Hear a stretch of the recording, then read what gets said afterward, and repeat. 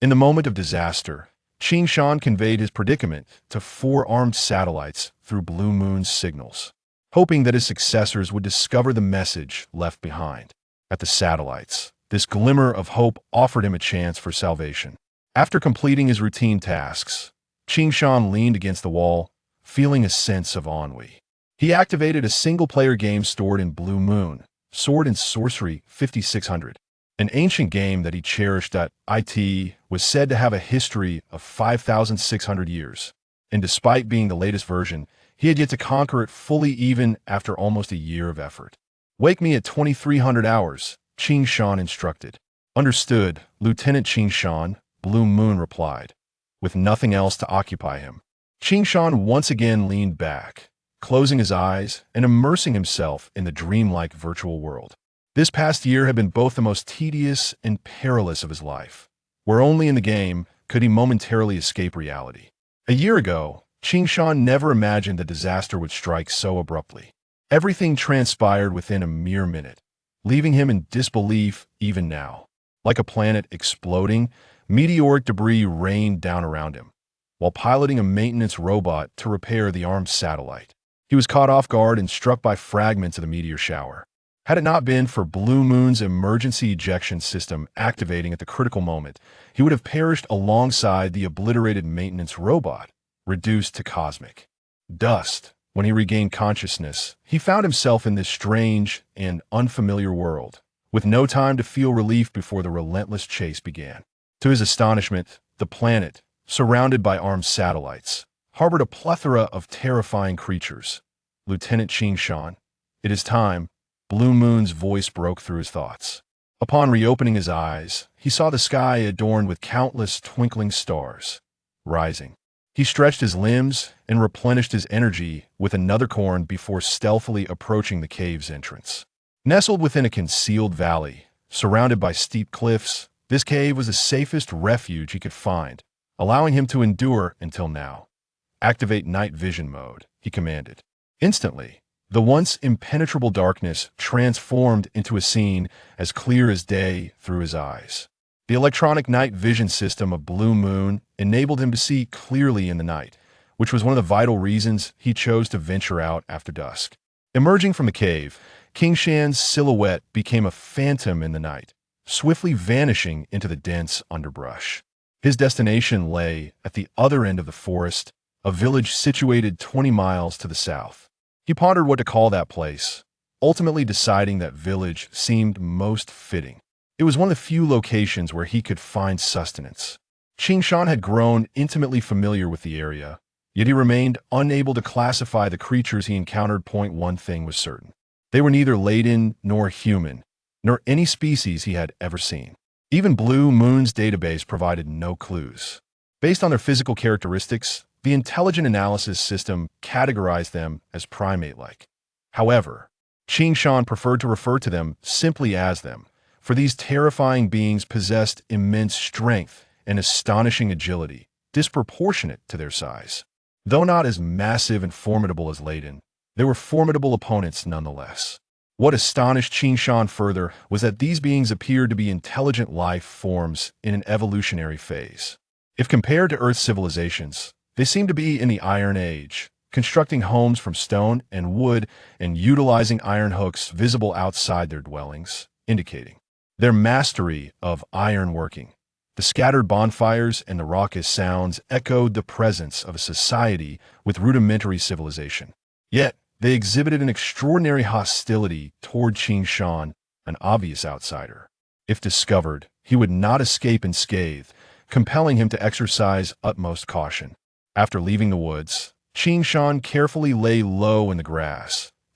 In the distance, he could discern what appeared to be a settlement. Faint flickers of firelight visible along with the course, booming shouts carried by the wind. This was indeed their village, and his objective was the fields on the outskirts, which held his primary food source. However, the fields were still guarded by several bright torches, the patrols of them intent on warding off uninvited guests like Qing Shan. Thus, he found himself waiting patiently for the right moment.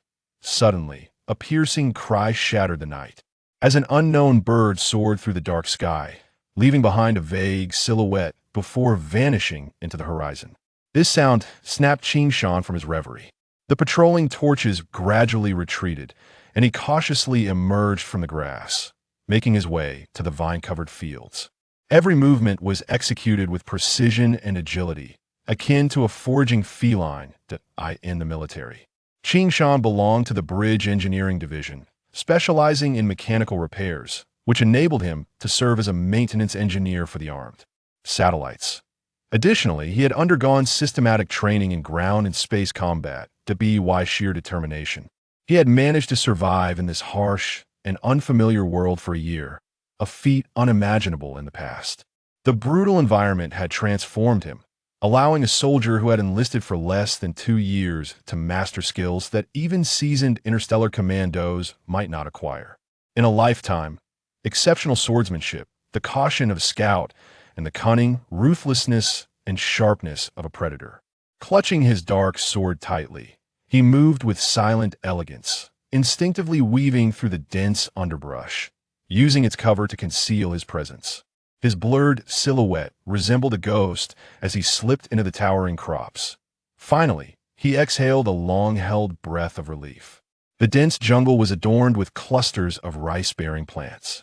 Although the distinct aroma of the rice made him feel a twinge of nausea, the sight of such a bountiful harvest brought him a surge of joy. The harsh realities of the year imparted upon him an unyielding truth. Sustenance is life itself. Regardless of its unpalatable nature, it is the essence that enables survival, and that suffices. Suppressing the joy swelling in his heart, he cautiously attuned himself to the subtle movements of the wind and grass, ensuring that no anomaly lurked nearby. Only then did he unfasten the large bundle from his back, carefully detaching the thick vine intertwined with the tree, laden with corn. Before long, the bundle was brimming with its contents. At last, he secured it with a strap and hoisted it onto his back. He needed to return to the cave. Swiftly daylight would render him exposed, devoid of refuge.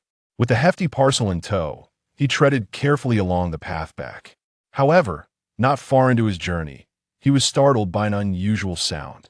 Even more alarming was the muffled thud of footsteps closing in. The patrol of them. A chill of dread coursed through him, prompting him to crouch low, clutching the bundle tightly, as he concealed himself in the shadows of the grass like a lizard. In the dim light of the moon, 10 figures emerged from the direction of the sound. Robust as mountains, yet as agile as leopards, they swiftly vanished into the underbrush on the opposite side. That was close. A near brush with death sent cold sweat cascading down his spine. Leaning against the bundle, he struggled to catch his breath. In the past, he had faced them directly on numerous occasions and had come to understand their formidable nature. By human standards, they were not only stronger, but also possessed remarkable reflexes and speed, rendering them almost monstrous. According to military standards of combat prowess, each of them possessed the strength akin to that of an elite warrior. He had long since lost count of how many times he had narrowly escaped their clutches. Of course, during the prolonged encounters, he too had evolved at an astonishing pace. In unarmed combat, he would undoubtedly be no match for them, however. Wielding the Xuanyuan heavy sword, he could easily slay them provided the confrontation remained unknown. Alas, such circumstances were rare. Them often moved in packs, ranging from 5 or 6 to over 100 thus. Unless he was cornered with no means of escape, he was loath to engage them directly. Although his strength was not insignificant, should their numbers exceed 4, he knew he stood no chance. Crouched low, he waited patiently until he was certain they had moved far enough away before silently rising to continue his stealthy advance.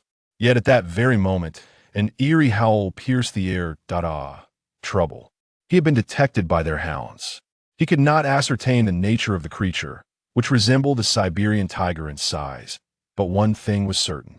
These beings were bred by them and were fiercely loyal, equipped with acute senses of smell and hearing. Past encounters had shown that it was these creatures that had betrayed his presence. That it seemed that tonight his fortune had taken a turn for the worse.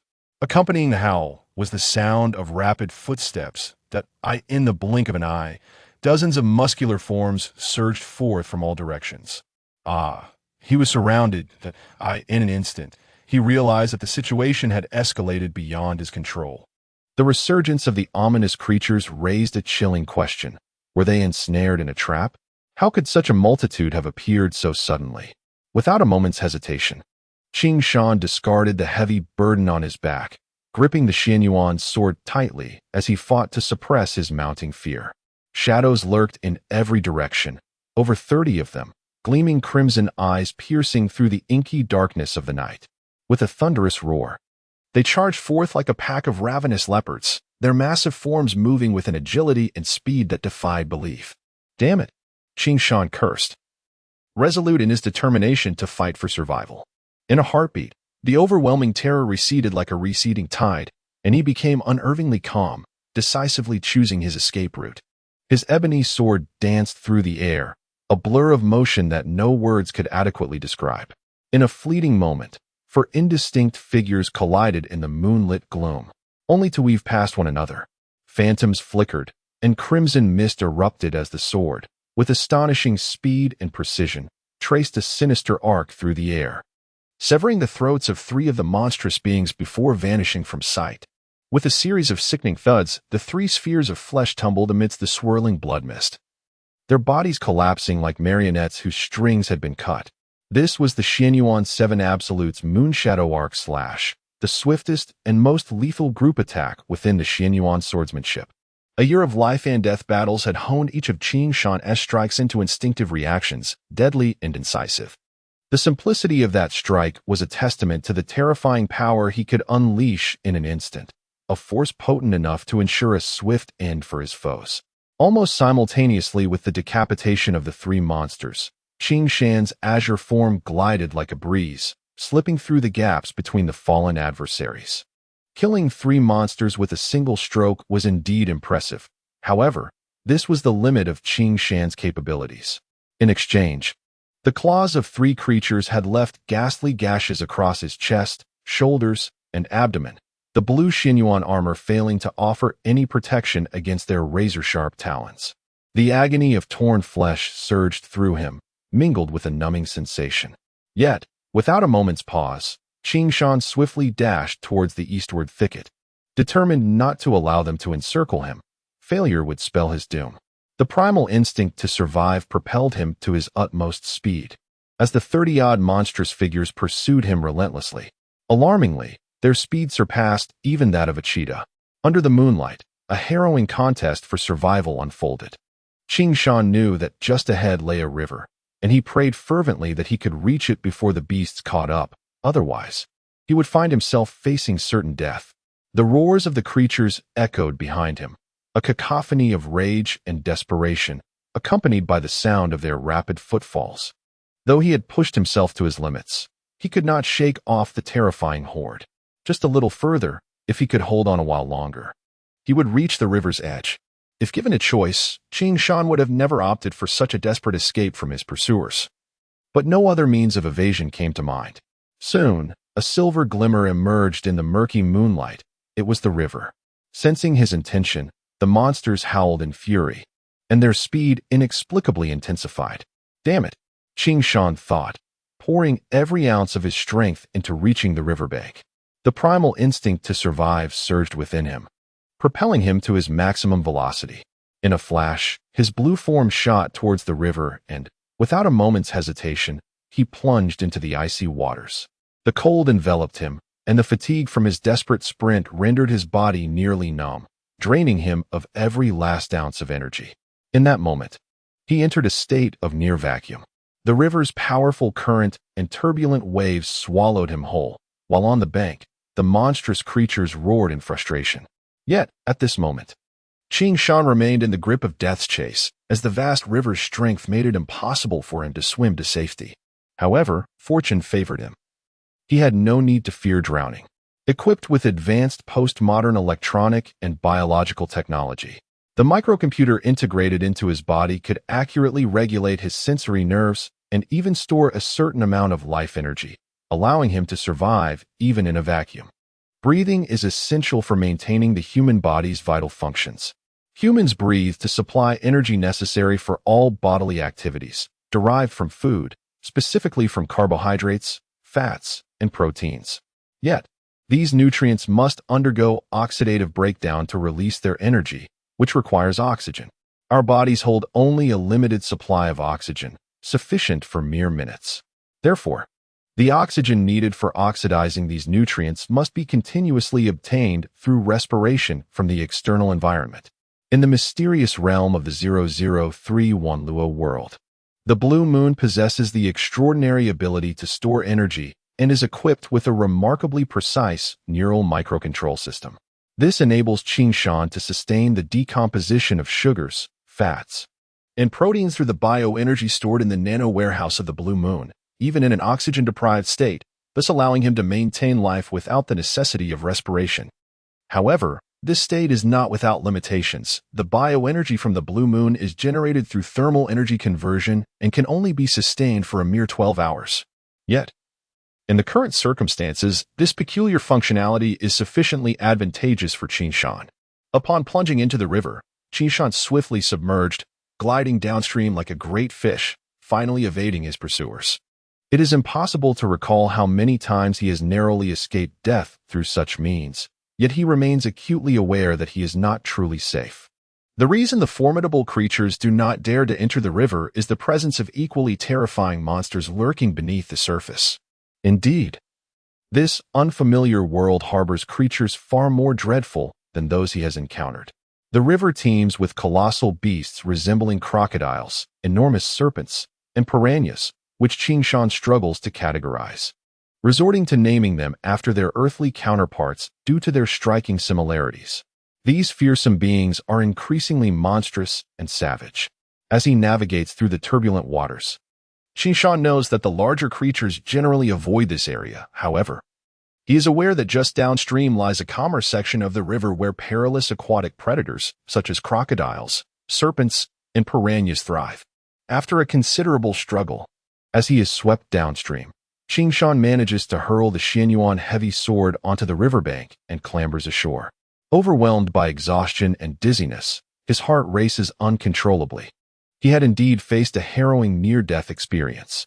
At this moment, Qing Shan feels as fatigued as a lifeless dog, collapsing amidst the grasses by the riverbank, desperately gasping for air. He has managed to preserve his life for the time being, but the loss of his precious stock of rice seeds lingers in his mind, leaving him with a sense of bitter regret.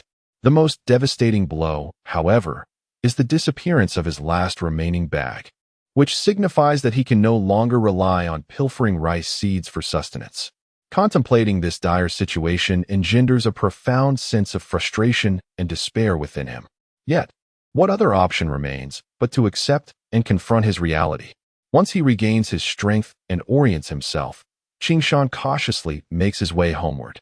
The disturbance caused by his earlier actions has clearly alarmed the creatures, and he realizes that he cannot expect to gather any resources tonight.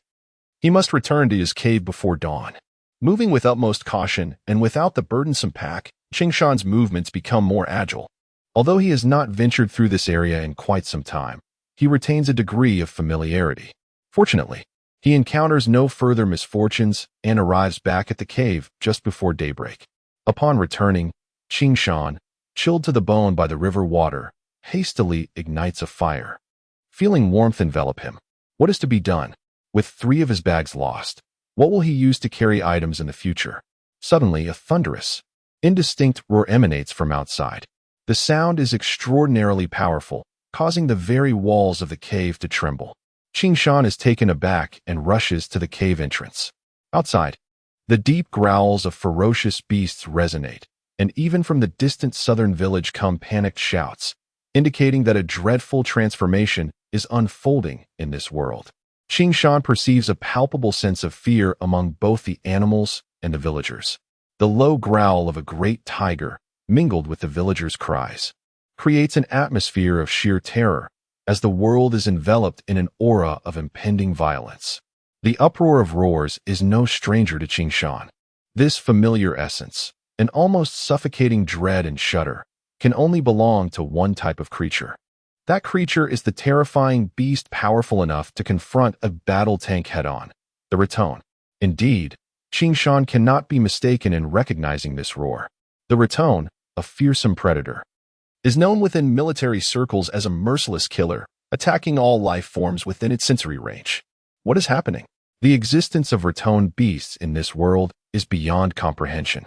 In a moment of realization, Qing Shan recalls an internal military report about a Raton mother beast that had gone missing after a meteor shower struck its transport vessel. This thought sends a chill down his spine, yet simultaneously ignites an uncontrollable exhilaration within him. If that is the case, then the ship transporting the Raton may have also crash-landed on this planet, just as he did. Perhaps the vessel has been damaged, but if it remains intact, he might have the means to return to outer space. Yes, it must be possible. However, the thought of confronting the formidable Raton swiftly extinguishes his elation. The formidable might of the Raton family is beyond dispute. According to Qing Shan's understanding of Raton, within a decade, this planet will undoubtedly transform into a barren wasteland devoid of life. Indeed, the existence of Ram is solely for the purpose of annihilation, obliterating all civilizations.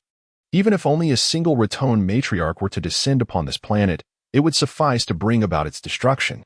No one can fathom the sheer terror and might embodied in Raton.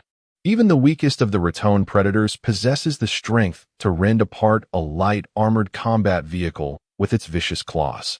Furthermore, the bioengineered humans, referred to by the military as blade warriors, could face off against Raton and, with a heavy sword, cleave a NASCAR-class battleship in twain. This terrifying destructive power is such that even modern technology remains incapable of comprehending its true essence. However, one thing is certain.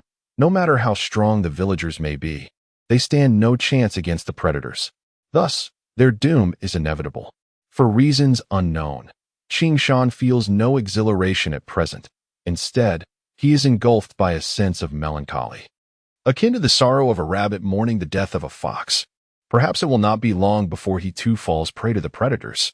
It is assured that the Raton on this planet is a progeny of the missing Ram. It is astounding to think that, in merely a year, it has already spawned predators. One can only wonder how many such creatures have been birthed. Damn it, if only there were a steel Vanna available now, it could surely eliminate them. Yet, currently, he finds himself utterly powerless. Feeling defeated, Qing Shan collapses to the ground, fully aware, without needing to look, that a horrific massacre has transpired. He has witnessed such scenes far too often, to the point of becoming numb to the reality. Among the 10 colonial planets humanity has expanded to within the galaxy, 6 have been directly obliterated by Raton predators. Even parts of Earth, humanity's stronghold, have suffered attacks from Raton. Tragically, Qing Shan's father, mother, and younger sister were all slaughtered by Raton predators during that sudden calamity. In pursuit of vengeance for his loved ones, and for the sake of humanity's dwindling survival, Qing Shan enlisted in the military, becoming a soldier. Soon, the distant roars and screams subsided, their ominous rumble fading swiftly into silence. Qing Shan understood that the village was no more. It seemed the time to act had arrived. Of course, Qing Shan had no intention of hunting the predators. Even if he wished to, he lacked the capability. His thoughts were singular and straightforward, to track the predators in hopes of locating Ram. It is crucial to note that Ram possesses intelligence on par with humans indeed. One could argue that Ram embodies a form of humanity. Their blade warriors share a similar appearance and visage with humans. Yet, such distinctions have become insignificant. Qing Shan is convinced that the surviving Ram must still be aboard the spacecraft, provided it has not crashed. However, the odds of that are almost negligible, yet. This remains Qing Shan's last glimmer of hope. He must find that Ram at all costs. He attentively discerned the direction of the sounds dissipating towards the south, indicating that the predators had moved in that direction. If he could trace their path, perhaps he could discover Ram's whereabouts. Even if he were to encounter Ram, Qing Shan still held a final trump card: the armed satellites controlled by Blue Moon. Should he find himself in dire straits, he would have no choice but to unleash this terrifying ultimate power. The laser beams from these armed satellites possess the capacity to obliterate a planet, making them more than adequate for dealing with Ram. However, the very power of these satellites troubled Qing Shan. Their sheer strength rendered them difficult to control. If he were positioned atop the satellite, he would have fewer concerns, but presently he was grounded. A single miscalculation could result in the satellite's firepower annihilating both himself and the planet, leaving him with no place to weep. It appears necessary to modify the fire control system of the armed satellites. At the very least, the laser beam's power should be adjusted to its lowest setting. This way, even if he were to call upon the satellite's might, he need not fear the planet's destruction. Adjust all fire control systems to the minimum output, Qingshan commanded. Yes, armed satellites, Gemini, Taurus, Leo, Virgo, set fire control systems to the lowest launch power. Blue Moon transmitted a control signal and subsequently reported, fire control systems adjusted. Shall we proceed with a firepower test? No need. Qingshan declined Blue Moon's suggestion. If the military discovers I have unilaterally activated the laser cannons of the armed satellites, it would spell disaster. Even if I returned to the forces afterward, I would face a military tribunal. Of course, if he were to locate the elusive Raton matriarch, that would be a different matter altogether. With this thought in mind, Qingshan swiftly commenced his preparations. The only remaining bundle of corn in the corner was stowed away in his military backpack. Though the pack could hold little, he would take whatever he could. Besides the backpack filled with corn, Qingshan hesitated over whether to bring along the nano toolkit, which contained his essential utensils for sustenance.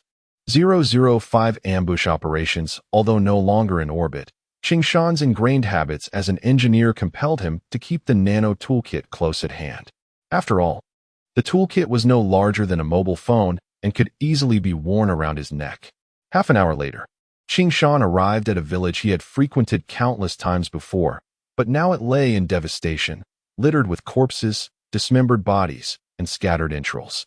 The pungent stench of blood permeated every inch of the vicinity, evoking an indescribable sense of revulsion. The entire village resembled a hellscape, exuding an aura of death.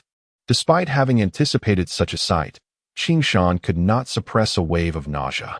Nevertheless, his previous experiences allowed him to swiftly deduce that the predator responsible for the village's demise was likely solitary. Yet, even a single predator was insurmountable for the villagers. The Iron Age weaponry was utterly incapable of penetrating the predator's formidable hide. Damn it, Raton. Qingshan quickly discerned the direction in which the predator had fled and set off in pursuit. For the following days, Qingshan diligently tracked the remnants of the predator's passage.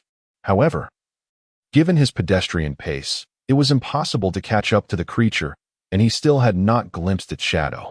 A month later, he had completely lost its trail, leaving him deeply frustrated. The predator's speed rivaled that of a light armored vehicle, and even amidst dense foliage, it moved with astonishing swiftness. Continuously tracking for a month had stretched Qingshan to his limits. Exhausted from relentless pursuit day and night, he begrudgingly climbed a towering tree to rest briefly. Perhaps the predator had cleared the path ahead, for Qingshan had not encountered a single living creature during his journey. It was well known that the predator's presence instilled terror, with its aura irradiating broadly. Having only been in this world for a year, Qingshan understood well the sensitivity of the local fauna to such murderous intent, especially one as fearsome as the predator, which could cause all creatures to flee in terror. At that moment, Qingshan found himself amidst a dense forest, a place that had completely obscured the predator's trail. However, he noted something peculiar. This forest seemed unusually diminutive and delicate. Indeed, during his previous stay in the cave, the surrounding flora and fauna had been remarkably large. In contrast, the forest before him appeared miniature, almost toy-like, with trees that, although resembling those on Earth, seemed to belong to a diminutive version of this primeval world. Yet, Qingshan chose not to dwell on it. What should he do now? Should he return to that cave? He found himself in a dilemma. His understanding of this planet was limited, and the only place that felt safe was that cave where he had sheltered for a year. However, after finally tracking the predator here, the thought of retreating filled him with reluctance. Yet, the mere thought of the terrifying creatures in this world sent shivers down his spine. With the predator's presence dissipated, the forest would soon regain its vitality, and he could scarcely fathom what horrendous beings might emerge. Moreover, the environment here was entirely different from the expansive forest he had known, leaving Qingshan utterly clueless about the nature of the creatures that inhabited this region. Humanity has always harbored an inexplicable fear of the unknown, and Qing Shan was no exception. After much contemplation, he resolved to continue his pursuit. Damn it, why worry so much? He decided to proceed southward. Based on the predator's trajectory, it seemed to be moving in a straight line southward. Perhaps he would uncover something ahead. As for what he might encounter along the way, he would leave it to fate. If he could not escape this wretched place, what difference would it make if he were dead? With his mind made up, Qing Shan wasted no more time and set forth in the southern direction. 5 days later, he still found himself engulfed by the dense jungle, having yet to escape the forest, which left him feeling disheartened. However, he observed a curious phenomenon. Despite encountering various ferocious beasts along the way, the creatures he faced in the past few days could be considered miniature versions compared to the massive beasts he had previously encountered. Their appearances were diverse, yet in terms of size and strength, they paled in comparison to those he had faced before. Some resembled tigers but sported limbs on their heads. Others looked like wolves but could climb trees, and some resembled elephants yet were covered in scales. Nevertheless, despite their bizarre appearances, these creatures lacked the outrageous strength of the monstrous beings he had previously encountered. Although he did not understand the reason behind this, Qing Shan recognized that the attacks from these small creatures were still formidable. Had he not undergone significant changes himself, he might have struggled against them. There were also many aggressive, carnivorous beasts, yet in Qing Shan's eyes, they posed no threat. With a mere flick of his sword, he could effortlessly cleave them in two. In the tranquil embrace of the forest, Qing Shan felt a newfound sense of security. It seemed that the woods had shrunk, and the creatures inhabiting it had correspondingly diminished in size, to the extent that his previously honed skills now allowed him to traverse with ease. In a realm devoid of tigers, could monkeys truly claim dominion? The realization that he too had a day to flaunt his strength amused Qing Shan, leading him to a moment of self-deprecation. As he absently surveyed his surroundings, he gnawed at a piece of roasted meat. Over the past few days, a series of oblivious creatures had unwittingly approached him, and without the need to draw his bow, he had effortlessly dispatched them. The morsel in his hand came from a peculiar creature resembling a tiger, which had mistakenly perceived the diminutive Qing Shan as prey, only to become the hunted. To his surprise, this fearsome-looking creature proved to be delectable, its meat tender and savory, enticing him to indulge further. This period marked the most leisurely and serene days Qing Shan had experienced since arriving in this world. He relished the juicy, roasted chunk of meat when suddenly, a series of deep, thunderous roars echoed through the air, accompanied by distant cries of alarm. How curious! Did such sounds belong to humans? Was there truly humanity in this world? For a moment, hesitation gripped him. Should he venture forth to investigate? Ultimately, curiosity triumphed. Resolute in his decision, he dashed towards the source of the commotion. As he approached, he encountered a pack of ferocious mammoth wolves, their savage roars filling the air. With menacing fangs, bloodthirsty eyes, and heavy, labored breaths, they surrounded him. "I beg you, noble wolves," a youthful voice quavered, "do spare me. I am but a small girl with meager flesh." Their response was a chorus of low, guttural howls, accompanied by the sound of drool dripping onto the ground. Clearly, despite her small stature, the girl was deemed a worthy morsel, and the wolves, driven by instinct, encircled her with curiosity. Though puzzled by her strange demeanor, the wolves sensed something extraordinary about her. They detected neither fear nor panic, only a faint whiff of danger. Their inherent caution, characteristic of their kind, prevailed. After a prolonged assessment, they resolved to test her. The first to charge was a wolf with a strikingly blue-gray coat, launching itself towards the girl with lightning speed. Its gleaming white fangs and crimson tongue, along with its glimmering claws, revealed the prowess of the Wolf King. If its claws were to strike, even the strongest would be torn asunder. Anticipating the assault, the girl prepared her defense, unleashing a brilliant arc of white light from her sword. With a thunderous crash, the potent blade collided with the airborne wolf, which emitted an eerie howl as if it had struck an impenetrable wall. The beast was violently propelled backward, crashing to the ground, still enveloped in a strange, luminous glow. Its formidable body twitched and writhed before falling still, yet its piercing cries echoed with an unsettling chill. Realizing the girl was a formidable opponent, the remaining wolves recoiled. yet remained steadfast, releasing a chorus of haunting howls. Wolves are known for their grudges. Even at the cost of their lives, they would demand retribution.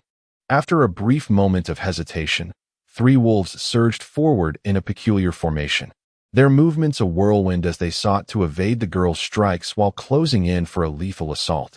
The girl, undeterred, swiftly unleashed another 3 waves of sword energy. The speed was astonishing. As the wolves howled in unison, they narrowly evaded the attack, but 2 of them were not so fortunate, their bodies flung away in the aftermath. Yet, 1 wolf managed to escape the onslaught. In the midst of the chaos, the young girl's countenance shifted dramatically, yet she swiftly regained her composure, flipping her massive sword while channeling the energy within her. With a fierce cry, a brilliant shield of light erupted around her, enveloping her like a colossal golden egg. Suddenly, a gray shadow collided with the sword she had raised. It was the large wolf that had previously evaded her strike. The impact sent the wolf's robust form hurtling away as if it were a mere ball kicked by a child. However, the force of this collision was tremendous, and the girl, wielding the sword, was also propelled backward, crashing heavily to the ground. "Ouch! That hurt," she exclaimed, the force of the impact leaving her dazed and disoriented. Her vision clouded with stars as pain coursed through her body. The wolf, undeterred by its previous misstep, lunged at her without hesitation. "Curse it! I must unleash my ultimate technique." With her complexion pale and blood trickling from her lips, the golden shield dissipated into thin air. At this critical juncture, she had no choice but to summon every ounce of her energy, pushing her fighting spirit to its utmost limit. As she prepared to unleash her final card, an unusual wave reverberated through the air. Suddenly, a sharp whistling pierced the atmosphere. The massive wolf seemed to be struck by an invisible hammer, launching it into the air before it crashed back to the ground with a resounding thud. The abrupt turn of events left the girl bewildered, but she quickly noticed a blue figure had materialized before her. The wolf that had been struck down now bore a gaping wound on its head, from which crimson liquid gushed forth like a fountain. What incredible strength! She gasped, astonished. Was this truly the power of humanity? In that fleeting moment, she perceived no hint of fighting spirit. It was evident that this individual had dispatched the mighty wolf with sheer physical prowess alone. The demise of their companion ignited the ferocity of the other wolves, who surged toward the mysterious blue figure like a storm of gray lightning. With a flick of motion, the blue figure moved with astonishing speed, reminiscent of fleeting black meteors in the night sky. No words could adequately describe the swiftness and agility displayed. Before she could comprehend the unfolding scene, the dark silhouette vanished in an instant. The ensuing chaos was accompanied by the sound of heavy bodies crashing to the ground, sending dust swirling into the air. The wolves, without warning, lost their balance and fell, their bodies grotesquely cleaved in two, their entrails and crimson liquid strewn across the forest floor. The sudden transformation left the girl in a state of shock, her voice caught in her throat. How incredible! After a prolonged silence, she stared with wide eyes at the enigmatic figure before her, a mixture of awe and disbelief washing over her. Who on earth is this individual? With a single stroke, he has felled 16 wolves, a feat that seemingly rivals a level 20 swordsman's prowess. Furthermore, she was astonished to observe that this mysterious person possessed rare black hair and black eyes, and appeared no older than 16. His physique was unassuming. Not the hulking frame one might expect of a warrior, but rather lean and slender. Had she not witnessed the event with her own eyes, she would scarcely have believed that such a seemingly fragile form could harbor such immense power, effortlessly slaying multiple wolves with a mere flick of his blade.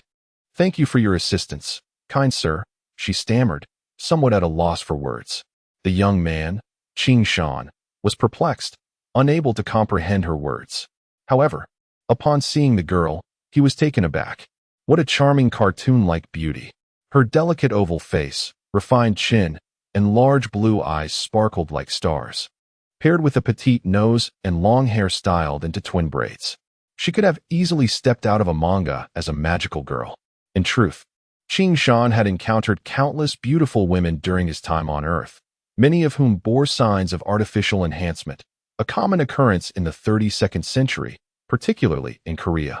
where even a dinosaur could be transformed into a stunning beauty. Thus, many men had grown immune to the allure of so-called beauties.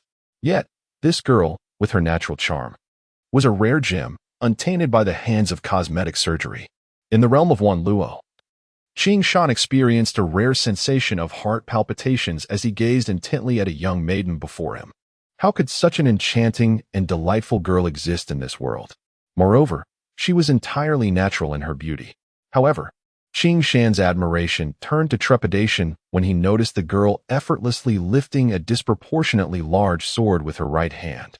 Though he could not ascertain the sword's weight, the deep craters in the ground hinted at a formidable heft, likely rivaling his own treasured Xuanyuan sword. As Qing Shan remained entranced by the girl, she scrutinized him with equal curiosity. His black hair and eyes were exceedingly rare in the continent, and the coexistence of both traits in one individual was even more astonishing. Thus, the girl examined him from head to toe, her interest piqued. "I'm sorry, I do not understand," Qing Shan replied in Mandarin. The girl, with her lively eyes, switched to the official language of the Qiyue Empire, yet Qing Shan continued to shake his head, unable to comprehend. Undeterred, the girl attempted once more, speaking in the dialect of the Bai Ri Empire. Again, Qing Shan shook his head. If he could understand, it would surely be a miracle. After 10 minutes, the girl, looking quite defeated, regarded this peculiar individual before her. She had exhausted her knowledge of the 16 languages of the continent, yet none were intelligible to him. Qing Shan, too, was disheartened. It was a pity to encounter a kindred spirit only to be met with silence. However, fate has a way of intervening. Humanity, renowned as the spirit of all living beings, possesses a primal and effective means of communication: sign language. Indeed, gestures and expressions serve as the most fundamental and efficient tools for conveying thoughts. Given their predicament, exchanging ideas was not an insurmountable challenge. After all, the first interactions between foreign and Chinese individuals had begun in such a manner. Thus, Qing Shan and the girl engaged in a delightful, yet chaotic exchange, employing gestures and signs to convey their thoughts. Yet how much they truly understood remained a mystery, perhaps known only to the heavens. Qing Shan slightly bowed, indicating hello, while the girl responded with gestures of her own, shaking her head and waving her hand to signify, "I just ate. Are you hungry?" 7 days later, Qing Shan finally grasped the language of this world, largely thanks to the assistance of his nanite-based intelligence, Blue Moon. With Blue Moon's guidance, his learning efficiency was astonishing. After comprehending a concept and hearing it once, Blue Moon would record and organize the information systematically within Qing Shan's mind. His remarkable learning ability astonished the girl as well. Through their week of interaction, Qing Shan gleaned vital information. The girl was named Na Luo Wushuang, 16 years old, and surprisingly, of similar age to him. The passage of time here aligned closely with that of Earth, thus any calculations based on earthly time would not yield significant discrepancies. From Wushuang's descriptions, Qing Shan learned that this world was called Wan Luo World, which comprised numerous nations, with them currently situated in the Aoyama continent. In Aoyama, there existed 4 nations: the Eastern Lan Yue Empire, the Southern Qiyue Empire, the Western Bai Ri Empire, and the Northern Tianshuang Empire. They found themselves in the northern reaches of the Aoyama Great Forest, the most perilous region of the continent, bordering the lair of the formidable mammoth race, a terror of the land that instilled fear in all. At that moment, Qing Shan realized that the creatures he had previously encountered were indeed the mammoth race. The term mammoth in Wan Luo denoted strength, enormity, terror, and demonic essence. The vast forest at the northern edge of Aoyama was known as the Mammoth Forest, where both human and beast of the mammoth race were exceptionally grand and ferocious, making them beings too fearsome to provoke.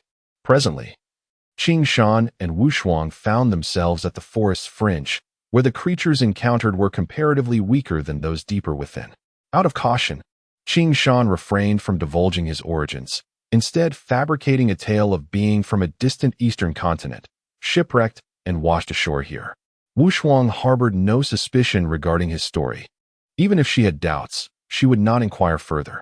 In truth, Qing Shan's understanding of Wushuang was limited to her name and age, the veracity of which he dared not question. Additionally, Qing Shan learned of Wuxuan's profession, known as a warrior or ranger, a title bestowed upon those possessing formidable strength within the Wan Luo world, representing an ancient vocation of great renown. According to Qing Shan's understanding, the concept of red-faced calamity is akin to adventurers in modern fantasy novels. To his astonishment, this world possesses the phenomenon known as fighting spirit. For a fervent fantasy enthusiast like Qing Shan, this revelation is nothing short of exhilarating. However, he finds it somewhat regrettable that magic, as commonly understood, does not seem to exist in this realm. It can be described as a genuine fantasy world, characterized by the dominance of powerful individuals. Those who wield formidable strength are referred to as warriors. The classification of warrior professions is extensive, with no fewer than 100 distinct types. Yet, when strictly categorized, they fall into 4 primary classes: sword warriors, shield warriors, berserkers, and archers. Each of these classes possesses unique characteristics and distinct martial techniques.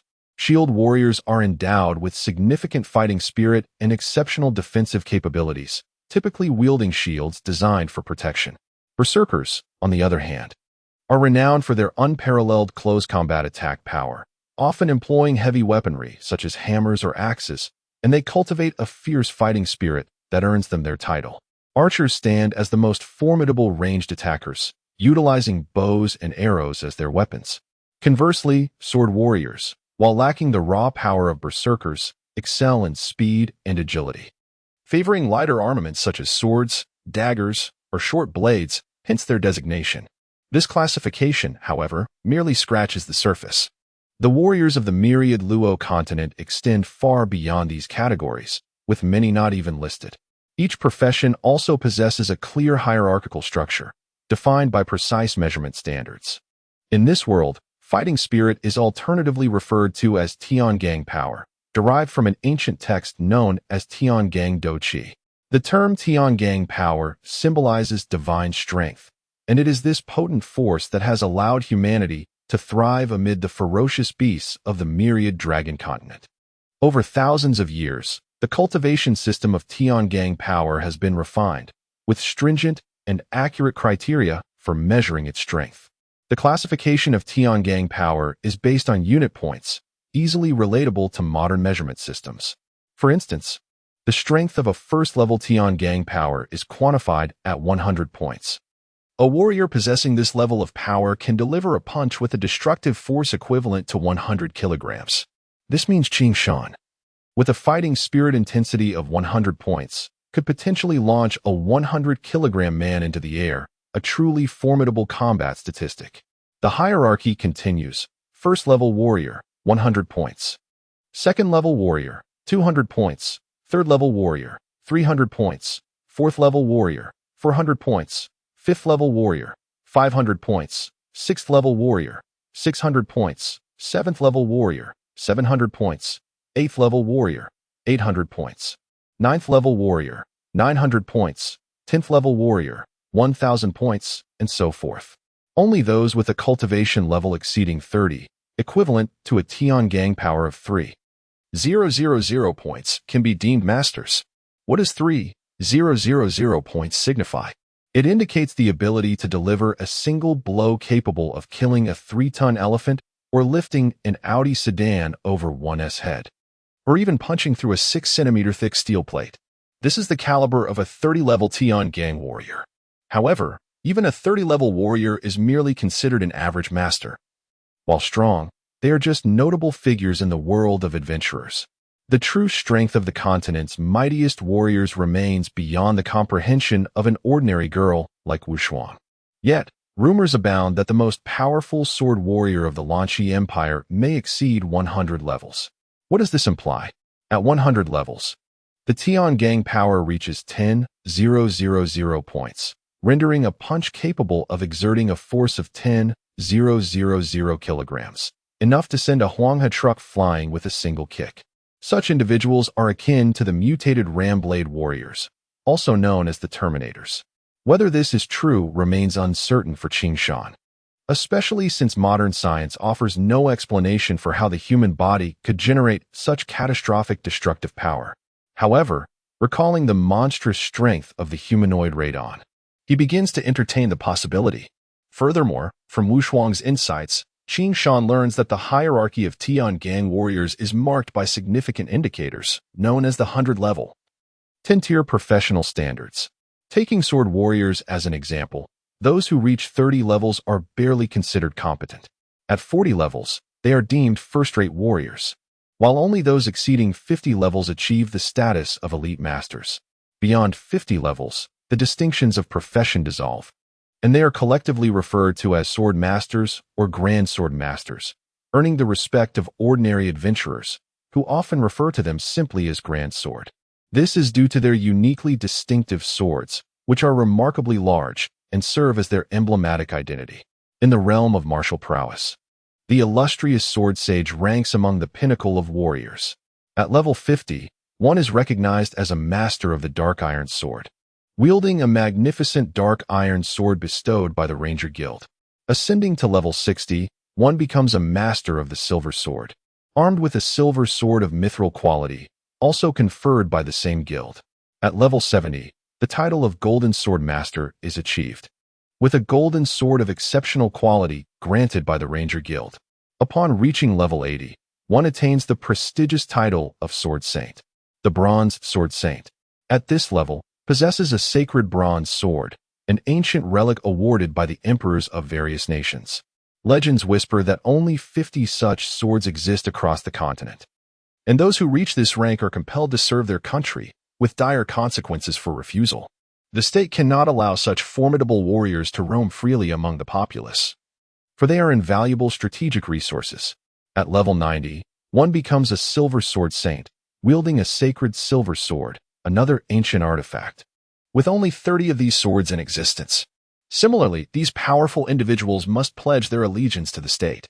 Upon reaching the pinnacle of 100 levels, the title of Golden Sword Saint is bestowed, along with a sacred golden sword, of which only 12 exist in the entire realm.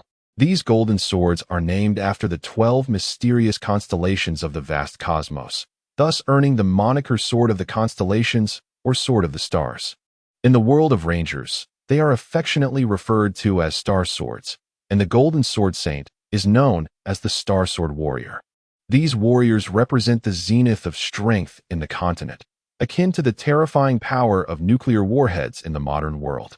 Beyond the clear indicators of rank, the weapons and armor of the continent are adorned with distinctive styles.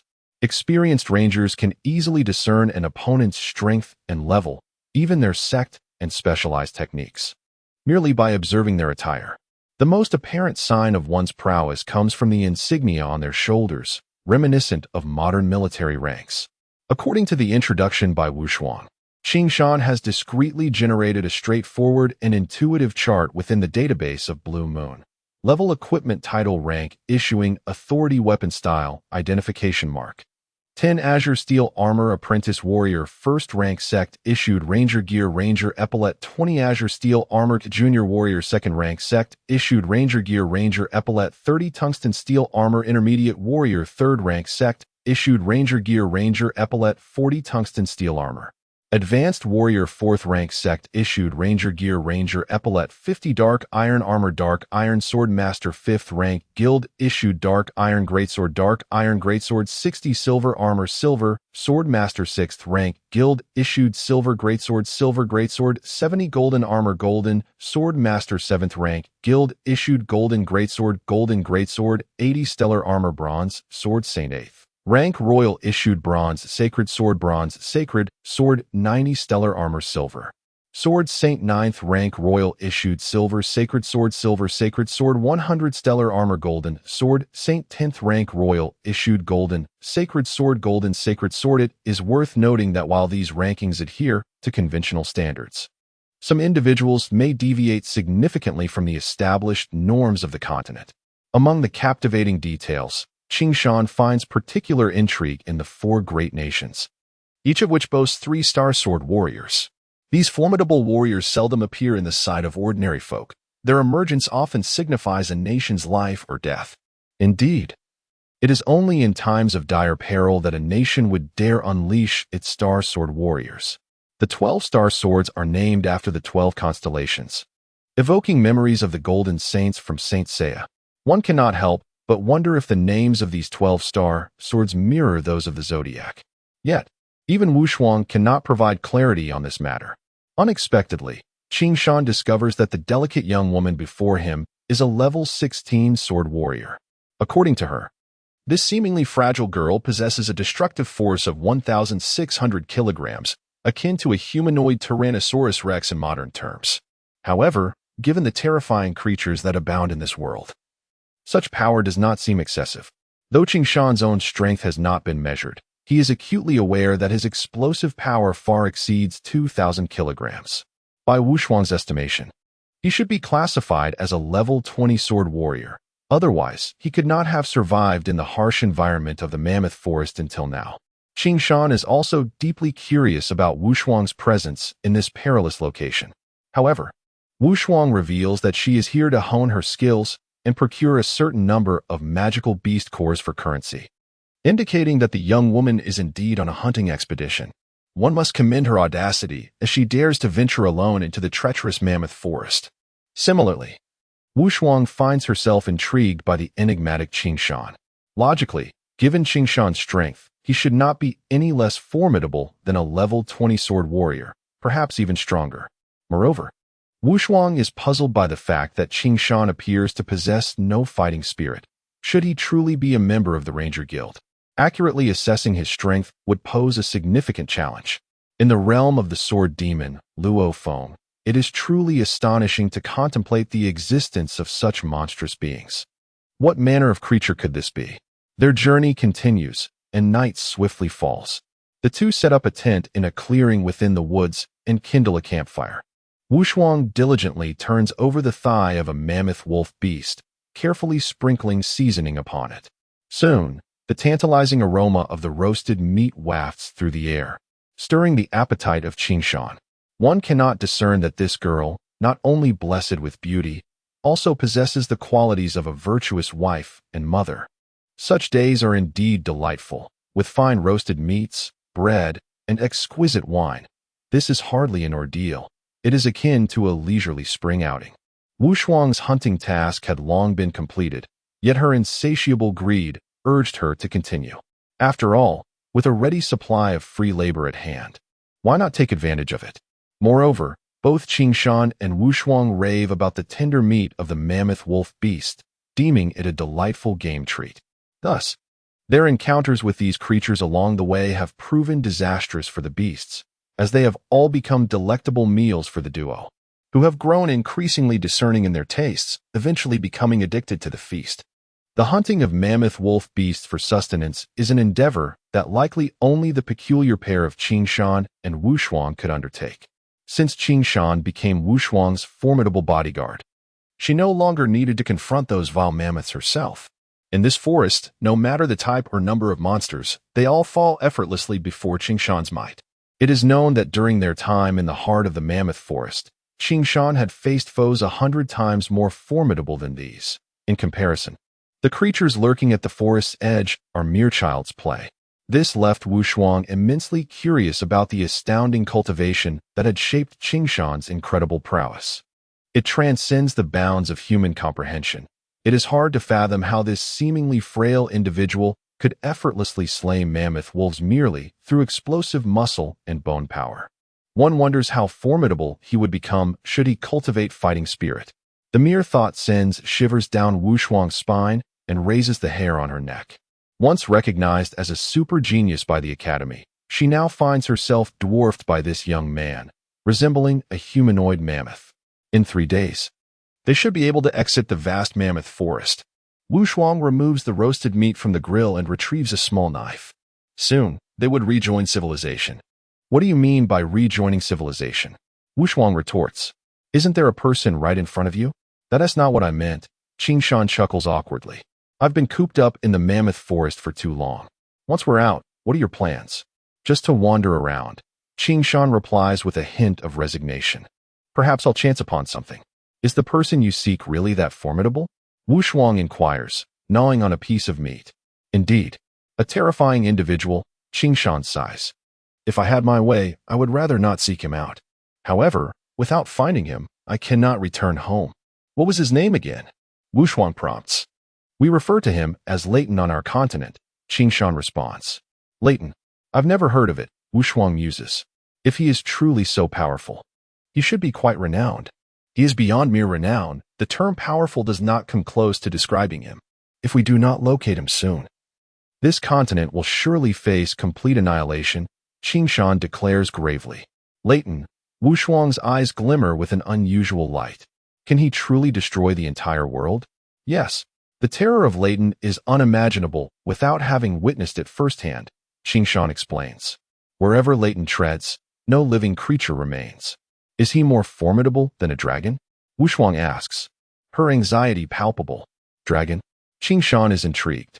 Is there truly such a thing as dragons in this world? It is worth noting that in modern society, dragons are mere figments of human imagination, proven to be non-existent. Yet, it seems that in this land of Oma, dragons still exist. One can only wonder what kind of beings they are. In our homeland, there are no such dragons, Qingshan states. Thus, I cannot determine whether Leighton is more powerful than a dragon. Your homeland has no dragons? Wuxuang exclaims in disbelief. Dragons are immensely powerful. A single colossal dragon could easily obliterate a castle, perhaps even a nation. At this point, Wuxuang emphasizes, is the Leighton you speak of equally formidable? Can he truly destroy a nation? Qingshan is taken aback, unsure of how to respond. After all, he is still unfamiliar with the powerful entities of this world. If we consider the combat prowess of this era of cold weapons, it is impossible for humanity to defeat Leighton. One might say that with the power of a destroyer, he could eradicate all of humanity. Even the mightiest of warriors, the Golden Sword Saint, would likely not stand a chance against him. As for the rumored dragons, Qingshan has yet to witness their strength and cannot speak to it. When it comes to determining whether dragons or Leighton is superior, Qingshan is at a loss for words. However, he instinctively remarks, in my homeland, while Leighton is formidable, our armies could still contend with him. It is simply that he poses a great danger. Dragons soar through the skies, omnipotent, their presence felt across the continent. In this world, there is no place untouched by dragons. One wonders what kind of place Wuxuang's homeland could be, one where even dragons cannot reach. After a moment of contemplation, Wuxuang seems to have an epiphany. Perhaps what you refer to as Leighton is actually our continent's dragon, merely differing in name and origin. Business may indeed come knocking. Qingshan reluctantly accepted this notion. He could find no other plausible explanation. Yet, even if one were to locate the dragon, what could be done about it? Wuxuang inquired. Can you defeat it? You needn't worry about that, Qingshan replied confidently. I possess formidable skills. Even the mightiest dragon, once I set my sights on it, will surely meet its demise. Although his sword might not be sufficient to vanquish such a creature, one must not forget that Lan Yue commands for armed satellites. If the situation escalates, he would have no choice but to resort to this terrifying ultimate power. However, Qingshan was adamant about not utilizing the armed satellites unless absolutely necessary. After all, a careless move could lead to the destruction of this planet, a tremendous loss. Not everyone can be a dragon-slaying warrior. Wuxuang smirked mischievously. Stop boasting. That remains to be seen. Qingshan chuckled. Given your confidence, I wish you success. Wuxuang, surprisingly encouraging, responded, easier said than done. Qingshan couldn't help but recall the most pressing issue. He had no way of tracking that creature's whereabouts. Since there's no specific target, you might as well stick with me, Wuxuang suggested. At least I am more familiar with this continent. Am I not? Qingshan nodded slightly. Even without Wuxuang's prompting, he had no alternative, as he was a stranger in this land. Of course, the equipment was assessed by conventional standards, while some items deviated from the continent's customary wearing guidelines. However, what piqued Qingshan's interest was the existence of 4 great powers on the continent, each boasting 3-star sword warriors. These formidable warriors typically remain hidden from ordinary sight, their emergence often signifying the life or death of their nation. After all, a nation would not easily deploy its star sword warriors unless it faced a grave crisis. The 12-star swords were named after the 12 constellations, evoking memories of the golden saints from Saint Seiya. One couldn't help but wonder if the names of these 12 swords bore similarity to the zodiac. Wu Shuang, however, could not provide a definitive answer. What surprised Qing Shan was that this delicate young lady was, in fact, a level 3 sword warrior. According to her, this seemingly fragile girl possessed a destructive power of 300 kilograms. In modern terms, she could be likened to a humanoid Tyrannosaurus rex. Yet, considering the terrifying creatures that lurked in this world, such power did not seem excessive.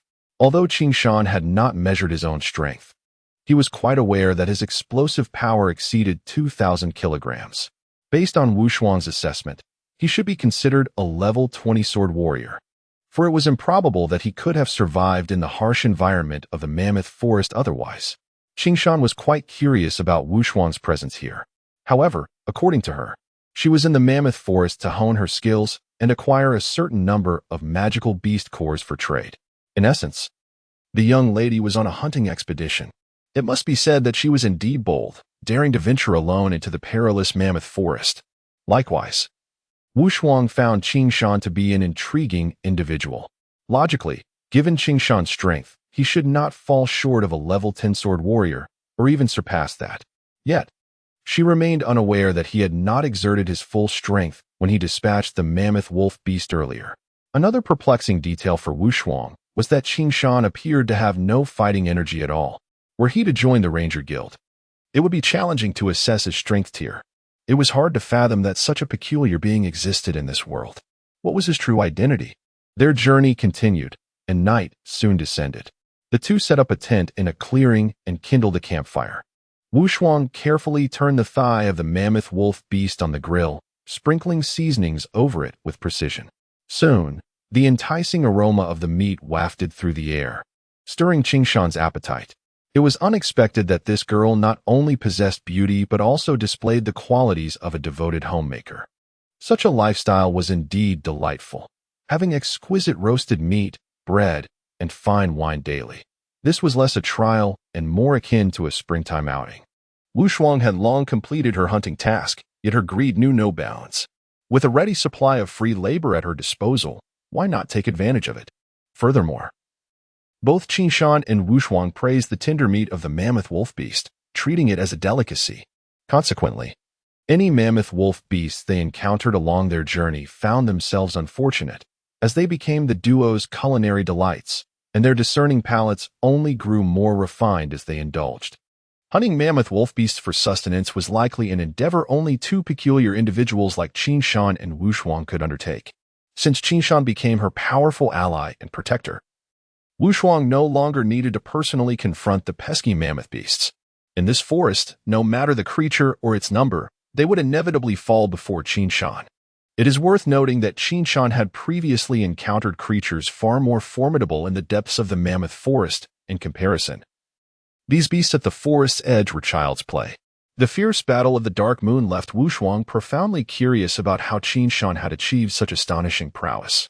It transcended the bounds of human understanding. It was difficult to fathom that this seemingly frail individual could effortlessly slay a mammoth wolf merely through sheer explosive power of muscle and bone. What would happen if he were to cultivate fighting spirit? The mere thought sent shivers down Wu Shuang's spine, causing the hair on his neck to bristle. Once recognized as a super genius by the Academy, he now felt significantly inferior compared to this dark-skinned youth, who resembled a humanoid mammoth. In 3 days, they would emerge from the mammoth forest. Wu Shuang removed the roasted meat from the rack and retrieved a small knife. Finally, they would encounter other people. What do you mean by that? Wu Shuang retorted. Isn't the person before you human? Ah, that's not what I meant. Qing Shan chuckled awkwardly. I've been cooped up in the mammoth forest for too long. What are your plans once we get out? Just to wander around. Qing Shan replied with a hint of resignation. Perhaps I'll take a chance. Is the person you're looking for truly that formidable? Wu Shuang inquired curiously, chewing on a piece of meat. Yes, indeed. A terrifying individual, Qing Shan sighed. If I had a choice, I would prefer not to seek him out, but without finding him, I cannot return home. What was that individual's name again? Wu Shuang asked. On our continent, we refer to him as Layden, Qing Shan answered. Layden? I've never heard of him, Wu Shuang replied, perplexed. If he is truly that powerful, He should be famous. He is beyond mere power. If we do not locate him soon, this continent will undoubtedly be utterly destroyed by him, Qing Shan said with a grave expression. Laden Wushuang's bright eyes glimmered with intrigue. Can he indeed annihilate the entire world? Yes, the terror of Laden is unimaginable unless witnessed firsthand, Qing Shan explained. Wherever Laden treads, no living creature remains. Is he more powerful than a dragon? Wushuang asked anxiously. Dragon? Qing Shan expressed curiosity. Are there even such beings in this world?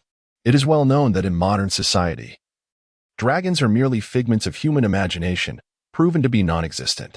Yet, to his surprise, this continent, Orma, still purportedly harbored dragons. What manner of creature could these dragons be? There are no such beasts in our homeland, Qing Shan remarked. Thus, I cannot ascertain whether Laden is more formidable than dragons. Your homeland lacks dragons? Wushuang exclaimed in astonishment. For dragons are indeed formidable creatures capable of effortlessly decimating castles, even entire nations. Wushuang continued, enunciating each word. Is the Laden you speak of equally powerful? Can he destroy a nation? Qing Shan appeared taken aback, unsure how to respond. He was still unfamiliar with the true strength of the world's powerhouses. However, in the context of the current era of cold weapons, it was impossible for humanity to defeat Laden. One could argue that the destructive force of Laden could eradicate all of humankind. Even the continent's strongest, the Golden Sword Saint, would likely stand no chance against him. As for the true might of dragons, Qing Shan had no first-hand knowledge to draw upon. He remained uncertain about the comparison between dragons and Laden. Nevertheless, Qing Shan instinctively stated, in my homeland, while Laden is indeed formidable, our army can contend with him, though he is undeniably dangerous. Dragons soar across the skies, omnipotent. Their presence felt throughout the continent. There is no realm untouched by dragons. I cannot fathom what kind of place your homeland must be if even dragons cannot traverse it, Wushuang remarked, his face reflecting a sense of wonder. Then, as if struck by a thought, he added, perhaps the Laden you speak of is actually the dragon of our continent, merely differing in name and region. Perhaps, Qing Shan conceded, finding no other explanation that would suffice. But even if you find a dragon, what can you do? Wushuang queried. Can you defeat it? You need not worry about that, Qing Shan replied confidently. I am quite formidable. No matter how powerful that dragon may be, if I set my sights on it, it will certainly meet its demise. Although he recognized that his sword might not be able to harm a dragon, he reminded himself of the 4 armed satellites under Blue Moon's control. Should the situation escalate, he would not hesitate to unleash this terrifying ultimate power. Of course, Qing Shan was reluctant to resort to the power of the armed satellites unless absolutely necessary, as a single misstep could lead to the destruction of the planet, which would be a tremendous loss. Being a dragon-slaying warrior is not a role suited for everyone. Wushuang smirked mischievously. Don't boast too much. Perhaps not, Qing Shan chuckled. Your confidence is palpable. I wish you success. Easier said than done. Qing Shan thought of the most pressing issue, but I have no leads on that individual's whereabouts. Since you lack a specific target, why not stick with me? Wushuang suggested. After all, I am more familiar with this continent than you. Amidst the dense clouds of uncertainty, Qing Shan nodded slightly. Even without the words of Nalu Wushuang, he found himself at a loss, for he was a stranger in this unfamiliar land. It had been a month since they exited the ominous Oma forest, and with Wushuang's heart set on returning home, they traveled with unwavering haste. After 3 more days of relentless journeying, they finally arrived at Nalu City. Situated in the northernmost reaches of the Lan Yue Empire, beyond it lay the vast expanse of the Oma forest. Though it was a border town, it thrived with life and energy, renowned as a haven for countless adventurers drawn to its perilous allure. Within its depths, various magical beasts roamed, and a mere hunt could yield a lucrative magical core. Besides the beasts, the region was rich in mineral resources, attracting fortune seekers from all corners of the continent, leading to the bustling atmosphere of this northern metropolis. For Qing Shan, who hailed from a modern world, everything here was refreshingly novel. As he strolled down the wide avenues, he absorbed the mysterious and ancient exoticism surrounding him, feeling somewhat disoriented.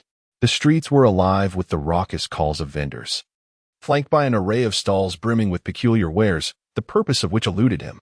Yet, what captivated him the most were the uniquely styled buildings lining the streets, some reminiscent of the ornate bell towers of medieval Europe, while others echoed the solemn grandeur of ancient Chinese palaces. Many were charmingly exquisite shops and taverns, showcasing the city's vibrancy and vitality. Qing Shan's eyes danced with wonder as he explored, much like a country bumpkin in the city, unable to resist reaching out to touch every oddity he encountered. This behavior drew a frown from Wu Shuang, who finally could no longer contain her exasperation. At that moment, Qing Shan became acutely aware of the increasingly curious gazes directed at him. His striking black hair and eyes rendered him a spectacle, akin to a panda in a zoo, leaving him feeling somewhat embarrassed.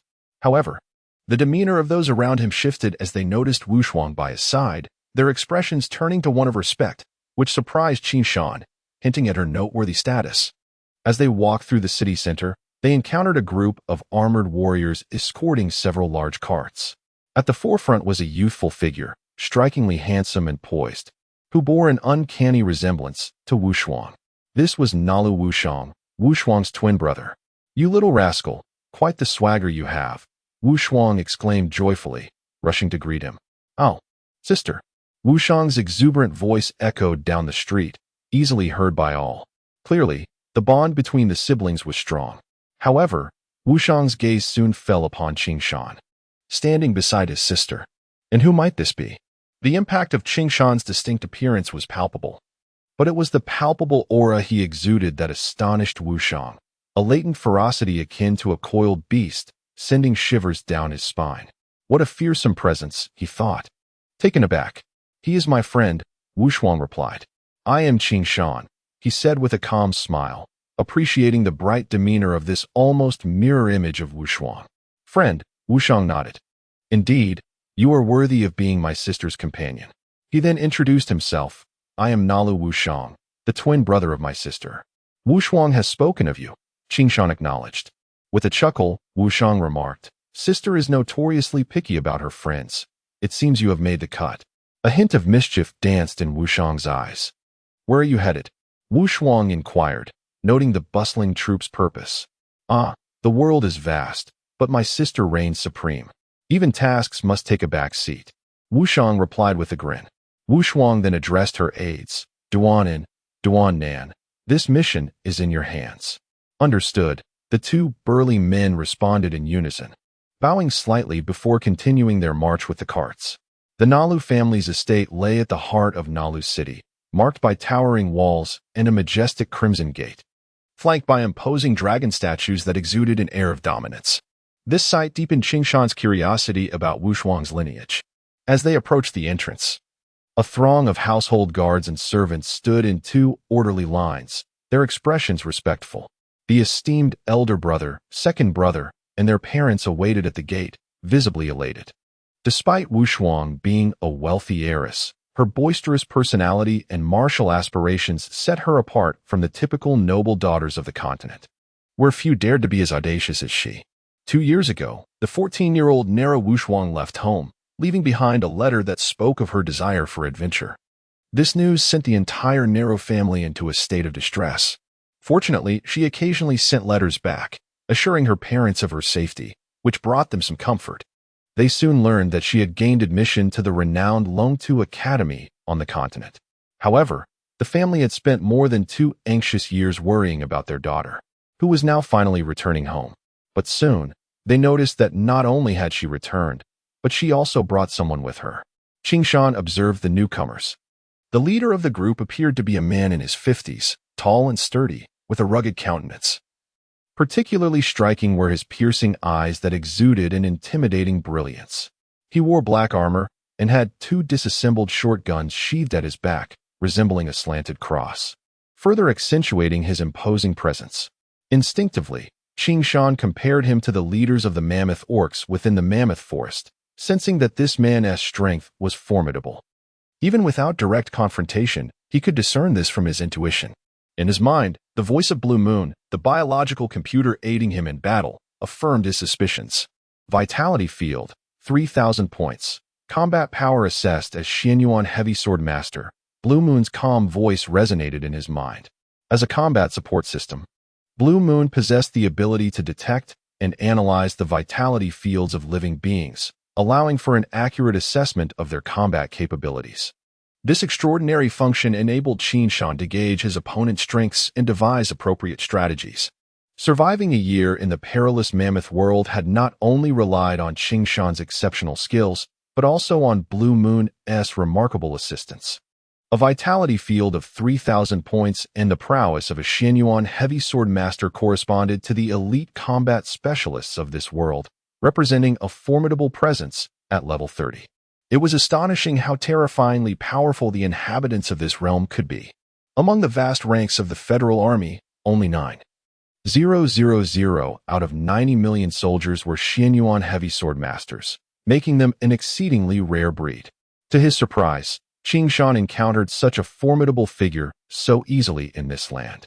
Beside the leader stood a towering figure, appearing to be in his late 20s, yet his vitality field registered an astonishing 2,800 points, equivalent to a level 28 warrior in this world. By military standards, his combat strength was comparable to that of a Qishao Heavy Sword Master. On the other side stood a tall young man, around 25 or 26, with striking features that could easily qualify him as an idol in modern times. Were it not for Blue Moon's precise radar indicating a combat power of 2,600, Qin Shan would hardly believe that this seemingly charming individual was, in fact, a concealed martial artist at the level of a 26 warrior. The remaining individuals, though not as extraordinary, were nonetheless formidable elite soldiers. For the first time, Qin Shan gained a clear understanding of the martial artists in this world. As he scrutinized the newcomers, their curious gazes were equally appraising him. The young lady had returned with a man, a fact that sparked considerable gossip among the servants. Whispers filled the air. Had the young lady finally come to her senses? The strange color of his hair and eyes, a deep black, only added to their intrigue. Silence. What right have you to judge his appearance? One retorted. Perhaps we will soon have to address him as son-in-law. Surely not, another replied. What sort of commoner would catch the eye of our young lady? You must know her well enough by now. If she were not truly taken with him, she would never have brought him home. Do you not recall? She once bested the young master of Dongcheng, the young master of the Jun family, and the young master of the Wei family all at once, declaring she would never marry unless they defeated her. Then this man must possess remarkable skills to have tamed such a spirited young lady. Though we know not his true capabilities, his aura is undeniably formidable. It seemed that a joyous occasion was on the horizon for the household. The servants whispered amongst themselves. But Qin Shan's keen hearing captured every word, leaving him both amused and bewildered. Fortunately, his military training had endowed him with a resilient temperament, allowing him to maintain an air of composure amidst the speculation. Meanwhile, narrow Wushuang felt her cheeks flush with embarrassment at the commotion her return had incited. You lot. Always gossiping. She chided, prompting laughter from those around her. What are you laughing at? She playfully demanded. Have you forgotten my prowess after 2 years away? What prowess? Narrow Mingyuan, her father, chuckled, eager to witness how much she had grown in skill over the years while maintaining her spirited demeanor. Only grown taller, it seems. Without any wisdom, her older brother, Narrow Wu Tian, teased, while their second brother, Narrow Wu Fong, wore an expression of mild exasperation. The family cherished their only daughter, yet her boisterous personality often left them both amused and exasperated. In the realm of the Luo River and White Sands, the Narrow clan, despite being hereditary nobles, lacks the typical aristocratic hierarchies and conventions found in other noble households across the continent. Both masters and servants exhibit a hearty disposition, unencumbered by trivialities, which has fostered the carefree and boisterous character of Narrow Wushuang since her youth. This is not without its merits. Indeed, the members of the Narrow clan seldom regard themselves as aristocrats. They prefer the identity of mercenaries and roving knights, relishing in the thrill of adventure and the pursuit of justice. Many within the estate are formidable rogue warriors, also serving as mercenaries in the Dragon Banner Corps. In contemporary parlance, they are akin to people of the rivers and lakes, where even the cook or the stable hand possesses some martial skills, epitomizing a society where all are warriors, all are soldiers.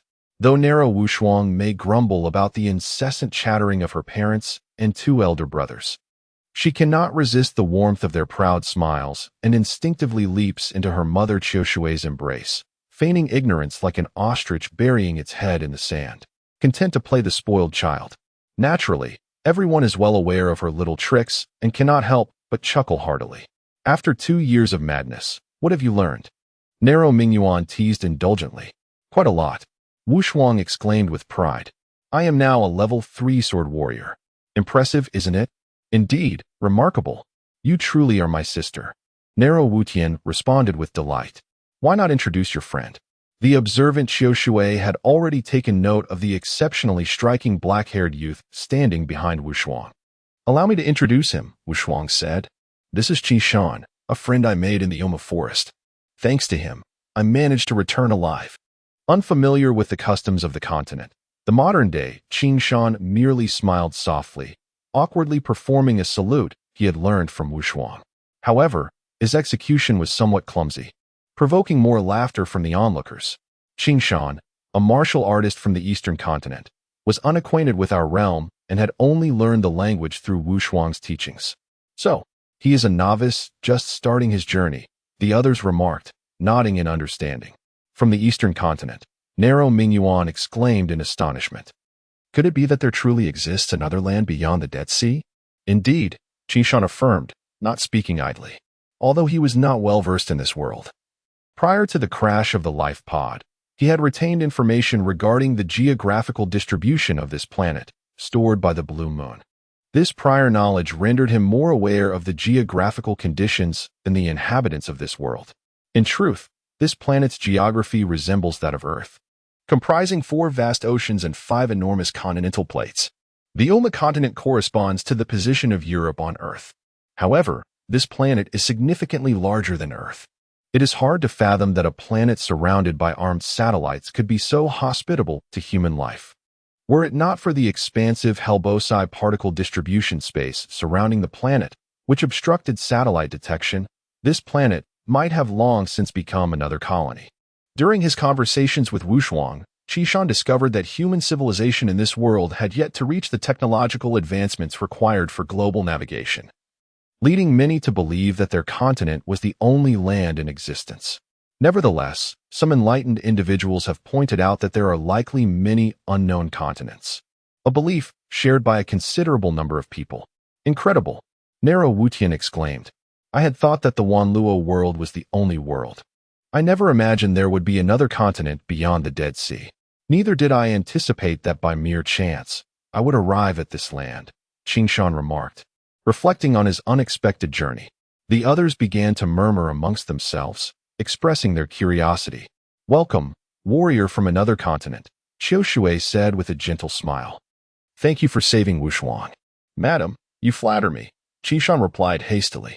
Had it not been for Wuxuang's assistance, I would still be lost in the forest, unable to find my way out. It is I who should be expressing gratitude. What is the name of your continent? Inquired the childlike Narrow Wuxiang, brimming with curiosity.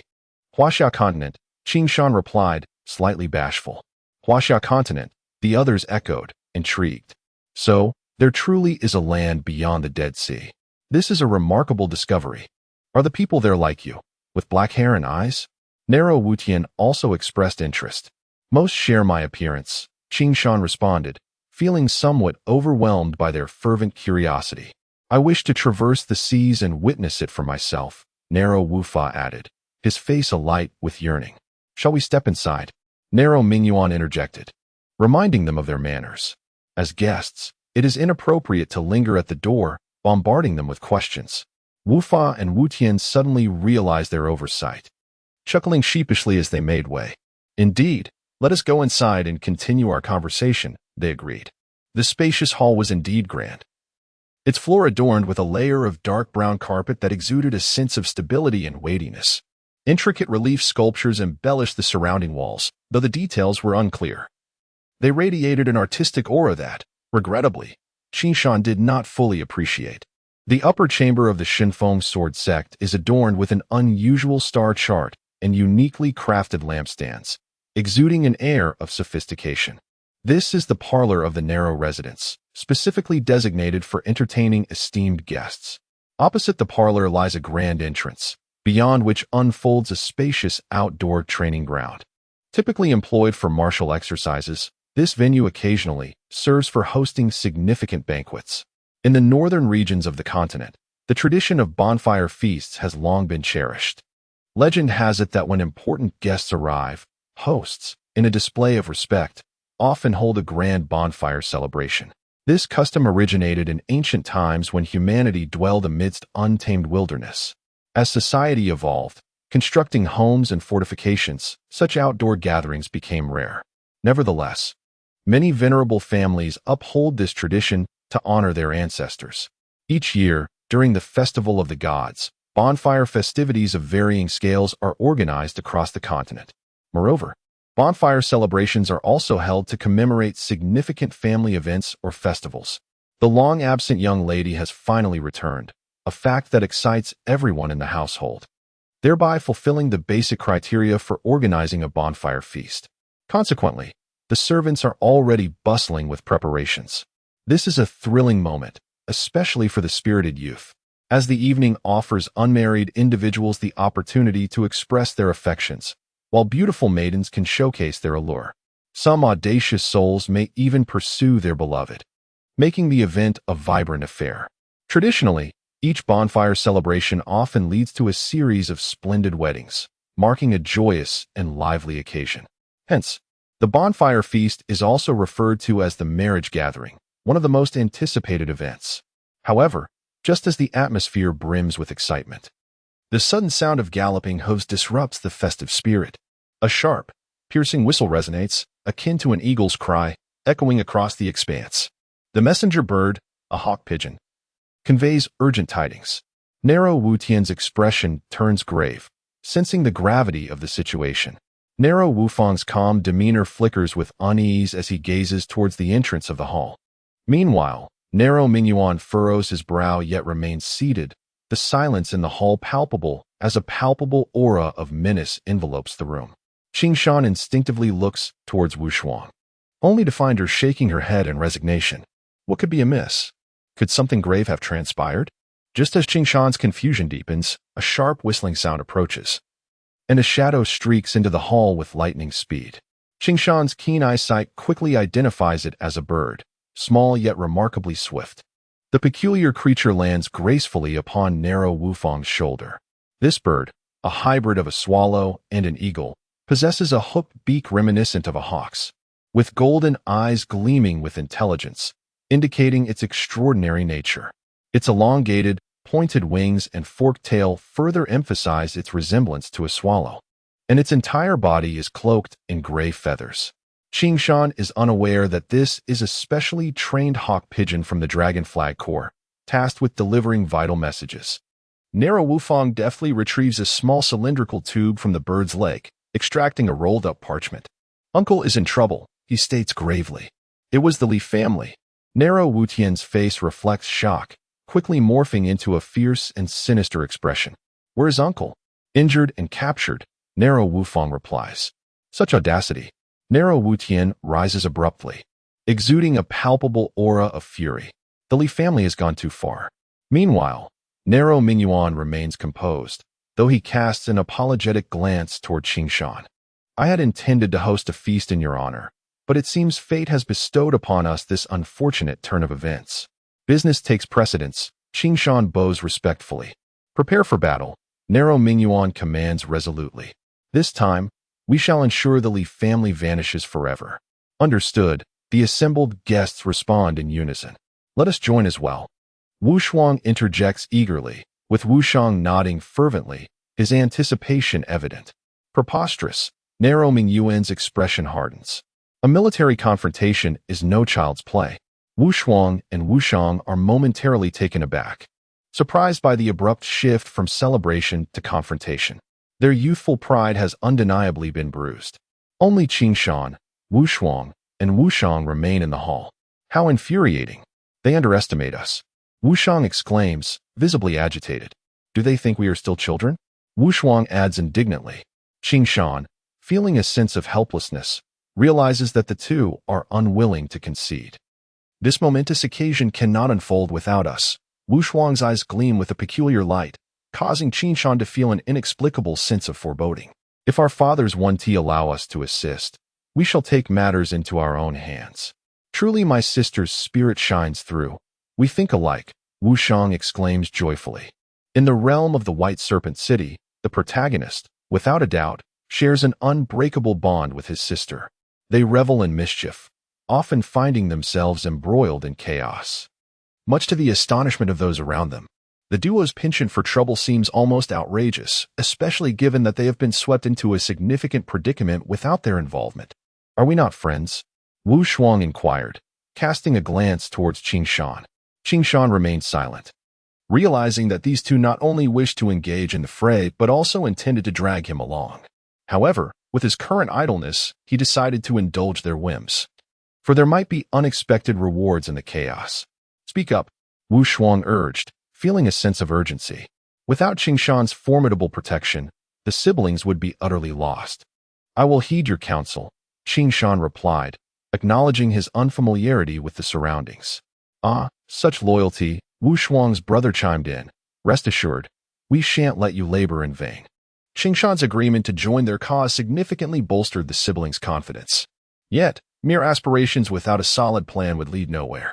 Understanding the overarching narrative of the situation was crucial, for knowledge of both allies and adversaries ensures victory. Thus, under Wu Shuang's narration, Qing Shan and Wu Shuang grasped the essence of the unfolding events. Before delving deeper, it was imperative to introduce the Lan Yue clan and the Dragon Banner mercenary corps under their command. The Lan Yue family is a venerable lineage, renowned throughout the northern territories of the Lan Qi Empire. Their prominence stems from two primary reasons. Firstly, the Lan Yue ancestors were among the founding heroes of the Lan Qi Empire, with Lan Yue City being a fief granted to them by the empire's sovereign. This fiefdom is hereditary, bound to the Lan Yue lineage unless the empire falls or the clan commits treason. Over the course of 5 centuries, the Lan Yue family has transformed Lan Yue City into the most prosperous urban center in the northern Lan Qi Empire, basking in its glory and enduring fame. Secondly, the Lan Yue family governs one of the 9 major mercenary groups in the northern Lan Qi Empire, the Dragon Banner Mercenary Corps. In many respects, the renown of the Dragon Banner mercenaries eclipses that of the Lan Yue aristocracy. While few may recognize the Lan Yue name across the vast Lan Qi Empire, the illustrious reputation of the Dragon Banner Mercenary Corps is universally acknowledged, extending beyond the empire to the entire mercenary world of the Oma continent. Established over 120 years ago, the Dragon Banner Mercenary Corps is not the oldest of its kind, yet its ascent in the past 50 years, under the stewardship of Wu Shuang's grandfather, Lan Yue Tianzhan, has solidified its place among the elite.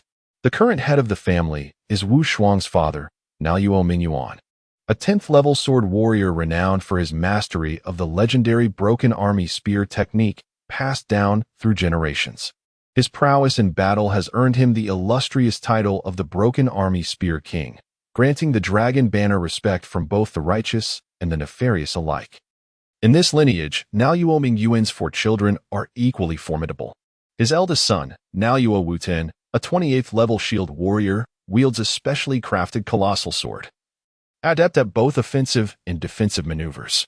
He has ingeniously merged the family's spear technique with his swordsmanship to create his own Broken Army sword technique, rivaling his father's skill. The second son, Lan Yue Wufang, a 26th-level sword warrior, employs a pair of iron short guns, mastering his mother's phoenix spear technique. His agility and strategic mind make him a cunning tactician, capable of discerning deceitful schemes. His charm and eloquence have earned him the moniker of the Phoenix Gun. The third child, Lan Yue Wushuang, though still unproven, has already ascended to the pinnacle of a 16th-level sword warrior, a testament to her distinguished lineage. The youngest, Lan Yue Wushang, also a 16th-level berserker and Wushuang's twin, possesses extraordinary innate strength, excelling in both the family's spear technique and the enigmatic silent arrow assassination technique. Though still young and uninitiated in family affairs, both Wu Shuang and Wu Shang yearned for recognition and the opportunity to undertake remarkable feats. Under the collaborative efforts of the father and his 3 children, the Dragon Banner Mercenary Corps is flourishing, reaping abundant rewards. However, as the saying goes, where there are people, there are factions, and where there are factions, there are rivalries. In the northern territories of the Lan Yue Empire, 3 significant powers vie for dominance: the Dragon Banner Corps of Lan Yue City, the Wolf Corps of Tianlang City, and the Tiger Corps formed by the Meng family in Menghu City. Inevitably, these factions engage in territorial disputes and conflicts. The recent clash between the Wolf Corps and the Dragon Corps ignited by a struggle for interests, escalating into armed confrontation with considerable casualties. This, in essence, encapsulates the situation. As for Wu Shuang's so-called plan, it left Qing Shan both amused and bewildered, for it was merely a 4-word phrase: act according to circumstances. Wu Shuang believed that their unique position as a specialized unit precluded them from joining the larger forces led by their elder brothers. Thus, to carve out their own legacy, they must devise alternative strategies. The situation has taken a turn. Furthermore, regarding the plans of the elder and second brother, Wu Shang is naturally unaware, which renders him unable to covertly assist the army's movements. Those 2 self-important individuals truly leave Qing Shan in a state of bemusement. Thus, this so-called ambush strategy has not even commenced before it is stillborn, primarily due to insufficient intelligence. In desperation, the siblings conceived an alternative approach to stir the waters and fish amidst the chaos. As for the specifics of their actions, it remains a matter of seizing opportunities. Yet there exists a fundamental operational principle: to create trouble and employ every means to complicate matters for the Tianlang Legion. In essence, it is an act of sabotage.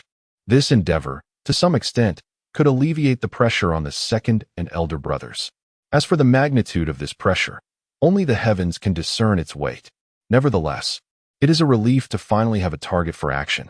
For the presently idle Qing Shan, it serves as a commendable method to pass the time. Additionally, Qing Shan perceives this method as quite clever, reminiscent of the guerrilla squads depicted in films. Isn't it merely about causing destruction? How simple that is. Thus, on that dark and stormy night, the young lady, who had just returned home not a day prior, once again absconded, only this time taking the young master along with her. It was not until the following day that the servants discovered the letter left in the hall, which bore only 4 words: going out for travels. Skillfully detaching a small cylindrical tube from the eagle's leg band, a rolled-up note was extracted. "Third uncle is in trouble." Na Luo intoned solemnly. It was the Li family who did this. Na Luo Wu Tian's expression shifted to one of shock, soon giving way to an unusual viciousness. "Where is third uncle?" "He has been gravely injured and captured," Na Luo Wu Fa replied. "What audacity!" Na Luo Wu Tian rose abruptly, exuding a murderous aura. The Li family is too overbearing. Only Na Luo Ming Yuan remained composed in the center hall, his expression unchanged, though he regarded Qing Shan with a hint of apology. "I had originally intended to host a banquet in your honor, but I did not anticipate encountering such a disheartening affair. The matter at hand is of utmost importance." Qing Shan replied with a bow. "Prepare for battle," Na Luo Ming Yuan declared with resolute firmness. "This time, we shall ensure the Li family disappears forever." "Understood." The assembly responded in unison. "Let us join as well," Wu Shuang exclaimed hastily. Wu Shang nodded vigorously, his face alight with anticipation. "Foolishness," Na Luo Ming Yuan retorted. "A legion's war is no trivial matter." Wu Shuang and Wu Shang fell silent, taken aback. No one had expected that the rare festivity would be disrupted by such a turn of events. Most importantly, the fragile egos of Wu Shang and Wu Shuang sustained significant blows. In the hall, only Qing Shan, Wu Shuang, and Wu Shang remained. How infuriating. "They look down on us," Wu Shang fumed. "Do they think we are still children?" Wu Shuang echoed indignantly. Qing Shan, however, appeared resigned, sensing their dissatisfaction. "Such a significant affair cannot proceed without us." Wu Shuang's eyes sparkled with a peculiar light, making Qing Shan feel a sudden unease. "If father forbids it, we shall not accompany them. Instead, we will proceed on our own." "That's my sister." Thinking along the same lines, Wushang rejoiced.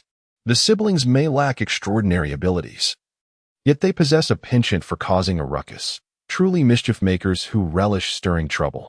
Now that the Legion faces such a monumental predicament, it is utterly unacceptable for them to be sidelined. Are we not friends? Wu Shuang promptly turned to Qing Shan. Qing Shan fell silent, recognizing that these two not only intended to act but also sought to drag him into their escapades. However, with nothing else to occupy his time, he decided to indulge them. Perhaps unexpected rewards would arise. Speak up, Wu Shuang urged, somewhat anxious. Without Qing Shan's formidable protection, the siblings would be utterly incapable of navigating this situation. I will heed your words, Qing Shan replied, for I am unfamiliar with the terrain. Such loyalty, Wu Shang exclaimed with delight. Rest assured, we won't let you labor in vain. Qing Shan's agreement to join bolstered the siblings' confidence. Yet, merely having intentions was insufficient. A plan was imperative. Most crucially, they needed to comprehend the overarching narrative of events. After all, knowledge of oneself and the enemy leads to victory in every battle. Thus, under Wu Shang's description, Qing Shan and Wu Shuang began to grasp the unfolding events. However, before delving deeper, it is essential to introduce the Na Luo clan and their command over the Dragon Banner Legion. The Na Luo family is a well-known noble lineage in the northern region of the Lan Yue Empire. The family's renown stems from two primary factors. First, their ancestor was a founding figure of the Lan Yue Empire, and Na Luo City was granted as a fief by the founding monarch. This territory is hereditary, remaining with the Na Luo family unless the empire falls or they commit treason. Over 5 centuries and generations of efforts, Na Luo City has flourished into the most prosperous city in northern Lanxi, basking in glory and undiminished fame. Secondly, the Na Luo family presides over one of the 9 major mercenary groups in northern Lanxi, the Dragon Banner Mercenary Corps. In a certain sense, the Dragon Banner Corps has even eclipsed the nobility of the Na Luo family in notoriety. While few may recognize the Na Luo lineage throughout the vast Lanxi Empire, the illustrious reputation of the Dragon Banner Corps is universally acknowledged, its fame extending beyond the empire to the entire mercenary world of the Oma continent. Established over 120 years ago, the Dragon Banner Corps is not ancient by mercenary standards, as many groups have existed for over a century. However, its rise to prominence occurred only within the last 50 years, spearheaded by Na Luo Wu Shuang's grandfather, Na Luo Tianzhan, who expanded its influence to become one of the 9 leading mercenary factions. The current head is Na Luo Wu Shuang's father, Na Luo Mingyuan. Na Luo Mingyuan, a 10th-level sword warrior, excels in swordsmanship, having inherited the exceptional martial arts of the battlefield from his ancestors. With a lifetime of combat experience and few rivals, he has earned the title of the Breaking Army Spear King within the mercenary realm.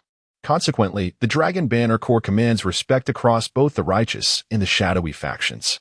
As the saying goes, a hero begets a hero. The 4 children of Na Luo Mingyuan are equally remarkable figures. The eldest son, Na Luo Wu Tian, is a 9th-level shield warrior with innate strength, wielding a specially crafted giant broadsword. This weapon serves not only as a deadly tool, but also as a shield in battle. The family's martial arts have been adapted by him into a unique style known as the Breaking Army Sword technique, matching his father's prowess. His affable nature and love for camaraderie have led to him being well acquainted with a multitude of friends, earning him the moniker Breaking Army Sword King. The second son, Na Luo Wu Fa, is an 8th-level sword warrior who employs a pair of specially forged short spears, mastering his mother's Phoenix Spear technique. He is characterized by agility and cunning, though he lacks the remarkable strength of his father and elder brother. Instead, he is a strategic thinker, adept at discerning treacherous plots and schemes. His eloquence and charm have won him a distinguished reputation among his peers. The Phoenix Spear, the unparalleled narrow Wushuang, though yet to debut, has already ascended to the pinnacle of a 3rd-tier sword warrior at a tender age, embodying the adage of a tiger's offspring not being a mere dog. Narrow Wushang, the 4th child, is a 3rd-tier berserker and shares a twin bond with Wushuang. However, due to arriving a mere minute later, he occupies the position of the youngest in the family. In the castle of Shinfeng, The young man's talents are no less than those of his elder brother. Although he is not particularly tall, he possesses innate strength. He has mastered the family's signature technique, the broken army spear play, alongside another remarkable skill, the silent assassination technique of the Luo clan, known as the silent arrow. This young man is known for his valor in battle, and his tenacity is unmatched.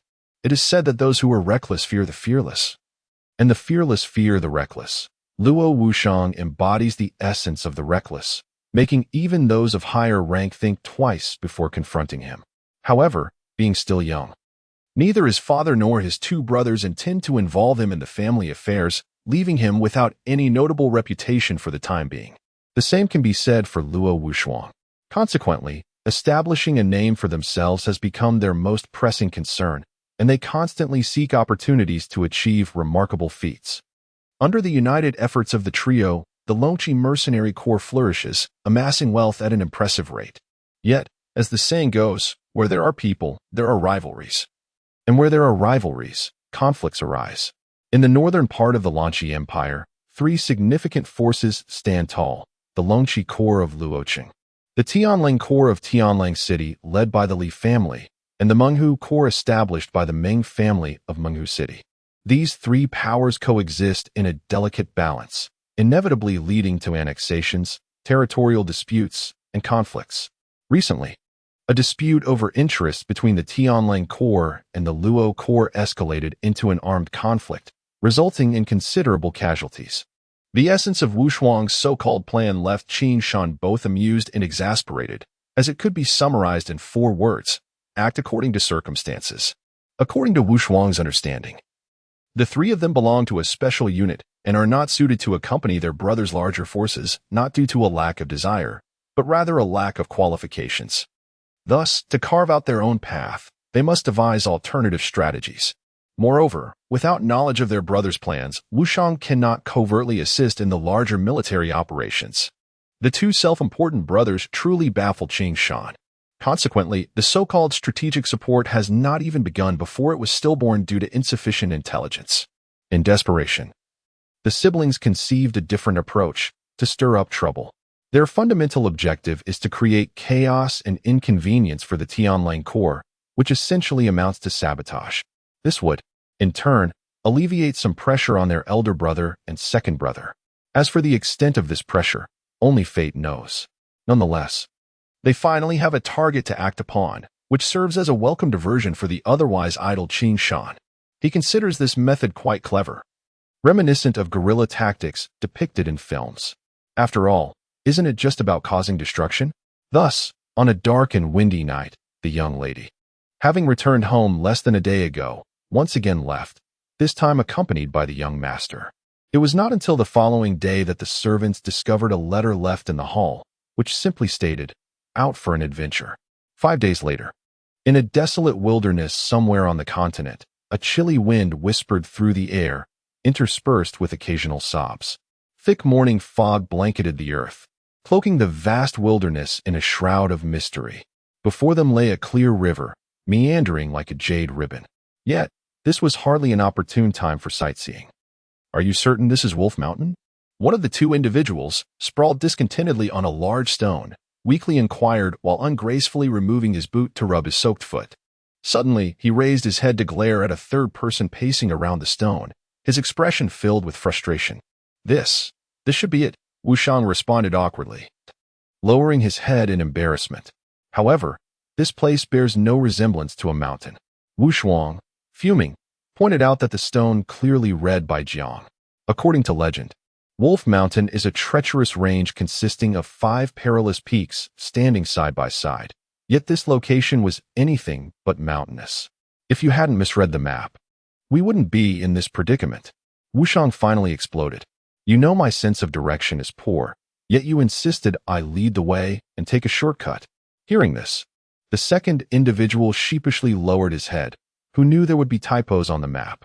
"I'll make sure to dismantle that grocery store," he muttered under his breath. This counterfeit is truly worthless. Qin Shan now harbored regrets.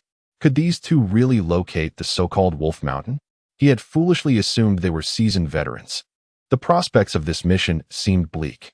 "I'm so thirsty, so hungry," and a bit cold. Despite their struggles, the plan was well structured. From strategy formulation to tactical setup. On the second day after leaving Luocheng, the trio unexpectedly encountered a detachment of the Tianlang Corps while passing through Fenglin town. The small unit was escorting a shipment of goods to Wind City, igniting excitement among the three. They quickly devised what they termed Plan A, robbery. After careful analysis, they decided to ambush the convoy at Wolf Mountain, the only suitable location for such an operation. To set up their trap, they resolved to travel through the night and arrive at Wolf Mountain first. Alas, plans often falter in the face of reality, and during execution, they encountered an embarrassing blunder. They had lost their way. The harsh reality forced the trio to suppress their grievances, as the most pressing dilemma loomed before them. What now? Qing Shan muttered helplessly. Act according to circumstances. The siblings responded almost in unison, demonstrating their strong bond as twins. Qing Shan felt utterly defeated. As they exchanged complaints, Qing Shan suddenly heard an unusual sound of water. Following the noise, he caught a glimpse of a boat navigating upstream through the hazy morning fog. A boat, Qing Shan exclaimed. It appears to be a cargo vessel, Wu Shuang remarked. It seems to belong to small traders, Wu Shang said, slightly disappointed. Wait, that person looks like Li Shan from the Tianlang Corps. His eyes lit up. It seemed the individuals on the boat had noticed them and turned to look. The three quickly concealed themselves behind a rock. Is it really Li Shan? Wu Shuang inquired. Wu Shang affirmed. That guy is a renowned expert from the dragon team of the Tianlang Corps. I've seen him a few times. I wouldn't mistake him. Then this boat must belong to the Tianlang Corps, Qing Shan analyzed. Indeed, Wu Shang confirmed. The Tianlang Corps is notorious for their arrogance, often strutting about. Yet, why isn't their insignia displayed on this boat? Clearly, they wish to keep their identity concealed. There's something amiss, Wu Shang warned. Indeed, a significant issue, Wu Shuang responded, her eyes gleaming. It appears that the cargo aboard this ship is certainly no ordinary affair. This unexpected discovery instantly ignited excitement among the three individuals. What does it mean to strike gold by chance? What does it signify that there is always a way out of despair? What does it imply when fortune smiles unexpectedly? One could easily discern their expressions to grasp the essence of it all. The clash against the divine mountain was imminent, and fortune, once arrived, could not be obstructed. Wu Shuang, invigorated and shedding her previous despondency, resembled a cunning fox that had stumbled upon a hen. What shall we do? No harm shall befall us. What else is there to consider? Wu Shuang gritted her teeth and declared, annihilate, seize, and incinerate. Qi Shan was somewhat taken aback by the intensity of her murderous intent. However, through the past few days of acquaintance, he had garnered considerable insight into the profound enmity between the Dragon Banner Legion and the Celestial Wolf Legion, a deep-seated hatred that yearned for complete annihilation of the adversary. This profound animosity was no less than Qing Shan's own loathing for the Japanese, leaving no room for reconciliation or compromise. Thus, Wu Shuang's fervent desire to kill without reservation, to seize whatever she could, and to reduce the rest to ashes, was of little concern to Qing Shan, having participated in numerous grand battles. Including those against the formidable Ram Legion, he recognized that in the eyes of a soldier, life was merely a collection of inconsequential data, judged solely by the dichotomy of enemy and ally. For the sake of duty and triumph, any sacrifice was deemed worthwhile. This was the unyielding ethos of a soldier. During his time in the Mammoth Forest, he had lived amidst the brutal law of the jungle, becoming numb to the moral constraints that once guided him. The targets of his violence had merely shifted to fellow humans, and as long as they were not intimately connected to him, their fates mattered little. Be specific, Qing Shan advised. How shall we kill and plunder? Although he was a soldier, this world was foreign to him, and many fundamental truths remained unclear. Hence, the crafting of battle plans was entrusted to the two inexperienced novices. We must ascertain the situation aboard the ship first, Wu Shuang asserted, exuding an air of seasoned expertise. Yes, Wu Shuang's companion, Wu Shang, nodded in agreement, suggesting they clarify matters before seeking an ambush. These two were not foolish, at the very least. They understood the importance of knowing both oneself and the enemy, which bolstered Qing Shan's confidence in them ever so slightly. In the Lianyun mountain range, dense foliage obscured the sky, while the undulating peaks pierced the clouds, shrouded in a mystical haze that rendered the landscape ethereal and otherworldly. The gentle by river wound like a jade ribbon through the valleys, enhancing the majesty of the towering, sword-like summits that stood between heaven and earth. A grand vessel glided serenely over the tranquil waters of the Bai River. Lishan, hand resting upon the hilt of his sword, hummed a casual tune while leisurely admiring the picturesque scenery of verdant hills and clear waters on both banks. The river flowed gently, crystal clear, revealing golden fish darting playfully beneath the surface. Birds occasionally flitted overhead, their melodious calls punctuating the air, reflecting Lishan's own buoyant spirits. In the ship's hold, a remarkably beautiful girl was bound. Lishan, accustomed to beauty, found none could compare to her unforgettable allure. Regrettably, such a beauty was not his to possess, a reality he resigned himself to. Even as one of the elite warriors of the Dragon Group, a 6th-level Silver Sword warrior, the chasm of status and identity precluded any possibility of claiming her. In the Celestial Wolf Legion, the young master, Li Hua, wielded an almost divine authority. The women he desired were beyond the reach of others' hopes. Lishan was acutely aware of Li Hua's cold and ruthless nature, making it easy to envision the girl's grim fate should she fall into his hands. This thought added a tinge of compassion to Lishan's infatuated gaze. Two others, Li Fei and Li Yun, shared Lishan's sentiments, though their eyes reflected not only pity but also something else. Both were exceptional soldiers in the Legion, chosen for this clandestine mission alongside Lishan for their prowess. Although they could only gaze upon the beauty, their spirits remained unperturbed, occasionally stealing glances at her and sharing awkward, suggestive laughter, one of the few diversions available to them amidst their duties. The young master's chosen woman required careful protection. No mistakes could occur before her arrival in Celestial Wolf City. Under the shadow of the awning, the girl curled up motionlessly, her hair slightly disheveled, eyes tightly shut, exuding a pure yet fragile beauty reminiscent of a sleeping lily, evoking a heart-wrenching sense of pity. However, they were all acutely aware of the terrifying power encapsulated within her seemingly delicate frame. It was known that the Celestial Wolf Legion had paid a steep price to capture her. An entire squadron of 100 elite soldiers had been nearly wiped out. Had it not been for the young master's direct intervention, the casualties would have been even greater. Ultimately, the Celestial Wolf Legion emerged victorious, and that was what mattered most. The vessel continued its slow, steady course, and the smooth river surface occasionally bore driftwood and twigs from upstream. Such occurrences were not unusual. Yet, among the detritus, one branch exhibited an inexplicable defiance of physical laws, bending dramatically and veering towards the grand ship. This peculiar alteration in the vast expanse of the river went unnoticed by Lishan and his companions. This section of the Bai River, known as the Liuho Road, fell within the territory of the Celestial Wolf Legion, akin to their garden, making any disturbances seem improbable.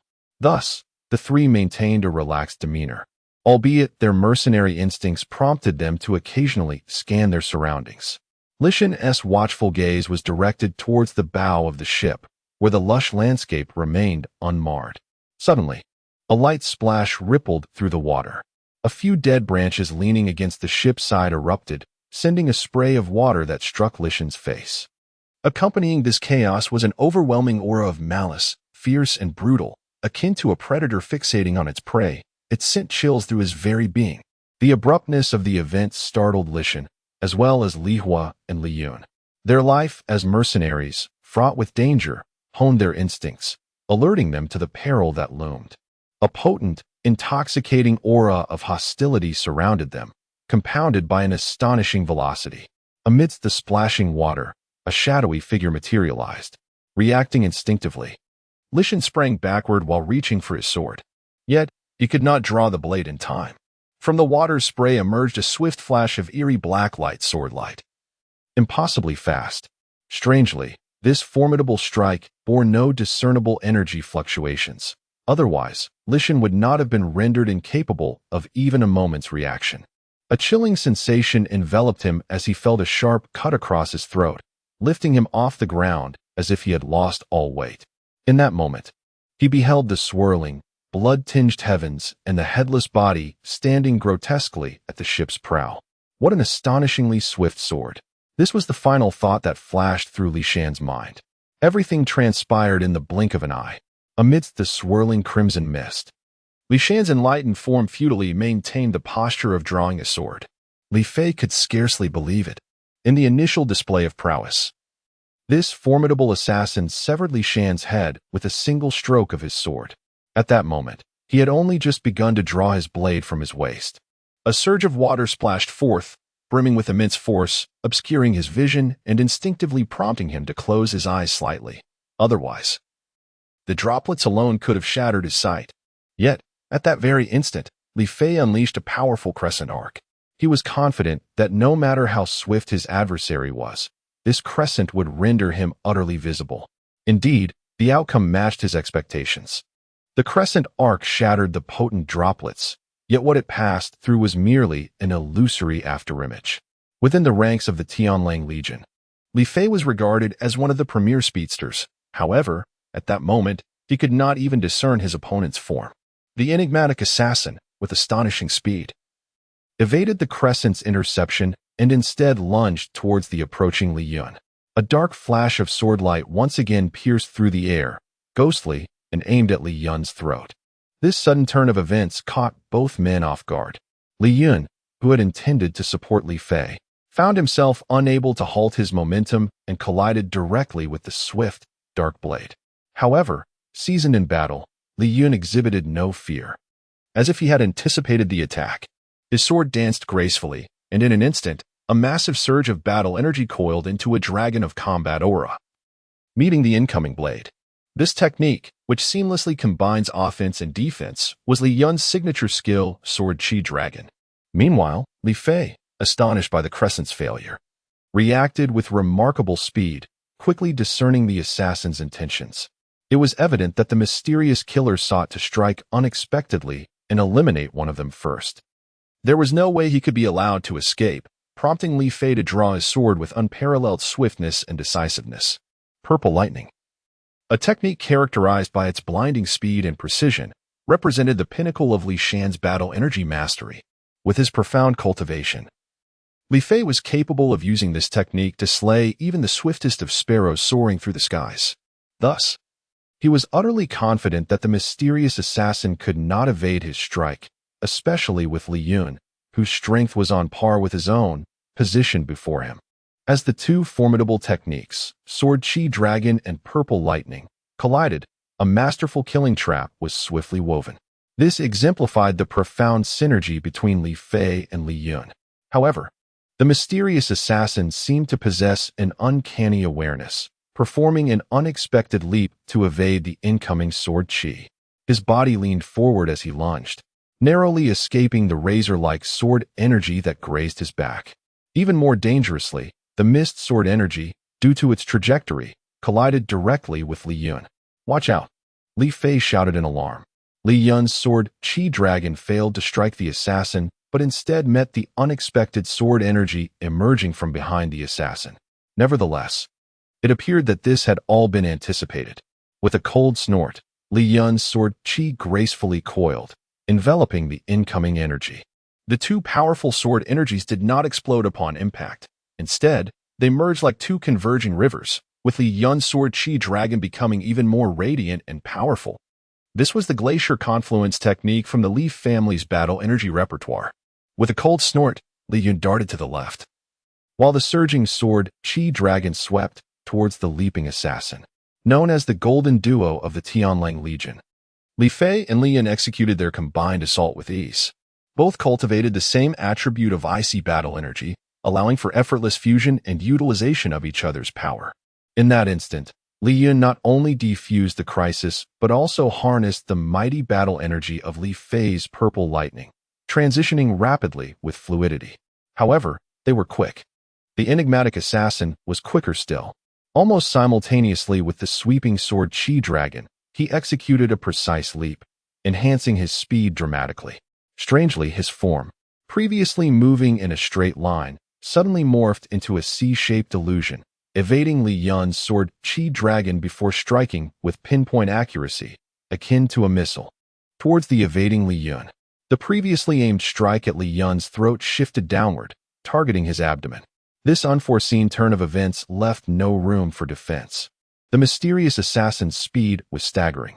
Li Yun could only howl in desperation as his powerful battle energy transformed into a protective barrier, instantly erecting a solid defense.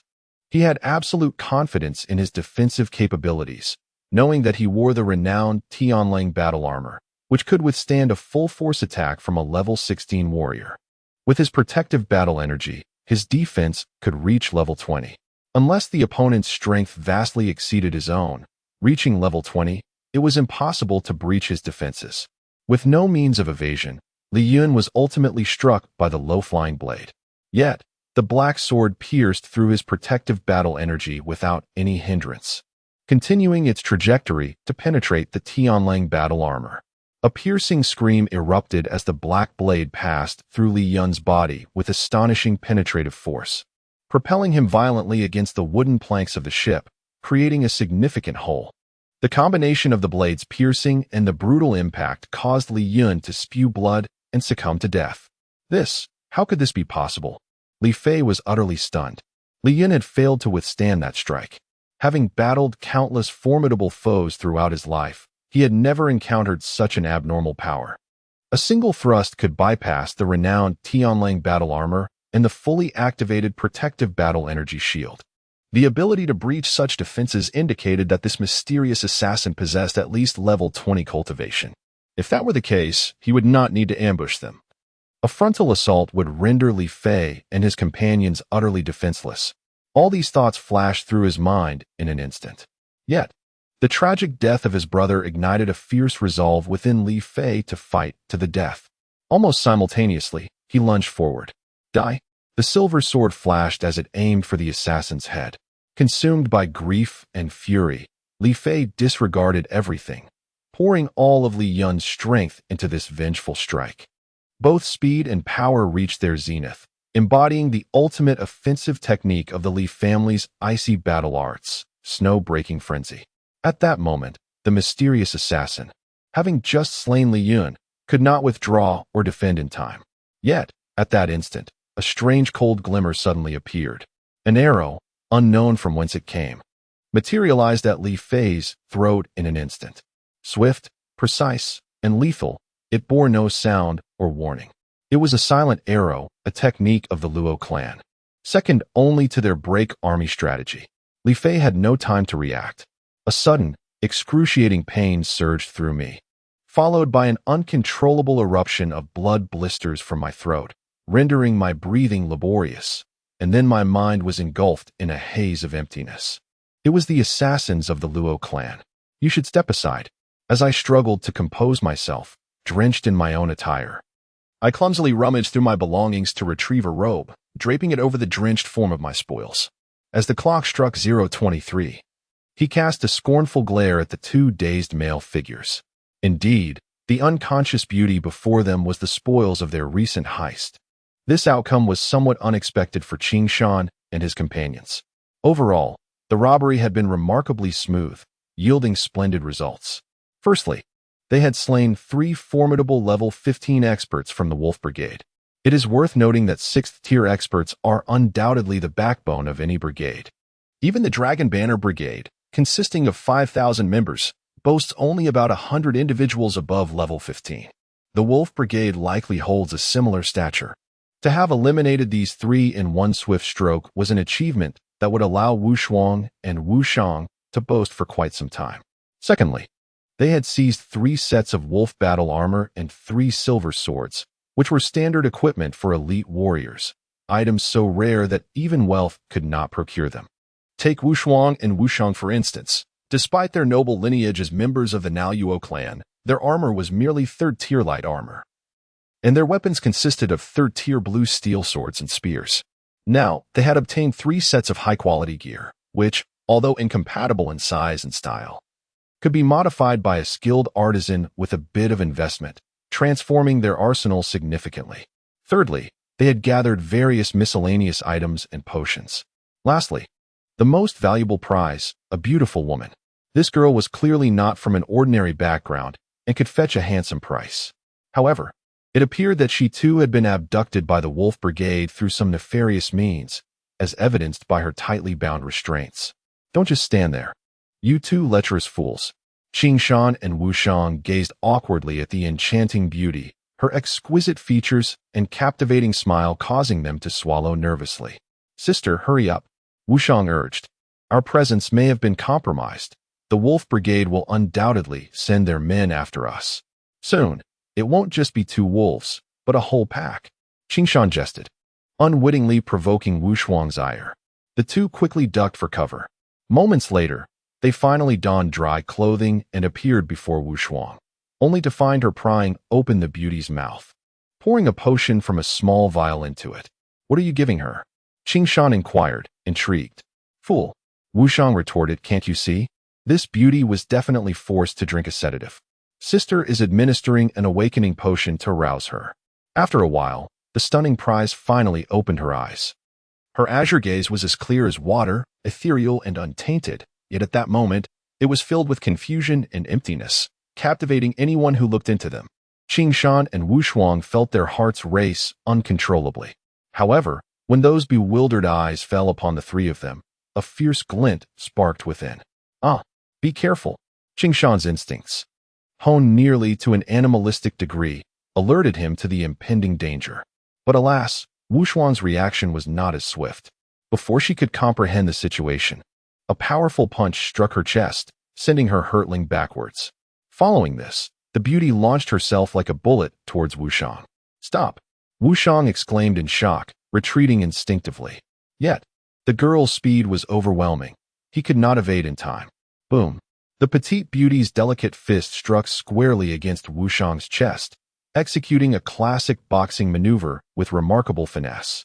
The force of the blow generated a fierce wind that howled around them.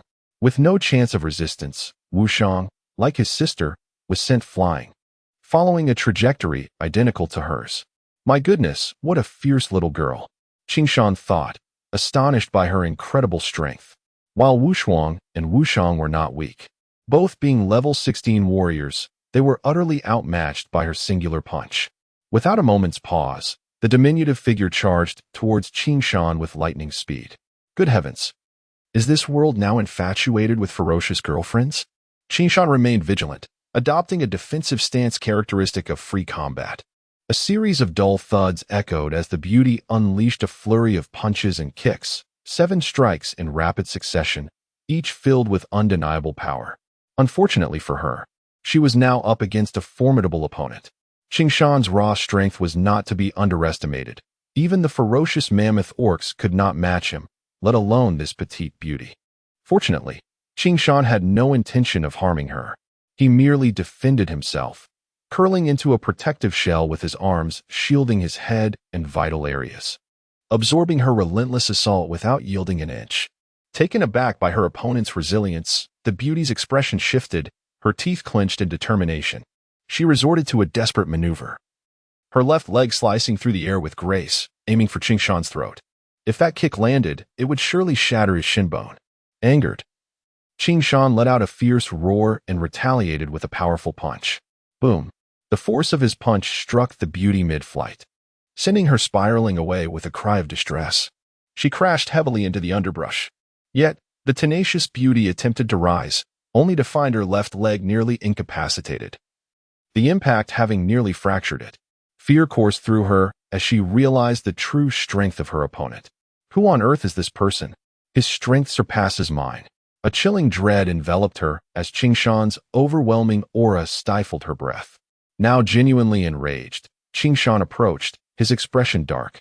Understand this. We were the ones who saved you. We rescued you. Struggling against the pain, the beauty slowly sat up, her dazed gaze sweeping the surroundings. Nearby, Wu Shuang and Wu Shang were struggling to regain their footing, disheveled and battered, stumbling toward her. The 2 men and 1 woman were not clad in the standard armor of the Wolf Brigade, indicating a grave misunderstanding on her part. Everything had transpired so swiftly that Wu Shuang and Wu Shang had barely managed to explain before she had incapacitated them. Had it not been for Qing Shan's formidable abilities, the consequences could have been dire. I am so sorry, the beauty stammered, her cheeks flushing crimson as she grasped the situation. I mistook you for the villains of the Wolf Brigade, which is why. Qing Shan felt his anger dissipate slightly. Wu Shuang and Wu Shang staggered closer. Wu Shang, bruised and weary, muttered, "That was quite ruthless. This lady has traversed the continent, yet it's my first time being taken down." To Qing Shan's astonishment, Wu Shuang gazed at the little beauty with palpable excitement. "However, given your fierce reputation among the Tianlang Legion, I, the esteemed lady, have chosen to graciously forgive you." Truly, the little beauty's eyes sparkled with delight as she exclaimed, "Of course." Wu Shang added, "The enemy of my enemy is my friend." The cleverness of opportunism is indeed commendable, thought the little beauty, nodding repeatedly. Observing the fervent exchange among the trio, Qing Shan found it hard to believe how swiftly they had engaged in such spirited conflict. Truly, this world is replete with eccentric characters. Nevertheless, the misunderstanding has finally been resolved. "Thank you for saving me," the little beauty stated earnestly. "I am Yunxia." "I am Wu Shuang," she continued. "And I am Wu Shang." Wu Shang stood tall, his eyes sparkling with evident admiration for the girl named Yunxia. Qing Shan smiled gently. "You must be twins," he remarked. "You bear a striking resemblance." "Incorrect," Wu Shuang corrected. "I am the elder sister, and he is the younger brother. You two share a close bond," Qing Shan observed. "Of course," Wu Shang boasted. Qing Shan glanced around and said, "We have plenty of time for conversation later. We must leave promptly." The last rays of the setting sun filtered through the dense foliage, casting glimmers resembling copper coins. The air was infused with the enchanting sense of diverse flora, uplifting one's spirits. At that moment, the four wandered slowly down a chaotic woodland path, led by Wu Shang, who held a large bough while cautiously scanning the surroundings for any signs of movement. In the middle walked Wu Shuang and the newly rescued beauty, Yunxia, who were chattering animatedly. As the saying goes, 3 women constitute a drama. In Qing Shan's view, 2 women were nearly the same. Qing Shan recognized that this girl was no ordinary child. Otherwise, she could not possess such formidable strength and remarkable martial prowess. According to Wu Shuang, her skills had already reached the 17th level. However, he later learned that Yunxia's true talent lay not in martial arts, but in swordsmanship. She claimed that if she wielded a suitable weapon, she could defeat a 19th level swordsman, while Wu Shuang and Wu Shang dismissed this as mere boasting. Qing Shan found it somewhat credible. It was indeed humiliating for the siblings to have been so thoroughly bested. As for Yunxia's origins, they were quite illustrious. She hailed from the Yun family of Feiyun City in the southern region of the Lanqi Empire, a family renowned even among the ranks of the famous Luo family.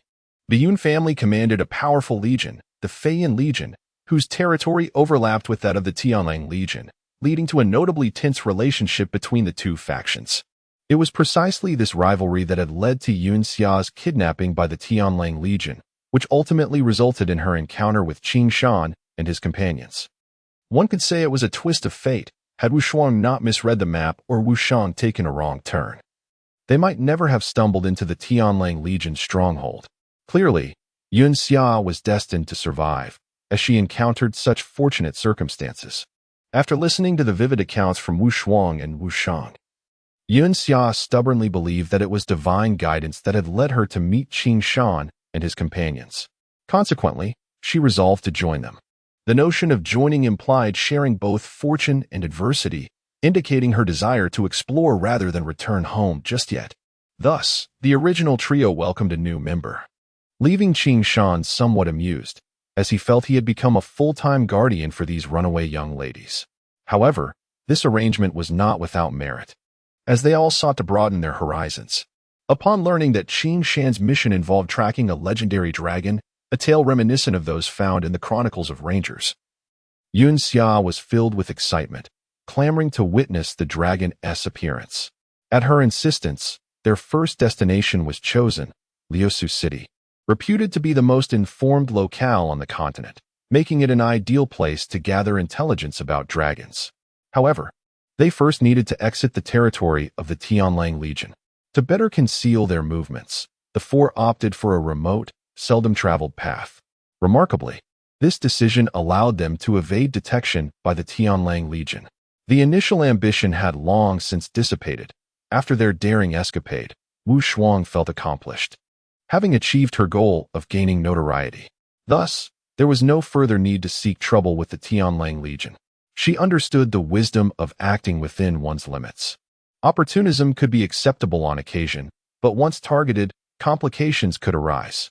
Hence, after their heist, Wu Shuang promptly initiated a strategic pivot, with their future objective focused on assisting Qing Shan in locating the dragon, which deeply moved him. As the sun set, the shadows of night grew more pronounced. Qing Shan scanned the surroundings, realizing it was time to find a campsite. That hillside ahead appears suitable, Wu Shuang pointed out. That will do, Qing Shan agreed. Both he and Wu Shuang were seasoned campers, and they valued Wu Shuang's judgment.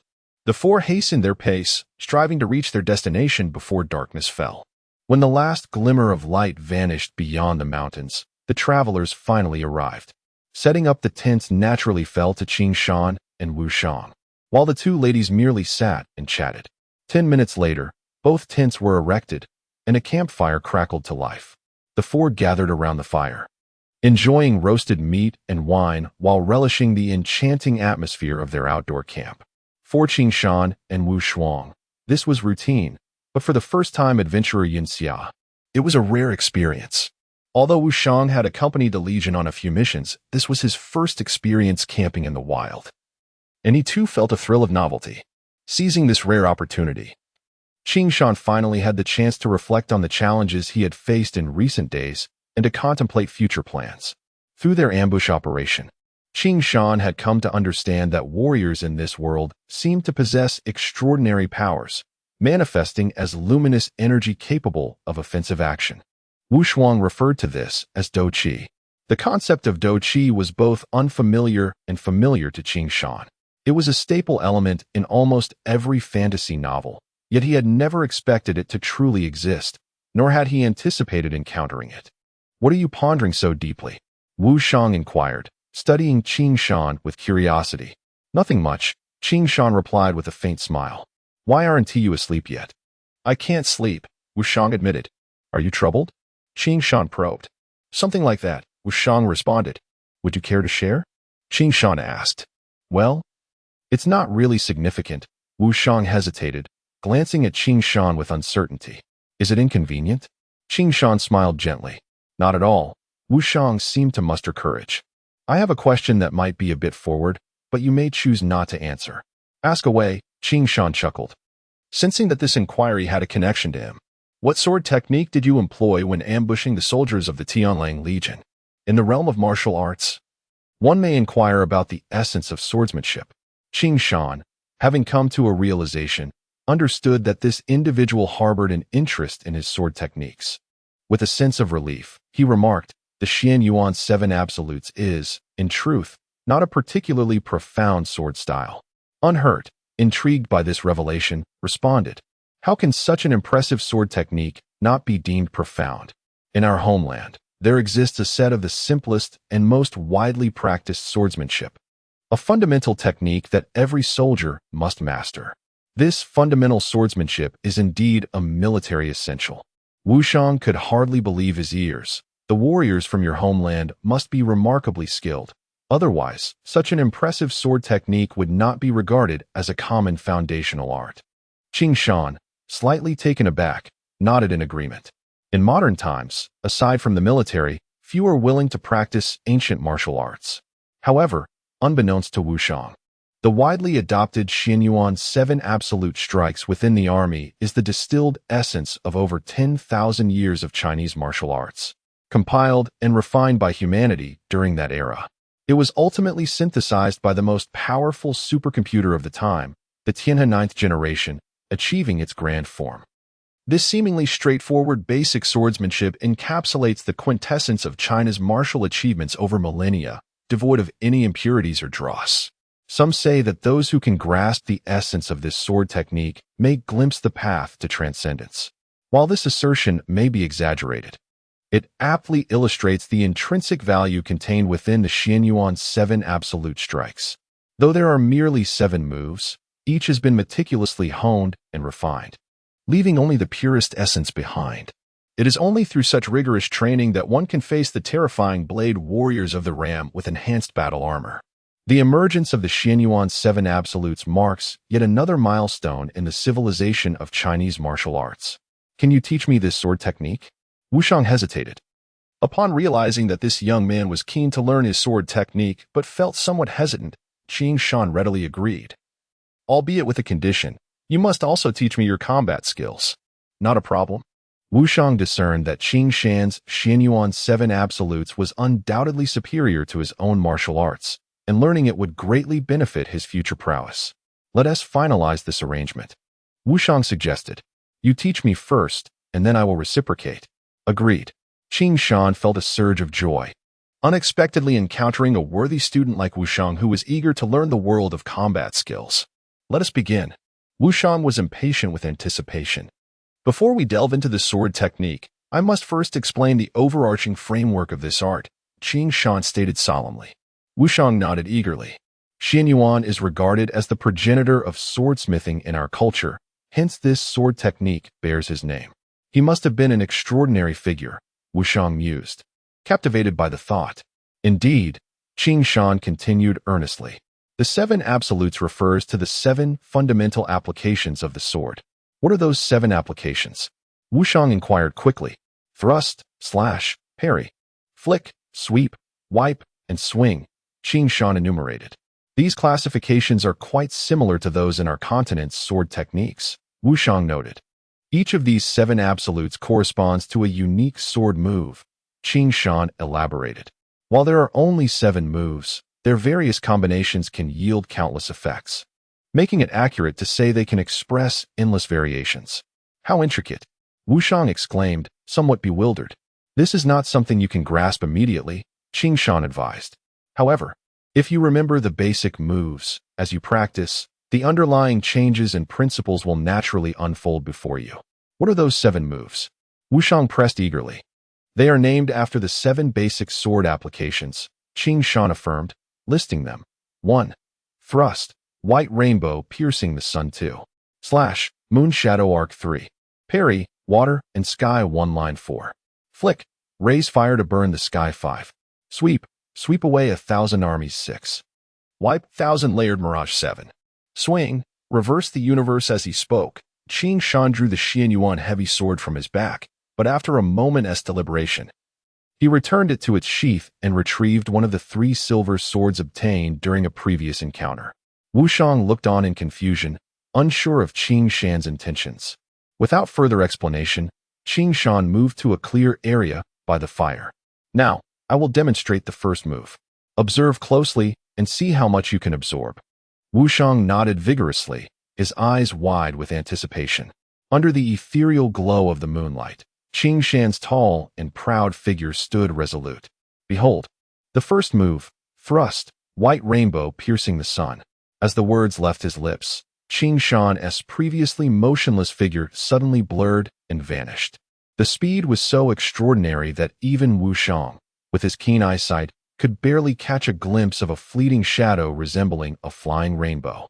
With a sharp whoosh, the silver sword light cleaved through the air, slicing it as if it were a tangible substance. The shadow flickered, and even Wushang, with remarkable vision, could only barely perceive a streak of light. This light, illuminated by the moon, was an incredible sword strike, ethereal and elusive, yet filled with an eerie precision that defied comprehension. More astounding was the overwhelming momentum behind it. It truly resembled a silver rainbow piercing through the day, exuding an exhilarating and unyielding spirit. Even though Wushang prided himself on his lineage, he found himself at a loss for how to counter such a formidable strike. With a resounding clash, Qing Shan's sword light struck a tree as thick as a person's waist, leaving a gaping hole. What incredible strength! What astonishing speed! If that strike were aimed at me, how would I defend against it? At that moment, Wushang understood why Qing Shan had sheathed the peculiar black sword and opted for the silver one. The speed of his strike was so rapid that it rendered the trajectory invisible. Had he wielded the non-reflective black sword, Wushang wouldn't have discerned its path at all. This realization only heightened Wushang's apprehension. If Qing Shan wielded the black sword in battle under the cover of night, who could possibly perceive his swift strikes? It turned out that the black sword's purpose was to eliminate reflections, facilitating combat even in daylight.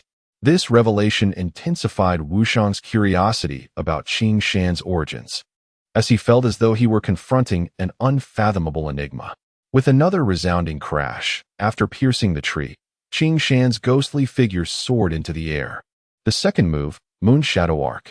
With a sharp command, a flash of silver sword light erupted, sweeping outward in an instant to form a perfect circular arc. It resembled a bright moon suspended in the sky, exuding an indescribable elegance, yet Wushang sensed the deadly intent lurking within.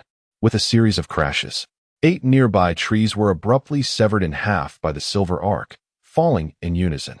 Clearly, this was a sword technique designed for wide-area assaults against multiple foes. If the 8 positions were occupied by 8 adversaries, it would indeed be difficult for a single sword to sever all. However, the subsequent scene startled Wushang immensely. The severed 8 trees appeared to be influenced by some enigmatic force, and astonishingly, they all toppled in unison towards the airborne Qing Shan. The tracking signal seemed akin to 8 masterful swordsmen simultaneously targeting the vital points of Qing Shan. With the third move, water and sky in a line, Qing Shan's calm voice remained unperturbed.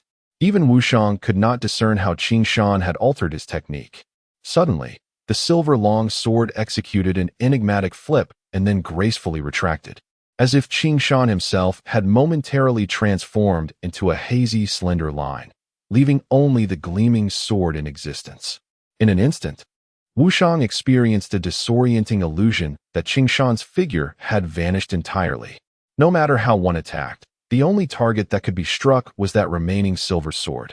Undoubtedly, it was an exquisitely refined defensive maneuver, as the opponent could not ascertain Qing Shan's position nor penetrate the sword's defense. It appeared as if the entire cosmos had been enveloped by that singular visible blade. Clang crash, 8 fallen trees collided simultaneously with the long sword, yet upon impact, they were violently propelled into the air. Clearly, this too was a deliberate act by Qing Shan. Such mastery over force was simply inconceivable. Had the attackers been 8 swordsmen instead of trees, they would likely have faced the same fate. Either their weapons would be sent flying, or they themselves would be thrown along with them. Such a formidable defense as offense left Wushang utterly astounded. However, the subsequent scene nearly made him leap in alarm. The 8 trees, since soaring by Qing Shan's sword, were now plummeting back down at an astonishing speed. "Get out of the way," Wushang shouted in panic. With the fourth move, Flashing Sword, Furious Dragon, Qing Shan remained unflustered. As his words fell, he bent his waist and mounted his stance. The silver long sword whirled fiercely, conjuring a dazzling stream of sword light, akin to a roaring dragon, soaring forth with tremendous force. Bang! The silver dragon collided forcefully with the descending trees. The impact so powerful that it sent the trees soaring once more.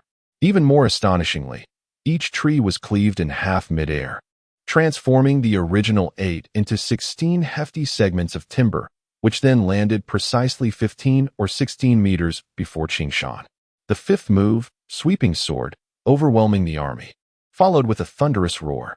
The silver long sword radiated brilliance, and Qing Shan's ethereal figure abruptly vanished from his original position, as if teleporting, reappearing before the 16 segments embedded in the ground.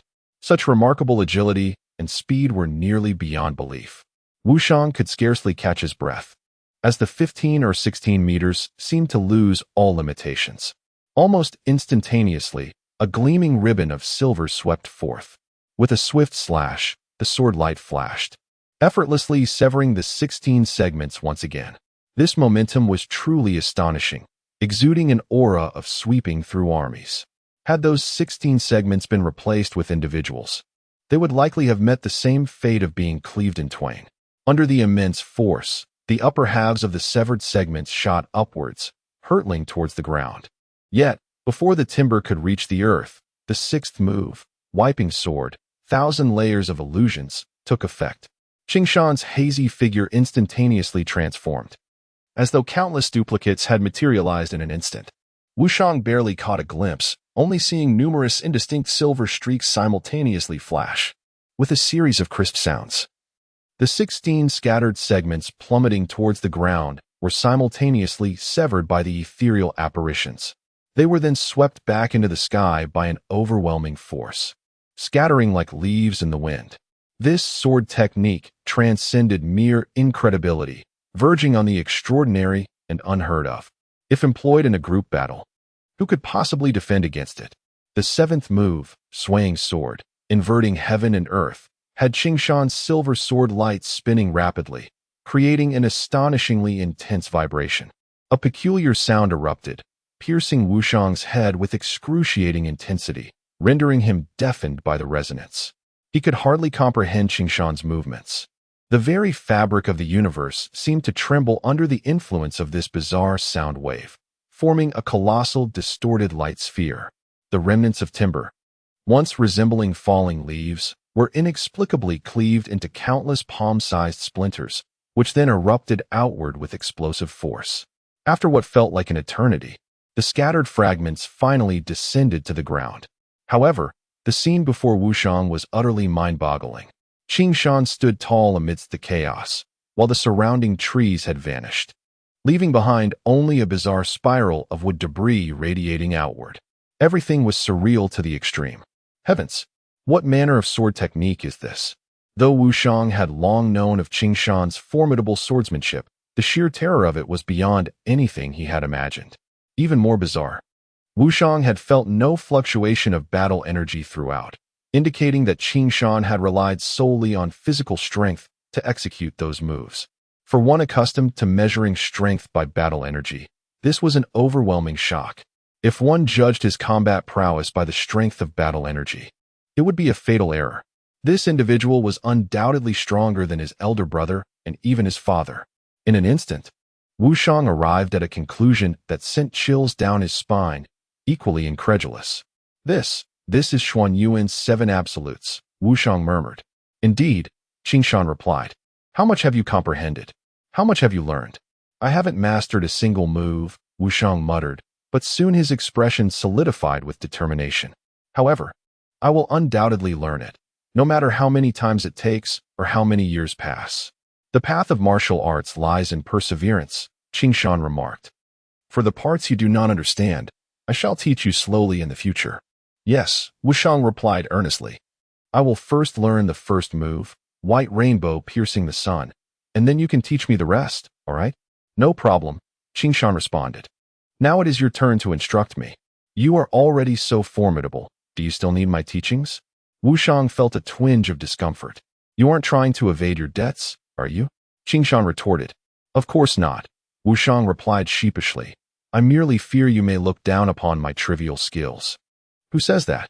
Qingshan quickly interjected. Everyone has their strengths. Mutual learning fosters progress, does it not? Indeed, Wushang acknowledged, since you do not disdain me. What more can I say? Pondering for a moment, Wushang appeared somewhat puzzled. What is it that you wish to learn? Battle energy, Qingshan replied. Battle energy? Wushang queried, astonished. Do you truly not understand battle energy? What do you mean by not understanding? Qingshan asked, perplexed. I simply do not comprehend it. In our continent, there is no such thing as battle energy. How can this be? Wushang exclaimed, as if confronted with an unfathomable creature. A person as powerful as you does not understand battle energy? Could it be that there exists a force even more formidable than battle energy on your continent? Qingshan was momentarily taken aback. It should be. At that moment, the sounds of modern aircraft, artillery, cosmic battleships, and biomechanical armors echoed around him. Surely, these were far more formidable than mere fighting spirit. No matter how powerful the fighting spirit may be, it merely maximizes the potential of the human body. How could it possibly be compared to the might of contemporary high-tech forces? Of course, times have changed, and with them, so too have perspectives and ideologies. In this fantastical realm, where cold weapons prevail, the cultivation of one's personal abilities undoubtedly proves to be more dependable and effective than reliance on external forces. At least, that is my current belief. It is truly incredible. Wushang muses, I must visit your homeland someday. With a chuckle, he adds, I will certainly bring you along when I return. Qingshan nods and states, Since you have never learned about fighting energy, I shall commence your instruction from the very basics. He continues, fighting energy is essentially an innate potential within a person, a latent ability that every individual possesses to varying degrees. The key lies in how one can awaken this potential. Different nations, families, and legions have their distinct methods to activate this potential, which we refer to as combat skills. Combat skills? You mean skills for battle? Qingshan inquires. Indeed, Wuxiang affirms.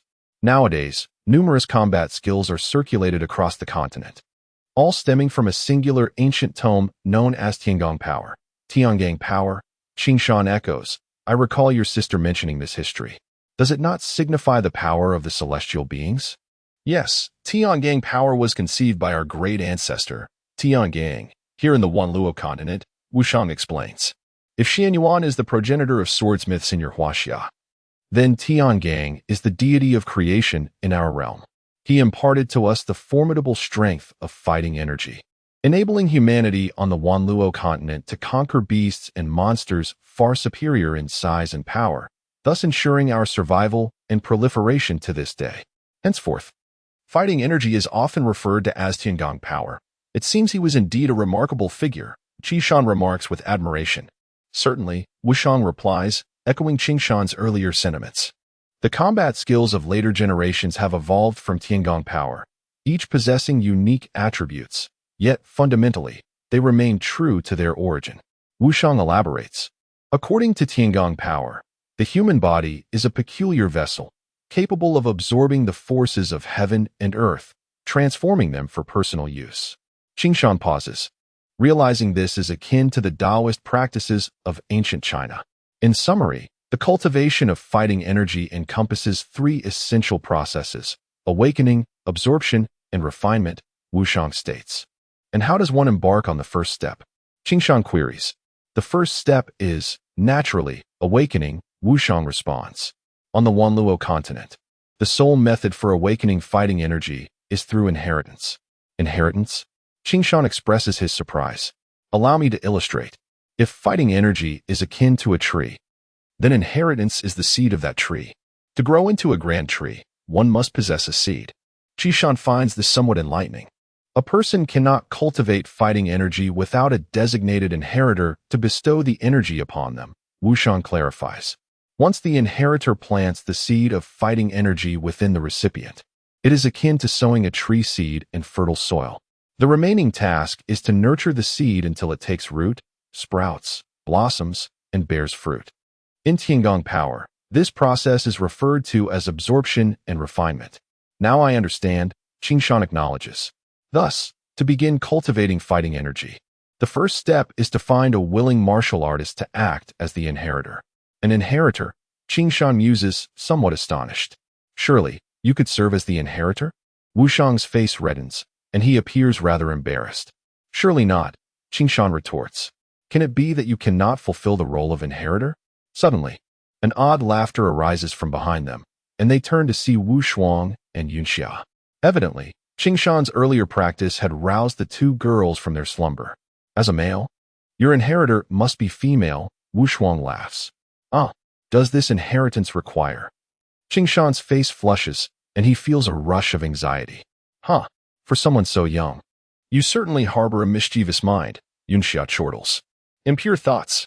How impure? Wuxiang giggles.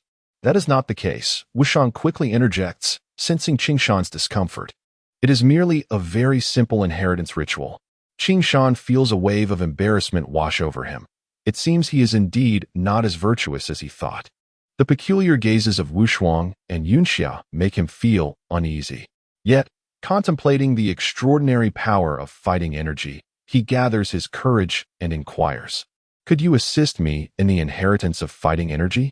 I would like to, Wuxiang replies, but to become an inheritor, one must possess a cultivation level of at least level 15. Otherwise, they cannot bestow inheritance upon another. Qingshan realizes he has lost all hope. He shoots a frustrated glare at Wuxiang. It appears I shall not be learning fighting energy anytime soon. Fear not, Wuxiang reassures him. Once we reach Liusu City, we can hire an inheritor from the Ranger Guild to conduct the inheritance for you. An inheritor? Qingshan asks. Is that a professional inheritor? Something akin to that, Wushang responds. As long as you have sufficient funds, there's no fear of finding an inheritor. I shall take care of this matter. Though somewhat reluctant, Qingshan ultimately concedes to Wushang's proposal. After toiling through the night, they have yielded little. Now that everyone is awake, Wushang suggests, I have a proposal. A proposal? Qingshan is taken aback, unsure of what scheme this girl is concocting. Indeed, it is an idea I discussed with Yunxia. Wushang beams, while Yunxia nods vigorously, her eyes sparkling with excitement. Do share it with us, Wushang encourages, intrigued. Since our next destination is Liusu City, why not seize the opportunity to establish a legion at the Ranger Guild there? Wushang proposes. What do you think of this idea? Establish a legion? Qingshan is momentarily stunned. Are you suggesting we delve into the underworld? Indeed. The legions in this world bear a striking resemblance to organized crime syndicates, the only distinction being that modern criminal organizations are illegal, while legions in this realm are sanctioned by the state and the Ranger Guild. What underworld? Yunxia inquires, puzzled. However, Wushang's eyes brighten at the mention of underworld. Let us name the newly formed legion the underworld. Good. Excellent idea. Wushang and Yunxia exclaim in unison. The underworld. What a powerful and unique name. It possesses a certain depth and significance. Wushang nods eagerly. To bring forth a dark society across the continent, how magnificent and imposing. Qingshan nearly stumbles at the absurdity of it all. Good heavens. An underworld legion, and they speak of it so nonchalantly. What kind of world is this? Qingshan feels an overwhelming sense of disbelief, almost imagining a flock of ominous crows soaring above. It is settled then, Wushang concludes. I never anticipated that a problem I pondered for 2 hours could be resolved by your single remark. Indeed, Yunxia echoed, this is true talent. The Green Mountains fell utterly silent. I hereby declare the official establishment of the Underworld Legion. With a sweeping gesture, Wushang exuded a remarkable air of boldness and dominance. In the dim light of the moon, amidst the whispers of the forest, the notorious underworld organization was quietly established, unbeknownst to the world. The exuberant cheers of Yunxia and Wushang, echoing "Long live the underworld," filled the air, signaling the beginning of a new era. Acknowledging the inevitable, Qingshan resigned himself to the unfolding events. The formation of the organization naturally called for a hierarchy, with the seasoned Wushang rightfully taking the helm as the leader. Qingshan, renowned for his astounding prowess and past achievements, was appointed as the vice leader, while Yunxia, equally formidable, secured her position as the vice leader as well. Wushang, feeling a twinge of injustice, lamented, "Why is it that you all hold positions of authority while I am merely a soldier?" Wushang retorted, in a troop, "What purpose do soldiers serve if there are none?" Yunxia added, "Indeed, without the support of the lower ranks, how can the leader's authority be showcased?" Despite the confusion surrounding him, Qingshan decided to let the trio navigate their path. Little did they know that this very gathering would eventually lead to upheaval across the continent. Draped in a cloak, hood, and mask, Qingshan gazed into the mirror, barely recognizing himself, a peculiar thought crossing his mind. Could he be a fugitive? It is even more serious than that, Wushang replied gravely. This is the city of Liusu, under the dominion of the Church of Light. Qingshan remained perplexed. What does that have to do with me? Your unusual black hair and eyes, Wushang explained. In this realm, black signifies death and destruction. It is synonymous with terror. Infants born with black hair or eyes have been known to be brutally murdered. Stunned, Qingshan exclaimed, "What kind of wretched place is this?" According to legend, those with black features were seen as embodiments of demons, and Yunxia regarded Qingshan with an odd expression. You seem to embody both traits. Qingshan was left speechless. However, seeing Wushang and Yunxia clad in similar disguises piqued his curiosity. "And what of you? Are you also a fugitive?" Wushang, somewhat vain, replied, Being too beautiful can indeed be a curse." As Qingshan remained at a loss for words, he was relieved to find himself the least conspicuous among the four. Liusu City, the northernmost city of the Lanchi Empire, was bustling despite its remote location. The nearby Oma Forest, a haven for adventurers, was teeming with magical beasts, promising riches for those brave enough to hunt them. For Qingshan, everything felt novel and intriguing. Strolling along the vibrant streets, he marveled at the eclectic architecture, reminiscent of medieval Europe and ancient China. The lively atmosphere was palpable, with vendors shouting their wares and unique shops lining the streets. Filled with bizarre goods he could hardly comprehend. Yet, he couldn't shake the feeling of being an oddity, drawing curious glances from passers-by. Is there no more discreet attire? Qing Shan wondered, feeling exposed. Wu Shuang's sharp retort, what do you think? Only added to his discomfort. As they wandered, Qing Shan inquired softly, where are we headed? To an inn? Wu Shuang replied, staying at an inn requires money. Do you have any? No, Qing Shan admitted. That's why I need to find a way to earn some. In this world, each nation possessed its own currency, primarily consisting of gold, silver, and copper coins, with strict exchange rates. Copper coins were the most common, equivalent to a modern $1 bill. With their resources depleted from a recent mishap, Wu Shang now clutched a few silver coins, their last lifeline. Nonetheless, Qing Shan felt a sense of unease about Wu Shuang's ability to procure funds. After navigating through winding paths, they arrived at a modest general store. Purchasing 4 sets of lightweight armor and other miscellaneous items, the purpose of which eluded Qing Shan. Subsequently, the 4 found a discreet corner to regroup. Wu Shuang opened the jars purchased from the grocery store, revealing an array of vividly colored powders. What are these for? Qing Shan inquired, unable to suppress her curiosity. They are for cosmetic purposes, of course, Wu Shuang replied with a hint of pride as she fiddled with them. As they bid farewell, Qing Shan swiftly realized the implication of Yi's suggestion. Did she intend to dye his hair? Hee, you are quite clever, Yinxia teased. Truly. You are the elder sister, Wu Shang observed with admiration towards Wu Shuang. 10 minutes later, Qing Shan gazed in astonishment at his transformed reflection in the mirror. Goodness. This is astonishingly high-tech. In the mirror stood a young lad with striking blue hair and blue eyes. The contours of his facial features remained largely unchanged, save for the vibrant blue hue of his hair and eyes, which rendered him almost indistinguishable from the local populace. Qing Shan was thoroughly amazed at Wu Shuang's adeptness with such peculiar techniques. The thin, contact lens-like film that altered his pupil color was particularly impressive, effectively concealing his rare black irises without impairing his vision. This magical eye enhancement cost 100 gold coins, Wu Shuang remarked, somewhat pained. Just so you know, I'm borrowing it, and it needs to be returned. Don't worry, I won't lose it, Qing Shan assured her. However, he looked at Wu Shuang and Yunxia, still puzzled. Is it really necessary for you 2 girls to be disguised like this? After a clever transformation, not only did Qing Shan's appearance drastically change, but both Wu Shuang and Yunxia also adopted the same blue hair and blue eyes. Their distinctive padded armor artfully concealed their feminine curves, making them appear as young lads, perhaps around 15 or 16 years old. Strangely enough, the 4 of them, all with matching blue hair and eyes, bore a striking resemblance to one another, almost as if they were siblings. Their voices had also altered, rendering it impossible to discern their true identities. It seemed that Wu Shuang was indeed a seasoned veteran. After witnessing her array of techniques, Qing Shan's perception of her deepened further. All right, it's done. Now it's time to make some money, Wu Shuang declared with enthusiasm. Money, money, Wu Shang exclaimed, unable to contain his excitement, while the others were equally curious about Wu Shuang's plans. Among the group, it appeared that only Wu Shuang had any prior experience in the world of adventure. I have plenty of tricks up my sleeve, Wu Shuang boasted confidently, patting her chest. You'll see shortly. Qing Shan remained speechless. Had her change in appearance also altered her personality?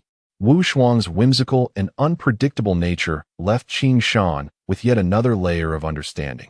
After ensuring that their disguises were flawless and without any flaws, they began to stroll through the streets, without the burden of strange stares. Qing Shan and the others felt significantly more at ease. Finally, Qing Shan could leisurely gaze around without worry. As they walked, the streets were lined with a myriad of food stalls. The tantalizing aromas wafted through the air, accompanied by the raucous calls of vendors and the warm steam rising from their offerings, which made all 4 of them salivate. Unfortunately, their empty pockets forced them to merely admire from a distance.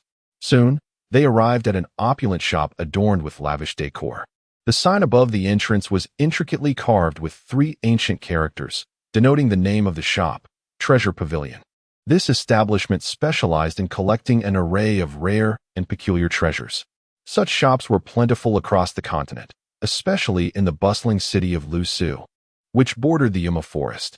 After all, this was a haven for adventurers, and where adventurers thrived, commerce flourished in tandem. Most of the transactions at the Treasure Pavilion were conducted with adventurers who ventured into the Yuma forest to procure treasures. Among these, the most traded items were the various magical beast crystal cores, along with all sorts of armor and weapons.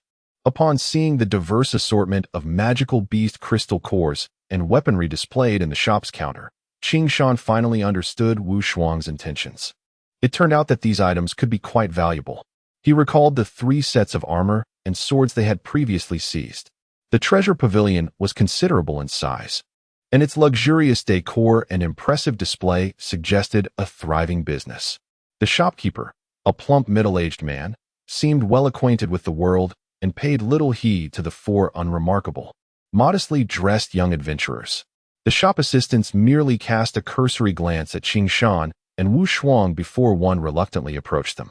"What can I assist you with?" "For esteemed guests?"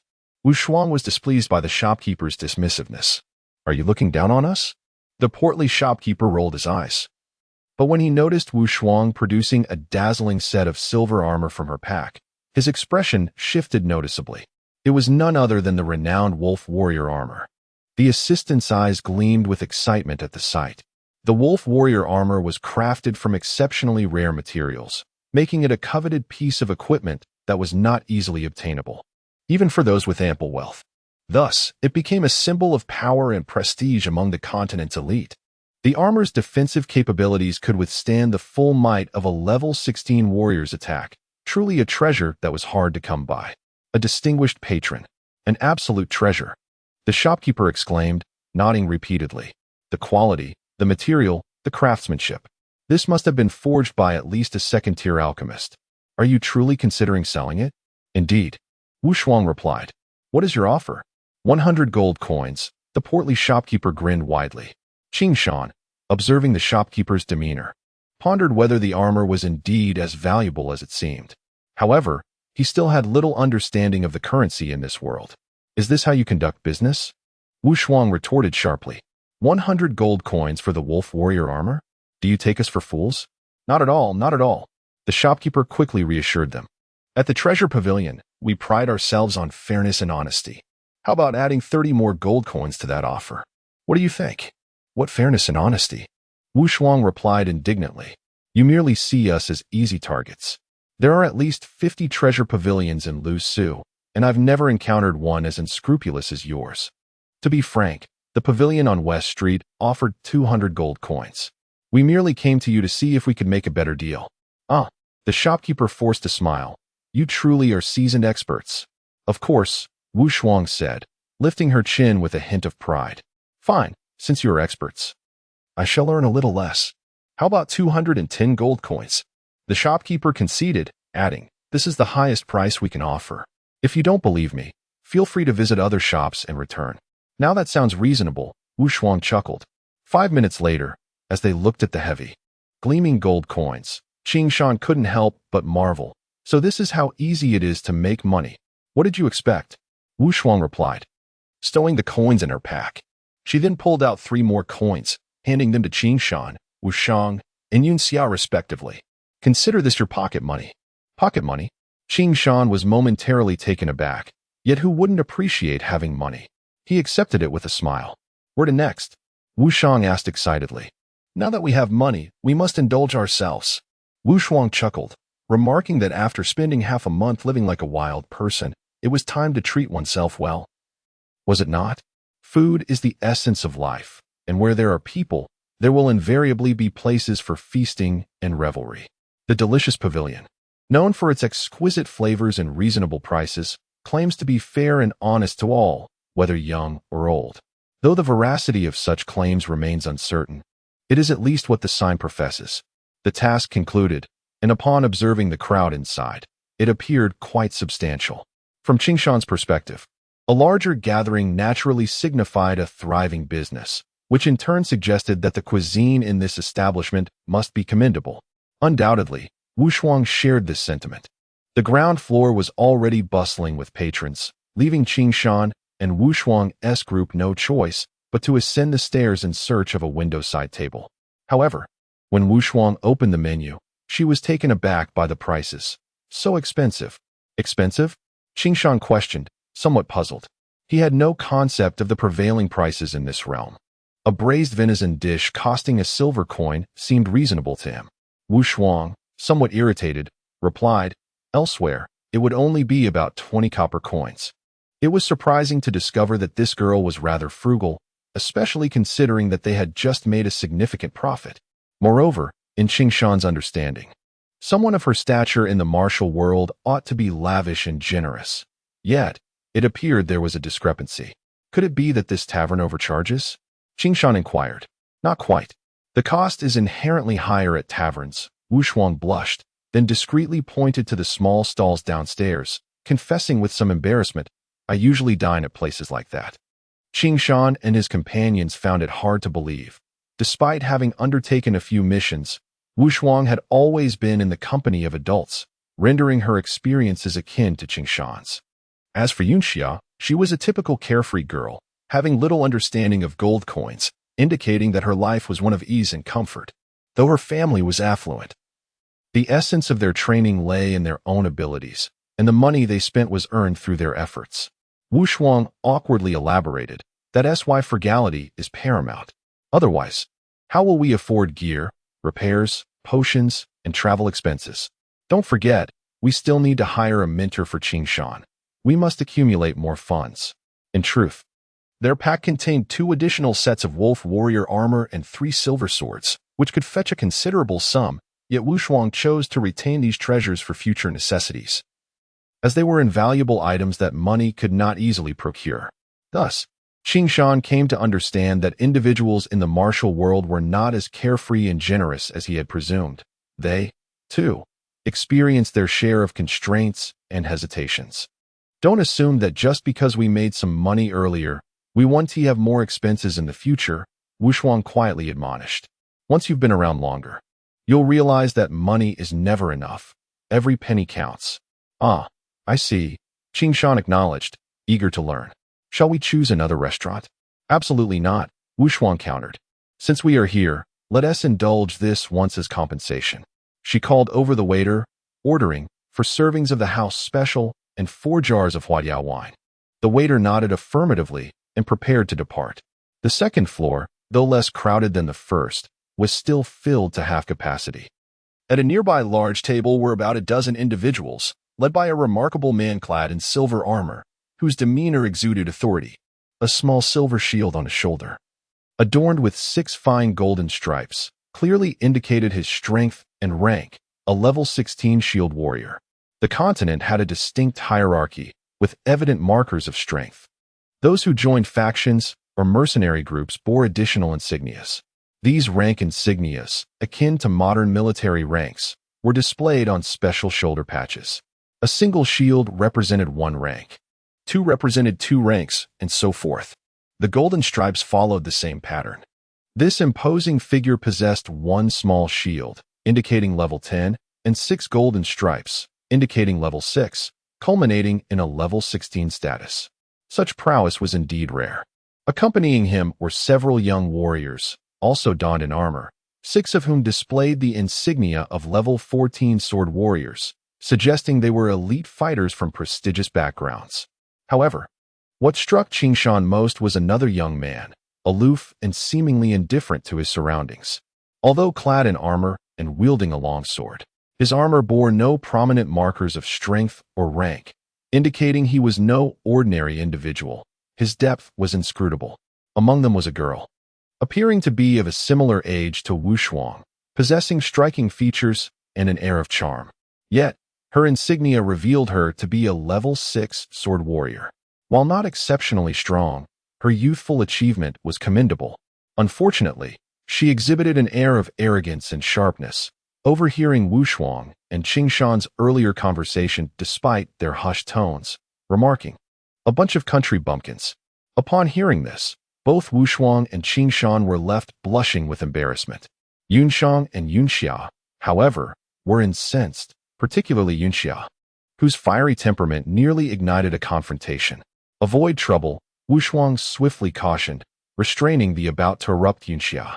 In navigating the continent, the foremost principle is self-restraint.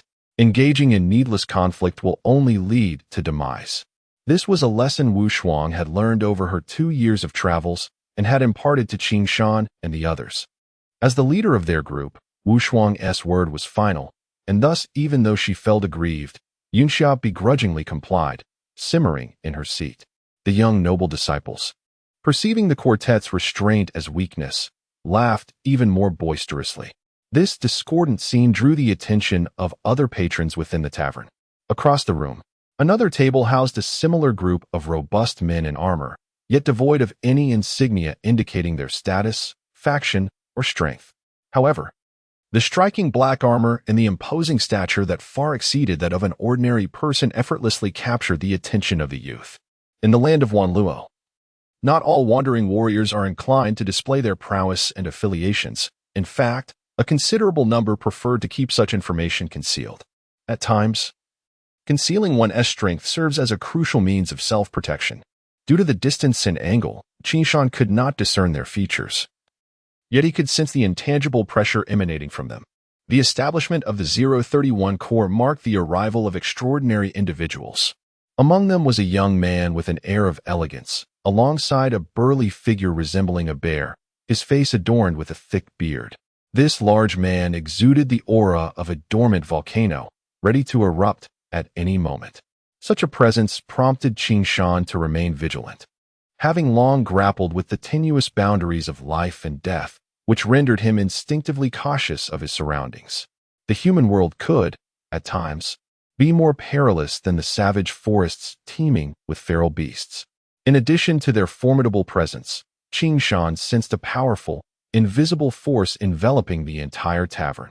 Strangely, he could not discern the source of this overwhelming energy. To be suppressed by an unseen power while remaining oblivious to its origin was the most terrifying predicament of all. A chill coursed through Qing Shan, a sensation he was all too familiar with.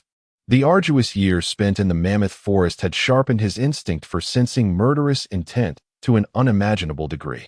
It was akin to the presence of the colossal tiger that once ruled the woods, emanating a terrifying aura that instinctively unsettled weaker creatures.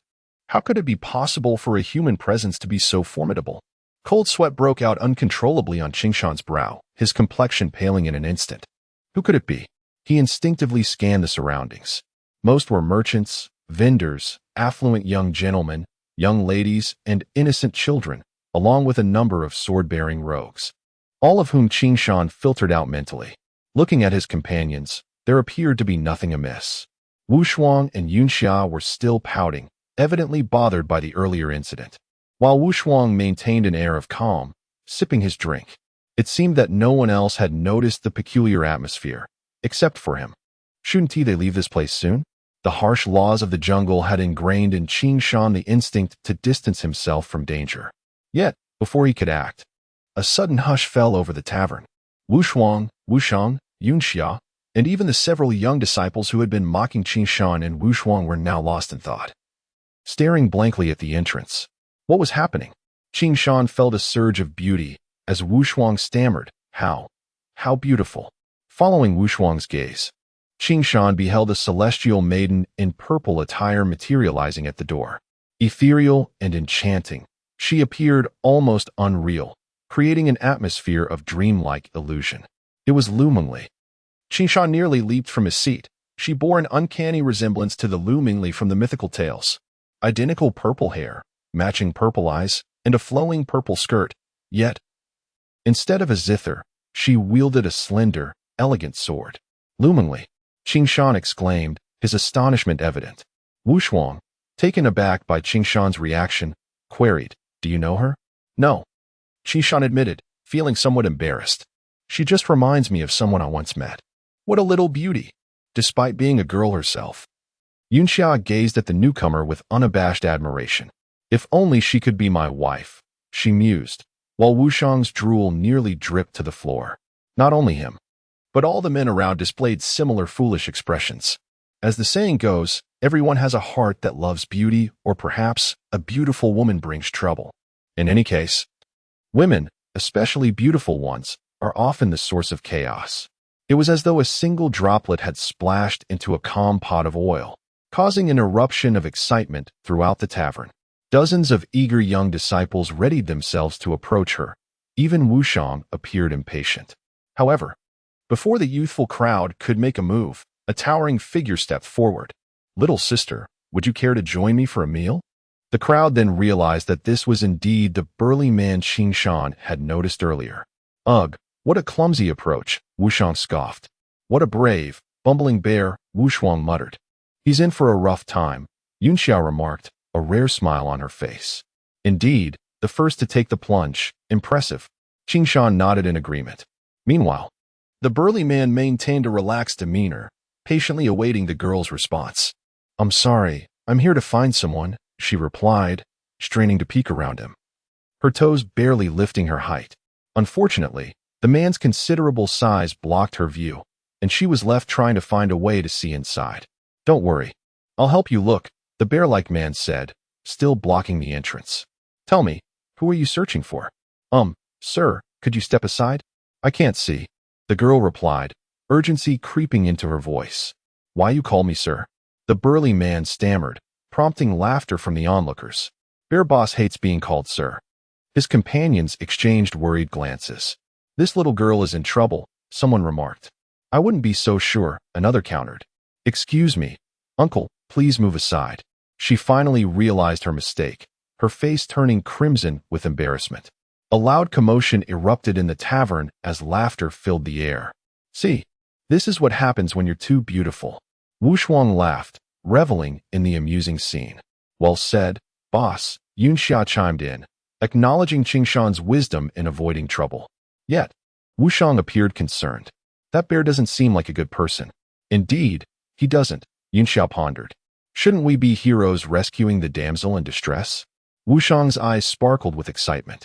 "Well," Qing Shan hesitated, "there are likely many who wish to be the hero here. It's best to remain low-key in the world of martial arts." This was a lesson Qing Shan had learned from countless tales of heroism and fantasy. Thus, he wished to avoid any unnecessary trouble. "Exactly," Wushuang agreed. "Let's avoid complications." Uncle, the burly man's face darkened, his breathing becoming labored. "I'm only 25.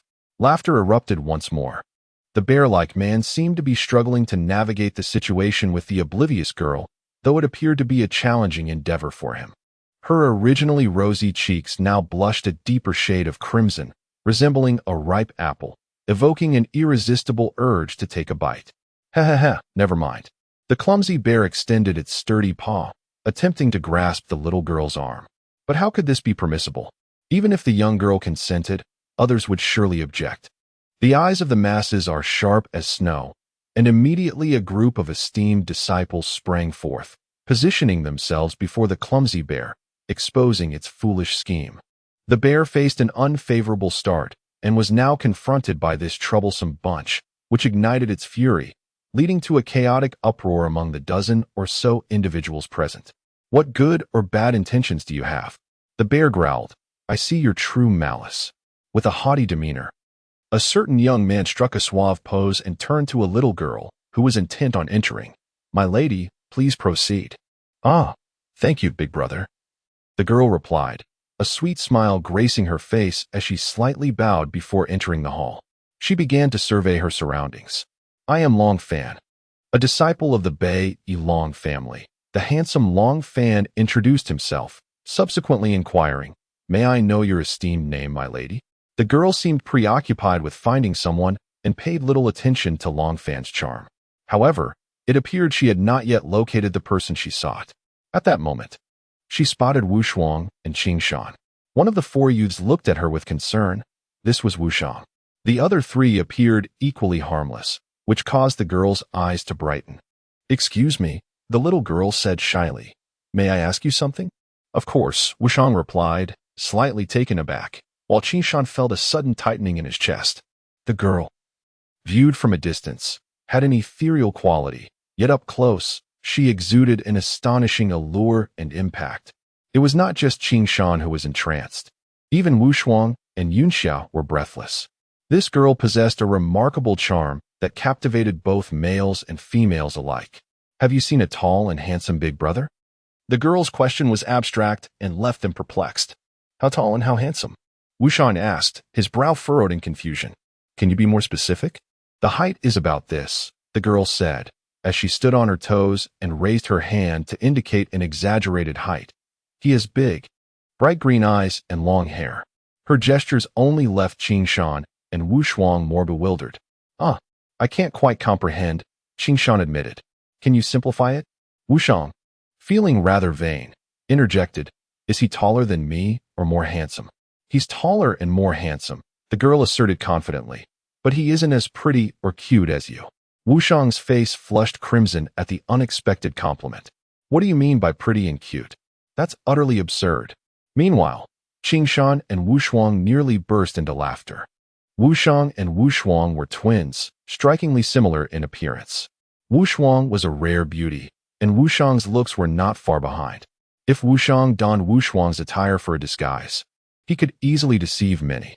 However, Wu Shuang was somewhat self-conscious about his delicate features, and the girl's remark had unveiled his insecurities, causing his handsome face to turn an unusual shade of crimson.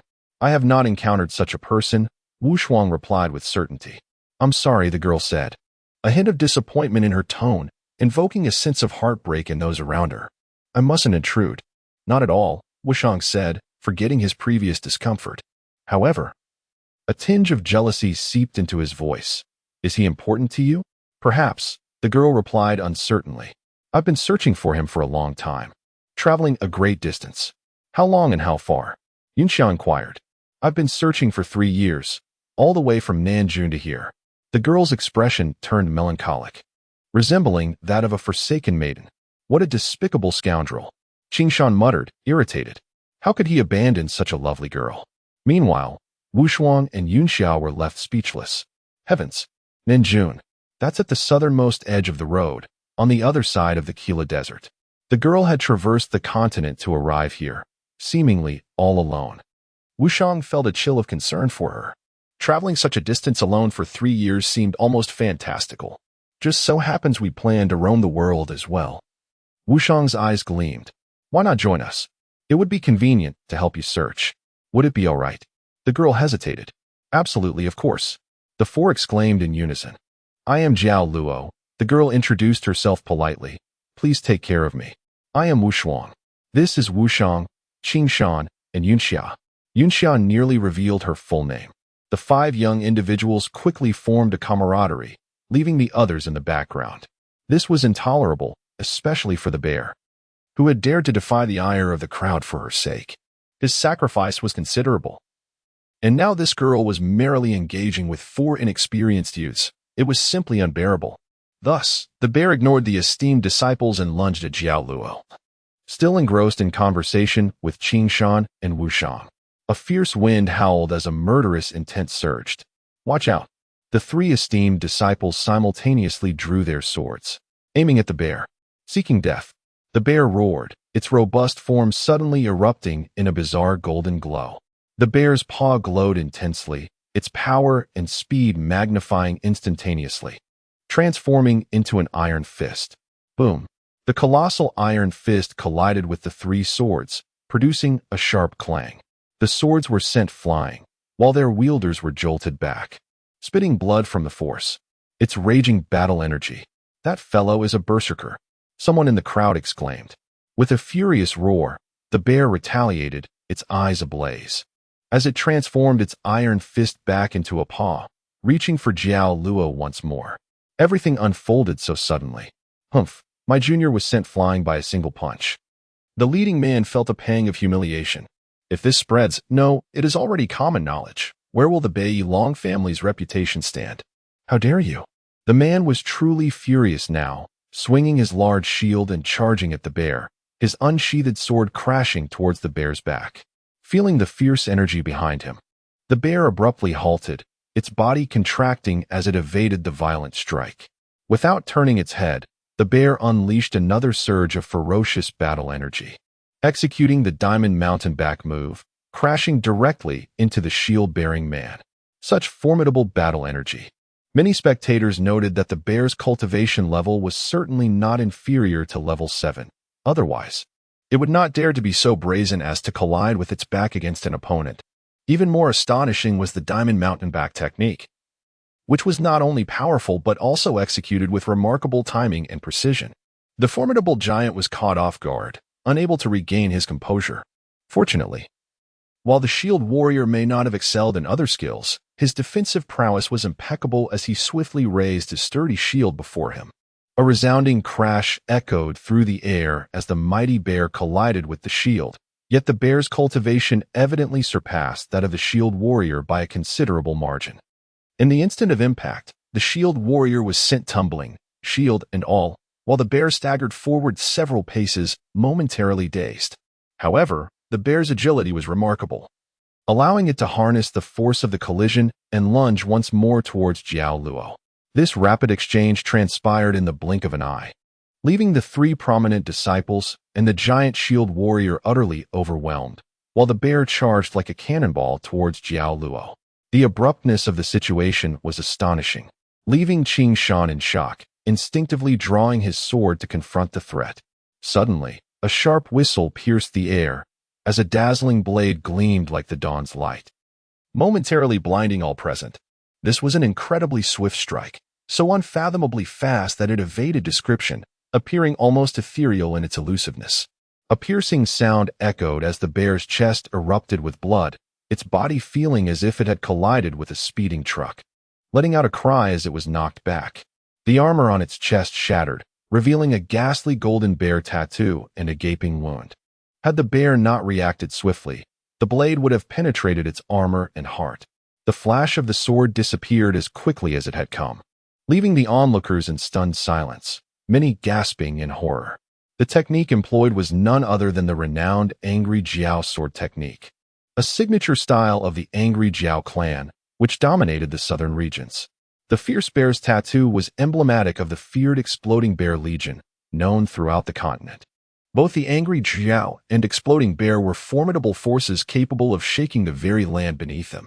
To encounter such a situation was unexpected, especially for the shield warrior who hastily rose, bowing respectfully. "I am Long Qi, a disciple of the Long family from Bei. Honored to meet the young lady of the Angry Jiao." "How did you know I am the young lady of the Angry Jiao?" Jiao Luo inquired, bewildered, while Qing Shan remained utterly perplexed. However, Wu Shang, and Yun Xia gazed wide-eyed at the girl before them. The Angry Jiao clan was universally acknowledged as one of the 8 strongest sword sects on the continent, a reputation far beyond that of the Longqi Legion. The Exploding Bear Legion was equally terrifying, dominating the eastern territories, unlike the fragmented powers in the south, west, and north. It was clear that even a coalition of 10 Longqi legions could not rival a single division of the Exploding Bear Legion. Wu Shuang felt dazed, overwhelmed by the revelations. The Angry Jiao sword technique was renowned as one of the continent's most formidable skills. It was astonishing that this delicate girl possessed such extraordinary swordsmanship. No wonder she could traverse vast distances across the continent unscathed. Those with even a modicum of experience understood that only direct descendants of the Angry Jiao could wield the technique. With fewer than 5 capable of mastering the draw knife to cut water, and among them, only one female disciple, Jiao Luo, the beloved daughter of the Angry Jiao clan. In the realm of wanderers, the younger generation affectionately referred to her as the Sword Fairy. No one expected Jiao Luo to be so young and beautiful, yet also so naive and innocent. "How did you know I am the young lady of the Angry Jiao?" Although her swordsmanship was formidable, she still appeared unworldly, oblivious to her own fame in the realm of wanderers. Wu Shuang felt a sense of defeat. This girl was as naive as Qing Shan. Why was it that he was surrounded by such extraordinary individuals?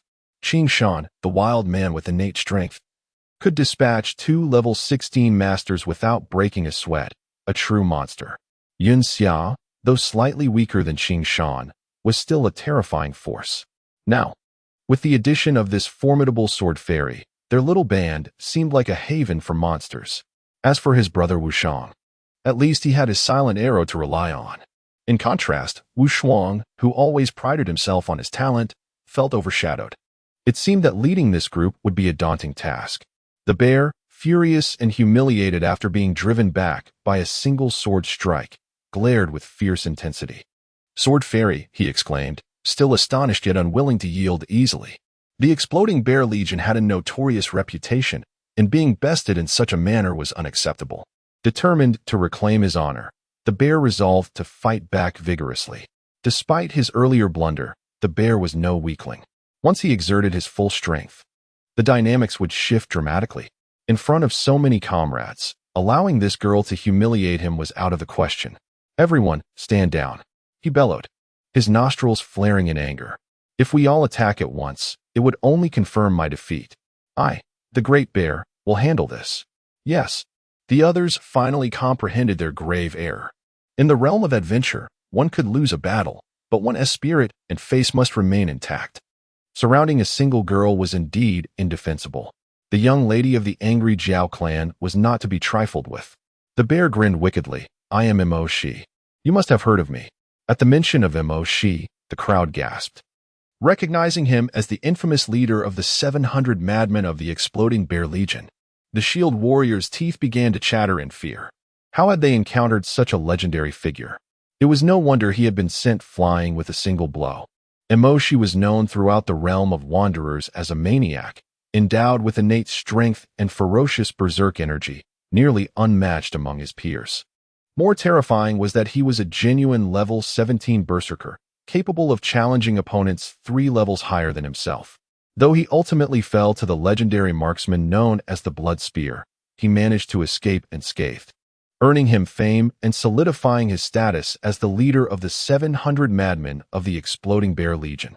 The reputation of Mo Shi stands far above that of Jiao Luo, for the latter's fame is primarily derived from the formidable Nuo Jiao clan that supports her. Whereas Mo Shi has carved her own path through sheer strength and determination. Upon hearing this individual's name, Wu Shuang and Wu Shang were instantly struck with trepidation, their faces paling at the realization of the gravity of the situation. A name carries weight, casting a long shadow, and the mere utterance of it sent ripples of astonishment throughout the crowd. This filled Mo Shi with a sense of pride, yet Jiao Luo appeared utterly bewildered, exclaiming that she had never heard of him. The crowd erupted in laughter. Mo Shi felt a twinge of embarrassment. How could this girl be unaware of her renown? It was indeed a setback, but there was no time to dwell on that now. The priority was to reclaim her dignity. The mammoth's form did not exhibit any overt movements, yet its colossal figure materialized beside Jelua like a specter. The formidable bear paw struck toward Jelua's shoulder with the swiftness of lightning. The velocity displayed now was a stark contrast to what had transpired earlier. Oh, this was the true measure of his strength. Given that he was known as the Flying Bear, such speed was only to be expected. Although Jialua had not heard of Moses' name, he could clearly perceive this power. The speed was nearly on par with his own. Jialua dared not be complacent and was poised to retaliate. However, before he could act, a figure flashed in front of him. Qing Shan had stepped forward. Now that he was part of the team, he could not remain idle, thus he took action. The black great sword was suddenly drawn, releasing a crescent of black light that surged toward the massive bear's paw.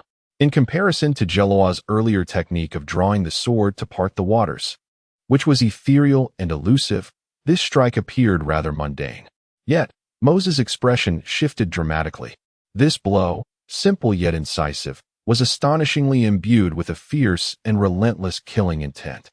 Just a single stroke conjured the ferocity of 1,000 galloping steeds, overwhelming and explosive, sending chills through the core of those who beheld it. The swordplay embodied a pinnacle of lethal intent, honed solely for slaughter and destruction. No one could fathom the horrific and treacherous conditions that could forge such a pure and brutal aura of death. The wave of sword energy surged forth like a tide, akin to mountains invoking a tsunami. Bang! The sound echoed. Moses, with his robust physique, was forced to retreat incredulously. He had no choice but to withdraw, lest he meet his demise. Yet, his stout paw and chest bore a fresh, ghastly scar, a mark not from a blade but from a forceful, rending current generated by the sword's impact. How astonishing was the speed of that strike! Had it not been for Moses' exceptional swiftness, he would have been cleaved asunder on the spot.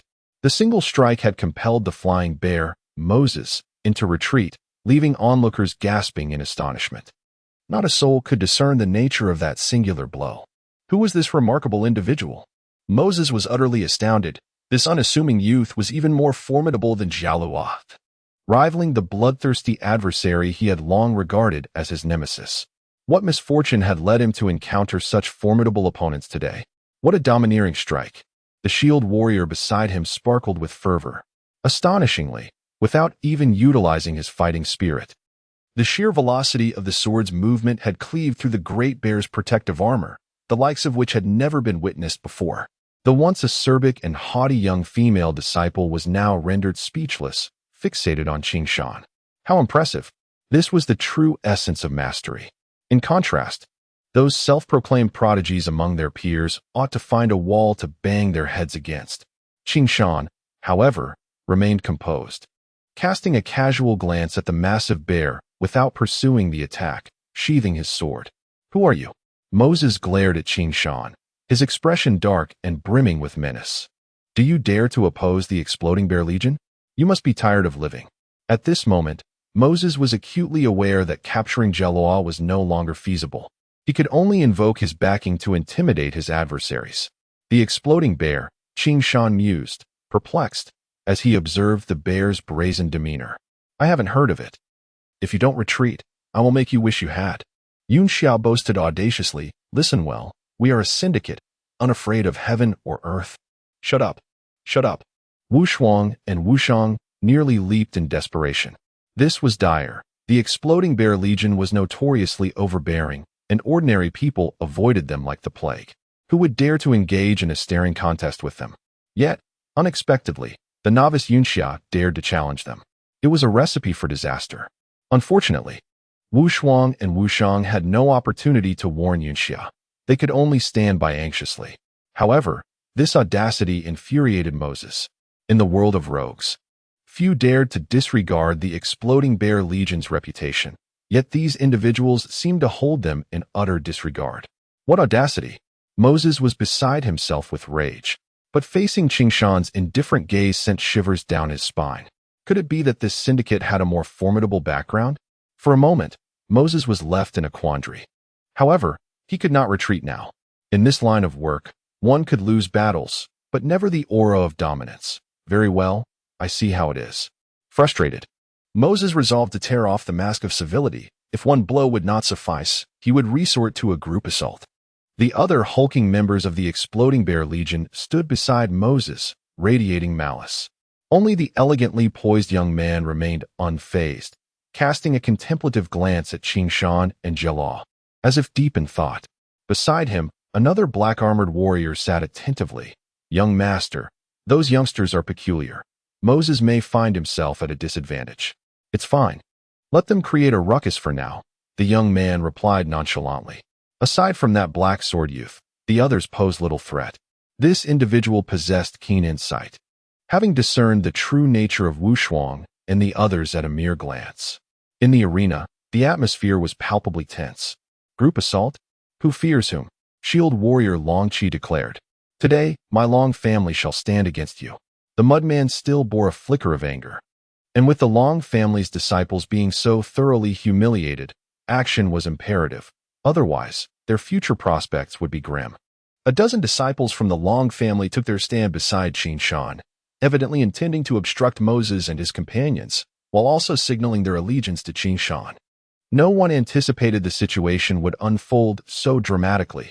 Those who had previously mocked their opponents now stood united against a common threat. Yet, Qing Shan wore a look of astonishment and wry amusement. What was this? A simple meal had spiraled into such an unforeseen calamity. Meanwhile, Xiaoluo, the catalyst for this conflict, appeared intrigued and excited, eager to witness the unfolding drama. Yunxia was also eager to engage. Such grand spectacles were rare opportunities. In the future, tranquility would be a distant memory. Having gathered a group of reckless youngsters who thrived on chaos, one could only wonder what further troubles lay ahead. Shuang felt a headache coming on. The already chaotic hall had become even more fraught with tension, swords drawn, and killing intent palpable. Long family disciples, Moses gritted his teeth. No matter how he viewed the situation, the exploding bear legion could not gain any advantage here. With a dozen Long family disciples, along with the shield warrior, though formidable, he felt he could still manage. What truly unsettled him were the young man wielding the black sword and Jelaw. Having embarked on this mission with a limited number of brothers, Moses found himself regretting this decision. Should a confrontation ensue, the casualties could be significant. After being forced back by Qing Shan's sword, Moses had learned a valuable lesson. Thus, he found himself unable to ascertain the true power of Qing Shan and his companions. If Qing Shan was already so formidable, the others were surely no mere trifles. Moreover, one notable detail is that Moses can clearly discern that the leader of this peculiar group of youths is not Qing Shan, but rather the inconspicuous young man known as Shuang. Just imagine, if even his subordinates are so formidable, the leader must be no less impressive, although they bear no visible signs of their strength levels. This very ambiguity renders their true capabilities even more elusive. While Moses is shrouded in uncertainty, the disciples of the Long family are growing increasingly impatient. Will they engage in battle or not? Long Qi, a seasoned veteran, quickly perceives Moses' hesitance and boldly steps forward, stating, "If you are afraid, then quickly retreat." It is a rare opportunity to strike a heavy blow against the arrogance of the exploding bear brigade, and the disciples from prestigious families are indulging in the utmost mockery. Of course, this also serves as an excellent opportunity to curry favor with the angry Flood Dragon Sword sect. Just then, another figure emerges beside Moses, a disciple from the Long family, who, though lacking Moses' imposing stature, is equally robust and intimidating. It is evident he is a master of the Berserker class. "I am Moke," he declares, boldly stepping into the hall to confront the adversaries. Clearly, he intends to single-handedly take on the entire Long family. Moke, the rock bear among the 700 berserkers, someone gasps in recognition. Another formidable individual, like Moses, boasting a level 17 berserker status. From the Long family, a figure steps forward, none other than the previously unassuming young man without a rank insignia. "I am Long Hao, and I shall represent the Long family in battle." Long Hao may not be widely recognized in the world of rangers, yet he is one of the rare swordsmanship prodigies of the Long family, renowned among the top 5 disciples. He is modest, composed, and, aside from the patriarch and the 8 elders, no one from the older generation can surpass him. Even Long Qi cannot withstand 10 of his sword strikes. Hence, he is the most suitable candidate for this duel. Long Qi nods slightly. A chaotic battle would surely result in significant casualties, and it is prudent to avoid such a fate whenever possible. This is precisely why Long Hao has chosen to step forward. Although he is humble, he possesses an underlying sense of pride. His previous modesty stemmed from the lack of worthy opponents within the Long family. With no one among the younger generation able to rival him, he unconsciously cultivated a low-key demeanor. However, today, he has witnessed Qing Shan and Zhao Luo repel Moses with their swords, 2 strikingly different, yet equally stunning displays of prowess that have profoundly astonished everyone present, including Long Hao. Without a doubt, it is certain that after today, Qing Shan and Zhao Luo will emerge as 2 brilliant new stars in the ranger world. And this small criminal organization will likely gain notoriety. This is the first time he has encountered peers with such formidable skills, igniting within him a competitive spirit. Every young man harbors a flicker of ambition. Thus, this marks his first proactive engagement in battle. If you prevail, the Long family disciples will naturally withdraw. Long Hao states with a calm demeanor, though his composed aura radiates immense confidence. It appears that the Long family does indeed harbor some talent. "I find Long Hao to be quite impressive," the crowd murmurs. "Humph, did you see that?" The formerly acerbic girl now casts a provocative glance at Qing Shan. "My brother is quite formidable." Qing Shan, bewildered, struggles to comprehend the situation, while Wushang and Yunxia are equally taken aback, realizing the girl still harbors thoughts of the earlier incident. "Everyone, be cautious," Wushang whispers, sees the opportunity to slip away. The exploding bear brigade is not to be trifled with. If we can avoid confrontation, we should. Although Qing Shan does not fully grasp the gravity of the situation, he instinctively nods in response to Wushang's serious expression. Meanwhile, Wushang tightly grips his sun-piercing bow, remaining vigilant to the unfolding events. While Wushang has honed his marksmanship, he understands that in close combat, anyone present could easily dispatch him, leading him to forego the use of his firearm. Instead, he believes his other skill, Silent Arrow, may prove more effective, thus preparing himself ahead of time. In the world of rangers, there are numerous archery experts, and several burly men wielding great bows are present in the hall, so Wushang's actions have not drawn any attention. The center of the hall has already been cleared, transforming it into a makeshift arena for these reckless individuals who draw their weapons at the slightest disagreement.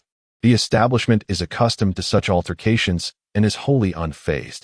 Moreover, regardless of the outcome of this confrontation, the losing side will be liable for compensating the tavern for its damages, a custom that has persisted across the continent for centuries.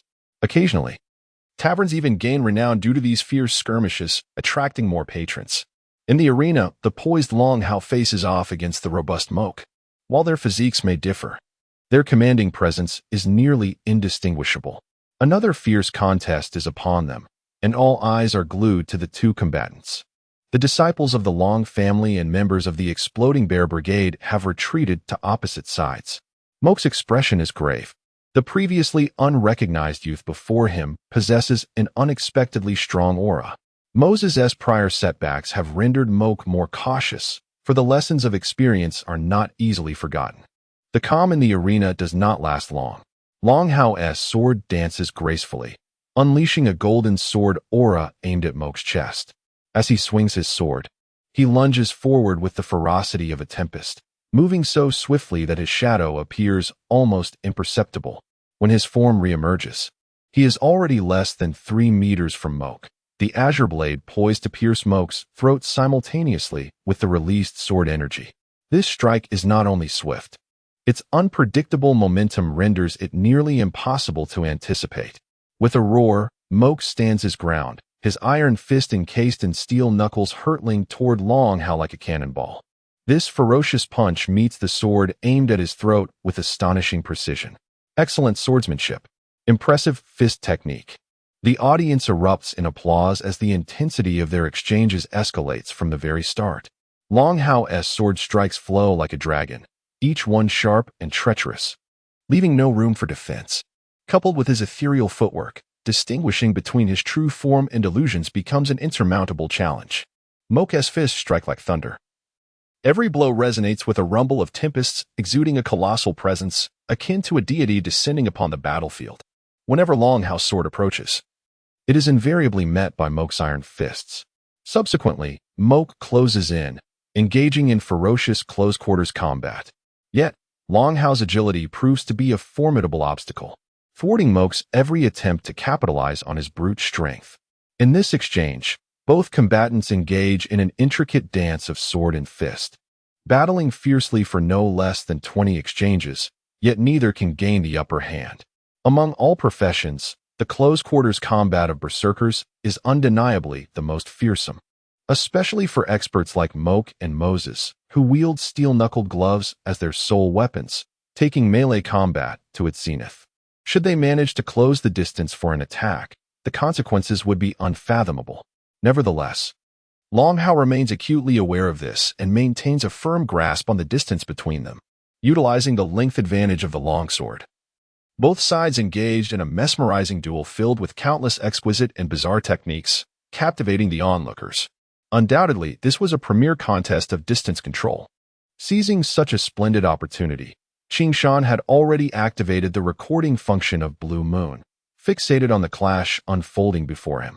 The combination of Blue Moon's recording capabilities, its powerful simulation reproduction system, and the robust neural conduction control system allowed Qing Shan to remember and even instantly apply any technique he had witnessed. However, he remained oblivious to a pair of curious azure eyes observing him from the corner. These eyes, deep as the ocean yet tinged with a hint of brutality and fierceness, belonged to a young man known as the Young Master. Young Master? Is something amiss? The black-armored warrior beside him had never seen such focus in the young master's gaze before. "This young man is quite intriguing," the young master replied, his expression complex. "He possesses a pair of extraordinary eyes." Extraordinary eyes? The black-armored warrior was perplexed. "Or perhaps cursed eyes," the young master murmured. "Those eyes seem capable of seeing through everything. This young man is indeed exceptional." Meanwhile, the fierce battle raged on. Just as Long Hao's long sword was about to pierce Moses' abdomen, Moses executed a sudden sidestep, gliding away like a ghost, skillfully evading the lightning-fast strike. His massive iron fist came crashing down like thunder, striking true. Long Hao appeared to have anticipated this, deftly retreating to avoid Moses' iron fist while simultaneously unleashing three sword shadows that surged toward Moses' vital points, his chest, abdomen, and throat, with extraordinary speed and ferocity. Many discerning spectators immediately recognized this formidable swordplay as the lethal move from the furious dragon sword technique. As the three sword lights approached like solid entities, evasion was impossible. What was even more terrifying was the immense power contained within these strikes. If hit, the consequences would be dire. A thunderous roar echoed, causing a ringing in everyone's ears as Moses' powerful frame surged with energy, igniting his berserker rage. This was the terrifying aspect of a berserker. Once their rage was unleashed, they could exponentially increase their fighting energy in an instant. Though the moment was fleeting, if harnessed correctly, it could turn the tide of battle. With a roar, Moses unleashed three punches with lightning speed, colliding directly with Long Hao's three strikes. The sounds of impact resonated like cannon fire. Both figures were sent flying apart, akin to shrapnel from an explosion. Moses' robust body slammed heavily against the wall of the hall, sending tremors through the entire space. It became evident to the onlookers that blood trickled from the corner of Moses' mouth, indicating he had sustained considerable damage from the exchange. Meanwhile, the iron gauntlets that had encased his fists now bore strange deep marks, a testament to the incredible force of their confrontation. On the other side, Long Hao was not faring any better. His once pristine longsword now displayed several unsightly nicks, and blood oozed from his right hand where he gripped the sword, torn by the impact of those three punches. What a formidable swordsmanship and fist technique! Qing Shan marveled, utterly astonished. It seemed that neither combatant had the upper hand. Impressive fist technique, able to withstand my furious dragon sword's full force. The 700 Berserk Rock Bears live up to their reputation, Long Hao remarked, his face betraying no emotion. Yet his words revealed admiration for Moses. "Ha ha ha, you are quite impressive yourself," Moses replied cheerfully. "My bear's fury fist truly fails to overcome you." Long Hao sheathed his sword, retreating back to his formation, clearly aware that further combat would yield no fruitful outcome. "Let us depart," he instructed, turning away from the scene, prompting a momentary pause from Long Qi and the others, who instinctively followed. It appeared that despite Long Hao's stoic demeanor, he understood well that this was not the time to tangle with the Berserk Bear Legion. Their strongest member had only managed to reach a stalemate with one opponent, making continued confrontation pointless. Having salvaged some honor, it was evident that the objective had been met. The Berserk Bear Legion now understood that the Long family was not entirely composed of weaklings. Just as they were about to leave, a voice pierced through the air. Cold and commanding. "Leave? You think it will be that easy?" Qing Shan's expression shifted dramatically as he identified the source of his unease, the seemingly inconspicuous man in fine clothing. Suddenly, Qing Shan's biological radar from Blue Moon registered alarming data. Target life force field, 3,300 points. Extreme danger. Immediate retreat recommended. 3,300 points, Qing Shan thought, feeling a surge of dread.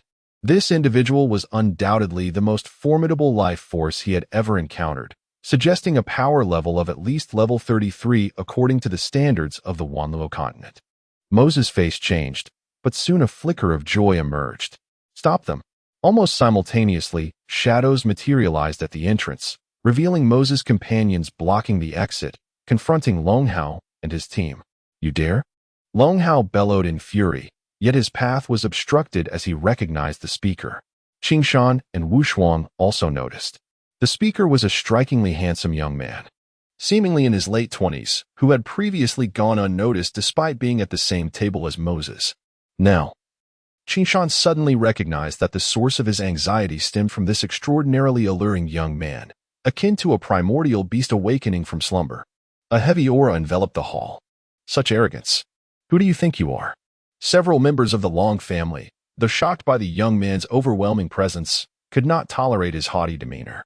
Seeking death? A cold snort echoed, followed by a blurred flash of golden light. The crowd was momentarily bewildered, failing to grasp the unfolding chaos, when suddenly, the chests of several Dragon Clan disciples erupted with gaping wounds, as if pierced by an astonishingly potent sword energy. Strangely, no blood flowed from the punctured bodies. Instead, they appeared charred, reminiscent of scorched meat. A profound silence enveloped the arena, leaving everyone aghast. While brawls were commonplace in the world of rogues, fatalities were rare unless driven by deep-seated enmity. Yet, this individual had claimed 3 lives with a single strike, displaying an unyielding ruthlessness. Wuxuang felt a chilling numbness, not from the malevolent intent of the assailant, but from the method of execution. The intensity of that sword energy, capable of penetrating armor from over 20 meters away, was unfathomable. Even more terrifying was its swiftness. Wuxuang could barely comprehend what had transpired. Was this the infamous style of the explosive bear brigade? In that instant, expressions turned grave. Moses and Moker had been fierce earlier, yet after a prolonged skirmish, they had merely sustained injuries, even being repelled by 2 younger fighters. Many had assumed the explosive bear brigade was merely a formidable force. However, upon witnessing the downfall of the 3 Dragon Clan disciples, the crowd realized the extent of their grave misjudgment. Vivid tales of the explosive bear brigade's blood-soaked legends resurfaced in their minds. Even more astonishing was the revelation that the assailant was the silent black-armored warrior who had lingered beside the elegantly dressed young man. No one had perceived when he had drawn his sword or struck. Had it not been for the residual sword energy and the searing energy fluctuations, the crowd would have remained oblivious to his involvement. Those who dare offend the young master deserve to die. The black-armored warrior's icy gaze swept across the assembly like a sharpened blade. Yet, chaos erupted within the hall.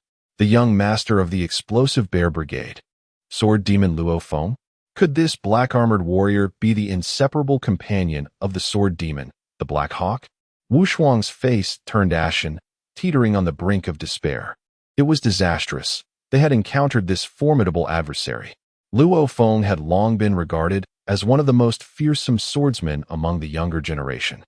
Notorious for his merciless nature, it was unexpected to encounter him here. Rumor had it that his prowess surpassed level 30, placing him among the elite of the 3rd tier. A truly terrifying presence that could only be rivaled by the likes of Sword Emperor Qitian, Sword Monarch Songhai, and Sword Empress Qiushui. These 4 figures were revered as the 4 young dragons of Lanqi by rogues across the continent, becoming idols for countless young adventurers. Wuxuang was no stranger to such information, having navigated the rogue world for 2 years. Yet, he found it hard to believe that an almost legendary figure stood before him. Although he was uncertain of the specifics surrounding the sword demon, the look of disbelief on Wuxuang's face mirrored in the astonished expressions of those present, assured Qingshan that this individual was no ordinary foe. Moreover, the palpable aura of menace made it clear that he was beyond their capabilities to confront. The explosive bear brigade is conducting business, the black-armored warrior announced. Those uninvolved should leave. The crowd, recognizing the impending bloodbath, hastily retreated to avoid unwarranted disaster. In the blink of an eye, only the explosive bear brigade, the Dragon Clan members, and the likes of Jiao Luo and Qingshan Wushang remained. Kill without mercy. The black-armored warriors stated calmly, if even one escapes, you shall take your own lives. This chilling declaration was directed at Moses and Moker. Life seemed to hold little value in his eyes. Indeed, Moses and Moker glared with malevolence, their eyes seemingly ablaze with fury, surrounded by an ethereal aura pulsating with energy. It was the manifestation of their raging battle spirit, starkly contrasting with their earlier demeanor.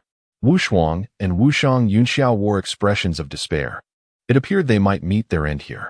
This is the berserk nature of the explosive bear brigade, Jiao Luo observed, seemingly unfazed, somewhat dismissing the gravity of the situation. Qing Shan was taken aback. This was no mere display of skill, but a tool of slaughter. Yet, the indifference of Jiao Luo astonished everyone. Dragon Hao and Long Qi instinctively shielded the remaining Dragon Clan disciples, even disregarding the 3 fallen comrades, seizing the opportunity to escape. "I'll find a way to hold them off," Qing Shan whispered. "Do you think you can escape?" Wu Shuang replied with a bitter smile. All exits had been sealed by the explosive Bear Brigade. "I'm sorry for dragging you into this," Jiao Luo acknowledged, though he maintained a relaxed demeanor. "Don't worry. With me here, they won't harm you. It's your presence that complicates matters," Wu Shang and Yun Xiao muttered under their breath. Wu Shuang seemed to recall something, whispering, "Didn't you claim to be quite powerful? Is there any way to eliminate these explosive Bear Brigade members?" "Well, there is a method," Qing Shan hesitated. "But my weapon's power is too immense. A single misstep could obliterate not only them, but us as well, potentially reducing the entire Yosu city to ruins."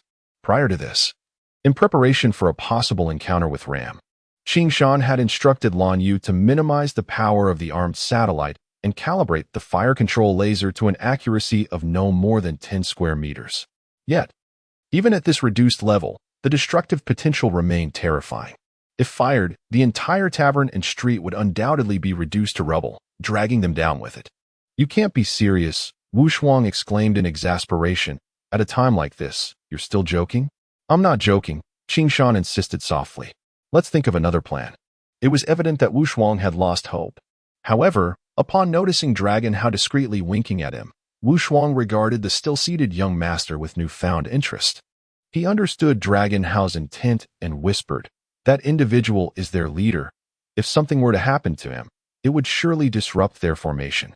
The individual in question referred to the formidable sword demon Luo Feng. "Capture the leader first?" Qing Shan sighed. "What a brilliant idea. Unfortunately, I understand my own strength may not suffice to harm Luo Feng. If we join forces," Jiao Luo, seemingly perceiving Qing Shan's thoughts, suggested quietly, "there might be a glimmer of hope. Coupled with my silent arrow, our chances could improve." Wu Shang chimed in softly, "Indeed. Let's do it. We'll risk it all," Qing Shan declared solemnly. Such an opportunity to witness this spectacle is rare. Yun Xiao had already drawn her sword, while Wu Shang gripped his silent arrow tightly. Cornered, their spirits ignited with unyielding determination.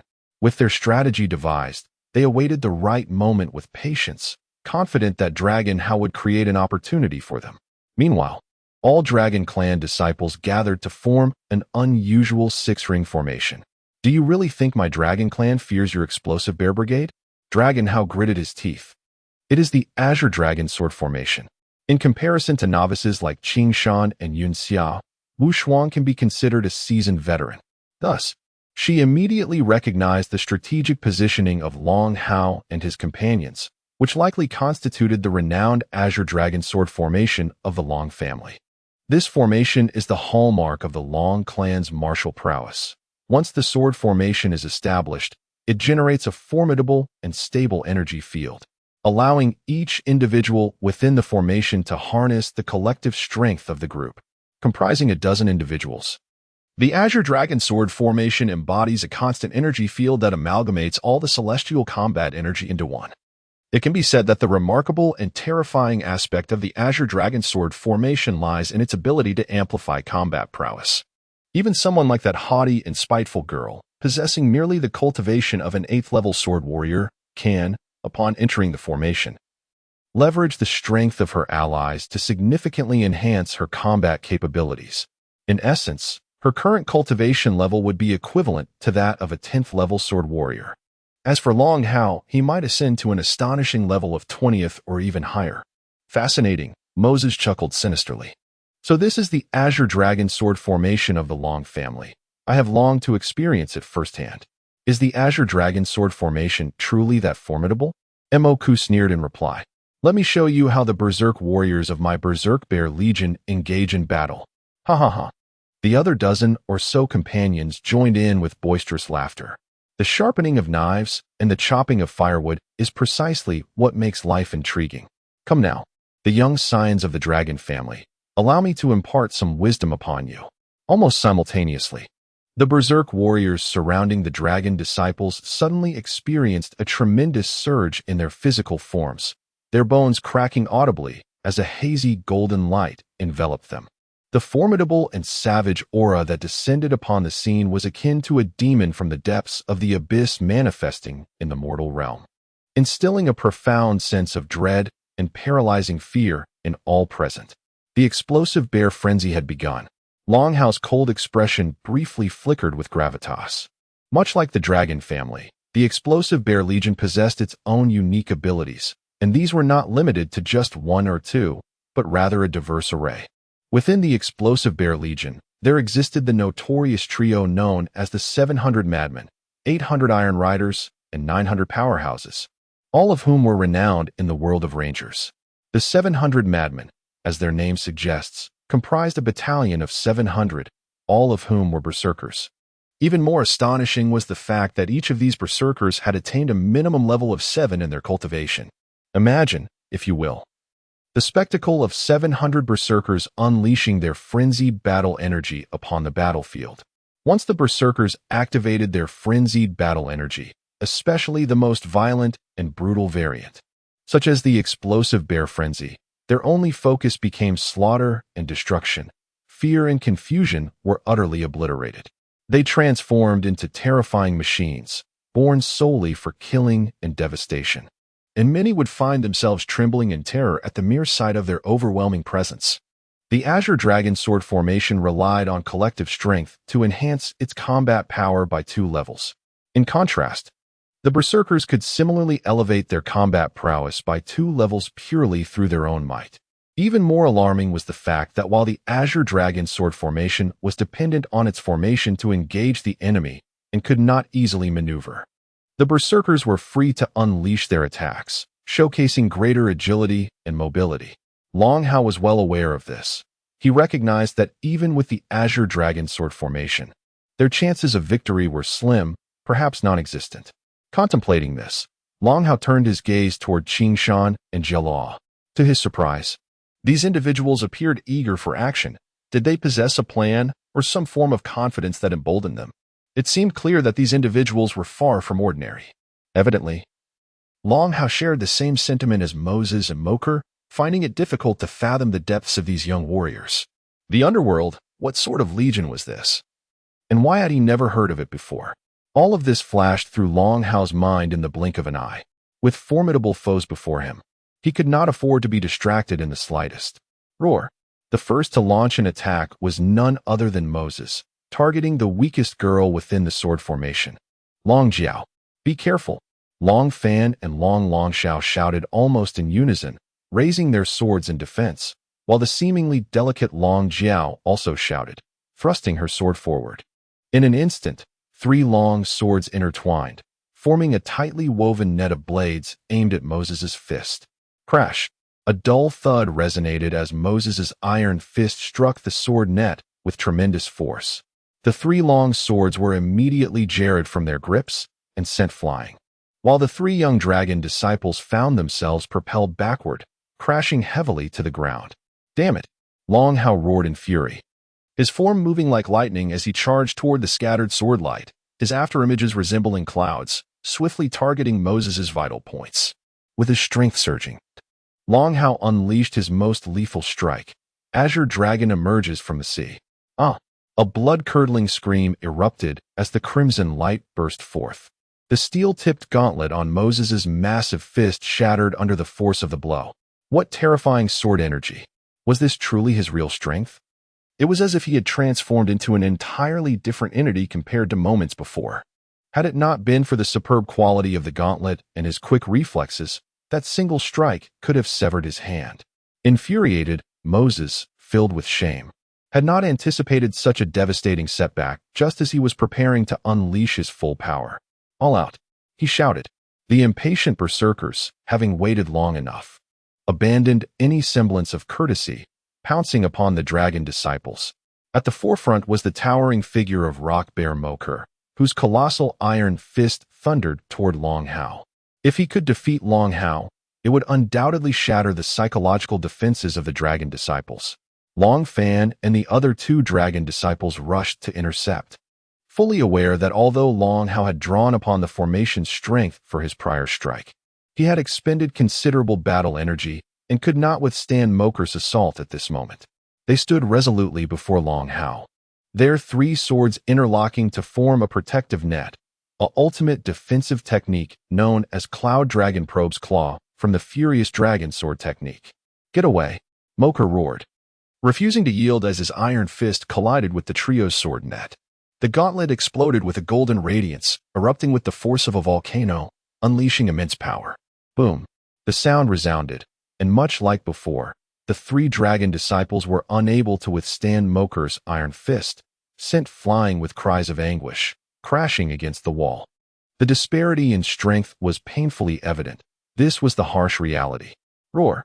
Dragon 7, guarding Long Hao's side, bellowed fiercely, his robust physique akin to a mountain as he shielded Long Hao while raising a large shield to meet Moker's punch. Thanks to the desperate efforts of the previous three disciples, Long Hao finally caught his breath. Almost simultaneously with Dragon 7's advance, he darted forward, his sword flashing like lightning toward Moker's abdomen. This strike was executed with remarkable finesse, as Long Hao followed closely behind Dragon 7, the sword emerging almost deceptively from the edge of Dragon 7's shield. Clang!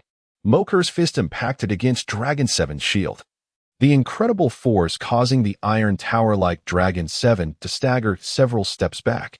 Yet at that very moment, Long Hao's sword pierced Moker's abdomen. The blade penetrated completely through Moker's midsection. The so-called rock bear Moker was now impaled by Long Hao's sword. All of this transpired in the blink of an eye. Moker and Moses could scarcely believe their eyes. His longtime comrade, who had fought alongside him for years, lay slain before him. Yet before Moses could fully comprehend the situation, Long Hao, having pierced Moker's belly, did not relent. Instead, he surged forward, targeting the massive form of Moses. In the earlier duel with Moker, Long Hao had not exerted his full strength but rather had reserved much of it. This led everyone to mistakenly believe that his prowess was on par with Moker's. Consequently, the members of the Explosive Bear Legion misjudged his capabilities. This was an unforeseen twist. In battle, surprises often come at a steep price, and Moker's price was his life. He had underestimated Long Hao's speed and cunning. The sword strike was astonishingly swift and bizarre, leaving Moker with no opportunity to react. Killing Moker was merely a ruse. The true intention behind Long Hao's actions was to close in on Luo Feng. The sword demon, Luo Feng, let me, Long Hao, witness the true strength of your demonic sword. The young master, Moses, was taken aback. What audacity! The black-armored warriors boldly stepped forward. Capturing the thief means capturing the king, a plan Long Hao had devised from the very beginning. Yet he hesitated, uncertain whether Wu Shuang and Qin Shan could grasp his intentions. If the four of them comprehended his strategy, they would undoubtedly seize the opportunity he had created with all their might. For the first time, a look of shock crossed Luo Feng's calm visage. Not due to Long Hao's sudden approach, but because of an unexpected flash of sword light, piercing through the clouds and fog like the dawn's first light.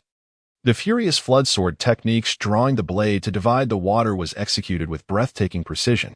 This strike was not only swifter than the previous one, but also more agile and ethereal. Following the sword's brilliance was another indistinct arrow's shadow, silent yet astonishingly swift. Such a terrifying arrow existed in this world. This was yet another surprise. However, what astonished Luo Feng even more was a sword, an ebony weapon pulsating with intense magical energy. Without any warning, a peculiar noise erupted. The sound reverberated painfully in Luo Feng's head, causing his eardrums to swell, nearly rendering him unconscious. No one could decipher what was occurring. The entire realm seemed to be shaken by this strange sound wave, forming a colossal, distorted orb of light. The incoming sword energy and the silent arrow collided violently due to this sudden, intense tremor, ricocheting like lightning. The sword light aimed for the throat, while the noiseless arrow sought the abdomen. This was yet another unforeseen variable. In the chaos of battle, surprises often herald failure and great costs, especially with so many unexpected elements intertwined. At this moment, the proud Luo Feng had no choice but to unsheath his sword. The blade surged forth like a rainbow, radiating brilliance akin to the Milky Way flowing against the current. The stunning God sword technique, the river of heaven upside down, unleashed an astounding wave of sword energy that shattered not only the incoming sword light and arrow but also dismantled the bizarre distortions and ripples. What a formidable reaction. The furious flood sword techniques drawing the blade to divide the water, combined with the silent arrow of Luo's divine skill. And the most powerful reversal of the Xuanyuan 7 absolutes, the union of these three devastating techniques was effortlessly undone. Yet, all of this had long been anticipated by Qing Shan and the others. Almost instantaneously, as the spatial tremors dissipated, Qing Shan roared like thunder, his blue figure flickering with an uncanny swiftness, as if he had multiplied into countless avatars in an instant. No one could discern what exactly occurred. All that was visible were a dozen indistinct black streaks appearing simultaneously. The sound of multiple strikes resonated, blending into a singular echo, accompanied by a spray of blood mist and severed limbs, reminiscent of leaves swept away by a tempest. This was the most enigmatic and ruthless technique among the Xuanyuan 7 absolutes, the thousand-layer mirage. Stationed at the entrance, a dozen berserk warriors had already been nearly knocked unconscious by the earlier strange spatial tremors. Before they could react, Qing Shan's thousand-layer mirage swiftly severed their heads. They could only blame their ill fate for blocking the entrance. Their demise was inevitable. The prepared Wushang, Yunxia, and Jiaoluo surged forth simultaneously. Long Hao and the Long family disciples recognized the opportunity the moment the spatial tremor appeared, almost instinctively bursting through the door. This all transpired in the blink of an eye. When Luo Feng deflected the combined strike of Jiaoluo and Wushang, shattering the peculiar spatial disturbance conjured by Qing Shan, he felt his internal energy roiling violently, nearly spitting blood. By the time he regained his composure, he was met with the eerie sight of a dozen lifeless bodies, devoid of heads, yet still rigidly standing at the entrance. What manner of sword technique is this? What speed and power? It was utterly astonishing, beyond imagination. Even witnessing it firsthand left Luo Feng in a state of shock. He barely acknowledged the fleeing Long family disciples. Without any warning, without any fluctuation of fighting spirit. The terrifying killing move was executed solely through swordplay. Luo Feng appeared dazed, grappling with the identity of his formidable opponent. "Young master, are you all right?" The black-armored warrior cautiously inquired. After a moment of confusion, Luo Feng's eyes finally focused, locking onto the black-armored warrior with an unusual gleam. "Paying, within half a month. Investigate the origins of that black sword youth." "Understood," Paying replied, promptly departing. "Whoever you are," Luo Feng gritted his teeth, "I will unearth you." Never had Luo Feng felt such a surge of fury. For the first time, he experienced an inexplicable humiliation, a sense of disdain and derision from an adversary. "Young master, should we pursue?" Moses hesitantly approached Luo Feng. "Follow them." Luo Feng replied darkly. "Is this the best they can muster?" Moses instinctively shrank back. Recalling the dreadful sword technique that had just transpired, cold sweat pouring down his brow. In an instant, 16 berserk warriors had been slain, without even a chance to retaliate. Such swordplay was unheard of. It seemed even the young master held some trepidation towards that black sword youth. With years of experience navigating the rogue world, Moses discerned that the youth was not to be trifled with. In fact, Moses even sensed that the boy's cultivation might surpass that of the young master. Otherwise, Luo Feng would never have allowed them to escape unscathed. Disseminate the order. Monitor the movements of the Long family and that group of underworld figures. Should they be spotted, report immediately. No rash actions are to be taken, Luo Feng commanded. Yes. Phew. What a calamity. A simple meal had sparked such a monumental upheaval.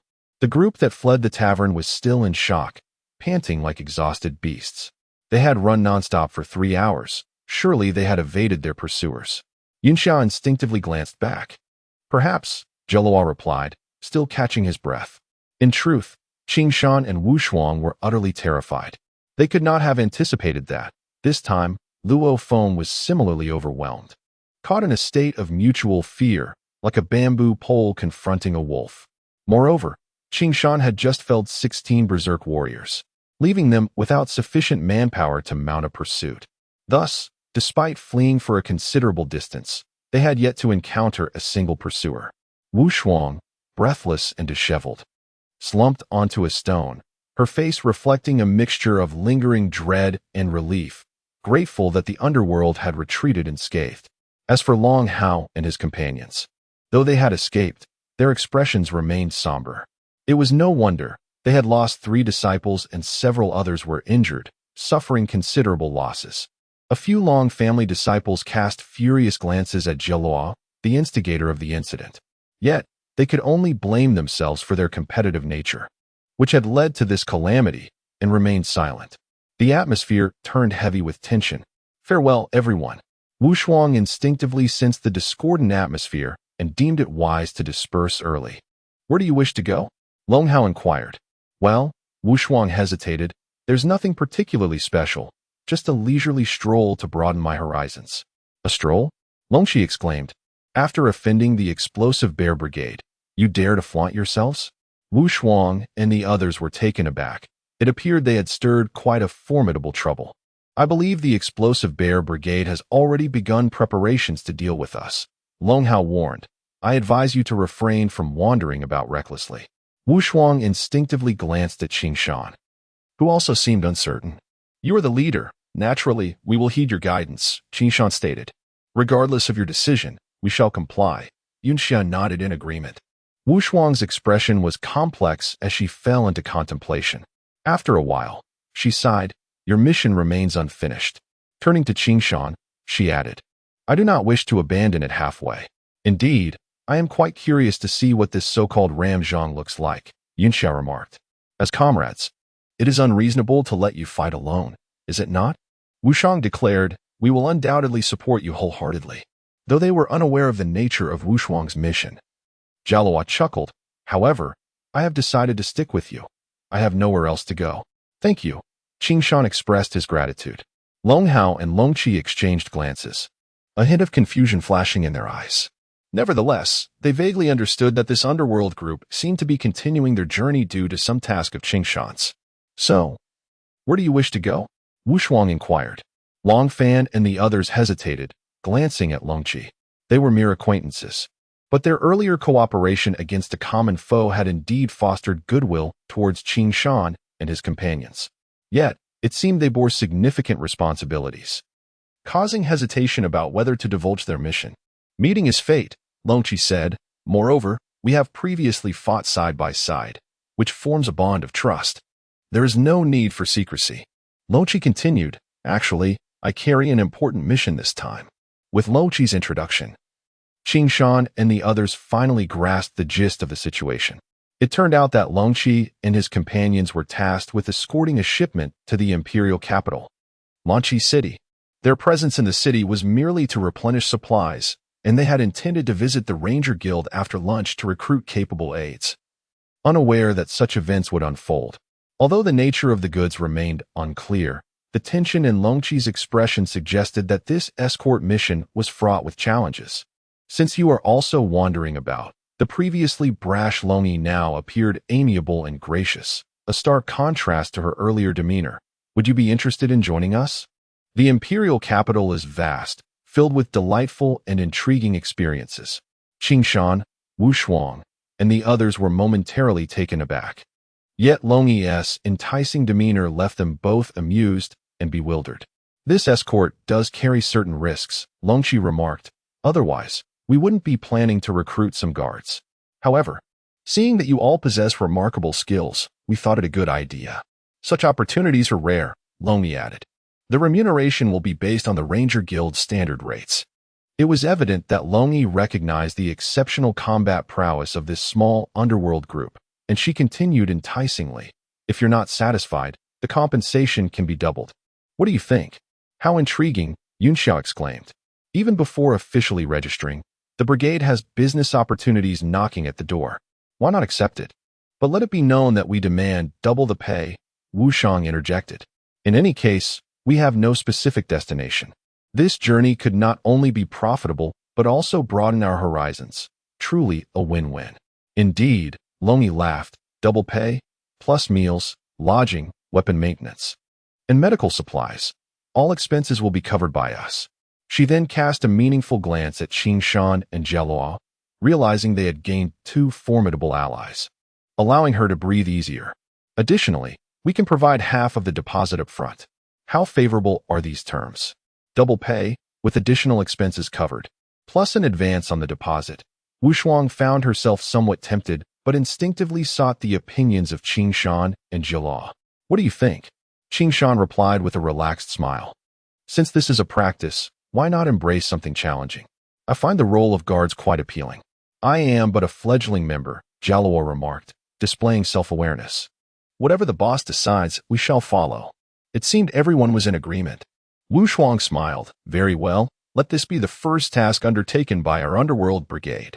Regrettably, we have yet to register, Wu Shuang muttered. This won't count towards the Ranger Guild's task list. Be content, even without registration. We have business opportunities knocking. This is indeed a good omen, Wu Shuang replied. We can register upon reaching Lan Yue. Thus, the Underworld Brigade's inaugural task was smoothly agreed upon through a unanimous decision. Wonderful, Long Yi exclaimed joyfully. Now, my sister should be pleased. Welcome to our team, Long Qi said, genuinely delighted to have recruited Qing Shan and Jialuo, believing this would bolster their chances for the escort mission. The other disciples of the Long family also cheered in unison. Now, let's hurry back to Maple Leaf Town. The Underworld Brigade thus naturally embraced this escort task, receiving an advance of 2,000 gold coins. Within a private residence in Maple Leaf Town, Wu Shuang and Qing Shan finally met the employer for this task. The hall contained 18 individuals, led by a veiled and graceful woman. The thin veil concealed her features, yet her ethereal azure eyes and slender figure exuded a unique elegance. Though she remained silent, her composed demeanor and the respectful expressions of those around her clearly indicated her position as their leader. She must be the elder sister Long Yi spoke of, Wu Shuang surmised. To her left stood four young maidens, around 20 years of age, adorned in blue, with long swords at their waists. Their poised presence and keen gazes revealing their exceptional swordsmanship. To her right, an elderly man with white hair and a youthful visage, wielding a wooden staff, emanated an air of dignity and profound wisdom.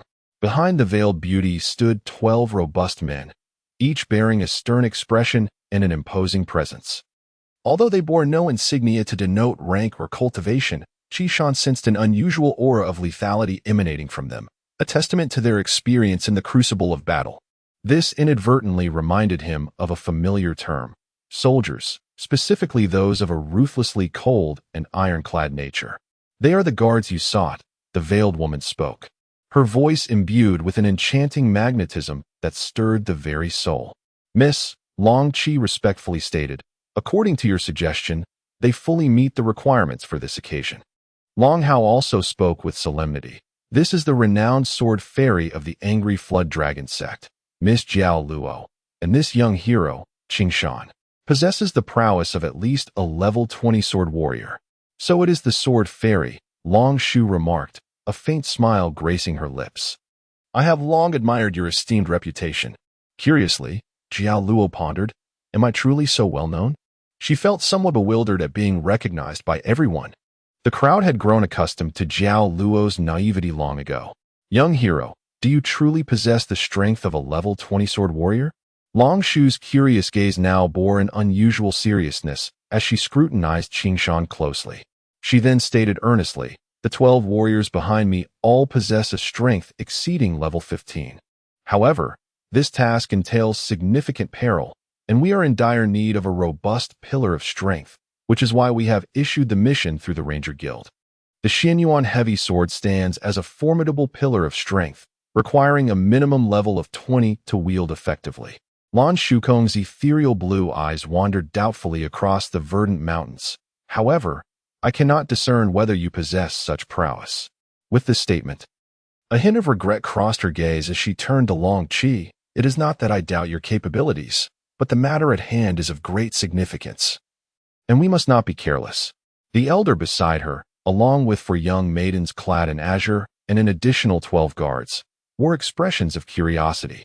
The young man before them, with his blue hair and matching eyes, appeared rather frail when compared to them, making it difficult to believe that he could be a remarkable level 20 swordsman. Yet, the unwavering confidence radiating from Wu Shuang and the affirming glances of Long Qi and Long Hao left her somewhat perplexed. I cannot sense any fluctuations of fighting spirit emanating from you. Lan Shu's directness was disconcerting, her gaze sharpening. This is understandable. Wu Shuang seemed to have anticipated her reaction. I believe you require a compelling demonstration. Indeed, Lan Shu instinctively glanced at the 12 men behind her, though their faces were stoic.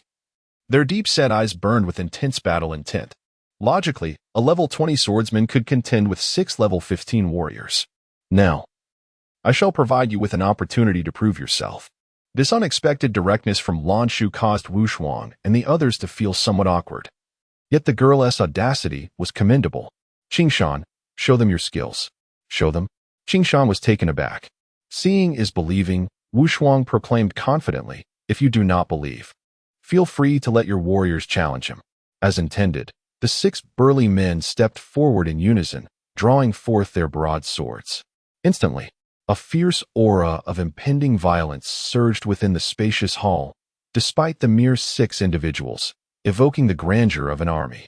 Wu Shuang, hailing from a prestigious lineage, recognized at a glance that these 6 not only possessed formidable fighting spirit, but were also adept at coordinated combat. This synergy was not merely a simple aggregation of strength. A well-coordinated team often surpassed the sum of its parts in combat effectiveness. Both Wu Shuang and the others discreetly felt a twinge of anxiety for Qingshan. Although they held ample faith in his abilities, the adversaries before him were undeniably powerful. Defeat them, Lan Shu stated matter-of-factly.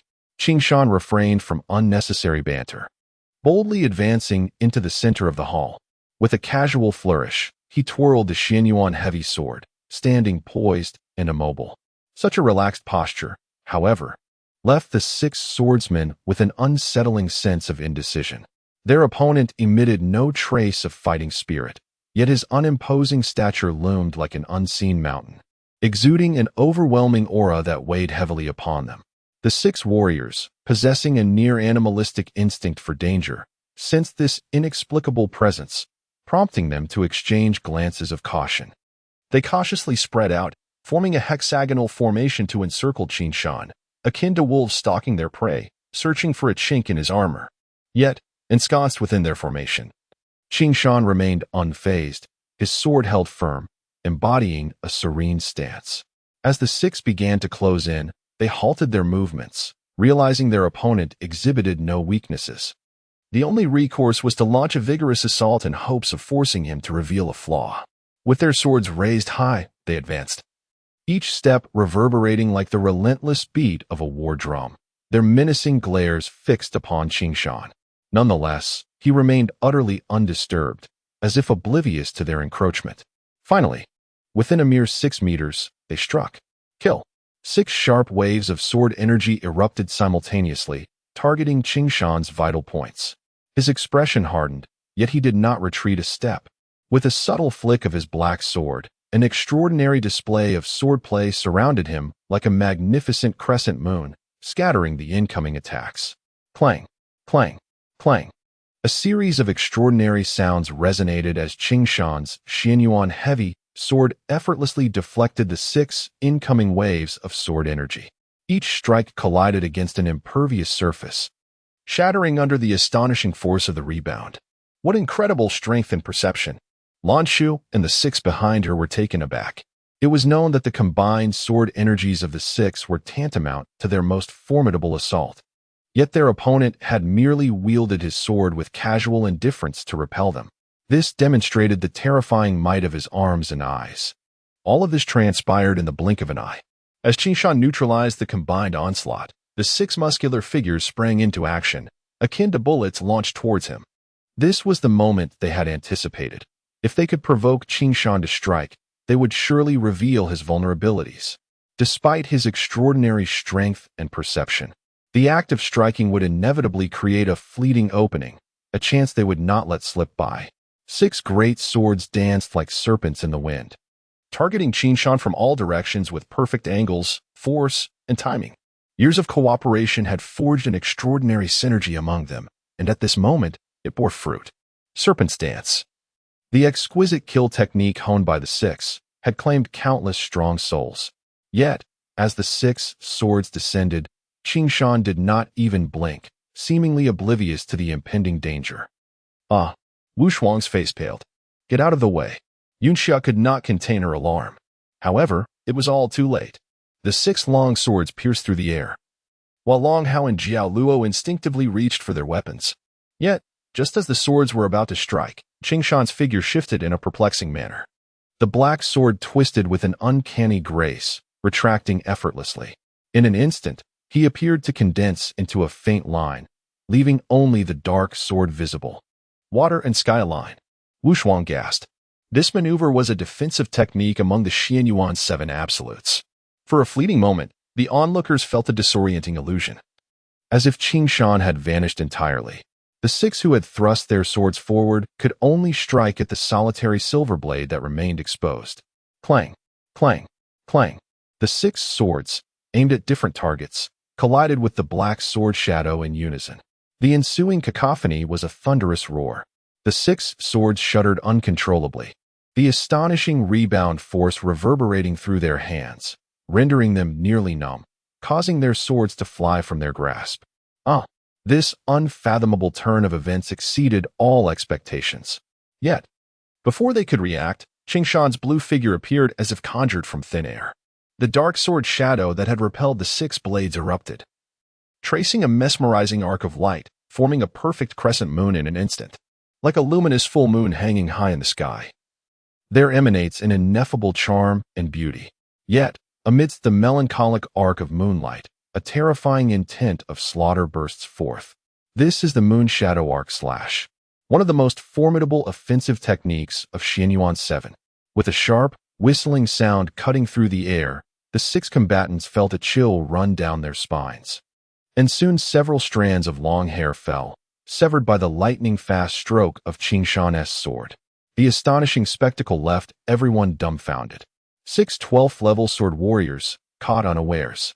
Had their haircuts taken off by their opponent, had Qing Shan not shown mercy, it was likely their heads would have followed suit. For a fleeting moment, the 6 sword warriors stood frozen, like wooden statues, in the arena. Such exquisite swordplay. After a while, Long Shu regained his composure.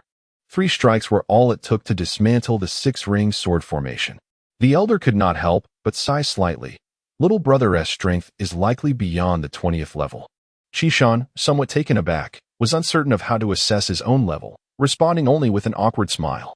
This earnest smile endeared him further to the crowd. Little brother's swordsmanship is exquisite. We 6 brothers concede with full admiration, remarked the eldest among them, a towering figure, clasping his fist in salute. Just luck. Qing Shan replied hastily, returning the gesture. Now do you believe? Wu Shuang stated earnestly. Your strength has been proven. Long Shu chuckled lightly, sufficient to shoulder this important responsibility. The elder, stroking his long beard with a smile, continued, my companions and I, Thousand Rain, shall rely on your protection once we accompany Miss Long to the imperial capital. Qing Shan slightly inclined his body in gratitude and returned to Wu Shuang's side. Defeating them had not been a strenuous task for Qing Shan. Compared to the mammoth beasts in the mammoth forest, they were somewhat lacking. This is a world where strength is revered, and those with power naturally earn the recognition of others. Qing Shan's remarkable swordplay effectively demonstrated his prowess, signifying that the underworld faction possessed sufficient strength to undertake this mission. As spring blossoms and the grass flourishes, the wild path is tranquil and serene, alive with the sounds of birds chirping and beasts roaring. This is precisely the pathway on the outskirts of Maple Leaf Town. After a brief preparation, the members of the underworld faction and the disciples of the Long family finally embarked on their journey to the imperial capital of Lanqi. The Wanluo world is an ancient, vast continent, rich in vegetation. In the postmodern era, the rapid advancement of industry and technology has rendered green spaces legendary. The remaining forests of the Earth amount to scarcely 10,000 square kilometers. And even the oxygen in the atmosphere relies on high-tech chemical plants for production and emission to sustain human respiration. It is indeed a lamentable reality. The development of technology and the progress of civilization come at the cost of nature's disappearance. Having come from a postmodern background, Qing Shan harbored a heartfelt appreciation for this vibrant green world of Wanluo, marveling at its myriad peculiar creatures. Although he had already encountered many wonders in the mammoth forest, each stroll through the wildwoods filled him with indescribable ease, akin to a young beast returning to nature, brimming with vitality and curiosity about everything around him. On this long trek, the necessity of mounts arose, and in this world, the steeds were known as high-furnace horses, reminiscent of the war horses described in Earth's historical documentaries. However, they bore horns akin to those of cattle and possessed sharp teeth like those of a fierce tiger, capable of consuming both meat and grass. Classifying them as omnivorous creatures, Qing Shan naturally categorized them as horses and recorded them in the database of Lan Yue. Since the duty was to protect Qing Shan, it involved safeguarding important individuals. In fact, during his service in the military, Qing Shan had undergone simulated training for the protection of national leaders. Although uncertain of its efficacy, he possessed some experience in safeguarding. At this moment, Qing Shan was assigned to guard Long Shu's carriage. Crafted from ebony, the carriage boasted robust physical defenses, its dark hue imparting an impression of heftiness, though this was merely an optical illusion. In reality, it was a finely crafted, lightweight vehicle, compact and agile, ideal for the complex terrain of the wild forests. Within the carriage, alongside Long Yi and Long Shu, were Wu Shuang, Jiao Luo, and Yunxia. The sudden transformation of the two young men into delicate beauties startled Long Qi and Long Hao, but it delighted the spirited disciples of the Long family. Naturally, the happiest was Long Yi, who finally had companions to converse with. Perhaps due to their shared youth, Qing Shan and Wu Shuang quickly blended with the group of Long family disciples. As they grew familiar with one another, they learned each other's names. In addition to Long Qi, Long Hao, Long Yi, and Long Fan, there were 10 other disciples of the Long family named Long Biao, Long Meng, Long Fan, Long San, Long Zhan, Long Bo, Long Hua, Long Yin, Long Pan, and Long Ju. The 12 warriors who left a deep impression on Qing Shan, however, were not part of the Long family. Yet, he could distinctly sense that Long Qi and Long Hao harbored little fondness for these 12 individuals, which was understandable, as they appeared as unapproachable as 12 blocks of ice. What puzzled Qing Shan further was the peculiar naming convention of these 12 men, all sharing the surname Yin, named Yin first, Yin second, and so forth, down to Yin 12th. As for their presence in the group, Long Qi did not elaborate, and naturally, Qing Shan and the others were uninterested in probing further. After all, prominent families often harbor obscure secrets. However, upon learning their names, Qing Shan was left perplexed. Why was there no Yin 13th? For in Gulong's novels, Yin 13th is a formidable swordsman indeed. The 4 maidens, meanwhile, were close companions of Long Shu since childhood, while the elder known as Thousand Rain served as the Grand Priest of the Lanqi Empire. This Grand Priest holds a status akin to that of a national advisor, a position of great prestige, with 12 such priests in the Lanqi Empire. Yet, the presence of such a distinguished Grand Priest in a mere merchant caravan raised Qing Shan as curiosity. Though the Grand Priest Thousand Rain was kind-hearted and benevolent, his esteemed status rendered him somewhat distant. Qing Shan could clearly discern that the 12 warriors were likely there to protect the Grand Priest, naturally splitting the small caravan into 2 factions, one comprising Qing Shan, Wu Shuang, and the Long family, and the other consisting of Grand Priest Thousand Rain and the 12 Yin surname guards. This division was quite pronounced, with clear roles assigned. The Long family disciples were responsible for outer defense and scouting, while the 12 Yin guards formed the mainstay of inner protection. Long Qi and Long Pan led the way, utilizing their vigilance to scout ahead, while Long Bo and Long Hua flanked the group, ensuring its safety. The remaining 8 Long family warriors partnered with Qing Shan to serve as the rear guard. However, the first day's journey was unlikely to encounter any issues, as Maple Leaf Town fell within the protective range of Liusu City, and ordinary bandit groups would typically refrain from operating in this vicinity. During this journey, no significant issues arose, and the group maintained a relaxed demeanor, engaging in lively discussions and hunting, yielding considerable rewards. The journey was tranquil and smooth, and the travelers welcomed their first sunset, choosing a defensible hillside to set up camp. After constructing rudimentary fortifications, they busied themselves. Long Pan and Long Fan were tasked with gathering firewood, while Wu Shuang and Qing Shan busied themselves with setting up tents alongside Long Yi and Long Jing. Despite their flurry of activity, there was no sign of panic. They were evidently seasoned campers, having erected the tents in merely half an hour. Long Bo and Long Fan had already returned with a substantial amount of firewood. "You all are quite efficient, gathering so much so quickly," Long Yi remarked in surprise. "Indeed. We stumbled upon a patch of deadwood in the forest," Long Pan replied with a grin. "It was hardly any effort at all for us."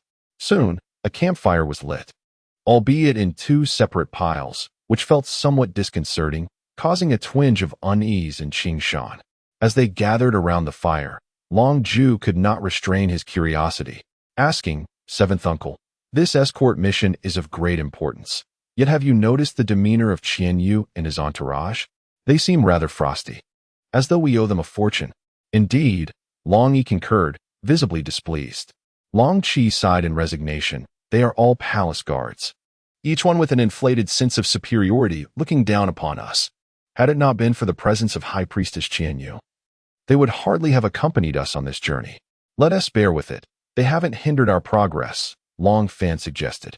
Wu Shuang and Qing Shan exchanged glances, sensing the underlying discord within the group. Despite only having traveled together for a day, they easily discerned the root of the issue. Yet, they wondered why these two factions, so at odds, had come together in the first place. "A team's greatest fear is disunity," Wu Shuang remarked. Though young, she possessed considerable experience in the martial world. Such a clear division could spell trouble should we encounter any danger. Her words resonated with Qing Shan's unease. As a military person, he understood that internal harmony and rapport were essential for a team to successfully complete a mission. In a fragmented state, they would be unable to respond cohesively to any unexpected incidents. "This is precisely my concern," Long Shu stated calmly. "These palace guards are all self-important and naturally regard us with disdain, dismissing our words entirely unless a figure capable of earning their respect intervenes to mediate their attitudes." Looking around, Long Shu observed the lack of confidence among everyone regarding the prospect of persuading Xuanyuan and his guards. In the distance, Long Hao sat alone on a large stone, appearing somewhat solitary and desolate. Known for his reserved nature, his silence was well accepted by the others. "I'll take this leg of lamb to Brother Hao," Long Ju said, tearing a leg off the glistening roast lamb and heading toward Long Hao. However, upon glancing at Long Hao, Qing Shan had a sudden realization. It seemed not that the 12 guards were arrogant, but rather that it was their inherent disposition. Having been raised in the military, Qing Shan was familiar with the demeanor of hardened soldiers and knew how to engage with them effectively. "I'll speak with them," Long Fan volunteered, standing up to approach High Priestess Xuanyuan. "What's the use? In their eyes, you're hardly worth considering," Long Qi interjected. Long Qi then turned to Qing Shan. "You should go. I can tell that High Priestess Xuanyuan and her guards regard you differently. Perhaps they will listen to your words." "That's true," Yun Xia chimed in. "You did defeat one of them during the sword competition. They would have no pretense around you, would they?" The group chuckled at Yun Xia's bluntness, though her point was valid. "I don't think it would be appropriate for me to go alone." Qing Shan hesitated. "Seventh uncle, why don't you accompany young hero Qing Shan?" Long Shu suggested. "That's a good idea," Long Qi agreed, and the three of them adjusted their attire before strolling over to Xuanyuan's campfire. "Young hero Qing Shan, what brings you here?" Xuanyuan inquired, regarding Qing Shan, Long Qi, and Long Shu with a detached expression, addressing only Qing Shan and ignoring the others, which left Long Shu and Long Qi momentarily taken aback. "May we join you for a conversation?" Qing Shan ventured. "I hope I'm not disturbing your rest." "Not at all, young hero. Please, take a seat," Xuanyuan replied with a faint smile, shifting slightly to offer space for Qing Shan and the others. Though they had anticipated some difference in Xuanyuan's demeanor towards Qing Shan, his unexpected politeness caught them off guard. Qing Shan, feeling at ease, sat down candidly. "To be frank, I have come to discuss an important matter with the High Priestess." "Feel free to speak freely," Xuanyuan replied, displaying no surprise, while the 12 stoic guards turned their sharp gazes upon Qing Shan. While I am unclear on how the two groups have come together, we are now connected on this journey. It is imperative that we collaborate sincerely to navigate challenges together, Qing Shan asserted, his tone growing grave. In my homeland, there is a saying, united we stand, divided we fall. If we harbor individual motives and act in isolation, it would be more expedient to part ways. Surprised by Qing Shan's directness, Long Qi and Long Shu exchanged glances, while the 12 guards visibly shifted in their expressions. Your words hold merit, Xuanyuan responded evenly. But how does that pertain to our current situation? Qing Shan's expression became stern. I find myself perplexed. While we must work seamlessly together, it seems you do not regard us as allies. High Priestess Xuanyuan regarded Qing Shan intently, inhaling deeply before responding. To earn respect, one must show respect. If we wish to collaborate sincerely, a modicum of goodwill is required. Here, Xuanyuan's gaze shifted to Long Shu. However, the demeanor of the young lady does not convey any sense of earnestness to me. What do you mean by that? Long Shu and her companions were momentarily stunned. Haha. Xuanyuan laughed heartily. As the national advisor, my status is quite elevated. Even royal kin must treat me with deference. Yet, the young lady consistently conceals her face with veils, which is rather disrespectful. Do you view me as a trivial individual? If you do not show respect, how can you expect it in return? Long Shu and Long Qi were left speechless, taken aback by the revelation that the issue lay with the veil on Long Shu's face. Upon reflection, it indeed seemed quite inappropriate given Xuanyuan's esteemed position. Although Qing Shan was not well versed in the customs of this world, interacting with others while veiled indeed brought a sense of discomfort. To be candid, Xuanyuan remarked coldly, were it not for the decree from above, commanding us to assist the young lady in ensuring the safe arrival of these goods to the imperial capital, I would have long abandoned this matter. Upon hearing this, Long Shu finally understood, and a tone of shame and guilt crept into her voice as she acknowledged, it is indeed my disrespect. I humbly ask for the Grand Priest's forgiveness. In truth, Qing Shan was also immensely curious about the visage concealed beneath Long Shu's veil. Young lady, Long Qi suggested, to demonstrate our respect for the Grand Priest, it would be best to remove your veil. Long Shu hesitated, yet she clearly recognized the gravity of the situation. Reluctantly, she gently lifted the delicate veil that had shrouded her face. In an instant, Qing Shan felt a surge of brilliance before him, as a girl, who seemed to exist only in dreams, stood before him in all her vibrant beauty. No words could ever adequately convey the essence of such exquisite allure. 036 The rebirth of the enigmatic eye as if caught in a dream, the cosmos and the very fabric of existence seemed to fade away, leaving only a pair of eyes bright as the stars. So pure, so flawless, they shimmer like a tranquil blue pond, exuding an indescribable charm, yet also revealing a hint of fragility and sorrow, tinged with a sense of lingering resentment that evokes a feeling of guilt in the heart. In the postmodern world, many a beauty has graced the hills, some even rivaling the striking figure before us. Yet none possess the ethereal grace and innate elegance that Long Shu embodies. The adage holds true. A beautiful woman can be both a blessing and a curse, and surely it speaks of someone like Long Shu. It is no wonder she veils her face. On the other side, the High Priestess Xuanyuan and her 12 guards stood in stunned silence. Only after a while did they recover. No wonder Miss Long conceals her face with sheer gauze. The elder bowed deeply, while the 12 guards slightly inclined their bodies in an expression of apology. At that moment, no one dared to voice complaints about Long Shu's perceived arrogance. Such beauty, if revealed too freely, could undoubtedly incite chaos. Long Shu's choice to shroud herself in gauze was perhaps a necessary measure. As the gauze was lifted, the final vestiges of separation between the two parties dissipated. Matters would now proceed with greater ease.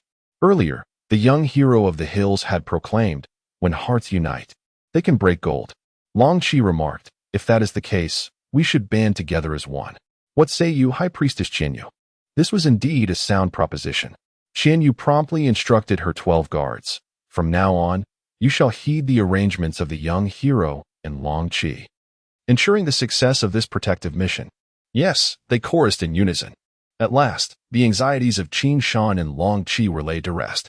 The night unfolded like a delicate veil, the surroundings cloaked in shades of gray and black.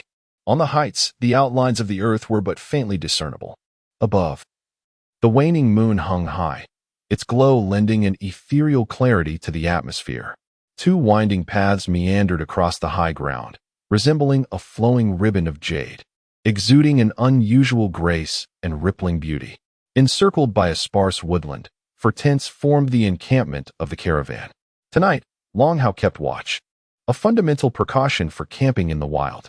He had chosen a vantage point among the thick foliage of a large tree, an ideal spot for concealment, especially under the cloak of night. In the depths of spring, the cool night breeze mingled with the unique fragrance of the flowers and grasses in the woods, accompanied by the lingering scent of smoke from the extinguished campfire, creating a heady atmosphere that lured one into a profound reverie, almost inducing drowsiness. Just then, a faint rustling sound emerged from the woods, rousing the nearly slumbering Long Hao. What is happening? He pondered, alarmed that his vigilance had faltered during his watch. The reason Long Hao was assigned as the night sentinel was not only due to his exceptional skills, but also his astute, cautious demeanor. These qualities combined made him the most suitable candidate for the task. Yet, even as he awakened, a sense of drowsiness lingered, making it difficult for him to fully open his eyes. This disconcerting sensation compelled him to shake off the haze and peer intently in the direction of the sound. Under the dim night, everything was obscured, yet a few indistinct figures flitted through the trees, eluding detection. An enemy attack. The realization struck him as he recognized the impending danger. In a panic, Long Hao blew the alarm horn. The urgent sound echoed across the heights. However, contrary to his expectations, there was no immediate response. The four tents remained eerily silent, as if the occupants were oblivious to the warning. What is going on? Long Hao gasped, bewildered by the lack of reaction. At that moment, the distinctive fragrance in the night air wafted into his nostrils once more, inducing an odd dizziness. It is a sleeping powder. He suddenly understood. Yet, how could this be? When had he ever planted sleeping powder? In typical circumstances, such substances only took effect in enclosed spaces, and in an open wilderness, they would dissipate easily, even if the tents were sealed. Who could have stealthily infiltrated and released the powder without being noticed? Yet, at this juncture, Long Hao had no time to ponder these questions. He swiftly leaped from the tree, demanding, "Who dares use such despicable tactics?" A cacophony of triumphant laughter erupted from the thicket, followed by a surge of men clad in black armor. The proximity allowed Long Hao to discern their features clearly. Leading the pack were three individuals, unmistakably ruthless outlaws.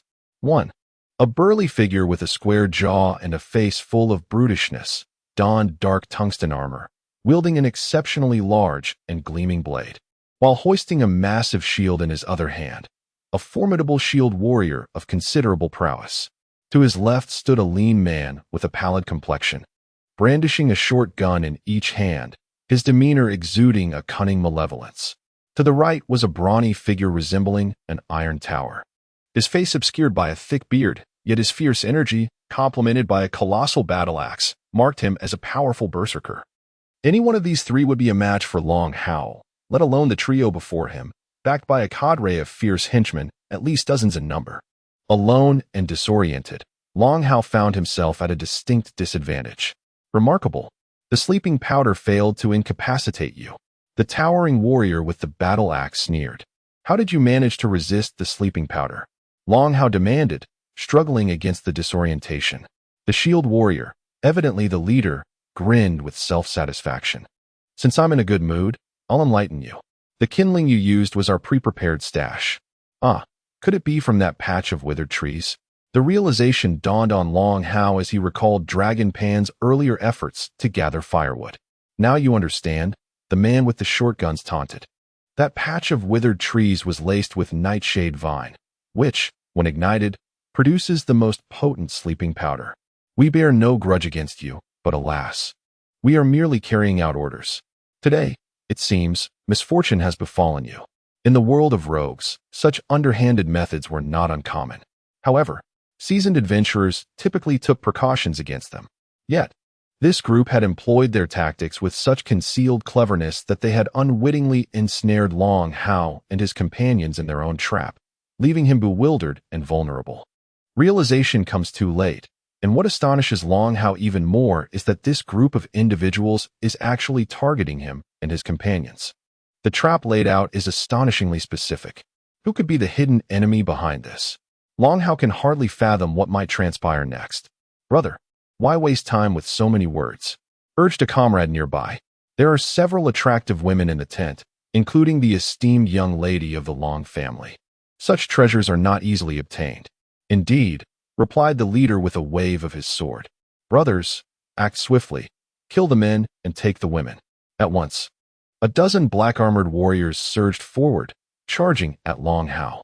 In his current dazed state, he had neither the strength nor the will to fight back. As the glinting blades drew near, he felt paralyzed, unable to move. Was this how it would end? With a heart full of reluctance, Long Hao summoned his last ounce of strength and swung his sword at the advancing horde. Yet, his feeble strike was easily deflected, and soon, a flurry of blades aimed for his throat. It was unimaginable that Long Hao would perish at the hands of such scoundrels. In despair, he fixed his gaze on the swiftly approaching blades. Just then, an unusual sound of slicing air pierced the atmosphere. Suddenly, a shadowy figure appeared like a bolt of lightning. Bang! The charging warriors barely had time to react before they were sent flying like kickballs, crashing heavily to the ground. What just happened? The unexpected turn of events left everyone dumbfounded. The once menacing black-armored warriors were now stunned. Long Hao finally recognized the mysterious figure. It was Qing Shan. The sudden appearance of this savior was indeed unforeseen. Yes, it is I, Qing Shan replied. The three leaders, still in shock, took a moment to process the situation. How is this possible? There was still a survivor? Those petty tricks of yours could never deceive us, Qing Shan scoffed. It was indeed remarkable that Qing Shan had not fallen victim to their ruse. In the postmodern era, soldiers undergo not only basic combat training, but also a myriad of specialized training, including resistance training to various drugs and vaccinations against numerous viruses. In a sense, Qing Shan had become impervious to toxins. While the effects of the night-blooming jasmine's intoxicating drug were potent, they paled in comparison to the terrifying chemical weapons of modernity. Not even the most lethal agents could affect him. Unbeknownst to him, Qing Shan had been ambushed alongside Wu Shang and others, who remained fast asleep. Upon hearing Long Hao's alarm, he rushed out of the tent, only to arrive at the scene of dire peril. How dare you harm my brother? The burly warrior, wielding a shield and sword, was taken aback but filled with fury. His large, bell-like eyes fixed on Qing Shan. I will tear you apart. Such arrogance. Qing Shan replied disdainfully. I mistook your size for significance, but it seems you resort to such underhanded tactics against our humble caravan. With wit and bravado, Qing Shan prepared to confront the towering giant, who wielded a massive hellish axe with ferocity. In a fit of rage, the giant swung the axe down with tremendous force. Despite Qing Shan's considerable strength, he knew that the weight of the axe was incomparable to his own weapon. He sidestepped just in time, causing the axe to crash into the ground, creating a massive crater. Yet, sheer strength means nothing if it cannot strike the opponent. As Qing Shan evaded the blow, he flicked his wrist, and his black sword darted toward the giant's throat like a flash of lightning. What kind of sword is that? The giant was taken aback by Qing Shan's uncanny speed, realizing he had underestimated him. In a split second, the giant managed to duck just in time, narrowly avoiding the lethal strike. However, his massive axe swept horizontally, aiming low. Though immensely powerful, the giant was surprisingly agile. With a quick squat, he not only dodged the thrust aimed at his throat, but also positioned himself to deflect Qing Shan's strikes with his axe, akin to a nimble shield. In that fleeting moment, he blocked both advances aimed at the giant's midsection and chest, causing Qing Shan's sword to nearly slip from his grasp due to the immense recoil. Qing Shan's expression shifted slightly. The giant's strength and speed were reminiscent of a mammoth. Thus far, he was the strongest human Qing Shan had encountered. Nevertheless, Qing Shan was experienced and adept at handling such foes. As he swung his sword, he suddenly withdrew, his arm bending in a peculiar arc, transforming the momentum into an upward strike. This move, inspired by ancient Chinese martial arts, was particularly effective against strength-based opponents. The unexpected maneuver caught everyone off guard. Who would have anticipated that the sword, nearly dislodged, would now target the giant's vulnerable underbelly? The old Iron Tower giant, unable to defend against the shifting techniques, could only retreat in haste, narrowly avoiding the enigmatic and extraordinary sky-piercing sword. This rapid exchange of offense and defense was akin to a flash of lightning, with both sides unleashing brilliant moves that left the spectators in a state of astonishment, gasping for breath. The knife-and-shield warrior and the dual-gun fighter, watching from the sidelines, were filled with trepidation. They were acutely aware of the formidable prowess of their brother's axe techniques. After all, ordinary masters could hardly withstand even 3 moves against him. It is worth noting that the third brother possessed innate strength from a young age, coupled with exceptional talent and the guidance of esteemed mentors. Since mastering the Inferno battle axe, he had rarely encountered worthy adversaries. Even the level 12 berserkers dared not confront him directly in terms of raw power. Yet, to their astonishment, he found himself at a disadvantage against this seemingly unremarkable young man. In the quaint town of Linen, the true strength of the opponent remained elusive. Yet he effortlessly withstood the formidable assault from the third-ranked contender, displaying a demeanor of ease, as if he had yet to exert his full prowess. With a single strike, he repelled the towering giant, and the momentum surged within him, propelling him forward like a tempest, wielding his ebony longsword with precision. Swift as the wind, he unleashed a flurry of 3 consecutive strikes aimed at the giant's vulnerable points. The giant, forced into a hasty retreat, appeared increasingly flustered, retreating further still. With frantic cries, he wielded his enormous infernal battle axe as a makeshift shield, executing a defensive dance that rang out with a series of metallic clinks. Remarkably, he managed to parry each of the rapid attacks.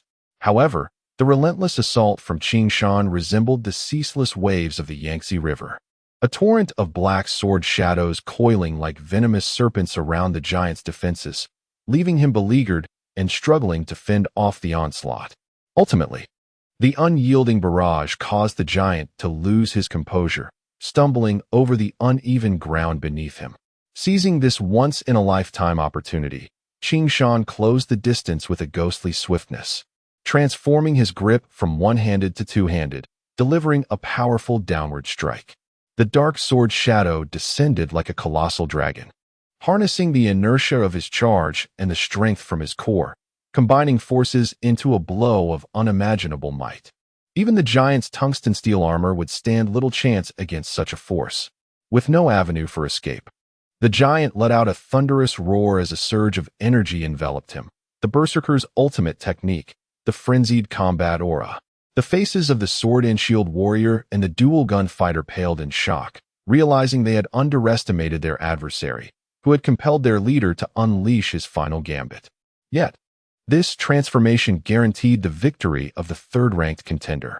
The frenzied combat aura was renowned as the pinnacle technique of the infernal transformation, capable of amplifying both speed and strength exponentially, rendering him comparable to a level 20 super warrior in that fleeting moment.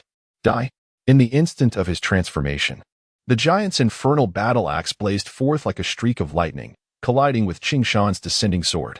The resulting crash reverberated with a deep thud, sending Qing Shan hurtling backward, propelled by the immense shockwave. To make matters worse, he was launched directly toward the sword-and-shield warrior and the dual-gun fighter. "Watch out, Qing Shan!" Long Hao cried out in alarm, unable to contain his fear. Yet, what no one noticed was the enigmatic smile that graced Qing Shan's face as he was sent flying.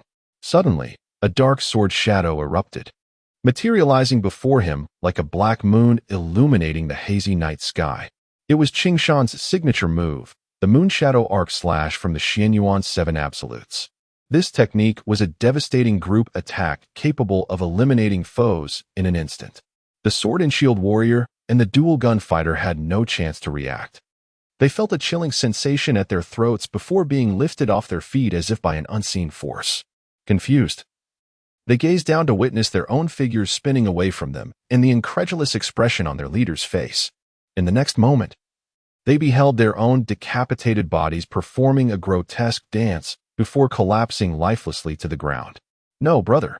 Second brother!" The anguished wail of their leader echoed through the air. And only then did they comprehend the horror of their fate.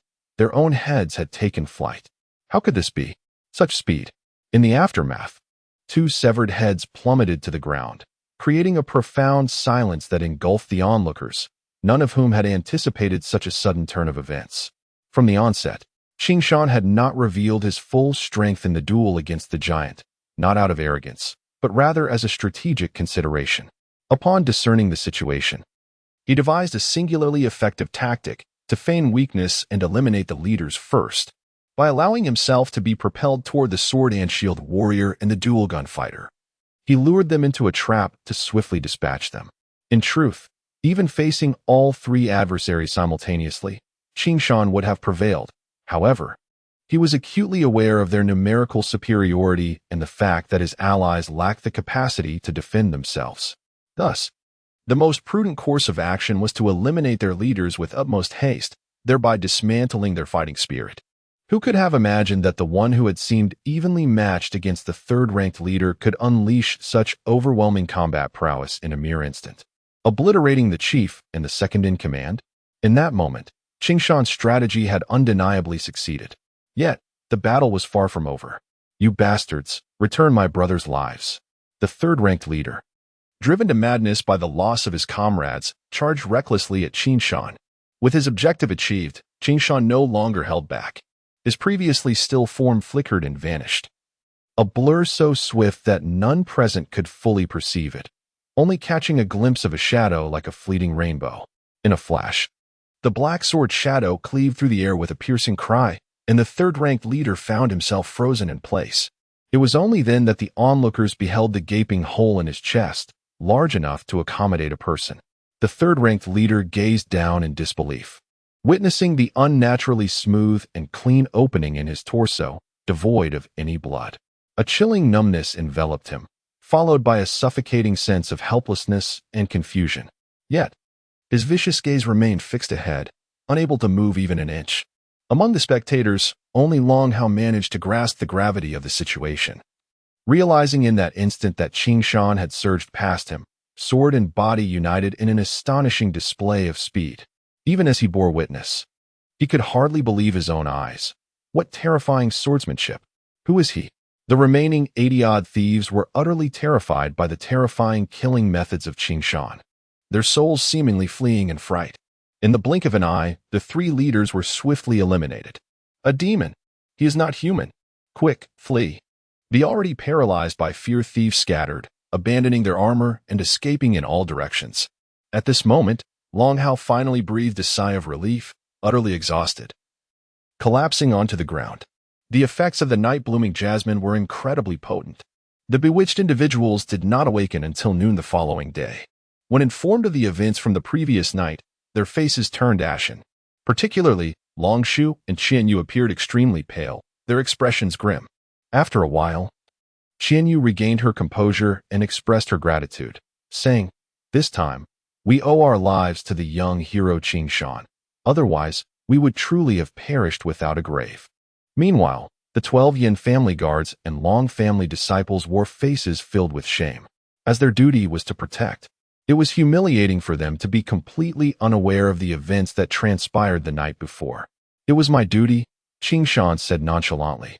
"I never anticipated that these thieves would resort to such an outlandish method of drugging." Long Shu, still shaken, remarked, "It seems we were far too careless." "But Qing Shan, how did you remain unaffected?" Long Pan, standing nearby, looked at Qing Shan with curiosity. Following Long Pan's inquiry, the others expressed their astonishment. "To be frank, I have undergone a certain degree of drug resistance training," Qing Shan explained. "Common poisons do not affect me, which is why I was fortunate enough to escape this calamity." "Drug resistance training?" Long Yi inquired, intrigued.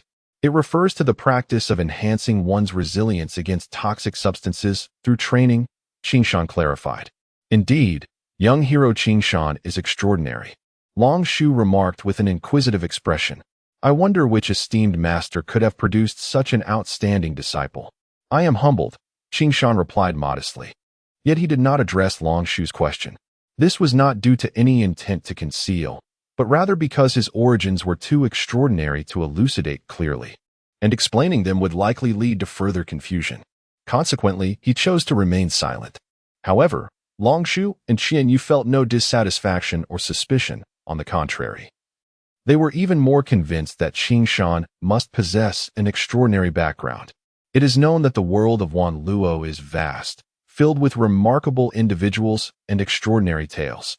It is not surprising for a young hero like Qing Shan to emerge. Naturally, since Qing Shan chose not to speak, Xuanyuan did not press further, as every wanderer has their own secrets. On the other hand, Long Hao regarded Qing Shan with a mixture of emotions. The reason he had not succumbed to the drug on the spot was that he had been tasked with guarding their camp since they set up. And due to his distance from the fire, he had inhaled less of the night-blooming jasmine, coupled with his considerable cultivation. He had managed to withstand the effects until he noticed the enemy's presence. Luck played a significant role in this. Qing Shan, however, had entirely relied on his extraordinary physique to evade disaster.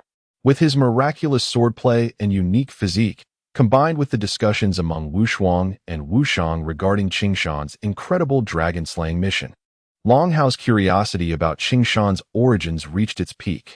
This young man seemed like a riddle forever shrouded in mystery. Ah, young man, one day I will uncover your true identity, Long Hao resolved silently. Meanwhile, Wu Shuang and Wu Shang were evidently intrigued by Qing Shan's so-called drug resistance training, especially Wu Shang, who had already regarded Qing Shan as his mentor, contemplating how to seize an opportunity for Qing Shan to conduct a similar training for him, dreaming of becoming immune to all poisons.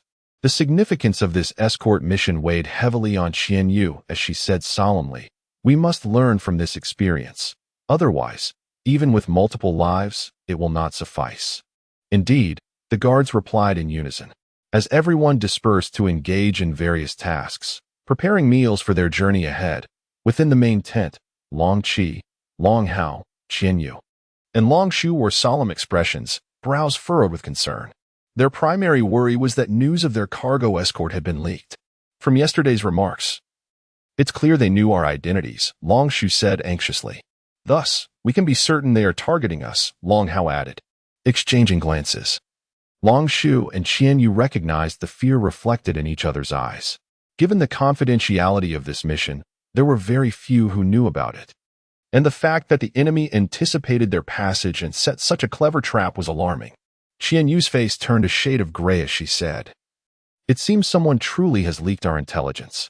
What is even more puzzling," Long Hao continued gravely, "is how they could so accurately track our movements." "Are you suggesting?" Both Xuanyuan and Long Shu's expressions changed dramatically. Could there truly be a traitor among us? Xuanyuan, usually calm, now had a flicker of murderous intent in her eyes. "The participants in this operation were carefully selected from the inner courtyard," Long Shu stated. "Loyalty is not in question. The 12 brothers of the Yin family are loyal to the crown prince. They would never betray us." "Absolutely not," Xuanyuan asserted firmly. "The most suspicious individuals are Qing Shan and his companions." Long Qi hesitated. "They joined us halfway through. It can't be them." Long Hao countered decisively. "Our appearance at the tavern was purely coincidental, and inviting them to join us was an even greater coincidence. Moreover, had it not been for Qing Shan's intervention, we would have been utterly decimated last night. This alone entirely rules out the possibility of them being traitors. If not them, then who could it be?" The four within the tent pondered heavily. Xuanyuan's expression darkened significantly. Aside from the emperor and the Long family, only the Qi prince is aware of this escort. Could he be the one leaking the information? "We will soon find out," Long Shu replied. "Just ahead lies Jin Xian, under the jurisdiction of the Qi prince. If he is indeed the mastermind, he would not miss this opportunity." Meanwhile, Wu Shuang and the others had already surrounded Qing Shan, eagerly inquiring about the events from the previous night. "What a pity, I missed such a grand spectacle," Wu Shang lamented. "Indeed," Yin Xia echoed, feeling somewhat dissatisfied. "You seem to have stolen the spotlight. Such attention is best avoided." Qing Shan replied nonchalantly. "They were merely a bunch of petty thieves. Please, spare us your bravado," Wu Shang and Yin Xia retorted in unison. Had it not been for Qing Shan, we wouldn't be standing here boasting. What? Me bragging? Xiao Luo nearly leaped up. I've traversed the continent since I was 13. What grand spectacle have I not witnessed? These small-time thieves are nothing new. The group engaged in light-hearted banter, the dangers of the previous night seemingly forgotten. However, Wuxuang appeared somewhat somber. And upon seeing Wushang and Yunxia still in high spirits, he put on a serious face. Enough of this. You should realize that we were fortunate to escape this time. Next time, we may not be so lucky. Wuxuang and Yunxia finally ceased their playful banter, yet remained oblivious to the distress etched upon Wuxuang's face. They failed to consider the gravity of the situation. Wuxuang felt a considerable headache at their utter lack of understanding. This matter was far from trivial. At this juncture, Wuxuang instinctively glanced towards Qing Shan, inquiring, "What is your perspective on this?" Qing Shan candidly shared his contemplations, stating, "Since last night, I have been pondering this issue. It appears that this escort mission is fraught with extraordinary peril." His expression was one of deep concern. Wuxuang, maintaining a serious demeanor, remarked, "We may have inadvertently entangled ourselves in a significant predicament." "A significant predicament?" Yunxia interjected, "We are not intimidated by the exploding bear brigade. What other troubles could possibly daunt us? The 038 Falcon Corps, indeed." Xiao Luo and Wu Shang displayed an expression of indifference. "I must admit defeat to you all." Wu Shuang, somewhat annoyed, remarked, "Why can't you use your brains to think things through?" She continued, "From yesterday's events, we can deduce several pieces of information.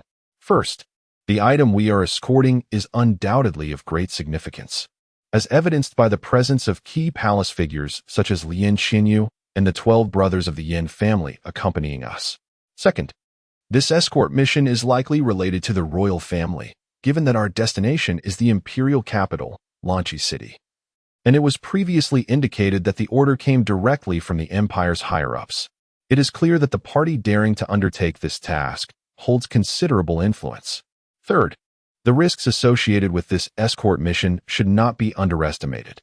Consider, we were targeted on the very first day after leaving Maple Leaf Town, even before we had exited the defensive perimeter of Liusu City, indicating that the news of our escort had already leaked.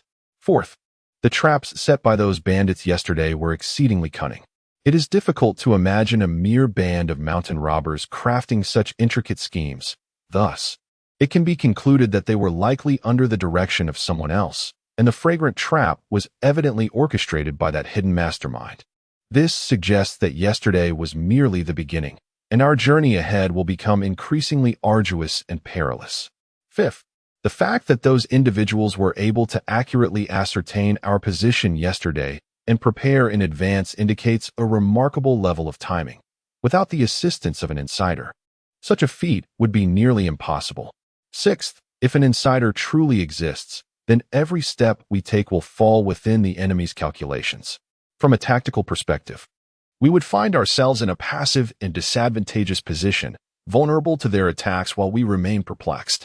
Seventh, if an insider exists but cannot be identified in a timely manner, it could lead to a state of anxiety and suspicion within our team, giving our adversaries the opportunity to exploit our disarray and defeat us one by one. Upon hearing Wu Shuang's analysis, Zhao Luo, Yun Xia, and Wu Shang stared in disbelief. Qin Shan was equally astonished. How could this young girl deduce so much from yesterday's events? If she were in a modern military setting, she would undoubtedly be an exceptional tactical advisor.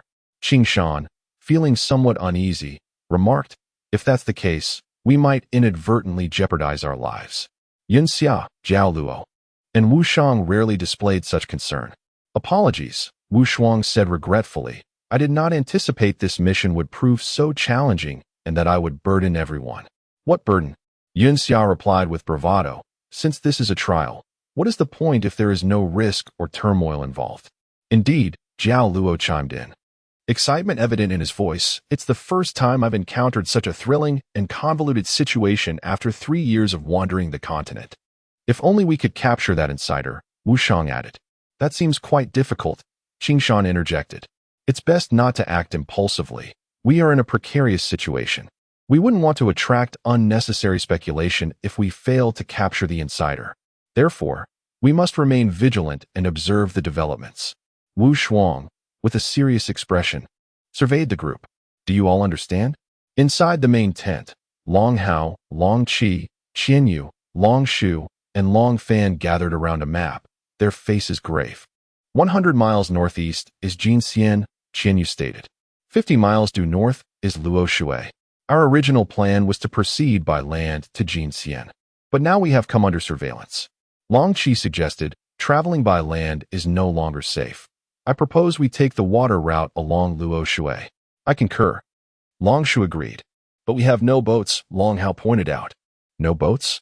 We can fell trees and construct rafts, Long Qi replied. Luo Shui is swift. Makeshift rafts 1T hold up, Long Hao countered. Downstream of Luo Shui is Baisha City, where the finest boats can be found, Qian Yu said eagerly. I have some connections with the Lord of Baisha City, so borrowing a boat shouldn't be an issue. Indeed, Long Qi nodded. Traveling by water from Baisha to Lidu is quite convenient. That's a clever idea. This could certainly catch them off guard, Long Fan exclaimed. If the enemy set traps targeting our land route, this time they will undoubtedly fail.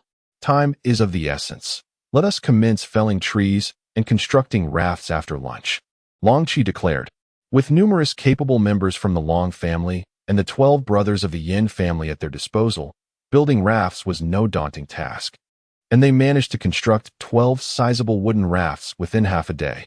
However, these rafts were hastily made, lacking in fine craftsmanship, with the bindings crafted from thick vines found in the mountains. The wood was not the best quality, comprising hollow bamboo and softwood. Thus, prolonged exposure to water would render them heavy and possibly cause them to sink. However, they would suffice for a span of 10 to 15 days. Though the rafts were primarily wooden, a makeshift cabin was built atop for protection against wind and rain, creating a rather peculiar vessel that could be considered both a raft and a boat. They altered their travel plans. Wu Shuang, feeling somewhat lost, remarked, "This is indeed a good strategy. Changing from land to water routes may take us longer, but it will certainly catch our enemies off guard. For those with malicious intent seeking to ambush us, it won't be so easy, even if they realize our change in plans. They will likely be flustered in their attempts to reorganize." Jiao Luo rarely offered such insightful commentary, leading to the realization that the Long family and that old man, Qian Yu, possessed considerable intellect. Wu Shang, with an air of maturity, elicited smiles from others. Did you think everyone shares your lack of wit? Yun Xia seized the opportunity to tease Wu Shang. A lack of wit is certainly preferable to being large-breasted and dim-witted, Wu Shang retorted. Predictably, the boisterous nature of their personalities erupted, resulting in a lively commotion both inside and outside the tent. The gentle Luo Shui flows southward, merging with Jinsha River, extending for thousands of miles, ultimately joining Baisha River downstream. Although Luo Shui is merely a tributary of Jinsha River, its current is notably swift. Fortunately, the makeshift rafts proved to be robust, alleviating concerns about their disassembly. The journey progressed smoothly, much to the delight of the group. Compared to the jostling discomfort of traveling by horse and carriage, sailing was decidedly more pleasant. The banks were adorned with verdant hills, blooming flowers, and the melodious sounds of birds and beasts, brimming with vitality. Despite the underlying awareness of impending dangers, Yun Xia, Wu Shang, and Jiao Luo remained in high spirits, eagerly sitting at the forefront of the rafts, enjoying the river breeze and taking in the rare beauty of the scenery. Not only were they pleased, but the disciples of the Long family, and even the 12 stoic brothers of the Yin family, displayed faint signs of relaxation. Besides the enchanting landscape, the most reassuring aspect was that no unforeseen incidents had occurred over the past 10 days, lending an air of leisure akin to a spring outing. Look, it's a golden dragonfish, Jiao Luo exclaimed, pointing at a group of large golden fish swimming upstream. It truly is a golden dragonfish, Yun Xia cheered. I've heard that golden dragonfish are the swiftest swimmers in the river. If only I could become a fish, Wu Shang mused dreamily. Then I could swim freely in the water. If you were a fish, I would catch you. Jiao Luo laughed and said, then I would roast you. How dare you think of eating me? Wu Shang exclaimed in exasperation. I would eat you first. Laughter and playfulness filled the bow of the ship. Yet Qingshan harbored his own thoughts. Although Lan Yue diligently maintained the operation of the armed satellites in his mind every day, no one had come to take over his duties thus far. It was well known that he had been missing for nearly a year, and according to military protocols, someone should have been dispatched long ago to assess the situation. What had truly transpired? His concerns did not end there. It had been some time since leaving the mammoth forest, yet there were still no leads on Lajuo. Even if he were to discover Lajuo's whereabouts, could he truly achieve his goals? Everything remained uncertain. Nevertheless, amidst the myriad worries, he had not returned empty-handed. During his free time, Qing Shan had been fervently researching the wondrous Tiangang Do Qi of this world. Should he master this energy, upon returning to the military, it could potentially elevate the combat capabilities of the army to an unprecedented level. Its significance would not pale in comparison to the widespread adoption of Xuanyuan's 7 absolutes within the military. With Do Qi and donning biomechanical armor, how formidable would his fighting prowess be? Just the thought filled Qing Shan with exuberance. Alas, despite his noble aspirations, he had yet to even grasp the fundamentals. His curiosity was piqued by the legendary star sword of this world. If given the chance, he would certainly seize the opportunity to witness it firsthand. Ideally, he could acquire one for the military's research. Such an endeavor would undoubtedly be a monumental achievement. If he could harness the power of the Star Sword warriors along with the military's biomechanical armor, his combat strength would surely ensure victory even against the mightiest of Lajuo warriors. Perhaps he could become the greatest contributor to ending this war. As Qing Shan envisioned the peaceful aftermath of the conflict, a graceful figure caught his eye. It was Wuxuang, who had emerged from the cabin and sat pensively on the ship's railing, her demeanor heavy with contemplation. "What troubles you?" Qing Shan inquired with curiosity. "For some reason, I feel an unsettling sense of foreboding," Wuxuang replied. "This journey has been too smooth." Just then, Long Qi emerged from the cabin and took a seat beside Wuxuang and Qing Shan. "Has Miss Wuxuang sensed something amiss?" "Nothing much," Wuxuang chuckled awkwardly. "Perhaps I am simply being overly cautious." Not far downstream lies Baisha Valley, Long Qi noted. "Miss Wuxuang is likely worried about an ambush there." "Ah," Wuxuang exclaimed in surprise at Long Qi's insight. "Haha," Long Qi smiled casually. "You underestimate the capabilities of the Long family. Although we have encountered no issues thus far, it only heightens our unease. If the bandits have been watching us, they would have noticed our altered course by now. Their lack of action indicates they are waiting for the perfect moment. The terrain of Baisha Valley is treacherous. If they were to establish a river blockade, escape would be nearly impossible." "It seems I have been overly concerned," Wuxuang admitted sheepishly.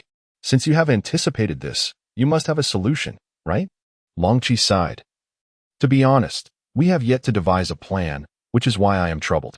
At that moment, Long Shu, Qianyu, and Long Hao also emerged. "We have been discussing this matter. Does Miss Wuxuang have any suggestions?" "Apologies," Wuxuang replied helplessly. "I do not have any good ideas either." A moment of silence enveloped the group. "If we abandon the water route and take the land route, what do you think?" Qing Shan suggested. "Impossible," Long Qi replied with a wry smile. "The coastal paths are perilous and uneven. Even light carriages cannot traverse them. In that case, we have no choice but to force our way through Baisha Valley?" Qing Shan queried. "Indeed, that is the most vexing aspect," Qianyu admitted. "Even knowing where the ambush is set, we have no option but to charge through. If we do so, given our fighting strength, the odds could be quite grim." Meanwhile, Wu Shang and others who had been joking around approached. "Could you draw a topographical map for me?" Qing Shan asked. "Does young hero Qing Shan have a plan?" Long Shu and Qian Yu's eyes brightened with interest. "That will depend on the map," Qing Shan said. As a former engineer, he lacked the strategic insight of a military advisor.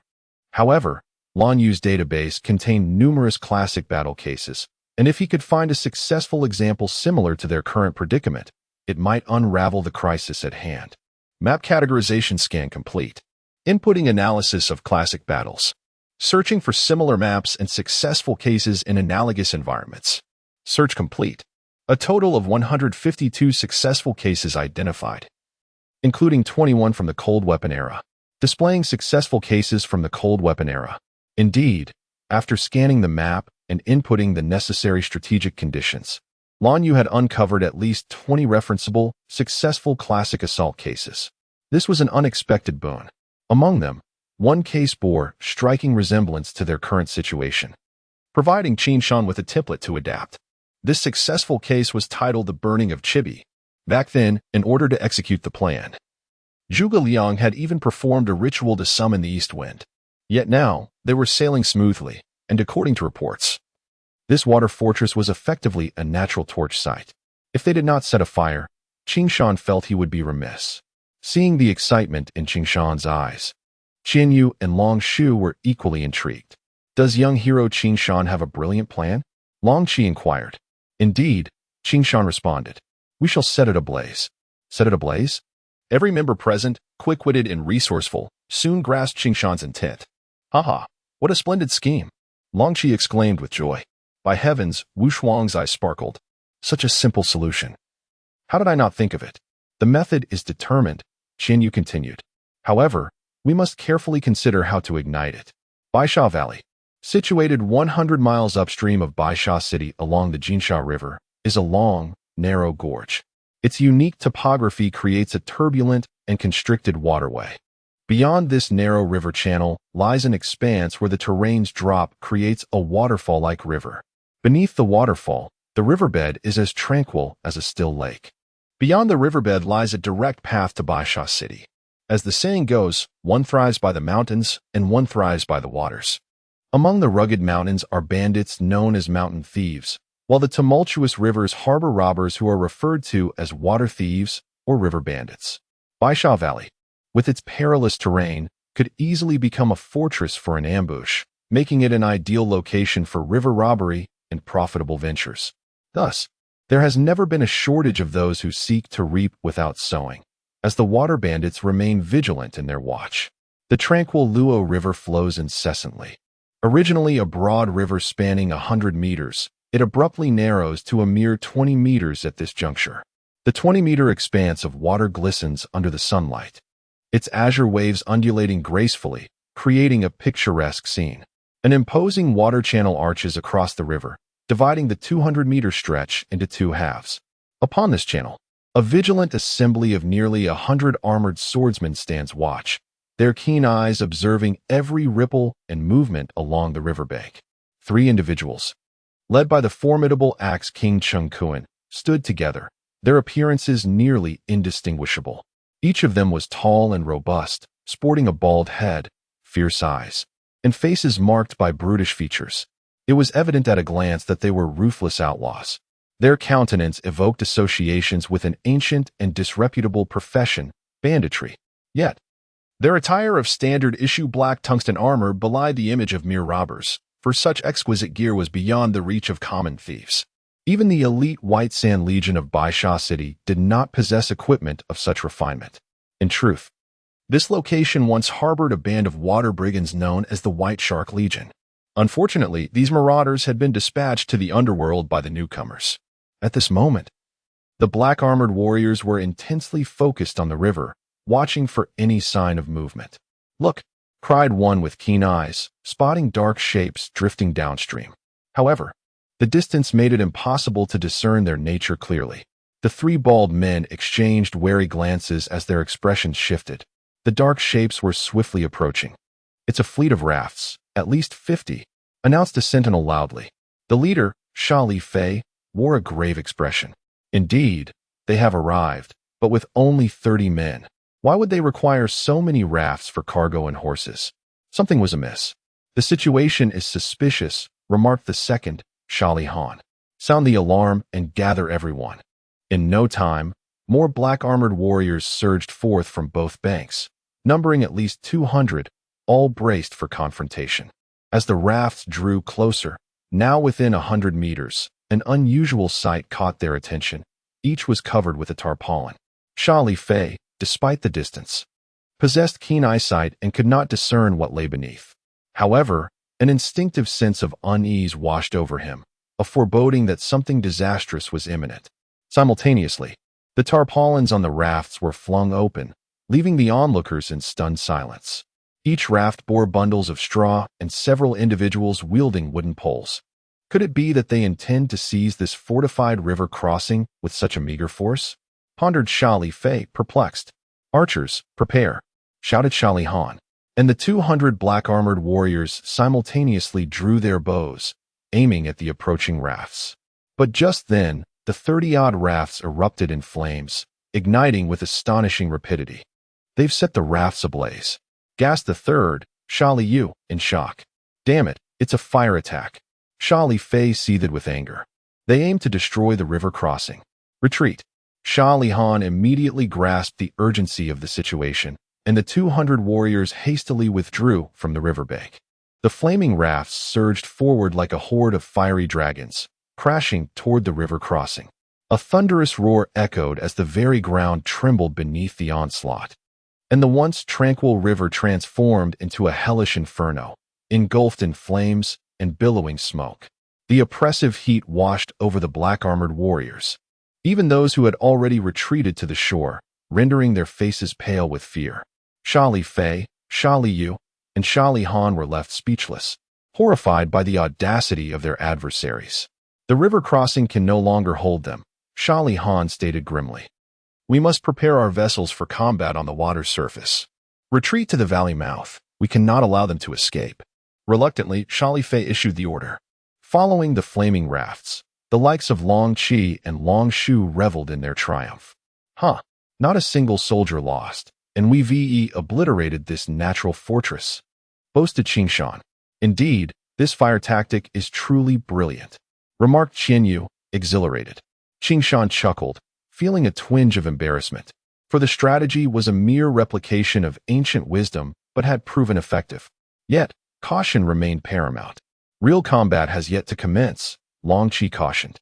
The relentless flames raged for 2 hours before finally obliterating the river crossing.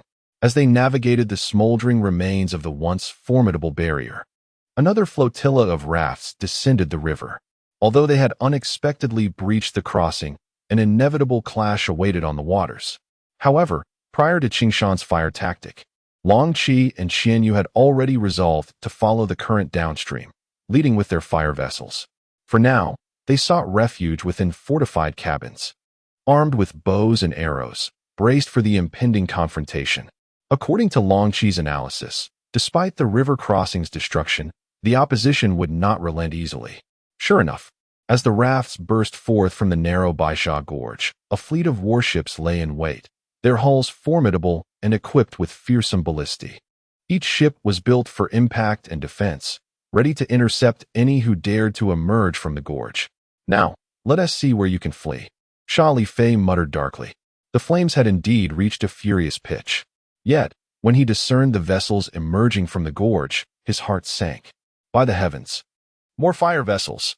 Sha Li Han exclaimed in disbelief. Indeed, the first to emerge were several flaming ships. This was merely the second wave. Long before they traversed the charred remnants of the river crossing, Qianyu and Long Qi had ordered the ignition of the next batch of fire vessels. Should the need arise, a third and fourth wave would follow.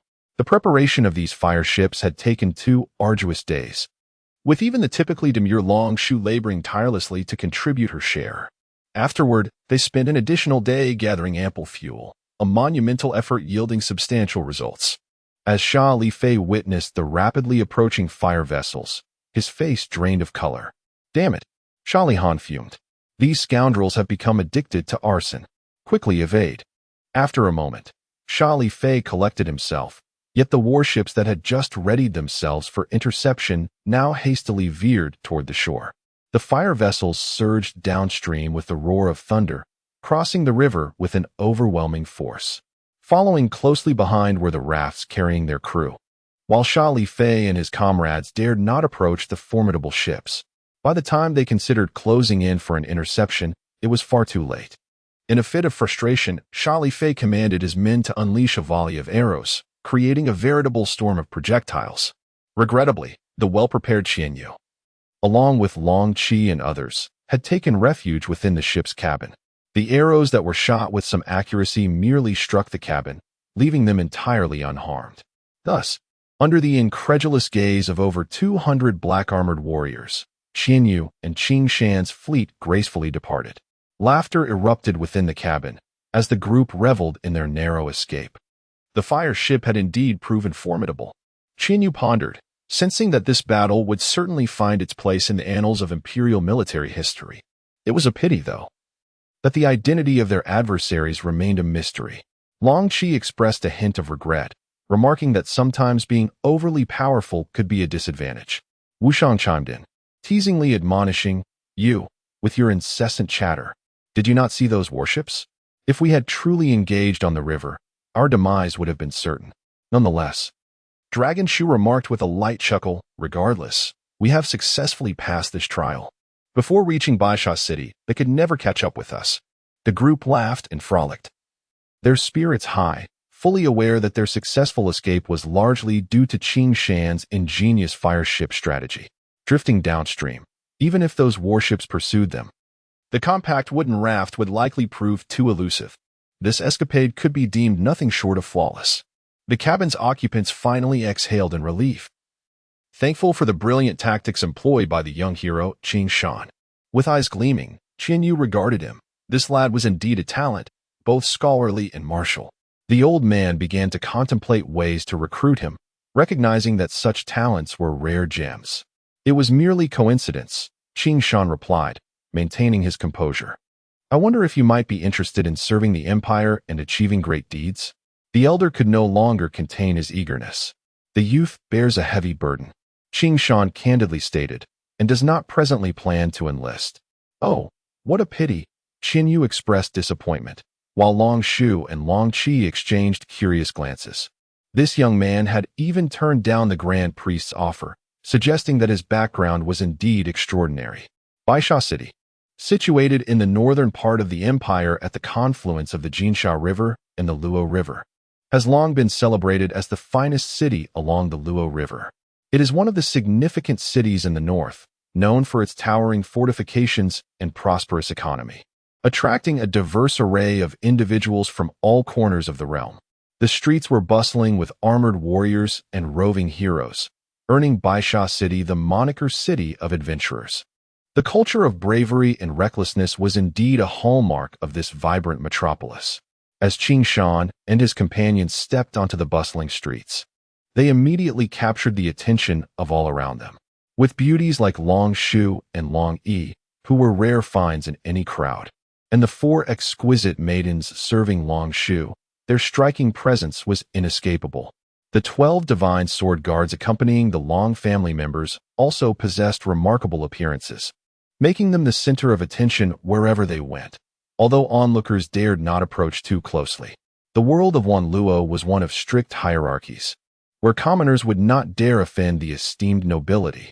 Yet, Qing Shan and his companions found themselves dazzled by the kaleidoscope of individuals around them, some adorned in vibrant clothing, others completely wrapped, some donning colorful crowns, and others dressed provocatively. The array of rugged men and beautiful women showcased the cultural and ideological freedoms of the city. "Stop right there." Suddenly, a group of guards emerged from the side of the street, blocking Qing Shan and his companion's path. Instinctively, they halted. "Is there an issue?" Lan Qi inquired, his demeanor calm yet curious. The interceptors, clad in lavish attire and wielding swords, clearly held some standing. But their attention was fixated on Lan Yue and her companions, their gazes rife with undisguised desire. It was evident that this group, possessing some influence, had set their sights on the alluring women. Qing Shan's mind raced with familiar narratives from countless tales. "Where do you hail from?" The leader, a tall young man with striking red hair and golden eyes, exuded an air of arrogance. Instantly, Qing Shan labeled him as a quintessential antagonist, an entitled scion. "What a fool," Wushang muttered under her breath. "I told you not to enter the city without proper adornment." Now dressed as a man, Wushang felt a sense of pride. "As expected of the leader, you possess foresight," Yunya remarked. "This is the way of the noble sect," Zhao Luo replied resignedly, though she too was disguised as a boy, compelled to follow Wushang's orders as a member of the underworld. "Be cautious. This could escalate into conflict," Qing Shan warned. The underworld figures whispered amongst themselves, while Lan Qi's expression darkened. Behind him, Xuanyuan and others furrowed their brows. "My good fellow," Lan Qi countered, "are you members of the city's defense forces?" Taken aback by the question, the entitled youth hesitated before responding, "No." "Then what concern is it of yours where we come from?" Long Qi retorted, his voice tinged with irritation.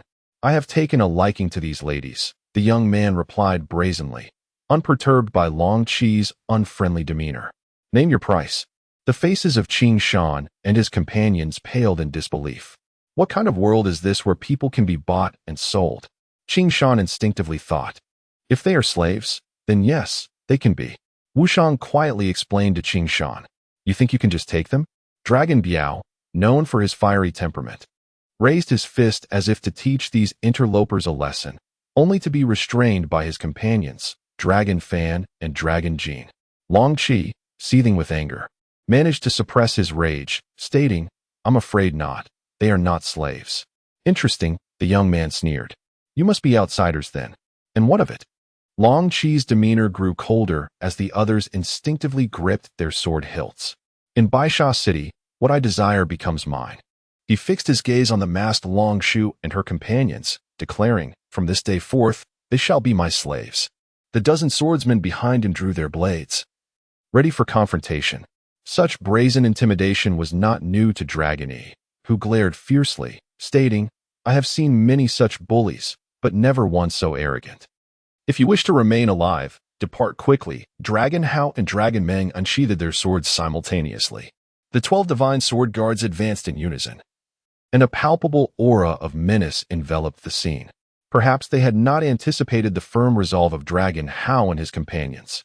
The entitled youth, realizing the formidable prowess of his adversaries, especially the battle-hardened aura of the 12 divine sword guards, understood that this group was not to be trifled with. "You do not know the peril you invite," he muttered darkly, "but I shall deal with you later." Without a backward glance, he strode away, leaving Qing Shan in a state of astonishment. How abruptly this encounter had concluded. Wu Shang muttered, "I fear this individual will not let the matter rest." Worry etched on her face, Wu Shuang cautioned, "Everyone, be vigilant." "Humph," Qian Yu responded with a noncommittal snort. When did such an arrogant figure emerge from Baisha City? The group, filled with righteous indignation, found their rare enthusiasm for shopping thoroughly disrupted by this disheartening incident. In the realm of night beasts, Qian Yu displayed a certain familiarity with Baisha City, opting for a reasonably upscale and along the street as the group's resting place. For the sake of safety, he chose to reserve the entire inn, for it is a truth universally acknowledged that wealth facilitates matters in any world. Furthermore, to ensure optimal protection for their goods, and for Long Shu and the others, the arrangement of the inn's rooms was meticulously planned. Long Shu, Long Yi, and the 4 maidens were allocated rooms in the center, with the storage room for the goods positioned adjacent to Long Shu's, guarded by a designated watcher. Surrounding the quarters of Long Shu and Long Yi were those of Qing Shan, the disciples of the Long family, and 12 elite sword guards. This configuration ensured that each room was interconnected, leaving no gaps in their defenses. Qing Shan and Wu Shang were assigned to the same room. Once the arrangements were complete, the day was still young, allowing the group ample time to gather supplies. However, these plans were to be addressed post-lunch. In the main hall, Qian Yu, Long Shu, and Long Qi convened to discuss their next course of action. Qing Shan's prior commendable performance had garnered him newfound respect from Qian Yu, Long Shu, and the others, resulting in the unexpected invitation for the gang to partake in this strategic meeting. This revelation filled Wu Shang and Wu Shang with both pride and astonishment. For within their family, these young ones were hardly taken seriously. Thus, the little ones listened attentively, eyes wide and ears perked. Traveling by water to Li Du would consume considerable time. Long Qi remarked, "It appears we must procure additional supplies. Given that our whereabouts are now known, we should minimize our time ashore to avoid any disruptions during our journey," suggested Qian Yu. "They will not let us escape easily. I fear they may attempt to intercept us on the river," Long Qi stated solemnly. "Indeed, we must gather supplies swiftly. Ideally, we should set off before dawn tomorrow," Wu Shang asserted.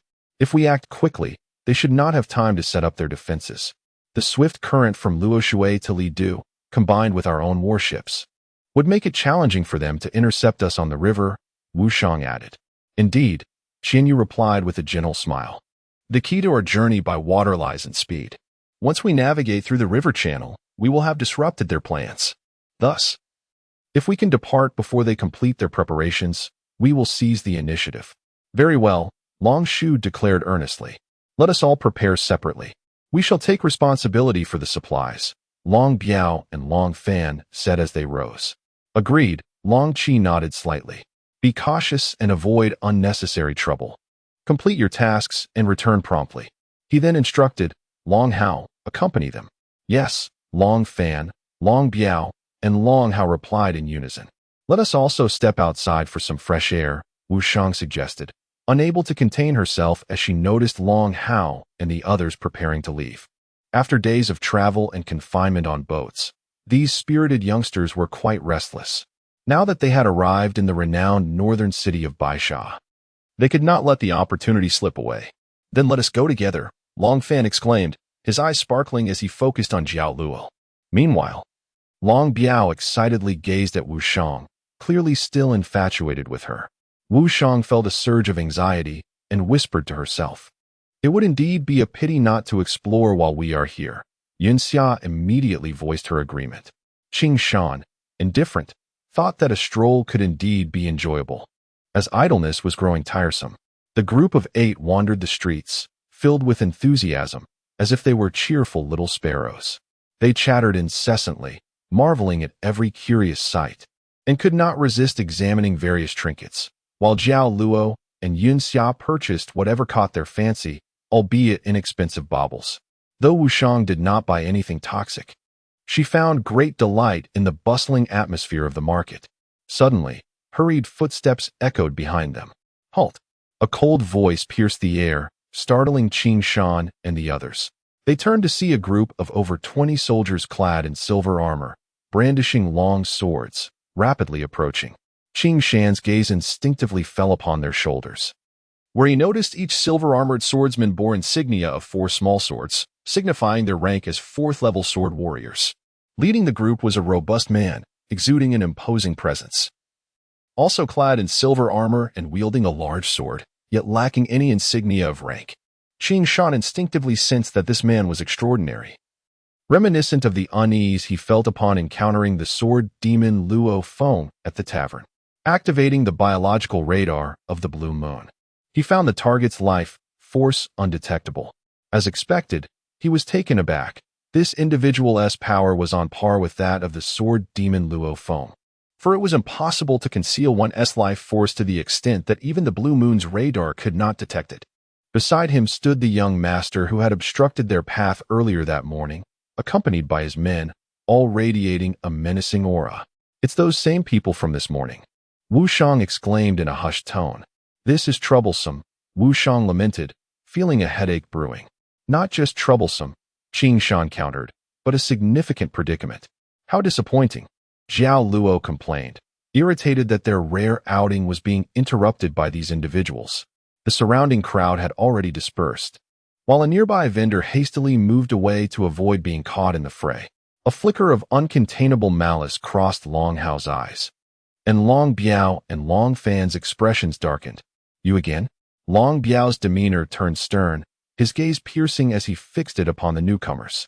Indeed, it is us, the young master declared arrogantly, emboldened by the presence of his allies. We seek a quarrel, Long Fan replied in a low voice. You are correct. The young master addressed the formidable man beside him.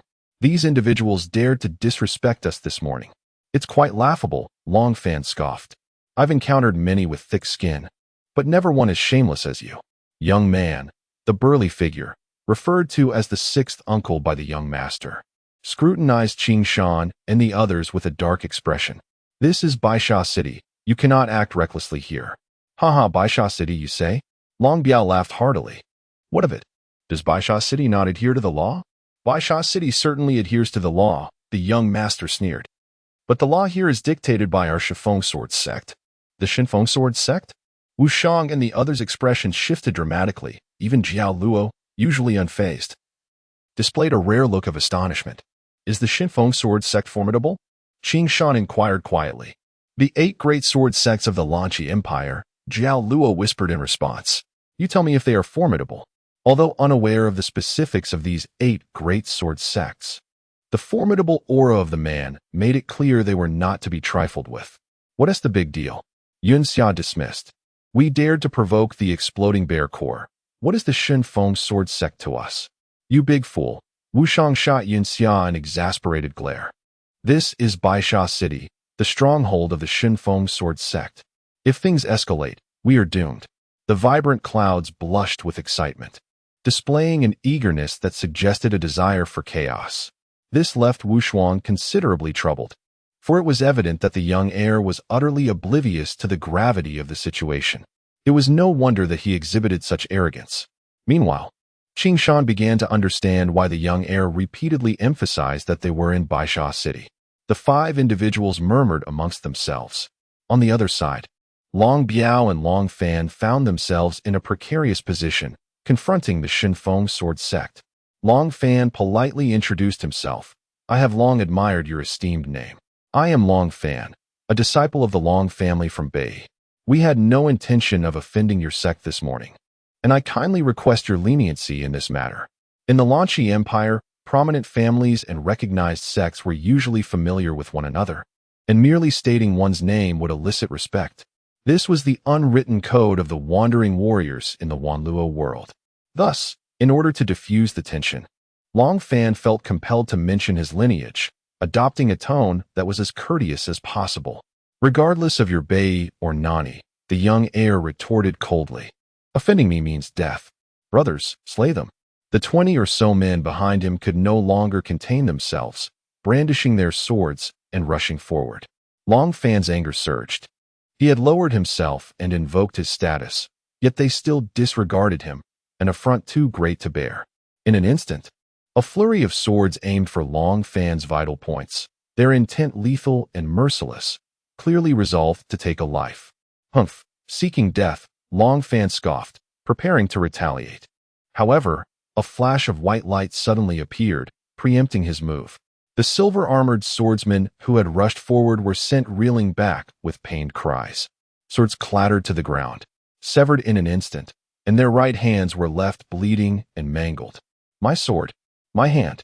Only then did they manage to vocalize their agony. This unforeseen turn of events caused the once arrogant young heir's expression to shift dramatically, while others stepped back in fear. The one who had acted was Long Hao. Yet no one had comprehended his swift movements. The only indication was a brief flutter of his sleeve. Otherwise, they might not have realized he was the assailant. Begone! Long Hao declared with an icy demeanor, his chilling aura instilling dread in all present. Sixth uncle, the young heir shouted in frustration. Did you see? He dared to injure a disciple of our Shinfeng sword sect in broad daylight. The man known as Sixth Uncle, a level 19 sword warrior, remained unfazed. To possess such prowess at such a young age is indeed commendable, he remarked, though he shook his head slightly. What a pity such talent is wasted. Long Hao momentarily paused, realizing that this man had discerned his strength with a mere glance and had spoken so bluntly, clearly confident in his superiority, which was somewhat humiliating for the proud Long Hao. Long Fan and Long Biao were equally enraged, stepping up to join Long Hao's side, forming a unique triangular formation. The Long family disciples excelled in combined combat tactics, and their unified presence exuded an imposing aura, exponentially increasing their combat capabilities. The man coldly snorted, his eyes gleaming with intensity. A more ferocious energy suddenly surged forth, invisible yet enveloping everyone, instilling an overwhelming sense of fear and trepidation.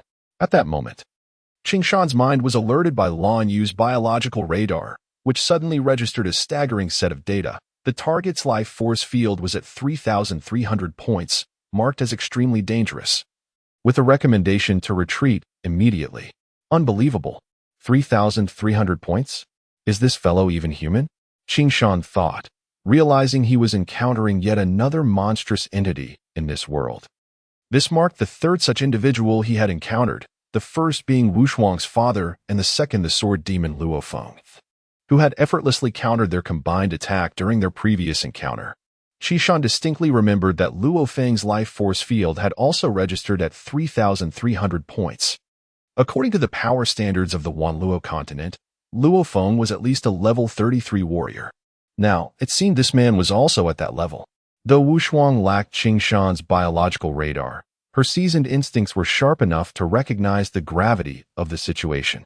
What an astonishing presence, she trembled. Who is this person? Regardless of his identity, Zhao Luo's expression turned serious. Long Hao and the others are no match for him. Instinctively, she gripped the hilt of her sword. What should we do? Yunxia asked, her face taut with tension as she unsheathed her sword, one of the 3 silver blades acquired during their previous rescue mission. Shall we resort to our previous strategy? Wu Shuang discreetly prepared her bow and arrows, evidently recalling the joint ambush they had utilized against Luo Feng during their escape from the tavern. We must proceed with that plan, Qing Shan stated firmly, or none of us will escape. The 3 silently readied themselves, waiting for the opportune moment. Meanwhile, the imposing man appeared quite pleased with the shock he had instigated, slowly stepping forward as he drew his long sword from his back. Everyone, sever an arm, he commanded, seemingly convinced of his dominance over the 8 before him, as if they were mere insects not worth his attention. Long Hao instinctively glanced at Qing Shan and the others, and upon seeing Wu Shuang readying her bow, he understood their intentions. This revelation eased his earlier tension. After all, Qing Shan had once outmaneuvered the sword demon Luo Feng. They were likely planning to employ that strategy again. Thus, Long Hao and his companions slowly unsheathed their long swords, fixing their cold gazes upon the man, exuding an air of fearlessness in the face of such formidable strength. Youth, your courage is commendable, the man remarked with a hint of amusement at Long Hao's actions, but you are somewhat overestimating yourselves. If you wish to fight, then let it be so. Long Hao remained calm, falling silent after his declaration. Yet the palpable confidence emanating from the 3 suggested they had some basis for their fearlessness. Undeterred by the man's presence, such audacious behavior momentarily caught the man's attention, causing him to pause slightly. Their actions undeniably suggested a lack of respect for his power, igniting a flicker of irritation within him. Long Fan, in an exaggerated manner, leisurely twirled his long sword, speaking with disdain. Given your age, I'll allow you 3 moves. This proclamation left the disciples of the Shunfeng sword sect astounded. Who are these individuals to speak with such bravado? Could he possibly be a level 50 master swordsman? Some of the younger disciples murmured, recalling how Long Hao had previously bested one of their own. Impossible. There are no young master swordsmen of that caliber. They protested. The man, too, began to hesitate. These youths exuded an odd aura, leaving him uncertain about their true capabilities. The Dragon Hao, with the most formidable fluctuations of fighting spirit, seemed to have reached the 10th level at most. However, the brazen tone of Long Fan did not appear to be mere bluster. Long Biao's steady and piercing gaze also made the man feel a sense of unease. This gaze resembled that of a wolf fixated on its prey. As for Long Hao, despite his indifferent expression, the tranquility in his eyes, devoid of any ripples, suggested depths that were unfathomable. They were not merely posturing. Rather, they possessed genuine confidence. In that fleeting moment, the man's instincts instinctively confirmed this, heightening his vigilance. Such audacity! Since entering the sacred mountain, no one had dared to speak to me with such arrogance. At this point, the man's great sword instantly gathered an astonishing amount of fighting spirit energy. I am eager to see what abilities you truly possess. In the dense jungle, the formidable figure of Shinshan stood proudly, exclaiming, "You are indeed one of the 8 elders of the Shifeng Sword sect." The realization struck Long Fan. His heart raced furiously. Good heavens, we have truly encountered a madman of the same caliber as the sword demon Luo Feng. To attain the rank of an elder within the sect, one must possess a cultivation level of at least level 30. Although Long Fan had long acknowledged Shinshan's strength, he never anticipated it to be so astonishingly formidable. At that moment, Long Fan and Long Biao felt an overwhelming urge to flee, while only Long Hao maintained his calm demeanor, seemingly unaffected by the looming threat. This composure soon spread to Long Fan and Long Biao, allowing them to regain their tranquility in an instant. Undeniably, the reputation of the Shifeng Sword sect was immense, and those who became elders were on par with the most renowned figures of the younger generation, such as the famed 4 dragons of Lan Yue. Long Fan and his companions had witnessed the power of the four dragons firsthand, recalling the harrowing scene from their last encounter at the tavern, which still sent shivers down their spines. Yet, even the might of a sword demon like Luophone could not defeat them, especially with the support of Qing Shan at their backs. They were not destined to lose this battle. An elder of the Shinfeng sword sect, you say? Long Fan retorted, suppressing the tingling sensation at his scalp. So what if you were level 30? Shinshan was taken aback by the audacity of his adversary, who not only displayed no fear but also a hint of disdain. This provoked him to the brink of madness. You seek death. With that, Shinshan unleashed a furious roar and lunged forward. His sword radiated an extraordinary light, a manifestation of his peak combat energy, expanding from a mere 3 feet to an impressive 2 meters in an instant. The immense sword of combat energy sliced towards Long Biao, threatening to cleave him in two. Surprisingly, Long Hao and his companions did not retreat. Instead, they drew their swords in unison, each targeting Shinshan's chest, abdomen, and left side with a reckless determination to fight to the death. Even if Shinshan's sword energy could dismember them on the spot, their blades could find purchase on his vital points as well. It was undeniable that Long Hao and his companions exhibited tremendous courage. However, their strength was still insufficient to harm Shinshan, a fact he was absolutely confident of. The fluctuations in their combat energy were unmistakable. The disparity in power was clear.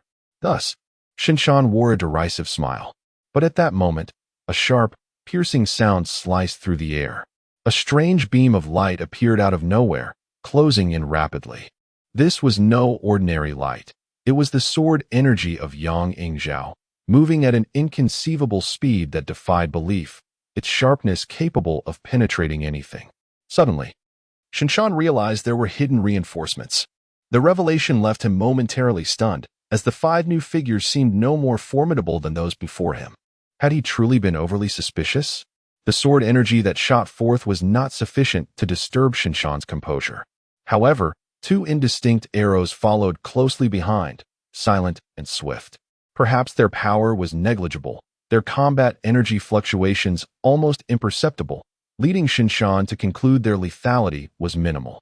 Yet, their speed was astonishing, and more alarmingly, they aimed directly for his left and right eyes with astonishing precision. No matter how strong his protective combat energy, it could not shield his eyes, an unsettling realization. But what shocked Shinshan even more was the sudden appearance of a black sword, pulsating with an overwhelming magical force. Without warning, it manifested, producing an eerie sound that reverberated painfully in Shinshan's head, nearly causing him to faint. What is that sound? The very fabric of reality seemed to shake under the influence of this peculiar sonic wave, forming a colossal, distorted sphere of light. The incoming sword energy and silent arrows collided violently, propelled apart like lightning, with the sword aimed at Shinshan's throat and the arrows targeting his abdomen and heart. This unexpected shift of events was alarming. The silent arrows from the Luo family paired with the Dragon Blade sect's remarkable technique of drawing the sword to sever water, compounded by Qingshan's most formidable move, the reversal of heaven and earth. The combined might of these 3 lethal techniques was staggering, especially as they launched a surprise attack, catching Shinshan off guard. In that fleeting moment, Shinshan realized he had fallen into a trap. The sudden sonic vibration had disordered his internal energy, leading to the catastrophic consequence of his protective combat energy dissipating. Without this defense, the sharp sword energy and the 2 silent arrows posed an insurmountable threat. Death loomed unexpectedly, and Shinshan struggled to comprehend that they could indeed kill him. At this instant, he could no longer underestimate his opponents, feeling a pang of regret for his earlier arrogance. Yet, it was too late for realizations. In a desperate bid, Shinshan roared and swung his combat energy, sword in a sweeping motion, forcefully gathering his chaotic internal energy to reform his protective barrier. A thunderous explosion followed, with the sweeping sword successfully striking against the incoming sword energy, sending the 2 silent arrows hurtling away. It must be said that Shinshan's cultivation was extraordinarily powerful. 50 years of honing his combat energy had granted him unparalleled control over it. Though the situation was dire, he managed to counter the combined attack. However, the price was steep. The reversal of heaven and earth had left him reeling, his energy churning violently, nearly causing him to vomit blood. And his internal energy slipped from his grasp. But before Xinshan could catch his breath, 3 azure blades of light appeared simultaneously. He felt a searing pain in his abdomen, chest, and throat as Long Hao, Long Fan, and Long Biao's sword struck him from behind. Under normal circumstances, these 3 strikes would barely graze him. Yet now, Xinshan was already weakened by the chaotic vibrations of the mysterious black sword. To fend off the sword energy and silent arrows, he had sacrificed his internal energy, resulting in grievous internal injuries. Now he had no means of defense. The 3 seemingly insignificant adversaries had managed to land a surprise attack. Nonetheless, a master remains a master. In the instant the blades pierced his body, Xinshan summoned all his remaining strength, propelling himself backward like a bullet. The 3 blades, initially destined to strike true, found only empty air as they penetrated a mere half-inch before falling short. However, the misfortunes of the divine mountain have yet to conclude. He had scarcely touched the ground when a blue shadow shot towards Long Hao and his companions from behind, akin to a streak of lightning piercing through the air. Both incredibly swift and possessing an astonishing momentum. It was Yunxia who had finally seized the opportunity to strike. Taking advantage of his weakness, Yunxia, though inexperienced in the ways of the martial world, exhibited a remarkable innate talent for combat. In the instant that divine mountain retreated, he discerned that divine mountain's fighting spirit had spiraled out of control. A warrior incapable of harnessing their fighting spirit is no different from a cripple. Such an opportunity was not one Yunxia would let slip away. No one anticipated that divine mountain would be injured so swiftly, not even Qinshan and Jialua. It is worth noting that the previous combined attack from the 3 at the tavern had been effortlessly thwarted by the sword demon, Luo Feng. Yet, divine mountain, of the same caliber, was easily gravely wounded. It can only be said that divine mountain's luck was exceedingly poor, while Qingshan's shockwaves were utterly astonishing. The long sword danced like the wind, exuding an imposing aura. Infuriated, the beleaguered divine mountain, despite the pain of his injuries, suddenly swung his hand. The long sword, like lightning, shot forth, as he used it as a projectile aimed at Yunxia's chest. In that moment, Divine Mountain's vast experience in combat came into play, as he executed a move to turn defeat into victory even while at a significant disadvantage. Caught off guard, Yunxia could only unleash a crescent-shaped sword energy. The incoming long sword was forcefully deflected by the crescent sword energy. However, Divine Mountain seized this rare opportunity to propel himself over 20 meters away. Even so, he appeared exceedingly disheveled. All of this transpired in the blink of an eye. Divine Mountain had traversed the gates of death multiple times. Fortunately, he finally managed to escape Yunxia's relentless pursuit. Meanwhile, over 20 disciples from the Divine Peak Sword sect hastily interposed themselves in front of Divine Mountain. They had witnessed the previous scene clearly. If they did not intervene, Divine Mountain would surely perish. Swiftly retreating, Yunxia begrudgingly returned to the side of Qingshan and Jialua. Long Hao and his companions stood firm, ready for any eventuality. Ah, Uncle Six, the second young master, could hardly believe it. This group had actually defeated an elder from their sect. Enduring the excruciating pain and the nearly explosive fluctuations of his fighting spirit, he glared intensely at Qingshan and Jialua. Just a moment ago, he had finally recognized that these seemingly inconspicuous youths possessed extraordinary skills. The Angry Flood Dragon Sword Sect's knife-drawing technique, the Flying Cloud Sword Sect's Flying Cloud Sword art, and the Luo family's Silent Arrow technique. The young man wielding the black sword had an unfathomable strength, and the bizarre soundwave vibrations he produced were unprecedented. Most astonishing was the fact that he had not sensed any fluctuations of fighting spirit from him, rendering his origin indiscernible. Had it not been for this peculiar vibrating sword technique that had disrupted his concentration, he would never have fallen victim to their ambush. It could be said that this strange soundwave ultimately led to his defeat. Although they harbored some suspicion of opportunism, the seamless coordination displayed by them had inflicted significant suffering upon Divine Mountain. In a real confrontation, he might not necessarily be their match. though it was hard to believe. It was an undeniable fact. Thus, Divine Mountain was now wary of making any rash moves. Long Hao and Qing Shan were equally cautious. After all, this was the territory of the Divine Peak Sword sect. Should a life be lost, the consequences would be dire. You people from the Flying Cloud Sword sect and Angry Flood Dragon Sword sect. Divine Mountain's face turned pale, blood trickling from the corner of his mouth. And the armor pierced by Long Hao and his companions oozed droplets of blood. These three sects were also renowned orthodox sects on the continent, particularly the Angry Flood Dragon Sword sect and the Flying Cloud Sword sect, which were among the 8 great sword sects. In terms of influence and strength, they were no less formidable than the Divine Peak Sword sect. The Northern E-Dragon clan and the Luo family may be disregarded, but the Angry Flood Dragon Sword sect and the Flying Cloud Sword sect were not to be trifled with. What troubled Divine Mountain even more was the young man wielding the black sword. During the earlier fierce battle, he had not even used his fighting spirit, clearly holding back.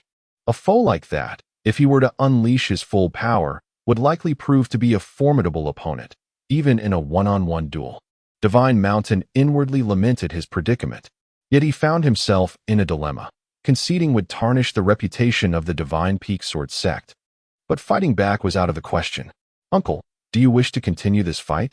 Wu Shang declared arrogantly. "Strange. How does everyone know I am from the Angry Flood Dragon Sword sect?" Jialuo muttered softly. "And so what?" Yunxia retorted. "Indeed, they are disciples of prestigious sword sections. This truly poses a significant problem." Divine Mountain glared at the second young master beside him, vexed. Why provoke anyone at all? Only to antagonize members of 2 major sword sects? Not to mention the immense power these sects wielded. Even the prospect of escaping unscathed was now uncertain. Divine Mountain's thoughts were not lost on Wu Shuang and Long Fan. Reputation precedes. The mere announcement of Jialuo and Yunxia's affiliations had left an impression. Had he known this would be so effective, he would have revealed it earlier. Wu Shuang chastised himself for his foolishness, having such prestigious credentials and yet failing to utilize them. Long Fan and his companions wore expressions of embarrassment. Indeed, comparisons breed discontent. They had lowered themselves, yet their adversaries offered no respect. Even 2 younglings from the Flying Cloud Sword sect and Angry Flood Dragon Sword sect could instill fear in that old man. This situation, can we not simply let it go?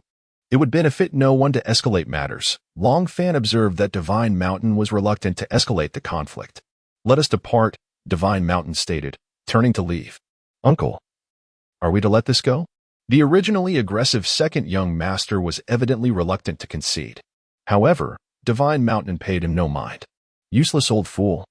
The second young master glared venomously at Qing Shan and the others, but with even his strongest ally retreating, what could he do? Thus, this unexpected calamity arose without warning and departed just as unexpectedly. However, Qing Shan and his companions broke into a cold sweat. Consequently, their enthusiasm for shopping had dissipated. After hastily procuring their necessities, they returned to the inn. Upon learning that Long Qi and others had encountered the Divine Peak Sword sect on the street and engaged in a fierce battle, Priestess Xuanyuan furrowed her brow slightly.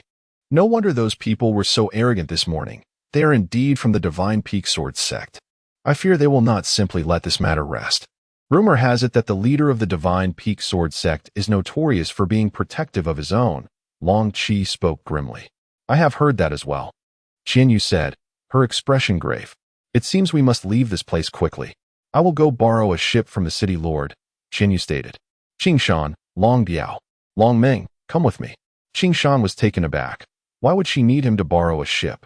The others also wore puzzled expressions, unable to comprehend Xuanyuan's intentions. Although the Lord of Baisha shares a certain camaraderie with me, he is, by nature, rather haughty. Bringing along Qing Shan serves merely as a precautionary measure. Why not include the 12 divine sword guardians? Mu Xiang murmured softly to herself. The 12 divine sword guardians standing behind you remained expressionless. Yet Qing Shan detected a flicker of barely concealed anger in their eyes when Xuanyuan mentioned the Lord of Baisha. "The divine sword guardians shall remain at the inn," Xuanyuan stated with unruffled composure. Are you truly only bringing Qing Shan and Long Biao along? Long Shu exclaimed in astonishment. In the aftermath of a fruitless search, Xuanyuan nodded slightly without providing further elaboration, and then addressed Elder Yin. Please bring me my sword. Elder Yin, who had initially appeared indifferent, was taken aback. That was a gift from His Highness the Crown Prince. How could you? There's no need for further discussion. I act at my own discretion. Xuanyuan replied. Understood, Elder Yin said, though a hint of reluctance lingered in his expression. Soon, he emerged from the room holding a golden-sheathed sword, approximately 1.5 meters long and the width of a hand. Although it remained sheathed, Qing Shan sensed an unusual, chilling aura emanating from it. He could not help but speculate that this must be an extraordinary sword. Elder Yin had mentioned that it was a gift from the Crown Prince to Xuanyuan, indicating that the sword had a remarkable provenance. It seemed that the relationship between Xuanyuan and the Lord of Baisha City was more profound than mere acquaintanceship, Qing Shan mused. This scene did not escape the notice of Wu Shuang, who cautioned herself to ensure the safety of the High Priestess. Got it, Qing Shan replied. Don't let it frighten you so. Xuanyuan chuckled. Nothing will happen. The reputation of the underworld rests on your shoulders, Yunxiao reminded playfully. Understood, Qing Shan affirmed. The Lord's Manor of Baisha City was situated on the eastern side of the central square. Despite the distinct architectural style of the Lan Yue Empire, every city featured an expansive square at its center, intentionally left open for various events. Typically, the Lord's residence and the military base were located near the central square. And in Baisha City, they were indeed one and the same. Upon their arrival at the manor, Xuanyuan and Qing Shan were halted by guards stationed at the entrance. This is a military zone. No unauthorized personnel may enter. Observing the soldiers from this otherworldly realm, Qing Shan instinctively assessed their impressive physiques and stern expressions, standing as resolutely as pines. This piqued his curiosity. Did soldiers in this realm practice standing at attention as well? Surrounding the manor were patrolling golden-armored warriors. Although they had yet to step inside, the atmosphere bore a striking resemblance to modern military installations, the imposing presence evoking a sense of nostalgia and familiarity in Qing Shan. It appeared that this locale served as a primary military stronghold in this world. Please notify them, Xuanyuan requested, producing a golden insignia and handing it to the leading officer. Inform them that High Priestess Xuanyuan has arrived. Are you indeed High Priestess Xuanyuan? The commanding officer inquired, examining the insignia closely.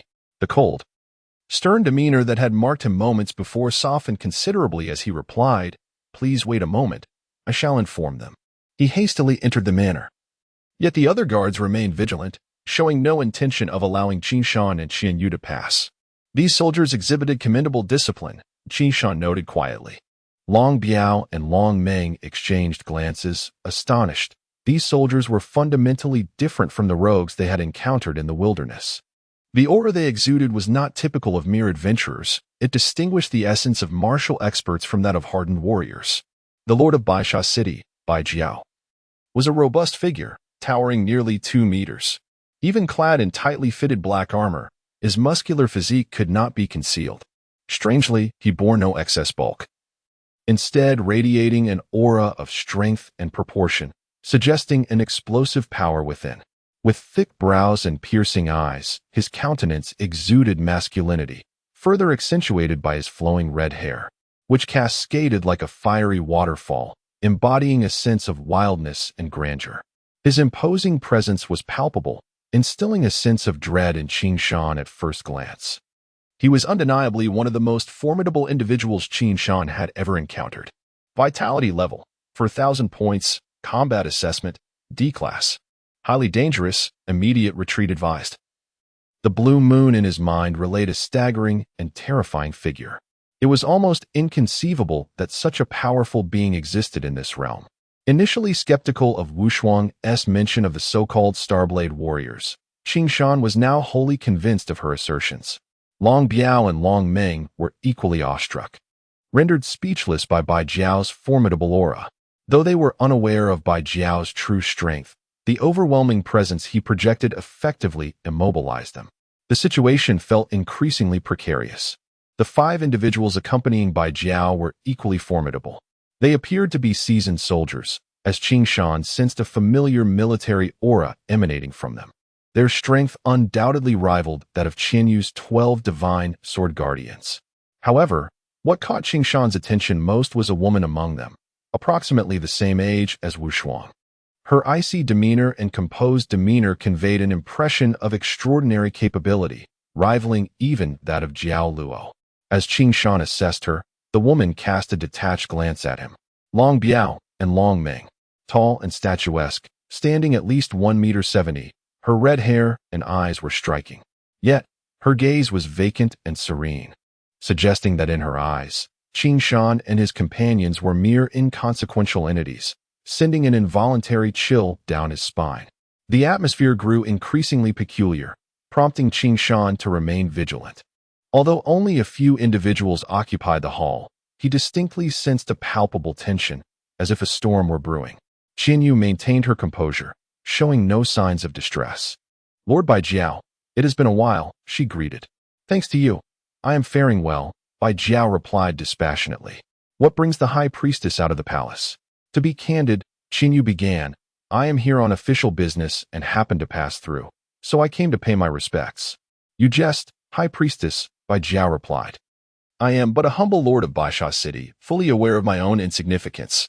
"Let us speak plainly, then," Bai Jiao continued. "Why belittle yourself, Lord? The Crown Prince has held you in high regard for some time. On this occasion, I have come to present a gift from the Crown Prince," Qianyu stated, signaling Long Biao to step forward with the golden-sheathed sword. "Ah, so this sword is intended as a gift," Qing Shan realized instinctively, grasping that the ties between Qianyu, Bai Jiao, and the Crown Prince were far more intricate than initially perceived. The girl beside Bai Jiao stepped forward respectfully to accept the sword presented by Long Biao. Before passing it to Bai Jiao, the sword was adorned with a dragon-shaped golden sheath and a jade hilt, exuding an icy aura. Bai Jiao's eyes sparkled with excitement as he drew the sword, and in an instant, radiant light surged forth, causing the surrounding air to drop sharply in temperature, revealing a frigid chill. Qing Shan observed with clarity that the unsheathed sword shimmered with a cold, azure glow, reminiscent of frosty dew glistening on lotus leaves in the crisp autumn dawn. Cold dew condenses into frost. The White Jiao seemed somewhat astonished. Indeed, the Lord of White Jiao possesses extraordinary discernment, Qianyu remarked with a faint smile. The autumn chill mingles with frost, while the pure white snow reflects the azure blood cutting through the colorful clouds. The White Jiao murmured to himself. These are the two unparalleled divine weapons forged by the master craftsman Lu Chun 500 years ago. I never expected they would be collected by His Royal Highness. Such a generous gift. How can I, White Jiao, dare to accept it? His excitement was palpable, clearly genuine, and as he gazed at Qianyu, his sincerity was unmistakable, a stark contrast to his earlier demeanor, which surprised Qing Shan. A sword bestowed upon a hero can only be honored in the hands of the Lord of White Jiao. There is no need for him to hesitate. Qianyu continued, "This is indeed the heartfelt intention of His Royal Highness. Does Lord White Jiao find it unworthy?" "Not at all," White Jiao quickly replied. "Since it is the Prince's goodwill, I shall not be rude." "Ha ha, that is the spirit," Qianyu laughed. The principle of accepting gifts seems to hold true in every realm. Although the nature of the relationship between Qianyu and White Jiao remained unclear, it was evident that they were enjoying each other as company. "Bring forth a feast to welcome the high priest and wash away the dust of travel," White Jiao proclaimed. His demeanor transformed from indifference to exuberance. "Yes," replied a servant who quickly exited the hall, while White Jiao affectionately took Qianyu's hand and led him into the inner chamber. Though Qing Shan was not well acquainted with the Wanluo world, he understood that the halls of prominent families were quite ceremonial. The outer hall was meant for general guests, while only those of esteemed status or deep connections were welcomed into the inner hall, signifying the host's recognition and closeness. It seemed that only at this moment did Qianyu exhale a sigh of relief. "I apologize for the intrusion," Qianyu said. "Not at all. It is my fortune that High Priest Qianyu has come," White Jiao replied. To be honest, Qing Shan found the formalities of the aristocracy quite tedious. Yet he had no choice but to accompany Qianyu into the inner hall. The banquet was sumptuous, undoubtedly the most lavish meal Qing Shan had experienced since arriving in this world. Throughout the feast, Xuanyuan and White Jiao engaged in light-hearted banter, avoiding the main topic, while Qing Shan and the others savored the exquisite delicacies without haste. Finally, as most of the dishes were nearly consumed, White Jiao clasped his hands and said, "I am deeply honored by His Royal Highness's favor. I am at your service. Should you require anything in the future, please do not hesitate to command me." Aha! Xuanyuan smiled brightly, and Qing Shan recognized that the moment he had been waiting for had arrived. This old fellow had been biding his time for this very statement. "I shall certainly convey the Lord of White Jiao's intentions to His Royal Highness," Xuanyuan added.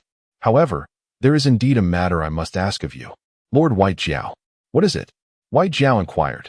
"This time, I have ventured out of the palace to procure goods that need to be transported back to the royal palace from Beiyi," Xuanyuan explained. "However, I have taken a longer route, which may delay my return. I kindly request Lord White Jiao to lend me a vessel to swiftly navigate down the Luo River to return to Lanchi City. The most direct route from Beiyi to Lanchi should have been through Lu Su, then Fengyi, and finally to Li Du Wai, then. Did the high priest take such a lengthy detour to arrive here?" White Jiao appeared perplexed, but soon his expression shifted to one of realization. Could it be that the high priest intentionally chose the Jin River route to arrive in Baisha? "Before leaving the palace, His Royal Highness specifically instructed me to visit the Lord of Baisha," Xuanyuan expressed with emotion. At last, White Jiao was visibly moved. "I am ashamed. It turns out the high priest took the longer route to visit Baisha, and thus delayed your return. This is truly my fault." Qing Shan and Long Biao watched in wide-eyed astonishment, impressed by Xuanyuan's eloquence, as he spun a web of lies without batting an eyelash. He had come here to evade pursuers, yet he framed it as a deliberate detour to pay respects to White Jiao, even claiming it had delayed his procurement schedule at the palace. With such a heavy debt of gratitude placed upon White Jiao, how could he refuse? "Forgive me.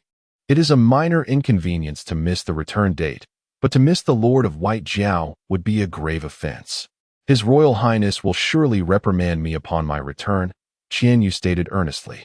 "Rest assured," White Jiao declared with grandiosity, "this small matter is nothing. I shall immediately arrange for the best worship and the finest guardians to escort you, ensuring you do not miss your return. For this, I am grateful to the Lord." Xuanyuan replied. The plan had come to fruition. After much negotiation, he had secured a vessel, and not just any vessel, but the finest warship, along with a contingent of guards. This old fellow would surely win an Oscar if he were in the modern world. "Are you frightened?" Xuanyuan laughed. "There will be no trouble. Your reputation is at stake." Yun Xia chimed in cheerfully. "Understood," Qing Shan responded. The Lord's residence was located on the eastern side of Baisha City's central square. Although the architectural style of the Lanchi Empire varied, every city had an expansive central square reserved for various activities. Generally, the Lord's residence and the military base would be situated nearby the central square and in Baisha. The Lord's residence and the city's garrison were indeed one and the same. Upon their arrival at the Lord's residence, Xuanyuan and Qing Shan were halted by the guards stationed at the entrance. This is a military stronghold. No unauthorized personnel may enter. In comparison to their companions, Qing Shan instinctively scrutinized the soldiers of this other world. Each was robust, with stern expressions, standing like sentinels. This piqued Qing Shan's curiosity. Did the soldiers of this world also train and standing at attention? Outside the Lord's residence, a group of golden-armored warriors patrolled back and forth. Even from a distance, the atmosphere felt akin to a modern military stronghold, the imposing aura evoking a sense of nostalgia in Qing Shan. "Please announce our arrival," Xuanyuan instructed, producing a golden insignia and handing it to the officer in charge. "Inform them that High Priest Xuanyuan is here to visit." "You are High Priest Xuanyuan," the leading officer said, scrutinizing the insignia. The previously cold and stern expression instantly softened into one of courtesy. "Please wait a moment while I notify the Lord." He then hastened into the residence. However, the other guards remained vigilant, unwilling to grant passage to Qing Shan and Xuanyuan. These soldiers exhibited commendable discipline. Qing Shan noted to himself. Long Biao and Long Ming exchanged glances, astonished by the presence of these soldiers. whose demeanor was a far cry from the rogues they were accustomed to. The commanding aura they exuded was not something ordinary wanderers could possess. This was the essential difference between martial masters and iron-blooded soldiers. The Lord of Baisha, known as White Jiao, was a towering figure, approximately 2 meters tall. Even clad in a fitted black armor, his well-defined muscles were evident, exuding strength without excess bulk, embodying a perfect balance of power and agility. His thick brows and piercing eyes gave him a rugged appearance, while his flowing red hair cascaded like a fiery waterfall, adding a wild and bold flair to his presence. He strode with the grace of a dragon and the might of a tiger, commanding respect without uttering a word. Such a formidable presence. With just a glance, Qing Shan discerned that this individual could undoubtedly be classified as one of the most formidable experts he had ever encountered. A vitality level of 4,000 points and a combat assessment rated as D-class indicated an extreme danger, prompting an immediate recommendation for retreat. The blue moon in his mind reported a terrifying figure that left Qing Shan utterly astonished. It was almost inconceivable that such a powerful being actually existed in this world. Initially skeptical of the so-called Star Sword warriors introduced by Wu Shuang, Qing Shan now found himself wholly convinced of Wu Shuang's claims. Meanwhile, Long Biao and Long Meng were visibly shaken. Rendered speechless by the overwhelming aura emanating from this master, their faces turned a shade of ashen gray. Although they were unaware of the true strength of the White Flood Dragon, the sheer presence of this master instinctively bound them in place. The atmosphere felt ominous. The 5 individuals accompanying the master were equally impressive. They seemed to hail from military backgrounds, as Qing Shan sensed a very familiar martial air about them. Their prowess could not possibly be inferior to that of the 12 divine sword guards under Qin Yu. Yet, what intrigued Qing Shan the most was the presence of a woman among them, likely of similar age to Wu Shuang. Her cold demeanor and composed bearing led Qing Shan to instinctively perceive that she was extraordinary, perhaps even rivaling Jiao Luo. As Qing Shan assessed her, the girl cast a dispassionate glance at him, Long Biao and Long Meng. She stood tall, at least 1.7 meters, with striking red hair and eyes. However, her gaze was void and tranquil, as if she regarded Qing Shan and his companions as nothing more than inconsequential objects, sending a chill down their spines. The atmosphere was decidedly peculiar, prompting Qing Shan to remain vigilant. Although only a handful of people occupied the hall, Qing Shan could distinctly sense an impending storm of tension and unease in the air. Qin Yu, however, remained unperturbed, betraying no signs of panic. Lord City Master of the White Flood. I trust you are well, Qin Yu addressed. Thanks to you, I am doing well, the White Flood City Master replied nonchalantly. What brings the High Priest here? Away from the royal palace? To be candid, Qin Yu began, I am here on business and made a special visit to pay my respects.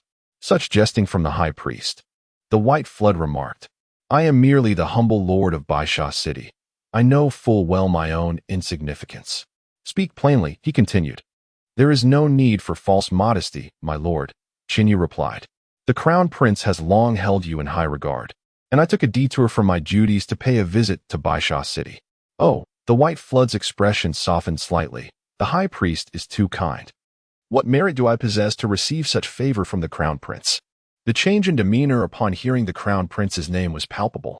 The Crown Prince has heard of your martial prowess and has entrusted me to deliver a precious sword, Qin Yu said, gesturing for Long Biao to step forward and present the golden-sheathed longsword. Qing Shan realized with a jolt that the sword was indeed intended as a gift, though it had evidently been bestowed upon Qin Yu by the Crown Prince.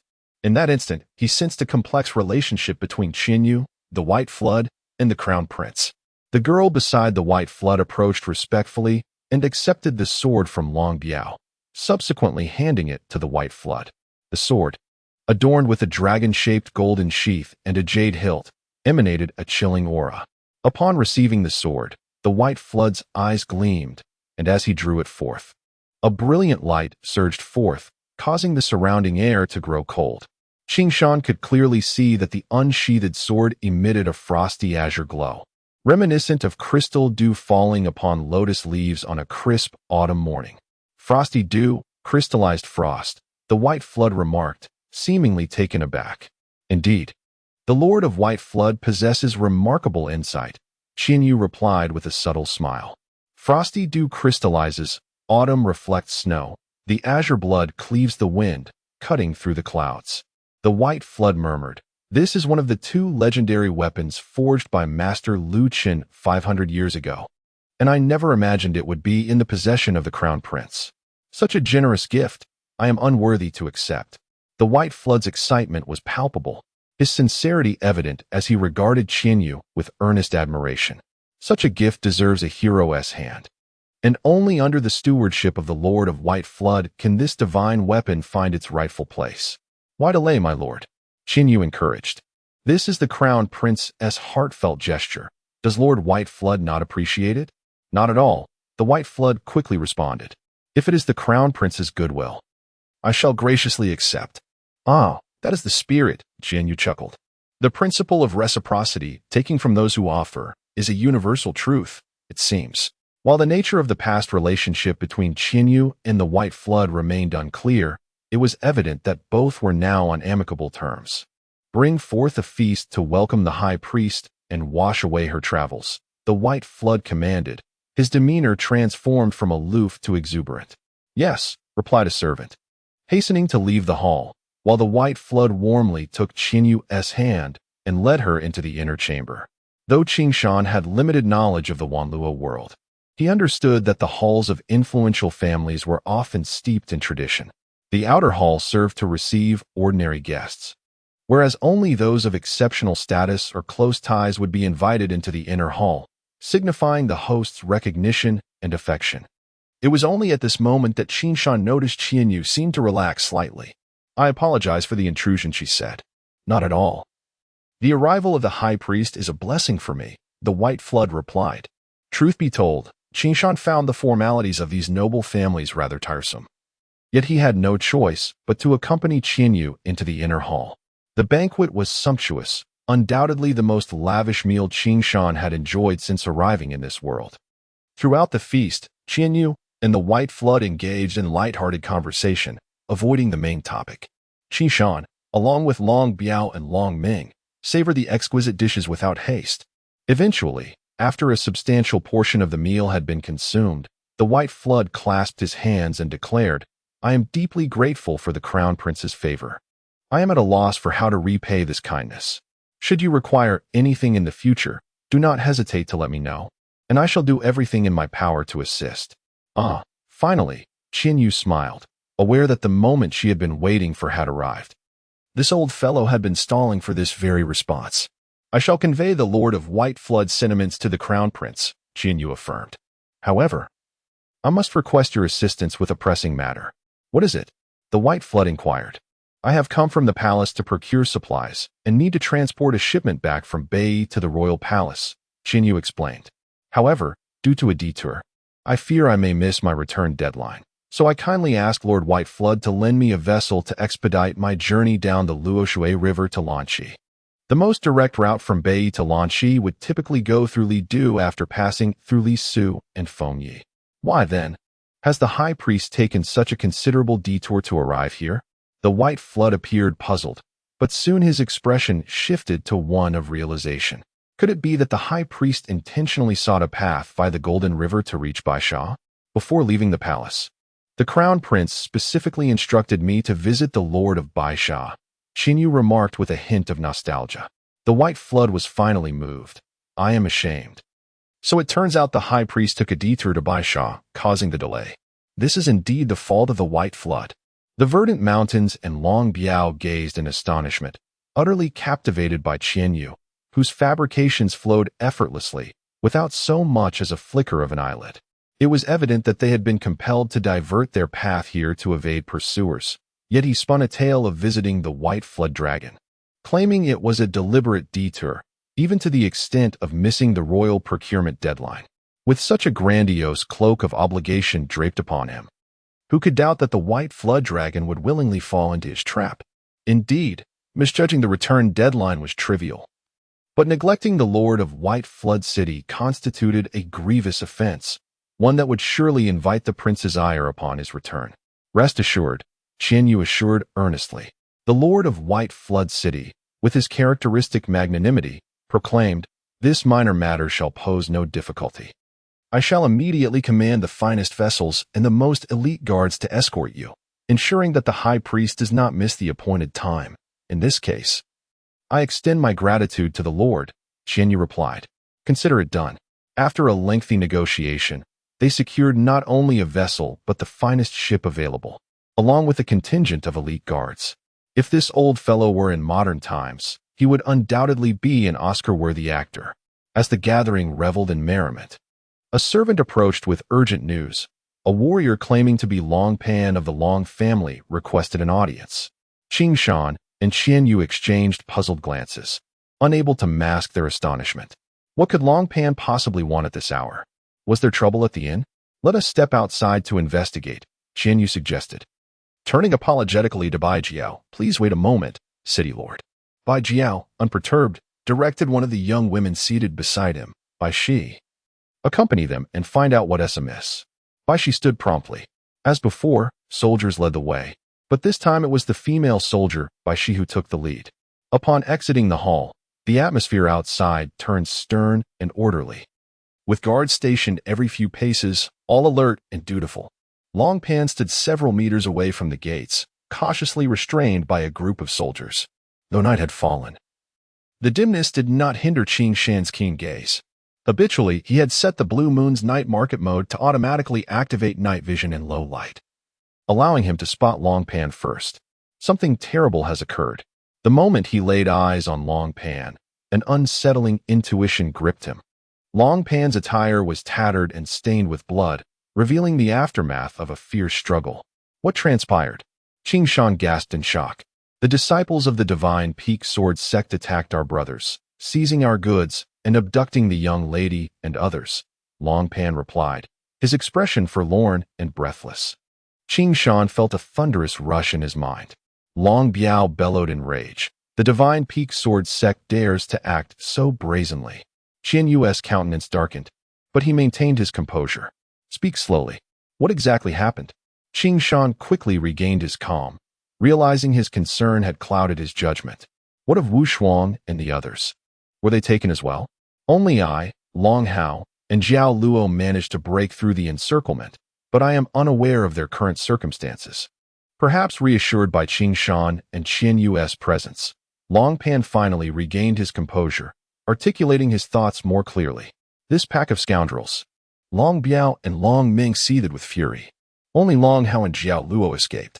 Qing Shan's surprise deepened. "By General, please inform the city lord that we must urgently return to the inn. That warship should be reserved for us," Xuanyuan stated calmly. Bai Shi nodded, her demeanor serene despite her lack of understanding regarding the situation. However, the mere mention of the Divine Peak Sword sect, along with Long Ming and Long Biao's ferocious expressions, hinted at the gravity of the matter. "If the high priest requires assistance, I can relay your message," Bai Shi offered. "That will not be necessary," Xuanyuan responded. Curious, Qing Shan pondered why such a capable ally was dismissed so readily by Xuanyuan. Yet, the abduction of Wu Shuang and the young lady compelled him to devise his own plan to address the crisis. Resolutely, Qing Shan asked, "By General, could you disclose the whereabouts of the Divine Peak Sword sect? Are you contemplating an assault on the Divine Peak Sword sect?" Bai Shi's expression shifted dramatically as she instinctively glanced at Xuanyuan. In her mind, Qing Shan was merely a subordinate of Xuanyuan, but the situation now felt amiss. Subordinates typically could not act independently without their master's consent, especially when their master was a high-ranking priest from the palace. Surprisingly, Xuanyuan showed no inclination to reprimand Qing Shan, leaving Bai Shi confused about their relationship. Despite her uncertainty, she directed Qing Shan to the south of Baisha City. Beneath the Divine Peak Mountain lies a vast apricot grove, within which stands a grand ancient fortress.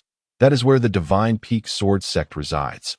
After departing the city lord's residence, Qing Shan, Xuanyuan, Long Biao, Long Ming, and Long Pan reached a corner of the city streets. "Why does the high priest hesitate to enlist Bai Jiao's support to rescue our people?" Qing Shan could no longer contain his curiosity. "It is not that I wish to refrain, but it is simply impossible," Xuanyuan replied gravely. Bai Jiao is exceedingly self-serving. He would never risk his standing for us against the divine peak sword sect. Thus, we must rely solely on ourselves. Long Meng and Long Biao exchanged incredulous glances, struggling to reconcile this revelation with the earlier camaraderie displayed between Xuanyuan and Bai Jiao. You are still young and do not comprehend the intricacies of political maneuvering. Those who navigate the halls of power are the most fickle and unreliable. Are you not the high priest? With your status, cannot you command him? Qing Shan queried, perplexed. The high priest oversees rituals and celestial matters, and though esteemed, lacks the authority to mobilize local officials and military forces. I possess no real power. Hence Bai Jiao would not heed my commands. Otherwise, I would not have had to part with a treasured sword merely to secure a warship. The complexity of the situation left Qing Shan with a throbbing headache. Was this the nature of political rules? Yet he remained undeterred. Could you not leverage your status as high priest to compel the divine peak sword sect to release Wu Shuang and the young lady? To be candid, Xuanyuan sighed. The title of high priest may seem grand, yet the 8 great sword sects hold an even loftier status and would not yield to my influence. The relations are exceedingly intricate and cannot be distilled into a few words. In summary, you must understand that the 8 great sword sects will not heed my calls. In fact, should they discover our identities, the situation could worsen. Thus, you must not reveal who you are. Treat this as a mere dispute. This high priest appears utterly ineffectual, Qing Shan thought, feeling disillusioned with Xuanyuan. It became evident that neither Xuanyuan nor the prince behind her wielded significant influence. Considering the numerous perils surrounding this escort mission, it was striking that only 12 elite guards had been dispatched. While formidable, this force seemed paltry compared to the noble status of a prince and a national advisor. It appeared that all reliance must be placed upon himself. As Qing Shan began to strategize a viable plan, a sudden exclamation from Long Biao broke his concentration. Long Pan, are you all right? Long Biao exclaimed, supporting Long Pan, whose waist was stained with dark crimson. It seems the wound has reopened. Long Pan grimaced, his pallid visage contorted by excruciating pain from excessive blood loss. You cannot proceed any further, Long Meng warned sternly. In your condition, even reaching the Divine Peak Fortress would be futile. Concerned for Long Pan's dire state, Qing Shan recognized the urgency for immediate care. Long Meng hastily retrieved healing ointment and bandages from his pack to tend to Long Pan's wounds. Such severe injuries. The group gasped as they uncovered the ghastly scars on Long Pan's body. The deep and elongated wounds resembled several twisted serpents, and the injury on Long Pan's wrist cut deeply into the bone, nearly severing his hand. It is difficult to fathom the sheer willpower that has allowed Long Pan to endure thus far. The severity of his injuries rendered the bandaging almost ineffective, leaving Long Biao in a state of frantic urgency. You must hurry to rescue the young lady.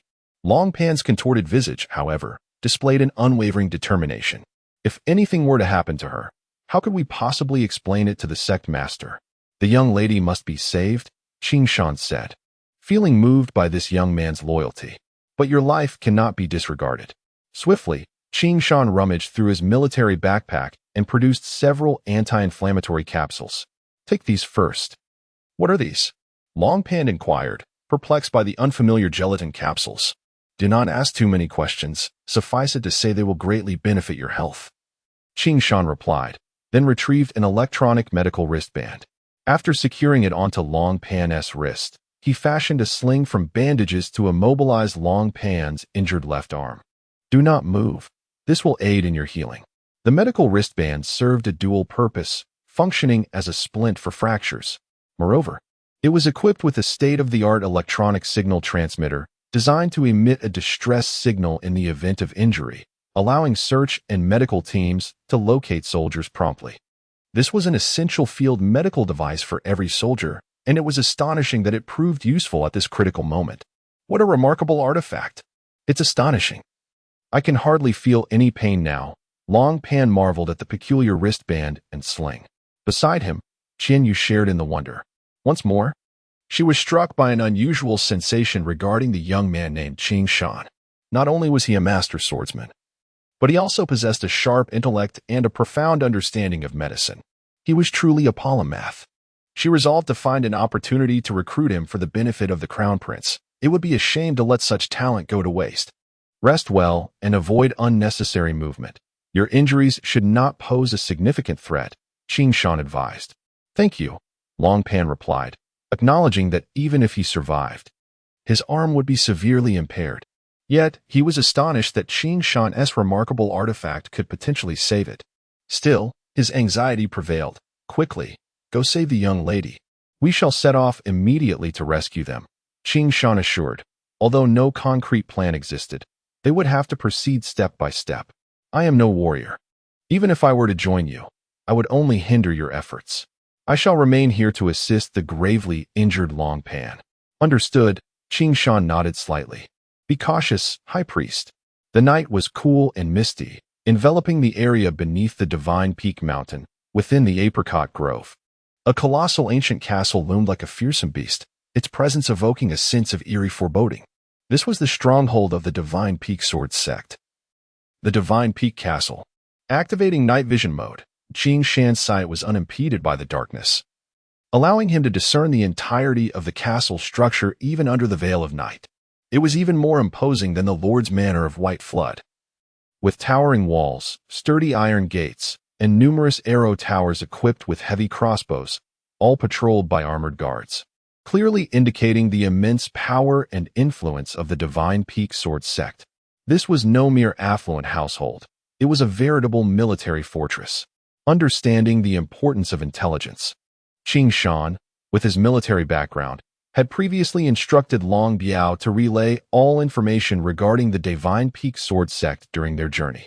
From Long Biao's accounts, Qing Shan learned that the Divine Peak Sword sect was one of the 8 major sword sects of the Lanqi Empire, holding a prestigious position with countless masters within its ranks and no less than 7,000 disciples. It was an undeniably formidable force, one that even the royal family dared not provoke.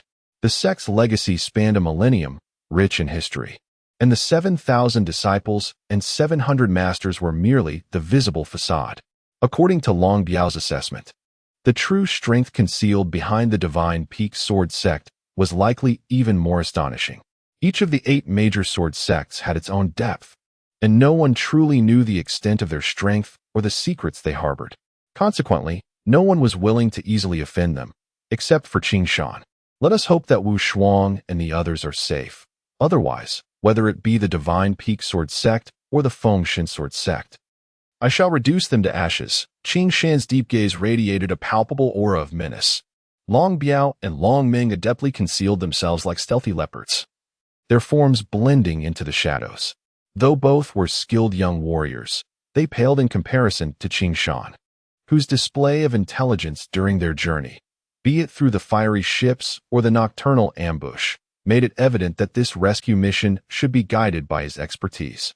In the recesses of his mind, the blue moon clearly indicated the current time, 1:33, the darkest hour of the night. On the arrow tower and beneath the iron gates, the guards, initially vigilant, now showed signs of fatigue, with a few even yawning and stretching. Yet, many remained alert, watching over their surroundings. The city walls offered a wide view, with patrolling guards and large torches illuminating every 10 meters. Qing Shan swiftly analyzed the situation. The defenses were formidable, leaving no blind spots. A covert infiltration seemed unfeasible. However, surrendering was not in Qing Shan's nature. Since they had come this far, they must forge ahead, perhaps uncovering a glimmer of opportunity. Follow me, he instinctively signed, only to be met with puzzled expressions from Long Biao and Long Ming, who had clearly not received professional training in sign language.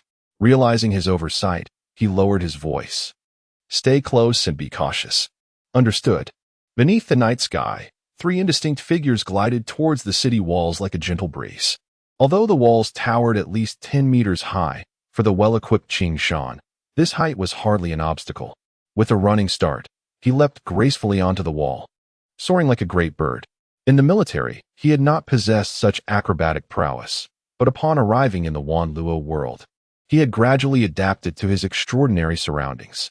Not to be outdone, Long Biao and Long Ming effortlessly followed suit, perhaps sensing the disturbance behind them. A patrolling soldier instinctively turned, only to be met by a shadowy blur followed by a swiftly delivered punch. Thud.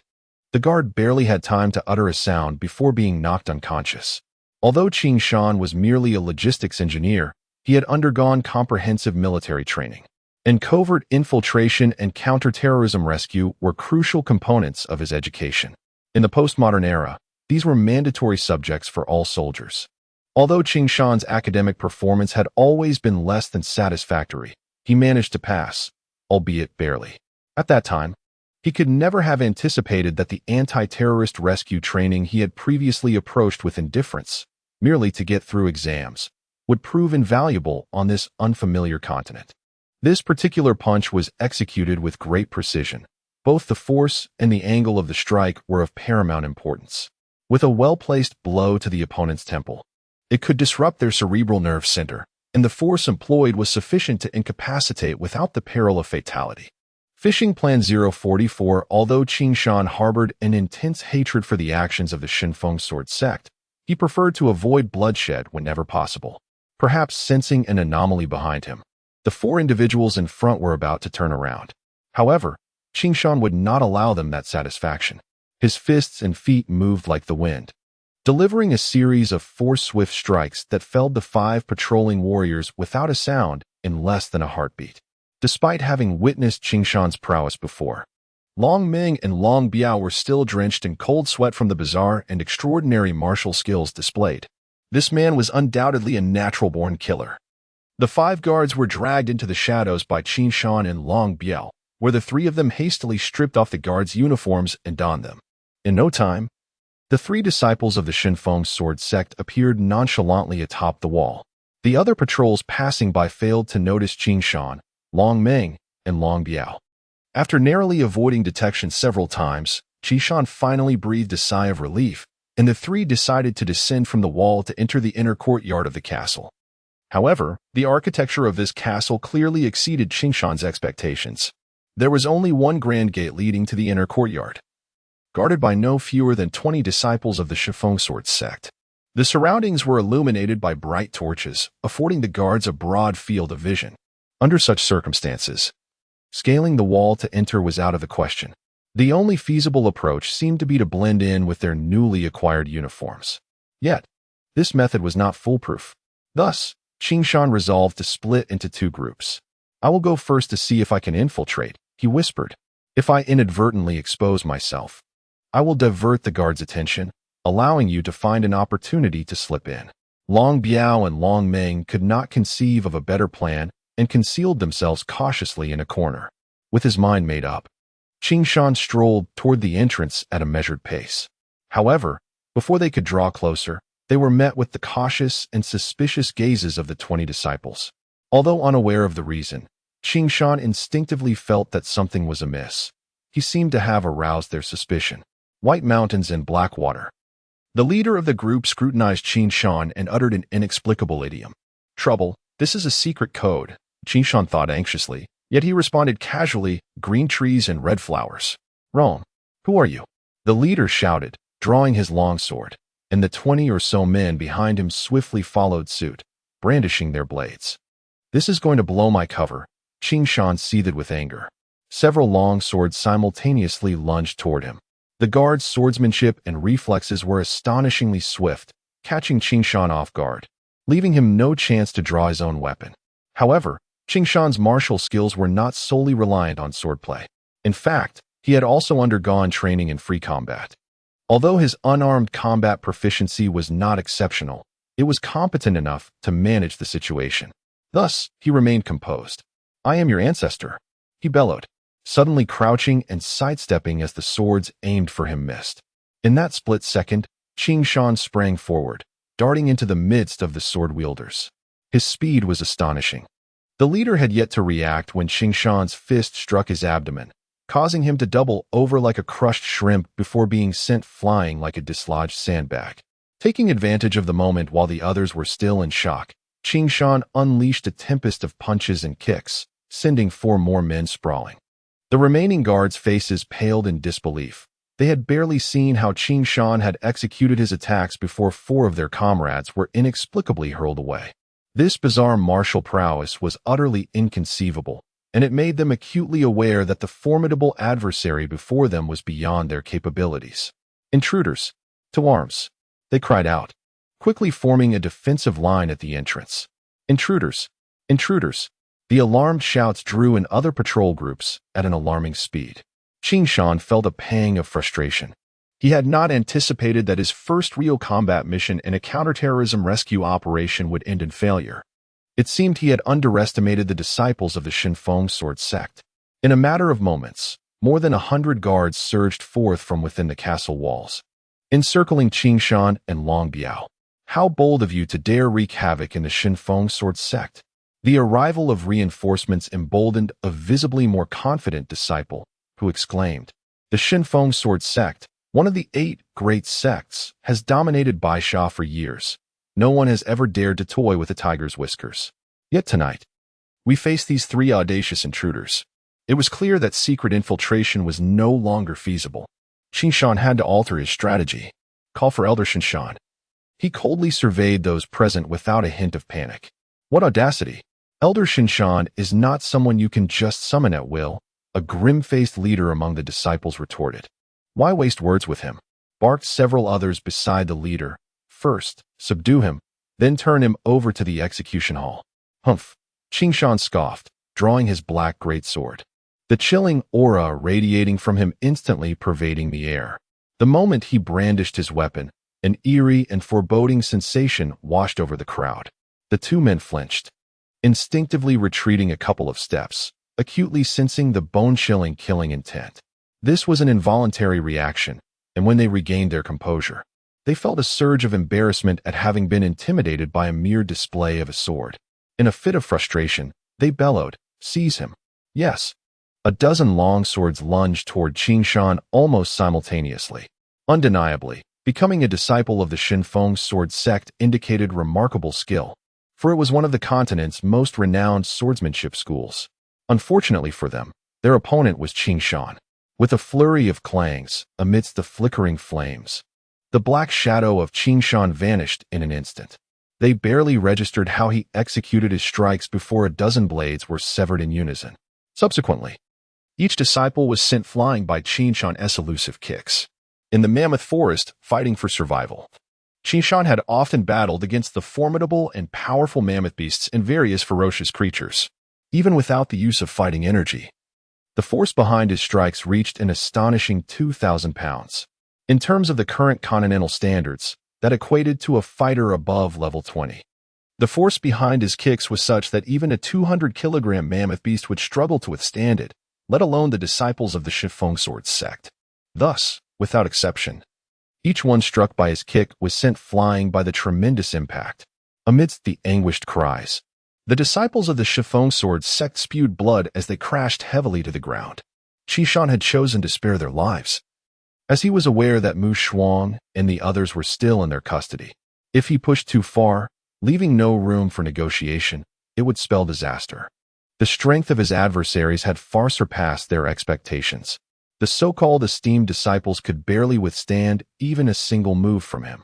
The once arrogant crowd was left utterly dumbfounded.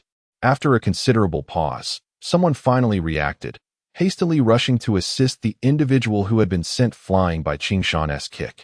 "Everyone, be cautious. This young man is no ordinary foe." The one who had been helped up, seemingly of high status, was humiliated by being knocked down with a mere glance from Qing Shan. In a fit of rage, he bellowed, "Form the sword formation. Eliminate him on the spot, regardless of life or death." Qing Shan's expression darkened. He did not anticipate such brazen rudeness from this group. It seemed that resolving the matter peacefully would prove to be quite challenging. "Kill."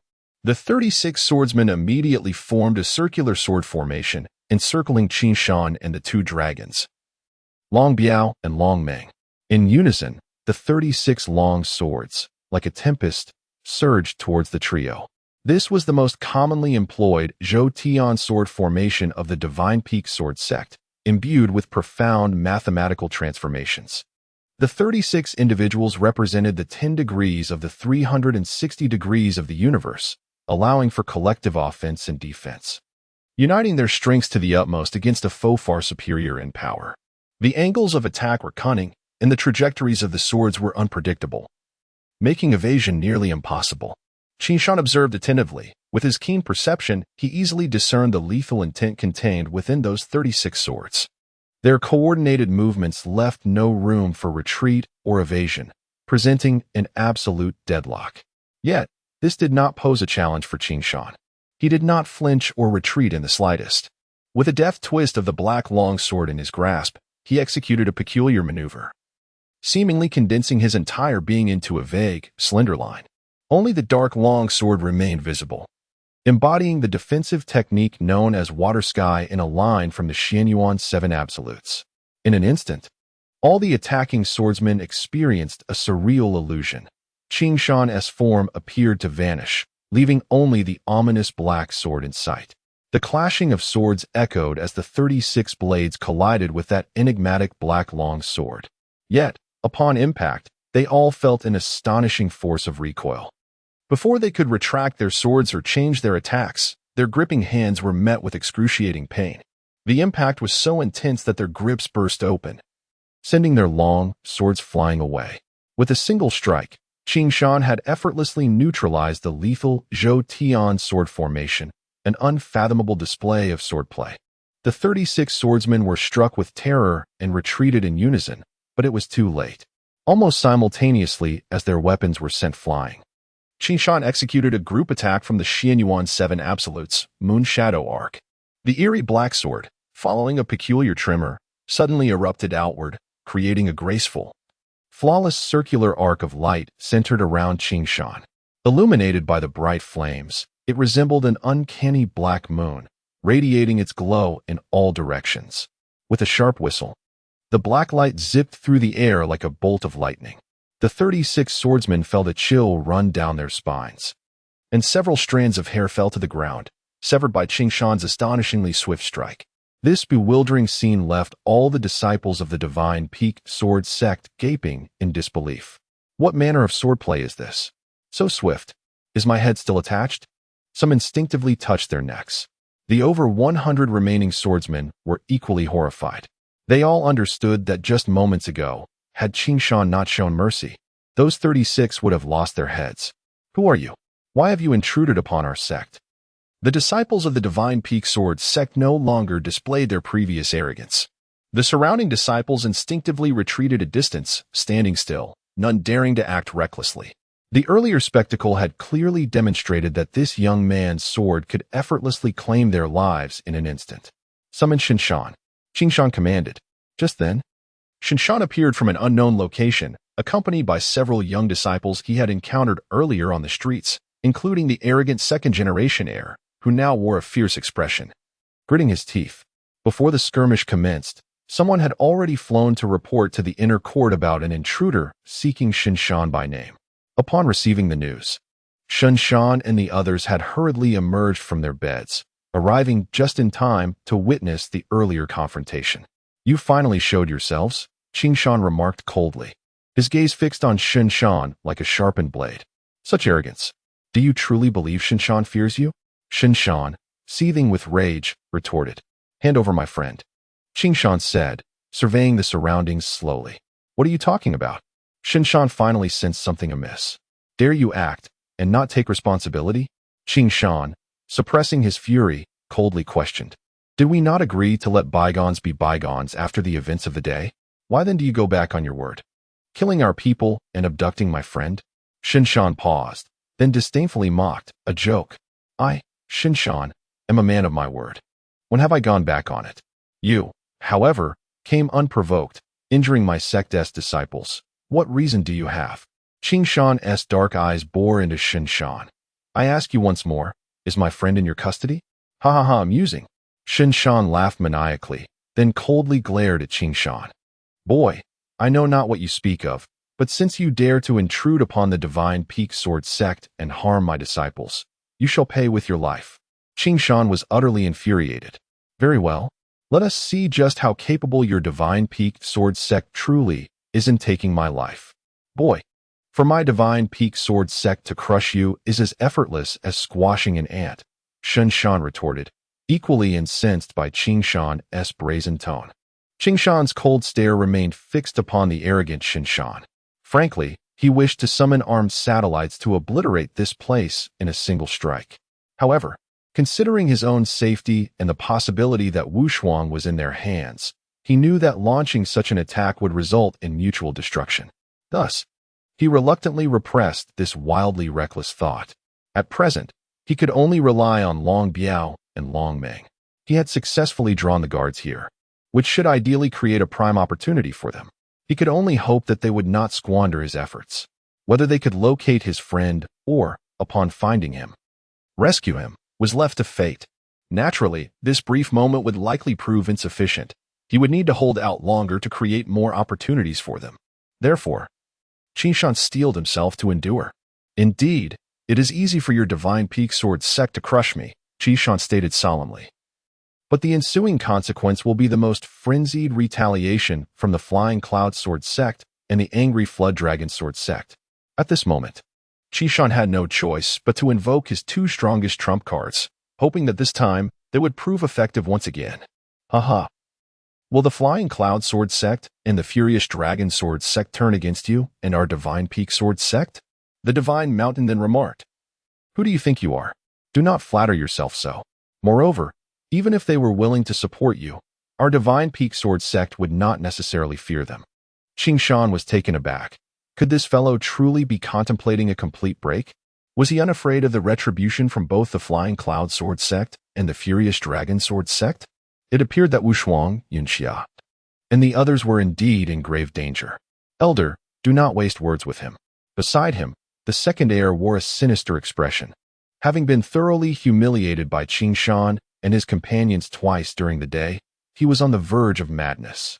Now, with Qin Shan delivering himself right to their doorstep, it was the perfect opportunity to vent his pent-up frustration. As the night demon emerged, the plan was to first incapacitate him, rendering him unable to concoct further tricks. Qin Shan scrutinized the solitary figure of Qin Shan, reassured that there was no imminent threat from their peculiar combined attack. However, the bewildering swordsmanship displayed by Qin Shan during the day had left a profound impact on him. Just moments ago, he had witnessed Qin Shan effortlessly shatter the Zhou Tian sword formation of the Shinfeng sword sect. Although the formation set by the 36 young disciples was not particularly formidable and could be dismantled by Qin Shan himself, he could never have achieved it with such graceful ease, dismantling it with merely 2 strikes. Most notably, throughout the entire encounter, Qin Shan had not sensed any fluctuations of fighting spirit from Qin Shan. This indicated that the power exhibited in that fleeting moment was merely the tip of the iceberg of his true capabilities. This young man was indeed formidable, shrouded in mystery. Despite their numerical advantage, Qin Shan doubted that many would be of real assistance. Thus, he found himself hesitating, not wanting to lose face before these juniors. Although his momentary uncertainty was fleeting, Qin Shan keenly perceived it. I have heard tales of the Shinfeng sword sect, lauded for its unparalleled swordsmanship that reigns supreme across the realm. Qin Shan pressed on. As an elder of the sect, your mastery of sword techniques must be exceptional. I have long wished to experience it firsthand. At this juncture, Qin Shan feigned humility, adding, but rest assured, I shall refrain from employing fighting spirit. Consider it a mark of respect for my elder. The reaction was palpable. Everyone's expressions shifted dramatically. Qin Shan, one of the 8 elders of the Shinfeng sword sect, though the youngest and weakest among them, was still a formidable figure of the elder hall. Now, he was openly challenged by this unassuming youngling, who audaciously claimed he would allow him to demonstrate his prowess. Such insolence was an affront to the dignity of the Shinfeng sword sect. The second-generation heir, clearly enraged, thought to himself that this presumptuous brat believed he was someone of stature. He would tear him apart. The others were equally incensed, yearning to flay him alive, as they slowly closed in, emboldened by Qin Shan's presence. However, to their surprise, Qin Shan wore a grave expression, offering no sign of intervention against his disciples' collective assault. What? Has Elder Qin lost the courage to engage in a contest? Qin Shan pressed on, adopting an aggressive stance. Having explicitly named him, Qin Shan felt that if Qin Shan wished to rally his disciples now, it would be a severe blow to his dignity. You all step back, Qin Shan commanded. his gaze intense. "I shall grant you your wish." Internally, Xuanyuan was also conflicted, but he maintained a calm facade, recognizing that if he failed to respond now, he would lose all semblance of respect. To preserve his honor, he steeled himself and declared, "If you possess any abilities, then let them be unleashed." With the elder's command, compliance was inevitable. The disciples of the Xuanyuan sword sect dispersed, forming an expansive circle, encircling both Qingshan and Xuanyuan. Confident in Xuanyuan's strength, they had no intention of attacking en masse, though they remained vigilant to prevent Qingshan from escaping during the duel. In that moment, the arena felt eerily vacant, with only Qingshan and Xuanyuan remaining. It was only now that Qingshan had the opportunity to truly assess this elder of the Xuanyuan sword sect. Undeniably, Xuanyuan possessed an impressive physique. Even the most aesthetically pleasing modern bodybuilder would struggle to rival the solid musculature he exhibited. Qingshan understood that this individual was not merely muscular, but also possessed considerable strength. At the 30th level, he wielded a terrifying force of 3,000 kilograms. Qingshan, on the other hand, could muster a maximum of only 2,000 kilograms of explosive power. Having spent some time in this world, Qingshan had gained a clearer understanding of the inherent strength possessed by its denizens. The formidable fighters here cultivated an extraordinary energy known as fighting spirit, enabling them to unleash power that significantly exceeds human limits in an instant. However, Qingshan also learned that this power was not without its constraints. Once fighting spirit was activated, their speed and bodily control would diminish. Furthermore, their strength could only be exerted momentarily, not sustained indefinitely. For instance, a 30th level sword warrior, without utilizing fighting spirit, would have a baseline strength of merely 1,000 kilograms. However, with the explosive force derived from fighting spirit, they could temporarily triple their power to reach the 3,000 kilogram threshold. Yet sustaining such intensity was no easy feat. Typically, a warrior of this caliber could only maintain the 3,000 kilogram limit for a maximum of 3 minutes. Hence, during combat, they did not remain in their peak state at all times, but would strategically channel their fighting spirit when necessary to sustain prolonged engagements. In contrast, Qingshan's strength stemmed solely from his muscle and bone power. Compared to the vast disparity in strength exhibited by the inhabitants of this world, Qingshan's power remained remarkably stable and enduring, with a peak explosive capacity of 2,000 kilograms, equivalent to the strength of a level 20 fighter in this realm. His average strength hovered around 1,600 kilograms. Additionally, Qingshan possessed a distinct advantage. His physical prowess did not require recuperation or the activation of fighting spirit, allowing for more agile and enduring utilization of his strength and swifter bursts of power. Moreover, Qingshan had the assistance of Blue Moon, which provided visual enhancement and reflex acceleration, granting him a reaction capability that slightly surpassed that of the strongest individuals in this world. Thus, in addition to his enduring combat capacity, he also possessed a certain agility advantage. Overall, Qingshan's combat prowess could be likened to that of a level 21 to 20 fighter in this world. Consequently, while the gap in strength against Xuanyuan was significant, Qingshan held the advantage in speed. According to Blue Moon's tactical analysis, he was not devoid of hope for victory. It ultimately hinged on his performance in the moment. Furthermore, having spent considerable time battling the formidable mammoth beasts and other terrifying creatures within the mammoth forest, Qingshan had gained substantial experience in confronting powerful foes. The Xuanyuan 7 absolutes were originally conceived to counter the might of the powerful ram.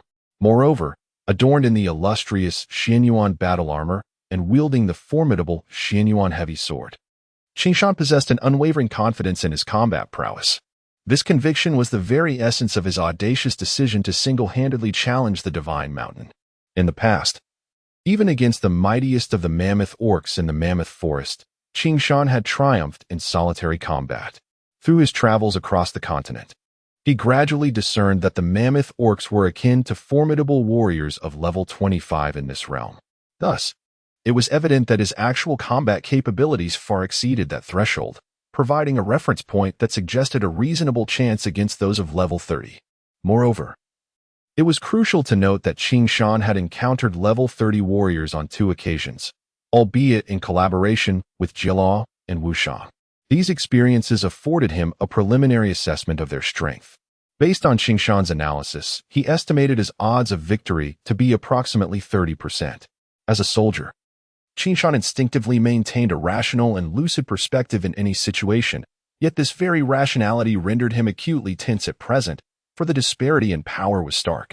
However, what perplexed him was that despite his tension, he felt no fear, but rather a sense of anticipation and exhilaration. This realization struck him as profoundly strange, leading him to ponder whether a combative instinct resided within him. This fleeting thought was swiftly banished from his mind. He resolved to focus solely on how to confront the formidable adversary before him. With deliberate grace, Qingshan raised the Xuanyuan heavy sword. It was the first time the Divine Mountain had encountered such an extraordinary blade. Unlike the commonly seen double-edged swords of the continent, this peculiar great sword featured a single edge, resembling more of a knife. Yet, in comparison to an ordinary knife, its elongated form exuded an exceptional elegance, its flowing lines seemingly capable of cleaving the very air. At a mere glance, the Divine Mountain felt an involuntary attraction to this remarkable weapon. The obsidian blade, devoid of any reflection, absorbed the surrounding light, emanating an eerie, nebulous darkness. The chilling aura it exuded evoked a sensation akin to plummeting into a frozen abyss, accompanied by an unsettling sense of trepidation. Yet within this frigid essence lay a fierce, tumultuous intent to kill, reminiscent of volcanic lava concealed deep beneath the winter's chill, a remarkable contradiction. Undoubtedly, this was a weapon steeped in the bloodlust of countless battles. As an elder of one of the 8 sword sects, the Divine Mountain had witnessed a myriad of weapons, yet none had matched the peculiarity of this great sword. Still, a potent intuition stirred within him, asserting that this sword was anything but ordinary. Coupled with Qingshan's composure and the self-assured glint in his eyes, the Divine Mountain sensed an unfathomable depth to his opponent. At that moment, Qingshan held the black Xuanyuan heavy sword at an angle above his head, a stance that maximized the potential for a powerful downward strike. In the Wenlu world, such a posture was exceedingly rare, as it inevitably exposed vulnerable areas such as the armpits, chest, and abdomen. It could be said that this stance offered no semblance of defense, rife with openings. However, the Divine Mountain experienced an odd sensation. The very exposure of weaknesses rendered him hesitant to act, for the multitude of openings paradoxically suggested an absence of any vulnerability at all. Furthermore, he felt a profound certainty that any attempt on his part to initiate an attack would inevitably result in a devastating blow from Qingshan. Thus, it became apparent that this posture prioritized offense over defense, indicating that Qingshan's approach leaned heavily towards extreme aggression. The Divine Mountain's seasoned experience allowed him to discern the essence of his opponent's style from a mere stance. In fact, aside from the technique known as water sky line, all the moves within the Xuanyuan's 7 absolutes favored overwhelming assaults, showcasing the extreme nature of this sword art. The 2 warriors stood approximately 6 to 7 meters apart, scrutinizing one another in a tense standoff, neither side willing to make the first move. Akin to 2 powerful beasts locked in a stalemate, probing for weaknesses. Qingshan's intentions were straightforward, to buy time. He had no qualms about prolonging the encounter. For the longer it lasted, the greater the chances for Long Ming and Long Biao to intervene. Thus, he exhibited no inclination to strike first, which paradoxically instilled a sense of unease in the Divine Mountain, as Qingshan's calm demeanor created an unspoken pressure. If the Divine Mountain hesitated further, it would only serve to convey that he was being overawed by Qingshan's imposing presence. As such, he felt compelled to disrupt the stillness. The Divine Mountain wielded a double-handed greatsword, a common sight across the continent, measuring 2 palms in width and 1 meter 40 in length. Heavy and robust, yet undeniably sharp, it was crafted from high-quality tungsten steel, rendering it both resilient and a rarity among the continent's finest blades. In an instant, he executed a powerful sweep, the blade shimmering with a silvery brilliance, imbued with a profound surge of energy, aimed to cleave Qingshan at the waist. Yet, at the moment the Divine Mountain launched his assault, Qingshan surged forward, eschewing retreat for an electrifying advance. The Xuanyuan Seven Absolutes emphasize the importance of seizing the initiative. If the enemy remains still, I remain still. If they wish to move, I move first. With keen observational prowess, Qingshan perceived the divine mountain's intent and countered with a forceful strike. The black heavy sword descended like a mountain, accompanied by a sharp, piercing shriek. As anticipated, the downward strike was not only powerful but also remarkably swift. Although the divine mountain had anticipated Qingshan's aggressive swordplay, he was unprepared for its sheer extremity. Realizing that Qingshan was committed to an all-out assault from the outset, the divine mountain, with his discerning eye, recognized that while his own strike could certainly cleave Qingshan in two, the speed of Qingshan's heavy sword would likely deliver a fatal blow first. In a desperate bid, the divine mountain altered his sweeping strike into an upward slash. In a remarkable display of adaptability, he managed to intercept Qingshan's downward blow. A resounding clash echoed as the divine mountain's gleaming blade was jolted by the weighty impact of Qingshan's strike, nearly slipping from his grasp. However, this defensive maneuver failed to halt the momentum of Qingshan's attack. It merely slowed its descent slightly as it continued its trajectory toward the divine mountain's head. A collective gasp erupted from the disciples of the Shinfeng sword sect, while the divine mountain's countenance transformed in shock. He had never anticipated that Qingshan's seemingly inconspicuous strike harbored such terrifying power, capable of forcibly countering his own energy-infused blow. This exemplified a common pitfall among martial artists across the Yunlu continent. They often gauge the strength of an opponent's attack by the fluctuations of their energy. Unfortunately for him, he was facing Qingshan, a unique anomaly whose physical strength eclipsed that of many who had trained in energy manipulation, rendering his seemingly unremarkable strike imbued with the full extent of his might, equivalent to 2,000 pounds.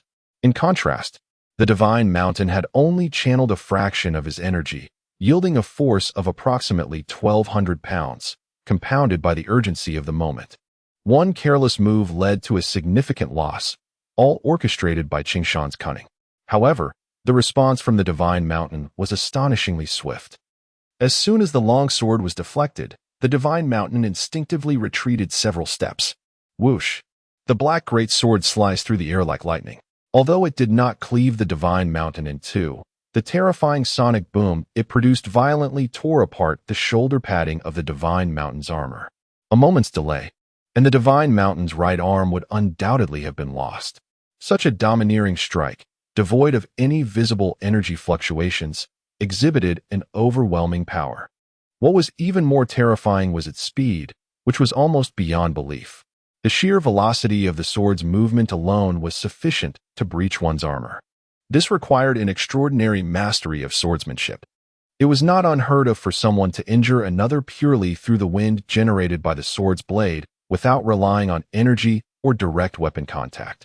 But such feats were only achievable by grand sword masters of level 50 or above. This technique, known among the continent's wanderers as the Void Slash, aptly describes the ability to cleave through the very air itself. While perhaps a tad exaggerated, it highlights the most notable characteristic of the Void Slash, its extreme swordsmanship speed. This phenomenon is largely independent of the intensity of one's energy. It fundamentally relies on the innate physical attributes of the individual. Only those grand swordmasters, endowed with formidable muscle and skeletal strength, could perform such a miraculous technique. While energy can enhance the body's power, it does not amplify speed. This is akin to a powerful truck capable of remarkable loads. Although its carrying capacity is impressive, it cannot match the speed of a nimble sports car. The truck's power lies in its ability to bear weight, but once velocity reaches its limits, air becomes a hindrance. Ordinary wandering swordsmen find it challenging to overcome air resistance to enhance their speed, while exceptional grand swordmasters can utilize their robust physical strength to break through this resistance, resulting in a sword speed far surpassing that of an average individual. Hence, this ability is also referred to as the Void Slash, signifying the act of parting the air. To his astonishment, this seemingly unremarkable young man was capable of wielding such a fearsome technique. Only a master of the Divine Mountain's caliber could recognize this extraordinary skill at a glance. common wanderers would scarcely have heard of it, let alone witnessed it. What further astonished the Divine Mountain was the great sword wielded by his opponent. The Black Great Sword was unique on the continent, as only a Grand Sword Master of level 50 could possess the mysterious Iron Great Sword. The combination of the ability to execute a Void Slash and the possession of a black sword left the Divine Mountain utterly dumbfounded. Void Slash, mysterious Iron Great Sword, he exclaimed, "You are indeed a Grand Sword Master." The surrounding onlookers were equally taken aback. How is this possible? A Grand Sword Master? The second-generation heir turned pale with fear. He is so young. On the continent, those who reach levels between 50 and 80 are bestowed with the prestigious title of Grand Sword Master. They are also marked by their uniquely lengthy and larger swords, hence the colloquial term, Great Sword. Within the category of Great Swords, there are several classifications: level 50, Mysterious Iron Armor, Junior Grand Sword Master, Exclusive Sword, Mysterious Iron Great Sword, level 60, Silver Armor, Intermediate Grand Sword Master. Exclusive Sword, Silver Great Sword, level 70, Golden Armor, Senior Grand Sword Master, Exclusive Sword, Golden Great Sword, Void Slash. Black Great Sword, the distinctive mark of a mysterious Iron Grand Sword Master. Yet, now both of these attributes were present in Qing Shan, rendering it almost unbelievable. Yet, no one dared to doubt. Good heavens, a Grand Sword Master under 20 years old. Am I seeing things? Another disciple mumbled. Quickly, informed the sect leader and the other elders. The second-generation heir reacted swiftly. If the opponent truly was a Grand Sword Master, Elder Shinshan would undoubtedly be no match for him. Grand Sword Master. Void Slash. Qing Shan was bewildered by the utterances. Perhaps he never anticipated that during his time in the Mammoth Forest, the struggle for survival against the terrifying mammoth beasts had inadvertently forged his body to an incredible strength. Although he had never practiced energy, his physical prowess had reached the standards of a top-tier Grand Sword Master on the continent. Thus, he could unleash a destructive force with his sword, comparable to that of energy attacks, purely through the explosive power of his muscles and bones, effectively executing the Void Slash. He also remained oblivious to the fact that his peculiar black Xuanyuan heavy sword had been mistaken by his opponent as the mysterious Iron Great Sword, a weapon only a mysterious Iron Grand Sword Master could wield. At this moment, Qing Shan had yet to grasp this reality, so the Divine Mountain's words left him momentarily stunned. However, his strong mental fortitude ensured that, despite his doubts, they would not affect his combat state. His grip on the great sword did not waver. So what? Come at me, Qing Shan bellowed, stepping forward as he swung his great sword in a sweeping motion, pursuing the retreating Divine Mountain relentlessly. Though the Divine Mountain retreated swiftly, Qing Shan's pursuit was even faster, leaving no room for respite. At this moment, the Divine Mountain was thoroughly intimidated, but this fear compelled him to abandon any reservations. Facing a Grand Sword Master, any hesitation could be tantamount to courting death. With a sudden stomp, his already retreating form shot forward, accelerating 3 meters in an instant. Whoosh! Qing Shan's sweeping sword missed once more, yet the terrifying wind blade from the Void Slash left a faint scratch along the Divine Mountain's armor at the waist. Had the Divine Mountain not retreated quickly, the wind blade alone could have dealt him a severe blow. Escaping from danger, the Divine Mountain's energy surged to its limits in an instant, infusing his sword with a rich energy. Then, with a swift rotation, he executed a technique known as Gale Grass. The long sword, infused with his full strength, swept toward Qing Shan. This attack relied purely on the dense energy for a dispersive strike. Since energy attacks lack substantial force, they cannot be blocked unless the opponent also employs energy to counter it. However, this would mean Qing Shan would be defeated, as he had previously vowed never to use energy. In the eyes of the Divine Mountain, Qing Shan was undoubtedly a transcendent Grand Sword Master who would honor his status and keep his promises. Thus this attack would leave Qing Shan at a loss. Unfortunately, he was unaware that Qing Shan was not a Grand Sword Master and would not employ energy, making it impossible for him to execute a counter. Yet, having spent some time in this world, Qing Shan was not entirely inexperienced in dealing with such energy-based attacks. Thus, The moment the divine mountain sword energy was unleashed, Qing Shan leaped into action, propelling himself into the air, soaring over 2 meters high. Whoosh! The searing sword energy barely skimmed past Qing Shan's feet. In an astonishing display of agility, Qing Shan not only evaded the sword energy assault from the divine mountain, but also, in an instant, descended upon the mountain's summit like a soaring eagle. The formidable black sword descended with a powerful strike. This aerial slash was imbued with tremendous force and an imposing aura, leaving the divine mountain, already subdued by Qing Shan's presence, no room for complacency. Every fiber of its being surged with fighting spirit, rapidly circulating within. However, this time, it dared not disperse its energy carelessly. Instead, it formed a constant energy field within, aimed at augmenting its physical strength. The opponent was a master swordsman, even without the use of fighting spirit. Each move and each strike was replete with immense power and astonishing speed. To confront him with conventional tactics would be tantamount to courting disaster. Thus, the divine mountain resolved to defend with all its might. At this moment, the fighting spirit within was fully awakened. Unleashing the defensive ultimate technique from the divine peak sword art, wind rise and clouds surge. The great sword surged upward like a tempest. Clash. Boom. This strike, infused with 3,000 kilograms of divine power from the mountain, finally met Qing Shan's aerial slash. Yet even so, the force of Qing Shan's strike compelled the divine mountain to stagger back 2 steps involuntarily, its hands gripping the sword vibrating with pain and numbness. 046 Life's extremes indeed. The Grand Swordmaster's physical prowess is astonishing. Although Qing Shan was greatly alarmed, he was not entirely surprised. What he did not realize was that on the other side, Qing Shan was equally distressed. Just moments ago, Qing Shan had summoned every ounce of his fighting spirit, channeling an immense force of at least 3,000 kilograms into that strike.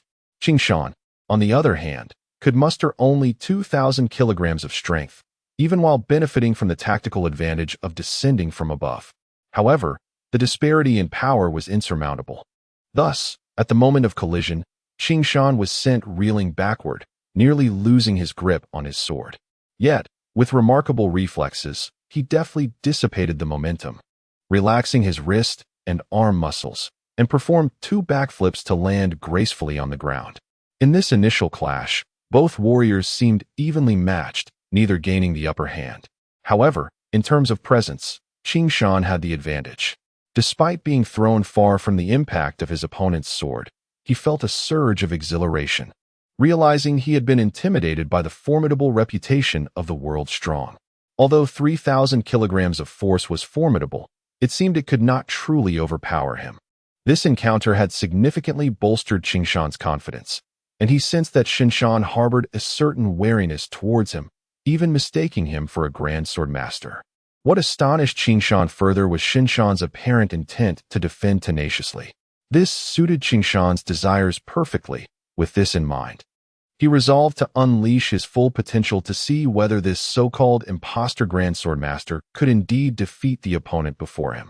With determination set, as Qing Shan landed, he forcefully propelled himself off the ground like a cannonball, charging toward the poised Qing Shan, his Xuanyuan heavy sword slashing out in an instant to create 3 indistinct sword shadows. There was nothing particularly extraordinary about this maneuver. It relied solely on speed. From their previous exchanges, Qing Shan had instinctively sensed that his velocity far surpassed that of his opponent. His extensive combat experience allowed him to devise a straightforward yet effective strategy, leverage his speed to its utmost potential. With 3 strikes unleashed in a flash, they aimed at Qing Shan's vital points, his chest, throat, and abdomen. Qing Shan's expression darkened as he resolved to fortify his defense. His mind steadied, and with a gentle flick of his sword, he summoned a flurry of brilliant sword light, resembling a cascade of unusual leaves, swirling around him at an astonishing speed. These ethereal blades intercepted Qing Shan's 3 strikes with uncanny precision. The sound of metal clashing echoed thrice, shattering Qing Shan's offensive momentum. However, Qing Shan was unfazed. Upon feeling resistance, he shifted his attack to a slicing maneuver, delivering 3 swift strikes in succession, horizontal, vertical, and diagonal. Each slash was executed with cunning angles and remarkable speed, as if three swordsmen were simultaneously targeting Xinshan's vital points. Yet, Xinshan remained resolute, his sword dancing around him in a seamless defense, reminiscent of the leaf fall technique from the Xinfeng sword sect. With a combination of exquisite footwork and agility, he adeptly countered Qingshan's relentless barrage. In a mere instant, the two combatants exchanged over 30 strikes, with Qingshan attacking furiously and Xinshan defending steadfastly. The surrounding disciples of the Xinfeng sword sect watched in stunned silence, marveling at the display of power. Was this truly the prowess of a grand sword master? To compel Elder Xinshan to defend without employing fighting spirit was astounding. Who was this individual, so young yet so formidable, that he had never been heard of before? Regardless, he must not be allowed to escape. The second-generation heir wore a sinister expression, declaring that this person, if left unchecked, would undoubtedly become a significant threat to the Xinfeng sword sect in the future. Outside the fray, discussions erupted, yet the duel remained fiercely contested. Qingshan unleashed a torrent of over 40 sword strikes, each faster and more cunning than the last. But every attempt was thwarted by Xinshan's vigilant defense. This left Qingshan incredulous. The elder's perception was terrifyingly acute. It seemed as though every strike he launched was anticipated and skillfully intercepted mid-attack, rendering his efforts futile. Thus, the cutting winds of his sword lost their lethality, as he was denied the opportunity to complete his movements. While Qingshan was taken aback, Xinshan was equally beleaguered. His technique, the autumn wind falling leaves, although the most rigorous defensive maneuver within the Xinfeng sword art, was also tremendously taxing on his fighting spirit. He had done his utmost to balance his internal energy for sustained combat. Yet, the prolonged engagement was decidedly unfavorable for him. His opponent wielded overwhelming physical strength. Despite each strike being just over 1,500 kilograms, the speed and angle of Qingshan's attacks made them nearly impossible to defend against. The shadows of his black sword lashed out like a tempest, invading every possible opening, threatening to breach Xinshan's defenses at any moment. The energy within Xinshan was depleting at an alarming rate. In just a few exchanges, he sensed his breath becoming increasingly erratic. If this continued, defeat was inevitable. Even more astonishing to Xinshan was the fact that, despite exchanging over 40 strikes, he still had not discerned the origin of his opponent's swordplay. The peculiar black sword, with its sudden thrusts, wild slashes, upward sweeps, and horizontal sweeps, bore no resemblance to any known sword styles from the continent. It exhibited the ferocity of the furious flood dragon swordplay, yet retained the unpredictability of the flying cloud sword sect, along with the diverse manifestations of the daylight swordplay and the robust simplicity of the white flood dragon swordplay. It even contained elements of the Xinfeng sword's swift and agile techniques. The sword's trajectory was endlessly variable, its techniques bizarrely unique, sometimes fierce, sometimes subtle, at times like thunder and lightning, at others as gentle as willow branches in the breeze, vast as the ocean, or imposing as mountains. It was as if the essences of various sword sects had been pushed to their limits. Yet these techniques were astonishingly similar, yet distinctly different, belonging to none of the 8 major sword sections. To Xinshan, the overwhelming shadows of the black sword were elusive and omnipresent, swirling around him, evading capture no matter what footwork he employed. Frankly speaking, he found it hard to believe he had managed to withstand such an enigmatic style for this long. Today, he had indeed performed extraordinarily, yet still found himself struggling to maintain his footing. As the impasse endured, Qingshan remained entirely unperturbed. The chaotic aura surrounding the divine mountain could not escape the discerning gaze of Qingshan. In fact, Qingshan had been anticipating this very moment.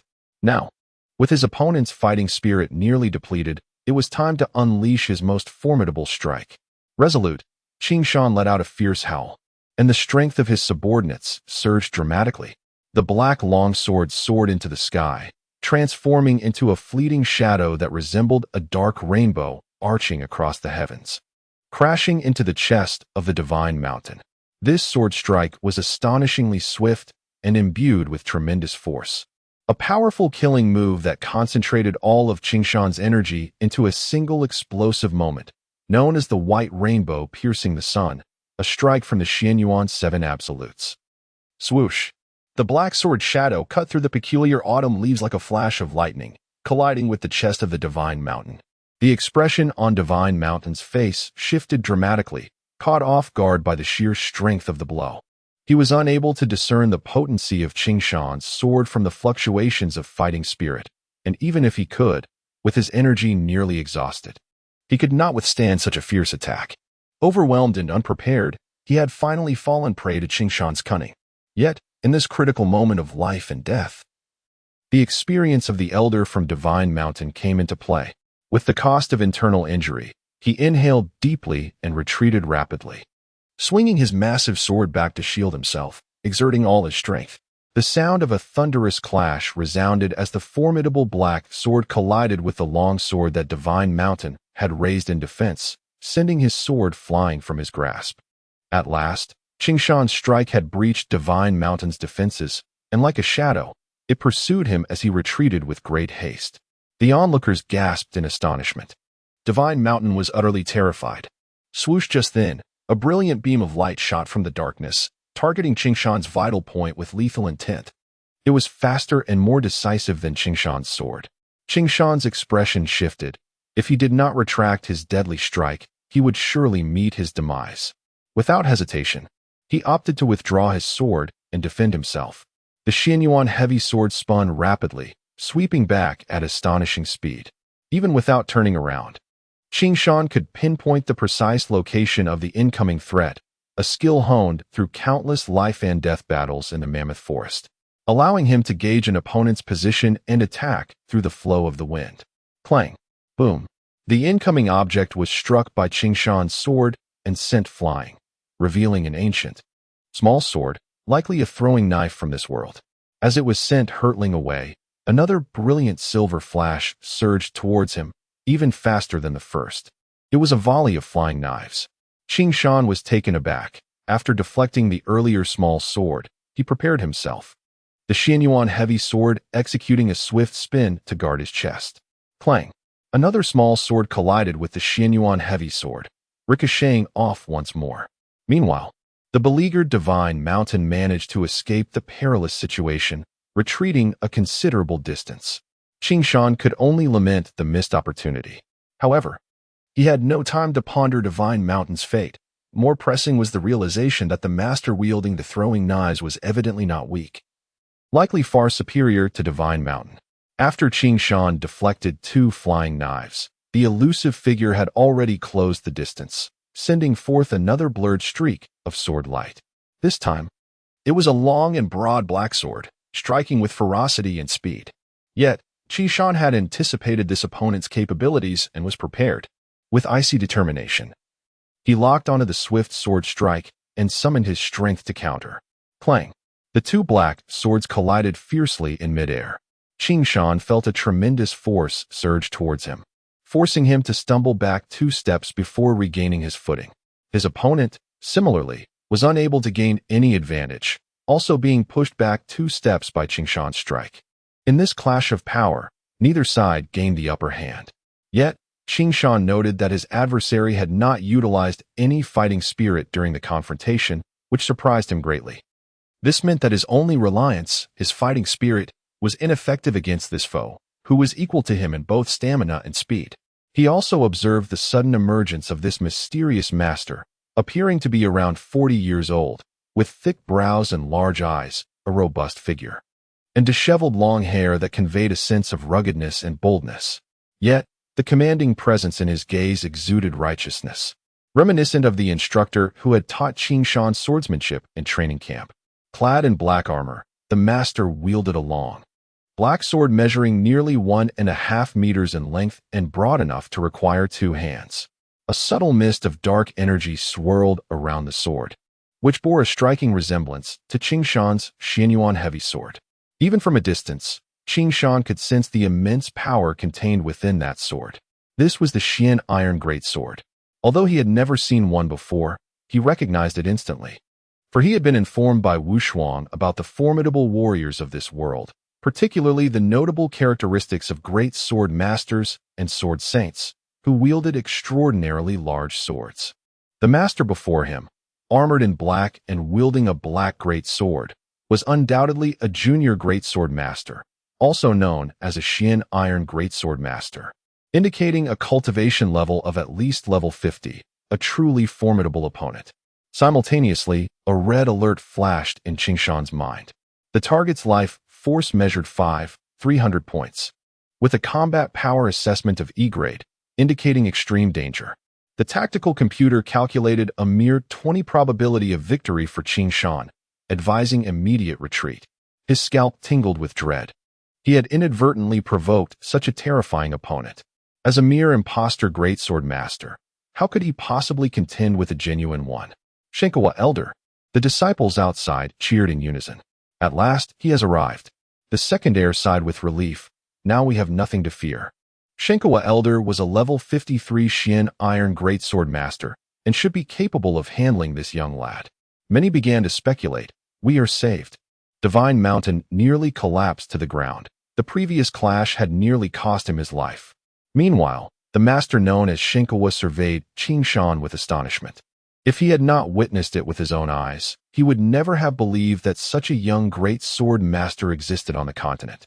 Appearing no older than 17 or 18, yet possessing such terrifying prowess. It was known that the youngest great sword master in the continent's history, by Xuanyuan, the former sect leader of the Daylight Sword sect, had only reached this level at the age of 21, heralded as the greatest swordsmanship prodigy of all time. To think he had encountered someone even more formidable today was beyond belief. Shinkawa had watched the duel between Qingshan and Divine Mountain with clarity, noting that Qingshan had not summoned any fighting spirit, yet had overwhelmed Divine Mountain effortlessly. Such mastery can only be achieved by experts above the rank of Grand Sword Master.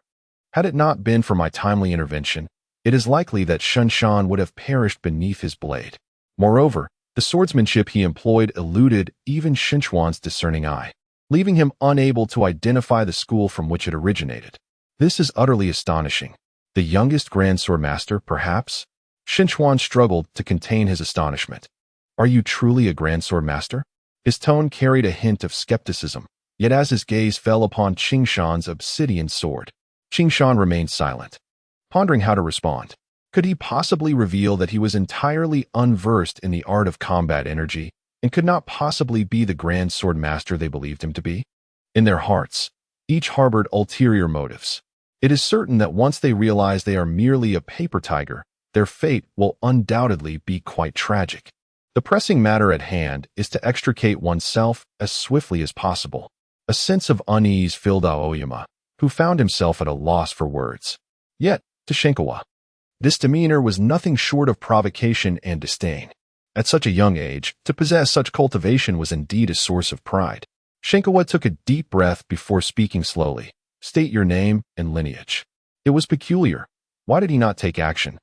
Shinkawa's words seemed to awaken a realization in Aoyama. He inquired about my lineage. Could it be that he suspects I am a disciple of a certain sword sect? If so, perhaps I could cleverly exploit this non-existent affiliation.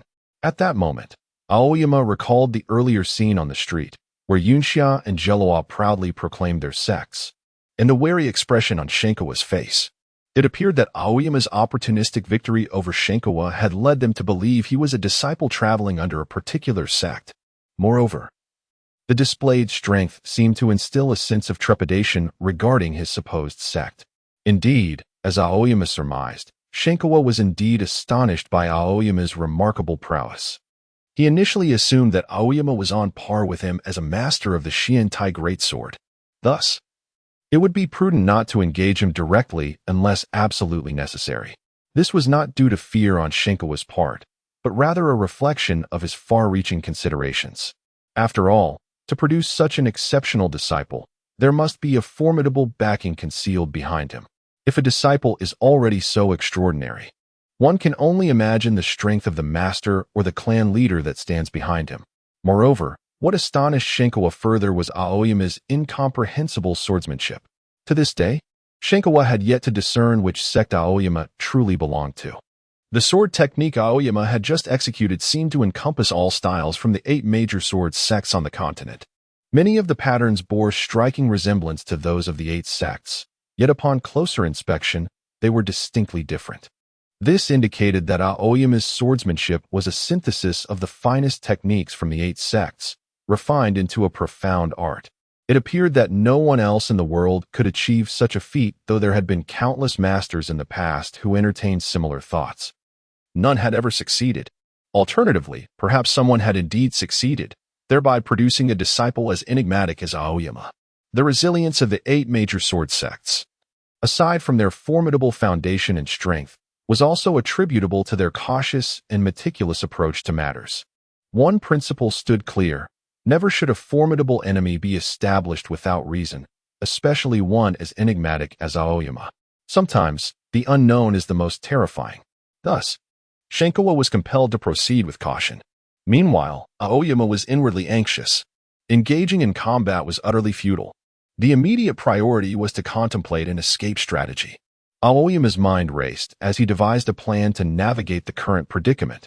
Since the opponent seemed particularly concerned about his non-existent sect, he resolved to exploit this aspect. With determination, Aoyama took a deep breath. "I am Aoyama," he declared, his demeanor exuding an unusual depth and confidence. "As for my sect, that is not for discussion." Shenkawa narrowed his eyes, his gaze piercing into Aoyama, which made him feel uneasy, as though that sharp gaze could penetrate his very soul. However, Aoyama's commendable composure masked any visible change in his expression. He maintained an air of confidence and even boldly scrutinized Shenkawa. It was evident that the opponent before him was likely the strongest he had encountered since arriving in this world. In turn, Shenkawa, under Aoyama's unabashed scrutiny, also felt a twinge of discomfort. The young man's gaze was fierce, imbued with a murderous intent, rebellious and unyielding.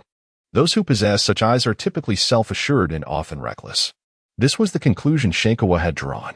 The two stood as ferocious beasts in a gladiatorial arena, each assessing the other, yet neither daring to make a hasty move. The atmosphere was palpably tense, thick with anticipation, as the surrounding disciples watched with wide eyes. "You possess great confidence in your sword," Shenkawa observed calmly. "Then I shall employ a different method to elicit your response." Aoyama smiled faintly, radiating confidence.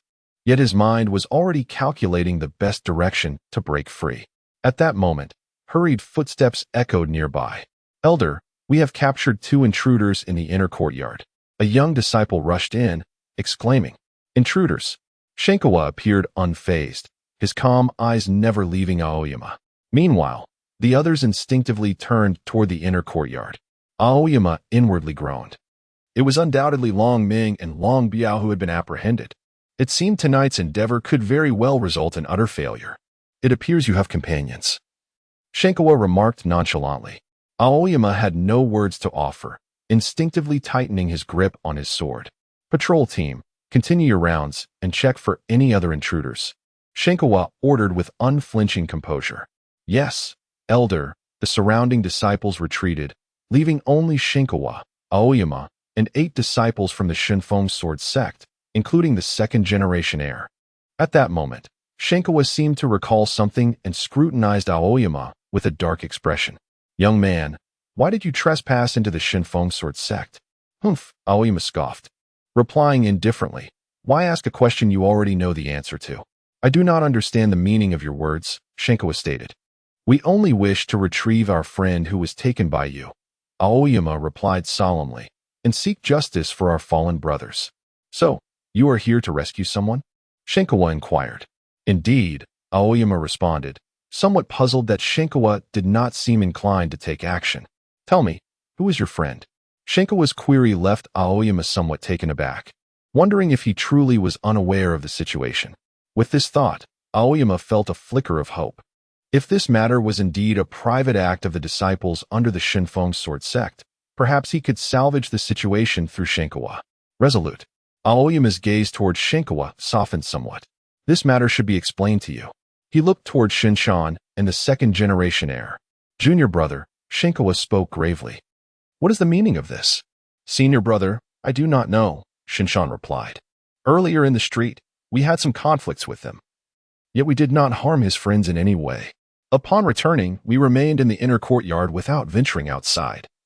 So how could we have kidnapped his friend or slain his brothers. The second-generation heir wore an expression of indignation, adding, "It is clear he is here to stir trouble. Do not think that with the support of the Feiyun sword sect and the Nugio sword sect, we fear you." "Utter nonsense!" Qing Shan exclaimed in fury. "Is this how the Shinfeng sword sect operates, able to act yet unwilling to bear the consequences?" Understanding dawned upon him. Xin Chuan's expression darkened. "Young man, our Shinfeng sword sect has always been accountable for our actions. Though the Feiyun sword sect and the Nugio sword sect are formidable, we have no reason to fear them." At this juncture, Xin Chuan's tone bore a chilling authority. "However, we did not commit the act in question. How can we acknowledge it? This is your territory, so naturally, you hold the final say," Qing Shan replied gravely. "Everything must be substantiated by facts and evidence." Xin Chuan's calm demeanor, however, carried an undeniable weight. "Young man, what evidence do you possess to prove that it was our Shinfeng sword sect that killed your brother and abducted your friend?" "Evidence?" A shiver coursed through Qing Shan's heart, leaving him momentarily speechless. Whether physical or testimonial, Xin Chuan's serious expression resembled that of a judge delivering a fair verdict. "You must at least present one piece." Faced with Xin Chuan's inquiries, Qing Shan found himself at a loss for words for the first time. Indeed, he could not find any evidence linking the incident to the Shinfeng sword sect. Coming from a postmodern perspective, Qing Shan understood that every situation demands proof, even on Earth. Judges rely on testimonies and material evidence to reach a final verdict. Yet, he could not produce a single item. At that moment, Qing Shan recalled the only potential witness. Long Pan. "Damn it! If only Long Pan were here." "I have no material evidence," Qing Shan said with a heavy heart, "but I do have a witness." "A witness?" Xin Chuan inquired. "Where is this witness?" "I'm afraid he could not accompany me," Qing Shan responded candidly, "due to his severe injuries." "In other words, you have neither witness nor material evidence." Xin Chuan's expression darkened significantly. "May I then interpret this as a provocation and insult towards the Shinfeng sword sect?" Qing Shan froze momentarily. Xin Chuan's retort left him speechless. He had come without evidence, and according to Xin Chuan's reasoning, his actions indeed constituted an affront to the Shinfeng sword sect. However, Qing Shan was not one to concede easily. "If you seek a witness, I shall return and bring him with me." "You foolish boy." Another figure from the Shinfeng sword sect interjected angrily. "Do you think this is a place where one can come and go as they please?" "Indeed." The second scion added with a sinister glare, "If we let you leave so easily, news of it would tarnish the reputation of the Shinfeng sword sect." Qing Shan fell silent, realizing he seemed to be in the wrong, yet feeling a profound sense of frustration. This sensation drove him to the brink of madness. In that case, he inhaled deeply. "I have nothing further to say." In that moment, Qing Shan finally relinquished the hope of resolving the matter through negotiation. Perhaps brute force was the most direct and effective solution. "Lan Yue, record the current coordinates," Qing Shan quietly commanded in his mind. "Longitude XX. XX. Latitude XX. XX. Recording complete." Of course, considering his own safety and the possibility that Wu Shuang and others might still be within the Shinfeng castle, Qing Shan dared not strike recklessly at that moment. However, if Wu Shuang and the others had indeed met with misfortune, he could not afford to hesitate. Though they had only spent a few months together, Wu Shuang and the others had unwittingly become Qing Shan's most valued companions. For their sake, he would not hesitate to defy military law and face a military tribunal. With a cold gaze fixed on Xin Chuan, Qing Shan declared, "So, what do you intend to do?" His eyes brimmed with a menacing intent. While he could not easily annihilate the Shinfeng sword sect at that moment, delivering them a small lesson would be quite feasible. Resolute in his decision, Qing Shan commanded once more. "Gemini, armed satellite, lock onto coordinates longitude XX. XX, latitude XX. XX, fire control output minimum, ready to launch at any moment." The coordinates pinpointed Shinfeng Mountain, a mere 3 miles behind the Shinfeng castle. Despite the distance, even under the cover of night, the majestic silhouette of Shinfeng Mountain could still be discerned, resembling a colossal black sword thrust into the dimly lit sky. Should the armed satellite be launched, that mountain would be reduced to mere rubble in an instant. This was Qing Shan's strongest trump card. With the power to control an armed satellite, He felt invincible in this world, which emboldened his confidence and audacity. The cold wind blew sharply, the chill palpable. All present could sense Qing Shan's unwavering confidence and profound murderous intent, intense as fine wine and wild as fire. Qing Shan was genuinely enraged this time. Without any basis, Xuanyuan suddenly felt an unprecedented pressure and coldness enveloping him. It was as if the entire world transformed into a vast ice cellar, and the source of this chilling aura was the young man before him, whose expression was as frigid as the winter frost. This sudden chill startled Xuanyuan. His instincts warned him that provoking this young man was anything but wise and could lead to irreparable consequences. Such overwhelming pressure and aura could only belong to someone wielding absolute power over life and death. Among all those Xuanyuan had encountered, only the sect leader possessed such an imposing presence. Yet, Xuanyuan could not fathom how this youth could exude such formidable energy. Could it be that a powerful force lurked behind him? Otherwise, where did this life and death aura stem from? This was a disconcerting realization. Perhaps he had indeed provoked someone he should not have. Nevertheless, Xuanyuan was unwilling to abandon his stance. Allowing the young man to leave without consequence would undoubtedly tarnish the reputation of the Xuanyuan Sword sect. Moreover, Xuanyuan noted that throughout their exchange, the young man had not taken any lives. Even in confrontation with Xuanyuan, he had refrained from using his battle aura. It was evident that he did not wish to escalate matters with the Xuanyuan Sword sect. Otherwise, with his prowess as a grand sword master, eliminating Xuanyuan would have been a trivial task. Contemplating this, Xuanyuan furrowed his brow and devised a plan. At this juncture, any further explanations would be superfluous. As they say, if you were to depart now, it would be an outright provocation and insult to my Xuanyuan Sword sect. Xuanyuan continued, however, if I deny you the opportunity to present proof, it would appear that my Xuanyuan Sword sect is abusing our power and failing to understand the situation. Xuanyuan's words not only surprised Qing Shan, but also left Xuanyuan and the other disciples of the Xuanyuan Sword sect bewildered. I propose a mutually beneficial solution. Xuanyuan revealed a peculiar smile. A mutually beneficial solution? The icy, oppressive aura emanating from Qing Shan receded like a tide. It appeared that Xuanyuan was not an unreasonable individual. Since we are both warriors, Xuanyuan suggested, let us resolve this as warriors do. You mean a duel? Qing Shan inquired gravely. Indeed, Xuanyuan affirmed, a duel. Amidst the intricate twists and turns, the inevitable clash seemed unavoidable. Qing Shan, engulfed in a wave of frustration, was caught in a moment of anxious contemplation. Yet, Xuanyuan continued, rest assured, we are not mortal enemies. Thus, our duel shall solely test our swordsmanship, devoid of any intent to take lives. What do you think? Qing Shan remained somewhat perplexed. How shall we determine the victor? Quite simply, Xuanyuan replied. It shall be akin to your previous match against Xuanyuan. In our contest, there shall be no infusion of rage. We shall judge our skills solely on the merits of swordplay. Consequently, even in the event of an error, no life will be lost. This proposal was indeed appealing, and Qing Shan felt a surge of delight. Should emotions not cloud the contest, I may very well prevail against you. Naturally, a wager must accompany any contest. Xuanyuan elaborated. The stakes are as follows. Should you emerge victorious, you shall have the freedom to decide your fate, and the Xuanyuan Sword sect shall not impede you. Moreover, you will have the opportunity to uncover the truth of this matter. Conversely, if you are defeated, you will remain here, disclose your lineage, and publicly apologize to the Xuanyuan Sword sect. Does this seem unreasonable? Xuanyuan added. The duel is accepted. Qing Shan felt a surge of delight, believing he would not suffer any losses. Even in defeat, a public apology would be of little consequence. However, his strong psychological fortitude prevented him from revealing his inner thoughts, and he maintained a facade of appreciation before his expression returned to a cool demeanor. He solemnly remarked, I hope your divine Peak Sword sect honors its promises. Xuanyuan, exuding an air of confidence, declared, to avoid prolonging this duel indefinitely, let us limit it to 10 exchanges. If there is no victor within those 10, we shall consider it a draw, and you shall be free to leave. The divine Peak Sword sect will not trouble you.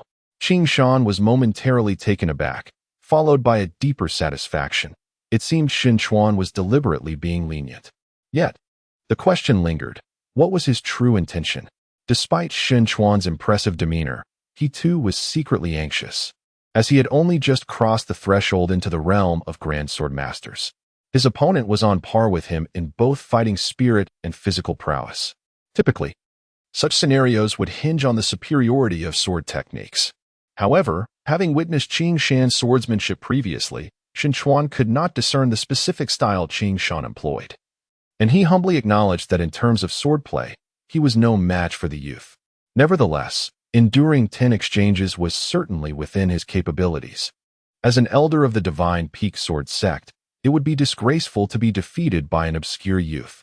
Thus, the experienced Xuanyuan devised this peculiar duel, believing that even if news of his defeat spread, outsiders would assume he was merely exercising restraint, unwilling to harm such a bold young man.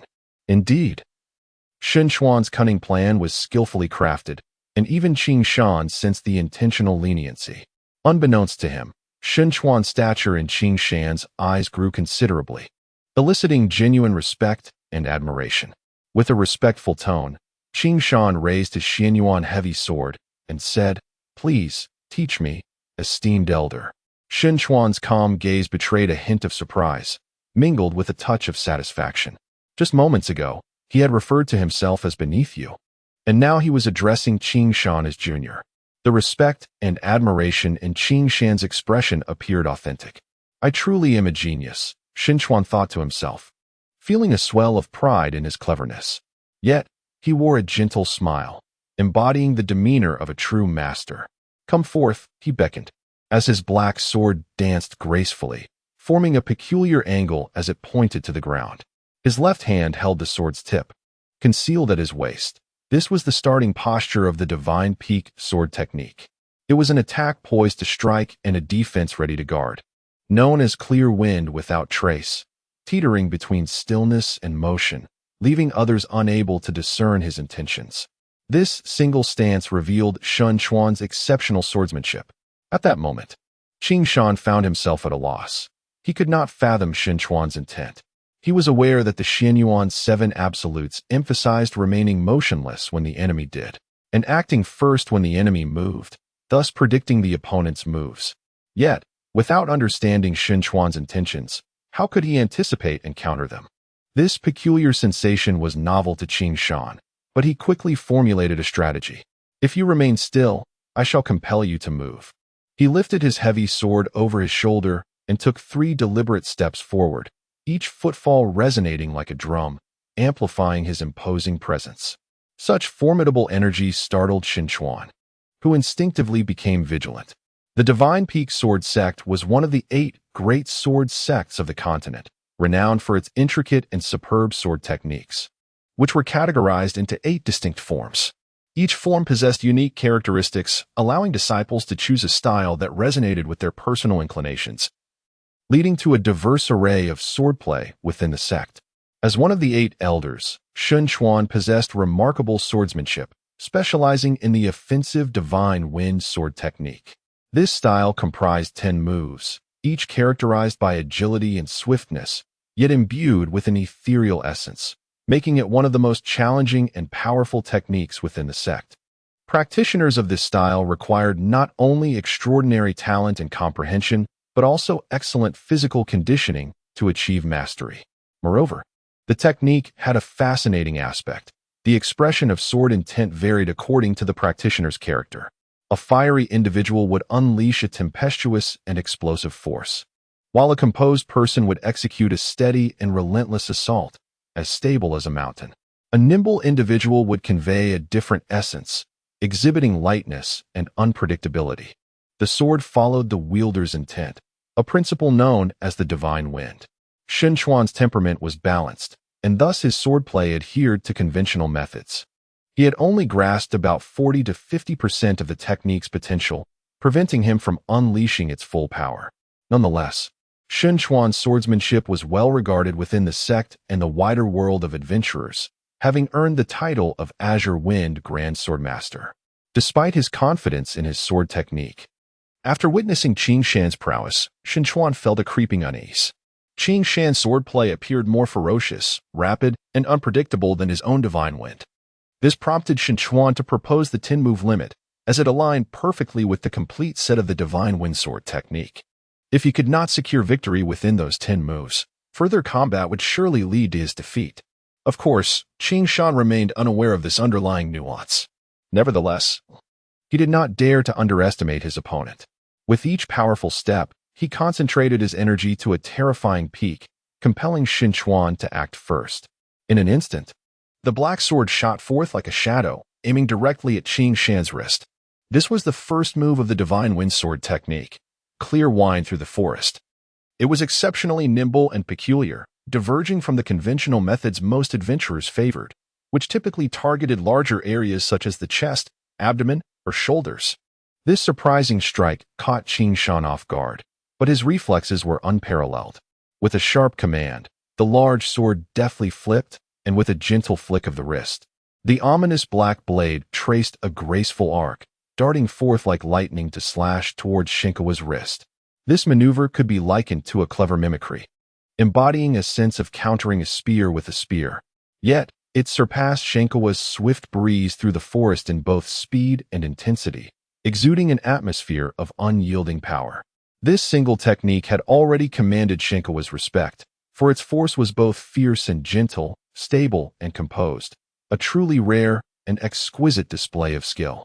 However, the reason the Xinkei's swordsmanship reigned supreme across the continent was due to its rigorous refinement and practical applications.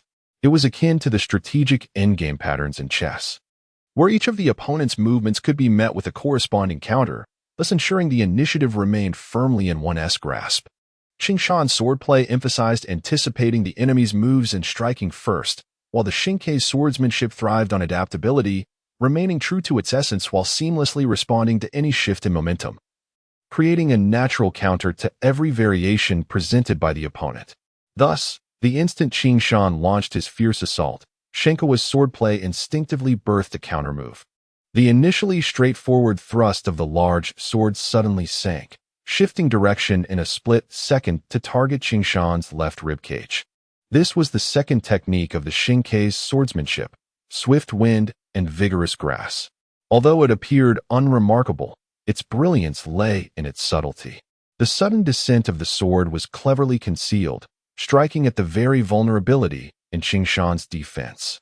Fortunately, Qing Shan was quick to react, swiftly sweeping his sword beneath his armpit, resulting in a resounding clash as their black blades met for the first time.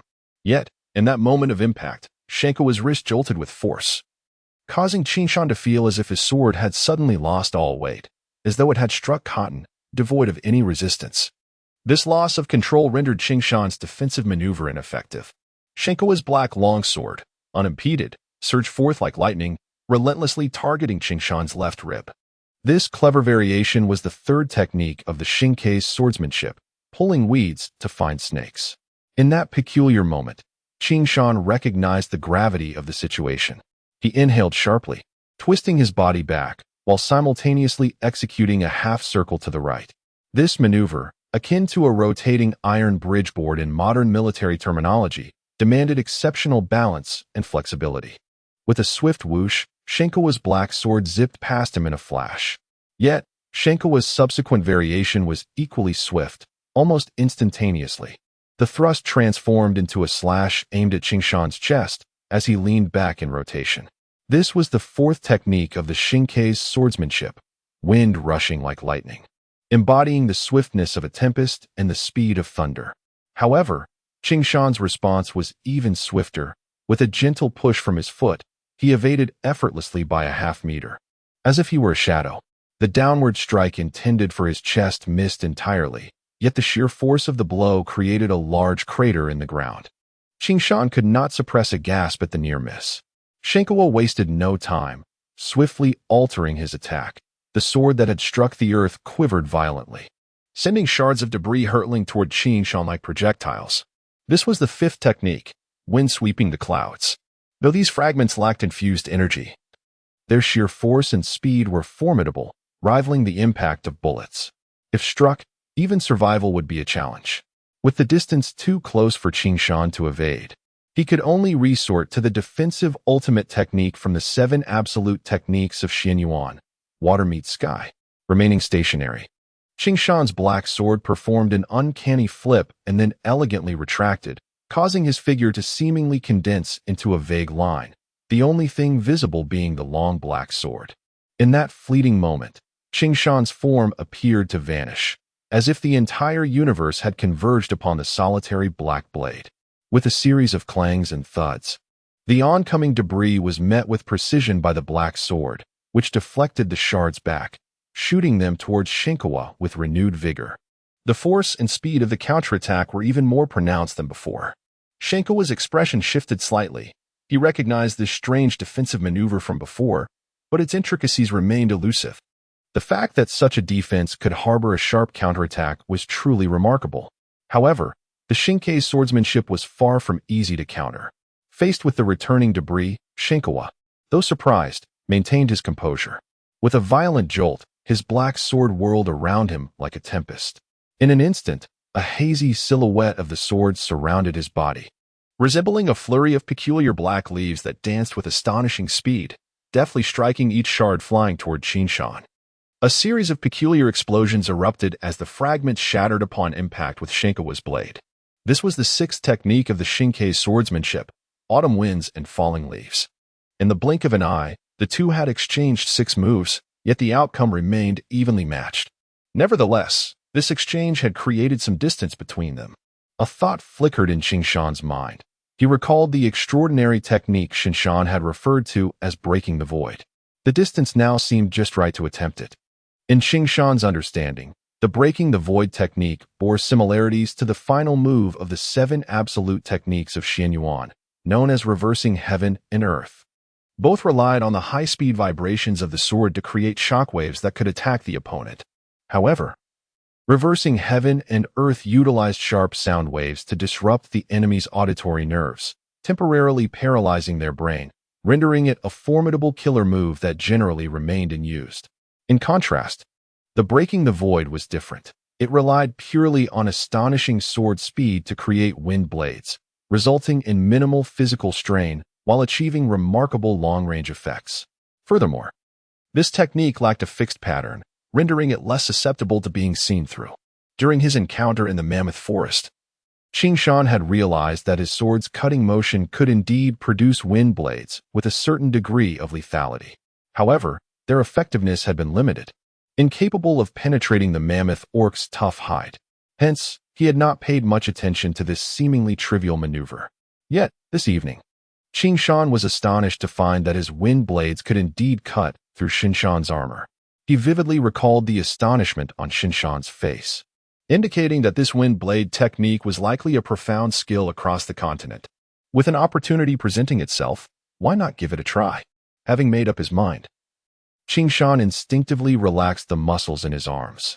Since speed was paramount, the requirement for strength could be diminished, allowing him to maximize the speed of his sword strike, potentially amplifying the power of the wind blade. As Qing Shan's heart surged with electric intensity, his black sword quivered violently, cleaving towards Xuanyuan, who stood a mere 7 to 8 meters away. Xuanyuan was momentarily taken aback. However, upon discerning Qing Shan's sword-swinging posture, he was struck with astonishment. Damn it, it's the Void Slash. Indeed, at the very moment Qing Shan swung his sword, a remarkably sharp and distorted wind blade surged forth in a wave-like form, hurtling directly towards him. Xuanyuan instinctively cried out in alarm, inhaling sharply as he swiftly sidestepped a full yard, narrowly evading the onslaught of the relentless wind blade. Yet, in the fleeting moment as the razor-sharp gust grazed past him, it swept across his shoulder, inflicting excruciating pain that felt as though his body was on the verge of disintegration. Upon closer inspection, the black iron armor on the shoulder of the 049 Blue Moon function revealed a fine crack. Astonishingly, even the enchanted iron battle armor had been pierced by the wind blade. Such a formidable void slash. A wave of astonishment swept through Shinkawa's heart. The speed at which this individual drew his sword was utterly astonishing. While Shinkawa could also execute a void slash, the extreme demands it placed on the muscles rendered it a technique that most great swordsmen were reluctant to employ. Once unleashed, the toll on the body was exceedingly grave. Thus, the void slash remained merely a hallmark technique of the great swordsman rather than a favored lethal strike. In the world of rangers, the void slash was akin to a superfluous existence, reminiscent of modern demonstrations of qigong, visually impressive yet largely ineffective in real combat, leading few to invest time in mastering it. After all, upon becoming a great swordsman, one would possess more potent fighting spirit, enabling them to unleash sword energy attacks that were far more destructive than the void slash. However, Qing Shan was not like them. In the postmodern military, all enlisted soldiers underwent physical enhancement, enabling their bodies to withstand various high-intensity combat and training. Without such training, Qing Shan could never have survived in the mammoth forest without cultivating fighting spirit. It could be said that after his genetic enhancement, Qing Shan had significantly transcended the capabilities of an ordinary human. For a typical great swordsman, the physical toll of executing a void slash would be considerable, but for Qing Shan, it was hardly a concern. Seeing Shinkawa evade so clumsily brought Qing Shan a sense of secret delight. It seemed this path was indeed viable, further solidifying Qing Shan's resolve. Before cultivating fighting spirit, he would first perfect the void slash, thus acquiring a formidable middle to long-range attack technique. Resolute in his decision, Qing Shan swung his Xuanyuan heavy sword, unleashing a barrage of strikes that manifested as a curtain of black light, executing over 30 slashes in an instant with astonishing speed. Countless wind blades descended upon Shinkawa like a torrential storm. So many. Shinkawa's complexion shifted dramatically. The overwhelming assault of wind blades left him no sanctuary. In such dire circumstances, the only means of withstanding the wind blades was through fighting spirit, but that would signify his defeat. As Shinkawa hesitated, the relentless onslaught of wind blades surged towards him. In a critical moment, Shinkawa, quick-witted, plunged his black great sword into the ground and summoned his divine power. With a thunderous crash, a massive slab of azure stone was forcefully lifted, and with a vigorous shake of his black sword, it flew like a gigantic shield to intercept the deluge of wind blades. A series of peculiar explosions echoed as Qing Shan's wind blade attack was instantly dismantled. Yet, the sturdy azure stone was shattered by the wind blades, demonstrating the astonishing might of the 30-plus wind blades. Even though he had narrowly deflected the attack, Shinkawa was momentarily taken aback by the immense destructive power. Qing Shan was equally astonished. Shinkawa's ingenuity in countering his wind blade assault was commendable. However, what exhilarated Qing Shan more was the unexpected lethality of his wind blades. He contemplated employing the same tactic once more, but Shinkawa would not grant him such an opportunity. Like a cannonball, he charged forward, clearly aware that Qing Shan's wind blades were formidable and that maintaining distance was perilous. Yet, Qing Shan's reaction was swifter still. Almost instantaneously, as Shinkawa rushed towards him, the black great sword glimmered like a shooting star, unleashing 7 shadowy sword strikes aimed at 7 critical points on Shinkawa's body. These 7 strikes were not only swift and powerful, but also executed at unpredictable angles, rendering them difficult to evade. However, Shinkawa's movement was even more unpredictable. His rapidly advancing figure merely swayed slightly, and he slipped through the intricate web of Qing Shan's sword shadows as if he were a phantom. With a sudden shake of his black great sword, Shinkawa unleashed a flurry of lightning-fast sword shadows, resembling 2 billowing clouds that aimed for Qing Shan's shoulder and abdomen. This was the 7th move of the Divine Wind sword technique. Winds rise and clouds surge. This technique harmoniously combined the exquisite footwork of the Divine Wind and the swift movements of the Divine Wind leap, forming one of the 3 most powerful moves within the sword art. As the Divine Wind closed in, the sudden execution of this technique generated an overwhelming momentum as if the heavens themselves were shifting. However, Qing Shan's adaptability was remarkable. His keen eyesight and reflexes allowed him to discern the ferocity of the incoming strike in an instant. Evasion was futile. Thus, he resolved to engage in a mutually destructive exchange. Almost simultaneously, Qing Shan instinctively thrust his sword towards Shinkawa's vital point with lightning speed. This fellow is ruthless, Shinkawa thought, his expression darkening. Even in a mere match, he resorted to such desperate tactics. Left with no choice, Shenkawa took a misstep, his body transforming into an illusion as he executed a peculiar lateral shift. Swoosh!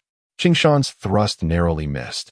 But Shenkawa's wind's rise and cloud surge altered its trajectory due to his evasive maneuver, now aimed at Qingshan's left shoulder. The series of transformations unfolded at breakneck speed. And as Qingshan realized the precariousness of his situation, he harnessed his remarkable flexibility to perform a mid-air somersault, evading Shenkawa's seemingly inevitable strike against all odds. Such agility! Shenkawa was astonished by this implausible maneuver, unable to suppress an exclamation of admiration. The onlookers from the Divine Mountain and other disciples stood in stunned silence, awestruck by the duel's intensity. Though neither combatant utilized fighting spirit, the extraordinary techniques employed by both made the inherent dangers unfathomable to ordinary spectators. As they zipped past one another like lightning, Shenkawa suddenly quivered his black great sword, releasing two dark flashes from the hilt that darted forth with grace and swiftness, akin to two agile swallows, arcing towards Qingshan's vulnerable back. It's the swallow's return flash. Both Qingshan and the disciples exclaimed simultaneously. This technique, swift as lightning and ethereal as a spirit, was the culmination of Shenkawa's years of rigorous training. The ninth move of Shenkawa, the swallow's return flash, was derived from a masterfully crafted sword by a renowned artisan, featuring a pair of concealed small swords within the wings of the sword hilt. These small swords represented Shenkawa's ultimate trump card, with precise wrist control. They could be launched like flying daggers, and due to their unique design and ingenious launching technique, they could be maneuvered post-launch, making them exceptionally difficult to defend against. When infused with fighting spirit energy, their power became truly astonishing. Moreover, these two flying swords, capable of soaring and spiraling like swallows, earned the technique its name, Swallow's Return Flash. This maneuver was not part of the Divine Wind Sword technique, but rather a unique creation of Shenkawa, making him the sole practitioner of such an extraordinary skill on the continent. Although Qingshan possessed exceptional swordsmanship and lightning-fast reflexes, he was still caught off guard by the unpredictable Yanhui flash. Fortunately, his reflexes were sharp enough that he instinctively spun around, unleashing a wild dance of his great sword toward the rear. A dull thud resonated as his sword collided with two flying swallows simultaneously. The tremendous force nearly sent Qingshan's sword flying from his grasp, while the impact propelled him into the air uncontrollably. The two formidable swallows, however, soared upward like rockets the moment they collided, and the entire sequence transpired in the blink of an eye. Qingshan, drenched in cold sweat, was equally astounded. The spectators, including Qingshan and the surrounding disciples, were entranced, their cheers momentarily forgotten. Xuanyuan, witnessing the scene, was filled with trepidation. This youth seemed almost monstrous, as if no matter how swift or strange the attack, it could not escape his perception.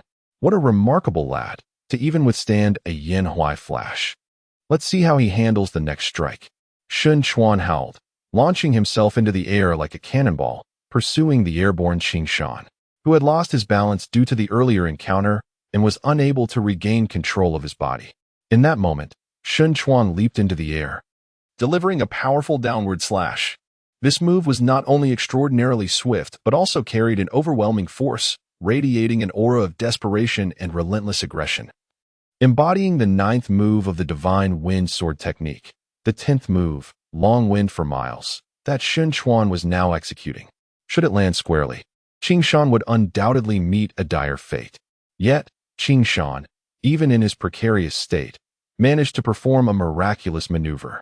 His black great sword plunged into the azure stone ground, halting his descent as he executed a kick, a brilliantly devised dead rabbit kick's eagle aimed at Xuanyuan's abdomen. No one anticipated that Qingshan could counterattack in such circumstances, opting to abandon his sword for a kick. The angle of his kick was such that it could reach Xuanyuan's midsection before the sword could descend. Even a simple kick from Qingshan, endowed with innate strength, was not to be underestimated. It would certainly inflict serious injury. Xuanyuan had no choice but to twist in midair, his downward strike transforming into a skillful front flip, narrowly evading Qing Shan's foot as he soared forward. Qing Shan's kick met only empty air, yet Xuanyuan's sword was similarly rendered ineffective. With a thud, both combatants landed almost simultaneously. However, Qing Shan fell onto his back, sprawling on the ground, while Xuanyuan landed gracefully on his feet. The 10 moves have concluded. Qing Shan sprang back to his feet with the agility of a fish, gazing at Xuanyuan. All eyes were now fixed on Xuanyuan, as he had previously stated that if there was no victor after 10 moves, they would settle for a draw, and he would not make things difficult for Qing Shan. Xuanyuan's gaze was intense, as if he still craved more from the duel. Yet he solemnly declared, "This time, the duel ends in a draw. You may take your leave." "Am I truly free to go?" Qing Shan seemed incredulous. Beside him, the second-generation heir wore a grim expression, feeling utterly powerless. He had witnessed the duel clearly. Though his cultivation was mediocre and his insights limited, he could tell that even elder Xuanyuan could not best Qing Shan, no matter how begrudgingly. It was an undeniable truth. Qing Shan's demeanor fluctuated between shadow and light. Equally astonished by Qing Shan's astonishing swordplay, it was known that Xuanyuan had unleashed his strongest technique, yet Qing Shan remained undefeated, indicating that his prowess was indeed formidable. Xuanyuan, stand by my word," he continued, "but I must inform you that your friends are not here with us. Though I cannot discern the full circumstances, it is evident that someone has deliberately instigated enmity between you and the Divine Peak Sword sect. Think carefully." "I understand," Qing Shan replied, his expression shifting slightly. He no longer doubted Xuanyuan and found merit in his words. The events of the evening were rife with peculiarity, yet he could not grasp any leads. "You should hasten to rescue your friends." "Thank you," Qing Shan responded. "Might I request that you also release my 2 companions?" Xuanyuan appeared satisfied with Qing Shan's demeanor and chose not to impose further. "Very well." After a while, Long Biao and Long Meng, bruised and bound like 2 dumplings, were brought forth, accompanied by 20 disciples of the Divine Peak Sword sect. Qing Shan, upon seeing him standing shoulder to shoulder with Xuanyuan, they could hardly believe their eyes. "Release them," Xuanyuan commanded. "What in the world is happening?" Long Meng stared in disbelief at Qing Shan and the surrounding Long family disciples. "We may have been deceived." Qing Shan offered a bittersweet smile. The ones who abducted Long Shu and Wu Shuang were likely not members of the Divine Peak Sword sect. Long Meng was momentarily taken aback. But what could they say now? Long Biao's expression darkened to an extreme. "I find it strange. The Divine Peak Sword sect is a prestigious sect. We bear no deep-seated enmity with them. They could not possibly engage in such despicable acts. Do you have an idea?" Qing Shan queried earnestly. "If it is not the Divine Peak Sword sect," Long Biao pondered, "then why would they impersonate its members?" "You mean?" Long Meng's face paled. "This is bad. Their target is Master Qianyu. We must hurry back." Long Meng urged urgently. "We have caused offense tonight. We will certainly come to apologize another day." Though anxious, Qing Shan did not forget the necessary courtesies. "Agreed." Xuanyuan smiled with a hint of admiration. "Your name is Qing Shan. Quite commendable. I hope we can become friends in the future." "No need to wait," Qing Shan asserted firmly. "In my homeland, there is an ancient saying, 'Cherish heroes and honor heroes.' It is also said that one only truly knows another through conflict. Only through conflict do we know each other." Xuanyuan's eyes sparkled, and he laughed heartily. What a splendid phrase. What a commendable sentiment. Seemingly quite pleased, Xuanyuan declared, "By virtue of your words, I shall count you as a friend." "Haha, I am honored," Qing Shan replied, equally jovial. "Regardless of who instigated this, I must extend my gratitude," Xuanyuan remarked, "for it has allowed me to meet this youthful hero." Qing Shan and his companions, Long Meng and Long Biao, were momentarily taken aback. However, Xuanyuan's expression quickly turned serious. "Of course, even so, I will not let this matter rest." His words were laced with a profound sense of menace. Those who dare to frame us must be prepared to face the wrath of the Divine Peak Sword sect. "Elder." Qing Shan could not comprehend the situation, gazing blankly at Xuanyuan. "Haha." Xuanyuan seemed quite satisfied with Qing Shan's bewildered expression. "Young man, you suit my taste very well. Since we are friends now, I shall naturally lend you a hand and seek justice for the divine peak sword sect. What do you say? Are you suggesting that you will assist us? Qing Shan's eyes sparkled with delight as he exclaimed, Haha, splendid. Xin Chuan, brimming with confidence, remarked, in assisting you. I also relish the chance to vindicate my Shinfeng sword sect. Otherwise, who knows how many would attempt to frame us, leaving us perpetually exhausted and deprived of rest. Embarrassed, Qing Shan could only respond awkwardly. Meanwhile, Long Ming and Long Biao could hardly believe their ears. In the blink of an eye, their adversaries had transformed into allies. Such swift changes in this world seemed almost surreal. In the depths of the night, the young disciple expressed gratitude to his senior. Lead a group of the Eagle Squad with me, he commanded. The atmosphere thickened as the elder's voice resonated with authority. I must see who dares to target the sacred peak sword sect. A figure emerged from the crowd, a challenger who had previously crossed swords with the young disciple, flanked by 20 solemn-faced disciples. Swiftly, the figures of the young disciple and his companions vanished into the vast night, leaving behind the stunned expressions of the second generation and the elder. What has happened to Uncle Six? The second generation murmured, bewildered. Could it be that he has taken something incorrectly? After a moment of reflection, the elder finally regained his composure. If I had not witnessed it with my own eyes, I would not have believed that the young man named Qing Shan could hold his own against your Uncle Six. The second generation remained puzzled. But I do not understand why Uncle Six not only spared him, but also aided him. Your Uncle Six is known for his boisterous nature and camaraderie, the elder explained. This young man, in both skill and character, aligns well with your uncle's temperament, making his assistance quite understandable. A hint of admiration flickered in the elder's eyes. However, do not be deceived by your uncle's rugged exterior. Deceived? The second generation exclaimed, taken aback. He appears coarse, yet possesses remarkable astuteness, the elder elaborated. The support he extends to Qing Shan holds significant implications. He continued, I can see that your Uncle Six is intrigued by the young man's swordsmanship. Should he not uncover the truth, he will not rest. Moreover, the young man is backed by formidable forces such as the Feiyun sword sect, the Angry Flood sword sect, and the Bai Long family. His origins are surely extraordinary. He might very well be an elite disciple from a powerful sect. As such remarkable swordsmanship could not have been cultivated by an ordinary individual. This indicates that he represents a formidable power, one to approach with caution. The elder added, Of course, it would be even better if we could befriend him. That is why your Uncle Six has expressed a desire for future friendship. The second generation began to comprehend. I had no idea that beneath his unassuming demeanor, Uncle Six harbored such profound thoughts. Truly impressive. Indeed, your Uncle Six is formidable, otherwise he would not have gained such renown during his 2 decades of travel, forging connections across the land.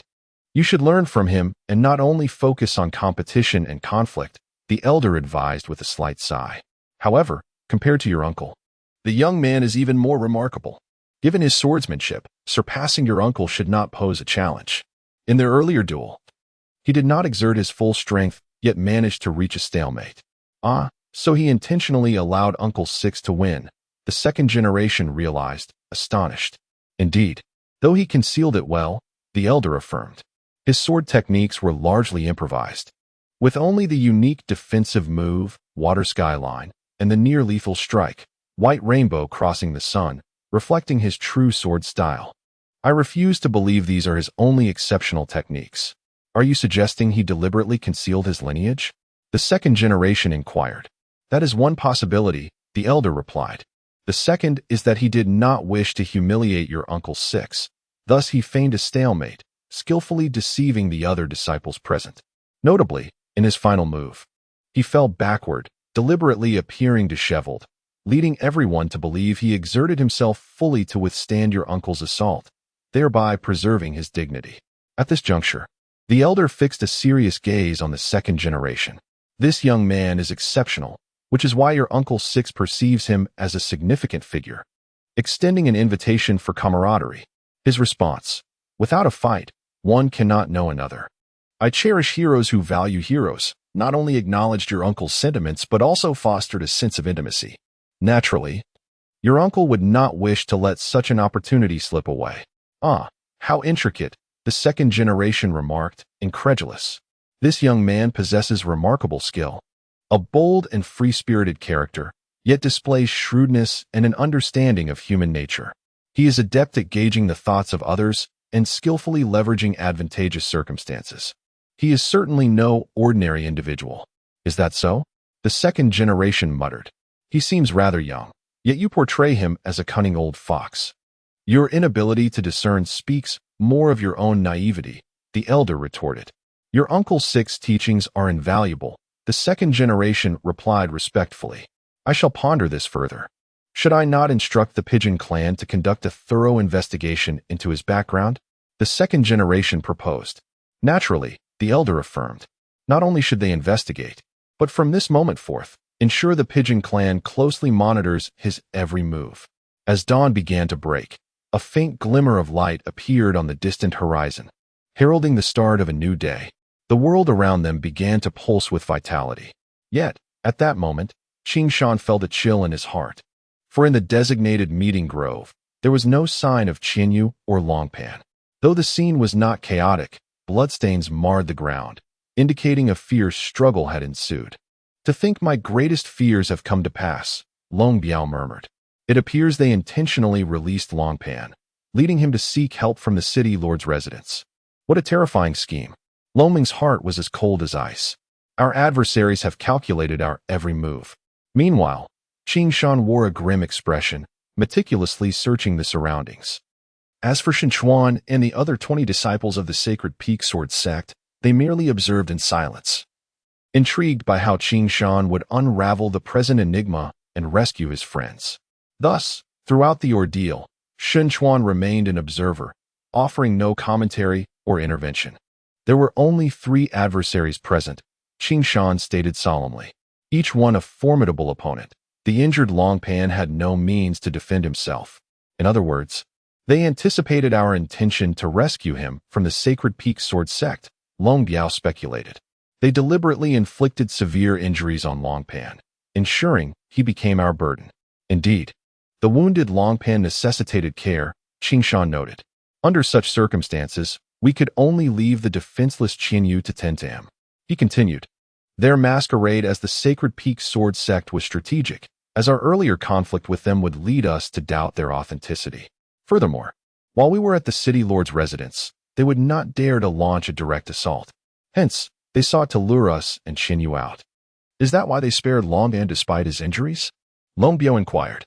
That would seem to be the case, Qing Shan affirmed. After we departed from the city lord's residence, we could not act recklessly, likely due to concerns over the city lord by Jiao's presence. It was only after we left Baisha City that they could abduct Longpan and Xuanyuan. Damn it, every step has been meticulously calculated against us. Long Ming's expression was as dark as a stormy sky. What a terrifying display of cunning and strategy. Reluctantly, Long Ming nodded in defeat. Though he was unwilling to accept it, the harsh reality was inescapable. Longpan had previously mentioned that Long Hao and Jiao Luo had successfully broken through. Long Ming remarked, I wonder how they are faring now. If Long Hao and Jiao Luo managed to escape, where do you think they would go? Qing Shan inquired. To the Lord of White Sand City, Long Ming and Long Biao exclaimed in unison. Indeed, if I were Long Hao and Jiao Luo, my first course of action upon breaking free would be to seek refuge at the Lord's mansion. Thus, if we head to the Lord's mansion now, we can ascertain whether Long Hao and Jiao Luo have survived, Long Biao exclaimed joyfully. Exactly, Qing Shan agreed, his demeanor unusually composed and serene at that moment. Only by locating Long Hao and Jiao Luo can we truly uncover what transpired last night. Despite the situation appearing somewhat clearer, Qing Shan's heart grew heavier. His instincts warned him that this escort mission was anything but ordinary. It involved the Grand Priestess Xuanyuan from the palace, and peril lurked at every turn, be it the night raid, the river ambush, or the mysterious disappearance of Xuanyuan and her companions, all shrouded in an unsettling aura of enigma. It felt as though an invisible net ensnared everyone, rendering escape impossible. What a predicament, Qing Shan silently lamented. If it were a straightforward confrontation, he could have played a more active role, but this search for missing individuals was not his forte. Regardless, As long as they managed to locate Wu Shuang and the others, he would consider the escort mission a success. Qing Shan resolved inwardly, recognizing it as an arduous and troublesome task. In modern times, he had seen countless tales of palace intrigue, and the conclusion was always the same: trouble.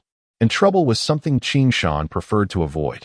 By the time they arrived at the Lord's mansion, dawn had fully broken, yet sadly, they found no sign of Long Hao and Jiao Luo. Has the Grand Priestess Qian Yu also gone missing? Bai Jiao exclaimed, clearly taken aback. Indeed, Qing Shan replied. We kindly request the Lord's assistance in searching for suspicious individuals within the city. Of course, Bai Jiao said, turning to Xin Chuan. We are immensely grateful for your help, Lord.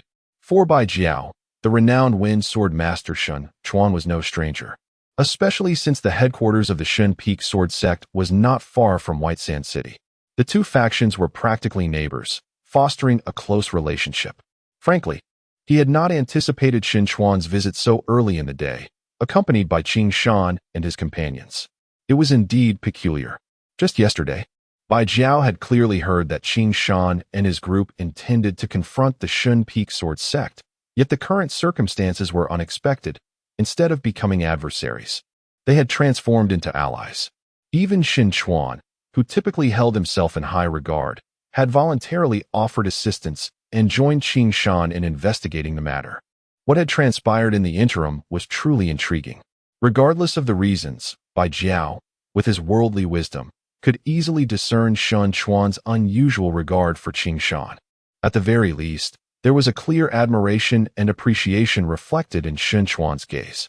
In the Lanqi Empire, few individuals captured Xin Chuan's attention, particularly someone so young. It was certain that this young man, named Qing Shan, was no ordinary individual. He either hailed from an illustrious lineage or possessed extraordinary abilities, or perhaps both. Bai Jiao couldn't help but reflect on his earlier misjudgment. The thought of his previous nonchalant demeanor toward Qing Shan stirred a sense of unease within him. Yet, it appeared that the young man seemed indifferent to such matters. This was a good sign.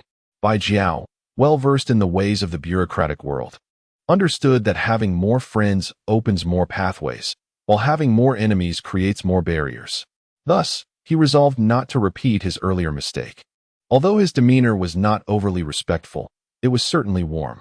Therefore, when Qing Shan made a request for assistance, Bai Jiao readily acquiesced. Deep down, Bai Jiao was eager to discern the true background of this young man. Yet he recognized that now was not the appropriate time for probing inquiries.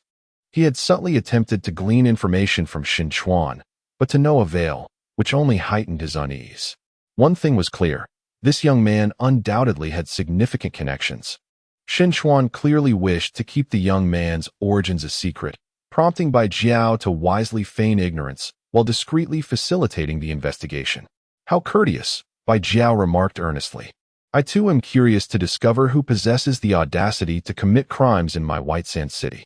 Thank you, Lord. Qing Shan expressed his gratitude.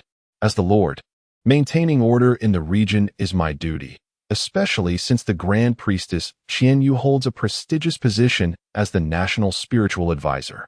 I shall personally oversee the investigation, Bai Jiao declared solemnly. Qing Shan found it curious that the Lord of White Sand City seemed quite different from the portrayal he had received from Qian Yu.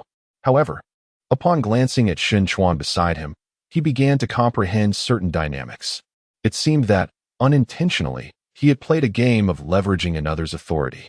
In this world, status was indeed paramount. Having a friend of notable standing altered the treatment one received. Yet, even with the backing of the Shen Peak Sword Sect and the Lord of White Sand City, the group remained at a loss regarding their investigation. Long Biao and Long Meng wore expressions of confusion. Events unfolded one after another, each more perplexing than the last, leaving the young members of the Long family uncertain of their next steps. Thus, both instinctively turned their gazes toward Qing Shan. The mysterious young man piqued Long Biao and Long Meng's curiosity even further. They could not fathom how he had forged a friendship with Xin Chuan. It was evident that Qing Shan had previously had no connections to the Shen Peak Sword Sect, nor had he even heard of its name. Yet, in less than half a day, he had somehow become friends with Xin Chuan. As for Xin Chuan's esteemed reputation as Wind Sword Master, Both Long Ming and Long Biao were well aware of it. He was among the continent's elite masters, having achieved prominence over 2 decades through numerous remarkable feats. Yet, this very individual had now become a close friend to Qing Shan, and all of this transpired after they had fought against each other. The transformation from adversaries to allies was something the two Long family disciples found hard to believe, even witnessing it firsthand. However, given Qing Shan's experiences, it seemed almost unsurprising. Upon reflection, Qing Shan had helped the Long family navigate 2 significant crises, whether it was the night raid by bandits or the bewildering fireboat scheme on the river. Though they had not witnessed the duel between Qing Shan and Xuanyuan, they could only imagine it must have been an exceptionally thrilling confrontation. Furthermore, Qing Shan's prowess could not possibly be limited to the mere 20 levels he claimed to possess. Perhaps this was a fortunate turn of fate. Who could have anticipated that the impulsive decision to invite him as a guard for the escort mission would become their last lifeline? Though lacking substantial evidence, Long Biao and Long Ming instinctively believed that as long as he was present, they could surely turn the tides of misfortune. Thus, both gazed expectantly at Qing Shan. "What shall we do now?" Long Biao inquired. "Given that we cannot ascertain the fates of Long Hao and Jiao Luo, our only option is to locate Long Pan." Qing Shan replied, "Once we find him, we can also discover the others who have been abducted. Locate Long Pan." Long Biao expressed surprise, yet his predominant emotion was confusion. "How do we go about that?" "We currently possess no clues or leads," Long Ming remarked. In a powerful collaboration, the atmosphere was thick with tension as Qing Shan pondered the absence of any clues. Yet, a sudden realization illuminated his eyes. "You do not have any leads," he confidently asserted, "but I do. You can locate Long Pan." Long Biao and Long Ming exchanged incredulous glances, while Xuanyuan, standing nearby, was equally intrigued, uncertain of the young man's capabilities. With a slight smile, Qing Shan replied, "Simply follow my lead." It was indeed a fortunate coincidence that the emergency wristband had been specifically fitted to aid Long Pan's arm injury. In the postmodern era, this urgent care device was intended for treating fractures and similar traumas. That fateful night, Long Pan had sustained a severe wrist injury, prompting Qing Shan to equip him with the wristband. Little did they know, this very device would now serve as a beacon for tracking Long Pan. Lan Yue. Initiate the satellite tracking signal. Search for the emergency signal. The armed satellite activated the emergency frequency search. SOS emergency signal frequency locked. Coordinates: east longitude XX. North latitude XX. Target locked. The target is automatically numbered 001001 and is currently in motion. Activate communication mode. Engage environmental sensing mode.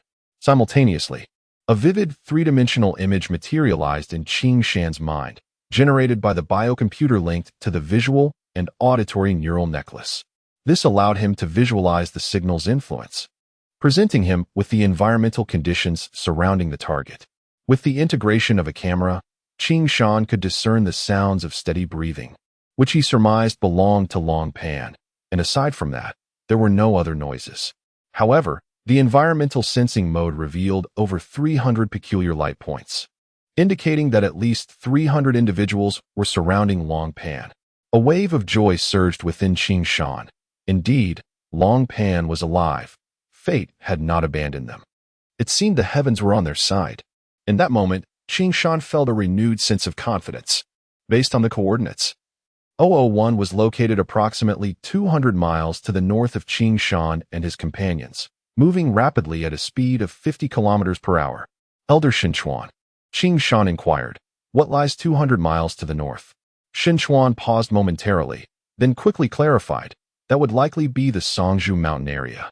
Sensing the implication, he added, "Do you believe they are in that direction?" "Indeed," Qing Shan affirmed, "though I cannot divulge all the details at present. I am certain that Long Pan is positioned there, moving toward North Africa at a speed of 50 kilometers per hour." Curiosity flickered in Xuanyuan's eyes as he contemplated. "Are you certain they are situated there?" "I am confident," Qing Shan declared. Long Biao and Long Ming exchanged looks of disbelief, struggling to comprehend the basis for Qing Shan's unwavering certainty regarding Long Pan's whereabouts.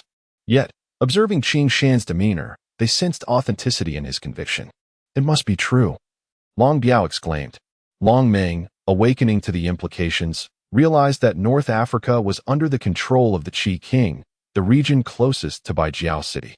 If the pursuers were indeed dispatched by the Qi King, they would likely traverse North Africa to return to the city of the rising sun. However, Long Biao and Long Meng refrained from voicing these suspicions, fearing that Xuanyuan and Baijiao might abandon the pursuit upon learning of their formidable adversary. Then what are we waiting for? Qing Shan urged. Let us proceed to investigate. Indeed, Long Biao nodded in agreement. Although they had a general direction, Qing Shan continued. We still cannot ascertain specific locations. Will the Lord of Baijiao assist us by mobilizing troops? Once we have a general location, Baijiao replied. There should be no issue, but I cannot guarantee anything once we enter North African territory, which is over 2,000 miles from Baijiao. Xuanyuan remarked. If the adversary is moving at a speed of 50 kilometers per hour, they must be riding horses. Even with this knowledge, it would be challenging to catch up. A wave of frustration washed over Qing Shan, realizing that a swift cavalry was their only option. The light cavalry moves the fastest, reaching speeds of up to 70 miles per hour. If we pursue tirelessly, we should be able to catch up. I appreciate your assistance, Lord Baijiao. Qing Shan expressed gratefully. Young hero, you are too humble, Baijiao returned the courtesy. This display of respect left Long Biao and Long Meng wide-eyed, as they marveled at Qing Shan's increasing aura of mystery. Inwardly, Qing Shan reveled in the turn of events. Despite the challenges posed by Long Pan's group of over 30 individuals, the uncertainty of their strength had made the situation precarious. However, with the support of the Divine Peak Sword Sect and the military assistance from Lord Baijiao, the chances of a successful rescue had significantly increased. 50 miles to the north of Baiming City lay a great mountain, named Songlulin for its abundant growth of bamboo and lightwood. As twilight approached, the dense forest revealed elusive, shadowy figures, various nocturnal beasts. Amidst the mountains, a narrow path wound like a serpent through the grass, a natural trail forged by the passage of wild creatures. Qing Shan set the biological radar to its maximum search mode, enabling him to detect even the slightest movement within 500 meters. If anyone were present, they would not escape his notice. His previous encounters in the mammoth forest had taught him the value of this technology, allowing him to evade numerous perilous situations. Now, Qing Shan moved with the agility of a leopard, gracefully navigating the jungle without a sound. His speed was remarkable, yet the silence he maintained astonished Xuanyuan, Long Biao, and Baijiao, who followed closely behind. No hunter, no matter how skilled, could match his deftness in traversing the wilderness. Even more astonishing was Qing Shan's unwavering focus. He did not pause to investigate or analyze, but pressed forward with certainty toward a specific direction. What left them in utter disbelief was Qing Shan's apparent ability to perceive all that surrounded him in the darkness. Although the path he chose was rugged and convoluted, he effortlessly guided them through without hindrance. Though they occasionally encountered small beasts, the group, over 600 strong, composed of well-armed warriors, was enough to deter any lurking predators, who wisely chose to retreat at the sight of them. At last, after 3 relentless days and nights of pursuit, Qing Shan signaled for the group to halt. He raised his hand, indicating a stop. The signals in his mind confirmed that they had successfully caught up with their quarry. Long Pan was approximately 1,000 meters ahead and had ceased moving. Given the late hour, it was likely that their adversaries had set up camp. To avoid alarming the enemy, Qing Shan and his companions decided to take a concealed route closer to the target. The moment of truth had finally arrived, with their goal merely 500 meters away. In a hushed tone, Qing Shan pointed towards a certain direction deep within the dense forest, urging caution as they approached stealthily. 500 meters away, Long Biao's expression shifted slightly. How do you know this? It was not only Long Biao. The others looked equally incredulous. Despite the fact that even Xuanyuan and the Lord of Baijiao had kept a watchful eye during their journey without discovering any valuable clues, Qing Shan, upon making a beeline towards their target, could accurately state the number of opponents. I will explain later, Qing Shan continued, but you must trust me. The group was momentarily taken aback by Qing Shan's astonishing assertions, yet his unwavering confidence made it difficult for them to harbor doubts. This rescue mission required utmost stealth to avoid alarming the enemies. Otherwise, Qian Yu and Wu Shuang, along with Long Shu, would be in peril. Xuanyuan and Bai Jiao both nodded in agreement. Thus, for safety's sake, they decided to split into two teams. The first group, led by myself and Elder Xuanyuan, would infiltrate and ascertain the whereabouts of Wu Shuang and Long Shu. Meanwhile, the troops under Lord Bai Jiao and the disciples of Shinfeng Sword sect would form the main assault force, awaiting our signal to strike and rescue the hostages. This tactical plan mirrored a typical hostage rescue operation from counterterrorism drills, merely adapted by Qing Shan. Certainly, with the backing of 20 elite warriors from Bai Jiao and another 20 elite disciples from Shinfeng Sword sect, alongside the prowess of Xuanyuan and Bai Jiao, Qing Shan appeared remarkably composed. With intelligence, military strength, and absolute advantages on their side, it was crucial that Qing Shan was confident the adversaries remained oblivious to their approach. Failure was simply not an option. To Xuanyuan and Bai Jiao, this seemed an exceptionally meticulous and seasoned strategy.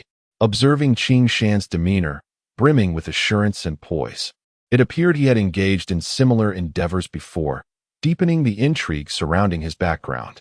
The group of 45 proceeded cautiously forward. Soon, they beheld a grand estate ahead, surrounded by armored guards patrolling the perimeter. It resembled the residence of a wealthy family, yet Xuanyuan and Bai Jiao's expressions changed dramatically, for their seasoned eyes recognized these guards as trained soldiers. Although the identity of these individuals remained a mystery, it was clear they were formidable opponents. Moreover, the presence of several carriages and numerous snorting warhorses within the estate indicated that this group had journeyed far and intended to use this location as a temporary base. The choice of such a well-fortified estate as a temporary refuge revealed the thorough preparations of their adversaries. Infiltrating this stronghold to rescue Long Shu and the others would indeed prove challenging. Long Pan is inside, Qing Shan asserted with conviction. If Long Pan is present, then Qian Yu and the young lady must also be here. Long Ming remarked gravely. These are the very people who attacked them. We have finally caught up. This time, we must rescue the young lady. Long Biao clenched his fists tightly. The makeshift prison was rudimentary at best. An ordinary dwelling had merely reinforced its doors and windows to serve as a simple cage. For a typical powerhouse, this confinement posed no challenge. Unable to withstand even a full-force strike from a level 10 warrior. Yet for Qian Yu, who possessed no fighting capability, it was an insurmountable barrier. Moreover, this was not the only cage. There were at least 4 in total. Qian Yu was certain that Long Shu and Long Yi had also been captured. The events had unfolded too suddenly, leaving him astounded that every move he made had been meticulously calculated by the enemy. However, driven by his mission, Qian Yu was unwilling to concede defeat. He awaited the opportune moment, for even the slightest chance would not deter him from his resolve. As night enveloped, the prison was shrouded in darkness. Qian Yu faintly heard curses emanating from the adjacent dungeon, the guards tasked with overseeing the cells.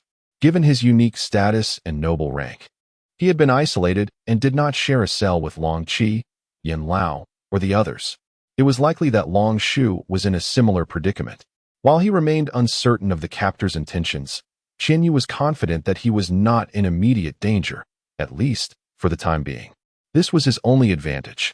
After a prolonged wait, Qian Yu resolved to take a risk that very night.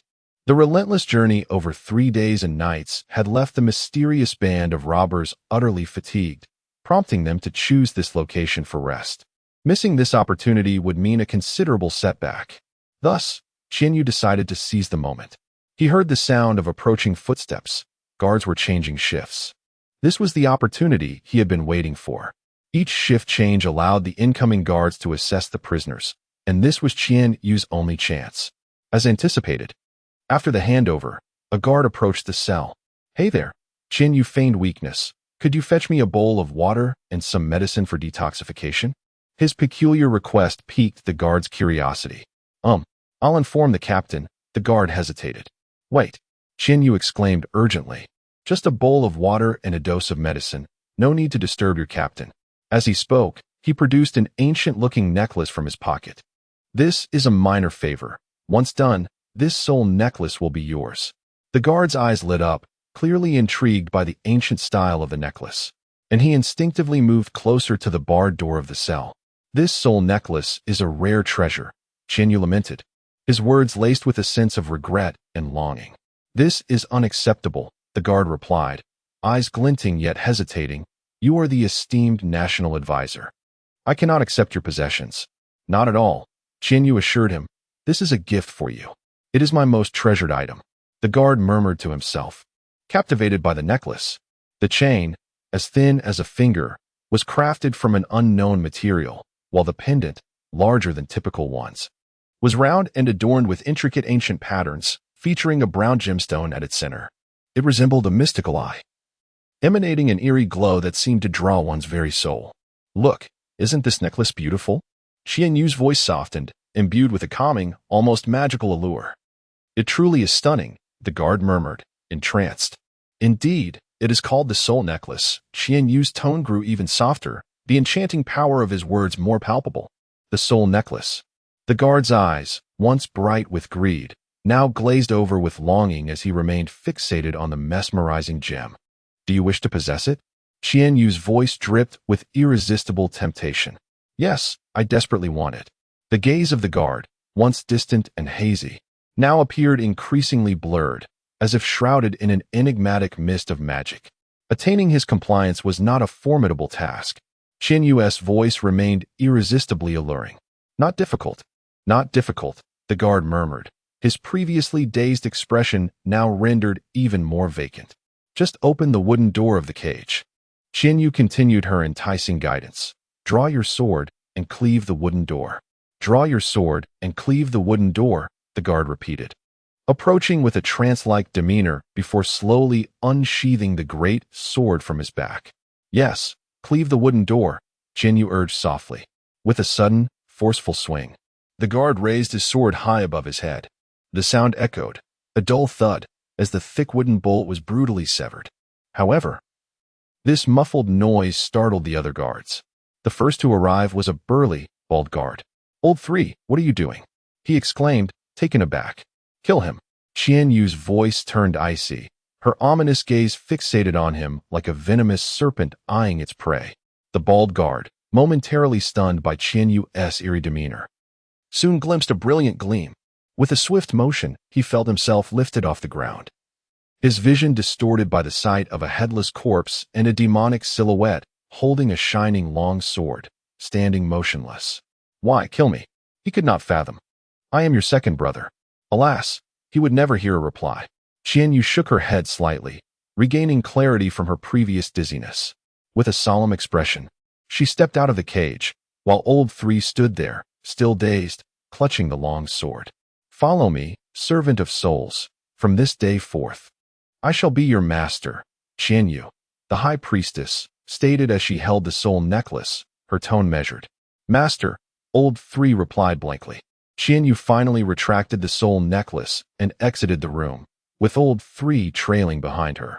Upon leaving the cage, Xuanyuan discovered that next door lay the confinement cells of Long Qi and Wu Shuang, along with Yun Xia and others, all cramped within a small room. Priestess, what brings you here? Long Qi inquired, unable to conceal his surprise. We will talk outside. Xuanyuan instructed Old Three.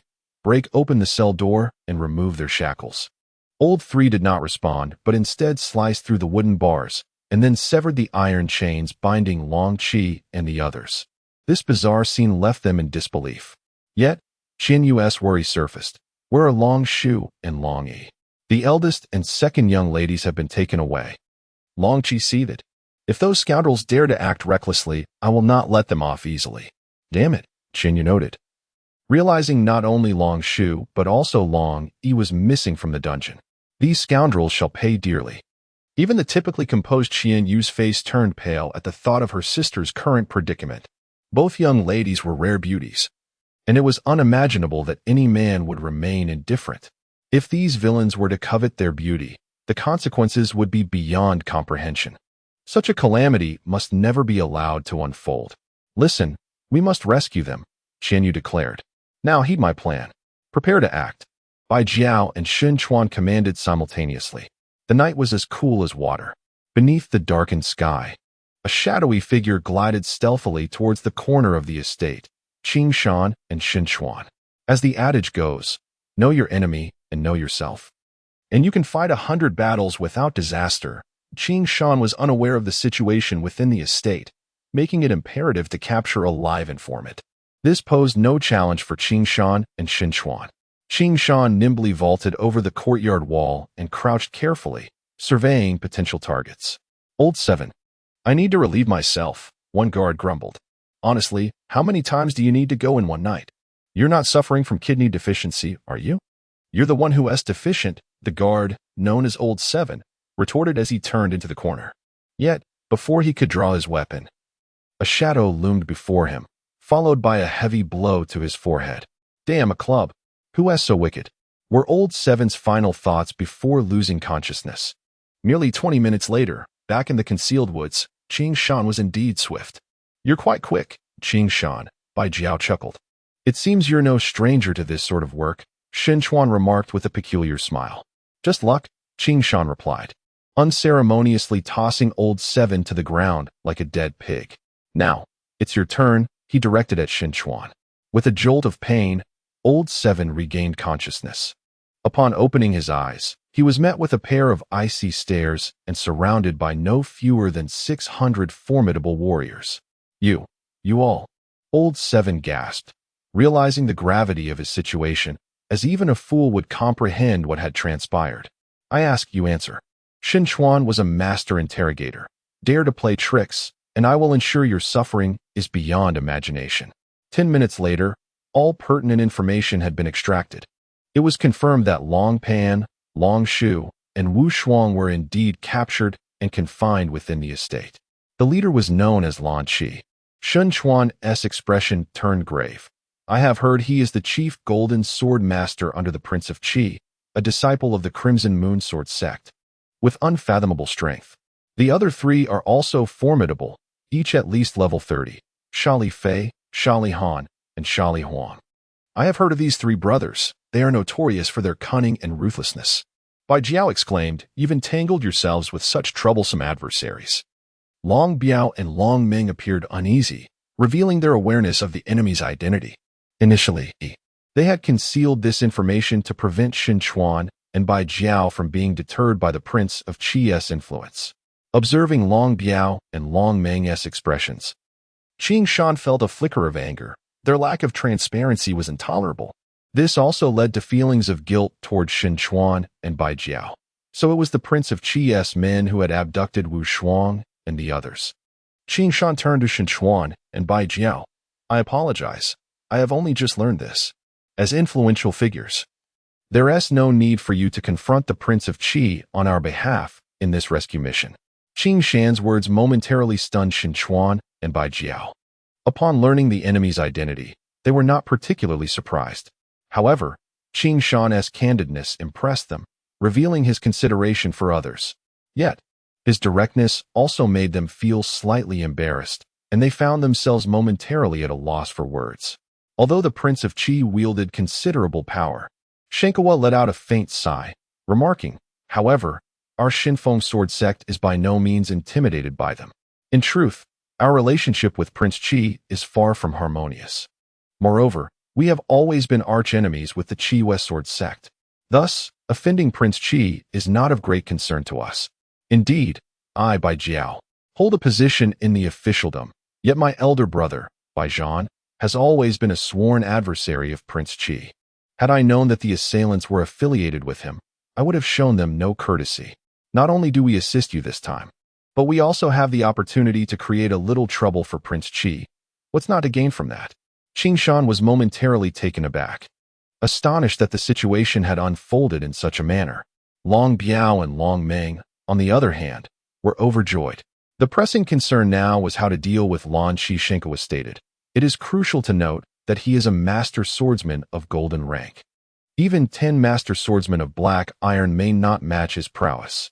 This confrontation must be approached with cunning rather than brute strength. Bai Jiao looked equally troubled. Silence enveloped the scene, and the onlookers instinctively turned their gazes towards Qing Shan. Although he had yet to experience the true strength of a golden master swordsman, he was acutely aware of Shinkawa's formidable capabilities. If even 10 Shinkawas could not contend with a golden master swordsman, the chasm in strength was clearly beyond mere imagination to bridge. The decisive battle against the night demon loomed ahead, yet was there truly no opportunity left? It was uncertain. Qing Shan instinctively gazed towards the night sky, activating his night vision mode. To him, the darkness was as bright as day. Thus, what he beheld above were merely layers of indistinct, dark clouds. Qing Shan subconsciously tightened his grip on the hilt of his sword. However, as his fingers clasped the hilt of the Xuanyuan sword, the dark blade gleamed before him, illuminating his thoughts. Indeed, habituation had become second nature. With the assistance of the blue moon, he could discern anything in the night, while his adversaries could not. No matter how powerful they were, in the darkness, they would remain blind. Night battles. Yes, that was his advantage. With the aid of the blue moon's night vision system, he felt utterly fearless in the dark.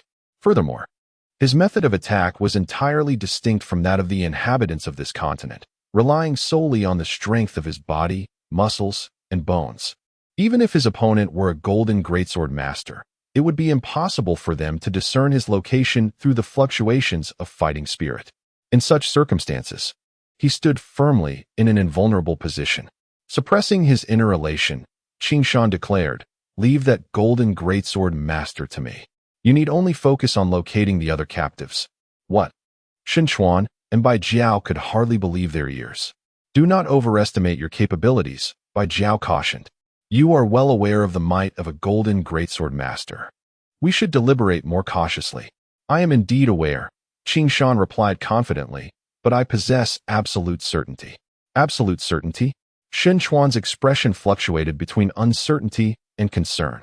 "This is no jest. One misstep could cost you your life." Qing Shan replied with pride, "Do not speak of a mere golden greatsword master. Even a golden sword saint may struggle against me." He silently added that this was only feasible under the cover of night. Golden sword saint. Everyone fell silent. Yet beneath the flickering firelight, Qing Shan's calm and astonished gaze exuded an unparalleled confidence and strength. He must possess a genuine method. For reasons unknown, neither Shen Chuan nor Bai Jiao believed Qing Shan was lying, as he had previously astonished them beyond measure. He had demonstrated an uncanny ability to discern the location of Long Pan, guiding them accurately to this very spot. Once again, Shen Chuan recalled that overwhelming aura that had once instilled fear in him. His instincts told him that this young man was audacious, yet he was certainly not reckless or foolish. Perhaps he truly had the means to accomplish this. Nevertheless, to rescue their comrades, the plan must undergo some adjustments, Qing Shan stated. What changes? Regarding strategy, Long Biao and Long Meng held great confidence in Qing Shan, believing his intellect surpassed that of others, as if no conundrum could confound him. "Gather around," Qing Shan instructed, drawing a strategic map in the dust, initiating his tactical briefing. The hall they occupied was simple and unpretentious, reflecting that its previous owner did not indulge in extravagance nor hailed from noble lineage. The surroundings bore only a few rudimentary murals. Yet, after days of travel, finding such a refuge was already commendable, for robust men sat boldly in the center, flanked by 4 stern-faced female warriors clad in black armor. They regarded Lan Yue with astonishment. The veil covering her face had been removed against her will, leaving her unparalleled beauty exposed for all to see. A wave of gasps ensued. Even the air grew heavy with awe. Indeed, she was a rare and exquisite beauty. A cold, emotionless voice seemed to emanate from the void, chilling yet imbued with an unmistakable desire and delight. The speaker was a tall, gaunt man with hawk-like eyes and a pale complexion, exuding an aura of chilling menace that transformed the stone chamber into a frigid crypt. It was evident he was a ruthless character, decisive and merciless. Lan Yue was no stranger to this man. He was the leader of the assassins who had attacked them 3 nights prior, possessing an exceptionally eerie and superior swordplay. Even 12 formidable divine sword guards had fallen before him within mere 10 moves. After their capture, The group had journeyed tirelessly until this evening, finally selecting this courtyard for rest. Perhaps they sought to discuss matters with her during this rare moment of respite. "Who are you? And what is your purpose in bringing me here?" Long Shu inquired with a calm demeanor, undeterred by her perilous situation. "Lady Long need not worry. We merely wish to invite you to cooperate with us. Nothing more," the icy man replied, maintaining a stoic expression, his pale visage appearing rigid, akin to a corpse emerging from a coffin. Beside him stood 3 men, evidently brothers, all robust, with thick brows and bulging eyes, their bald heads presenting a distinctly villainous appearance. They were the very bandits who had previously intercepted her and her companions on the river. "State your identities and origins," Long Shu demanded, her voice low and firm. "I am Li Fei," one of the bald men introduced himself, a silver sword commander under Prince Qi of Rising Sun City. "These are my brothers, Li Han and Li Huang." "I am Lan Qi," the pale man added, the golden sword commander under Prince Qi. "Rising Sun City?" Long Shu gasped, her expression darkening considerably. "You truly are men of Prince Qi." "Indeed," Lan Qi replied. "We had no choice but to resort to this method to bring you here. His Highness the Prince wishes to meet you, hence our escort." Long Shu felt a chill run down her spine. She was well aware of who Prince Qi was, and she had heard of Li Fei, Li Han, and Li Huang, 3 notorious and bloodthirsty villains. Lan Qi was infamous throughout the empire for his cruelty. Falling into his clutches would render death a mere luxury. "There is no need for scheming," Long Shu retorted, suppressing her shock. "Even if I meet him, I will not serve him. You should abandon this notion." Lan Qi maintained his frigid demeanor. "This is not a concern. We believe you will change your mind upon meeting His Highness." "Impossible," Long Shu declared resolutely. Lan Qi replied calmly, "Time will reveal all. Today, we merely wish to greet you and prepare you mentally for what lies ahead." Long Shu ceased her speech, fully aware that she had fallen into their hands, leaving her with little recourse. Yet, she clung to her final line of resistance. If her actions were to bring disaster upon her family, she would rather choose to end her life. Though currently restrained, if she resolved to do so, she had at least 3 methods to terminate her existence in an instant. This woman, seemingly gentle as water, possessed an indomitable spirit. It was precisely this understanding of her character that had led Prince Qi to insist before their departure that she must not be cornered. Thus, even if this group captures Long Shu, they would never dare to act rashly against her. The calm and resolute gaze she bore only reinforced Lan Qi's recollection of the Qi King's admonitions. However, the Qi King had long devised countermeasures, which kept Lan Qi from feeling any panic. Once you choose to take your own life, your subordinates, your friends, and your beloved sister will all endure torment worse than death. Before that, they may choose to end their own lives." Long Shu replied coldly, "If they are merely seeking to survive, they are unworthy to be disciples of the Long family. Therefore, their lives and deaths are of no concern to me." No wonder the Qi King held the eldest daughter of the Long family in such high regard. The man displayed a hint of astonishment. "You speak true. If they fear death, they are indeed unworthy of being Long family disciples." At this point, he wore an air of calm confidence. "However, your beloved sister currently has no opportunity to take her life. I hope you consider this carefully. Every person harbors weaknesses, and perhaps Long Shu's greatest vulnerability is her cherished sister. You." Long Shu stared incredulously at the grim man before her, seemingly attempting to peer into his very soul. "If you do not believe me, you are welcome to test it." Lan Qi replied with composure. "I possess no fewer than 100 forms of torture and methods to make your dear sister suffer in ways worse than death." He continued, "The escort of the Dragon Egg has encountered a mishap. Just based on this, His Highness the Qi King has ample reason to annihilate your Long family. Surely you do not believe that after losing the Dragon Egg, the Crown Prince will still be devoted to protecting your family?" Long Shu's heart plummeted to the depths. She was acutely aware of the brutal realities of court intrigue, and thus she harbored no doubts regarding Lan Qi's words. In their eyes, your Long family is merely a tool. "Think carefully," Lan Qi urged. Long Shu's expression hardened, her gaze fixed on the man before her, as if she aimed to see through his very essence. "I shall not disturb the rest of the eldest daughter of the Long family," Lan Qi declared. "Bring the eldest daughter back to her chamber." Yes. Moments later, four female soldiers clad in black armor entered, escorting Long Shu away. In 5 days, we shall reach North Africa, Shaili Fei remarked. At that point, our mission shall be deemed complete. You have executed this task admirably, Lan Shi responded. Long Shu and Xuanyuan have been captured unscathed. This will certainly be a significant achievement. Not at all. This is all thanks to the Grand Commander's adept coordination, Shaili Fei replied. We merely followed the plan. It is not a grand accomplishment. The credit belongs to all, Lan Shi assured. Rest assured, upon our return to Sunrise City, I shall report to His Highness the Qi King regarding your merits. But just then, bang, the sound of a tumultuous uproar erupted. Lan Shi and Shaili Fei's expressions changed dramatically. What is happening? Almost simultaneously, hurried footsteps echoed. A bloodied black-armored warrior rushed in, panic-stricken and disheveled. Reporting to the commander, a large force has unexpectedly surged from outside. The black-armored warrior's voice trembled with fright. It appears to be the army from Baisha City. What? The army from Baisha City? Shaili Fei exclaimed in disbelief. How could this be? Are they coming for the dragon egg? Lan Shi murmured gravely. But how did they find us? Shaili Fei hesitated. Suddenly, 2 piercing screams echoed from the courtyard, interrupting the black-armored warrior's report.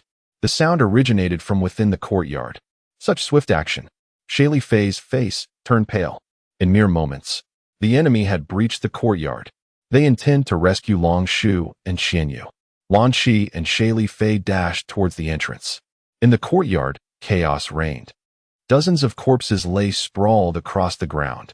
Warriors clad in blue steel and black armor clashed violently. Moreover, upon seeing Lan Shi and Shaili Fei burst forth from the hall, several blue-armored warriors charged at them with murderous intent. How had the enemy breached the gate's defenses and invaded the inner courtyard? Lan Shi had no time to ponder this, but it was evident. They could not withstand the oncoming assault. Thus, the immediate priority was to retreat swiftly. You go and retrieve Xuanyuan. I will take Long Shu. Eliminate all other captives. Lan Shi exclaimed, drawing his sword and heading towards the corridor. His speed was astonishing. The black-armored warrior who had delivered the warning and Lan Shi's personal guards closely followed him.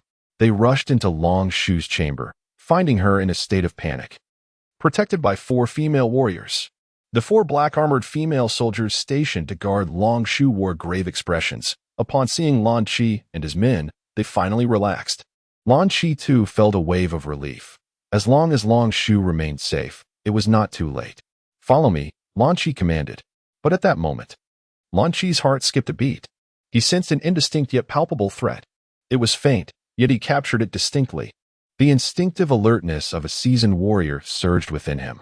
As the chief swordsman under the Qi King, Lan Shi was undoubtedly a battle-hardened expert, with unparalleled combat experience and a perception of danger rivaling that of any beast. However, the surprise attack had disrupted his composure, dulling his senses just enough that he only realized the impending danger when the sharp sound of slicing air approached from behind. Amid the flickering flames, a shadowy blade emerged, radiating a chilling aura, the sound of slicing air trailing a tempestuous intent, completely enclosing Lan Shi's avenues of retreat and advance. Lan Shi recognized his oversight. He had not anticipated that the enemy would infiltrate the chamber, and that this individual was the very black-armored soldier who had just delivered the warning. Earlier, Lan Shi had sensed something amiss.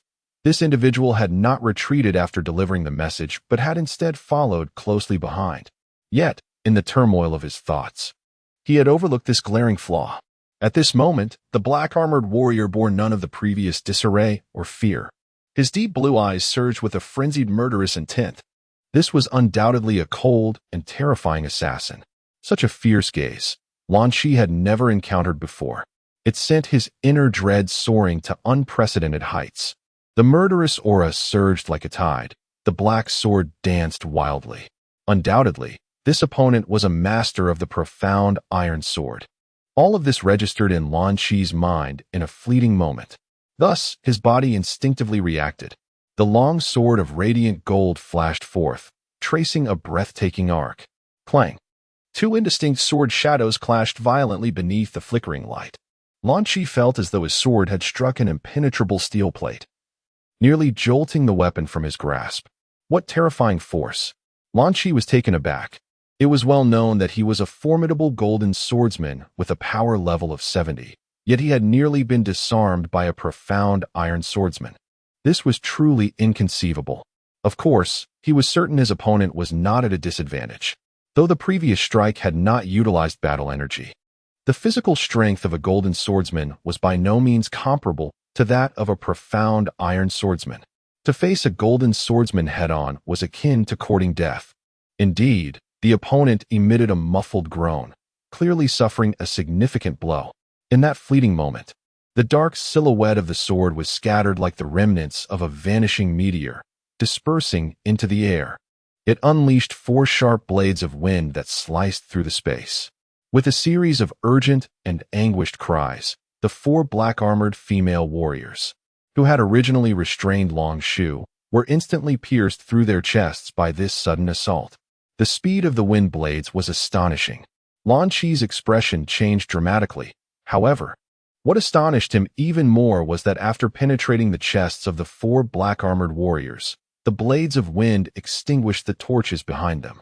In the dimly lit compartment, darkness enveloped everything instantly. The sudden blackness rendered Lan Yue unable to see anything, his mind a blank canvas. Yet, even in such dire circumstances, he relied on the dwindling light of his torch to ascertain the opponent's position and thrust forward with his sword. Whoosh! The lightning-fast strike, however, met with an unexpected void. At that very moment, a sharp pain pierced Lan Yue's chest, as though something had brutally torn its way inside him. His adversary had evaded his attack the instant the light extinguished, countering with a strike to his chest. With no illumination, he was blind to the surroundings. And the opponent's assault bore no traces of energy fluctuations, not even a whisper of wind. Coupled with the opponent's non-reflective black sword, Lan Yue found it impossible to pinpoint the foe's location. As a golden sword master, it was inconceivable that he could be wounded by an iron sword master. Yet, this was a merciless reality. Lan Yue was filled with shock and fury, yet his response remained undiminished. Almost instinctively, upon feeling the blade pierce him, he summoned his protective energy. Bang! A tremendous shockwave erupted. The energy of a golden sword master was not something an iron sword master could rival.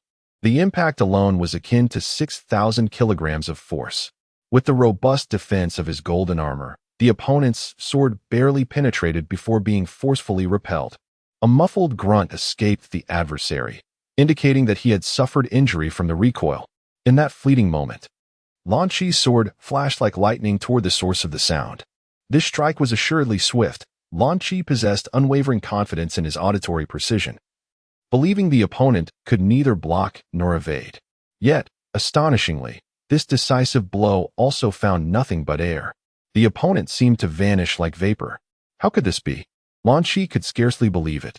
But more alarmingly, as he swung and missed, he sensed a lethal intent brush silently against his back. Though subtle, it was perceptible only due to his remarkable combat instincts. However, it was already too late. He barely managed to shift half a step. As the chilling breeze swept past him, a searing pain shot through his back, causing cold sweat to bead upon his brow. Fortunately, he had evaded a mortal wound, thanks to the strength of his armor and the potency of his protective energy. Otherwise, that single strike could have claimed his life. All of this transpired in the blink of an eye, yet Lan Yue found himself wounded by 2 blades. Even more terrifying was his realization that he could not harm his opponent in the darkness. Stealthy, swift, and ethereal, this formidable foe appeared to merge seamlessly with the night.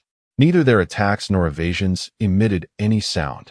Even more bizarre was the absence of energy in their strikes, rendering it impossible to gauge their trajectory through energy fluctuations.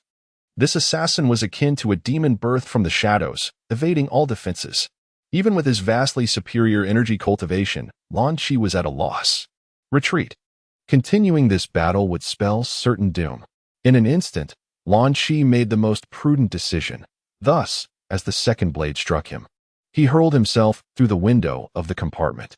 Yet, the moment he broke through, another dark blade, infused with formidable energy, surged toward him. Compared to the enclosure, he could barely discern some hazy figures in the faint moonlight. The opponent's attack was now charged with energy, allowing Lan Yue to easily identify its direction. Having been cornered by this enigmatic adversary, Lan Yue, filled with pent-up fury, felt no inclination for courtesy. Another Iron Sword Master dared to treat him, a Golden Sword Master, as inconsequential. In a flash of thought, Lan Yue unleashed his energy, crafting a crescent arc to meet the incoming blade. Crash! A dull roar echoed. Xuanyuan felt as though he had collided with a rampaging stallion, sent hurtling through the air. By heavens! Truly the prowess of a Golden Sword Master. At the moment of impact, Xuanyuan recognized the peril. The opponent's radiant golden armor and expansive golden sword, coupled with the terrifying sword aura unleashed in that instant, were unmistakable. Instinctively, he summoned his protective energy and, leveraging the momentum, retreated. Yet, even this could not mitigate the fearsome crescent sword energy's explosive force. To his astonishment, the Golden Sword Master truly leaped through the window. How had he anticipated his movements to execute such a lethal strike? Regrettably, Xuanyuan realized he could not withstand even a single blow, being sent reeling in an instant. The Golden Sword Master surged forward in a frenzy. It was evident that the adversary had plotted this ambush, intent on annihilating him, which sent Lan Yue into a state of utmost alarm. He could not allow himself to be ensnared. He had no desire to face that terrifying assassin within the compartment again. Die, you scoundrel! With a fierce and domineering presence, the golden sword descended with ferocity. This was Lan Yue's powerful finishing move, Crimson Moon's descent. If he could not handle the one within, surely he could manage with you. With pin-up rage, Lan Yue had no intention of being courteous. Almost simultaneously with the expulsion of his adversary, he launched into a furious assault, striking a steel wall. Xuanyuan's expression changed drastically. He knew his opponent was a Golden Sword Master. Even 10 Iron Sword Masters combined would be insufficient to contend with him. Thus, Xuanyuan understood that he could not withstand a direct confrontation. The Divine Wind Step was executed immediately. In an instant, he evaded. Crash! Thunderous sounds erupted, and debris flew as Lan Yue's missed strike shattered the corner where Xuanyuan had stood. Good heavens! Such terrifying sword energy! Xuanyuan turned pale with fright. Had he not dodged swiftly, his life would have surely been forfeit. Meanwhile, Lan Yue, having missed his target, also wore a changed expression. The Divine Wind Step. He was from the Divine Peak Sword Sect. Lan Yue's heart sank. An elite from the Divine Peak Sword Sect had been sent to ambush him. No wonder he was so formidable. This further solidified Lan Yue's understanding of their precarious situation. The Divine Peak Sword Sect was notoriously ruthless, and once they had locked onto a target, they offered no respite or opportunity for counterattack. Thus, Lan Yue's sole thought was to break free. He could not afford to be ensnared, for if that assassin from the compartment pursued him, escape would be impossible. Resolute in his decision, Lan Yue bellowed and surged forward, his golden sword spinning violently, locking onto Xuanyuan's silhouette in the waning moonlight as he lunged. He had to breach Xuanyuan's defense. Otherwise, escape would be futile. The opponent was a Golden Sword Master, and Xuanyuan dared not underestimate him. Aware that he was no match, he relied on the Divine Wind Step to evade once more. The two engaged in a flurry of exchanges, each striving for dominance. It was a fierce assault against a desperate defense. Although Xuanyuan was forced to retreat step by step, he remained steadfastly entangled with Lan Yue. All of this transpired in the blink of an eye. Yet, Xuanyuan had exchanged blows with an opponent far superior to himself for no less than 3 rounds. Just as Xuanyuan felt he could no longer hold on, a shadowy figure shot through the window. Like lightning, it aimed for his vital points from behind. Oh, it was that fellow. Lan Yue realized he could no longer hesitate. Otherwise, he might lose his life right here. The terrifying scene from the room earlier had already instilled in him a deep sense of dread, leaving him devoid of any fighting spirit. However, Xuanyuan had firmly blocked his escape route. In that moment, Lan Yue could no longer afford to hold back. His powerful energy surged and erupted almost instantaneously. Bang! A dazzling explosion of light erupted as Ranchi propelled himself towards Shinkawa like a cannonball. It was the Golden Sword Master's ultimate technique, Diamond Charge. The Diamond Charge is a ferocious and domineering combat move that can only be executed by a Golden Sword Master whose energy has reached its pinnacle. With astonishing prowess, the Golden Sword Master can instantaneously summon their internal energy to its maximum state, forming an incredibly strong energy shield that envelopes their entire body, and then charge towards their opponent with incredible speed. This move is less effective in duels between equals, but proves overwhelmingly advantageous against opponents of lower energy cultivation.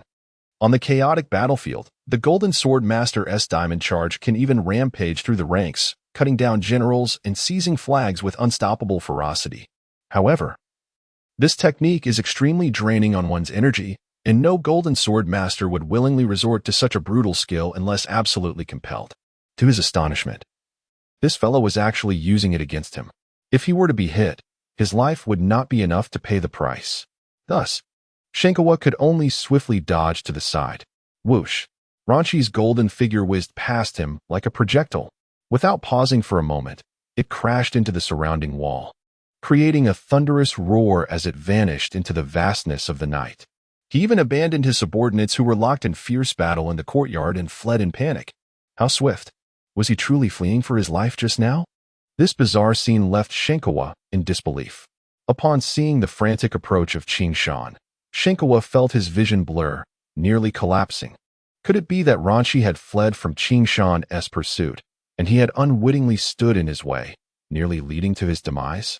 This was absurd. A Golden Sword Master, frightened into retreat by someone wielding a mystical iron sword like Qing Shan. "Senior, are you all right?" Qing Shan rushed over, noticing Shinkawa's pale complexion and disheveled appearance. "I am well," Shinkawa replied, somewhat astonished as he scrutinized Qing Shan. "What method did you employ to frighten even Ranchi into fleeing?" "Naturally, it was the sword in my hand," Qing Shan replied, somewhat regretfully. "Unfortunately, I never anticipated this fellow would be so cowardly. In his flight, he was so formidable that I couldn't even catch up." Shinkawa was utterly astounded, his inner shock reaching its zenith. After all, the opponent was a Golden Sword Master. Yet he lacked even the courage to fight. What level of strength could this indicate? Could he possibly be a master of the sword St. Caliber? At that moment, a figure emerged from the room. It was none other than Miss Long Shu. Initially believing she was doomed, Long Shu could hardly believe her eyes at the unfolding scene. "Is it truly you?" She hesitated, looking at Qing Shan. The events had transpired too swiftly for her to comprehend, but she vaguely grasped that Ranchi had been forced to retreat, and the 4 black-armored female warriors guarding her had been vanquished in one swift strike. It wasn't until the sounds of battle ceased outside that Long Shu cautiously made her way out. "Not only me, but also Long Meng and Long Biao have arrived," Qing Shan stated. "This is Senior Shinkawa from the sword sect of Shifeng. Thanks to his assistance and that of the Lord of Baisha City, we were able to arrive here under the cover of night." "Wonderful," Long Shu exclaimed, her joy palpable. Nevertheless, her noble lineage kept her demeanor poised, and even in the dim light, she slightly bowed in gratitude. "The Long family has escaped great peril thanks to the valiant support of the sword sect of Shinfeng and the Lord of Baisha City." "Miss Long, you are too kind," Shinkawa replied. "Qing Shan is my friend, and you are friends of Qing Shan. It is only natural to lend a helping hand in times of trouble. It is nothing extraordinary." "Friends?" Long Shu was momentarily taken aback. Shouldn't the sword sect of Shinfeng be considered adversaries? How had they suddenly become allies? Though she was puzzled, she understood that now was not the time for inquiries. The sounds of battle inside and outside the courtyard gradually diminished, indicating that the black-armored warriors were either fleeing or being slain. The disciples of the sword sect of Shinfeng and the soldiers led by the Lord of Baisha City had received orders for ruthless extermination, indiscriminately cutting down any black-armored warriors they encountered, unstoppable in their momentum. Of course, among those black-armored warriors were several skilled fighters. Thus, when the disciples of the sword sect of Shifeng and the guards of Baisha City clashed with them, casualties were inevitable. However, Qing Shan and his companions had come prepared. equipping themselves with a substantial number of powerful crossbows to minimize losses. Coupled with their strategic advantage, they swiftly dispatched a significant number of black-armored warriors in a single encounter. The Sa brothers, realizing the situation was dire, led their men in a frantic retreat. Naturally, they did not forget to take Lan Yue and Xuanyuan with them while intending to eliminate the remaining captives. Unfortunately, upon reaching the cell where Lan Qi and others were held, they were met with an unexpected uprising from Lan Qi and his companions, who had already freed themselves from their shackles. It was indeed a remarkable twist of fate. Through the testimony of old Seven, Qingshan and his companions were already well aware of the internal situation of the estate, and all their plans were meticulously targeted. They directly aimed for the cells holding Xuanyuan, Lan Yue, and Lan Qi. Thus, the Sa brothers' scheme fell through. However, the situation had also been perilous. Had it not been for Xuanyuan's fortuitous uprising, they might have remained shackled, as the Sa brothers had ample time to eliminate Lan Qi and his companions before reinforcements arrived. The resistance of Lan Qi and his group had bought precious time for the reinforcements led by Lan Biao and Lan Ming. One could only say their luck was remarkably good.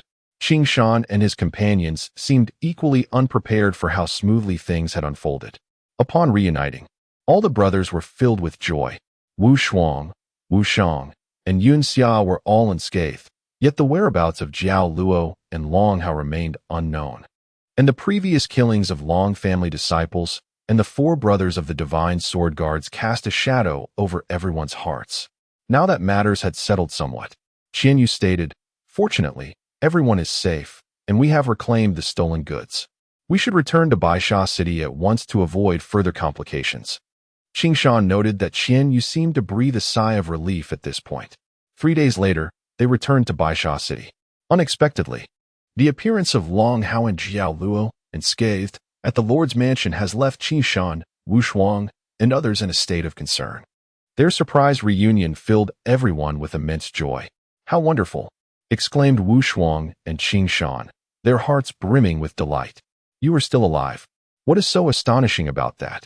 Jiao Luo retorted with a hint of arrogance. "As for me, Jiao Luo, I have traversed the world, encountering countless grand spectacles. Those petty thieves could not harm me in the slightest." Meanwhile, Long Hao remained silent, yet upon witnessing the relieved expressions of Long Shu and the others, his previously anxious demeanor softened considerably. The Knight of the Night Demon and the young beast seems to have left everyone unscathed. Xuanyuan remarked, "This is the best outcome. By the way, how did you manage to break free that night?" Qingshan inquired with curiosity. "It's a long story," Zheluo replied, appearing troubled by past events and remaining silent. Meanwhile, Long Hao maintained his usual reticent and aloof demeanor, which prompted the impatient Yunxia to exclaim, "What do you mean it's a long story? Don't you realize we were nearly scared to death by you?" "Indeed, stop with the suspense," Wu Shuang urged. "Quickly tell us how you escaped." The lively banter among the youngsters dispelled the previously somber atmosphere. The return of Long Hao and Zheluo undoubtedly marked a somewhat perfect conclusion to the recent turmoil. Long Shu and Xuanyuan finally unveiled rare smiles. Naturally, everyone was extremely curious about how Long Hao and Zheluo had evaded danger. Thus, Zheluo animatedly recounted their harrowing experience from that night. The formidable prowess of the Golden Great Sword Master was indisputable. Upon recognizing that among their assailants was a Golden Great Sword Master, Long Hao and Zheluo understood that their situation was dire.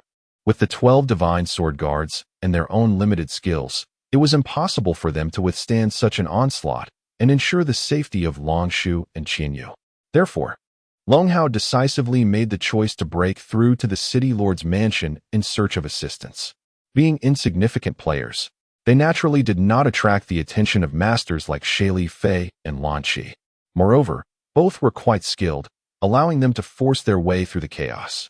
However, breaking through was no simple feat, as they were still pursued by more than 20 assailants, each a formidable swordsman of at least level 7. Even with their exceptional abilities, escaping from this group of mounted killers proved challenging. In the darkness, the two fled, frantically navigating their way out of the North City, deviating from their original rescue plan. Despite their efforts, they remained entangled with the 20 or so knights. With no other option, Long Hao and Jiaoluo dashed into the woods on the outskirts of the North City, utilizing the complex terrain to evade the armored warriors. At last, as dawn approached, they managed to shake off their pursuers. However, they had not emerged unscathed. Although they had taken down 7 swordsmen, both Long Hao and Jiaoluo had sustained minor injuries, fortunately not to any vital areas. Their lives were safe. When they finally reached the city lord's mansion, it was already daylight, and prior to that, Qing Shan, Bai Jiao, and others had long since set out for rescue. However, Long Hao and Jiaoluo could not ascertain where their allies had gone, so they remained at the city lord's mansion, tending to their wounds while awaiting news. Regardless, the members of the underworld had ultimately emerged unscathed, which relieved Qing Shan immensely. Long Shu and Xuanyuan were also filled with emotion, surprised by the numerous unforeseen events that had transpired. Long Shu remarked, "We owe our survival to the valiant Qing Shan." Though still veiled, the expressive eyes of Long Shu conveyed a dizzying gratitude that left Qing Shan's heart racing uncontrollably. The ancient adage rings true: beauty is indeed difficult to resist. A mere glance of appreciation could evoke such a feeling of unexpected honor, making all previous hardships seem worthwhile.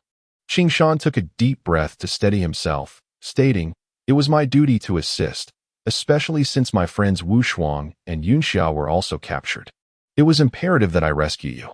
He continued, "In truth, the greatest gratitude should be directed towards Lord Bai Jiao and Elder Xuanyuan. Without their assistance, it would have been impossible to save everyone." Long Shu acknowledged this debt of gratitude, bowing respectfully to Xuanyuan and Bai Jiao, a gesture of great significance among the nobility of the continent. However, Bai Jiao and Xuanyuan accepted this honor with humility, truly deserving of such respect. "Lady Long, you are too kind," Xuanyuan remarked. "It was merely a matter of lending a hand. Moreover, as friends of Qing Shan, we had no reason to remain indifferent." "Indeed," Bai Jiao chimed in with a smile. "I have known the High Priestess Xuanyuan for quite some time. Helping you is no trouble at all." At this point, Bai Jiao cast a somewhat discontented glance at Xuanyuan, saying, "I must say, Xuanyuan, it was rather inconsiderate of you not to seek my help during such a troubling situation." "Do you look down on me, Bai Jiao?" Xuanyuan fell silent for a moment, then, feeling somewhat ashamed, replied, "Lord Bai, you have misunderstood me. At that time, I believed it unnecessary to trouble you, as the Divine Peak Sword sect would never act so irrationally. I thought it was merely a misunderstanding that could be clarified upon reaching the sect." Upon saying this, Xuanyuan looked at Xuanyuan and added, "As it turns out, it was indeed a misunderstanding.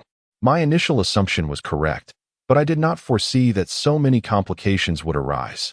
Xuanyuan's words were well received by Xuanyuan, and his expression of grievance seemed genuine. This lent credibility to his argument, indicating that Bai Jiao had indeed misjudged him. However, Qi Shan, Long Biao, and Long Ming inwardly cursed the 2 old foxes. The pair was adept at putting on a facade while speaking one way and acting another behind closed doors. It was worth noting that Xuanyuan had previously declared that Bai Jiao was an unreliable opportunist. Now, the two were conversing as if they were old friends. The level of artifice was astonishing. "Then it seems I have indeed misjudged the situation," Bai Jiao said with a casual smile, clearly putting on a show. Xuanyuan understood that Bai Jiao's rapid change in attitude was undoubtedly connected to Qing Shan and was likely intended for his benefit. This indicated that Bai Jiao was attempting to curry favor with Qing Shan. Over the past 3 days, whether it was Xuanyuan, Long Qi, or Long Shu, they were all astonished to observe that Xuanyuan and Bai Jiao seemed to hold Qing Shan in high regard. Moreover, after hearing Long Ming and Long Biao's accounts, Long Shu and the others were certain that Qing Shan was no ordinary individual. Despite his youth, he had defeated a powerful golden great sword master, a feat unmatched in the realm.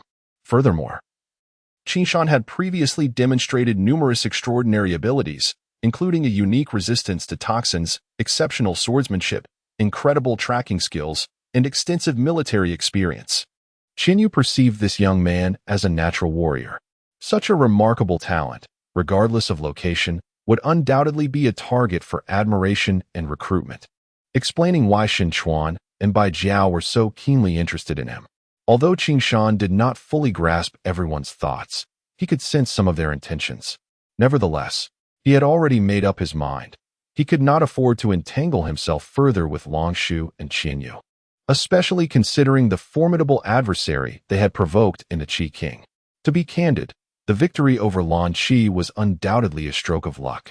Had it not been for the cover of night and the advanced night vision system provided by the Blue Moon, Qing Shan would have stood no chance against Lan Qi. Of course, Qing Shan was well aware that such fortune would not come again. Uncertain of your next move, he inquired. Xuanyuan replied, "We have already delayed too long. We must hasten back to the palace." At this, Xuanyuan turned to Bai Jiao and asked, "Have the ships prepared at your behest been made ready?" "Indeed, they are fully prepared," Bai Jiao affirmed. "The Wolf Feng warships, accompanied by a skilled naval force of 700, will ensure your safety along the way." "Thank you, City Lord," Xuanyuan exclaimed with delight. "There is no time to waste. We shall set out at once." Indeed, Lan Yue nodded slightly. "Although we have lingered considerably, we should reach Lanqi City by month's end." At this point, Lan Yue instinctively glanced at Qing Shan and Wu Shuang, expressing some regret. So many incidents transpired during this escort. Had it not been for our intelligence error, you would not have found yourselves in such peril, almost losing your lives. Lan Yue continued, "I sincerely apologize. It was never our intention to conceal the truth. The root cause of all this chaos lay in the erroneous intelligence provided by Lan Yue and Xuanyuan. Had they known that their adversary would be so formidable, Wu Shuang would have vehemently refused to undertake this mission. It is all in the past now," Wu Shuang remarked generously. "Besides, we have not suffered any harm." Wu Shuang then glanced at City Lord Bai Jiao, asking, "With your protection, we should find our journey considerably easier." Xuanyuan chuckled. "Safety is no longer a concern." "Indeed," Bai Jiao asserted with gravity. "My naval forces are renowned for their valor and prowess. Should those ruffians dare to cause trouble, I shall ensure they understand true might." Laughter erupted from Xuanyuan. "Thus, we shall rely on you, City Lord Bai Jiao." "Of course," Bai Jiao replied confidently. "At dawn, we shall embark." The moment of parting had finally arrived. Although their time together spanned only a few brief days, the bond forged through battle had rendered them akin to longtime friends. Now, as they prepared to part, Qing Shan felt a deep sense of reluctance. "Gentlemen, I cannot repay the kindness you have shown me. I can only hope that when the day comes that you require assistance, you will remember me." Qing Shan. "Ha ha ha, naturally. Who else would we turn to?" Shenkawa laughed heartily. "Indeed, all our efforts have been aimed at forging a bond with you," Shenkawa continued. It was well known that this individual had the prowess to defeat even a golden great sword master, and now he had made such a significant promise, a tremendous favor indeed. Bai Jiao's face was also alight with joy. Although he still had not fully grasped Qing Shan's background, it no longer mattered. What was important was that he recognized this young man possessed strength on par with a golden greatsword master. In the world of mercenaries on the continent, such an individual could command great respect. Forming a friendship with him, regardless of the cost, was undoubtedly worthwhile. Beyond this undeniable practical motive, both men greatly admired Qing Shan's boldness and candor. In their eyes, regardless of his origins, Qing Shan was a friend worth having. "You are too modest, young hero," Bai Jiao stated earnestly. "As long as you remember the name Bai Jiao, it shall be my honor." The journey continued, now aboard the more imposing Wolf Feng warship. With favorable winds, they glided downstream. "Pray tell, how did you manage to locate us?" Wu Shuang queried, having asked this question numerous times. "According to Long Meng and the others, your intelligence is simply astonishing." Qing Shan, nearly at his wits' end from Wu Shuang's relentless inquiries, replied, "Haven't I already explained? This medical wristband was what enabled me to find you." "What exactly is this?" Yunxia asked, curiously examining the wristband, unable to discern its significance. "As long as you wear this, no matter where someone may run off to, you can always locate them," Qing Shan elucidated. "I understand that part," Wu Shuang chimed in, "but you must explain how it works. Why does this wristband function while others do not?" Qing Shan found himself at a loss. Though he yearned to explain the concept of radio communication, he knew it would be futile. They would never comprehend. After some contemplation, Qing Shan resolved to clarify matters, but realizing it would require considerable explanation, he simply retrieved several miniature communication devices from his toolkit. "What are these?" Wu Shuang and Wu Shang inquired, intrigued as they approached. They resemble earrings, Yun Xiao observed. Precisely, these are portable communication devices crafted in the form of earrings for ease of wear. They are essential tools for engineers, available in various styles, all compact and easy to carry, Qingshan explained. Put them on. Though initially puzzled, Wu Shuang and the others complied and donned the earrings on their left ears. This earring has a button, Qingshan instructed. Pressing it activates the communication system. Even if you are far apart, those wearing the earrings can hear each other's voices. How marvelous! Wu Shuang and the others gasped in disbelief. Try it, Qingshan encouraged with a smile. I'll give it a go, the spirited Yun Xiao exclaimed, dashing out of the cabin. Can you hear me? She called out. And soon the others heard her excited voice echoing back. Ah, I can truly hear you. Wu Shuang and Wu Shang were left speechless, glancing around in confusion, unable to spot Yun Xiao. I am on the deck, Yun Xiao replied, brimming with excitement. How strange, I can hear you all too. How astonishing, Wu Shang exclaimed, his eyes gleaming with enthusiasm. If only our parents had such a treasure, we could converse with them daily. Indeed, Qingshan replied with pride. Not only can you speak with them, but I can also know their exact whereabouts. You rascal, why didn't you mention this sooner? Wu Shuang chided. Had you done so, we wouldn't have had to worry so much the other day. I never anticipated such a situation, Qingshan retorted, yet Wu Shuang's words reminded him that had he been more thoughtful, such troubles could have been avoided. Regret, however, was futile at this point. He vowed that similar incidents would not occur again in the future. Are there any more? Yun Xiao rushed back to the cabin. That is all. Just these few, Qingshan replied, choosing not to divulge the truth. In reality, his toolkit contained numerous additional communication devices. But knowing the playful nature of his companions, he feared they would cause a ruckus. How extraordinary! This is simply miraculous, Wu Shang exclaimed in disbelief. Where on earth did you acquire such wondrous treasures? In our hometown, this is hardly considered a treasure. Qingshan spoke candidly. It is something that everyone possesses. Yet, this item is undoubtedly a priceless treasure. Wu Shuang remarked, we must keep this a secret. Henceforth, it will be the clandestine equipment of our gang. Indeed, Wu Shang's eyes sparkled with excitement. Here, most information is conveyed through birds, such as eagles and pigeons. If we possess such a remarkable artifact, the speed of intelligence transmission will increase exponentially, making it a formidable weapon in the midst of the chaotic warfare among the factions on the continent. Qingshan slightly nodded. Although he was not well versed in this world, he understood that warfare is fundamentally a battle of information. A pivotal piece of intelligence can often determine the outcome of a conflict. It can be said that a miniature communicator is, without a doubt, an invaluable asset in this realm. Now, each of you has one in your ear. Do not misplace it, Qingshan instructed. In the future, press the button to communicate. And if you wish to keep your privacy, simply turn off the button. Haha, we can chat every day from now on. Zhao Luo chimed in, equally thrilled. Even when we return to the angry Jiao Sword sect, I shall not fear boredom, having acquired such a rare treasure. Wu Shuang and the others naturally indulged in some playful banter.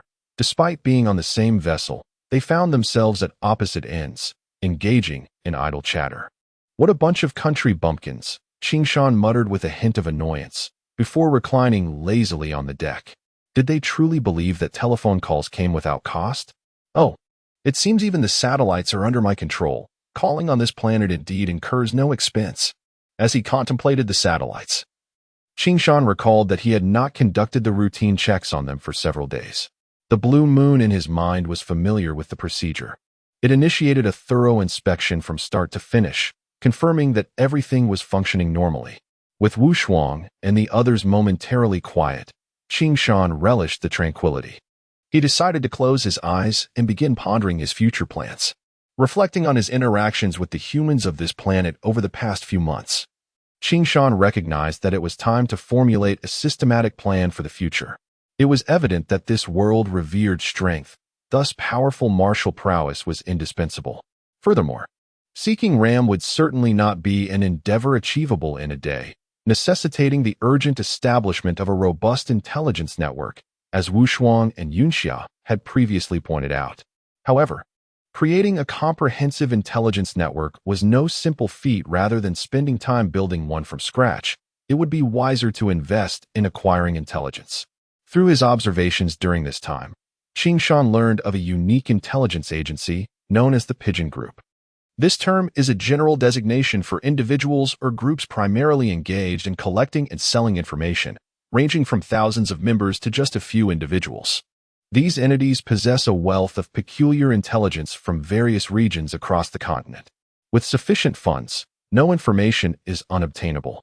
It appears that upon arriving in Lan Yue City, I shall need to find a reliable information dealer. Otherwise, wandering aimlessly will yield little in terms of results. Of course, these matters can be postponed, at the very least. Until reaching Lan Yue City, there is little I can accomplish. Xuanyuan had informed Qing Shan that the route involved water travel, and it would take another half-month to reach Lan Yue City, meaning he would remain aboard the ship for another 15 days. How to pass this tedious time? After some contemplation, Qing Shan quickly devised a plan. Since he had time to spare, why not delve deeply into the martial arts of this world?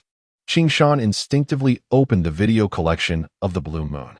The instantaneous recording function of the Blue Moon allows for the documentation of all his experiences, generating video files stored in the database. Having spent nearly a year in this world, the first 10 months were primarily spent in the Mammoth Forest. Thus, many of the video files capture the nuances of that environment. However, Qing Shan knew that the more valuable insights would stem from the battles he had encountered after interacting with the humans of this world. Therefore, he resolved to study the martial arts of this realm, using the opponents he had faced in those skirmishes as reference points, hoping to glean something of worth. Among all the video files, his duel with Shenkawa was undoubtedly the most significant. It was the most arduous battle he had faced since arriving in this world, as Shenkawa was the strongest opponent he had encountered, wielding the renowned Shinkei's Kenpo, a martial art of great repute. Shinkei's Kenpo. Opening move, Clear Wind. No trace. First move, Clear Wind through the forest. Second move, Swift Wind, Strong Grass. Third move, Pulling Grass. Seeking Serpents. Fourth move, Wind Rushing Like Lightning. Fifth move, Wind Sweeping Away the Clouds. Sixth move, Autumn Wind, Falling Leaves. Seventh move, Wind Rising. Clouds Gathering. Ninth move, Swallow's Return Flash. This move does not belong to Shinkei's Kenpo. It is a unique technique created by Shenkawa. 10th move, Long Wind. 10,000 miles. The memory of that confrontation replayed in Qing Shan's mind as he meticulously analyzed each of Shenkawa's movements and critical junctures in slow motion. The more he observed, the more astonished he became. This sword technique was indeed extraordinary, exhibiting an astonishing array of transformations that seemed rival to the Xuanyuan 7 absolutes. Upon closer inspection, Qing Shan felt an irresistible urge to practice, and he began to simulate the movements within the spacious cabin of the ship, repeating them diligently. Remarkably, within half a day, Qing Shan had nearly mastered the Shinkei's Kenpo as executed by Shenkawa. The resemblance to Shenkawa's performance was striking. Furthermore, with Qing Shan's profound understanding of martial arts and extensive combat experience, he had not only perfected the form, but was also eager to learn how to apply it flexibly in real combat situations. Speaking of real combat, most of Qing Shan's experience had been in confrontations with the formidable mammoth orcs and various beasts inhabiting the Mammoth Forest. These creatures were predominantly powerful monsters. Consequently, through prolonged engagements with them, Qing Shan had gradually adapted to fighting against overwhelmingly strong opponents. His experience in combat against humans, however, was relatively scarce. To acclimate to this society and the conflicts among the strong in this world, he needed to continuously accumulate more combat experience. As this realization struck him, Qing Shan's eyes sparkled with inspiration. Not only did the Blue Moon possess video recording capabilities, but it also featured a classic game, Sword and Fairy 5600, which included a customization mode. In this mode, players could freely set various powerful monsters or characters, even combat skills. Since there were no real opponents available now, why not practice diligently in the virtual world? Determined, he activated the entertainment system, launched the game Sword and Fairy 5600, and selected the customization mode to create a character. First character 1. Name, Qishan 2. Level, 23. Strength 2004. Speed 2005. Internal skill none 6. Ultimate technique none 7. Skill Xuanyuan's 7 wonders 8. Talent night vision, water breath 9. Specialty night combat, water combat second character 1. Name Xuanyuan 2. Level 53-3. Strength 1204. Speed 1205. Internal skill 4106. Ultimate technique none 7. Skill divine wine sword technique 8. Talent none 9. Specialty none third character 1. Name Lan Yue 2. Level 73. Strength 2404. Speed 2405. Internal skill 4606. Ultimate technique none 7. Skill none 8. Talent none 9. Specialty none. In a mere moment, Qing successfully created 3 characters. He then input their respective martial skills and combat modes based on his understanding. Soon, 2 formidable villains were brought to life by Qing. Among them, Qing possessed a deeper understanding of Xuanyuan, thus his characterization was more intricate. The next step was practical combat. The virtual system of Xianjian Qixia 5600 achieved an astonishing 90 realism between the virtual and the real world, and with complete data, it could even exceed an impressive 95. In the Jungle Night, it was stated that if one could defeat Xuanyuan in the simulation game, there would be a 95 chance of overcoming him in reality. This thought filled Aoyama with an exhilarating thrill, as he finally had the opportunity to validate his true combat prowess. The venue was selected, and the battle commenced. The game was fantastical, while reality proved harsh.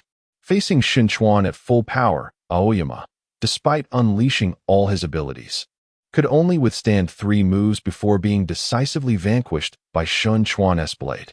In disbelief, Aoyama thought, how can he be so strong? Reluctantly, he shifted the mode to night, and discovered that while Xuanyuan's strength remained unchanged, his speed had significantly diminished, rendering him a sluggish target. Aoyama seized this opportunity to unleash a flurry of attacks. Following this, he transitioned to a water battle, where Xuanyuan's prowess was equally ineffectual. Suffering defeat over 20 times at Aoyama's hands, it became evident that in a direct confrontation, Aoyama was no match for Xuanyuan. However, under the cover of night or within the watery depths, his chances of victory dramatically increased. With ambitious resolve, Aoyama challenged the even mightier Golden Great Sword master, Lan Yue. Unfortunately, he was swiftly defeated in a single move, leaving him utterly frustrated. The only solace was that even the Golden Great Sword master found himself at Aoyama's mercy in night and water battles. Upon reflecting on his performance, Aoyama realized that compared to elite fighters like Xuanyuan and Lan Yue, his strength fell severely short. Was there truly no chance of victory in a fair fight? In the following days, Aoyama spent his time languishing in bed, much to the bewilderment of his companions. Unbeknownst to them, he was engaged in a fierce struggle against Xuanyuan within the virtual realm. After enduring this challenge for half a month, Aoyama finally acclimated to Xuanyuan's full-power assaults. Yet, even then, he could only last until the 5th move before being utterly defeated. Nevertheless, he devised a unique strategy, to rely on his speed to outmaneuver Xuanyuan. If survival was his only goal, even Xuanyuan would be unable to catch him, as although powerful, Xuanyuan's speed was inferior to Aoyama's. However, when faced with Lan Yue, Aoyama found himself incapable of even fleeing. Yet, Lan Yue was equally unable to eliminate him immediately under normal circumstances. Aoyama could endure 2 or 3 moves, which was his utmost limit. As a Golden Greatsword master, Lan Yue's physical strength had reached a staggering 2,400, a figure that epitomized speed in this world. Aoyama had set this standard based on his understanding of the realm, which closely mirrored the true dynamics of the Wanjia world. Thus, faced with Lan Yue, whose physical strength and speed were both at 2,400, 400 points higher than Aoyama's, this seemingly small numerical difference represented an insurmountable gap. Consequently, Aoyama found himself devoid of any opportunity to evade or engage in combat. After countless failed attempts, Aoyama finally relinquished his hopes of defeating Lan Yue. It appeared that in the face of absolute power, all cunning schemes were rendered futile. Recalling the night he had managed to best such a formidable opponent, Aoyama felt a chill run down his spine. From then on, he resolved to steer clear of any adversaries of Lan Yue's caliber. After a smooth journey, the Wolf Fong warship finally arrived at the capital of the Lan Yue Empire, the grand city of Lan Yue. The local guard forces, led by the Lord of Baijiao City, could only escort Long Shu and his companions to Lidu and could not venture further. However, due to the urgency of the situation and the guidance provided by High Priest Xuanyuan's insignia, they were able to travel uninterrupted to the capital. This also marked the official conclusion of the escort mission for the underworld faction. Having faced life and death together, Aoyama and his companions had forged deep bonds with the Long family and High Priest Xuanyuan. As they prepared to part at the docks, a sense of reluctance enveloped them. "This insignia is for you," Xuanyuan said as he handed a token to Wuxuang. Though he held Aoyama in high regard, the worldly-wise Xuanyuan could see that Aoyama had no intentions of entering official service, so he did not press the matter. Nonetheless, Xuanyuan was not about to give up on cultivating a connection with the promising young man. "What is this insignia?" Wuxuang and Aoyama inquired, puzzled. "This insignia represents a church official," Xuanyuan explained. "It grants various conveniences across the continent, whether for inspections or requisitioning transportation. With this token, you will be akin to an envoy dispatched by the church." Xuanyuan then turned to Aoyama and added, "In addition, this token grants you access to the intelligence network established by the church's pigeon groups, allowing you to gather necessary information. As long as it is not classified state or church secrets, you should be able to find it. I believe this will be of assistance to you, young hero." It was evident that Xuanyuan, having heard the descriptions from Long Yi, was aware that this small underworld faction was in pursuit of the formidable creature known as a dragon. Regardless of the truth behind it, it was certain they were out seeking something significant. In such circumstances, possessing a token that enabled access to the church's intelligence network would prove invaluable. Therefore, Xuanyuan was confident that Wuxuang would not refuse. "Ah," Wuxuang exclaimed in surprise, "this is truly precious." At this moment, he instinctively glanced at Aoyama, who could not suppress a glimmer of delight. "It is nothing," Xuanyuan replied sincerely. "I truly have nothing else of value to offer. Please do not decline. If it weren't for your assistance, I would have long since lost my life. So, I implore you to accept it." "Then, thank you, High Priest," Wuxuang expressed gratefully. "Do visit the Long family in Bei when you have the chance." Long Yi grasped the hands of Yunxia and Wuxuang, tears brimming in her eyes, as she appeared on the verge of crying. "We will," Yunxia, typically fiery, became unexpectedly sentimental. "Once Aoyama's matters are settled, we will certainly come to find you," Wuxuang promised. "Aoyama, brother." Wushang, brother, Yin Laoda and Long Qi patted Aoyama and Wushang on the shoulder. "Take care on your journey, and do come to the priest's residence to chat when you have the chance." "Absolutely," Aoyama affirmed.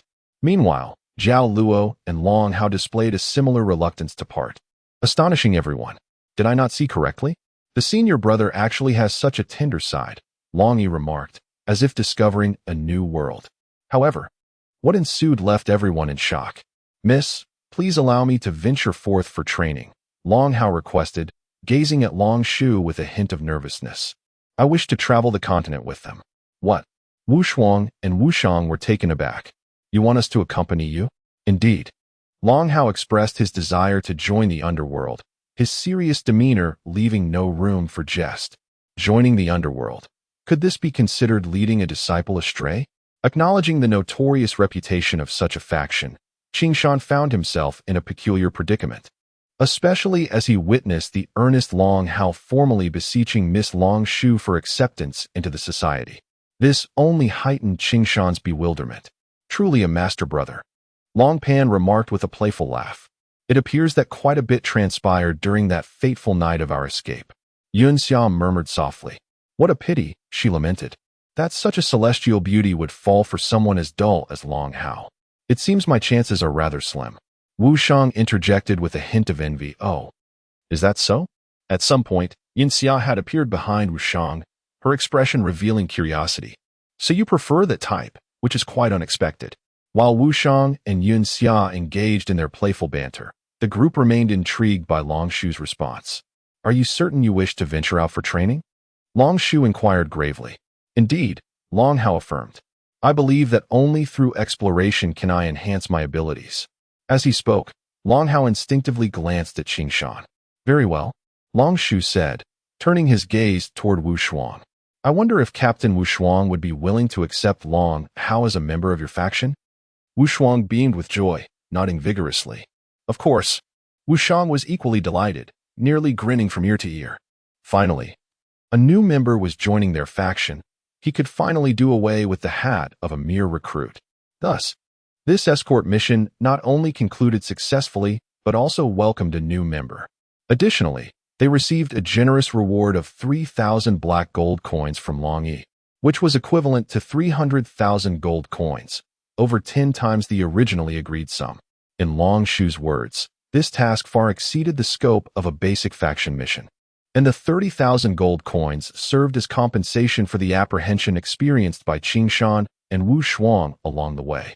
Lanqi City, the capital of the Lanqi Empire, also housed the headquarters of the entire Lanqi Empire's Ranger Guild. Since Qing Shan had never encountered the various branches of the Ranger Guild elsewhere, he had no basis for comparison. However, upon witnessing the grandiose architecture before him, he was taken aback. On the eastern side of the expansive square stood a colossal ancient castle, towering magnificently. Its grandeur was reminiscent of the Forbidden City recorded in historical documents.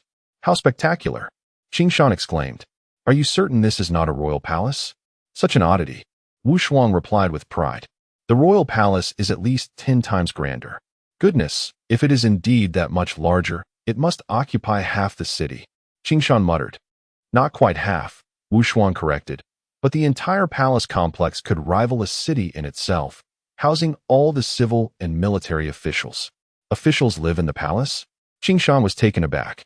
"Isn't the palace reserved solely for the emperor, empress, and concubines? How large could the emperor and empress's residence possibly be?" Wu Shuang retorted with exasperation. "By concubines, what do you mean?" "The emperor's secondary wives," Qing Shan instinctively replied. "What? Secondary wives?" Yun Xia and Zhao Luo perked up with curiosity. "It simply means wives," Qing Shan clarified. "Wives have classifications?" Wu Shuang inquired, her curiosity piqued as she scrutinized Qing Shan as if he were a curious specimen. "Are you suggesting that your emperor has only one wife?" Qing Shan was astonished. "Of course," Wu Shuang huffed. "Weddings are sacred affairs. In our Wanluo continent, whether emperor or commoner, one may only have one spouse." "So, this world adheres to monogamy?" Qing Shan mused, realizing that while civilization was still entrenched in feudal imperialism, it had advanced beyond the corruption of ancient Chinese feudal systems. Since the emperor had only one wife, it was logical that he could not inhabit such a vast palace alone. Thus, the fabled eunuchs could not possibly exist, could they? Observing Qing Shan deep in thought, Wu Shuang's expression turned peculiar. "I knew it," Zhao Luo chuckled. "Is there truly a man who can take multiple wives?" However, as Wu Shuang's tone suggested envy, Wu Shuang wore a look of longing. "Indeed," Qing Shan echoed. "How enviable." "Enviable, indeed," Wu Shuang murmured. "Enviable, my foot." Wu Shuang's lamentation elicited a swift reprimand from Yun Xia, whose strength was no trivial matter. Her punches sent Wu Shuang scurrying for cover, utterly bewildered. As the tussle unfolded, Wu Shuang, Zhao Luo, and Qing Shan began to notice a pattern. "Have you noticed?" Wu Shuang remarked. "Yun Xia seems to relish teasing Wu Shuang." "Clearly," Qing Shan replied. "To hit is to love. I suspect the girl harbors feelings for that simpleton Wu Shuang." "Indeed, the resemblance grows stronger," Zhao Luo murmured in agreement. "Enough about them," Wu Shuang said, her gaze fixed curiously on Zhao Luo. "What transpired between you and Long Hao?" "I noticed a certain exchange at the docks yesterday." "What do you mean by an exchange?" Zhao Luo responded with confidence. "We were merely being forthright." As she spoke, Zhao Luo playfully took Long Hao's arm, displaying a semblance of intimacy. Long Hao maintained his aloof demeanor, yet a subtle smile graced his lips, indicating that their bond was far more profound than anyone had anticipated. However, Zhao Luo's nonchalance startled Qing Shan, who instinctively glanced at Wu Shuang, only to be met with her slightly infatuated gaze. It appears the ones exchanging glances are you too, Zhao Luo remarked, as if uncovering a hidden truth. That little minx dares to tease me. Wu Shuang's cheeks flushed crimson as she lunged toward Zhao Luo. Thus, the number of participants in their playful scuffle grew from 2 to 4. Meanwhile, Qing Shan could only shake his head in amusement. Yet, recalling Wu Shuang's endearing expression, he felt a flutter in his heart. Perhaps pursuing her would not be a bad idea. Indeed, it was essential to seek opportunities to deepen their bond. Of course, amidst their revelry, they did not lose sight of their purpose, registering with the faction.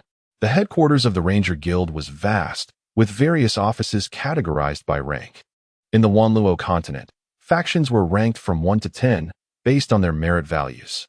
The system for determining these ranks was straightforward, relying on the completion of assigned tasks. The so-called merit value represented the assessment data obtained after accomplishing tasks of varying levels, akin to the point system in modern football leagues. The more tasks completed, the higher the rank achieved, and the greater the difficulty of the tasks, the more merit value earned. The calculation system for merit values was remarkably transparent and fair. Newly registered factions began as primary factions. Upon completing 100 basic tasks, they could earn 100 merit points and subsequently advance to a level 1 faction. Completing 100 level 1 tasks would promote them to a level 2 faction. In other words, they categorized the ranks of the legions according to a decimal system, based on the description provided by Wu Shuang. Qing Shan utilized Lan Yue to conjure a merit value calculation chart for this world within his mind. If we consider the 1 merit point that can be obtained from each elementary task as the smallest unit, we can derive the following calculation table. Elementary Legion X 10 points. In the realm of conquest and valor, the military ranks are denoted by tiers, each with its requisite merit points. Level 1 Corps requires 1,000 points. Level 2 Corps demands 10,000 points. Level 3 Corps necessitates 100,000 points. Level 4 Corps calls for 1,000 points. Level 5 Corps requires 10,000 points. Level 6 Corps demands 100,000 points. Level 7 Corps necessitates 1,000 points. Level 8 Corps calls for 10,000 points. Level 9 Corps astonishingly requires a staggering 1 billion points. As one progresses through the ranks, the required merit points escalate significantly. Remarkably, only 4 factions across the continent have attained the illustrious Level 9 Corps, each boasting a venerable history spanning over a millennium, thus amassing the merit points requisite for such a rank. Among these esteemed factions, the only Level 9 Corps in the Lanqi Empire is the formidable Bear Brigade, once a bitter rival of Qing Shan. In contrast, the Longqi Brigade of the Wushuang family has only managed to achieve a modest Level 4 Corps after a century of effort. The distinctions in rank naturally dictate the nature of receptions. If the headquarters of the Ranger Guild resembles a resplendent royal palace, then Qing Shan finds himself in a dimly lit corner of the palace, akin to a humble storeroom. His duties are limited to managing affairs of Level 2 Corps or lower, including registration processes. The vast hall is adorned with various ranger tasks displayed on 3 walls, while rows of long benches invite the weary travelers, who engage in idle chatter or take the opportunity to rest.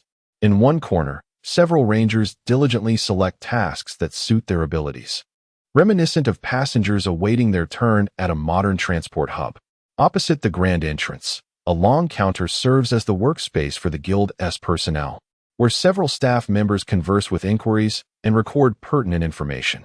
One solitary, sturdy man, clad in lightweight azure steel armor adorned with 7 golden shields indicative of his rank as a Level 7 shield warrior, leans against the wall, seemingly lost in slumber, perhaps due to the monotony of the task at hand.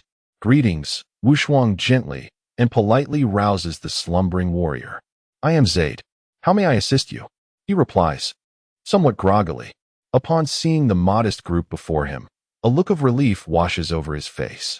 We wish to establish a corps, Wu Shuang states, inquiring about the necessary conditions and procedures. How many of you are there? Zaid asks, swiftly retrieving a notebook and pen from his drawer. There are 6 of us. Xuanyuan responds. Each individual must pay a personal management fee of 20 gold coins, along with a core management fee of 100 gold coins, in addition to 40 gold coins for 2 core diaries. In total, you will need to remit 260 gold coins to form a junior core, Zaid explains. Producing a stack of forms. This is the core file for the leader to complete, and the personal file for each individual to fill out. Such an expense. Xuanyuan and the others exclaim, reluctantly extracting a pouch of coins from their belongings. The fortune they had earned in Liusu City had dwindled significantly. Unbeknownst to them, Xuanyuan had forgotten that Qing Shan was safeguarding an impressive sum of 300,000 gold coins, recognizing Qing Shan's prowess, and thus entrusting him with the wealth, making him a veritable mobile vault for their band. The personal file consists of straightforward entries: ranger name, age, gender, profession level, ranger level, affiliated corps, and verification code. It is essential to elucidate the significance of these entries. The ranger name represents the identity one chooses to navigate the ranger world. It may be a true name or an alias, provided it adheres to certain stipulations. It must be unique, devoid of political or rebellious connotations, and not identical to notable historical figures. The age and gender require no explanation. The profession level indicates one's vocation and its corresponding strength, validated through assessments and accompanied by a rank insignia akin to modern military ranks. The ranger level reflects the prestige earned through completed tasks within the ranger realm. Affiliated corps denotes the faction to which one belongs, allowing for changes but necessitating exclusivity. Thus, a ranger name may only belong to one corps at any time. The verification code functions similarly to a modern account password, known only to the individual, serving as a safeguard against loss or replacement of insignia. While Xuanyuan and Longhao are familiar with these procedures, Qing Shan finds himself at a loss, contemplating his own profession as a sword warrior but uncertain of his level. To ensure accuracy, Zaid states, you must present the profession rank insignia prior to completing the forms. Insignia? Qing Shan is taken aback, realizing he has not undergone the necessary assessments. Have you truly never participated in a rank evaluation? Longhao, Yunya, and Jialuo expressed disbelief, while Xuanyuan and Wushang remain unfazed by his admission. I have not been here long enough to know where such evaluations take place, Qing Shan replies with a rueful smile. Moreover, even if I did, I might not pass. His lack of training in combat is known to Xuanyuan and Wushang, yet the others believed it to be a deliberate concealment of his capabilities. However, seeing the earnestness in his expression suggests otherwise, leaving them in a quandary. After a considerable period of contemplation, Xuanyuan finally suggested, let us simply designate your rank as a novice warrior. The insignia of this rank does not require rigorous testing of combat energy, although its title may lack a certain appeal.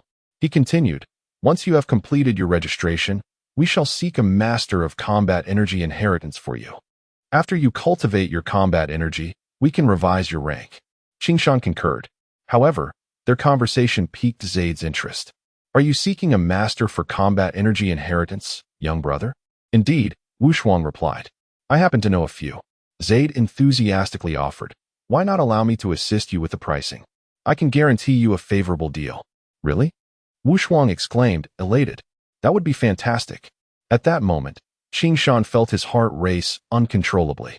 Only through the cultivation of combat energy could he truly immerse himself in this enchanting world of martial prowess. Yet, prior to that, he and Xuanyuan needed to finalize their paperwork. 5 minutes later, the documentation was complete.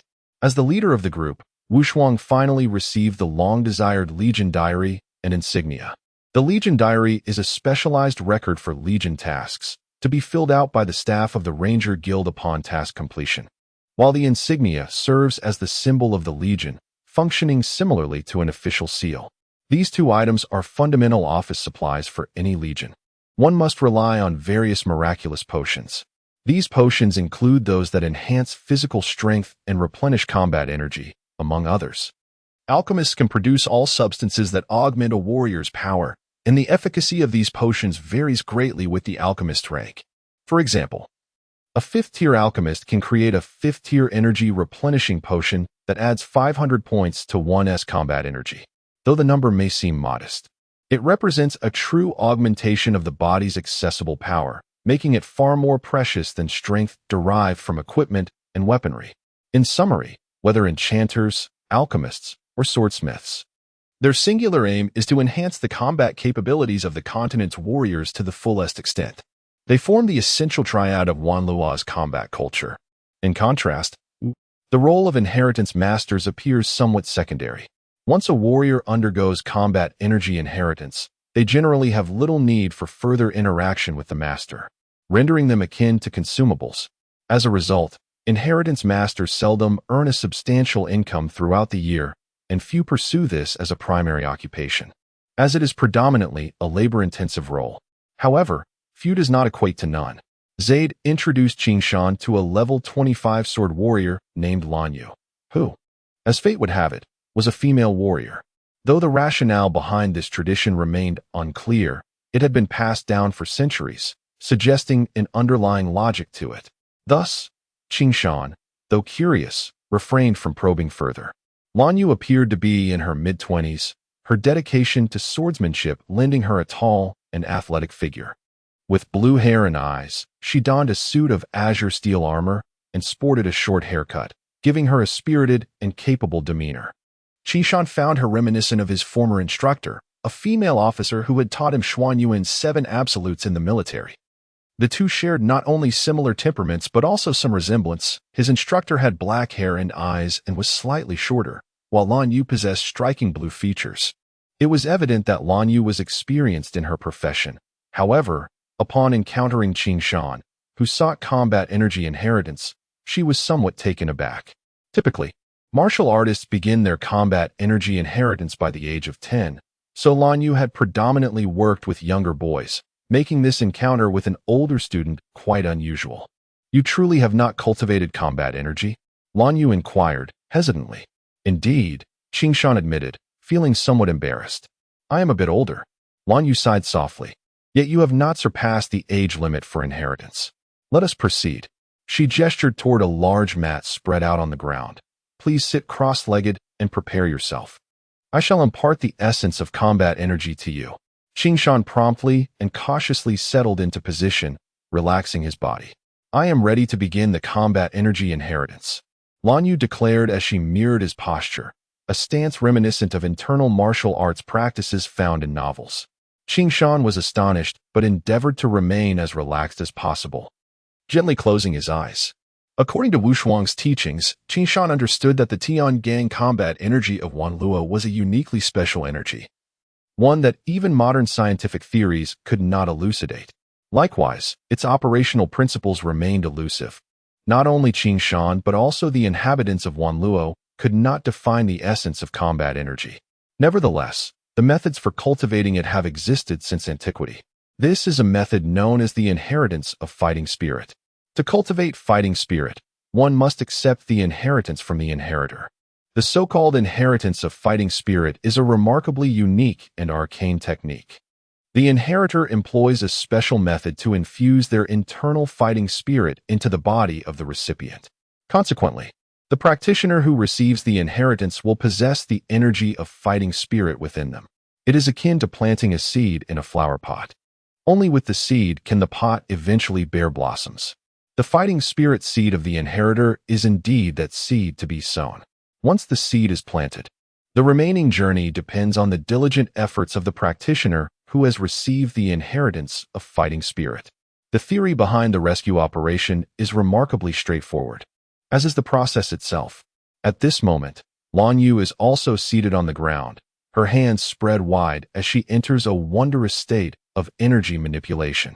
After a while, a faint glow emanates from her hands, intensifying until it radiates like a luminous bulb. "Extend your hands," Lan Yue instructs. Qingshan promptly complies, extending his hands. Lan Yue's glowing hands grasp Qingshan's, and he feels an unusual warmth flowing from her hands into his, gradually permeating his entire being, enveloping his limbs and bones. Accompanied by this warmth is an indescribable sensation of comfort, as if something new is awakening within him. This extraordinary feeling astonishes Qing Shan, who, despite being mentally prepared, dares not move. The warm energy continues to flow until, after some time, the glow from Lan Yue's hands dims and the warmth ceases its flow. She releases Qing Shan's hands.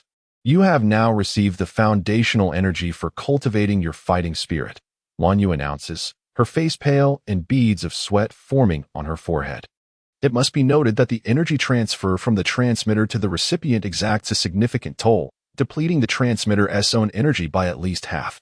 Thus, few would willingly expend their energy to act as a conduit for others unless they share a deep bond.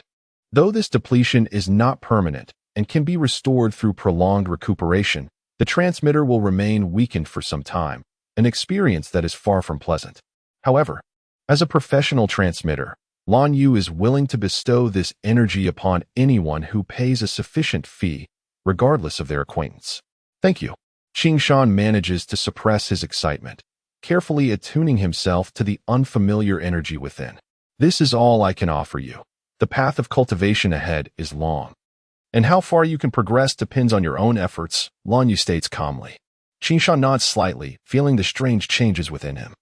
The unfamiliar energy seems to have become part of his being. He instinctively adjusts his breath and senses a newfound surge of power coursing through him. Is this what they call fighting spirit? He wonders, the miraculous transformation filling him with astonishment. Let us see if you can project that power outward, Lan Yue says, punching a nearby wooden post with a forceful strike. The impact creates a gaping hole, astonishing Qing Shan, who had anticipated her strength. Is this woman truly only at the 25th level of cultivation? He muses. This is the most fundamental technique of fighting spirit manipulation, projecting it outward. Only by doing so can it yield tremendous destructive power, Lan Yue explains. Try to concentrate your internal energy into your fist, and then release it. All right, I will give it a try, Qing Shan replies, eager to attempt the exercise.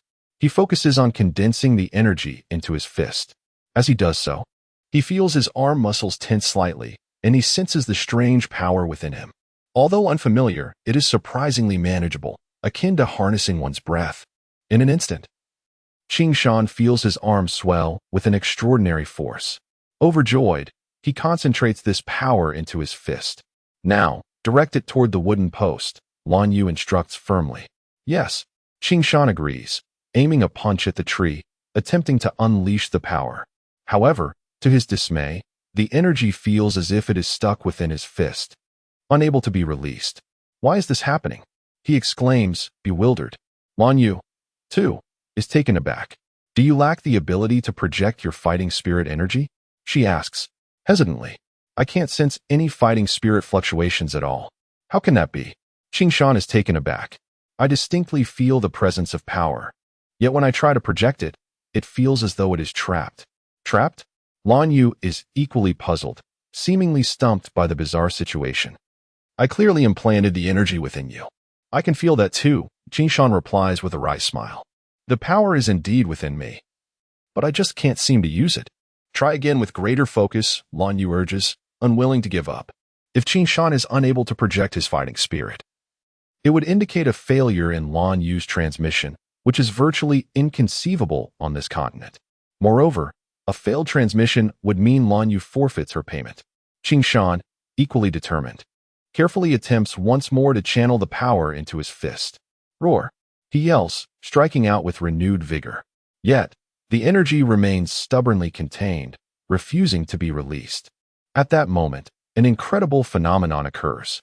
Although Qing Shan's punch does not unleash the fighting spirit, it generates a blade of wind. The wooden post is pierced through by the force of this wind blade. Lan Yue's expression shifts dramatically, as if confronting a terrifying beast. The wind slash, she exclaims. Qing Shan is equally astonished. While he can execute a powerful wind slash with his heavy sword, it should be impossible to perform it unarmed. Yet today, inexplicably, he has done just that. What is happening? Has my muscle and bone strength become so formidable? He wonders. The explosive power generated in that moment was sufficient to create a wind blade, penetrating the post. Beyond this, Qing Shan finds no other explanation for the phenomenon. Incredible! You have managed to unleash a wind slash with just your fists. Even a great swordsman would find that difficult. Lan Yue murmurs, astonished. Such physical strength is truly fearsome. Lan Yue, initiate a full-body scan to assess my physical condition, Qing Shan commands inwardly. Yes. Activating biological scanning system. Beginning neural scan. Beginning muscle tissue scan. Beginning human tissue scan. Beginning blood sample analysis. Beginning cellular examination. After a considerable interval, the scanning concludes. Reflexive neural mutation enhancement strength, E level. Muscle tissue mutation enhancement strength, E level. Bone tissue mutation enhancement strength, E level. Blood oxygen content mutation, an increase to 45 per unit. Comprehensive data indicates current physical strength, E level. Life force index, 2600. This bizarre report leaves Qing Shan momentarily stunned. How is it possible that my physical strength has reached E level? In the military, even the most elite body enhancement, the Xuanyuan heavy sword master, can only achieve a physical strength level of D. Through extensive research conducted by postmodern biologists, it has been established that the pinnacle of human genetic potential can only yield a physical strength rating of D, at least in the world where Qing Shan resides. Surpassing this limit seems impossible, as the vitality field does not exceed 2,400 points. However, Qing Shan's current condition shatters this boundary entirely. With a physical strength rated at D and a vitality field of 2,600, he transcends human capabilities. To elaborate, the military employs an evaluative standard for physical strength, categorized into 11 distinct ratings: A, B, C, D, E, F, S, SS, SSS, SSSS, SSSS. Most individuals cannot meet the military's rigorous standards, thus falling outside these 9 classifications. Upon enlisting, all personnel must undergo an enhancement process involving the injection of a specialized strengthening serum. Following this injection, the average person can attain a physical strength level of A, enabling them to fulfill most military roles. With an additional 3 years of strength training, individuals typically reach a B rating, often selected for combat roles, with the majority of frontline soldiers possessing such physical attributes. Though Qing Shan is an engineer, he has also undergone a year's worth of enhancement training. While he may not have attained a B rating, he is certainly close. The next tier, C, is usually occupied by seasoned combat soldiers who, through relentless training in battle, surpass the limitations imposed by the serum, achieving a formidable D rating. These individuals are the champions among infantry fighters, the Xuanyuan heavy sword masters. Through his relentless battles against formidable mammoth beasts in the mammoth forest, Qing Shan has unknowingly arrived at this level of physical strength, which he perceives to be his limit, and indeed, humanity's limit. However, their adversaries, the Rams, far exceed this threshold. Among them, even the most inferior predator boasts an astonishing S rating, with a vitality field of 30,000 points. Humans can only contend with such beings when clad in biomechanical armor. Upon arriving in this world, Qing Shan has gradually encountered its formidable denizens, many of whom possess vitality fields exceeding 2,600, all of whom are undoubtedly practitioners of the heavenly gang fighting chi, excluding their cultivated fighting energy. The most physically powerful individual he has encountered is the Golden Great Sword Master, Lan Yue, whose physical strength is merely 2,400. What's wrong? Seeing Qing Shan in a daze, Lan Yue grew anxious, fearing that the inheritance might fail. Should that occur, not only would the reward be lost, but it could tarnish her reputation as an inheritance master. It's nothing, Qing Shan replied. I do not know what prevents me from utilizing the fighting energy. However, your transmission of fighting energy will undoubtedly succeed. I can sense its presence. The issue lies with me. Qing Shan was acutely aware of Lan Yue's concerns. Though he is still unfamiliar with the circumstances of this world, he understands that being an inheritance master is a grueling endeavor. The pallor of Lan Yue after completing the inheritance speaks volumes about its difficulty. I have never heard of such a situation, Lan Yue remarked. However, I will inquire further. Perhaps other inheritance masters can shed light on this. Thank you. Qing Shan retrieved a pouch of coins from his military backpack. This is your reward. After parting with Lan Yue, Qing Shan encountered Wu Shuang and Wu Shang, who were anxiously awaiting him. Upon learning of Qing Shan's inability to emit fighting energy, they were incredulous. Is it possible that your body cannot cultivate fighting energy? Wu Shang exclaimed in surprise. The usually taciturn Long Hao seized the moment to offer insight. Your physique may very well be the legendary mammoth body. Mammoth body? Qing Shan was taken aback. Yet, both Jiao Luo and Yun Xia's expressions shifted dramatically. How could that be? Such individuals are rare beyond measure. Moreover, this fellow doesn't he appear particularly muscular? Muscular? Qing Shan echoed in disbelief. What is the mammoth body? Wu Shuang and Wu Shang were equally perplexed, as Qing Shan gazed at Long Hao and Jiao Luo with confusion. It is not surprising you have not heard of this, Long Hao said gravely. In fact, only our 8 great sword sects are aware of the mammoth body's existence. Long Hao fixed a deep gaze upon Qing Shan.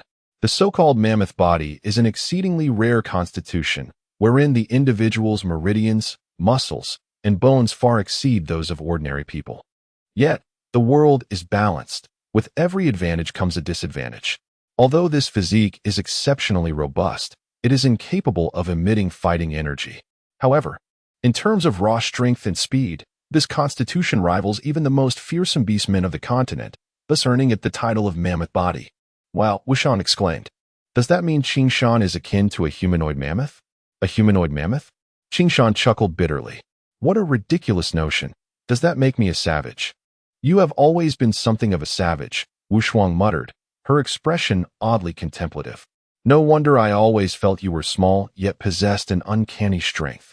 It turns out this is the reason.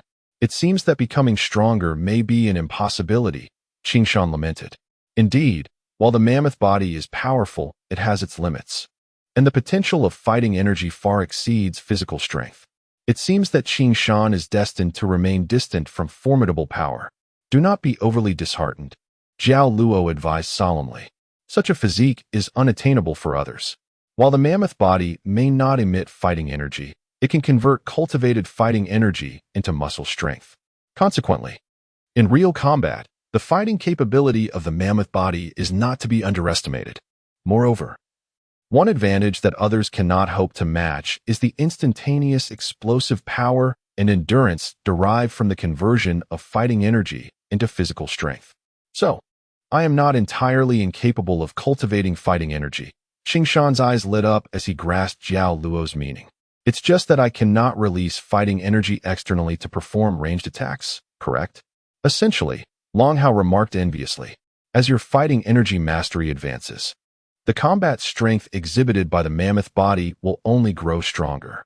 On the continent, human physical strength has its limits, as does speed, which fundamentally relies on substantial physical power. However, the limits of the mammoth body's strength far surpass that of ordinary individuals. Thus, once you successfully cultivate your fighting energy and convert it into physical strength, your speed will be unimaginable, and the same goes for strength. Apart from the inability to launch ranged attacks in the form of sword energy, you shall have virtually no weaknesses. In that moment, Qing Shan found himself at a loss, unsure whether to laugh or cry. Honestly, Qing Shan truly envies the ability to unleash sword energy as a form of ranged attack. It simply feels incredibly cool. Yet, it seems that he will forever be unable to perform such a wondrous technique, which leaves him with a tinge of regret. After all, he has arrived in a world rich with fighting energy, yet he is incapable of cultivating it. However, it appears that his mammoth physique possesses its own merits. It indeed presents a perplexing dilemma. The phantom killer understood. Aoyama nodded slightly. Regardless of the circumstances, this body was not without merit, for it possessed immense strength. This was sufficient. In fact, Aoyama felt that this physique might be more suitable for his combat style. There is an ancient saying in Huaxiao martial arts. In the realm of martial arts, there is no technique that cannot be broken. Only speed remains unbroken. His greatest advantage should be the speed derived from his formidable physical power. However, it seems that he would probably no longer receive the level insignia awarded by the Ranger Guild. Wu Shuang expressed regret, stating, "The standard for the Tiangang assessment is based on the strength of your sword energy attacks, yet you cannot even unleash a single sword energy. How amusing." Wu Shang and Yun Xiao laughed heartily, reveling in Aoyama's plight. Indeed, Possessing great strength yet being unable to pass the professional level assessment was perhaps the most frustrating circumstance imaginable. If they don't assess, then so be it, Aoyama replied nonchalantly. After all, my adventures across the continent are not for fame or fortune, but to find that wretched ram. Upon mentioning ram, which Wu Shuang and the others believed to be a dragon, everyone was momentarily taken aback. There are indeed pressing matters to attend to, Wu Shuang noted. The Legion has already been registered, and Aoyama has completed the inheritance of his fighting spirit. What remains is to assist Aoyama in locating that ram. I too am eager to witness what kind of monster this ram truly is, Jiao Luo exclaimed excitedly. Then what are we waiting for? Yunxia inquired. This is the Ranger Guild. Where better to gather information? Indeed, Wu Shuang chuckled. I shall procure a copy of the Ranger Times. The so-called Ranger Times is a comprehensive report on the world of Rangers. If the ram Aoyama seeks is indeed as formidable as he claims, it would undoubtedly cause significant ripples across the globe, and such news would not escape the Ranger Times. Especially since this is the headquarters of the Ranger Guild in the Lanchi Empire, where events from all over the world are swiftly conveyed and compiled for public reading. Thus, the Ranger Times has become a vital source for Rangers to gather intelligence. Moreover, the Ranger Times not only chronicles various bizarre pieces of information, but also serves as a crucial platform for the Ranger Guild to publish Ranger missions. After all, not everyone can spare the time to visit the Ranger Guild to collect tasks. Therefore, each edition of the Ranger Times includes a list of open missions alongside its eclectic reports. Open missions refer to publicly available tasks that do not require a deposit from employers or a guarantee from legions. Examples include public bounty tasks, special item collection missions, or gray area assassination orders. As long as someone completes these tasks and presents the corresponding items, they can claim their reward at the Ranger Guild. On the continent, such tasks comprise the vast majority and are a primary source of income for small to medium-sized legions. Convenience, speed, accuracy, and efficiency are the four defining characteristics of open missions. Consequently, despite being published daily, the Ranger Times enjoys remarkable sales. It is available wherever there are inns and taverns, akin to modern newspapers. The only distinction is that the Ranger Times is published as a fair and portable booklet, resembling a notebook. Wu Shuang soon returned from the counter with a thick volume. This was the compiled edition of the Ranger Times, encompassing events from across the continent over the past year. If the ram truly appeared in this land, there would surely be reports about it within. Aoyama and the others hastily divided the compilation, opened it, and began reading line by line in search of information. To their astonishment, the contents were a veritable cornucopia of topics. An epic duel between the sharpshooter and the Sword Emperor on the imperial throne. Breaking news. The secret lover of the Sword Emperor, Songhai. The Blue Dragon Legion explores the misty forest, with 3,000 elite warriors lost without a trace. The unparalleled Jade Maiden, Sword Empress Qiu Shui, challenges the Tianyasi Pavilion. The four strongest warriors of the Crimson Moon Empire, including Lian Jin Lai Qi, will challenge the four little dragons of Lanchi on August 9th. A series of eye-catching headlines left Aoyama feeling both bewildered and intrigued, with vivid and detailed reports following each title, reminiscent of modern tabloid journalism. From national affairs to Ranger dynamics, the array of peculiar anecdotes dazzled the readers.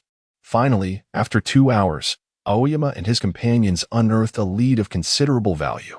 In South Africa, a series of terrifying events involving monstrous assaults on humans had occurred, with numerous villages and small towns ravaged by these mysterious beasts, leaving few survivors. Based on the traces left at the scene, the creature was described as enormous, possessing immense strength, agility, and cunning. It was currently believed to be lurking within the vast forests of South Africa. However, no one had seen what this monster truly looked like. The local defense forces had dispatched several search teams into the South African wilderness, yet they returned empty-handed. Some speculated that it could be the moon dragon from the South African demon realm, as only such a creature could cause such widespread devastation while moving stealthily. Consequently, many legions began to prepare their capture plans in hopes of achieving the rare feat of slaying a dragon. Others theorized that this might be a pregnant moon dragon, as despite its massive size and terrifying power, It was generally gentle and never strayed from the South African demon realm, except in cases of pregnancy. It was said that a moon dragon in labor would exhibit unstable behavior, becoming irritable and aggressive. However, the crux of the matter was that if this were indeed a moon dragon about to lay eggs, there would definitely be a hidden dragon lair in the nearby forests of South Africa, containing the dragon eggs laid by the moon dragon. Thus, many legions were also attempting to locate this potentially existing dragon lair in the South African forest, seeking to acquire the dragon eggs within. It is worth noting that in the Xuanyuan continent, the moon dragon is one of the few giant dragon beasts that can be trained as a mount. Although the moon dragon lacks massive wings and cannot fly, its unparalleled size and strength yield destructive capabilities that far surpass those of humans. A frenzied moon dragon could effortlessly demolish thick, towering city walls and annihilate an imperial army. Among humans, only the Golden Sword Saint could barely contend with it. No one else stood a chance against the moon dragon. Thus, on the continent, in addition to possessing formidable Golden Sword Saints, countries also boast a powerful unit known as Dragon Riders. Dragon Riders are fearsome warriors who use moon dragons or other powerful dragon beasts as mounts. In fact, the so-called dragon cavalry on the continent typically consists of bronze sword saints, silver sword saints, or golden sword saints mounted on giant dragon beasts, as only they possess the capability to command such ferocious creatures. However, even so, acquiring a formidable dragon beast is no simple feat. Under the conditions of domestication on the continent, dragon beasts do not lay eggs or reproduce. Consequently, all dragon riders mount wild dragon beasts. However, fully grown dragon beasts are nearly impossible to tame. Even juvenile dragon beasts remain untamable. Thus, the sole method to obtain a powerful dragon beast lies in acquiring the egg of a wild dragon beast. For only those hatched from such eggs will accept human training and become steeds for mankind. Even with this method, the chances of successful taming remain exceedingly low. Even the renowned dragon riders of the Rangi Empire, despite its formidable national strength, number only around 20. Though few in number, they represent the most potent combat bastion of the Rangi Empire. Most wild dragon beasts inhabit the treacherous realms of the demon domain, seldom appearing in areas frequented by humans. Securing a dragon egg is akin to reaching for the heavens. Thus, this enigmatic giant beast has captured the attention of numerous mercenary factions across the continent. Whether through slaying it or seizing its dragon egg, the rewards for such endeavors are unfathomably vast, drawing many factions towards South Africa during this period. The pursuit of dragon eggs and the slaying of the dragon has even been formally authorized by the state and designated as an open mission for mercenaries.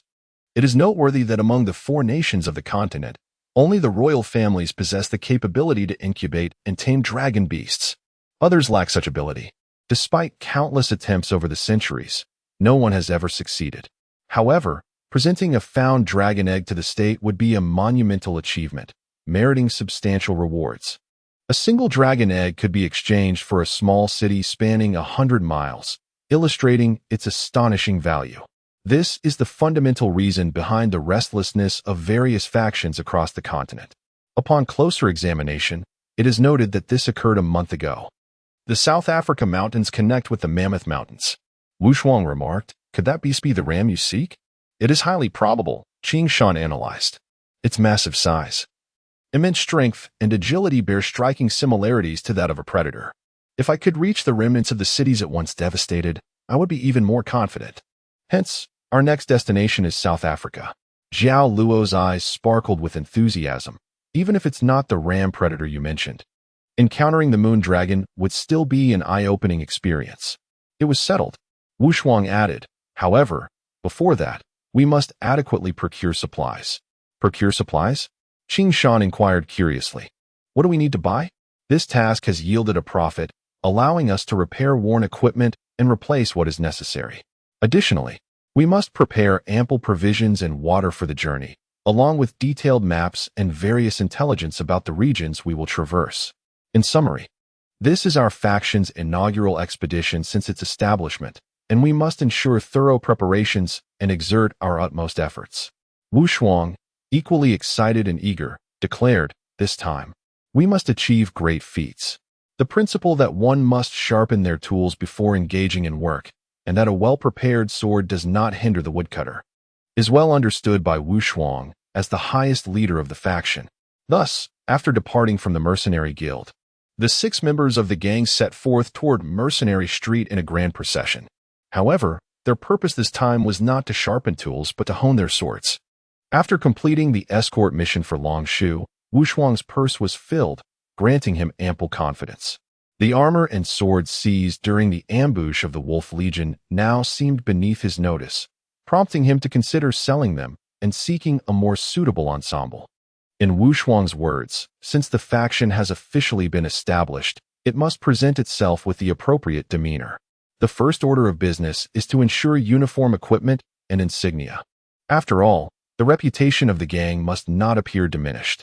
Although it seems the gang lacks significant notoriety, of course, no one dared voice such thoughts.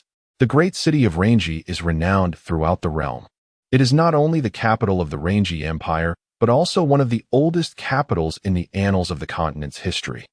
It is also the largest city by area on the continent, boasting a population of over 20 million. While this figure may seem modest compared to a mid-sized city on Earth, in the vast and sparsely populated world of Wanluo, it represents an astonishing population density. Moreover, the great city of Rangi is not only populous, but also remarkably expansive, covering an area equivalent to half that of Shanghai, the oldest city in the Asian Federation on Earth. The entire city is constructed in a peculiar octagonal shape, fortified by 8 thick, towering walls, each equipped with a main gate and 2 auxiliary gates. The city's design evokes images of the ancient war fortresses of Huaxia civilization, akin to Hakka walled villages.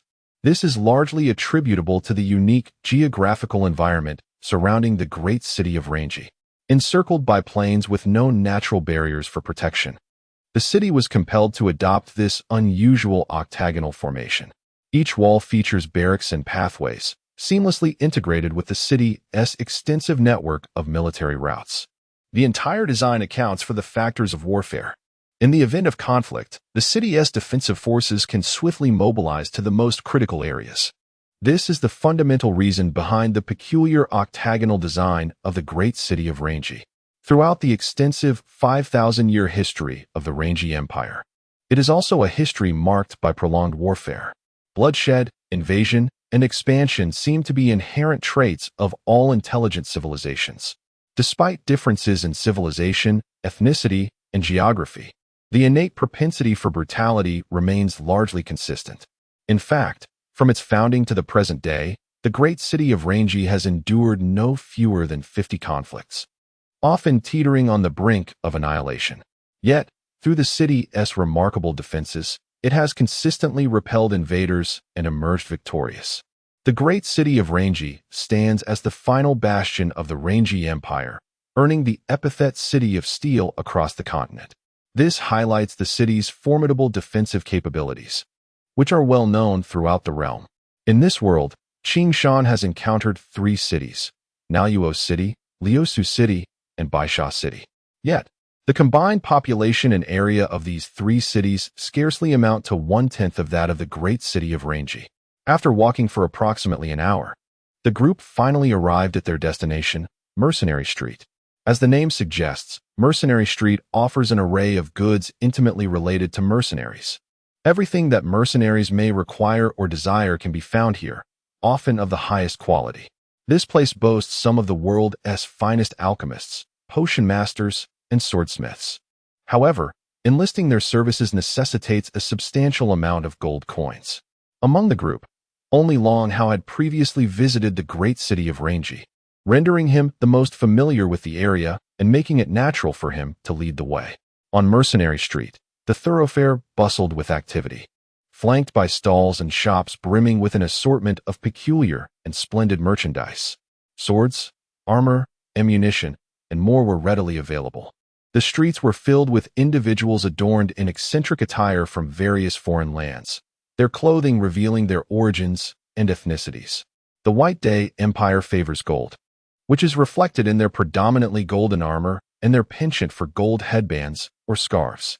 The Crimson Moon Empire favors red, often seen in red robes and armor. The Frosty Empire is partial to white, preferring white robes and armor. The Rancy Empire reveres the color blue, thus the majority of its citizens don azure robes and armor. Beyond the four great empires, there exist numerous smaller nations, each possessing its own unique characteristics, with distinctive attire that showcases a splendid array of colors. A glance reveals a vibrant tapestry of reds and greens that dazzles the eyes. However, what astonishes Qing Shan is not merely the plethora of weaponry, armor, elixirs, and steeds intimately associated with rangers, but also the unsettling presence of living beings for sale, slaves, a notorious specialty of the Wanluo continent. As he traverses the streets, he encounters numerous marked slaves being peddled. Among them are individuals of all ages and genders. It is said that these unfortunate souls were captured during wartime. While some are defeated soldiers, the majority are innocent civilians. In the shadow of death, Qing Shan found it hard to believe slavery, the most grotesque blight upon human civilization, had been absent from the Galactic Federation for nearly 6 millennia, and his understanding of it was derived solely from limited historical records. He had never beheld a true slave with his own eyes until today, in this unfamiliar land. Every slave bore the ignominious brand upon their foreheads. Here, slaves were devoid of personal freedom. Anyone could obliterate their existence without facing any legal repercussions. In their eyes, Qing Shan perceived a profound indifference, despair, and humiliation. A few relatively attractive individuals were treated as mere merchandise, leaving Qing Shan astounded and seething with anger, yet he felt powerless to act. To his surprise, both Wu Shuang and Jialuo seemed unfazed by this brutality, while other pedestrians appeared nonchalant, some even congregating to critique the female slaves. This sight filled Qing Shan with both sorrow and resignation. Though he pitied their plight, he was no savior and lacked the capacity to effect change, forcing him to turn a blind eye in that moment. Yet, Wu Shuang discerned the peculiar expression on Qing Shan's face. What? Could it be that you were taken with them? No, Qing Shan murmured. I merely find it incredible that such inhumane scenes can unfold here. Inhumane? Wu Shuang retorted. Do not tell me that there are no slaves in your homeland. Over 5,000 years ago, our nation legislated the abolition of slavery, Qing Shan replied solemnly. In our land, all are equal. Even the most powerful president cannot oppress ordinary citizens, nor can defeated captives be treated as slaves. What a strange nation you have, Jialuo and Yunxiao remarked with curiosity. Meanwhile, Long Hao gazed contemplatively at Qing Shan. How do you manage defeated captives? If both sides possess captives, they exchange them. If one side does not, they must negotiate through diplomatic channels to redeem the captured individuals with gold, Qing Shan explained. Such peculiar regulations. Long Hao furrowed his brow. But what if the other side cannot afford the ransom? That is inconceivable, Qing Shan asserted.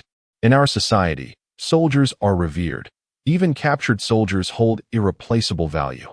Unless the nation ceases to exist, they would never refuse to redeem captives. Otherwise, it would not be the enemy who defeats them, but the citizens themselves who would first oust the president or leader and elect a new government representative. Ah, Long Hao exclaimed in astonishment. Your citizens can actually depose an emperor? Wu Shuang and the others could not contain their exclamations. How is this possible? In the Lanqi Empire and other nations, the royal family and nobility are deemed the most esteemed and inviolable. Jialuo murmured. In our land, there are no such nobles or royals. If one were to find individuals akin to your so-called aristocrats, they would be high-ranking officials, known as civil servants. In our society, civil servants do not wield power arbitrarily. Their role is to serve the populace, acting as public servants rather than oppressive bureaucrats. Qing Shan stated gravely, civil servants, serving the public, the people's servants? Long Hao was utterly astounded by Qing Shan's words, incredulous that such a nation could exist. Surely, the people living in that world must be quite happy? Jialuo speculated. Ideally, yes. Qing Shan replied, but the emergence of Lam altered everything. Had Lam not invaded, I would never have become a soldier. Once you locate Lam, Long Hao said with longing, could you take me to your homeland? I will certainly bring you along, Qing Shan assured them. As they conversed while walking, Wu Shuang suddenly fixed her gaze on a peculiar pile of black stones at a stall. "Excuse me, sir, are these Xian iron essence stones?" The merchant, clad in white robes, his garb clearly indicating that he was a traveling trader from the Daylight Empire, appeared to be in his 50s. Perhaps years of wandering had darkened his skin, and his voice was somewhat hoarse. Yet this could not obscure the keen acumen and shrewdness inherent to merchants. This young lady has a discerning eye. This particular piece is indeed a fine Xian iron essence stone. How much? Wu Shuang inquired straightforwardly. 200 gold per pound.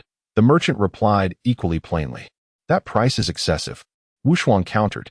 This stone can only be considered of medium quality, far from excellent. Ah, it seems you are quite knowledgeable about ores. The merchant smiled appreciatively. Since you understand the trade, I shall not mislead you. It is worth at least 150 gold. Surely you jest. Such quality should not exceed 150 gold, Wu Shuang retorted. In our land, in Luocheng, it would be worth at most 10 gold. 10 gold. The traveling merchant was incensed. You may as well keep it.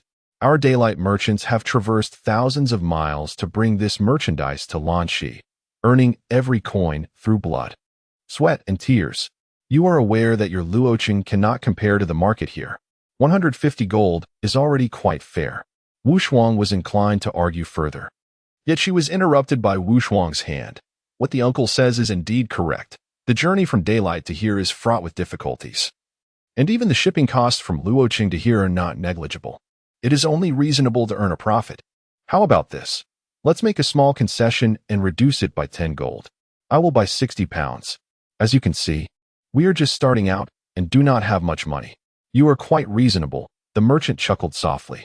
Seeing you young folks working hard, it is indeed not easy. I accept your price. The merchant extracted a stone the size of a football from the pile of Xian iron essence stones. This piece weighs exactly 60 pounds. Thank you, Wu Shuang said with a smile as she paid for the goods. Might I ask if you could introduce us to any skilled swordsmiths nearby?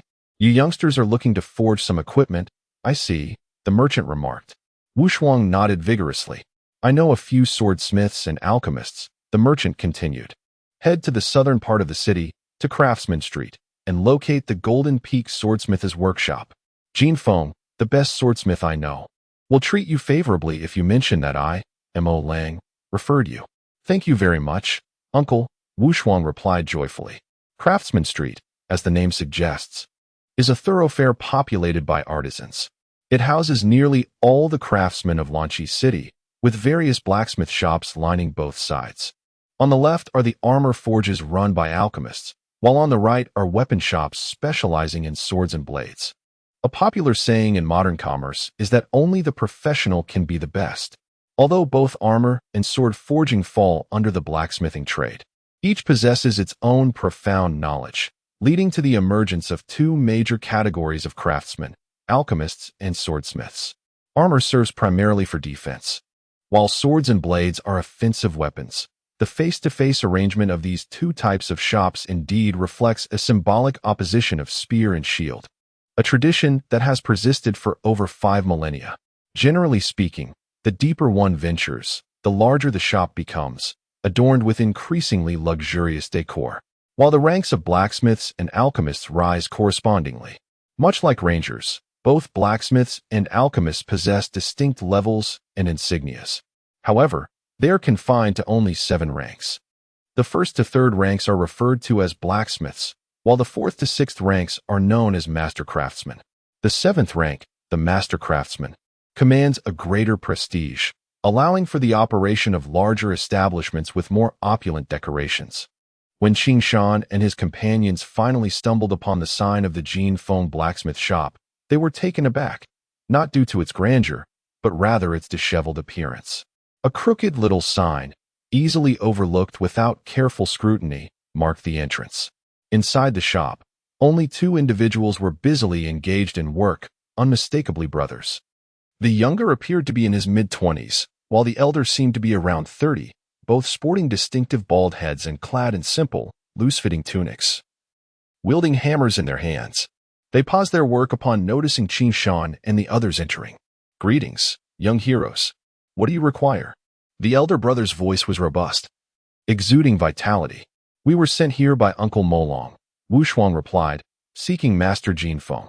I am Jin Feng, he responded, his demeanor softening into a warm smile upon hearing the name of Uncle Molong. You are Jin Feng? Jialuo inquired, her curiosity piqued.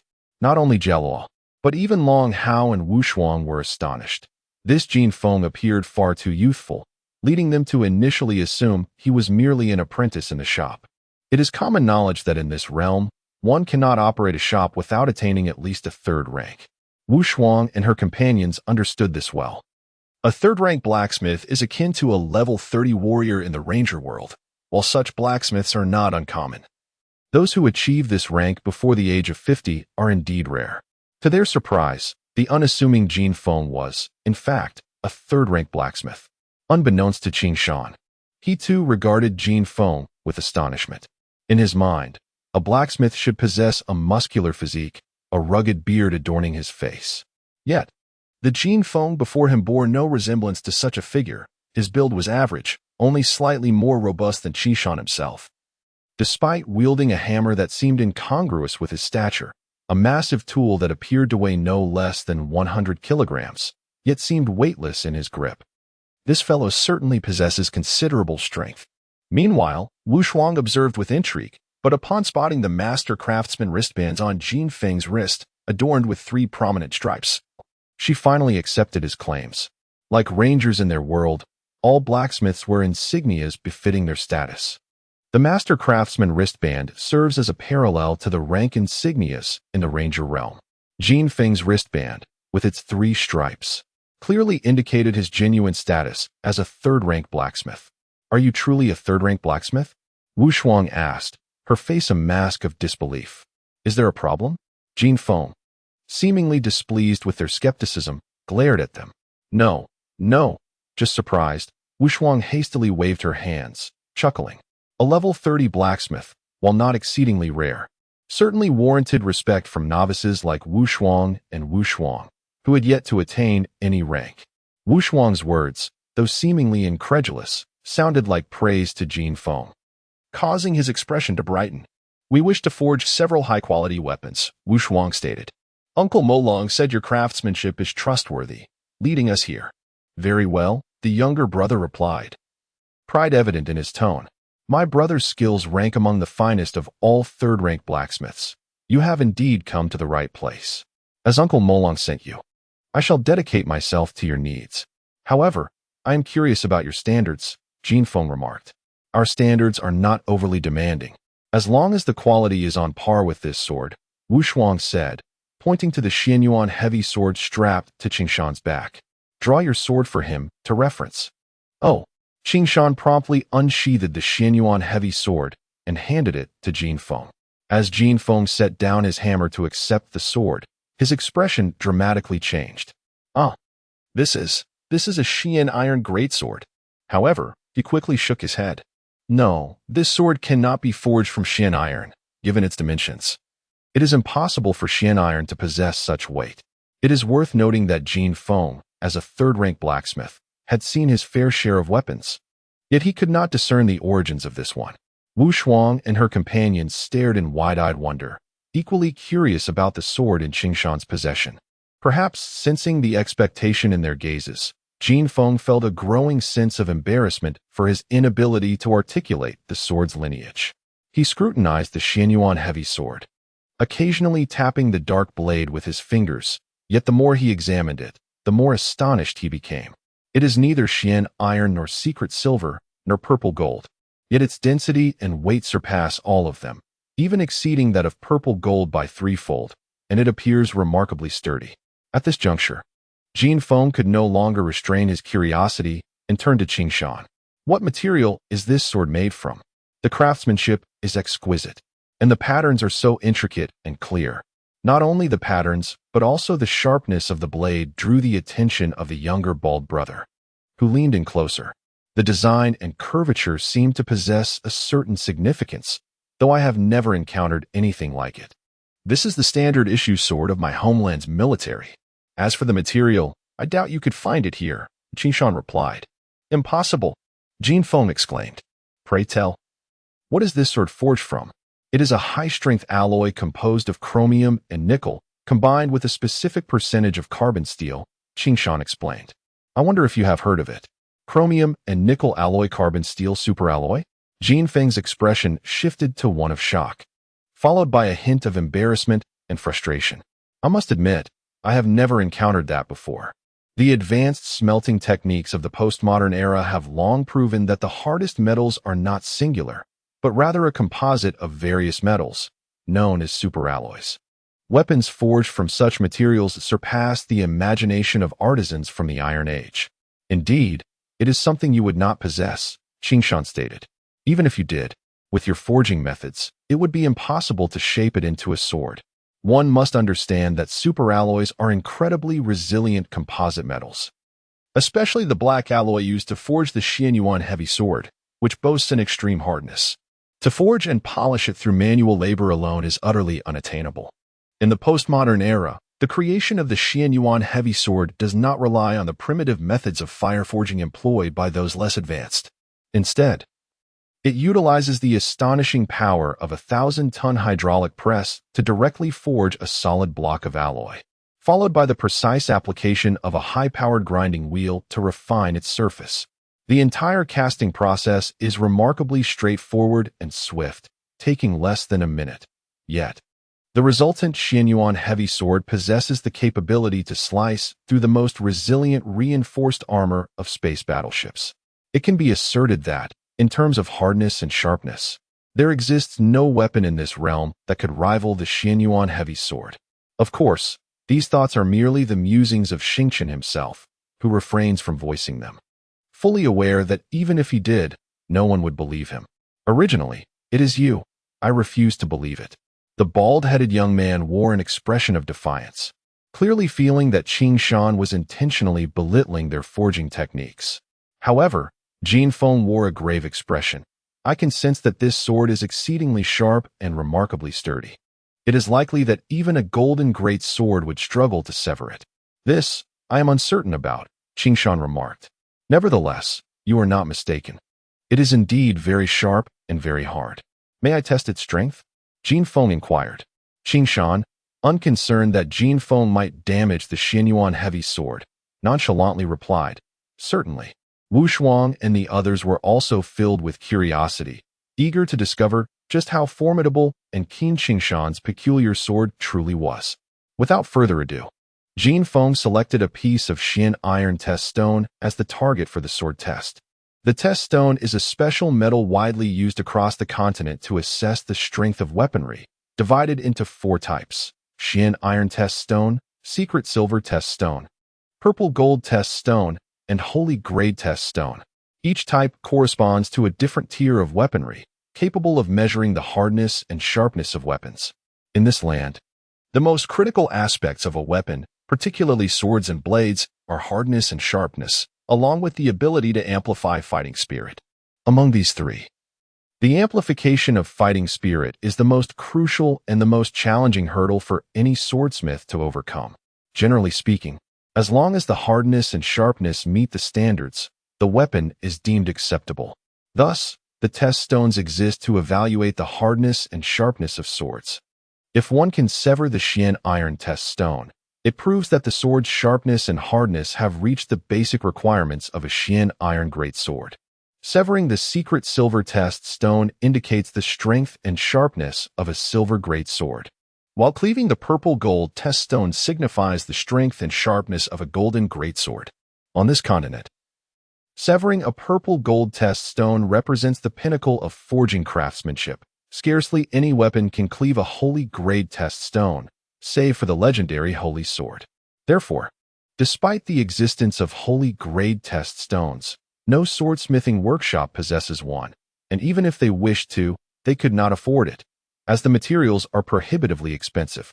Given Jin Feng's status as a third-tier swordsmith, his workshop could at most equip a single Xian iron test stone. However, it is utterly impossible for Jin Feng to forge a weapon capable of severing the Xian iron test stone. Were he to succeed, he would no longer be a third-tier swordsmith, but rather a 5th tier. In this land, to create a weapon of astounding strength, one must master complex forging techniques. which are profoundly intertwined with the individual's fighting spirit prowess. It can be said that a third-tier swordsmith's fighting spirit level is never below that of a level 30 fighter, while a fifth-tier swordsmith capable of forging a Xuanyuan Great Sword possesses a fighting spirit level not beneath that of a level 50 Xuanyuan Great Sword master. Otherwise, they could not possibly forge such a weapon. Others, like Jin Feng, despite being a third-tier swordsmith, would find it impossible to mold a Xuanyuan mica stone into a great sword due to a lack of strength. Simply put, the larger the hammer, the greater the force. Insufficient strength renders even the most skilled techniques futile, akin to combat and dueling. Thus, Jin Feng's limit is to forge weapons of third-tier strength. What, then, does the concept of third-tier entail? A simple example would be testing with the Xuanyuan test stone. Naturally, the weapons forged by Jin Feng could not sever the Xuanyuan test stone, leaving even the slightest scratch on the stone without any damage to the sword itself would be considered a qualified product. Generally, all swordsmiths, upon completing a forging task for their employers, allow the employers to personally test the sword, an inspection process, where only after passing this test is the final step considered complete. At this moment, Jin Feng's curiosity about Qingshan's Xuanyuan heavy sword reached its zenith, prompting him to personally test the sword. He assumed a standard bow stance and raised the Xuanyuan heavy sword high above his head. With a resounding thud, the Xuanyuan test stone was cleaved into two segments. "Oh, such a hard blade, it shows not a hint of damage." Jin Feng was utterly astonished by this scene. Even a Xuanyuan Great Sword could scarcely sever the Xuanyuan test stone with such ease. Not only was he amazed, but Long Hao and Wu Shuang were equally taken aback. The strength of this sword is undoubtedly superior to that of a Xuanyuan Great Sword. Jin Feng remarked, perhaps even higher. However, he expressed some regret, stating, while this sword possesses sufficient sharpness and hardness, it regrettably lacks any amplification of fighting spirit. It seems we must make do with it as it is. Qingshan, on the other hand, felt no such regret. Upon understanding his peculiar mammoth physique, he realized that even if his weapon had the capacity to amplify fighting spirit, he would be unable to utilize it. As Long Hao put it, the so-called mammoth physique restricts the fighting spirit from emerging while preventing external fighting spirit from entering. Therefore, his requirements for weapons and armor were not particularly high. As long as the strength and hardness were satisfactory, that sufficed. This revealed that the Xuanyuan heavy sword was, in fact, the most suitable weapon for Qingshan. Although everyone was astonished by the sword's exhibited sharpness and hardness, the glaring flaw remained: the absence of any fighting spirit amplification, which condemned it to be merely an ordinary item despite its exceptional sharpness. What a pity for such a fine sword to lack the ability to amplify fighting spirit. Jin Feng's expression of disappointment was akin to encountering a breathtaking beauty, only to discover, upon finally winning her affection, that she possessed masculine traits. One could only imagine the level of dismay. Reluctantly, he returned the Xuanyuan heavy sword to Qingshan. However, he did not forget Wu Shuang's earlier remarks. "I apologize, but I cannot meet your requirements. Achieving the hardness and sharpness of that sword is likely beyond even a level 50 master craftsman." Indeed, Wu Shuang and the others were equally shocked, though she quickly regained her composure. "How about this? You do your utmost to forge us third-tier weapons, and I assure you that the price will be more than fair." This is only natural," Jin Feng replied. "Regarding the price, I see that you have brought the essential materials. Thus, I will only charge you for the basic auxiliary material costs for each weapon, alongside a forging fee of 200 gold for each. How does that sound?" "Agreed." Wu Shuang readily accepted. "We require 4 swords and 1 splice spear. In addition to a strong bow, I have the specifications and designs outlined on this paper." "No problem." Jin Feng, upon concluding this, glanced once more at Qingshan's Xuanyuan heavy sword. "It is truly a pity that your sword lacks fighting spirit amplification," Jin Feng suggested. "Would you like me to assist in processing it, adding some materials to enable it to possess the amplification feature?" "There is no need for that trouble," Qingshan replied. "Truly unnecessary." One must acknowledge that Jin Feng is undeniably a natural craftsman, dreaming of forging divine weapons. However, He also recognizes that with his abilities, he could not forge even a Xuanyuan Great Sword, and thus, when he finally discovered the remarkable sharpness and strength of Qingshan's sword, his mind began to conjure schemes. In truth, his intentions were not driven by greed. Rather, he lamented the absence of enhancement capabilities in this sword. It seemed a pity that, should he manage to refine it to possess such powers, its value would rival that of a true Xuanyuan Great Sword, perhaps even surpassing it. At that point, he would have crafted a remarkable weapon, albeit through somewhat opportunistic means, but it would still reflect well upon him. Regrettably, it appeared he had miscalculated his target this time. Qingshan, indifferent to the sword's enhancement capabilities, graciously declined his offer, stating, "Really, it's unnecessary. I find my current sword quite adequate." Golden Peak, seemingly reflective, remarked, "If I were to refine this sword, it would undoubtedly transform into an exceptional weapon, surpassing even the Xuanyuan Great Sword. Are you truly unwilling to consider it?" "I really don't need it." Qingshan remained unmoved, though his gaze towards Golden Peak now carried a hint of peculiarity and curiosity. This expression only served to frustrate Golden Peak further, yet it solidified his resolve to obtain the sword, if only to indulge in the creation of a Xuanyuan Great Sword. Thus, he gritted his teeth and declared, "How about this? I will forge it for you free of charge. I will not charge for materials or labor." He believed Qingshan might be financially constrained, hence the refusal, for who among adventurers would turn down such a generous offer? "This is not appropriate," Qingshan replied. "You have already been very accommodating. How can I trouble you further?" At this point, Qingshan began to sense a shift. It seemed this man was quite invested in the sword. Did he intend to keep it to analyze its intricacies? Wu Shuang and Long Hao shared similar sentiments, noting that Golden Peak's enthusiasm appeared excessive. In this day and age, who would willingly engage in a loss-making venture? "You don't intend to covet this sword, do you?" Yunxia boldly inquired. "What do you mean covet?"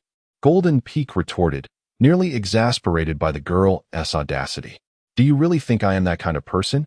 Well, Wu Shuang, a seasoned individual, countered, "One does not offer unsolicited favors without ulterior motives. I refuse to believe you have no schemes in mind."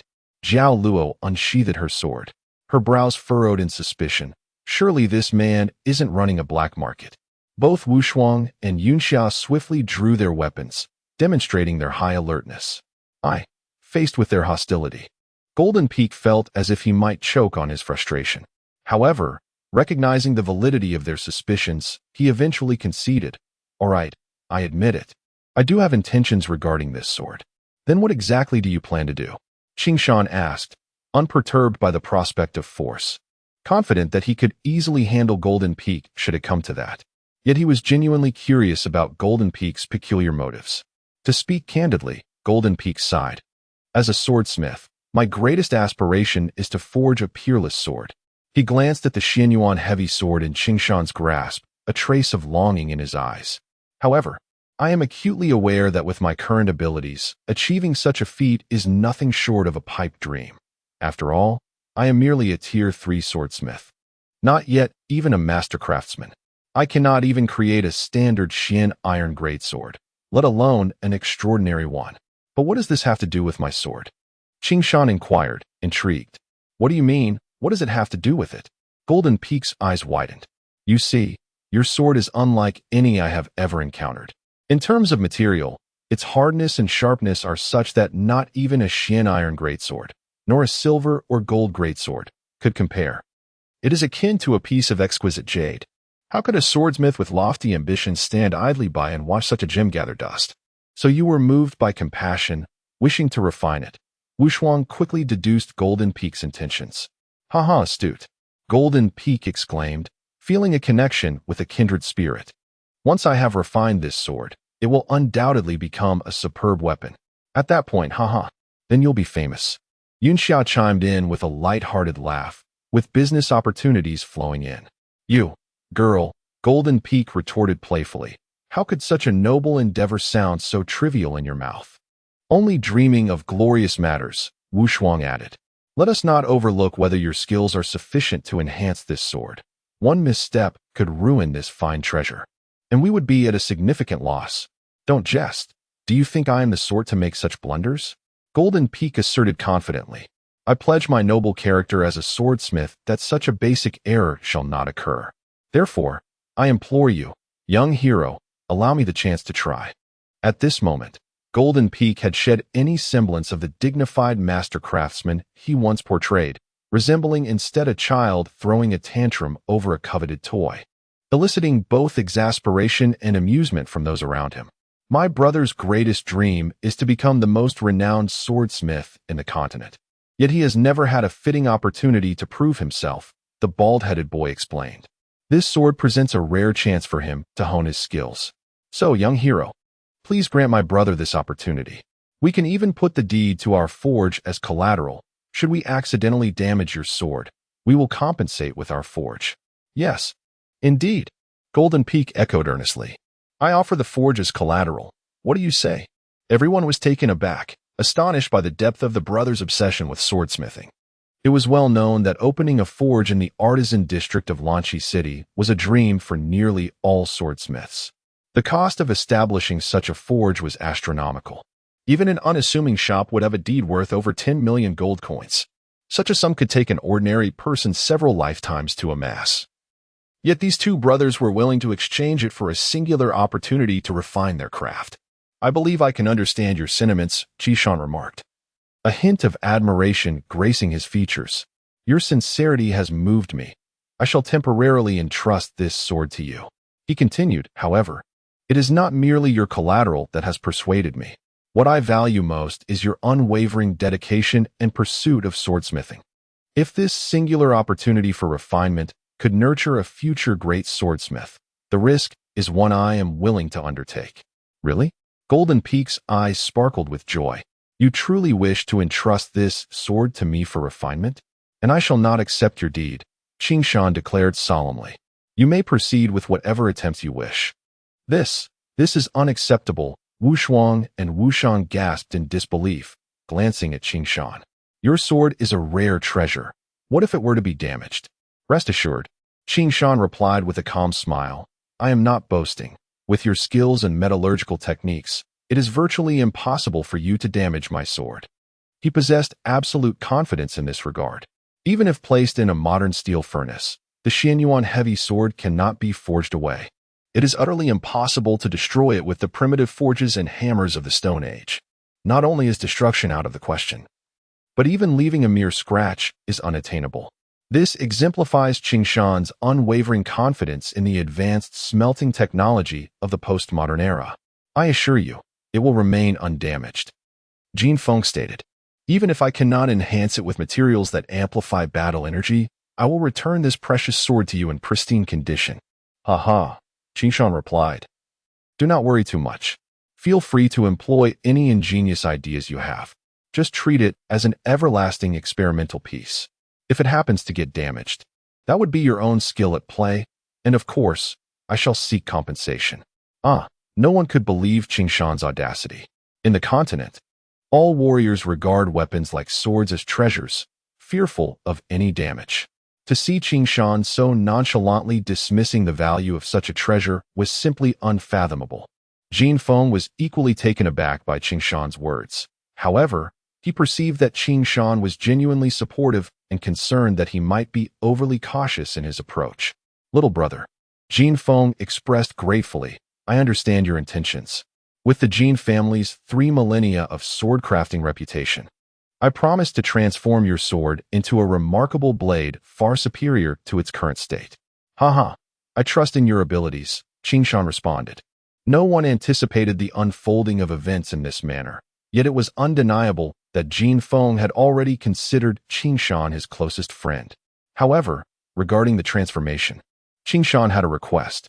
A spark of inspiration struck him, recalling a peculiar hidden weapon used by Sun Quan during their duel at the Divine Peak Sword Sect, Yanhui Flash.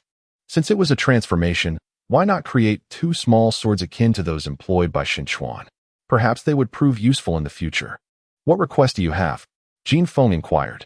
I have seen a fascinating small sword that can be concealed on either side of the sword hilt. When needed, it can be shot from the hilt using a special technique to ambush the opponent. These two small swords resemble two flying swallows. I wonder if you could modify the wings of this sword to incorporate such small swords, Qingshan suggested. Are you referring to the mother and child Yan Yue flash, mastered by the great sword master Xuanyuan of the Divine Peak Sword Sect? Jin Feng asked in astonishment. Ah, you have heard of it as well? Qingshan was equally surprised. Not just heard. I have witnessed it. Jin Feng laughed heartily. The Yan Yue flash was forged by my father for Xuanyuan before he passed. I was merely 10 years old at the time, yet I observed it all quite clearly. Both Qingshan and the others were taken aback by this revelation. Kia Luo could not help but exclaim, "Is your father the renowned master craftsman, Jin Ku?" Indeed, Jin Feng stated proudly. At this moment, the expressions of Long Hao and Wu Shuang turned respectful towards Jin Feng, although they were unfamiliar with the significance of the master craftsman. The reactions of Wu Shuang and Long Hao indicated that he was indeed someone of great renown. Perhaps sensing Qingshan's confusion, Kia Luo explained in a rare serious tone. Master craftsman Jin Ku is the most outstanding swordsmith of the past 2 centuries. He forged a sword for each of the 8 great sword sects, including the Yan Yue flash wielded by Xuanyuan and the Lan Yue sword crafted for my new Jiao sword sect. This sword is currently wielded by my elder sister and is exceptionally powerful. Aside from the furious sea-mad flood in my grandfather's possession, no other sword in our sect can surpass the Lan Yue sword. So, you are from the new Jiao sword sect, Jin Feng exclaimed, momentarily astonished. Wrong. She is from the new Jiao sword sect, Yun Xia teased. I am from the Fei Yun sword sect, and this is Long Hao, from the Bei Yilong family. Our leader is the young master from the Luo family in Luo City. Ah, all esteemed disciples, Jin Feng respectfully acknowledged. The world of wandering heroes is vast. Yet within this unique circle, the 8 great sword sects stand like powerful lords. Anyone striving to make a name for themselves would undoubtedly have heard of them. Thus, even as a descendant of the master craftsman, Jin Feng became notably more courteous upon learning the identities of these young individuals. Historically, renowned swordsmiths have always maintained deep ties with the 8 great sword sects, a natural connection between the creator and the wielder. The subsequent introductions and conversations fostered a growing sense of camaraderie among them. However, Jin Feng felt a tinge of regret that Qingshan had introduced himself and his background too briefly. From the Huaxia continent, a wandering warrior. As for my sect and family background, I keep it entirely confidential. In truth, even Qingshan himself, upon first encountering others, had only shared these scant details. This only deepened the air of mystery surrounding his origins, especially after Jin Feng's assessment revealed the extraordinary sharpness and durability of the peculiar great sword. Everyone became increasingly curious about Qingshan's lineage and the nature of his homeland, which was free of emperors and slaves. After some light-hearted discussions, Jin did not forget to get to work. Since you have no place to stay in the city, why not rest here for now? Once I finish crafting the sword, you can set off. At this point, Jin Feng had entirely embraced them as his own family. Showing no reservations, we must get to work. You all head to the inner courtyard to rest. Please, do not mind us, Wu Shuang and Long Hao assured him. Within just 2 days, Jin Feng completed the weapons needed for Wu Shuang and Long Hao. However, he insisted on not charging for the forging, stating, "We are all family now. Discussing money would only dampen our spirits." Consequently, Wu Shuang graciously accepted Jin Feng's kindness. Yet, staying in Jin Feng's forge for 2 days left the energetic young ones feeling restless. After receiving their new equipment, Long Hao, Kia Luo, Wu Shuang, and Yun Xia ventured out to explore the streets, seeking to acquire additional quality armor. They eagerly awaited the completion of Qingshan's sword transformation to embark on their journey. In the following days, Jin Feng commenced the enhancement of Qingshan's Xuanyuan heavy sword. Adding the sword wings and the mother and child Yan Yue flash was no challenge for him. He completed it in just a day's work. However, what transpired next left Jin Feng utterly astounded. In the continent, to imbue weapons with the characteristic of enhancing battle energy, a unique material must be integrated into the sword body. This material is known as the Tiangang gem. The Tiangang gem possesses a remarkable property of storing battle energy like a vessel. Typically, a gem is embedded at the junction of the sword hilt and wings, functioning like a battery to accumulate battle energy. This is the essence of battle energy amplification. The grade and quality of the Tiangang gem directly influence the amount of battle energy a sword can harbor. Akin to how cups vary in size, the higher the grade of the gem, the greater the amount of stored Tiangang battle energy. Indeed, the stored energy of fighting spirit is akin to the electricity within a battery. It can be depleted. However, it can be recharged afterward. This process of recharging can occur during both leisure and combat, much like a vehicle possessing an additional reserve fuel tank. This principle applies not only to weapons but also to armor, protective gear, and other equipment that employs similar mechanisms to amplify fighting spirit.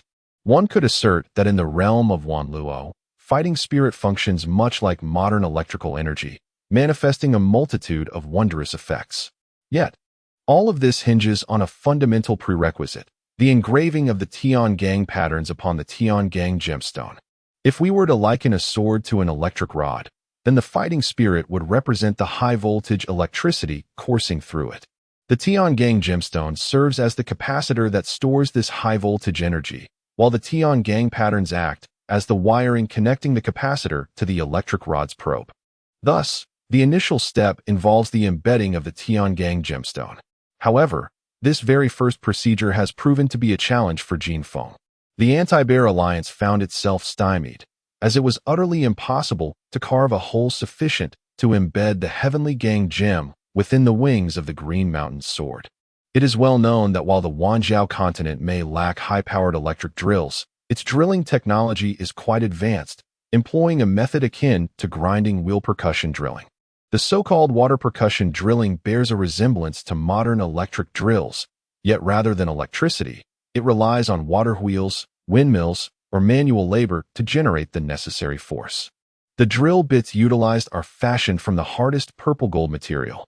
Although such drilling equipment pales in comparison to contemporary electric drills, its power remains formidable. However, Jinfeng found himself disheartened after breaking 10 purple gold drill bits and laboring tirelessly for an entire day, only to discover that not a single chink had appeared between the wings of the Xuanyuan heavy sword. It was akin to a toothpick attempting to pierce bulletproof glass, with not even a glimmer of probability in sight. Good heavens, what material has this sword been forged from? Why is it so incredibly hard? In his despair, Jinfeng finally recalled the words of Green Mountain. If you can break it, that is a true feat initially thought to be a mere jest meant to console himself. He now realized it was a stark reality. Brother Jin, it might be time to give up. You cannot expect to drill a hole in this sword with the capabilities of our continent, remarked a nearby bald man, Jin Shan, wearing an expression of disbelief. I can swear that this sword's hardness rivals that of the royal sacred swords. Recognizing the futility of drilling, Jinfeng wisely chose to abandon that approach. We must resort to Plan B, using purple gold liquid to thicken the sword's wings and solidifying the Heavenly Gang gem upon it. With this new direction, Jinfeng successfully embedded the Heavenly Gang gem between the wings of the Xuanyuan heavy sword. The gems, each the size of a thumb, appeared like two pitch-black eyes, complementing the slanted wings that jutted outwards, exuding an extraordinary aura. They resembled the cold, sinister gaze of a demon, scrutinizing every individual present, instilling an unsettling dread that made one feel as though they were sinking within. What kind of gem is this? Green Mountain also sensed the peculiar energy radiating from the sword. Why does it appear as if the sword has come to life after the gems were embedded? Did you sense it too? Jinfeng murmured. I thought it was merely my imagination. These gems are indeed extraordinary. For reasons unknown, I instinctively perceive a chilling danger emanating from them. I do not know what kind of gems they are, Jinfeng continued. But these were the two most cherished gems of my father during his lifetime. He once said they were a pair of eyes belonging to a demon. Hence he named them the Demon Eyes. Demon Eyes, Green Mountain echoed. Indeed, the eyes of a demon. Jinfeng elaborated. This sword, in terms of both hardness and sharpness, is unparalleled in the world, and I believe only the Demon Eyes can be worthy of such a sword. What are you saying? Green Mountain exclaimed in astonishment. These Demon Eyes were your father's most precious treasure. How could you embed them in my sword? Do you not think they are a perfect match? Jin Feng replied, his gaze fixated on the sword in the cold demon eyes, as if caressing the tender skin of a lover.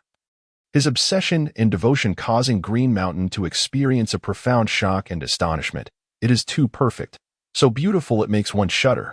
From the very first moment I laid eyes on this sword, I felt they were destined to be together. Only they are worthy of my family's demon eyes. In an instant, Green Mountain found himself at a loss for words, yet he vaguely sensed the profound satisfaction and intoxication emanating from Jin Feng. Akin to an artist who has devoted a lifetime to finally completing a masterpiece. After a considerable pause, Jin Feng finally regained his composure, his expression grave as he addressed Green Mountain. My father once mentioned that these demon eyes possess incredible magical powers. Their function extends beyond merely amplifying fighting spirit. Yet what miraculous powers they hold remain a mystery even to my father.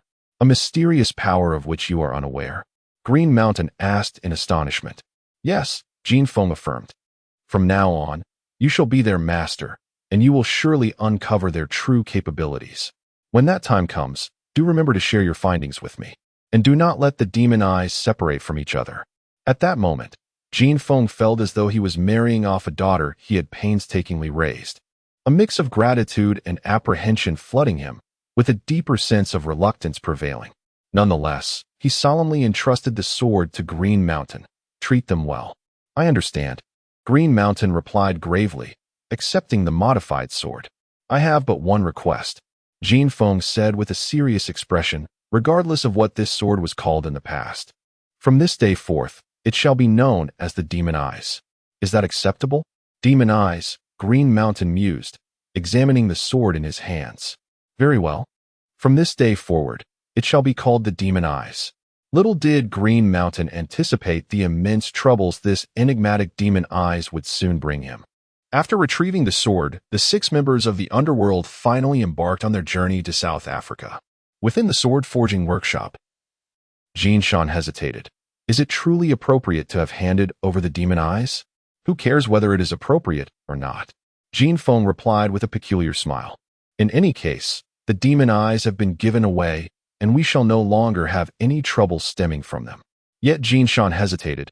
This seems rather irresponsible. Irresponsible? Jin Feng retorted. If you take responsibility for them, who shall take responsibility for us? Besides, do you truly believe I would casually give away the demon eyes? Is that not the case? Jin Shan countered. Have you ever seen a sword harder, sharper, or more peculiar than that black sword? I have not, Jin Shan admitted. Then it is settled, Jin Feng declared. That black sword perfectly met the conditions set by our father for being both exceptionally hard and sharp. Is it not sufficient? Indeed, Jin Shan murmured. Moreover, do you not feel that the black sword pairs wonderfully with the black demon eyes? Now that you mention it, it does seem that way, Jin Shan conceded. Thus, our troublesome affairs have finally come to a close, and our father would surely be smiling down from the afterlife. Jin Feng appeared visibly relieved. Yet I fear that Green Mountain may come looking for trouble if he discovers the secrets of the demon eyes, Jin Shan remarked. He may very well seek us out. My foolish younger brother, we shall simply hide in a place where he cannot find us, Jin Feng replied. Indeed, brother, you are quite clever, Jin Shan laughed. So when shall we move? That should not be too soon, Jin Feng replied. South Africa lies approximately 1,500 miles from Ranchi, and thus, the group switched to horse-drawn carriages for their long journey. In the continent, nearly all adventurers prefer riding horses rather than utilizing carriages, as they believe carriages are suited only for merchants lacking martial prowess. Galloping freely on horseback is the true essence of a valiant adventurer. Therefore, when Green Mountain initially suggested traveling by carriage, it stunned everyone present. However, under the persistent insistence of Qing Shan, the group reluctantly accepted his proposal. The journey proceeded rather smoothly. Without the pressure of urgency, Wu Shuang and the others leisurely explored the scenic landscapes, reveling in their freedom. In stark contrast, Qing Shan spent his days reclining motionless in the carriage, having expressly instructed them not to disturb him unless absolutely necessary. This perplexed Wu Shuang and the others, who found it curious that Qing Shan appeared healthy and vigorous, seemingly far from the state of illness. yet was able to sleep so profoundly. There was, of course, a deeper reason behind this. The reason Qing Shan utilized the carriage for travel was to provide himself with a space to lie down and rest. In this state, he could better immerse himself in the virtual world and hone his skills within it. Training in the virtual realm maximally enhances one's combat awareness and reflexes, which was precisely what Qing Shan required. In the reality he inhabited, his strength was already formidable, and further training would yield only marginal improvements unless he could escalate the intensity of his battle aura, which posed significant challenges for further advancement. In this continent, the cultivation of battle aura relies on relentless combat, continuously unlocking one's potential through practical experience to achieve the enhancement of their aura. The essence of battle aura lies in the strength gained through fighting. However, at this stage of travel, opportunities for actual combat were scarce. Yet, Qing Shan was unwilling to squander this precious time. Thus, he seized the journey to utilize the virtual system to sharpen his combat instincts. Remarkably, this approach proved effective. Presently, in the virtual world, Qing Shan, armed with abundant combat experience and increasingly refined reflexes, could now engage in 7 exchanges with Shenkawa, who was in peak condition. The extent of his progress astonished even Qing Shan himself. If Shenkawa's strength truly mirrored what Qing Shan had set in the virtual realm, then Qing Shan felt confident he could match Shenkawa in reality for 7 exchanges. Should he resort to evasive tactics, Qing Shan's speed would undoubtedly secure his invincibility, potentially exhausting Shenkawa until defeat, much like how he had previously outlasted Qin Shan.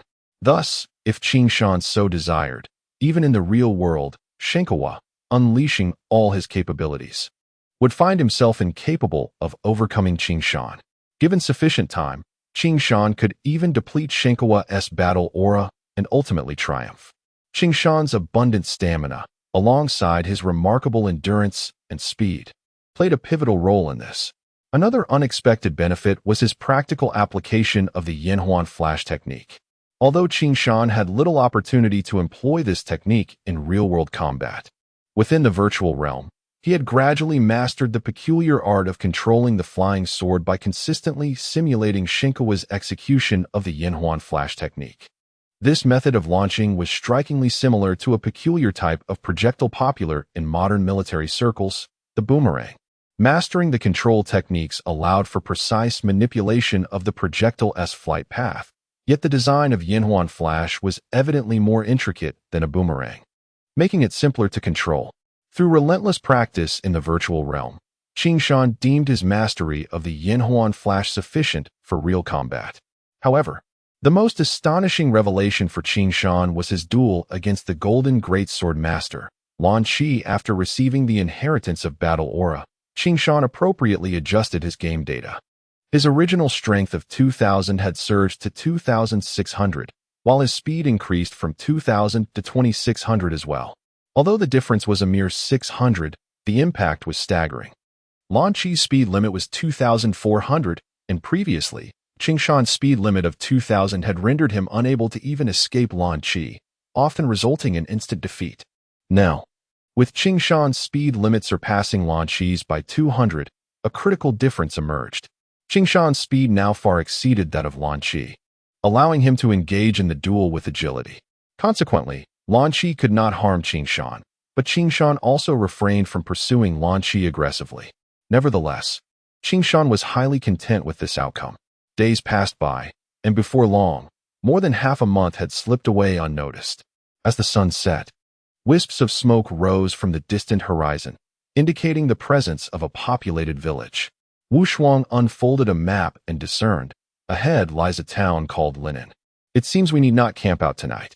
Let us hurry then, Wu Shuang exclaimed. I'm famished, added Wu Shang. After consuming dry rations for half a month, my mouth is blistered, Yunxia urged. The group felt rejuvenated and quickened their pace towards the town.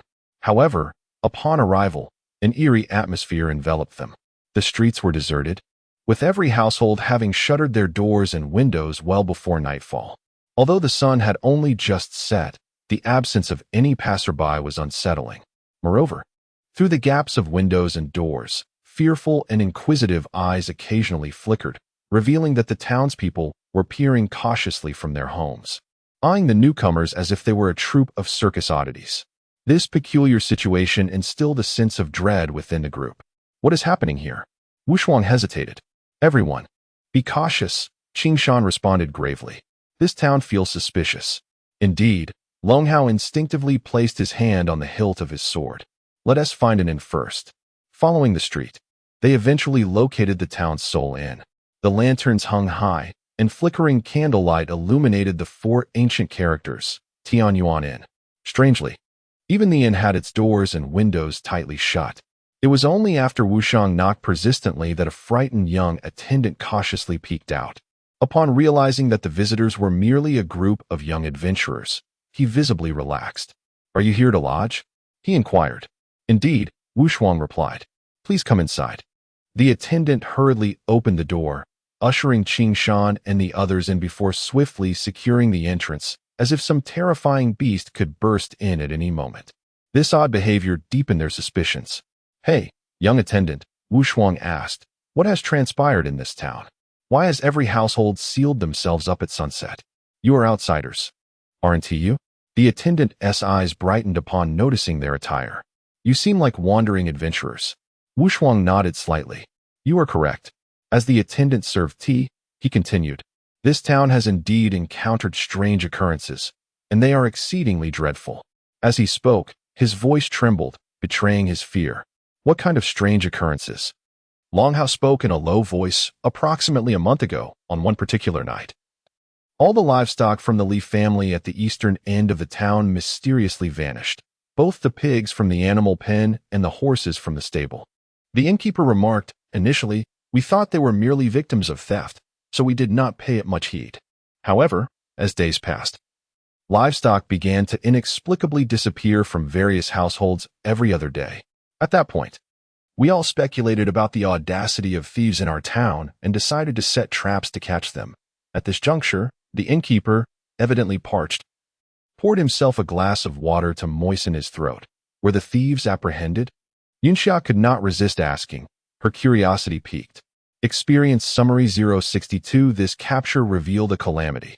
The innkeeper remarked, "It turns out that the creature that took away the pig and the horse was not a thief, but rather a mysterious beast."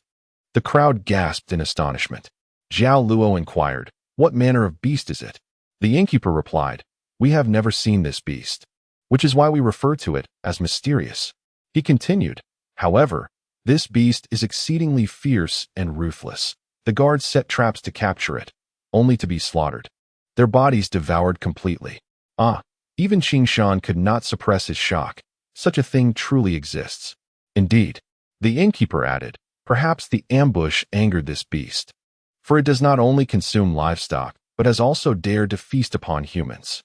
First, the Li family at the east end of the town vanished mysteriously overnight, and then the entire Fong family on the south street disappeared without a trace, leaving only remnants of flesh and blood in their home. This caused a great panic. Many residents fled the town, while those who remained fortified their doors and windows, closing them tightly at sunset. Now the matter was becoming clearer to Wuxiang and the others. "Have you posted a rescue quest at the Ranger Guild?" Wuxiang asked. "Of course," the innkeeper replied. "It was a level 3 bounty task. After we posted the mission, many rangers came forth wanting to eliminate the threat, but alas, they all vanished by the next day. We suspect they were devoured by that beast." "What a brazen creature," Wuxiang muttered. "Does it come to the town nightly to hunt?" "Not always," the innkeeper explained. "Sometimes it hunts in the woods.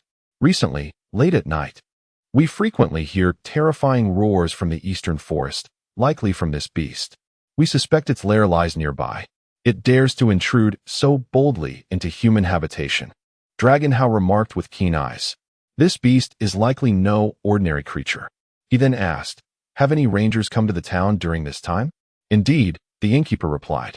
"Strangely, instead of scaring them away, the news attracted even more rangers." "Then why haven't we seen them?" Wuxiang and the others instinctively scanned their surroundings, noticing the inn was empty save for the innkeeper. They are at the mayor's residence, where he is hosting them to discuss how to eliminate this great menace. The innkeeper said, his expression one of resignation. "If we cannot rid ourselves of this beast, the entire town may have to relocate." The thought of relocating was unsettling.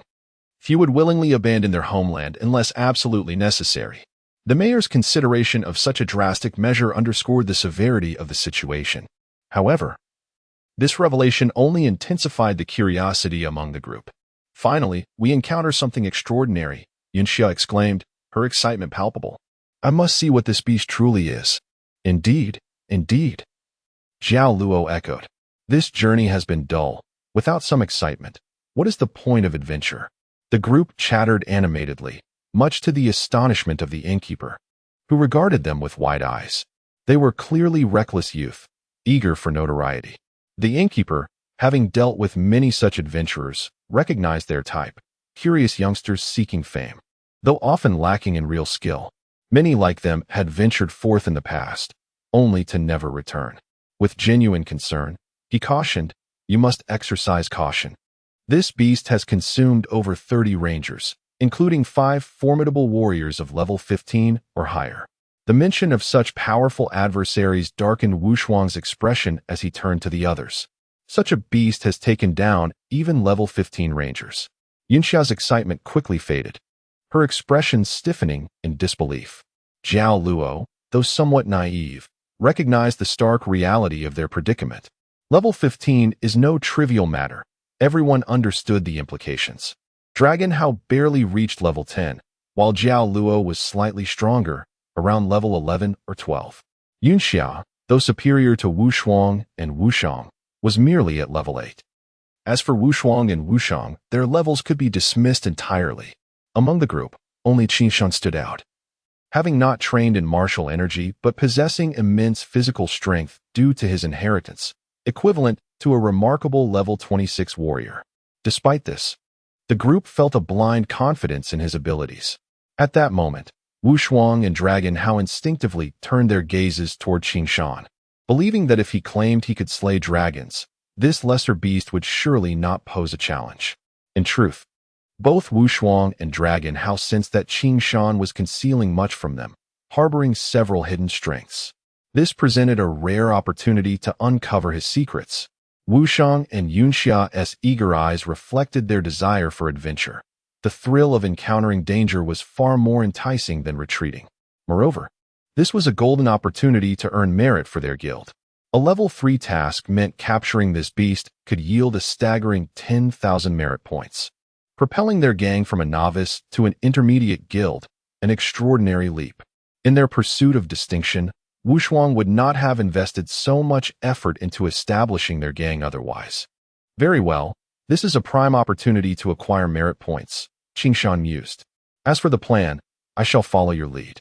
Wu Shuang smiled lightly, acknowledging his agreement, and then instructed the innkeeper, set forth whatever delicacies you have.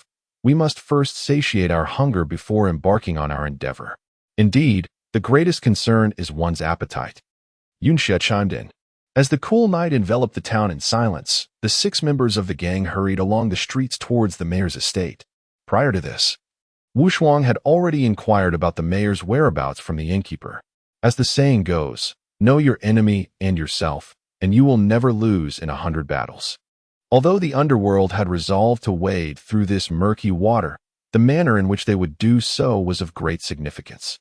Thus, Wu Shuang decided to observe how the group of rangers loitering at the mayor's residence would confront the beast. Perhaps they might glean some insights from their actions. As the 6 approached the entrance to the mayor's house, they were halted by patrolling guards. Who goes there? We are rangers traversing the continent, Wu Shuang replied. We heard that a man-eating beast has been terrorizing your town, so we came to ascertain the truth. Ah, more heroes have arrived. The guard exclaimed with delight. A few individuals emerged from within, led by a man of about 50, with an austere appearance and a certain dignified air. However, from the introductions provided by the innkeeper, Qin Shan and the others learned that the mayor was actually a septuagenarian, making it clear that this man could not be the mayor, although he surely held some standing. At present, the middle-aged man appeared troubled, and upon realizing that only a handful of youths had come, a flicker of disappointment crossed his face. So, young rangers, are you here to slay the monster? Ha, we cannot claim to slay any monsters, Wu Shuang chuckled lightly. We are merely here to join in the excitement and lend a small hand. Such modesty from young heroes, the middle-aged man said, perhaps feeling an affinity for Wu Shuang's candid nature. You are still quite young. Do not recklessly risk your lives. This creature is beyond your capabilities. Can we not see for ourselves first? Do you not wish to let us in, uncle? Wu Shuang expressed some dissatisfaction. The middle-aged man relented. Since you are insistent, I will not press you further. The heroes are convening in the inner courtyard. Please feel free to enter. Young rangers, brimming with youthful exuberance, were most sensitive to being underestimated. The moment the middle-aged man concluded his statement, he regretted it. As expected, Wu Shuang and the others reacted just as he had anticipated. Thank you, Wu Shuang and Qing Shan responded, strolling into the courtyard with an air of confidence. Alas, just a few more reckless youths. The middle-aged man observed with a hint of sympathy and resignation as he watched them enter. Inside the spacious hall of the inner courtyard, a multitude of armored warriors and rangers gathered, their expressions fierce and determined. The mysterious beast had already claimed the lives of over 30 rangers, including 5 experts above level 15. This revelation had left the less capable novice rangers in shock, dissuading them from daring to tread in such perilous waters.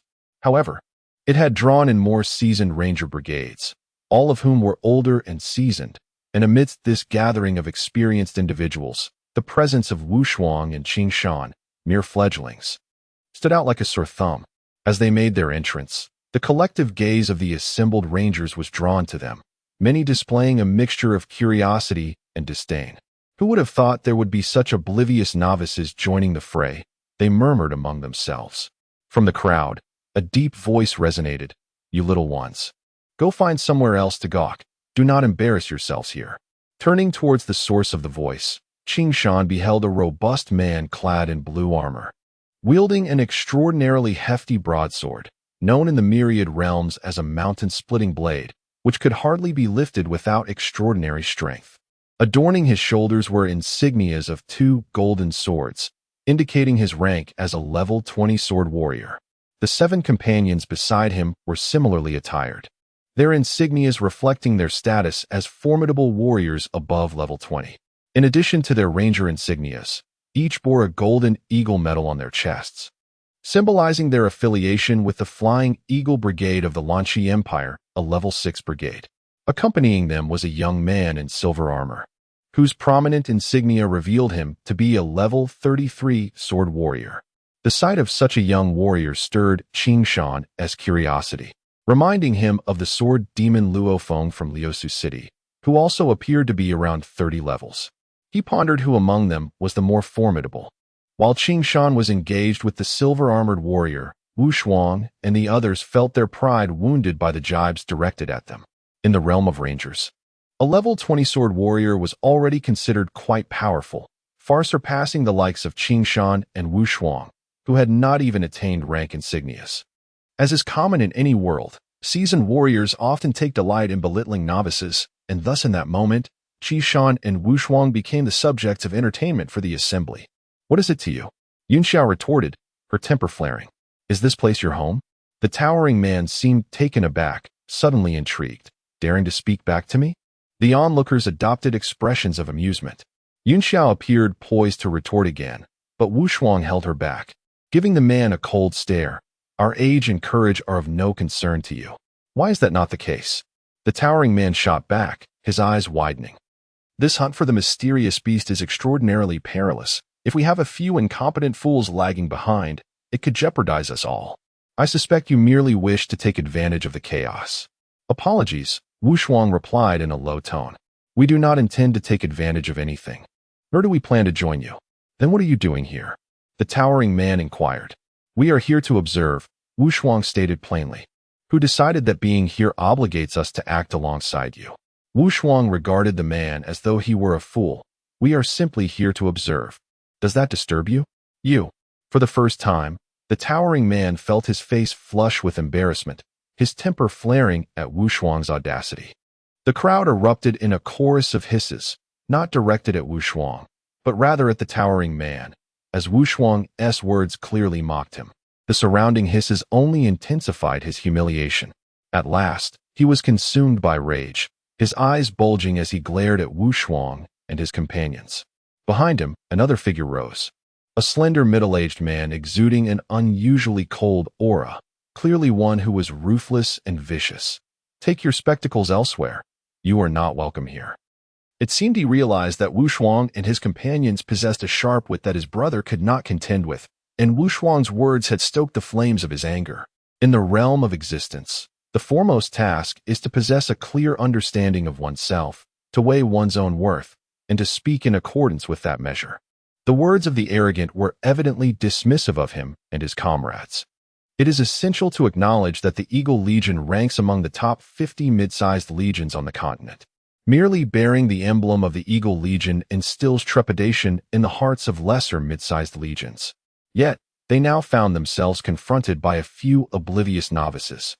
The fact that he refrained from administering a severe reprimand was a testament to his remarkable composure. The middle-aged man's assertion promptly silenced the murmurs surrounding him. In an instant, the entire hall transformed into a vast ice cellar, as all present acutely sensed the chilling atmosphere. In the midst of the nocturnal skirmish simulation, the middle-aged man was thoroughly pleased with the outcome. Despite maintaining an expression of calm composure, a hint of smug satisfaction curled at the corners of his mouth. Unfortunately for him, he found himself confronted by a gang of thugs. The 6 members of this gang, while not particularly formidable, possessed an air of arrogance that was hard to ignore. Take, for instance, Jiao Luo and Yun Xia, both hailing from the prestigious 8 Great Sword sects. Although the reputation of the Flying Eagle Corps was notable, they hardly regarded it with any seriousness. Similarly, while Wu Shuang and Wu Shang did not boast the illustrious lineage of Jiao Luo and Yun Xia, they nonetheless came from respectable backgrounds, with considerable influence backing them. Moreover, they had Qing Shan among them, a veritable pillar who could not be easily trifled with, even by the likes of Xuanyuan and Lan Yue with such support. Their confidence swelled, leading them to dismiss the self-important middle-aged man entirely. You tell me to leave, and I simply walk away? Wu Shuang regarded the man with an expression akin to that of a condescending observer. That would be quite embarrassing, wouldn't it? The others, including Wu Shang, chimed in agreement. Who do you think you are, boasting so brazenly? Do you not fear a swift retribution for your arrogance? To dare challenge the Flying Eagle Corps is courting disaster. The middle-aged man glared coldly at Wu Shuang. The Flying Eagle Corps, Wu Shuang mused, glancing at the insignia emblazoned on the man's chest. I've heard of it. Is it not merely a 6th-level corps? Quite impressive indeed. In this world of mercenaries, where the strong prey upon the weak, power reigns supreme. Had Qing Shan and Wu Shuang entered with smiles and flattery, perhaps they would not have provoked such ire from the Flying Eagle Corps. However, these young individuals seemed intent on disregarding the established norms. Nevertheless, it must be said that any proud young person would resent being looked down upon. Although Wu Shuang typically adhered to a philosophy of humility, the circumstances dictated otherwise. As Wu Shuang often claimed, lacking strength necessitated a low profile. Yet, with the gang now in operation, and with Qing Shan as a formidable enforcer, further modesty would be impractical. Thus, from the outset, Wu Shuang adopted a defiant demeanor, practically inviting confrontation. This audacity startled onlookers, revealing that these young challengers were indeed aware of the Flying Eagle Corps reputation. Their audacity in the face of such a formidable name suggested they were not to be taken lightly. Not to be taken lightly? More like courting death, murmured those around them. The faces of the 8 members of the Flying Eagle Corps turned ashen. They had anticipated that invoking their name would instill fear, only to find their confidence dismissed outright. This was more disheartening than a slap in the face. However, Wu Shuang's actions were not merely a display of bravado. The gang's newly established operations required a certain notoriety to thrive, and what better way to achieve that than through bold confrontation, particularly with a well-known faction? Seizing this opportunity was imperative. While the Flying Eagle Corps was indeed strong, Qing Shan had previously dared to challenge even the divine peaks of the Sword sect, leaving Xuanyuan powerless against him. In his eyes, the Flying Eagle Corps was hardly a threat. Let us show them the consequences of provoking the Flying Eagle Corps. The cold-faced, middle-aged man commanded, revealing himself as their leader. Dano, teach them a lesson. With eagerness, Dano brandished his heavy blade, charging at Wu Shuang. The abruptness of his aggression caught her off guard, but Qing Shan was quick to intervene, positioning himself protectively in front of her. "Brace yourself," he warned. Dano, undeterred, bellowed as he swung his blade, unleashing a brilliant wave of energy that descended upon Qing Shan like thunder. The combat metrics indicated a life force of 2,000, attack power of 2,000, and a speed of 700. With eyes sharp as a hawk, Qing Shan locked onto the trajectory of the incoming strike, not even drawing his sword. Instead, he executed a lightning-quick kick, colliding forcefully with Dano's chest. The impact reverberated through the air, sending Dano careening backwards, his weapon falling from his grasp as he crashed into the wall and collapsed, unconscious. The onlookers were left in stunned silence, astonished by the sheer swiftness of the maneuver. "Such velocity! That kick must have possessed at least 2,000 kilograms of force," murmured the crowd in awe. "What explosive power! No wonder they dared to be so arrogant." They possessed genuine skill. The Flying Eagle Corps had evidently met an immovable obstacle. "How dare you harm my brother?" one of the members of the Flying Eagle Corps shouted as they aided the unconscious Dano. The middle-aged leader glared at Qing Shan with a seething hatred. "Eliminate him," he ordered, inciting the other 7 to charge in a frenzy, brandishing their blades. These 7 warriors were seasoned fighters, well-versed in combined assault tactics. In an instant, 4 swords closed in on Qing Shan, effectively cutting off his avenues of escape. Meanwhile, 3 others aimed for his head, lower body, and waist, intent on delivering a lethal blow. Unperturbed, Qing Shan regarded their coordinated assault with indifference. While their technique was commendable, it hardly posed a challenge to him. With a casual flourish, he swung the Xuanyuan heavy sword, creating a rippling arc that radiated outward. In an explosive clash, a distortion of energy erupted around Qing Shan, colliding with the blades of the advancing 7. With a deafening roar, their weapons were sent soaring into the air, crashing into the ceiling without a trace of their handles remaining visible. The spectacle unfolded so rapidly that none could comprehend the events. The 7 men stood dazed, staring blankly at their empty hands, their arms throbbing with pain from the shockwave that had nearly shattered their grip. "How is this even possible?" they stammered, disbelief etched on their faces. In mere moments, their weapons had been disarmed. As they recoiled in shock, the middle-aged warrior's expression shifted, his gaze fixed on Qing Shan with newfound respect. "That is a truly formidable swordplay," he conceded, a hint of trepidation in his voice. Qing Shan, having repelled the 7, chose not to pursue further aggression. This encounter was merely to elevate the Corps' reputation, and there was no need to escalate the situation unnecessarily. Thus, after fending off the attack, he returned to Wu Shuang's side. There was no response whatsoever to the words of the middle-aged man. Evidently, Wu Shuang had anticipated such an outcome and was thoroughly pleased, particularly with Qing Shan's cool demeanor standing beside him, which further accentuated his stature as the leader of the troop. The young girl's confidence had swelled to unprecedented heights, though she still had to maintain an air of calm composure. "Are you unconvinced? Then come again." The middle-aged man's expression shifted, and just as he was about to speak, he was interrupted by a burst of laughter. Indeed, heroes emerged from the youth. An elderly man, with hair and beard as white as snow, stood up from the upper seat near the inner hall. Though he appeared to be over 70, his robust physique and hearty laughter naturally made one overlook his age. The aura he exuded was one of formidable gravitas, instilling an irresistible sense of pressure among all present, including Qing Shan. This old fellow was no ordinary man, Qing Shan noted discreetly, a realization that Wu Shuang also shared. "Forgive my presumption," Wu Shuang said respectfully. "I believe these young gentlemen have sufficient qualifications to enter this hall." The elder replied, "To force back 7 level 20 swordsmen with a single sword strike.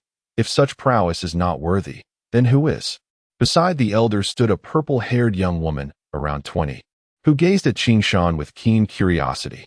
Tall and athletic, easily standing at least 1.80 meters, her refined features suggested a lifetime of martial practice, giving her a strikingly vigorous appearance. Her spirited gaze revealed her as a bold child of the rivers and lakes. Others around her echoed her sentiments. "This world is starkly realistic. Only those with formidable strength earn respect." Although the middle-aged man appeared begrudging, he seemed to regard the elder and the young woman with trepidation. Seething quietly in his seat, his cold eyes still fixated on Qing Shan, Wu Shuang hastily bowed. We merely wish to join in the festivities and broaden our horizons.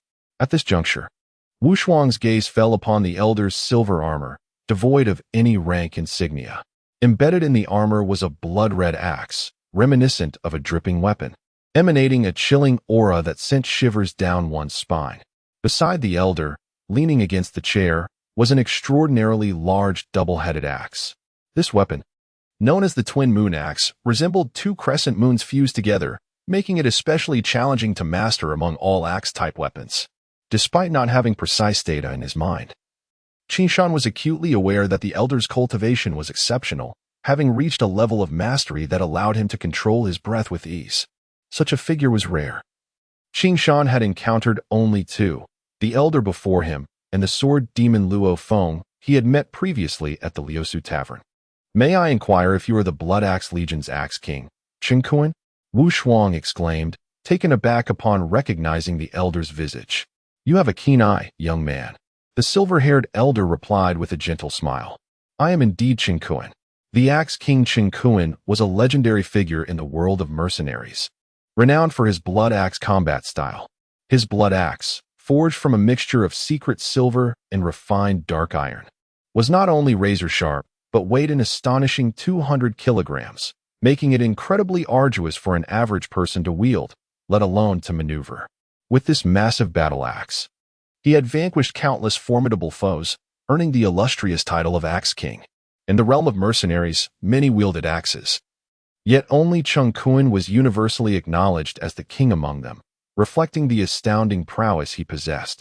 It was almost surreal for Wu Shuang and his companions, aspiring to become exemplary mercenaries, to stand before such a near-mythical figure, akin to modern fans encountering their idols, their excitement palpable. In the mercenary world, all masters above the level of Great Sword Master are recorded on the Sword Master Rankings, a prestigious list updated every 3 years by the Mercenary Guild. This list is the most authoritative strength ranking on the continent. While Great Sword Masters are categorized into different tiers, such as Dark Iron, Silver, and Gold, the Sword Master Rankings only feature one category, the War God Rankings. Any warrior whose fighting energy reaches level 50 or above can apply to enter the Dark Iron Swordmaster rankings, which is why every Great Sword Master above level 50 receives a signature weapon from the Mercenary Guild, a Great Sword. Each sword is assigned a unique number, akin to modern vehicle registrations, which accompanies the wielder throughout their life. It is important to note that the term Great Sword is merely a designation. Not every Great Sword Master wields a sword. For instance, Qing Kuan, with his signature blood axe combat style, received a specially crafted giant axe from the guild after passing the Dark Iron Swordmaster test, its design mirroring his original weapon. Upon receiving their guild-issued weapons, all Great Sword Masters effectively register with the Mercenary Guild, ensuring that their deeds, combat style, battle records, and completed tasks are meticulously documented and categorized, each assigned a point value similar to modern military accolades. However, these accolades are merely for reference, with true authority derived from strength-based competitions, such as the Sword Master Championship. This championship is intriguing, adopting a competitive structure reminiscent of modern boxing matches. All registered Sword Masters can participate, but due to the overwhelming number of contestants, it follows a group elimination format. Participants are paired through a draw and duel, with victors advancing and losers eliminated. There are no ties, only victories or defeats. And simultaneous incapacitation leads to both combatants' elimination, an intensely brutal affair where many have even perished. This can be seen as the most exhilarating yet perilous elimination tournament, capable of unveiling the true potential of its participants. In the face of mortality, even opponents with significantly disparate fighting levels can unleash astonishing combat power. Many sword masters with fighting energy at the silver or even gold levels have been bested or even slain by dark iron level great sword masters. If one were to liken the selection of sword masters in the mercenary world to modern boxing competitions, then the testing for dark iron, silver, and Gold Sword Masters represents the formal evaluations akin to official bouts. In contrast, the Sword Master Championship resembles a perilous underground boxing match, albeit one that is legally sanctioned. In their quest to defeat opponents, all participants resort to every conceivable means, and the ferocity of the battles is beyond imagination unless witnessed firsthand. The Axe King, Xuanyuan, is a master who ranked 42nd in the Sword Master Championship 3 years ago, having emerged as a superlative talent from among hundreds of sword masters. Even more remarkable is the fact that Xuanyuan has consistently secured a place among the top 50 in the Sword Master Championship for the past decade, undeniably establishing himself as a formidable figure on the Sword Master leaderboard, with a reputation that is correspondingly significant. In the smoke tactics of the 064 competition, it is said that Axe King Xuanyuan transcended his own limitations as a Silver Greatsword Master to defeat 10 Golden Greatsword Masters. Xuanyuan can be regarded as the most renowned challenger of levels in the entire Ranger world, although his fighting prowess has yet to reach the level of a Golden Greatsword Master. His actual combat abilities are certainly on par with those of an average Golden Greatsword Master. This is the terrifying aspect of Xuanyuan and the reason for his fame.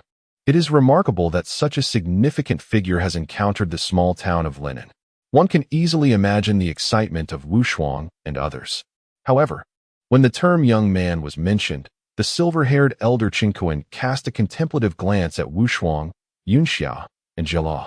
This subtle gesture did not go unnoticed by Qing Shan and the others, surprising them considerably.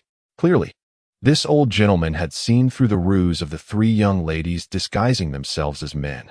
Although Qing Shan had never heard of Xuanyuan, he was nonetheless astonished by the elder's keen perception. Xuanyuan, a renowned expert of the Blood Axe Legion, was indeed a top-tier Silver Greatsword Master whose true combat strength far surpassed that of a Golden Greatsword Master like Lan Yue. Being somewhat aware of Qing Shan's background, Long Hao cautiously advised him, his weapon is a massive axe, and his fighting style is characterized by ferocity and overwhelming force. Long Hao's meticulous nature shone through as his brief introduction effectively conveyed Xuanyuan's identity and combat style to Qing Shan. Comparing Xuanyuan to Lan Yue underscored the significance of the information. Qing Shan's expression shifted slightly. While Long Hao and Qing Shan conversed in hushed tones, Wuxuang respectfully addressed Xuanyuan, saying, "Junior Wuxuang pays respects to Elder Axe King.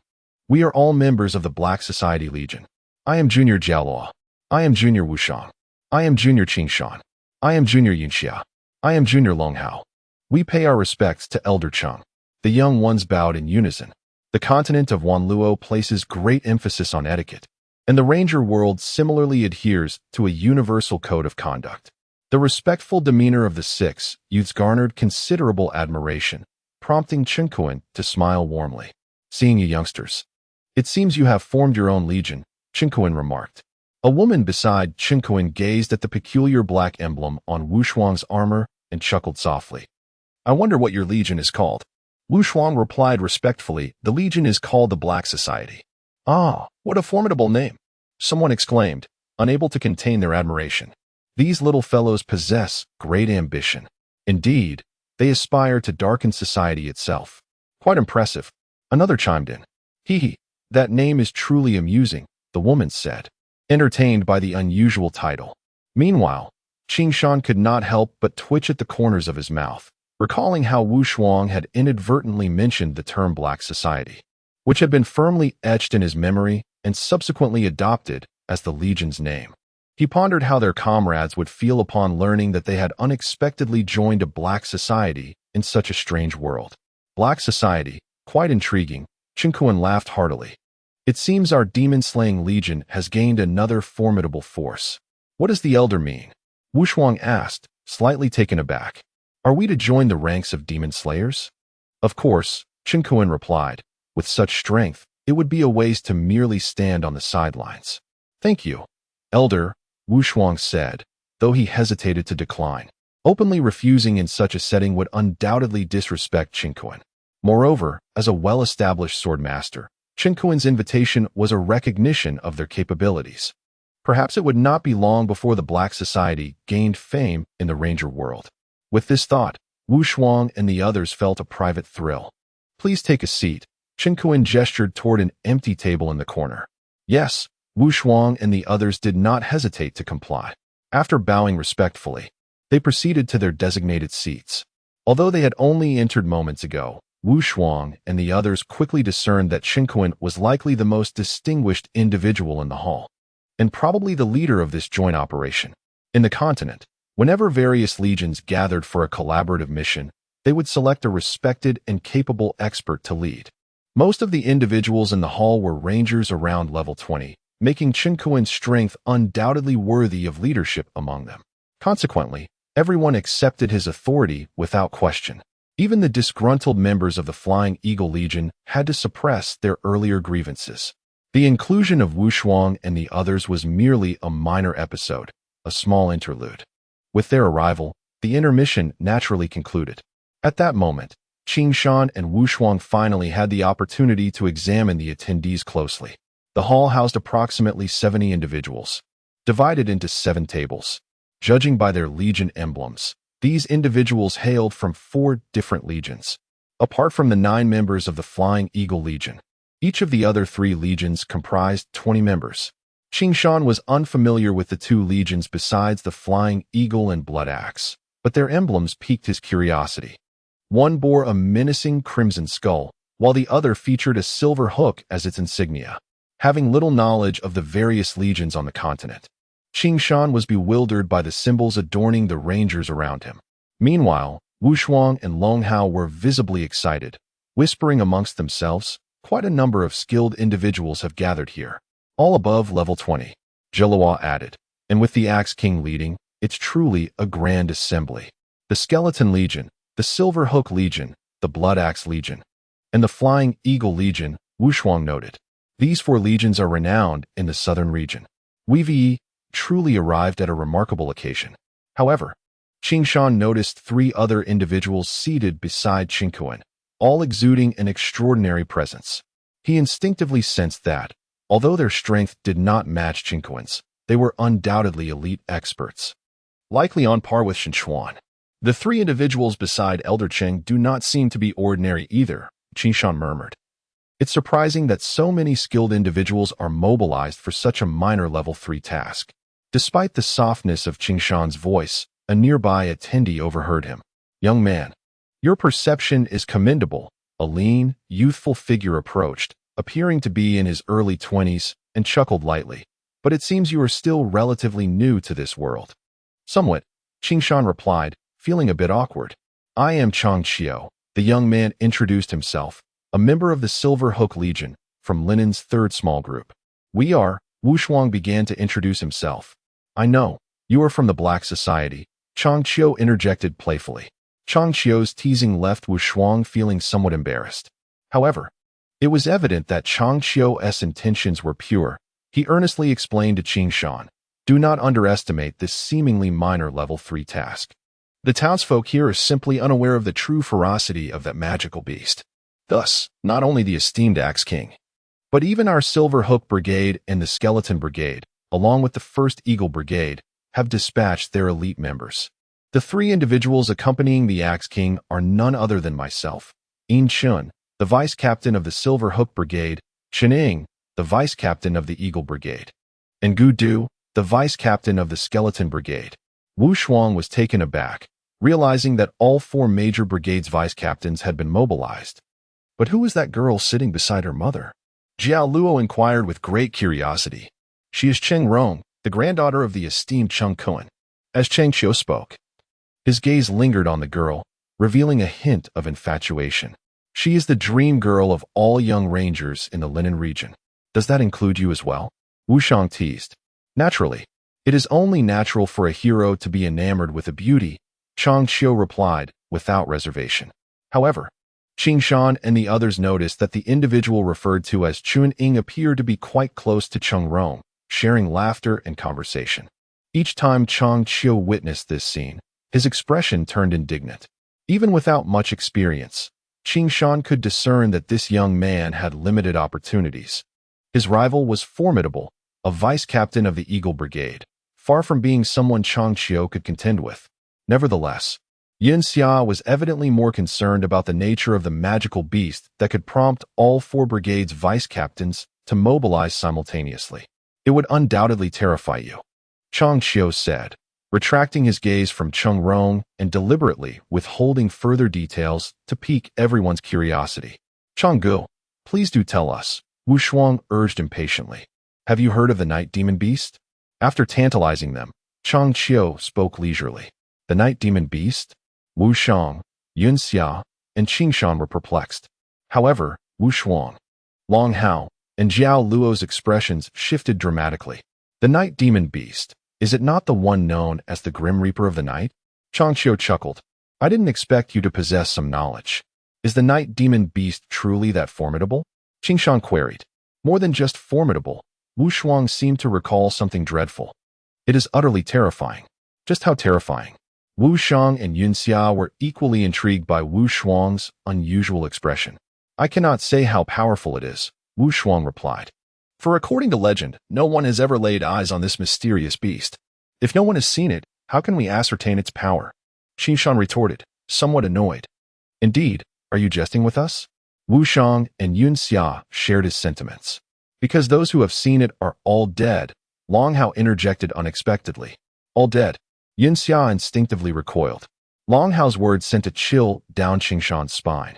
In the darkness, it lurks everywhere, akin to a shadow of the night, Chang Qiu stated.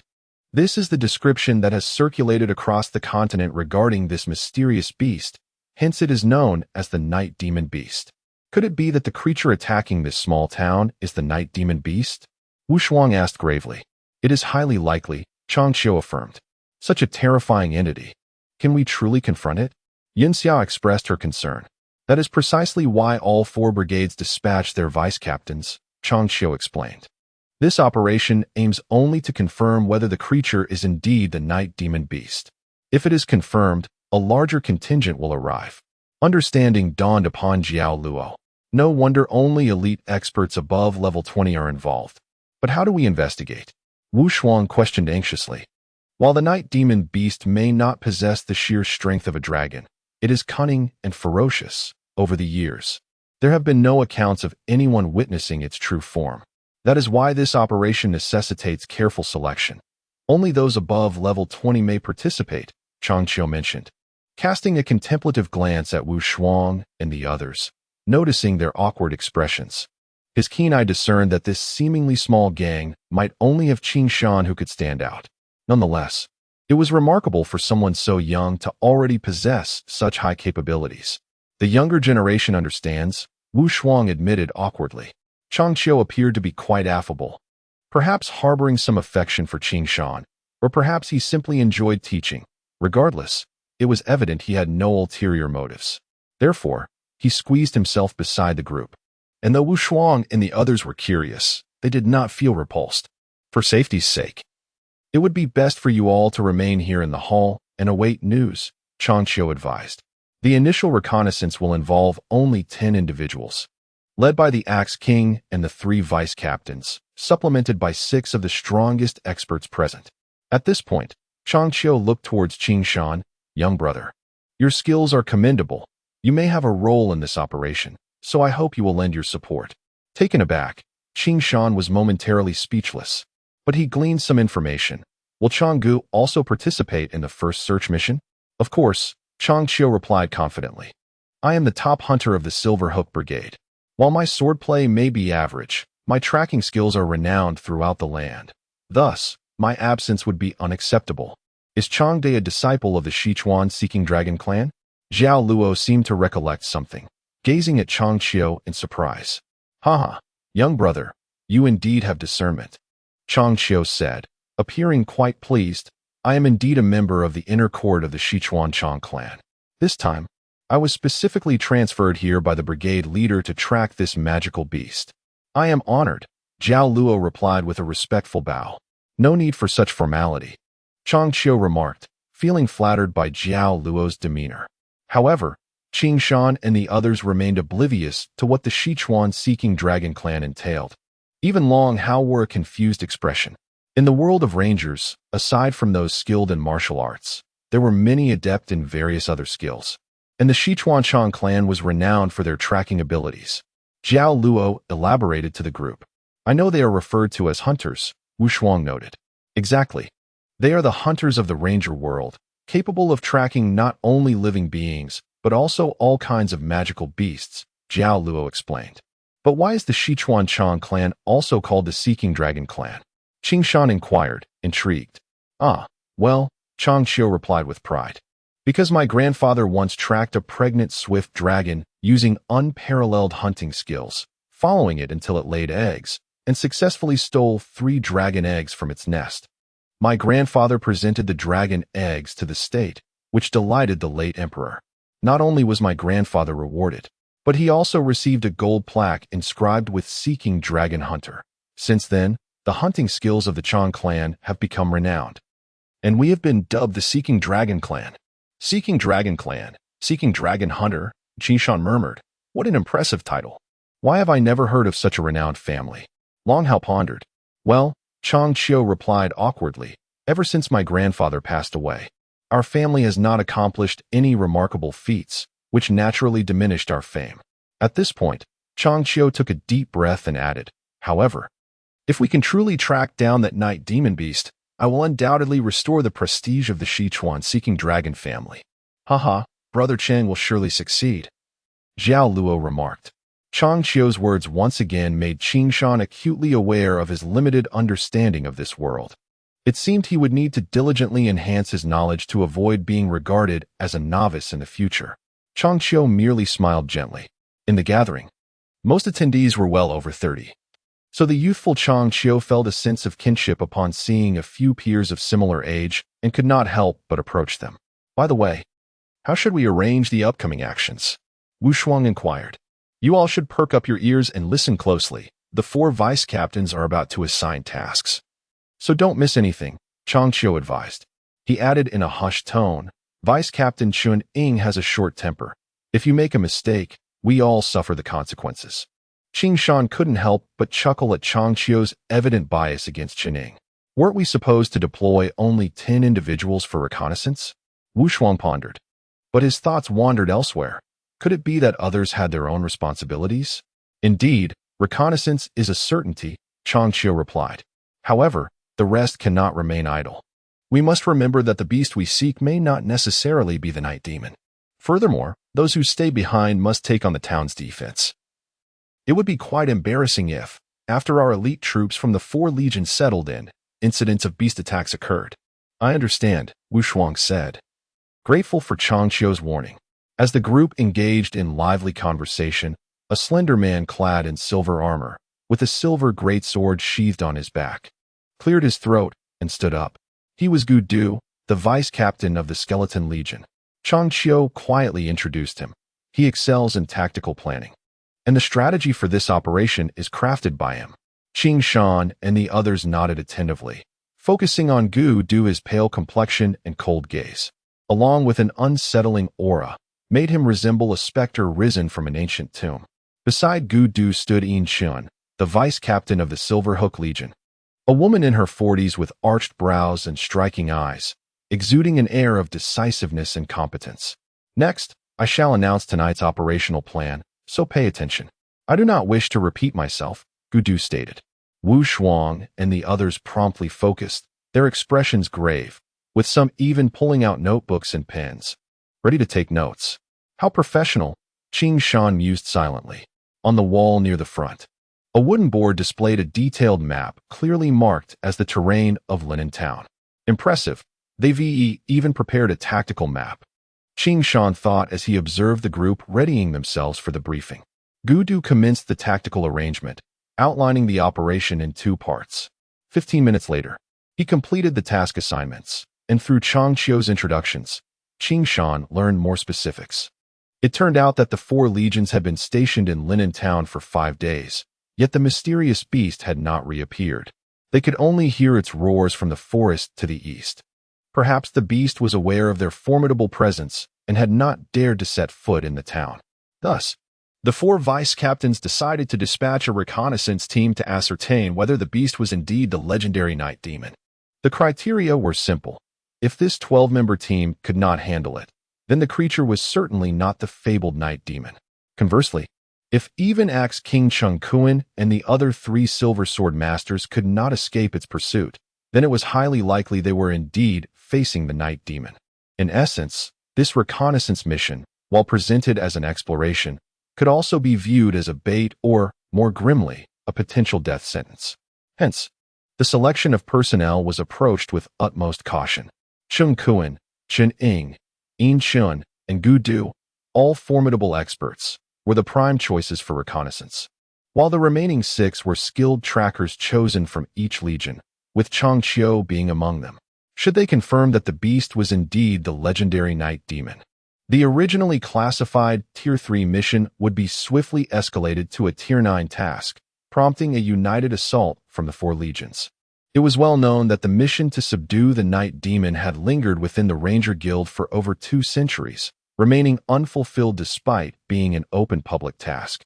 Successfully completing this Tier 9 mission would yield rewards and merits beyond imagination, which was why the 4 legions agreed to collaborate. After all, confronting such a legendary creature was not a challenge a mere Tier 8 legion could tackle alone. This mission may prove perilous. Hence, we must be meticulous in our selection of personnel. Gu Du concluded his tactical exposition. Chen Ying then solemnly took the floor. For safety's sake, all 4 vice captains will personally participate in this reconnaissance, accompanied by 8 skilled trackers. Initially, the Flying Eagle Legion was to send Dano and Du Shan. Here, Chen Ying cast a dark gaze at Qing Shan. However, due to an injury sustained during our recent skirmish, Dano is unable to join this reconnaissance. Chen Ying's statement cast a pall over the room as all eyes turned towards Qing Shan and Wu Shuang. Trouble was brewing. Qing Shan smirked inwardly. Such claims were far-fetched. He was well aware that his previous strike had been controlled and intended only to disarm, not injure. Yet, who would believe him now? Wu Shuang's expression shifted slightly. No one expected Chen Ying to cling to such trivial matters at this moment, which was infuriating. In that case, let us forfeit the 2 slots for the Flying Eagle Legion, Xuanyuan stated matter-of-factly. Others sighed in agreement, though skepticism lingered regarding Chen Ying's allegations. Qing Shan, however, was convinced that Chen Ying's words were laced with ulterior motives that could very well be detrimental to him and his companions. I see this young hero possesses commendable skills, Gu Du remarked, but to Qing Shan's surprise, it was not Chen Ying who pressed the issue. Rather, it was Gu Du. His eyes fixated on Qing Shan with a contemplative expression. How about this young hero substitute for the injured Dano? Would you be willing to take his place? The suggestion sent Wu Shuang and the others into a fluster. Just moments ago, they had been reveling in their excitement, but now, faced with the enigmatic and formidable night demon, they were reconsidering their involvement. What should we do now? Wu Shuang asked. The night demon is not something to be trifled with. Perhaps we ought to withdraw, Jiao Luo suggested quietly. If it is indeed the night demon, Qing Shan could be in grave danger. I see Chen Ying is clearly intent on eliminating him, he added. That wretched man. Is he truly so petty as to hold a grudge over a mere exchange of words? Yun Xiao murmured. The captain displays no measure of tolerance. For the safety of our team, we should withdraw from this operation, Long Hao stated firmly. I wish to witness this for myself, Qing Shan declared. Qing Shan, seemingly indifferent, responded. What? Several colleagues, including Wu Shuang, were taken aback, gazing at him in disbelief. I must have misheard, Wu Shuang uttered. Indeed, Qing Shan affirmed, that was my initial intention. However, since Captain Gudu has brought it up, it conveniently spares us some unnecessary discussion. This is unacceptable, Wu Shuang insisted. You have no idea how terrifying the night demon beasts are. I absolutely cannot allow you to venture into danger. Precisely, don't push yourself, Jiao Luo added with concern. If you are unwilling, I believe Senior Qingkuan would not force you. Do not worry, Qing Shan reassured softly. If I cannot handle a mere night demon beast, how can I expect to slay dragons? But isn't this too perilous? Wu Shuang countered. If anything were to go awry, it would be too late for regrets. I possess myriad means, Qing Shan declared confidently. Whether it's a night demon beast or a day demon beast, they cannot harm me. He was not boasting. For him, day and night were inconsequential. With the aid of the blue moon, he He could perceive his surroundings clearly even in darkness. Furthermore, with Blue Moon's biological radar detection capability, he could swiftly detect and prepare for any encounters with night demon beasts, significantly reducing his chances of danger. Seeing Qing Shan's unwavering confidence, Wu Shuang and the others realized that dissuading him was futile. They whispered among themselves, only to attract a barrage of ridicule from the Flying Eagle Legion. "Little kid, if you're too afraid to go, no one is forcing you," one mocked. "You're still young," another chimed in. "Go back and train for a few more years to build your courage." Others shook their heads and sighed, yet none were willing to step forward to defend them. At this point, many recognized that this was likely a scheme of the Shinying to retaliate against the underworld. Beside Qingquan, Xuanyuan watched Qing Shan with a calm demeanor, though a subtle smirk on his face betrayed his desire to see Qing Shan fail. This struck Qing Shan as amusing. A mere vice captain of the Flying Eagle Legion dared to oppose him, clearly a sign of impatience. Yet, his military composure kept his thoughts discreet. Since it is Captain Gudu's arrangement, it would be more respectful to comply, Qing Shan stated in a neutral tone, as if discussing a trivial matter, surprising everyone present. However, he swiftly shifted his tone, "But for this operation, my companions will remain behind. I hope to act alongside the esteemed members of the Blood Axe Legion, as they are merely novices on their first expedition and lack the capability to act independently." At this point, Qing Shan sincerely requested, "I kindly ask the seniors of the Blood Axe Legion to look after them." "Naturally," Qingquan replied, a hint of a smile gracing his calm visage. He found this young man quite agreeable, especially in contrast to Xuanyuan and Gudu's petty tactics. In reality, although the Flying Eagle, Blood Axe, Skeleton, and Silverhook legions were all prominent factions in the southern region of Linen, they were not particularly close-knit. If not for the formidable night demon beasts they might face, it would be improbable for the four legions to unite. Nonetheless, there existed some tension and hostility among them.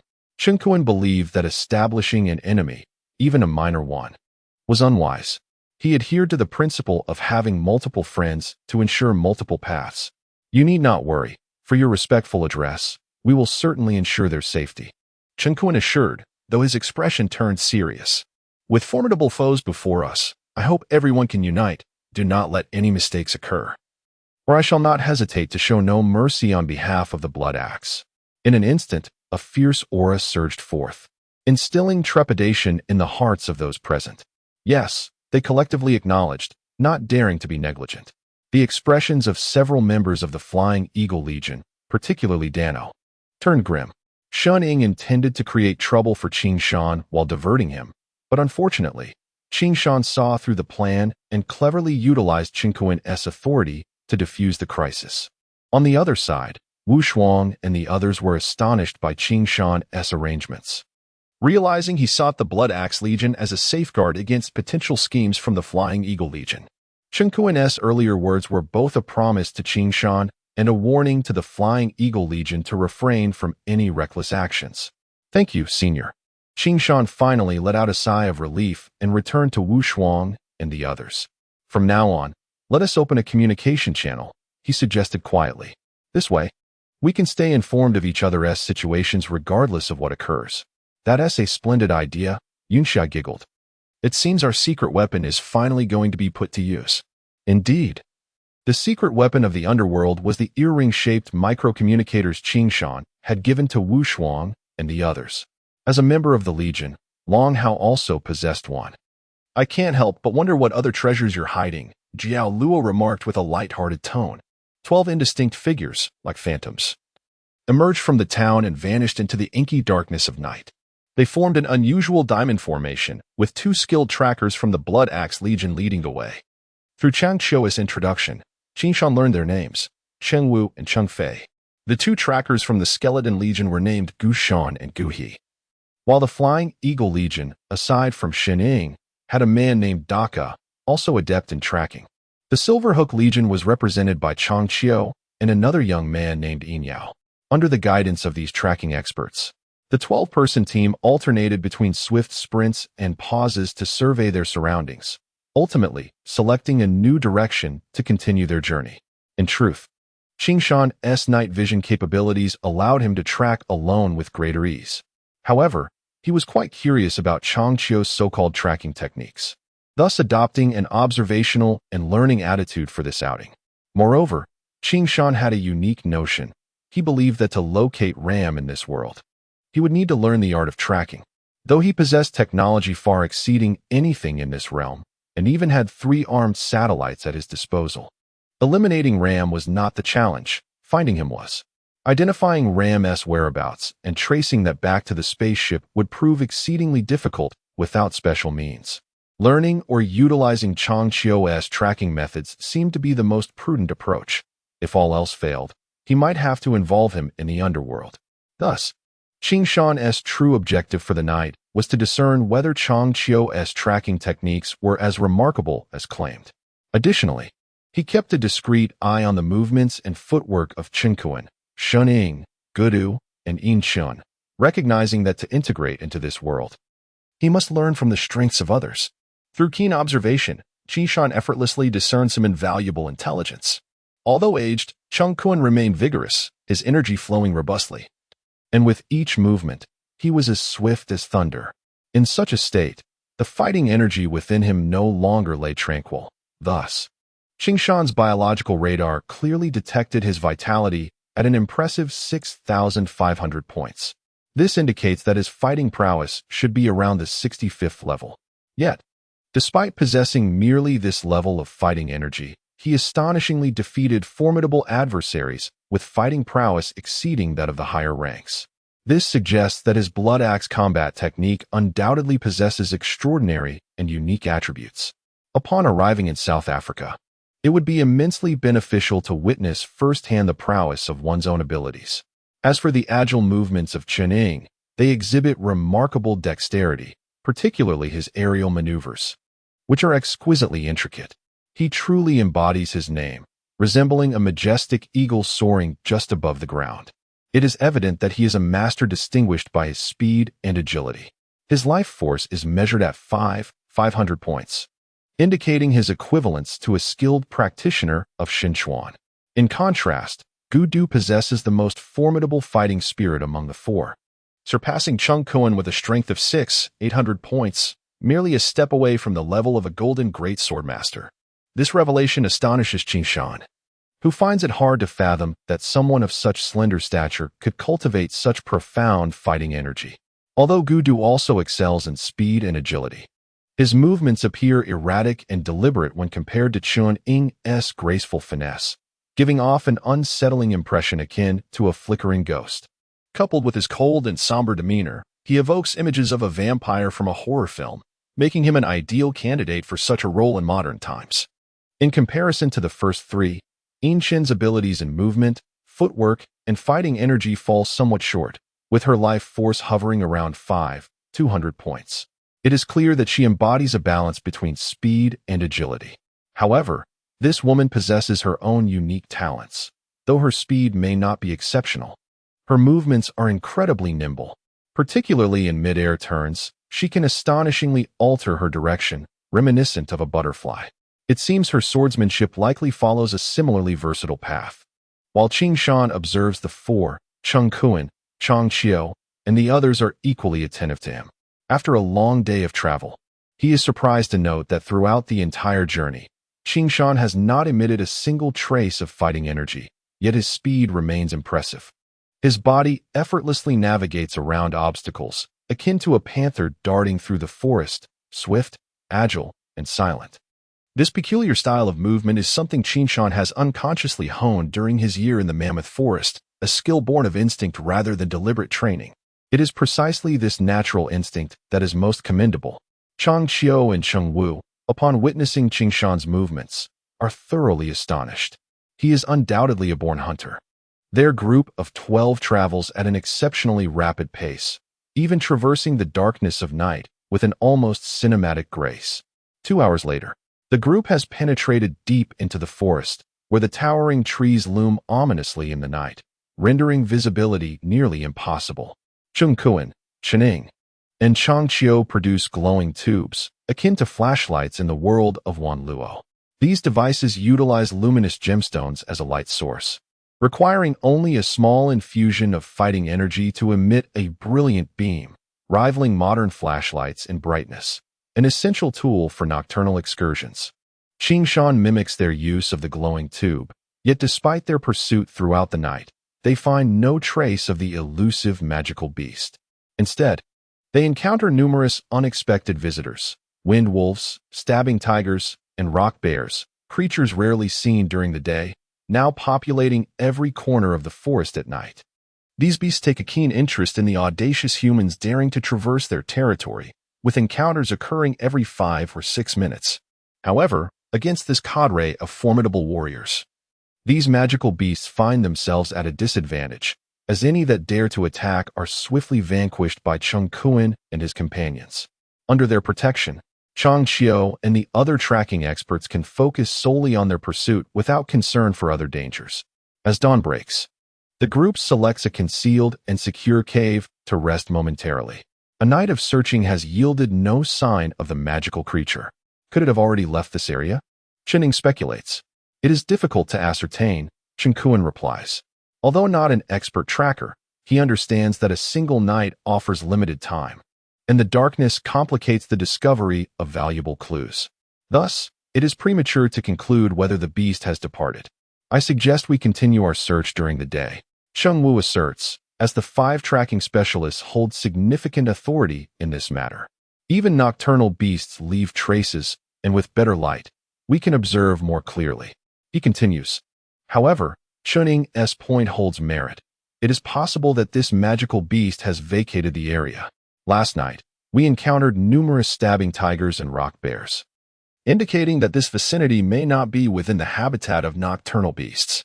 Otherwise, their innate sensitivity to danger would have compelled them to hide or flee, rather than recklessly attack us.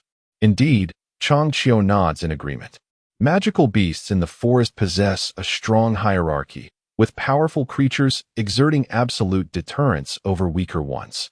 Therefore, after lunch, we shall resume our search, Cheng Kuan declares. The group has long prepared for an extended outdoor expedition. Qingshan, too, finds resonance in Chang Qiu and Cheng Wu's analysis. His nearly year-long experience living primitively in the mammoth forest has afforded him some understanding of the wilderness, though he is uncertain how applicable that knowledge may be here.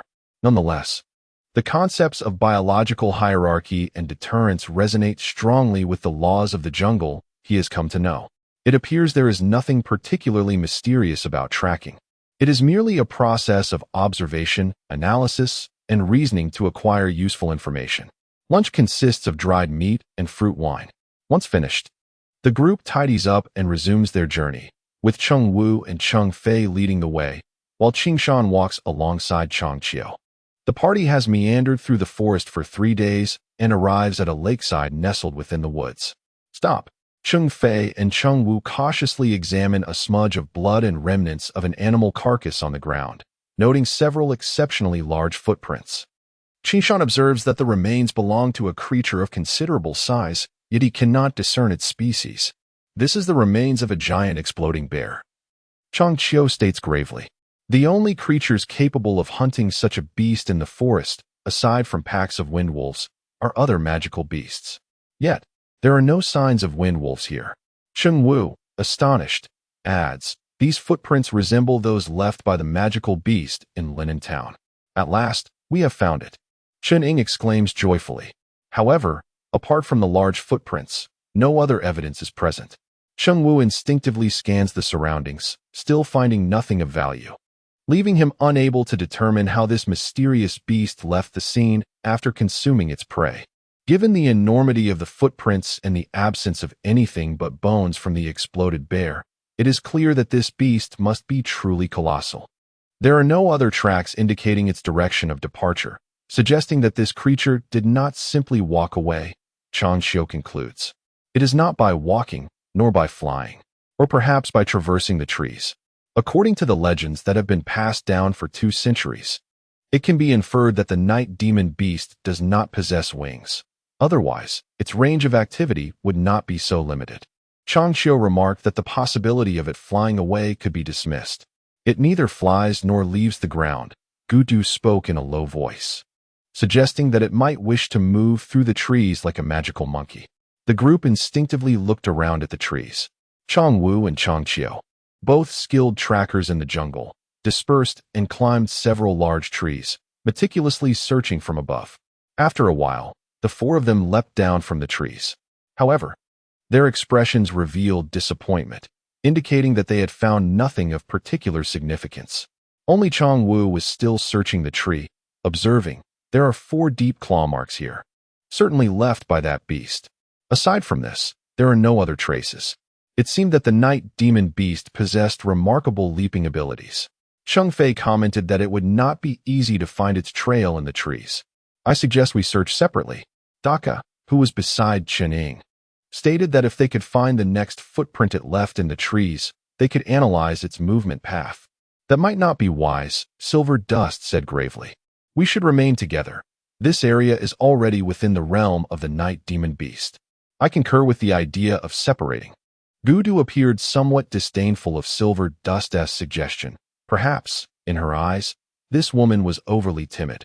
If anything happens, signal with fireworks at the earliest opportunity.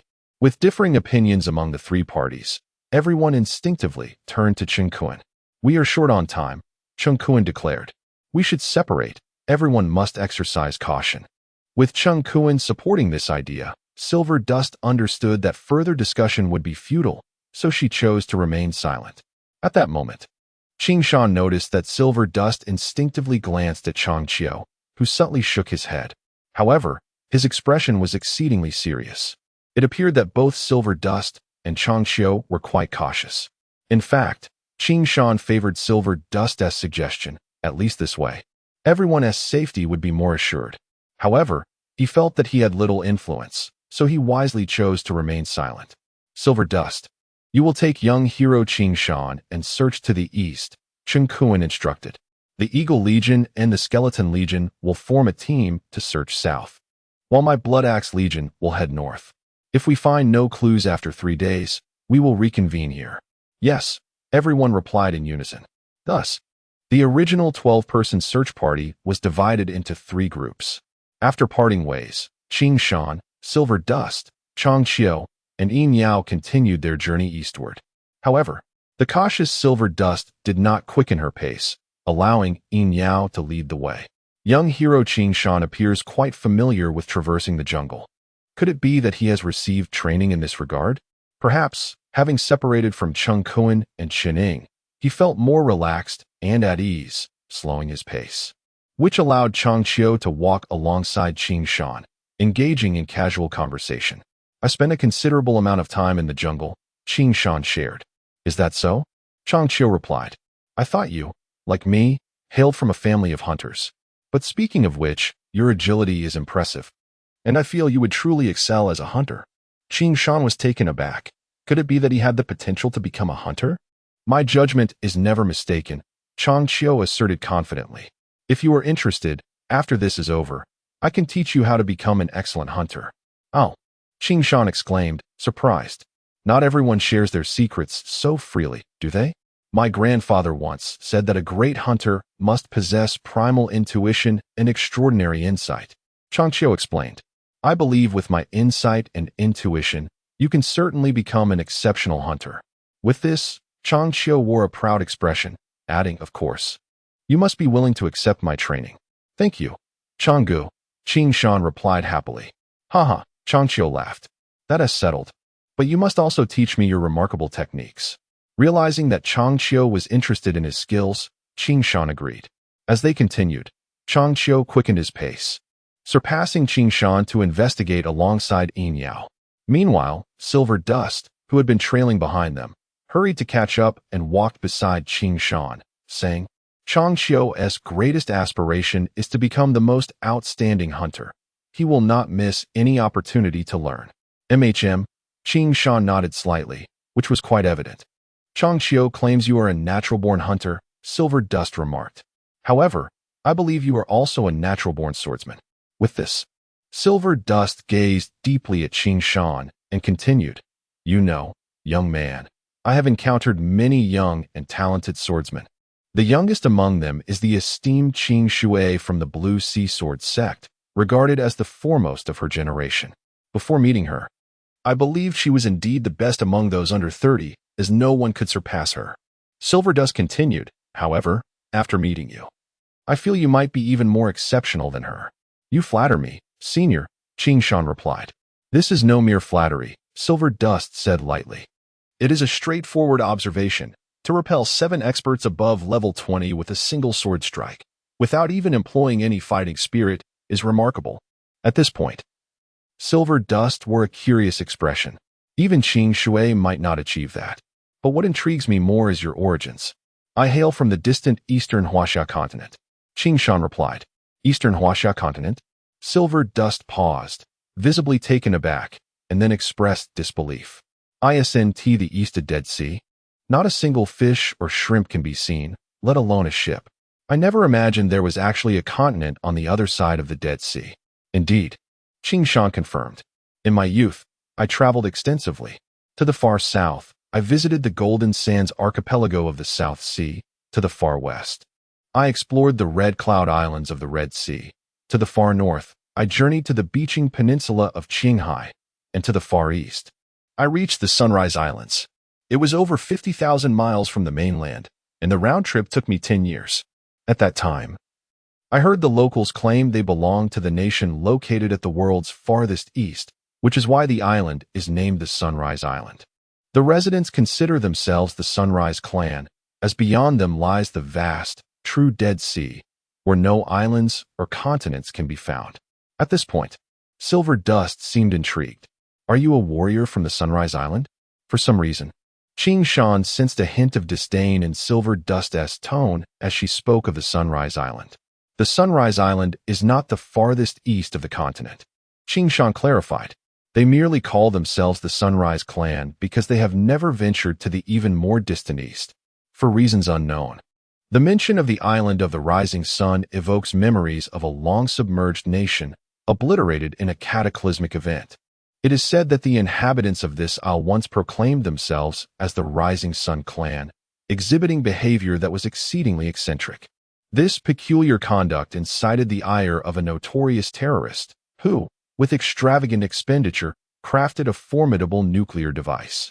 In a single, devastating strike, this weapon annihilated the island, leaving no trace in its wake. This event is regarded as one of the most astonishing conflicts in human history, referred to by posterity as the War of Extermination. Indeed, the denizens of that island were quite loathsome, akin to repugnant caterpillars, an eyesore in every regard. The detonation of the supernuclear bomb obliterated their very nest. The so-called Rising Sun Clan was irrevocably extinguished, fading into the annals of history. Subsequently, the world enjoyed a long-awaited tranquility. For 3 centuries, no wars transpired. It was during this period of steady advancement that the Asian Federation Republic developed superlative technologies for interstellar migration. They constructed what would later be known as the Ark of Noah, a magnificent spacecraft that laid a robust foundation for future interstellar colonization. 067 South Africa hunting grounds. The individual who single-handedly annihilated the island nation has been labeled one of the most deranged terrorists in human history. However, many nations regard him as a savior of human civilization. Regrettably, this savior vanished alongside the submersion of that island. Yet, these events transpired long before humanity ventured into space, rendering historical records about this island nearly non-existent. Had it not been for Aoyama's profound fascination with history and his curiosity about the figure dubbed the savior of civilization, he might have remained oblivious to the existence of such a forgotten civilization. Could it be that the island of sunrise in this vast world of Wanluo is as detestable as the historical accounts suggest? Upon this reflection, Aoyama suddenly comprehended the disdainful gaze and gloomy demeanor of Inchin. The island of sunrise, as referred to by the predecessors, is known in our country as Insect Island. Aoyama noted, it lies 500,000 miles from our continent. If one departs from Insect Island and sails eastward for another 500,000 miles, one would arrive at my homeland, the Huaxia continent. 500,000 miles, Inchin gasped. What a considerable distance. Are you truly from there? Indeed. Aoyama's figure was not merely a random assertion. It was a figure derived from satellite reconnaissance. It is indeed difficult to believe, Ancient murmured, perplexed. Why does your continent refer to the island of Sunrise as Insect Island? Because the inhabitants of that island are exceedingly detestable. They are simply labeled as insects. From the heavens, the island itself resembles a swarm of insects, thus earning it the name Insect Island, Aoyama explained. Your reasoning does seem plausible. Ancient replied with a slight smile, then inquired, Young man, your homeland is no less than 500,000 miles away from here. How did you arrive? And what brings you here? My arrival here is merely a coincidence, Aoyama murmured. A coincidence? Ancient's curiosity was piqued. In a certain sense, I am akin to Chang Xiao, a hunter, albeit my quarry differs from his, Aoyama stated. Pray, enlighten me on how your prey differs from mine. Chang Xiao slowed his pace, surprisingly attentive to Aoyama and Ancient's dialogue during the exploration. This is a matter I shall keep confidential for now, Aoyama chuckled lightly. You tease me, Chang Xiao replied with a playful glare, hastening his speed to catch up with the ahead Inyao. Observing Chang Xiao's relaxed demeanor, Aoyama could not help but inquire, is there such a method of tracking? Ah, this you do not comprehend, Chang Xiao boasted. I am certain that heading eastward will yield no trace of that magical beast. Since there are no gains, why waste energy? What? Aoyama asked with intrigue. How do you know it won't be found in that direction? Chang Xiao was the finest disciple of the Chang family's inner courtyard. The usually taciturn Inyao finally spoke up. If he says it cannot be found, then it certainly cannot. Aoyama regarded Chang Xiao with confusion. He had been meticulously observing Chang Xiao throughout the journey, yet the impression was that he was exerting little effort and was not particularly earnest in his investigations. A true hunter does not need to scour every nook and cranny for clues, Chang Xiao remarked. That is the lowest form of tracking. With that, he found a prominent tree root and leisurely sat down. Yin Yao and Ancient followed suit, their demeanor indicating no intention to continue onward. Then I must hear what exceptional skills you possess, Aoyama noted, recognizing that the three seemed to have a premeditated plan, which explained their ease and casual conversation. Yin Yao appeared somewhat unconvinced, yet he wore a frustrated expression. How do you know that beast has not headed this way? Now you believe my words? Chang Xiao smirked. I told you not to waste your efforts. You refused to listen. What have you found after all this time? Aoyama began to understand. It turned out Yin Yao and Chang Xiao were engaged in a subtle competition. Hence Yin Yao had been leading the exploration while Chang Xiao remained relaxed. However, it appeared that Chang Xiao possessed superior skills, for he had already discerned that Yin Yao's investigation was unlikely to yield any results. I concede. Is that sufficient? Yin Yao replied, exasperated. Quickly tell me how you are certain further searches would be futile. Throughout our journey, I have not detected that peculiar scent. Chang Xiao wiped his nose. Members of the Chang family possess an innate sense of smell. No scent can escape us, even if a week has passed. If that mysterious beast had traversed this area, I would still be able to detect its scent. Yet at the sight of the large footprint, you should have been able to smell its scent and find a clue, Aoyama inquired. Indeed, I did catch a whiff of its scent there. But only in that one clearing, Chang Xiao said, his expression turning grave. However, its scent seemed to materialize from thin air and then vanish just as suddenly. Materialize from thin air and then vanish? Aoyama exclaimed, astonished. Is it possible? Could it be a ghost, capable of instant movement? Whether it is a ghost, I cannot say. Chang Xiao replied, but this beast is evidently very cunning, leaving no trace for us to follow. Tracking it through the jungle is a mere pipe dream. What then shall we do? Aoyama asked. If it left no scent, does that not eliminate all other avenues? Can you guess what beings can move freely in the air without leaving a scent? Chang Xiao posed. Aside from ghosts that can appear and disappear, I suspect only creatures that fly in the sky, burrow in the ground, or swim in the water, Aoyama remarked. Flying, burrowing, and swimming. Yin Yao's eyes widened in realization. Could it be that the night beast is capable of flight or burrowing underground? I told you, you are a born hunter, Chang Xiao said, to have deduced such a profound conclusion so swiftly. Very well, Aoyama sighed. Chang brother, spare me the suspense and speak plainly. Actually, it is not overly remarkable, Chang Xiao said. In my view, the night beast, which can consume a giant explosive bear down to mere bones, must be quite substantial. The only traces left on the ground are footprints and claw marks on the trees, indicating it possesses sharp claws. Besides climbing trees, these claws can also burrow into the earth. Thus, I deduce it can indeed burrow underground, although no signs of any digging were present. Therefore, it could not have left by burrowing. There is a lake nearby. Aoyama suddenly recalled this previously overlooked detail. Precisely, Changqiu affirmed. I am certain that the night beast escaped through the water. But if it escaped through the water, there are no rivers leading from the forest to the town. How could it have appeared in the town? That is why I considered it could both swim and burrow, Changqiu concluded. If these two abilities are combined, what do you think the beast would be capable of? I have a thought. Qingshan nearly leaped with excitement.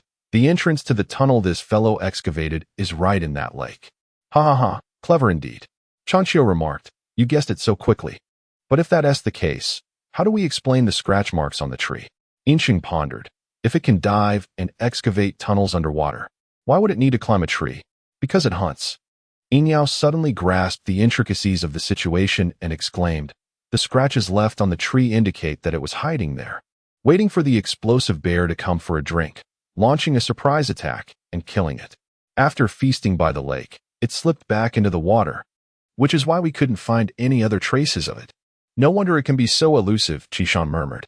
With the ability to slip into water, burrow underground, and climb trees, tracking it seems utterly impossible. All signs point to the fact that this magical beast is undoubtedly the nocturnal demon beast we are searching for. Changqiu continued. Moreover, its activity range is confined to within 200 miles of this area, and that lake serves as its hunting ground. It's unfortunate that even such a simple clue was overlooked by Cheng Wu and Cheng Feng. So you knew all along and didn't mention it sooner. Making us toil for half a day, Qingshan complained. This cannot be blamed on him. Yinxing replied.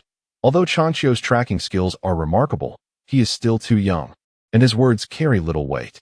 Cheng Wu and Cheng Fei are proud individuals who have long been critical of the Sichuan-seeking dragon family. Even if Changqiu's assertions were correct, they would likely continue on their own path. Given this, it would be best for everyone to disperse and regroup in 3 days. 3 days? The nocturnal demon beast will have surely changed locations by then, Qingshan remarked. Not necessarily, Changqiu said. When I discovered that pile of remains, I detected a strong milky scent, indicating that the nocturnal demon beast is likely a female, and even more so, one that is nursing. Coupled with its recent attacks on humans and livestock, it's evident that its consumption must be significant. You mean it's raising young? Yinyao gasped. Precisely. Many magical beasts increase their food intake during nursing, especially larger species. This nocturnal demon beast has evidently given birth to young ones, and if that is the case, its den should be nearby, possibly hidden deep underground or within a cave. If these assumptions hold true, it will not leave this area until the young are able to move about. Changqiu's analysis was remarkably coherent and logically sound, leaving Qingshan quite astonished. This fellow's tracking skills are indeed impressive. It seems learning from him in the future would be wise. But how are we to spend these 3 days? Qingshan inquired. Are we really to sit here idly for 3 days and then return to the town with them? What else do you think we can do? Yinxing replied. My only concern is whether we can remain safe during these 3 days. Changqiu's expression grew serious. This place already falls within the territory of the nocturnal demon beast. According to legends, it does not venture out during the day. But at night, this area will be the most perilous. No way, Yinyao exclaimed in astonishment. Are you suggesting we play hide and seek with that creature at night? Our group need not worry. Changqiu replied. I am concerned about Chanying and the old Qing seniors. They are determined to find the nocturnal demon beast, and if they encounter it, it could lead to trouble. With their current combat capabilities, facing the nocturnal demon beast would spell certain doom. Yinxing added, however, they will never accept our proposal. Yinxing's words caused Qingshan to pause, noticing that despite their words of concern, both Yinxing and Yinyao, as well as Changqiu, remained remarkably calm, betraying none of their inner thoughts. In that moment, Qingshan even sensed a flicker of cold malice in Yinxing's eyes. Was it merely his imagination? Why did he feel that something was amiss? Suddenly, Qing Shan realized that the situation might not be as simple as it seemed. The world of martial arts has always been rife with deception and intrigue. Although in this realm, the so-called martial arts world is replaced by the term rogue world. The struggles for power and the elimination of rivals remain an unchanging theme. Could it be that their professed concerns conceal a desire for Xuanyuan and the others to encounter misfortune? Perhaps this joint operation was merely a faade for a treacherous scheme. As these thoughts crossed his mind, Qing Shan felt a chill run down his spine. Hopefully, he was overthinking things. Nevertheless, he was more preoccupied with how to spend the next 3 days. Were they to sit here in boredom? What's wrong? You look rather pale, Qing observed. It's nothing, Qing Shan replied, somewhat unnaturally. Yet he decided to probe further to confirm whether his earlier feelings were mere illusions. What exactly is the nocturnal demon beast? Why does everyone seem so fearful? The nocturnal demon beast is far more terrifying than you can imagine, Qing explained. In the past, even 10 golden sword masters attempted to hunt it down, only to fail miserably and lose their lives. Do you think people wouldn't be afraid? If that's the case, why would anyone take the risk? Is the merit and reward truly that important? Qing Shan questioned, puzzled. It seems your understanding of the nocturnal demon beast is still quite shallow, Qing replied. Indeed, if we were merely seeking merit and rewards, we wouldn't dare to take such risks. Such matters could simply be reported to the state, and the royal family would dispatch sword saints to resolve them. So, you're not risking your lives for merit and rewards, Qing Shan grasped something vaguely. In truth, this is hardly a secret, Qing continued. You may not have heard of the nocturnal demon beast's extraordinary nature yet. The extraordinary nature of the nocturnal demon beast? Qing Shan asked, bewildered. Legend has it that the nocturnal demon beast is a variant of an ancient magical beast surviving to this day. And within it lies a life essence stone that can extend one's lifespan by 100 years. Qing elaborated. This is a priceless treasure that everyone covets. Ah, is there truly such a thing? Qing Shan murmured. Is 100 years of life really that significant that so many lives are risked for it? You do not understand. Qing replied. The implications of 100 years of life are profound. For some, even at the cost of many lives, it is worth it. For the sake of that 100 years of life, Xuanyuan added, there is nothing that powerful individuals on the main road would not do. I can't comprehend. Qing Shan muttered, what is the point of living so long? Doesn't it feel burdensome? Qing Shan's words left Qing and the others in disbelief. Is it not a wonderful thing to live long? Xuanyuan retorted. Who in this world does not wish to live long, or even attain immortality? For Qing Shan, 100 years of life held little significance. With the advancements of modern biotechnology, extending life beyond natural limits is quite feasible. Just like Qing Shan, who had injected enhancement agents and received genetic repairs before birth, his genes were arguably the most perfect in human history. As long as he wished to continue injecting active genetic substances, extending his life by 100 years would be no challenge at all. In the postmodern era, the afflictions of human existence have shifted from the inevitabilities of aging, illness, and death to the scourge of warfare and a multitude of peculiar societal dilemmas. The casualties of war undoubtedly represent the gravest losses, compounded by the profound emptiness of human spirit that accompanies the advanced technological and material civilization of postmodernity, alongside the burdens of societal pressures and other negative emotions. In truth, in this postmodern landscape, few succumb to the natural cycle of life.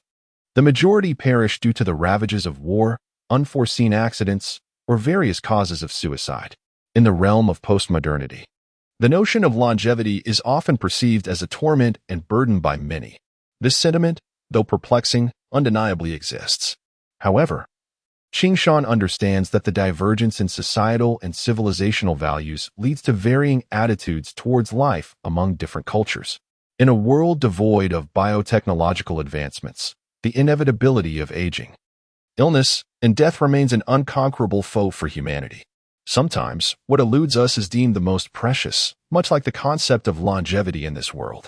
Having come to this realization, Qing Shan no longer finds life to be unexpectedly profound. He also discerns that the forthcoming joint operation is far more complex than it appears. After all, the night demon beast may be singular, and the life essence stone it possesses is unique. How will it be divided?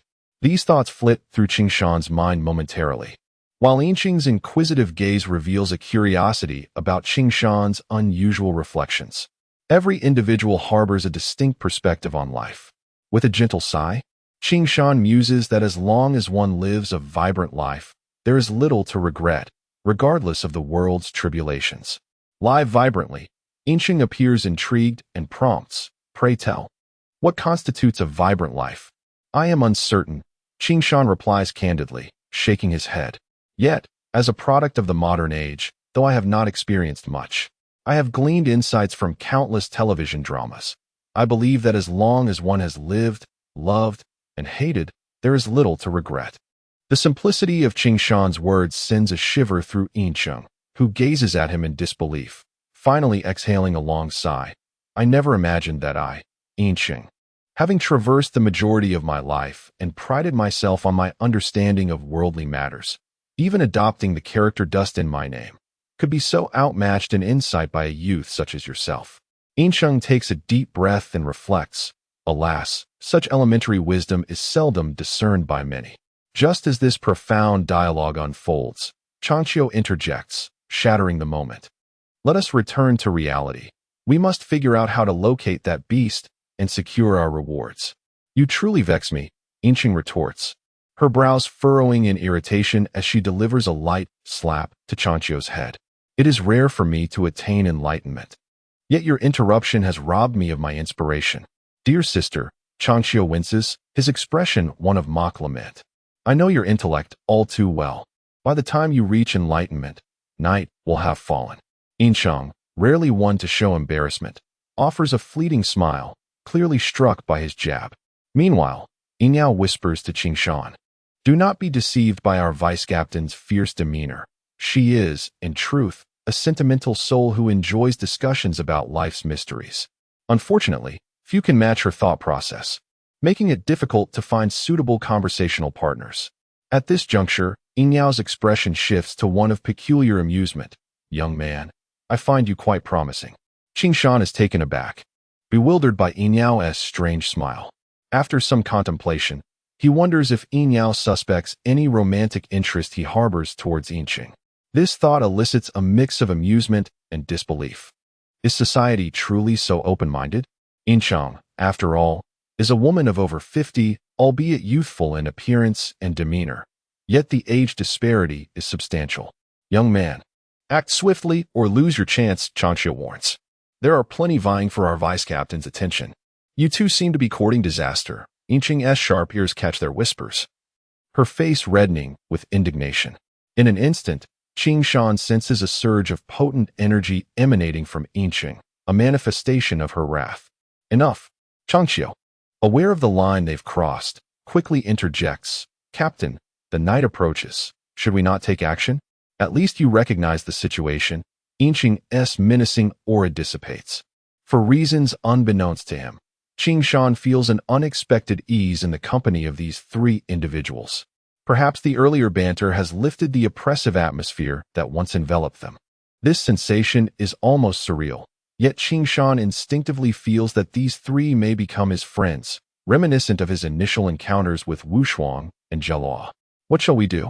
Qing Shan queries, puzzled by Changqiu's suggestion. "We have already identified the entrance to the lair of the night demon beast. What more is there to accomplish? Do you realize how many lakes exist in this region?" Changqiu counters with a question that baffles Qing Shan. He shakes his head in confusion. "At least 50, large and small." Changqiu seems to have anticipated Qing Shan's bewilderment. "Do you comprehend what this implies? That the night demon beast could emerge from any of those 50 entrances?" Qing Shan suddenly grasps. "Precisely." Changqiu confirms. "This suggests there are at least 50 ambush points available for it to hunt." He then states gravely, "If this is the case, how shall we confront it? Even an ambush would require dividing our forces across 50 locations." "Indeed," Qing Shan murmurs, "but this would dilute our strength." Changqiu asserts, "What I aim to do is locate its lair directly. What method do you propose?" Qing Shan inquires, his curiosity piqued regarding Changqiu's hunting expertise. With a sly smile, Changqiu remains enigmatic, seemingly intent on tantalizing Qingshan's curiosity. Before Qingshan can plead for more information, he now interjects impatiently. Stop the theatrics. Just reveal your plan. Enough with the suspense. We need a strategy, Yinxing adds. Nightfall approaches. True to form, Yinyao, I cannot conceal my thoughts from you, Changqiu acknowledges. 3 days of idleness is indeed tedious. So I have decided to take a chance and directly seek out the night demon beast. You truly intend to confront it? Qingshan asks, incredulous. Did we not agree that encountering the night demon beast would spell doom? That applies to Shining and his group, not to me, Changqiu replies confidently. Do you believe I would make such a novice mistake? Impressive, Qingshan concedes. But what is your actual plan? Set a trap, Changqiu states. Yet the townsfolk have previously laid traps to no avail, resulting in numerous casualties, Qingshan counters. I doubt you can devise anything more sophisticated. Huh, if I cannot even manage that, how could I still claim to be a member of the Chang family? Just wait and see, Changqiu replies with a mysterious smile. But first, we must undertake some preparatory work. What sort of preparations? He now inquires. You're not suggesting we dig pits, are you? The very thought of traps immediately conjures images of pitfalls in Qingshan's mind. A masterfully devised trap is one that eludes detection as a trap altogether, Changqiu remarked. Digging a pit and laying down a net is hardly a trap. It may suffice for lesser beasts, but against formidable creatures such as the night demon beasts, it proves ineffective. Even if they fall into the pit, how can we ascertain it lies along their path? Thus, digging a pit is merely a gamble, with a dismally low chance of success.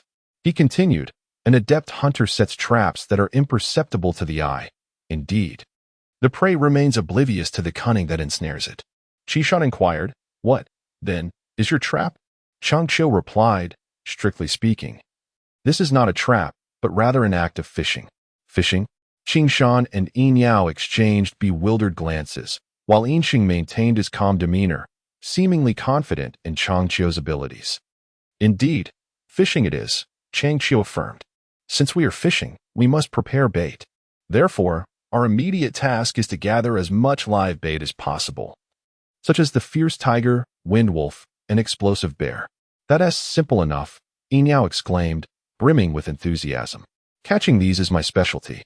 Qingshan, equally intrigued, was eager to partake in Changqiu's fishing scheme. The fierce tiger is a ferocious beast, resembling the northeast tiger in both appearance and stature. Yet it is adorned with a tough carapace and barbed spines that effectively ward off ordinary blades. Its strength and agility, by the standards of the ranger world, equate to that of a 12th-level swordsman. The explosive bear, on the other hand, is even more savage and violent, standing an astonishing 3 meters tall and weighing 1,000 kilograms. Its sheer power is formidable, capable of tearing apart a skilled 20th-level warrior in a frenzy. Even a prodigious hunter like Changqiu must exercise caution when encountering such a beast. The combat prowess of an adult male explosive bear is comparable to that of a 20th-level berserker, placing it at the apex of the food chain within the forest of the continent. Fortunately, these formidable creatures tend to be solitary, allowing experienced hunters to capture them using traps and other techniques. The wind wolf, comparable in size to a Tibetan mastiff, bears a striking resemblance to a hybrid of a wolf and a cat. With razor-sharp claws and remarkable strength, these cunning creatures are agile enough to climb trees. Their combat strength hovers around the 10th level, and their naturally vicious and sly nature makes them challenging adversaries. Even more daunting, these beasts often travel in packs, instilling fear in all hunters who dwell within the forest. However, these forest-dominating beasts would find themselves outmatched against Yinxing and Qingshan. In just half a day, Qingshan and Yinxing had successfully subdued 13 wind wolves, 2 explosive bears, and 3 fierce tigers with mere wooden sticks. Since the bait must remain alive and unharmed, this was the reason for their choice of bludgeoning rather than using swords. The sight of the unconscious beasts laid out in the clearing was indeed spectacular. What shall we do next? Qingshan inquired. Naturally, we must bait the fish, Changqiu replied, as he retrieved a small black box from his backpack. He cautiously opened the lid, revealing a collection of tiny golden insects the size of buttons, reminiscent of Earth's beetles. What are these? He now asked, intrigued. These are called sound transmission insects, Changqiu explained. I acquired them from a merchant of the Crimson Moon Empire. They possess a peculiar ability to emit a wondrous sound that is inaudible to human ears, yet can only be heard by these insects. Inaudible sound? Yinyao exclaimed. How can that be? If it cannot be heard, can it truly be called sound? You do not grasp the concept, Changqiu replied. Our inability to hear it does not preclude the insects from perceiving it. Ah, so it is ultrasonic, Qingshan mused, being aware that certain sound frequencies elude human detection. However, he remained curious about the connection between this sound and the bait. There is indeed a connection, Changqiu elaborated. These insects come in male-female pairs and are deeply affectionate. If one goes missing, no matter how far apart they are, the other will inevitably find it, using that inaudible sound to guide its search, regardless of distance or barriers. Are you suggesting we use these insects to locate the night demon beast? Qingshan queried, realization dawning upon him. Precisely, Changqiu said, his pride evident. In addition to their unique vocal ability, these insects possess another remarkable trait. They are parasitic. Even if ingested, they can survive within the host. Thus, I intend to implant them within the bodies of these bait animals before releasing them. You aim to make the fierce tigers, explosive bears, and wind wolves the night demon beast's prey. So when it consumes these animals, it will also ingest these sound transmission insects, allowing you to track its location. Am I right? Yinyao surmised, having grasped Changqiu's plan. Exactly, Changqiu replied, beaming with satisfaction. This strategy has been on my mind for quite some time. What do you think? Is it not brilliant? Theoretically, it is quite feasible, Qingshan nodded thoughtfully. However, I am curious about your assurance that these beasts will indeed become the night demon beast's meal. Should the night demon beast choose not to consume them, your plan would falter. Of course, having set the bait, I possess the confidence to deliver them into the night demon beast's maw, Changqiu asserted. After implanting the sound transmission insects, I will also add a little seasoning.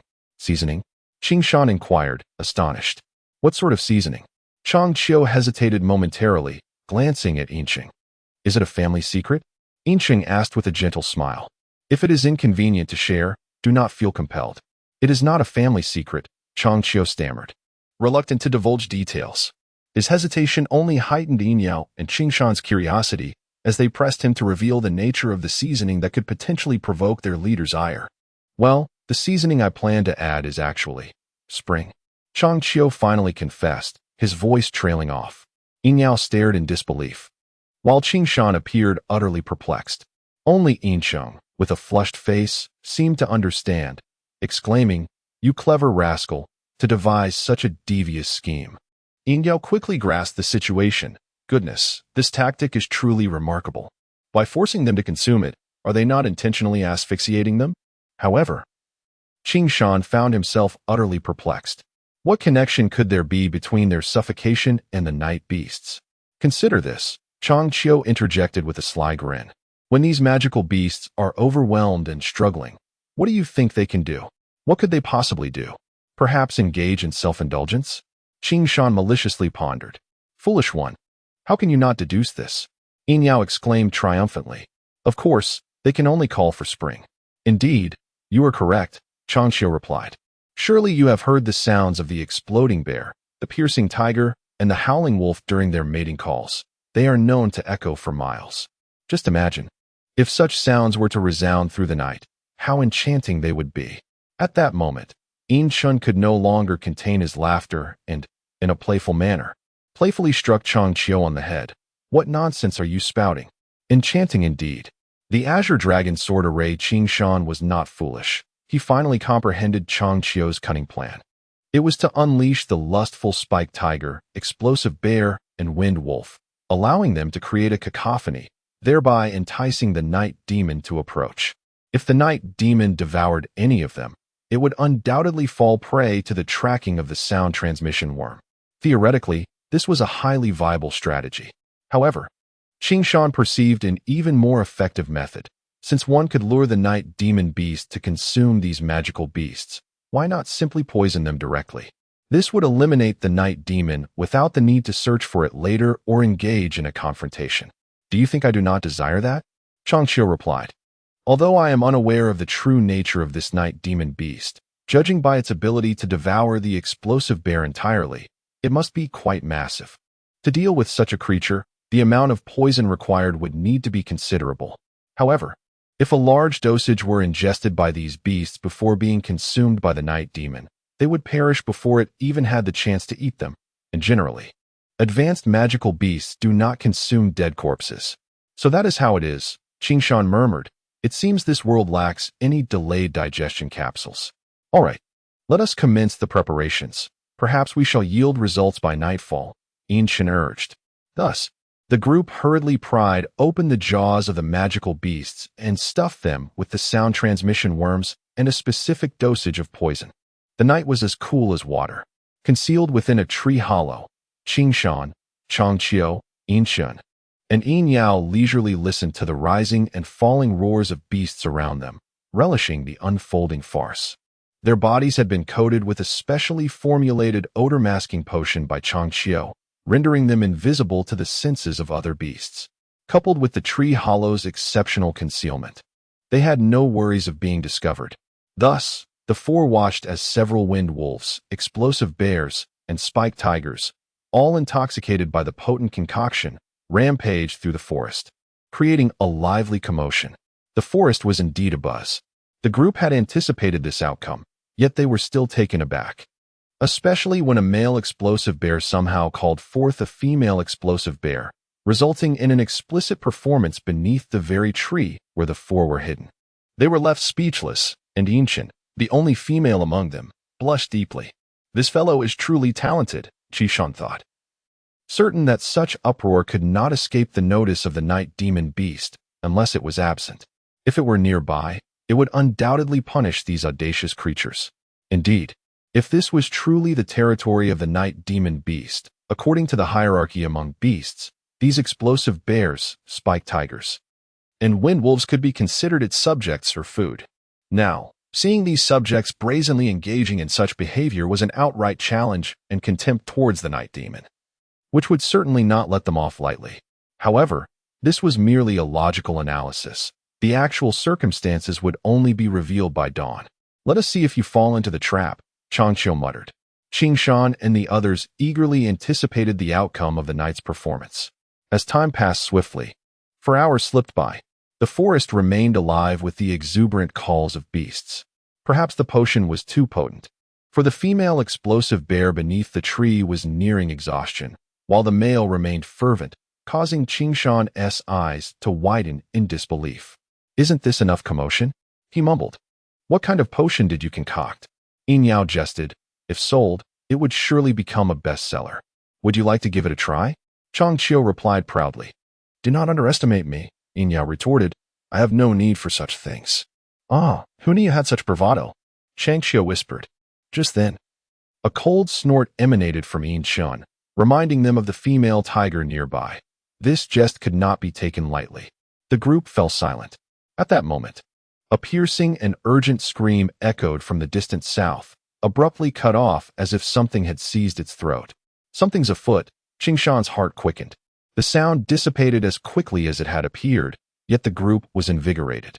It seems the explosive bear from the south has met its demise. Changqiu's voice betrayed excitement and tension. Only the night demon could elicit such a scream from the explosive bear. Yin Yao exclaimed joyfully. Should we investigate? Have you lost your mind? Yin Shin admonished. We are fortunate to be hiding here.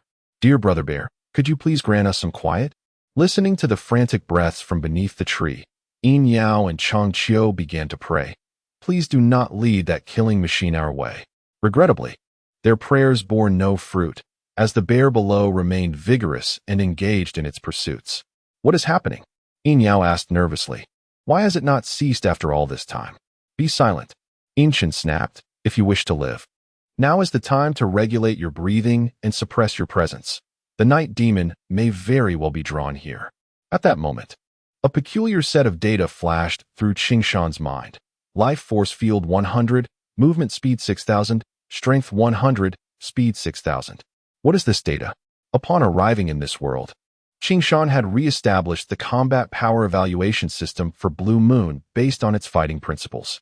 For instance, his body could unleash a maximum explosive strength of 2,600 kilograms, and thus his peak speed was also set at 2,600. In this world, an individual's maximum explosive speed equated to their strength limit. According to Qing Shan's understanding, the stronger the physical power, the faster the speed. However, while channeling fighting energy, not only could speed not be increased, but the violent nature of the energy would result in a rigid and unmanageable state of the body, causing a reduction in speed. Under this framework, typically, the life force field maximum strength of warriors in this world was composed of their physical strength plus their fighting energy. The ratio of physical strength to fighting energy was generally 1:2. Taking the expert Xuanyuan of the Divine Peak Sword sect as an example, his combined physical and fighting energy could unleash a maximum destructive force of 3,000 kilograms, with physical strength accounting for 1,000 and fighting energy for 2,000. The two combined reached 3,000.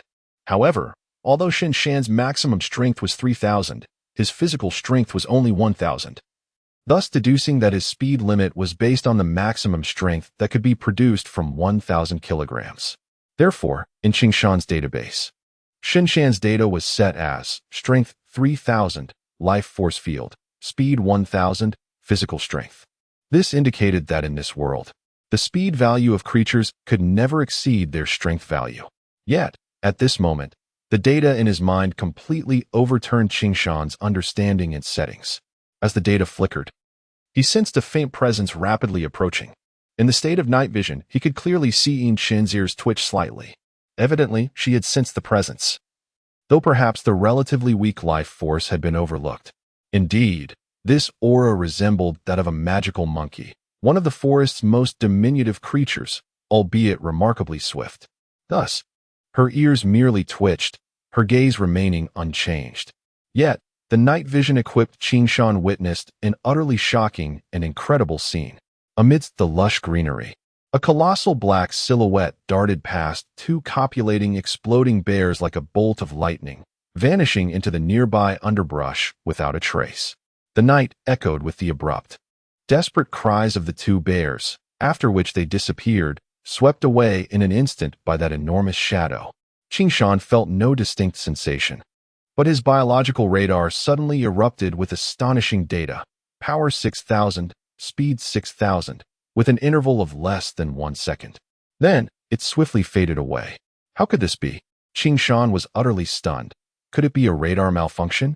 After hearing those two urgent cries, Chang Xiu, Yin Yao, and Yin Chen also turned pale, unable to comprehend what had transpired. Yet the two bears, in their moment of ecstasy, had vanished without a trace. A night demon beast. It must be a night demon beast. Though the four were filled with terror, they all clamped their mouths shut, daring not to utter a word. They understood that, unbeknownst to them, they had just brushed shoulders with death. It must be said, their luck was indeed remarkable. They remained hidden in the tree hollow until dawn, finally exhaling a sigh of relief. That was close. Chang Qiu emerged from the tree hollow, breathing deeply. However, upon seeing the ground empty, he couldn't help but twitch his lips in disbelief. I can't believe it snatched the two bears right under our noses, Yin Yao remarked, shaken, but we didn't even see when it appeared. Among them, the one paling the most was Yin Chen. Being a true swordsman, she was astounded that she had no inkling of the night demon beast's action. When she heard the bears' cries, they had simply vanished from her perception. What a bizarre creature. Yin Chen murmured, no wonder no one has seen its true form all these years. In truth, Yin Chen was mistaken. It was not that no one had seen it. At least Qing Shan had distinctly observed its form. Although the night demon beast had only appeared in Qing Shan's view for a fleeting 2 seconds, it had been captured clearly by the blue moon. Now, Qing Shan's mind retained a vivid image of the night demon beast in its hunting state. It bore a striking resemblance to a mythical creature from ancient Chinese lore, the Qilin, yet its entire body was clad in black scales. And its feet were not hooves, but rather sharp, steel-like claws. Essentially, it was a black, mutated Qilin, standing approximately 3 meters tall and 7 meters long. A true behemoth. Yet its perfect form exuded an unusual grace and beauty. Is this the night demon beast?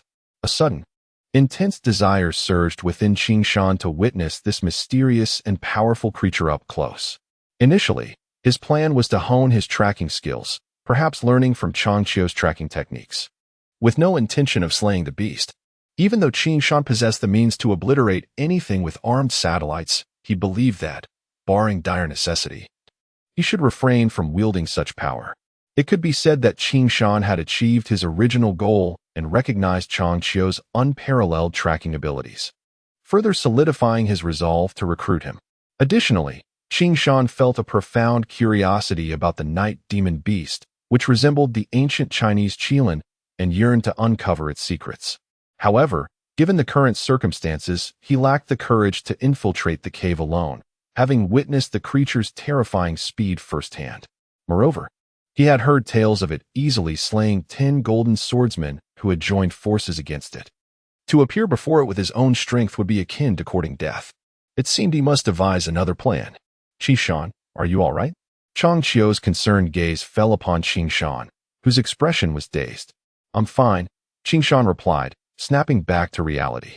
Were you frightened? Yin Yao jested, you know. We just had a close brush with death last night. A bit, Qing Shan admitted. I never anticipated this creature's actions would be so enigmatic. Indeed, Yin Chen nodded slightly.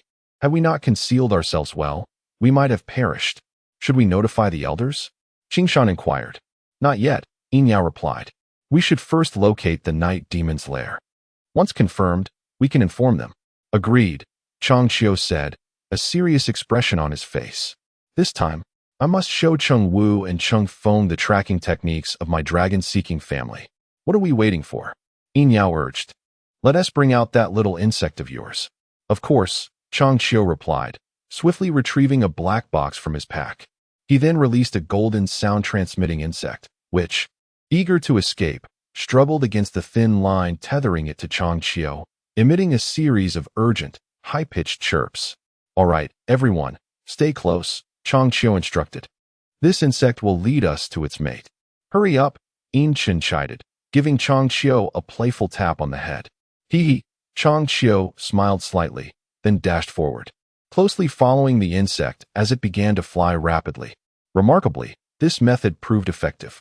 Guided by the insect, the four raced in a near-straight line toward the southeast direction. The dense foliage and thickets could not hinder the agile movements of the four skilled individuals, who traversed the forest like nimble magical monkeys. 2 hours later, they arrived at a valley teeming with exotic flowers and plants. The valley was expansive, yet the entrance appeared narrow, resembling a pocket, surrounded by mountains on 3 sides. It had only one exit. The soldier's instincts prompted Qing Shan to think of it as a dead end. Nevertheless, this fleeting thought brought a touch of self-mockery. What is wrong with me? It's not a battle. Why am I entertaining such strange notions? Just then, Chang Qiu, who had been leading the way, halted.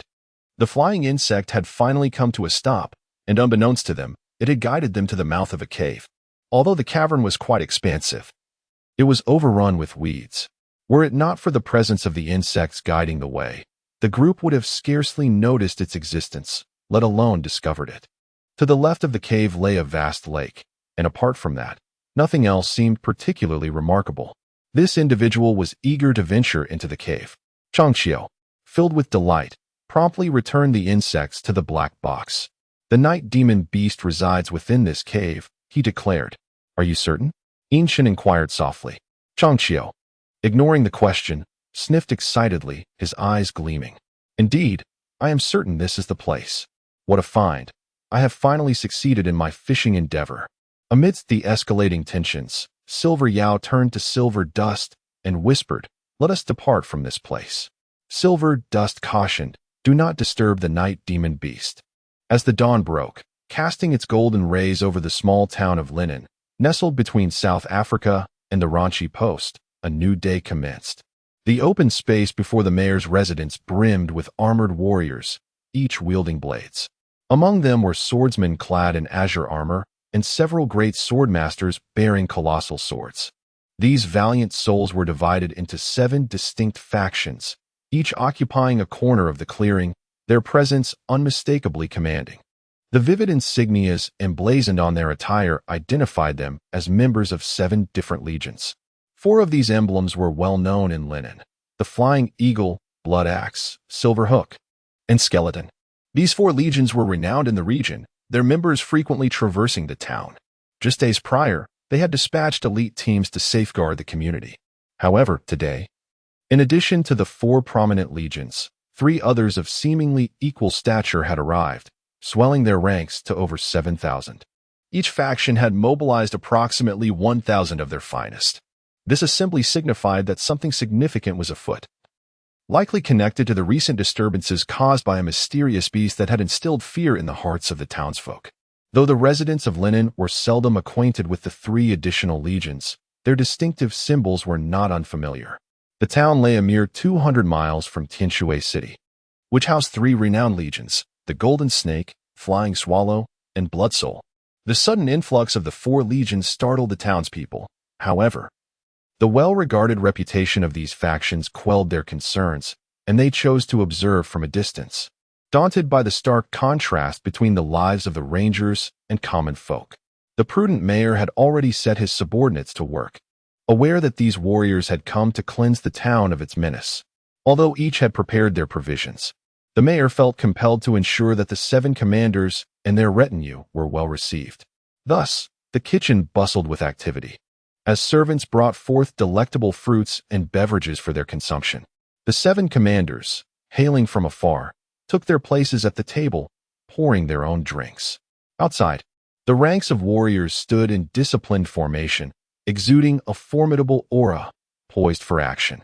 At the forefront of each array stood a leader, occasionally glancing toward the eastern entrance of the town, seemingly awaiting a specific individual. Indeed, the gathering of the 7 legions from Linen and Tianshui was orchestrated to confront the enigmatic night demon beast. Just yesterday, the 4 legions had received vital intelligence from a 12-member team led by Xuanyuan, who had ventured into the forest and confirmed that the source of the townsfolk's unrest was none other than the dreaded night demon beast. Blood Axe Xuanyuan, with his silver hair and robust physique, radiated vitality that belied his 75 years. It was hard to believe that such an eminent swordsman, ranked 36th on the list of sword masters, could be of such advanced age. His visage bore a striking resemblance to Xuanyuan, marking them as twin brothers. In the realm of rangers, the duo of Axe King Xuanyuan and Blood Axe Xuanyuan was legendary. Their early fame and remarkable combat prowess well remembered by the younger generation. While Xuanyuan may have been the younger brother, Xuanyuan's renown overshadowed his sibling, as his ranking surpassed Xuanyuan's by 6 places, indicating a superior strength.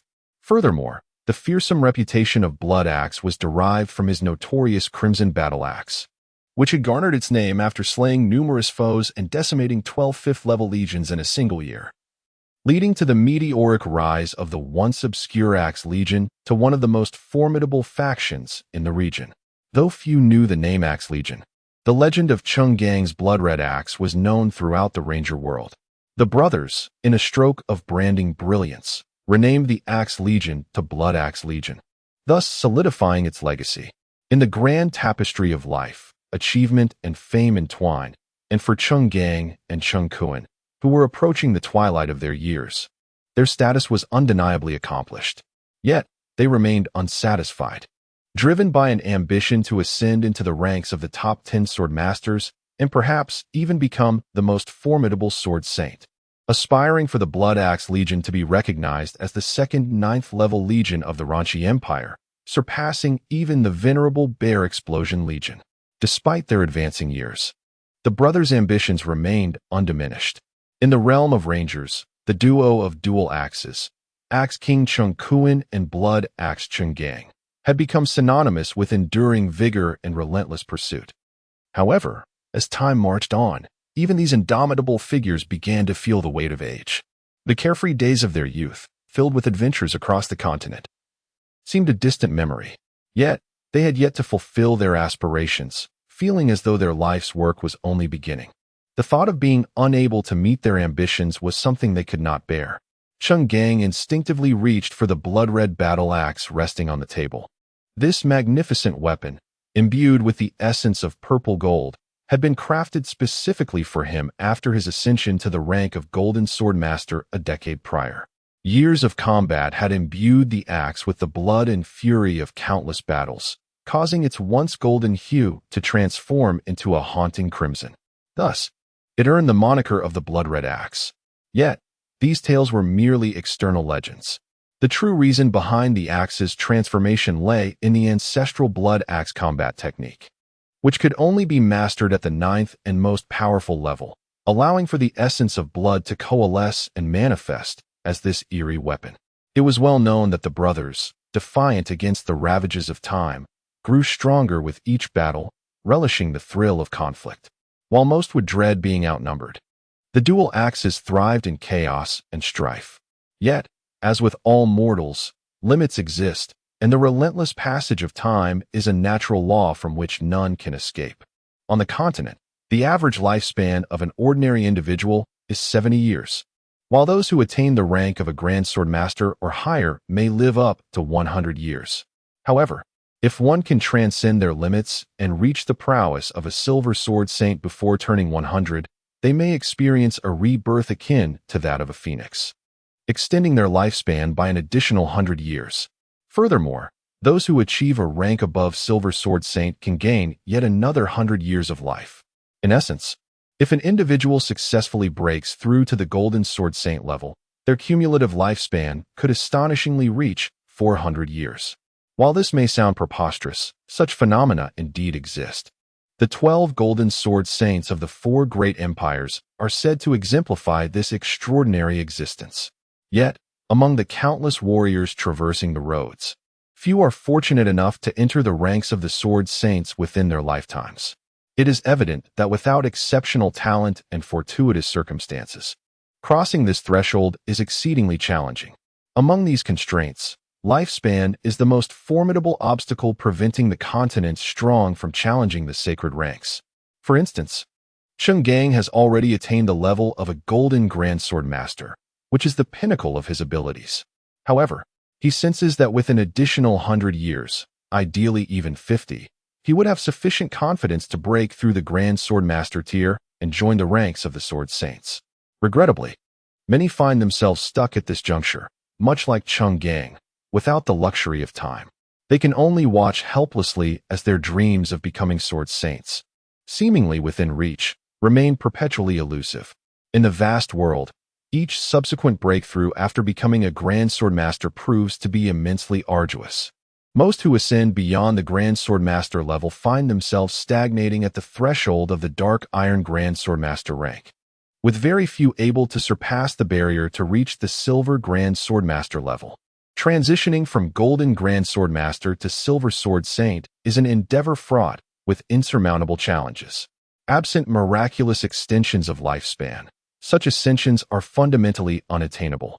Within the continent, only members of the royal family or exceptionally talented individuals from the 8 prestigious sword clans have the opportunity to aspire to the Sword Saint level. The royal family possesses unique advancement methods, while the 8 sword clans boast profound heritage and knowledge of clandestine techniques, which account for their enduring dominance at the pinnacle of the continent's hierarchy. Sword Saints are revered not merely for their prowess, but for transcending the limits of human existence, achieving a sanctified realm. Nevertheless, absolutes are rare. A century ago, there emerged an individual, neither royal nor a member of the 8 sword clans, who, through exceptional talent and opportunity, ascended from Golden Grand Sword Master to the esteemed rank of Sword Saint. This individual, known as Luo, became the Shadow Sword Saint. His remarkable advancement was facilitated by an unexpected encounter with the Blood Demon Beast, a creature as renowned as the Night Demon Beast, which he defeated, subsequently acquiring a Life Essence Stone from its body. It was this Life Essence Stone that enabled Luo to surpass the limits of his lifespan, successfully transitioning to a Silver Sword Saint at the age of 120. Consequently, the Bear Brigade, under his command, evolved from an 8th-tier brigade to the sole 9th-tier brigade within the Lan Yue Empire. Although Luo's ascension to Sword Saint status led him to the royal family, restricting his involvement in the mercenary world, it was universally acknowledged that a formidable Sword Saint backed the Bear Brigade. No one dared challenge the authority of the mightiest brigade. In the mercenary realm, The Bear Brigade stood as the unequivocal overlord.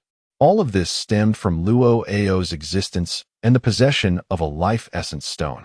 Following this event, a legend emerged, claiming that within the bodies of the 4 ancient beasts lay life essence stones capable of extending human lifespans. These 4 ancient beasts are the Blood Demon Beast, Night Demon Beast, Sea Demon Beast, and Flame Demon Beast. Capturing any of these creatures would yield a life essence stone, bestowing the invaluable opportunity to ascend from Grand Sword Master to Sword Saint. This explains the intense interest of the 4 brigades in the whereabouts of the Night Demon Beast. Capturing it would alter everything. Cheng Gang's heart ignited with fervor. The dream of becoming a Sword Saint, a desire cherished by all mercenaries, once deemed a mere fantasy, now appeared strikingly tangible and within reach. Regardless of the cost, the life essence stone from the Night Demon Beast must be seized. Observing the fluctuating emotions on Cheng Gang's face, Chen Kong wore a subtle smirk. The old man's intentions were transparent.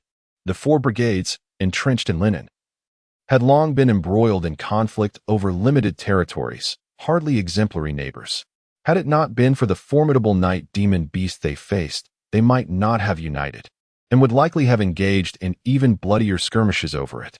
In this land, the life essence stone signifies far more than mere longevity. It embodies the esteemed reputation of the Sword Saint and unparalleled power. Who could resist such temptation? Much like Blood Axe, Feiying Chen Kong was the undisputed leader of the Feiying Brigade, similarly trapped at the final barrier of Golden Grand Sword Master. Although he was a mere 10 years younger than Cheng Gang, at 65, the difference in their lifespans was minimal. With only 35 years left, would he have the chance to break through the Grand Sword Master's bottleneck and ascend to Sword Saint status? It seemed daunting, indeed.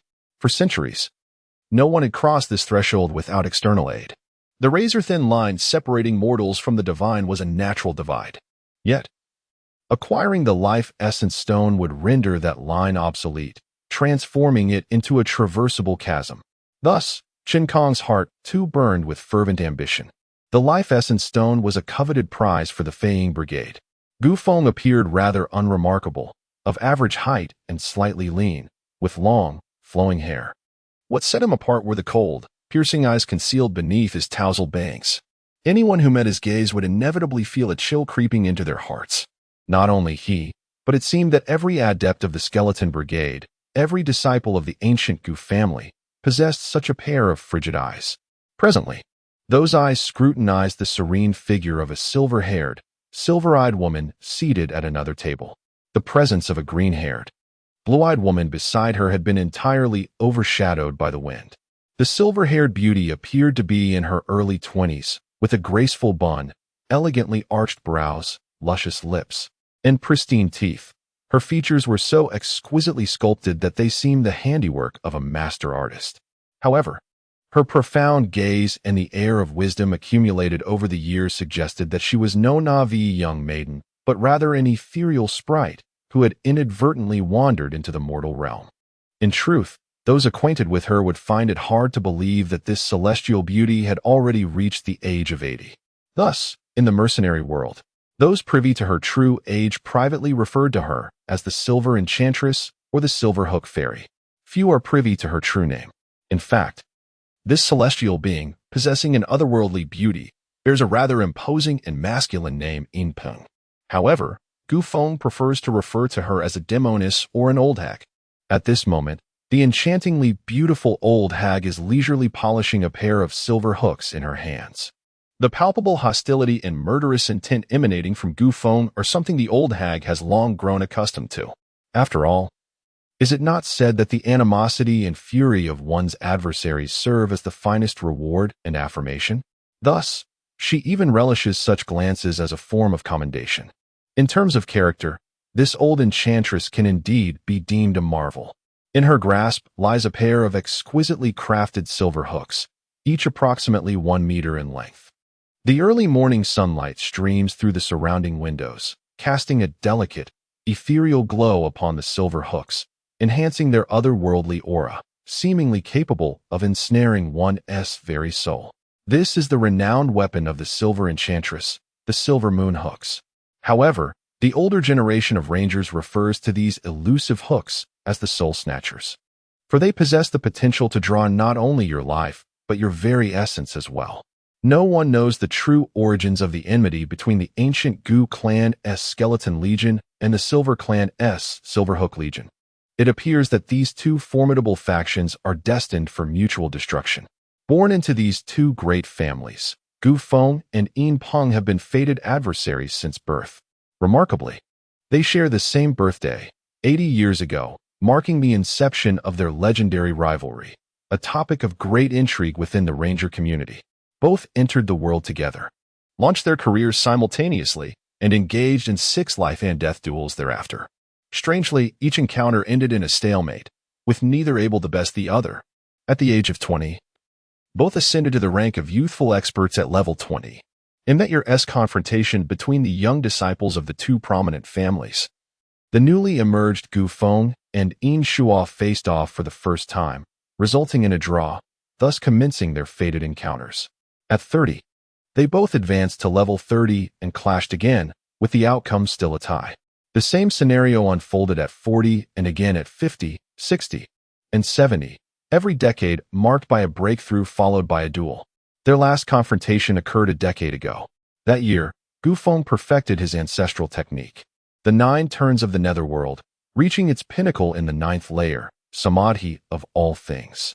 With newfound confidence, he challenged Yin Peng, believing he would finally vanquish the old enchantress he despised so deeply. Yet, astonishingly, as he broke through, so too did she. She mastered the most elusive foundational level of the Silver Moon secret, the Crimson Moon, transcending her previous limitations. It seems as if fate has destined them to battle throughout their lives, born on the same day, stepping into the world at the same time, and forever locked in a cycle of rivalry. Following their last titanic duel, which was undoubtedly one of Gu Feng's most perilous encounters, the confrontation between Samadhi of all things and Crimson Moon ended once more in a draw. From that point onward, both Gu Feng and Yin Peng abandoned any hope of defeating one another through combat, recognizing they had reached the zenith of their martial prowess. With their respective techniques, the 9 turns of the netherworld and the Silver Moon secret, mastered to their utmost potential, they turned to subtler means of conflict, shifting their focus from brute strength to strategic cunning.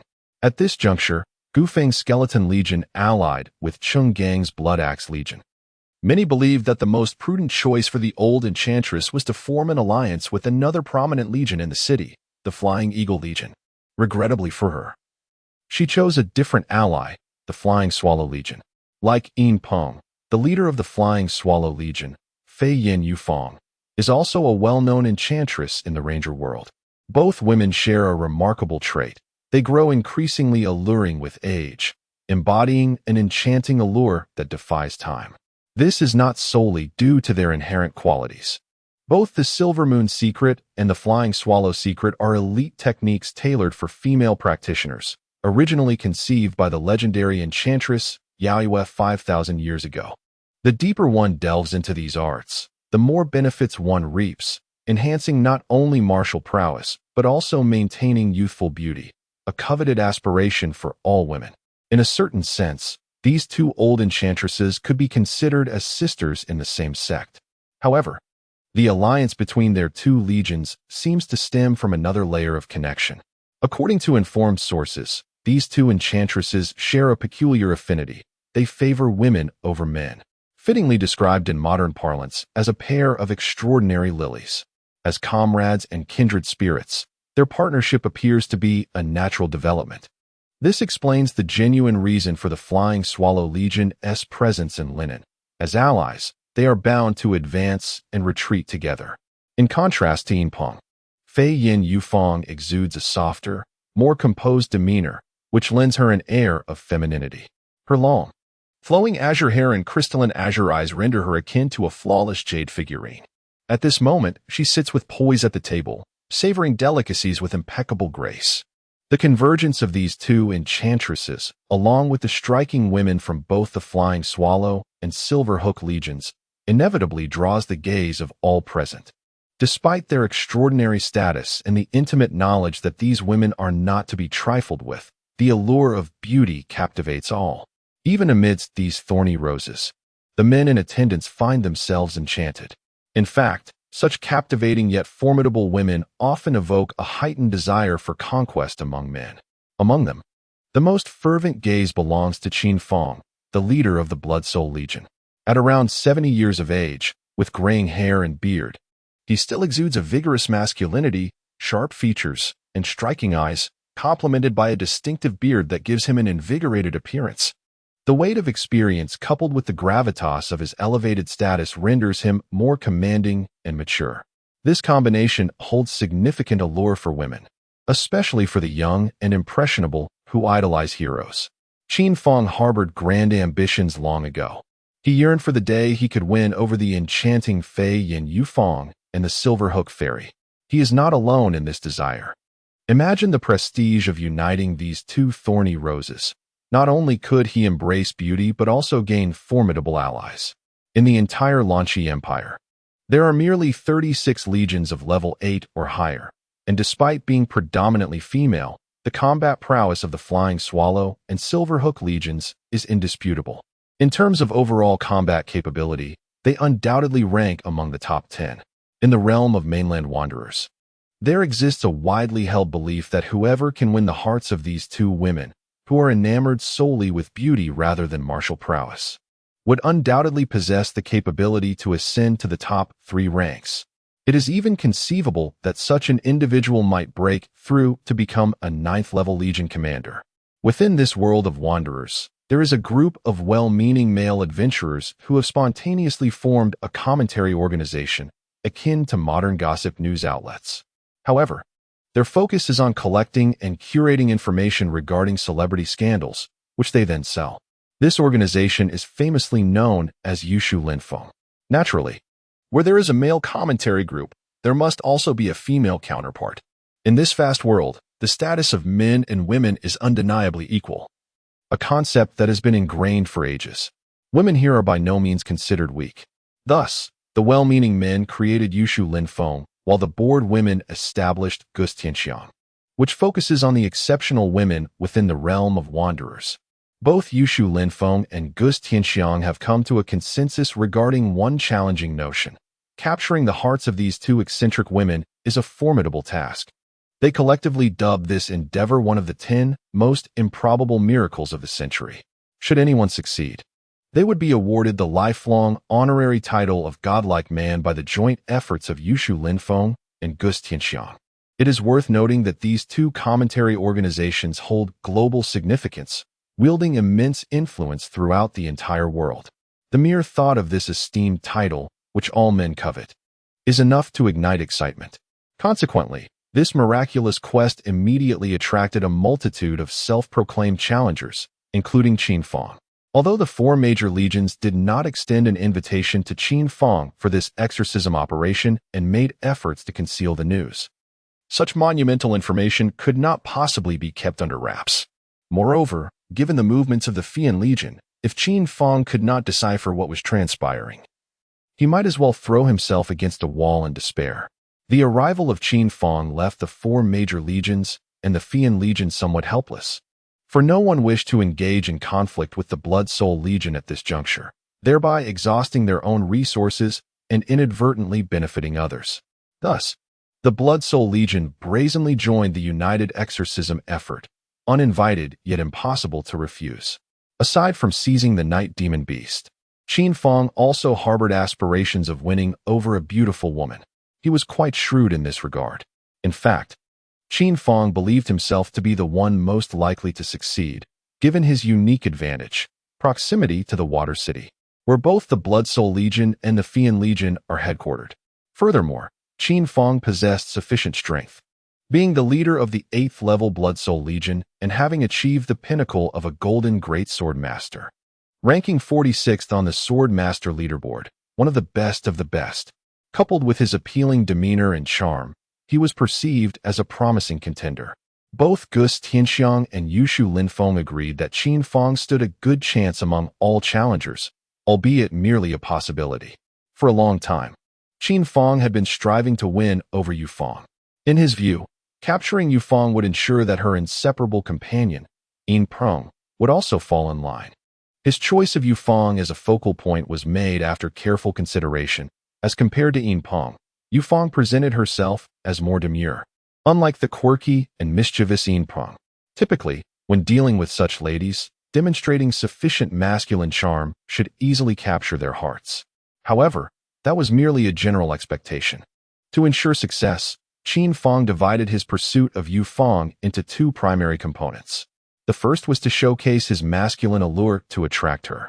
This included engaging in social events, presenting her with precious gifts, or composing elegant poetry and artwork, classic strategies employed by handsome suitors.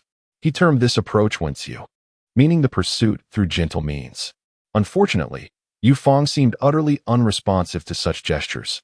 Nevertheless, Qin Fong persisted unwaveringly for decades. However, he was acutely aware of the harsh realities of the world.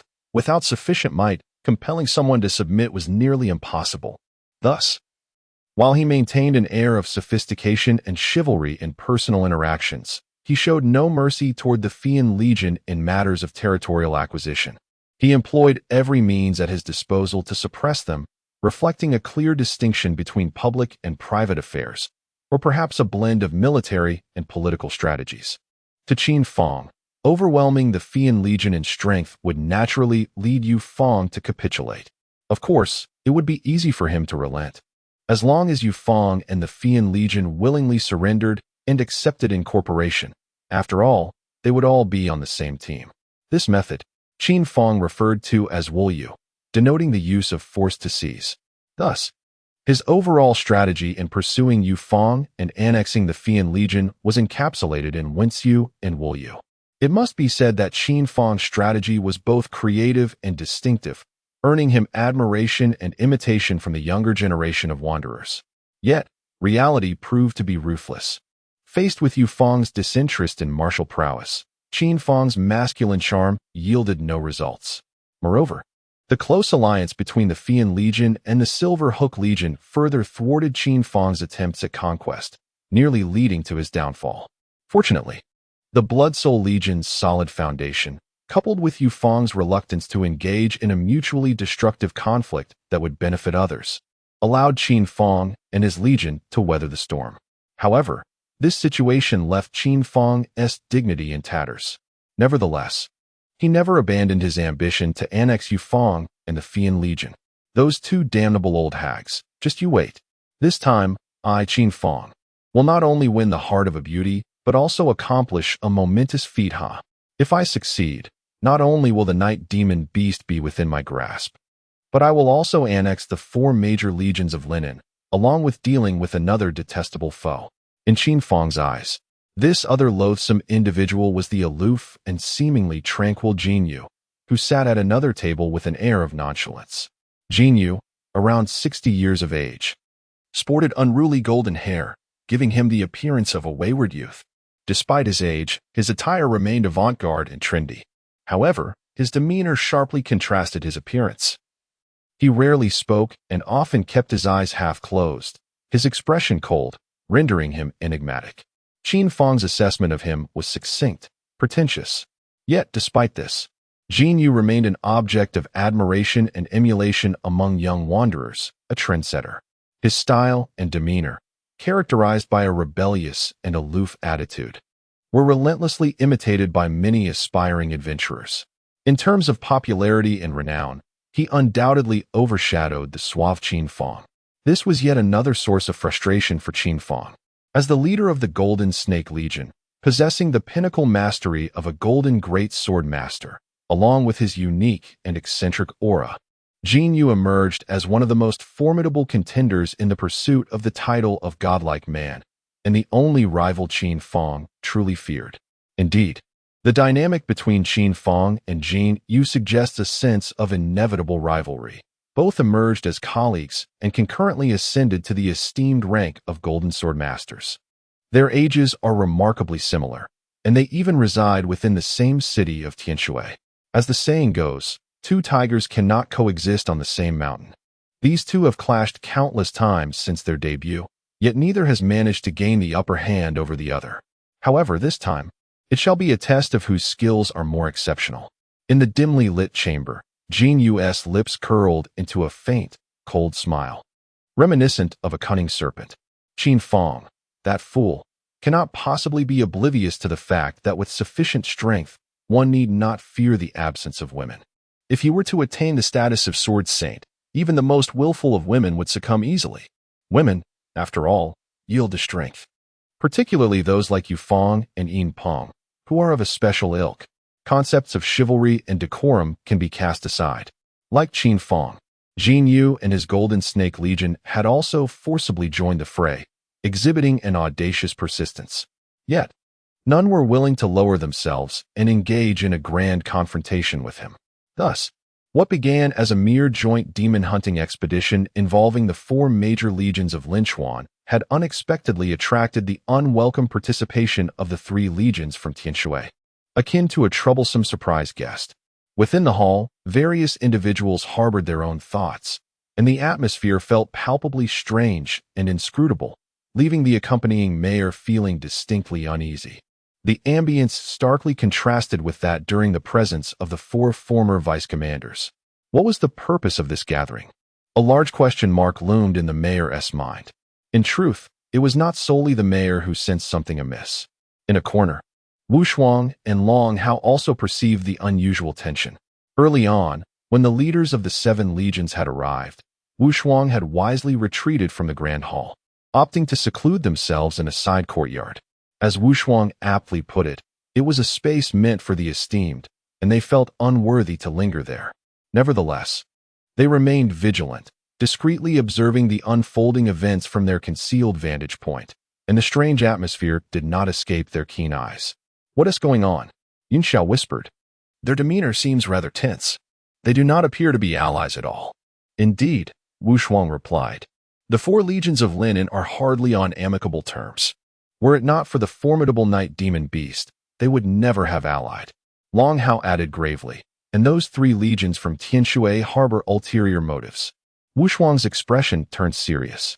"It appears their relations are akin to ours with the Tianlang Legion. Can such adversaries truly unite?" Wu Shuang pondered aloud. "There are no eternal enemies. Only everlasting interests," Long Hao remarked. "At least until the night demon beast is vanquished, these factions should maintain their cohesion." Previously, many had found it perplexing why these legions, despite their tenuous relationships, would risk betrayal to form an alliance.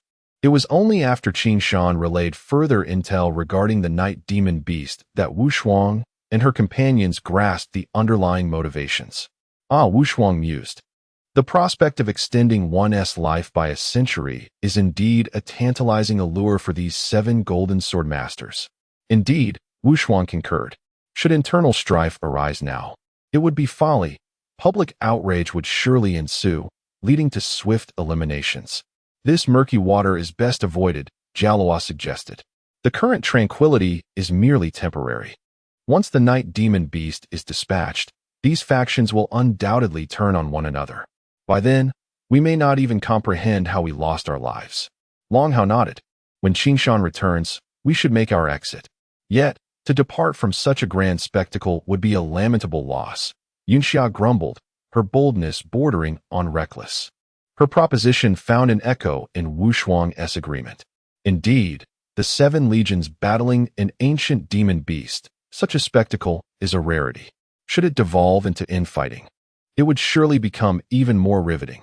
Yet, one must possess the capability to witness such turmoil, Jialua retorted. A mere flick of their fingers could extinguish us. Let us defer this discussion until Qin Shan returns, Wu Shuang concluded, remaining taciturn. Yet, her companions could discern her thoughts. She clearly did not wish to forego this thrilling opportunity. Long Hao and Jialua sighed softly, realizing that persuading her to relent would be a daunting task. Qin Shan, where are you? How much longer until you return to the town? Wu Shuang inquired, knowing that if her elder sister approved, their course of action would be set. Soon, came Qin Shan's deliberately muted voice, as if to evade detection by those around him. Yet, it resonated clearly, as if he were right beside them. In 2 hours, we shall arrive at the town. In these days, Wu Shuang had kept abreast of everything that transpired in the forest through their communication device, including Qing Shan's dialogues with Yin Shun and Chang Qiu. Essentially, they were privy to all that Qing Shan encountered, and the marvel of their long-distance communication, impervious to detection, had enchanted them. To them, this remarkable miniature communicator had forged a secret world exclusive to their six-member group. Regardless of distance or circumstance, they could remain acutely aware of each other as conditions, just as they were now with Qing Shan. Although physically apart, they felt a profound connection to Qing Shan's every move, as if their souls and thoughts journeyed alongside him through the perils of the jungle. Should Qing Shan encounter trouble, they could devise strategies from afar or spring into action to provide assistance. In essence, Wu Shuang and her companions had deemed this extraordinary satellite communicator their most treasured possession, becoming enamored with its astonishing capabilities. By the way, I have something to discuss with you, Qing Shan continued, his voice still lowered. I wish to recruit Chang Qiu. Surely you do not covet his tracking skills? Jialua teased. Clever, Qing Shan replied.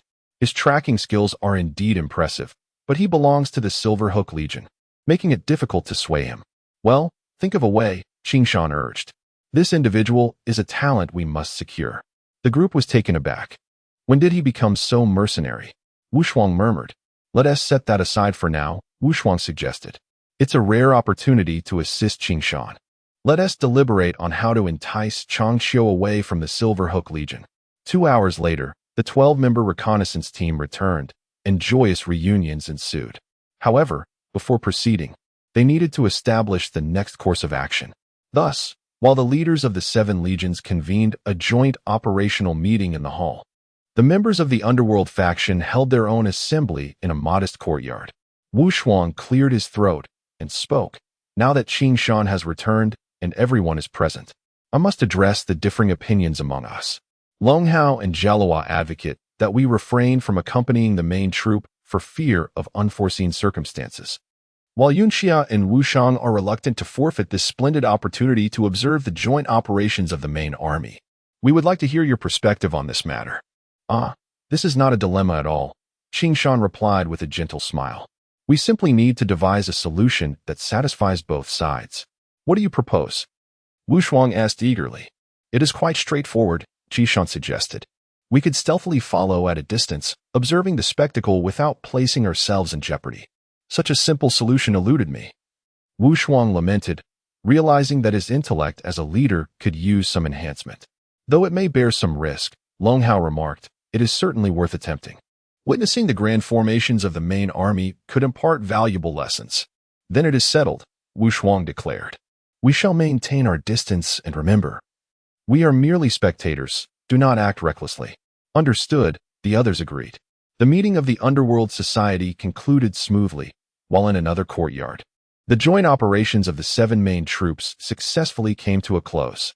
The details of their discussions were beyond the comprehension of the likes of Qing Shan and Wu Shuang. After lunch, the main army commenced their coordinated maneuvers. Based on intelligence gathered by Qing Shan from Chang Qiu and Yin Yao, the 7 main troops split into 7 divisions, encircling the area from various directions, preparing to dispatch elite warriors into the caves to flush out and capture the enemy. Strategically speaking, this plan was quite sound, yet there was concern as to whether such a large-scale movement could remain undetected by the cunning night demon beast. Amidst this plan, Qing Shan and Wu Shuang resolved to follow the Silver Hook troop from a safe distance, ensuring that even if they were discovered, they would not be in peril. Given their prior acquaintance with the Silver Hook troop, in a residence less than 50 miles from Linchuan town, within a grand hall, one man sat at ease while 2 others stood attentively. The seated figure, undoubtedly the leader among them, was a young man clad in resplendent robes, possessing an almost otherworldly beauty. He leisurely sipped steaming tea while meticulously studying a map laid out before him. Should Qing Shan and Wu Shuang be present, they would be taken aback. For this man was none other than their sworn enemy from Liusu City, the sword demon, Luo Feng. The 2 standing figures, clad in golden armor and bearing golden great swords upon their backs, bore a striking resemblance to one another. The only difference being the silver-haired elder on the left and the gray-haired elder on the right. Their formidable presence and cold demeanor indicated their mastery as seasoned warriors. and the golden greatswords they carried were unmistakable symbols of their status as top-tier golden greatsword masters. "Young master, urgent news from the Eagle Dove." A figure hastily entered the hall, Luo Feng's loyal aide, the stoic Black Hawk. "Speak," Luo Feng replied, not lifting his gaze from the map. "The 7 main troops have convened to discuss their joint extermination of the demons and have now set forth towards the cave of the Night Demon Beast," Black Hawk reported. He then presented a detailed battle plan. Luo Feng's attention shifted from the map as he accepted the strategy from Black Hawk. "This plan is fairly standard. However, its efficacy remains uncertain," he remarked calmly. "Yet this arrangement saves us considerable effort. Young master, attempting to eliminate 7 8th-level troops with our mere 1,000 warriors is quite perilous." The silver-haired elder interjected respectfully. "I believe we should request an additional 3,000 troops from the headquarters to ensure a successful encirclement. Should we do so? How would that showcase our capabilities?" Luo Feng replied, his tone steady yet imbued with an air of confidence that suggested he had everything under control. "Do you have other hidden troops at your disposal?" the gray-haired elder inquired, curiosity piqued. "One could say that," Luo Feng replied with a faint smile. "Who might they be?" Black Hawk questioned, somewhat perplexed, as he, the closest and most loyal aide to Luo Feng, was unaware of any additional plans, which left him feeling unsettled. "The Night Demon Beast," Luo Feng responded, a knowing smile crossing his face. "Are you suggesting we utilize the Night Demon Beast to deplete the strength of the 7 main troops?" the silver-haired elder asked. "Precisely," Luo Feng affirmed. "With their combined forces of 7,000 and the formidable captains, alongside vice-captains of remarkable prowess, the Night Demon Beast, though powerful, may find itself outmatched." "The Night Demon Beast is not easily subdued," the silver-haired elder cautioned. "Otherwise, it would have been slain countless times over the centuries." "Is that your interpretation?" the gray-haired elder asked, surprised. "Indeed," Luo Feng clarified. "My grandfather spoke of the terrifying nature of the Night Demon Beast. It is not a foe that can be vanquished merely by overwhelming numbers, and even if they manage to win, the cost will be devastating, possibly leading to mutual destruction." "Such a scenario seems improbable," the gray-haired elder remarked, astonished. "Quite the contrary," Luo Feng continued. "My grandfather, the renowned sword Saint Luo Ao, emphasized that the Night Demon Beast is among the 4 great fiends, the most elusive and fearsome of them all, possessing wide-ranging lethal abilities. The tactic of sheer numbers is futile against it. Thus, the likelihood of success for the 7 main troops' coordinated operation is minimal," the silver-haired elder concluded. "Even if they were to achieve victory, the toll would be substantial," Luo Feng stated somberly. "Once they lay eyes on the life essence stones, they will inevitably turn upon one another, leaving only a fraction of their numbers to contend with us. When that moment arrives, our sudden attack will render them utterly defenseless." The silver-haired elder exclaimed with delight. "Therefore, a force of 1,000 will suffice," Luo Feng assured them. "Young master, your strategy is ingenious," the gray-haired elder praised, elated. "Who could have imagined that the emergence of the Night Demon Beast would present us with such an opportunity to seize Linchuan and Tianshui?" The silver-haired elder chuckled joyfully. "Not only to engulf Linchuan and Tianshui, but also to acquire the life essence that the captain has long coveted," the gray-haired elder added, laughing lightly.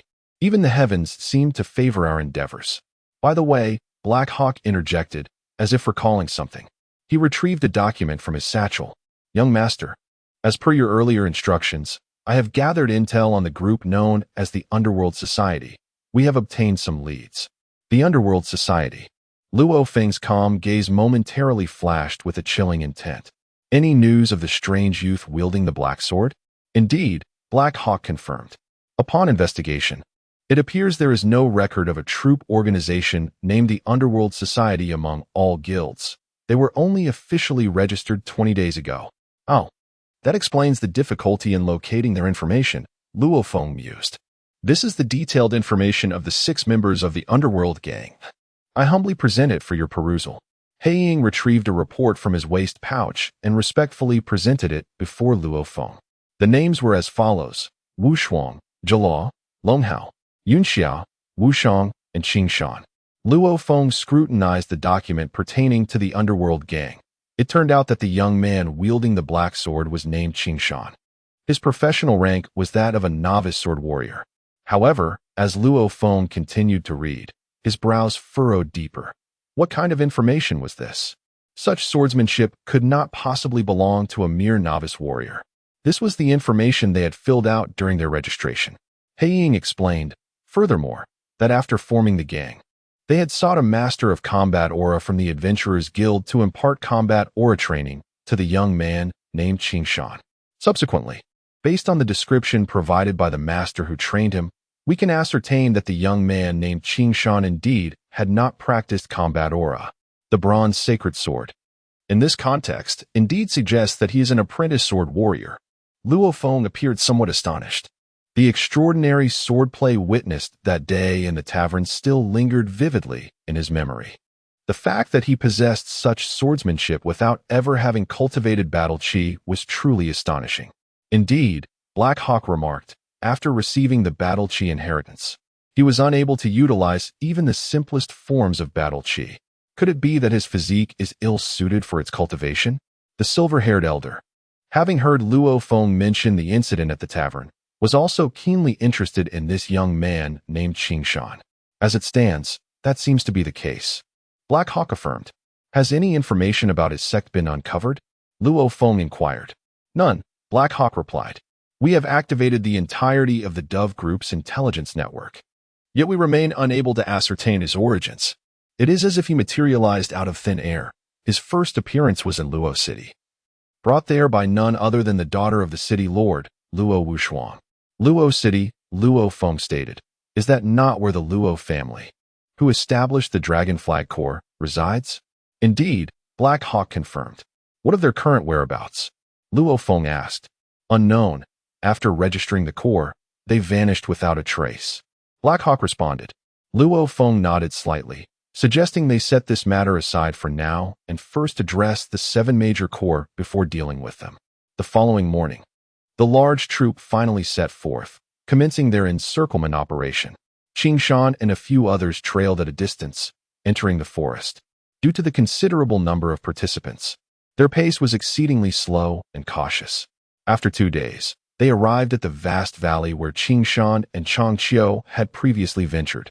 Qingshan and Wushuang, along with 6 others, remained concealed 800 meters behind the main troop. To secure a better vantage point, Qingshan and his companions ascended a towering tree, allowing them to observe the troop's arrangements from the treetop. For an ordinary person, 800 meters would be a considerable distance to discern anything. However, for Qingshan, it posed no challenge at all. Equipped with the Blue Moon system within his mind, Qingshan possessed an array of remarkable functionalities. At this juncture, it is essential to elaborate on the various capabilities of the Blue Moon system. The Blue Moon Intelligent Biological Computer, aside from the standard computing, storage, and retrieval functions typical of computers, also boasts numerous auxiliary features designed to enhance human physiological functions. These primarily include enhancements in vision, hearing, and nerve response. The visual enhancements comprise the following 5 systems. 1. Night Vision System, Electronic Cat Eye, allows one to perceive the surrounding environment during nighttime as if it were daylight. 2. Long Distance Vision System, Electronic Eagle Eye, enables clarity of distant objects with a maximum visual acuity of up to 5 kilometers, capable of distinguishing a button within that range. 3. Flash Vision System, Electronic Fly Eye, emulates the eyes of a fly, allowing the user to observe fast-moving objects, enhancing visual reflex speed to 10 times that of a normal human. 4. All-Seeing System, Electronic Chameleon Eye, inspired by the dual-directional vision of a chameleon. Requiring a compatible combat helmet to function, it grants a panoramic view of the surroundings. 5. True Eye System, Erlang Shin Eye, a multifunctional electronic eye located on the forehead, resembling the third eye of Erlang Shin, providing superior visual capabilities even in the event of blindness. The auditory enhancements encompass 4 systems. 1. Electronic Cat Ear, Mid-Frequency Wave System, amplifies audible frequencies, enhancing hearing by over tenfold. 2. Electronic Bat Ear, Ultrasonic Wave System, enables the detection and analysis of ultrasonic frequencies. 3. Electronic whale ear infrasound wave system processes various infrasound frequencies. 4. Sound blast protection comprehensive sound wave defense, designed to defend against sound wave bombs and various sound wave damages. In the year 3022, humanity witnessed the emergence of the first sound wave bomb, a terrifying weapon capable of silently annihilating all life within 1,000 square kilometers without inflicting any structural damage. Such devastating weaponry nearly led to human extinction during the Fifth World War. In the aftermath, nations reached a consensus to prohibit the research and development of such soundwave weapons, marking the third instance of international constraints on specific weaponry following the nuclear and neutron bomb treaties. Thus, the formidable nature of these weapons is evident. Subsequently, humanity deployed these weapons against the RAM, only for the RAM to evolve in response, rendering soundwave bombs ineffective against them. Eventually, through the dissection of RAM corpses, humans discovered their physiological mechanisms for soundwave resistance, leading to the development of the sound blast defense system, akin to a computer's firewall, functioning in an automatic defensive state. Once the human body encounters a high-intensity sonic attack, it instinctively activates protective mechanisms. The most terrifying aspect of sonic bombs lies in their sudden explosion, which can instantaneously annihilate all living beings within a certain radius, rendering their concealment and abruptness utterly unpredictable. Consequently, the sonic blast defense system remains perpetually in an automatic defensive state. Nevertheless, despite being equipped with such a system, the fragility of the human constitution means that it remains incapable of withstanding the immense power of sonic bombs.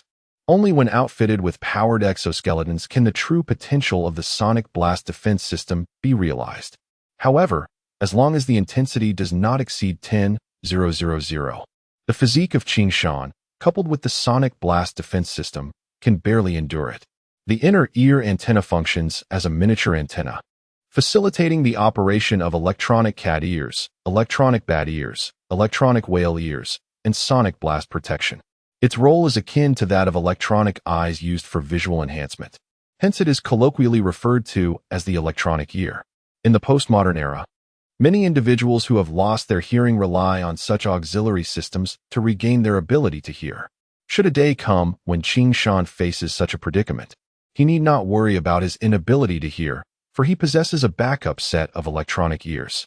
Neural enhancement, also known as body reflex enhancement, significantly reduces the response time between a command from the brain and execution by the body, which typically takes about 0.2 seconds for an average human. Though this interval may seem trivial, it can be a matter of life and death in combat scenarios. As previously mentioned, the flash eye system, electronic fly eye, can enhance visual reflex speeds by over 10-fold, enabling one to perceive even the trajectory of flying bullets. However, merely seeing a bullet does not guarantee the ability to catch it. In such circumstances, the importance of reflex neural enhancement becomes paramount. Only if the body's reflexes can keep pace with the visual reflexes can one hope to intercept a bullet in flight. This principle is akin to the dynamics observed in modern football during penalty shootouts.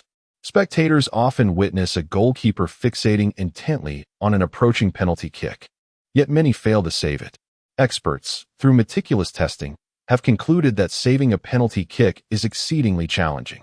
The time taken for the ball to travel from the penalty spot to crossing the goal line is a mere 0.2 for seconds, while the goalkeeper requires at least 0.4 seconds to react, with the visual reflex accounting for 0.2 seconds and the body's reflex another 0.2 seconds. Thus, a goalkeeper cannot afford to wait until the ball is clearly visible before reacting.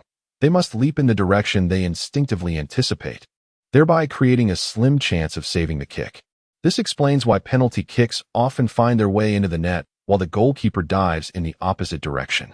In contemporary sports, many players opt for ground shots during penalties, a strategy grounded in scientific rationale. The average speed at which a goalkeeper's hands move downward is about 9.75 meters per second, while a penalty kick travels forward at a speed of 23.12 meters per second. Consequently, a ground-level rolling penalty is the most difficult to save. Of course, a certain proportion of penalty kicks are indeed saved, often due to fortunate circumstances. Either the goalkeeper guesses the correct direction, or the penalty taker is fatigued or overly anxious, resulting in a significantly slower shot that affords the goalkeeper a moment to react. This underscores the critical importance of both the body's reflexes and visual reflexes in enhancing human reaction speed and precision. The postmodern mobile armor, also known as bioarmor, is designed to maximize the enhancement of visual reflexes, bodily reflexes, and strength. These three fundamental parameters, in conjunction with the Xuanyuan combat technique, confer formidable power in the struggle against the ram.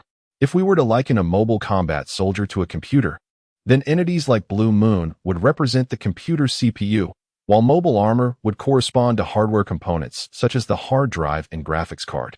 The electronic fly eye, electronic cat ear, and enhancements to visual and bodily reflexes can be seen as various applications stored within the computer.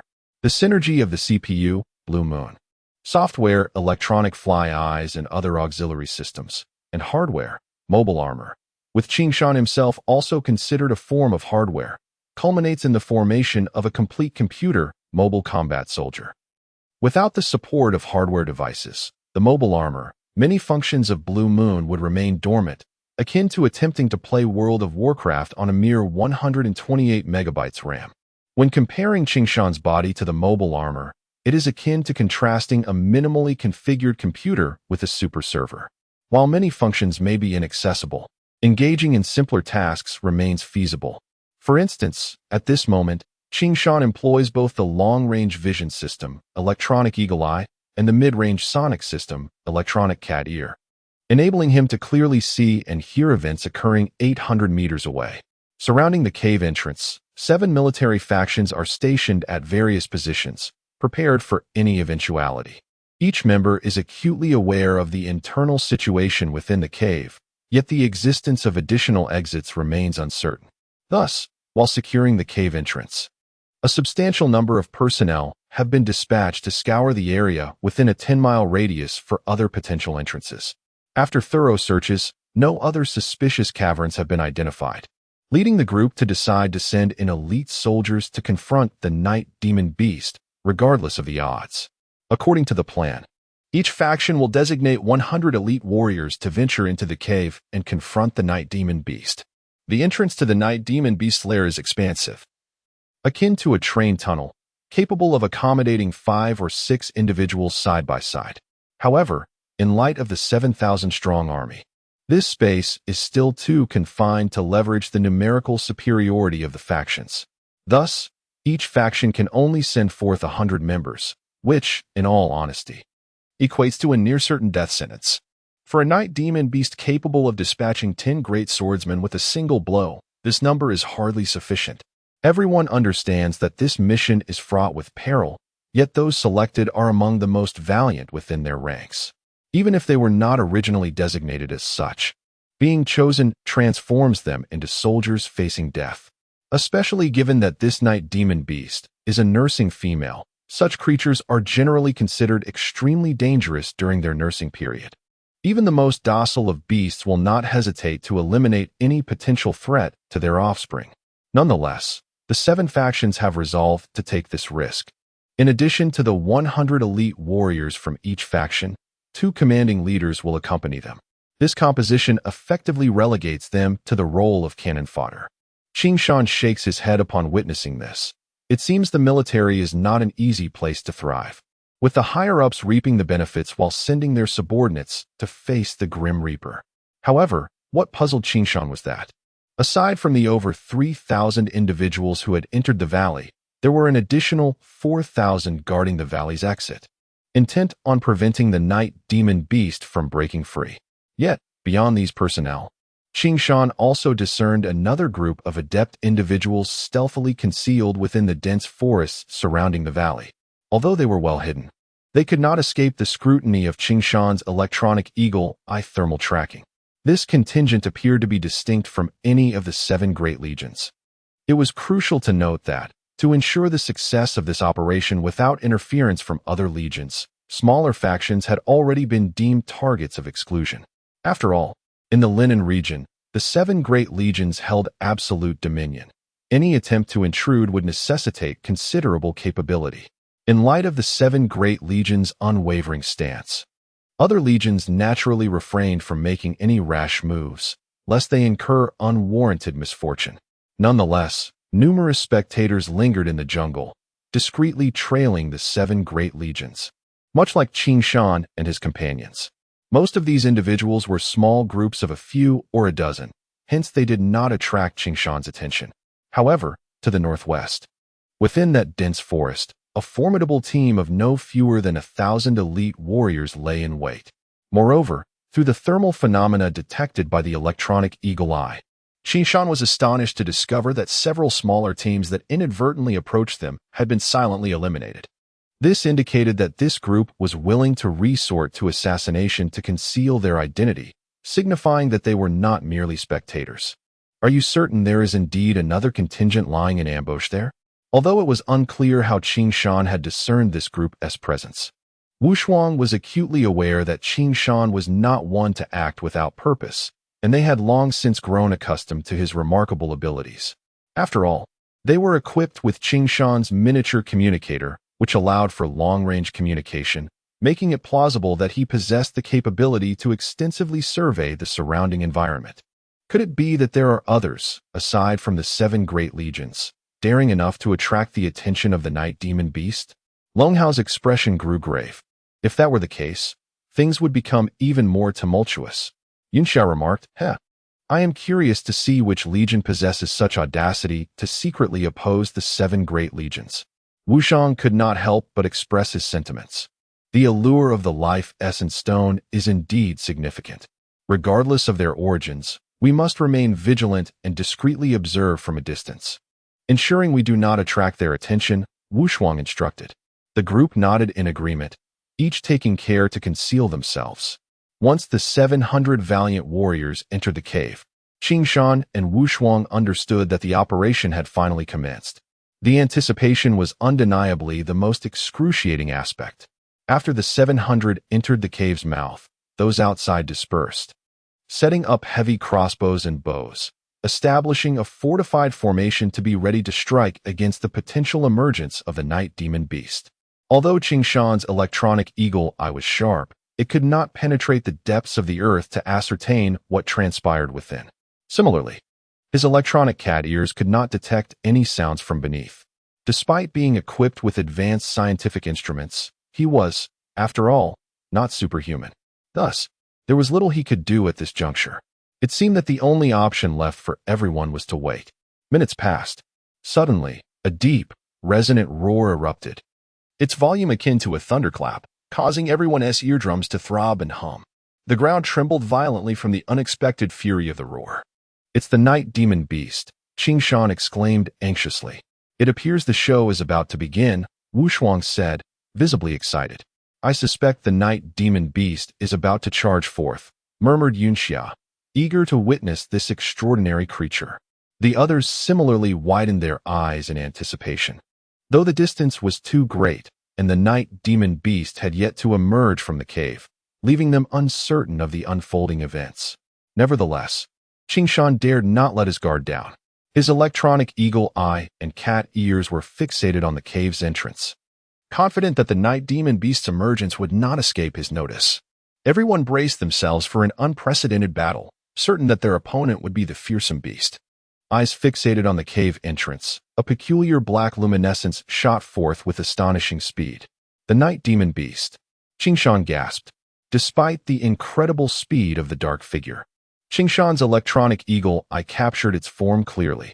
This shadow, which had suddenly burst forth, bore a striking resemblance to the night demon beast he had encountered previously. The skilled warriors stationed at the cave's entrance, including Qing Gang, also noticed the swiftly darting shadow, but they had insufficient time to comprehend the situation. Among the hundreds of archers, only a handful instinctively reacted. In almost the same breath, dozens of arrows were launched towards the night demon beast at lightning speed. Although the night demon beast was swift, the archers were top-tier experts. The arrows flew with remarkable speed and precision, colliding with the night demon beast almost simultaneously. To everyone's astonishment, however, the arrows seemed to strike an impenetrable barrier, producing a series of metallic clangs as they ricocheted away. What astounding defensive capabilities! Qing Shan marveled from a distance. While the expressions of Qinggang and his allies shifted dramatically, life energy field 6000, speed 6000, a set of staggering data flashed in Qing Shan's mind. While a life energy field of 6,000 might not seem extraordinary, a speed of 6,000 was undeniably terrifying, especially considering Qing Shan's speed was only around 2,600. In his analysis, even the strongest among them, Blood Axe Qinggang, likely had a speed of no more than 2,500.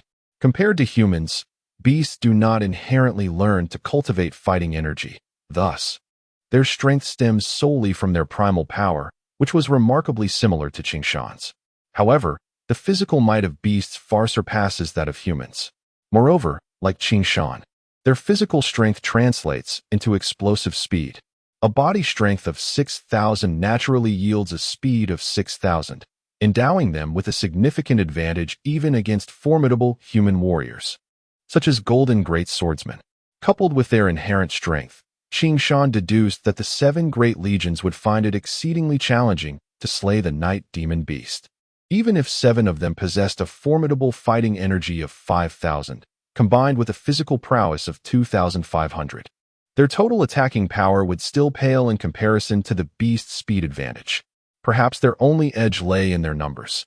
Although the night demon beast was struck by the arrows, sustaining little injury, it unleashed a deafening, thunderous roar that sent chills down the spine. It was unfathomable that such a creature could produce such a terrifying sound. Subsequently, a wave of overwhelming malice surged forth, sweeping towards them.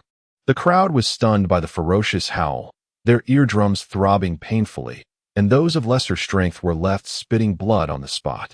In the blink of an eye, a substantial portion of the 7,000-strong legion collapsed. Even those positioned 800 meters away, including Wu Shuang and others, were nearly overwhelmed, their eyes rolling back as they fought to suppress the urge to vomit blood. They had encountered a sonic attack. The intensity of the sonic force field had reached a staggering 2,000, triggering the sound explosion defense. A warning from Blue Moon echoed in his mind. It was only then that Qing Shan comprehended that the earlier roar had produced sound waves equivalent to the lethality of a miniature sonic bomb. Consequently, this had activated Blue Moon's sound explosion defense. Although Qing Shan remained largely unscathed, he was nonetheless taken aback to discover that the sonic force field had indeed reached a formidable 2,000. The atmosphere was thick with tension as the group, pale-faced, stood in disbelief. What was that sound? Yunxia struggled to contain the chaotic energy swirling within her, her heart racing. None could have anticipated that the sound, reverberating from over 800 meters away, would nearly incapacitate them all. Those present at the scene would likely not survive. This was the true power of the night demon beast. Previously, its life force was detected at only 100 during the night, a mere fade as it had deliberately suppressed its aura to avoid detection by its prey. Had it unleashed its terrifying malevolence, it would have sent all potential prey fleeing. The elusive night demon thrived on its mastery of aura control and the cover of darkness, leading many to mistakenly believe it was merely a master of stealth and assassination, unaware of its true might that required no concealment. The horrific scene unfolding before Qing Shan's eyes confirmed his suspicions. The intense sound waves caused everyone to instinctively cover their ears in discomfort. However, this was merely a reflexive action. Soon, nearly all were spitting blood, collapsing to the ground. The sight was so surreal that Qing Gang and Chen Kong thought they were trapped in a nightmare. No, this cannot be real. Silver Ping and Yu Feng were equally horrified, nearly collapsing in fear. With a single roar, all elite warriors below level 20 among the 3,000 present were instantaneously killed by the shockwave. Such an unfathomable method of slaughter was unheard of. Perhaps only Qing Shan could comprehend the enormity of the situation. The sound wave attack disregarded defenses and operated as a lethal area of effect strike. With a detected intensity of approximately 2,000, the attack's lethal radius spanned at least 200 square meters, capable of annihilating any being with a sound wave resistance below 2,000. For those with profound cultivation, This was hardly a threat. They could shield their hearts and vital organs with their formidable energy. However, for the average soldiers, this was a catastrophe. Ignoring defense and delivering instant death, over 2,200 among the 3,000 fell in the blink of an eye, while those above the rank of Great Sword Master were left reeling. Their internal energy disrupted. Had they not been exceptionally skilled and instinctively activated their energy to protect their vital points, they too would have faced certain death. Was this the true visage of the Night Demon Beast? Such a formidable creature. This sound wave attack had claimed over 2,200 lives in an instant. Clearly, the strategy of sheer numbers was futile against it. Qing Shan quickly assessed the situation, recognizing that the real battle was about to commence, hinging on the ability of these elite soldiers to overcome the Night Demon Beast. The remaining survivors of the 7 legions were all visibly shaken. Realizing the irrevocable mistake they had made in underestimating the Night Demon's strength, a miscalculation that had cost over 2,200 lives. Among the 4,000 stationed at the valley's perimeter, many were also struck by the terrifying sound wave, left bloodied and wounded, though they had not succumbed on the spot. Yet, this was merely the beginning. As it roared, the Night Demon Beast pivoted midair, landing gracefully on the ground. Its robust form seemed to glide like a weightless breeze as it lunged toward the nearest standing figures. Chen Kong and Shen Ying. They had no time to react. Suddenly, in a flash, their heads vanished, leaving behind 2 decapitated corpses that gushed crimson like erupting geysers. The sight left everyone aghast. The speed was unfathomable. No one could discern what had transpired. Yet, Chen Ying and Chen Kong were undeniably gone. It was known that both were top-tier experts, with Chen Kong having reached the extraordinary rank of Golden Great Sword Master. He hadn't even caught a glimpse of the creature's attack, nor did he realize how he had met his demise. Captain, Vice Captain, the remaining warriors of the Flying Eagle Legion could hardly comprehend that their leaders had lost their heads in the span of a moment. Shock and despair painted their faces. At that moment, the shadowy figure finally revealed its grotesque visage. The legendary Night Demon Beast, cloaked in darkness, loomed like a mountain, enshrouded in eerie black mist that seemed to absorb even sunlight, creating a distorted black ripple around it. Even in daylight, its form was indistinguishable, appearing as a mass of black fog. Within that obscurity, a massive head, gleaming white fangs, and blood-red eyes could be faintly discerned, surveying all remaining souls with a sinister gaze.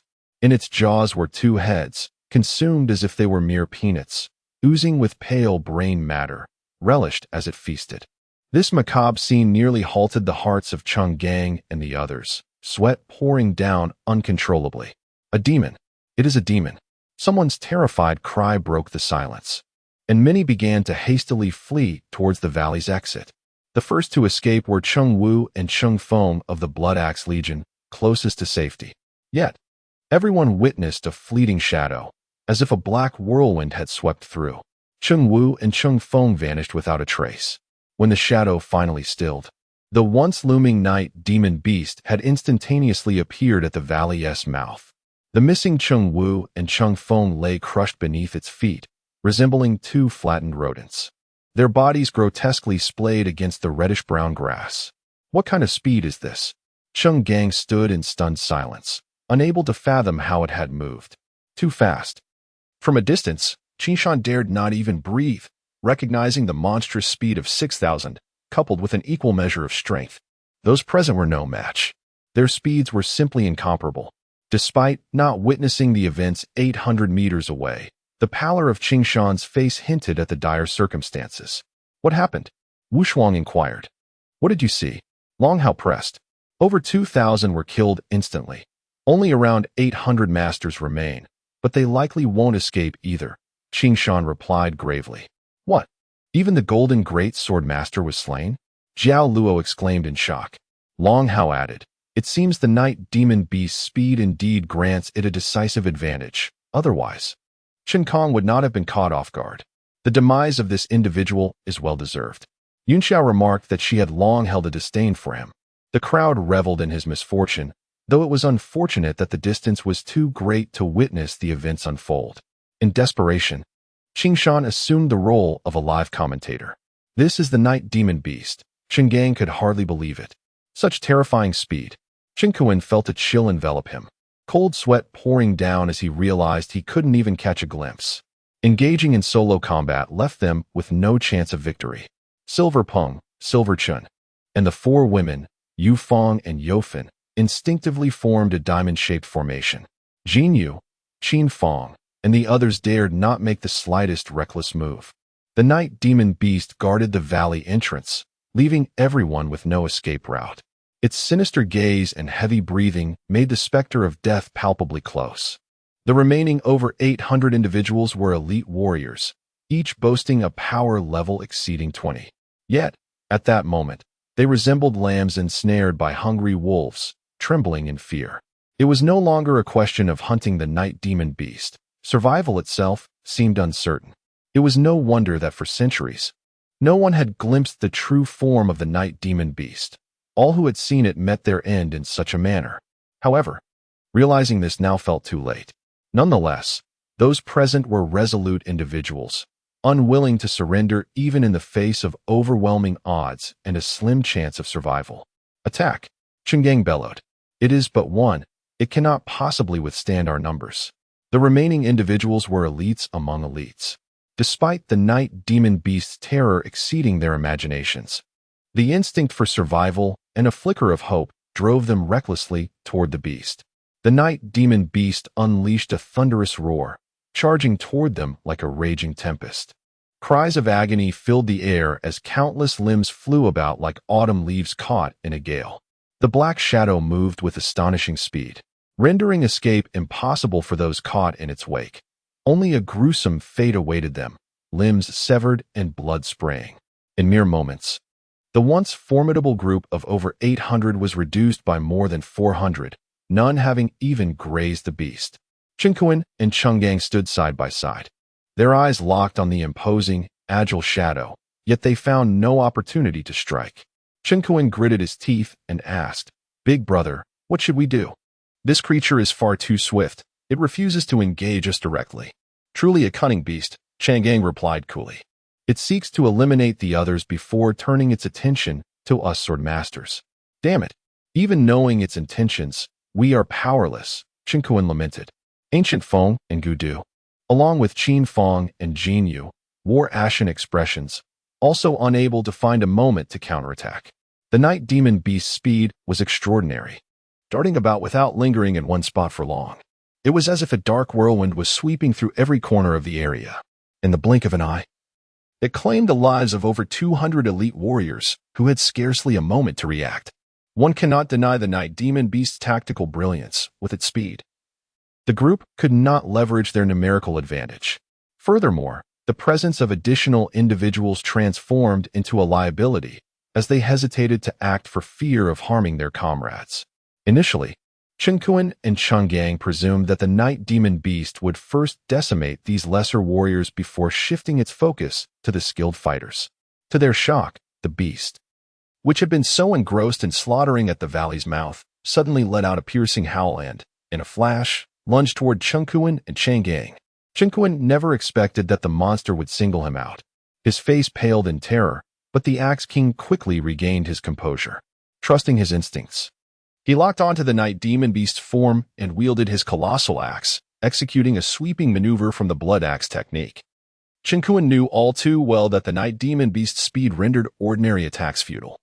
He had no choice but to rely on wide-area strikes in hopes of a lucky hit. The blurred axe shadow spun like a windmill, unleashing a barrage of forceful crescent-shaped energy. Yet, astonishingly, his strikes met nothing but emptiness. The dark figure was merely an illusion. However, Qingkuan understood that it was no mere shadow. It was a tangible entity, simply moving too swiftly for him to connect. The shadow glided past his energy barrier, and black steel claws lunged toward his forehead. "Be careful." At that moment, Qinggang finally noticed Qingkuan's peril, but it was too late for rescue. Faced with imminent danger, Qingkuan steeled himself, executing a quick backward roll while simultaneously kicking upward with his right leg, aiming for the colossal black claw descending upon him. It was a remarkably clever maneuver, like a dying rabbit kicking at an eagle. With a thunderous impact, Xuanyuan's silver-booted leg connected perfectly with the indistinct black claw. One must note that Xuanyuan possessed innate strength, augmented by his formidable level 65 Tianchi energy. This sudden burst of power made his kick equivalent to that of a small truck. The night demon beast, despite its massive size, weighing only around 3 tons, was propelled into the air by Xuanyuan's astonishing kick. Yet, it was merely airborne for an instant. At that moment, several warriors from the Eagle Brigade, oblivious to the danger, charged in, hoping to slay the night demon beast while it was airborne. However, the beast, undamaged by Xuanyuan's strike, used the momentum to crash against the cavern wall and then, propelled by its tremendous weight, lunged towards the charging warriors like a cannonball. The black shadow flickered, and once again, screams filled the air as those bold enough to attack were torn to shreds. It was too swift.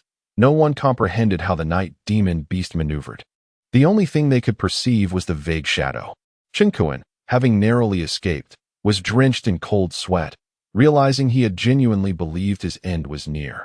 "Brother, we cannot continue like this," Xuanyuan urged. "I will find a way to stall it. You look for an opportunity to deliver a fatal blow. Do not act recklessly," Xuanyuan replied, casting a cold gaze at the elite warriors who had been scattered in disarray. "For now, we can only wait. Wait for the moment it reveals a weakness. But if this continues, all our people will perish." Xuanyuan exclaimed anxiously. "That is unavoidable," Xuanyuan stated calmly. "This beast's speed is too great. Any misstep could lead to our downfall. Do not forget how Qin Kong and Chuning met their fates, and you were nearly ensnared as well." Xuanyuan fell silent, realizing that had he not reacted swiftly earlier, he would have met a grim fate. However, witnessing his subordinates being mercilessly slaughtered before his eyes, as if they were mere vegetables, Xuanyuan felt a profound anguish. It was evident to others that ordinary individuals could not possibly harm the night demon beast. Yet in that moment, no one could conceive of a viable solution. It was Xuanyuan who remained relatively composed. He realized that if this situation persisted, likely only those masters of the Great Sword and above would survive. Thus, he bellowed with urgency, "All warriors below the rank of Great Sword Master, fall back." The warriors, already terrified by the night demon beast's rampage, had been awaiting this command.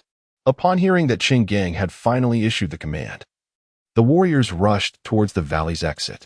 Despite the astonishing speed of the night demon beast, it was unable to slaughter them all as they surged forth like a tide. After claiming the lives of dozens, the warriors had already escaped the valley. Within the vast expanse of the valley remained only Xuanyuan, Xuanyuan, and the 12 superlative masters of the Great Sword Master rank and above. It could be said that the true climax of the battle had only just begun. The night demon beast, having ceased its pursuit of the fleeing warriors, turned its attention toward the formidable experts stationed within the valley. Although the remaining 12 were all formidable great sword masters, the chilling aura emanating from the beast instilled a sense of dread in their hearts. They were acutely aware that the terrifying speed of the night demon beast could easily obliterate any one of them, compelling these experts from the 7 great legions to join forces, advancing and retreating as one. Even those who had harbored grievances against each other were momentarily compelled to set aside their animosities. Among them, the venerable blood axe Xuanyuan, being the most powerful, was temporarily appointed as their leader. At this moment, Xuanyuan embodied the essence of leadership, his calm and composure a rarity among men. "Be cautious. This beast possesses remarkable speed.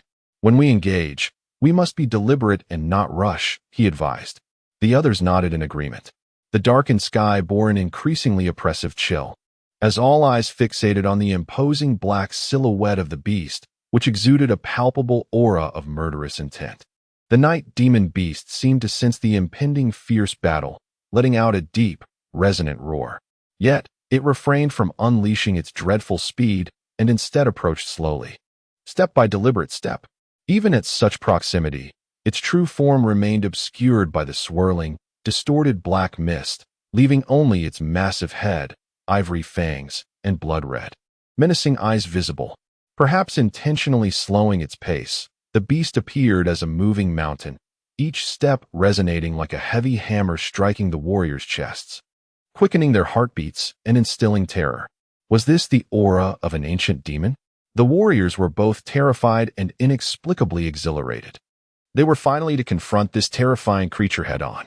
A sound akin to crackling flames erupted as the leader of the Flying Swallow Legion, Yu Feng, and her deputy, Yu Fun, infused their renowned swallow wing flying swords with battle energy, the potent surge reminiscent of a volcano poised to erupt.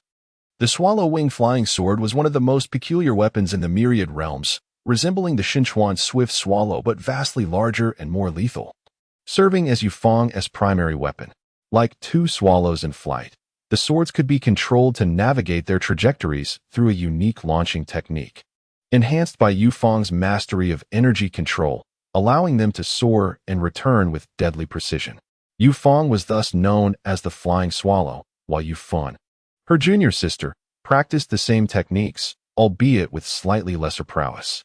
Together, they had always fought as a pair, complementing each other seamlessly in battle, earning them the nickname Twin Swallows.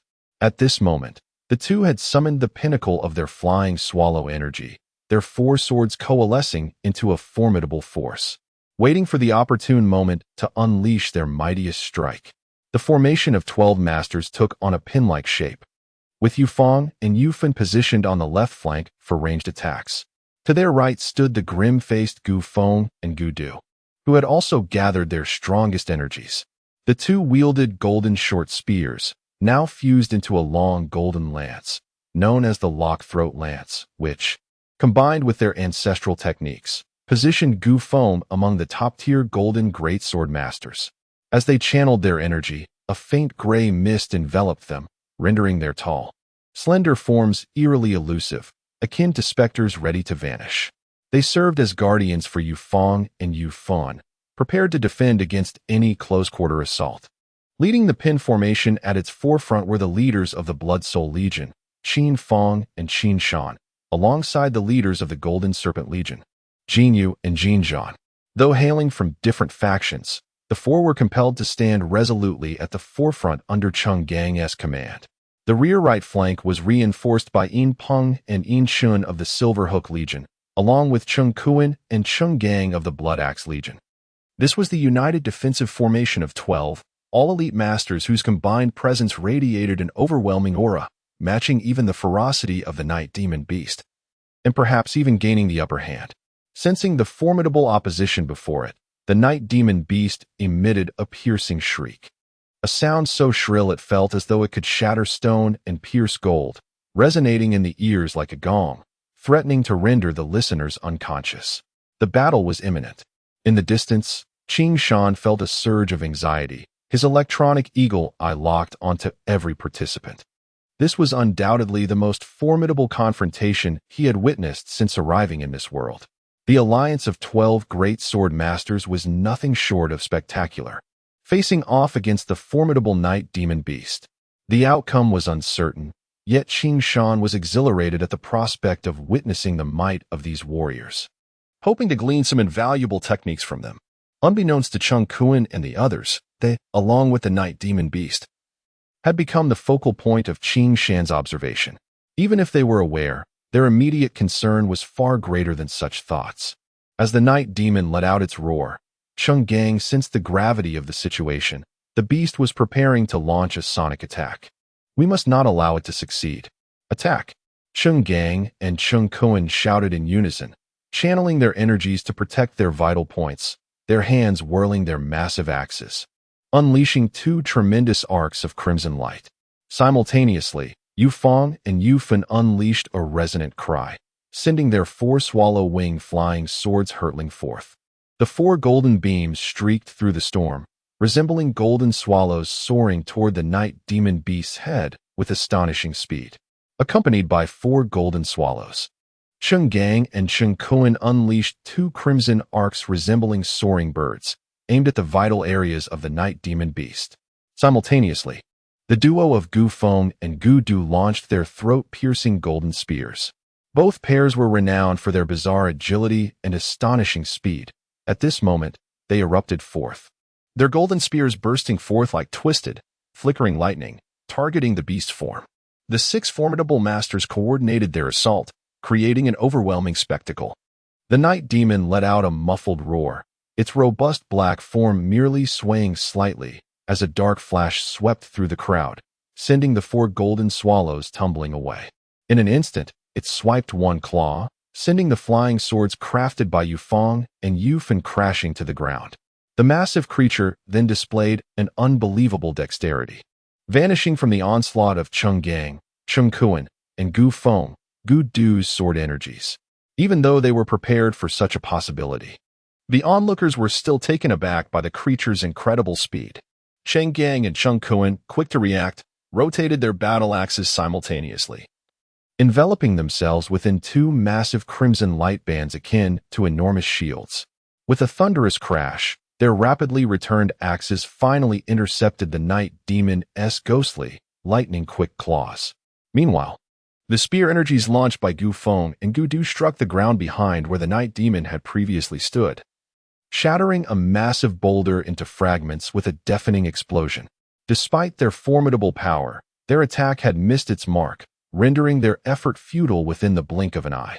Cheng Gang and Cheng Kuan's axes met the night demon's claws, and although both possessed remarkable cultivation and innate strength, the impact from the beast, weighing over 3 tons and moving with astonishing speed, proved to be a considerable challenge. They were sent reeling backward as if kicked by a giant. Yet their axes retained enough force to send the massive creature staggering away. However, the beast's agility was extraordinary. As it was knocked back, it twisted mid-air, landing on a large tree branch before pouncing toward the front, where Qin Feng, Qin Shan, Jin Yu, and Jin Zhan awaited. The creature's uncanny speed made it nearly impossible to track, but the vigilant Qin Feng and Qin Shan would not let it escape unscathed. Almost simultaneously, they unleashed 2 colossal crescent-shaped sword energies. Both were top-tier masters, possessing skills beyond that of ordinary golden sword masters, and having prepared thoroughly.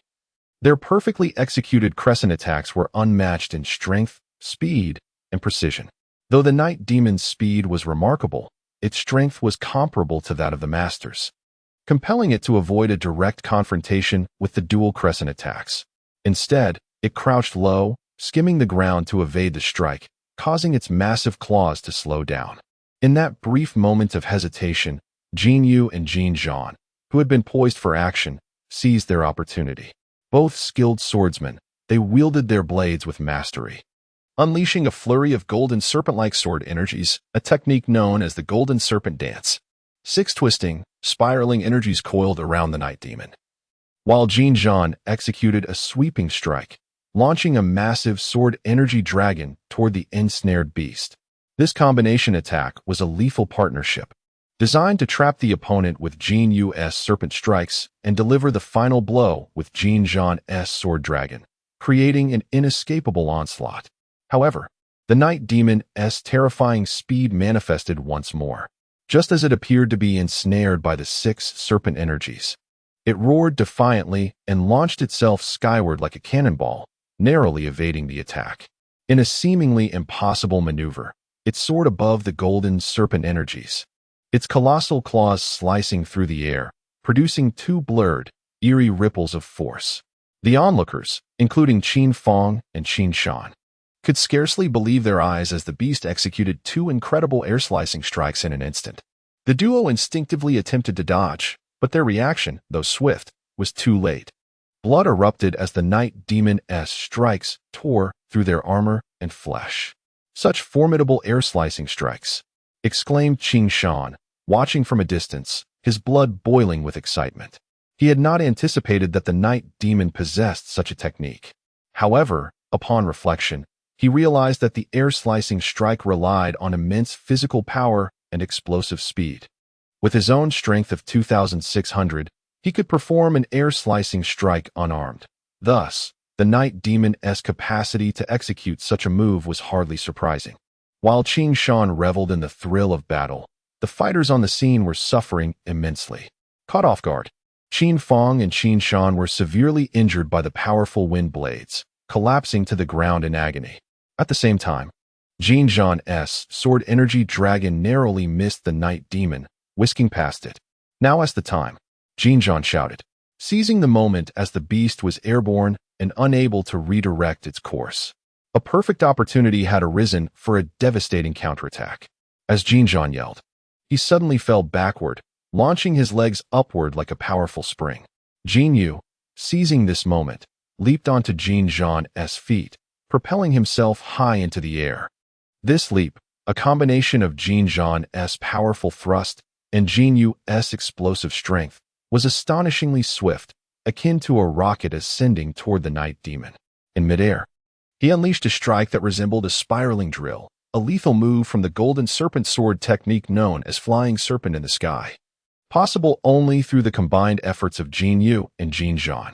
As Jin Yu soared into the air with astonishing velocity, he resembled a swiftly spinning spiral, unleashing a strike that was unparalleled in speed, precision, and formidable penetrating force.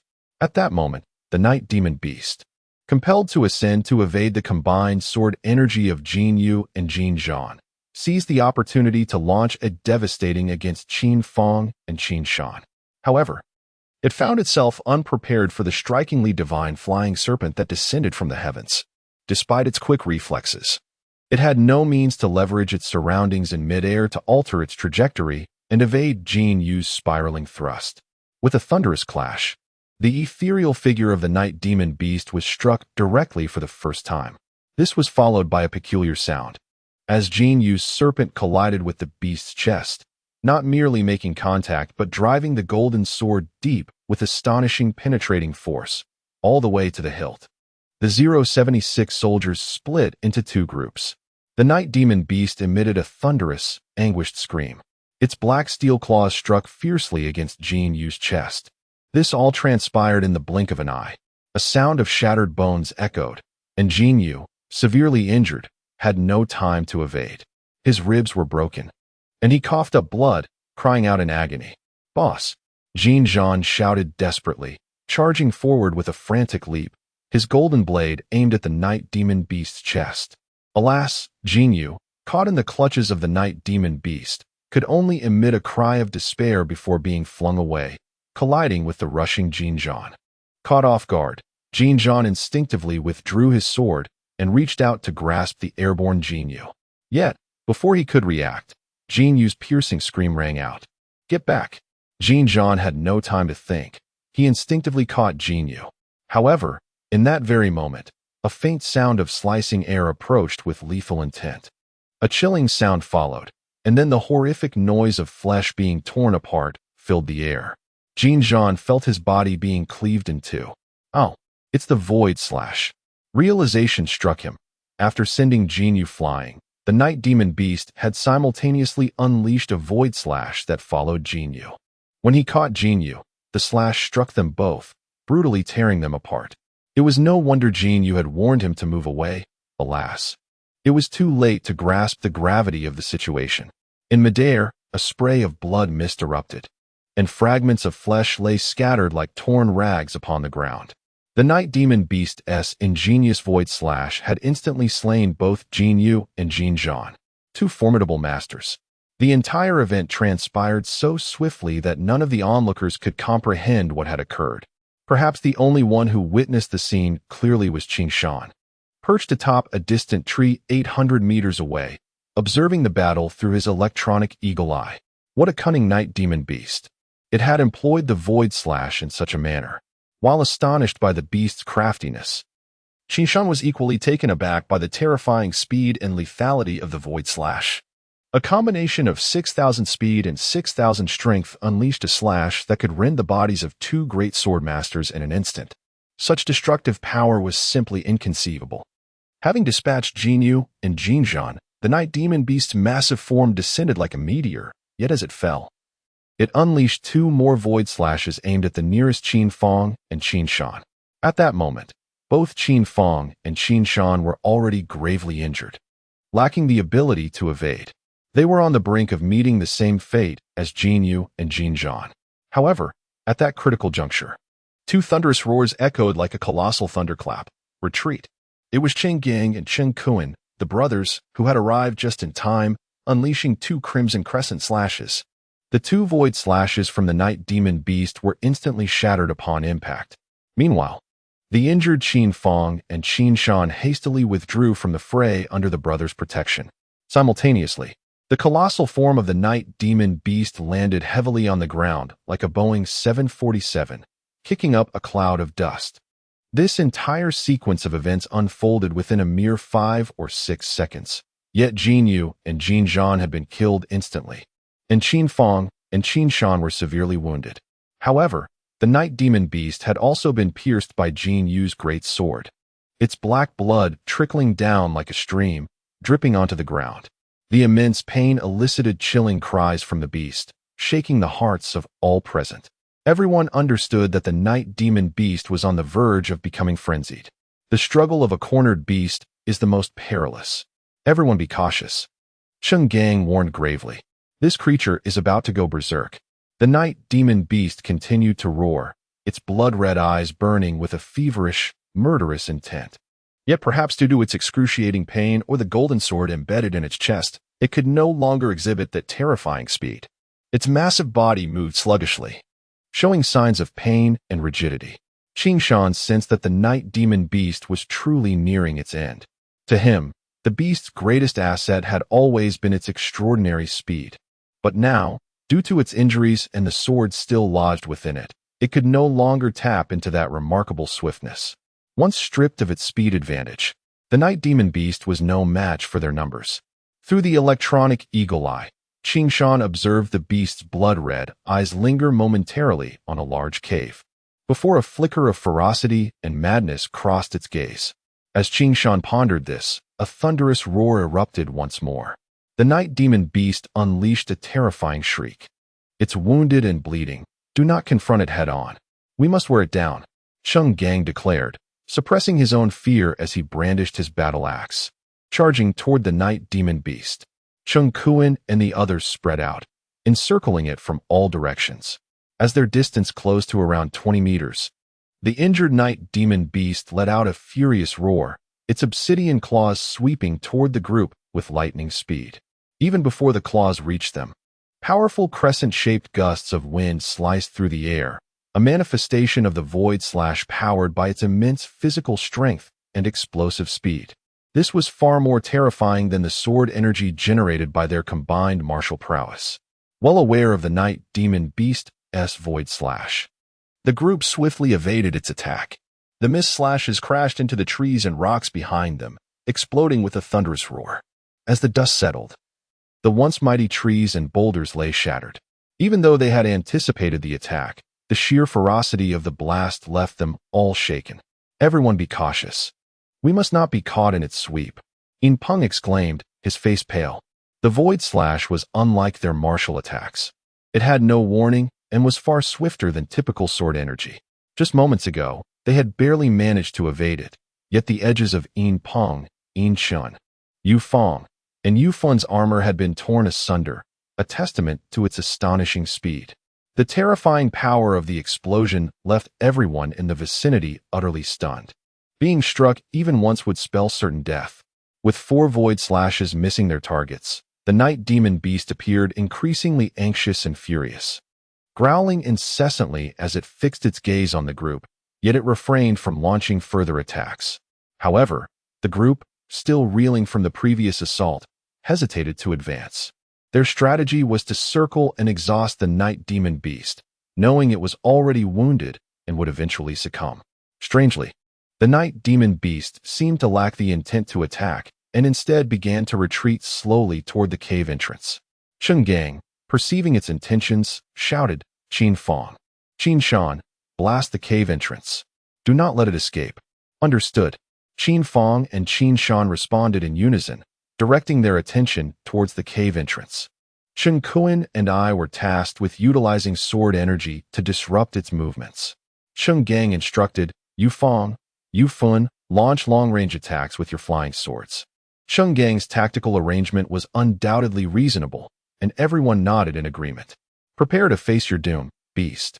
Cheng Gang and Cheng Kuan shouted simultaneously, vigorously swinging their massive axes.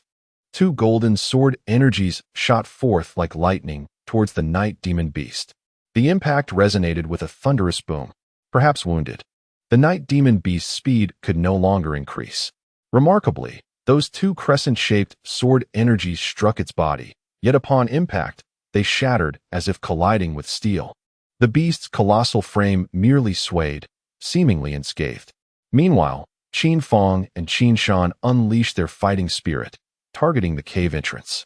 Amidst the dull explosion, the entrance, reminiscent of a train tunnel, collapsed and was sealed tight in an instant. With the escape route blocked, the night demon beast let out earth-shattering roars. Yet, the morale of the others soared, for it was evident that the night demon beast had lost its chance for escape.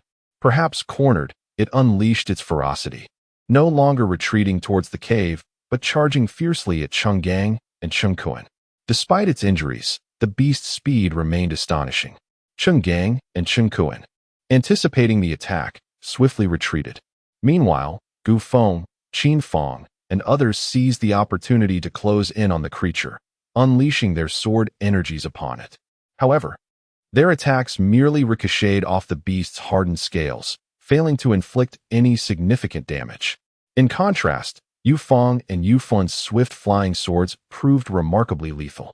Like precision missiles, each strike caused the night demon beast to stagger and emit cries of distress, yet still, it bore no visible wounds. Such astonishing defensive capabilities took everyone by surprise. It was clear that long-range sword energies and flying sword attacks struggled to harm it. Perhaps only close-quarter techniques akin to Jin Yu and Jin Zhan's spiral-penetrating attacks could bring it to its knees. Yet, none among them possessed the courage to engage the night demon beast in melee combat, especially after witnessing Jin Yu and Jin Zhan's fate. From a distance of over 20 meters, they continued to unleash sword energies and flying swords, a tempest of attacks bombarding the beast's massive form. Amidst the relentless assault, the night demon beast howled in agony, yet it remained standing. Over time, however, the wounds on its surface multiplied, dark blood flowing like a stream. Perhaps due to severe injuries or exhaustion, the beast could no longer execute its signature attacks, relegated to futilely pursuing Changgang and Chengkuan. The battlefield presented a bizarre scene, with the night demon beast desperately chasing Changgang and Chengkuan, who evaded its relentless lunges with remarkable agility. Meanwhile, others continued their frenzied attacks. The air was filled with the whistling of sword energies and the glinting of flying swords, a truly spectacular sight. Hidden in the shadows, Qing Shan watched, wide-eyed. The night demon beast was doomed. Perhaps realizing its impending demise, the beast let out another earth-shattering roar, its crimson eyes wide with madness and fury, glancing towards the cave entrance with an expression of longing and resolve. For some unknown reason, Qing Shan felt a sharp pang in his heart upon witnessing this moment. He recalled Chang Shou's words about the night demon beast possibly nurturing a youngling, now facing its end at the hands of these people. This thought dampened his spirits, extinguishing the excitement he had felt. The night demon beast's roars grew increasingly frenzied, the unusual sound instilling a sense of unease in Qing Shan. He could not comprehend the unfolding events. Suddenly, the atmosphere erupted with a deafening explosion, akin to a nuclear detonation, sending shockwaves through the air. Simultaneously, a warning echoed in his mind. Soundwave attack detected. Intensity 6000. Activating soundwave defense. Almost simultaneously, Wu Shuang and Wu Shang were struck by the terrifying sound waves, blood spewing from their mouths as they clutched their ears. "What is this?" Qing Shan exclaimed in horror.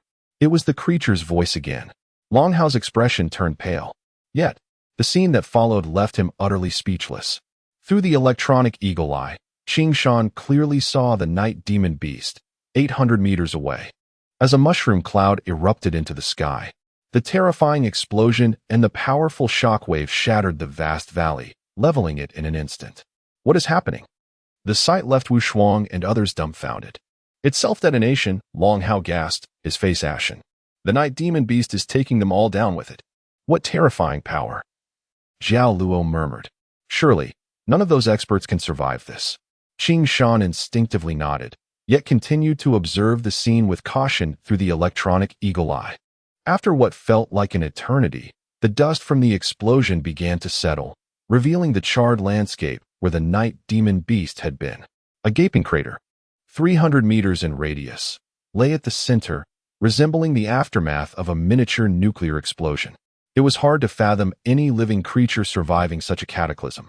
Just as Qing Shan assumed that Cheng Gang and the others had been obliterated in the blast, he was astonished to see several disheveled figures emerging from the ruins. Upon closer inspection, it was the battered Silver Peng, Silver Chun, Yu Fong, Yu Fun, and surprisingly, Qin Fong and Qin Shan. Even Cheng Gang and Cheng Kuan had managed to crawl out. How is this possible? Qing Shan marveled. This group had miraculously survived, albeit their armor was reduced to mere fragments. Cheng Gang, Cheng Kuan, Qin Fong, and Qin Shan displayed muscular frames, albeit marred with numerous injuries. As for Yu Fong and the four women, their armor was in tatters, barely clinging to their bodies, nearly leaving them exposed. Yet, Gu Feng and Gu Du were conspicuously absent, likely having perished in the explosion. That beast actually self-destructed, Qin Fong exclaimed in frustration. Perhaps due to overwhelming emotions and his injuries, he coughed up blood.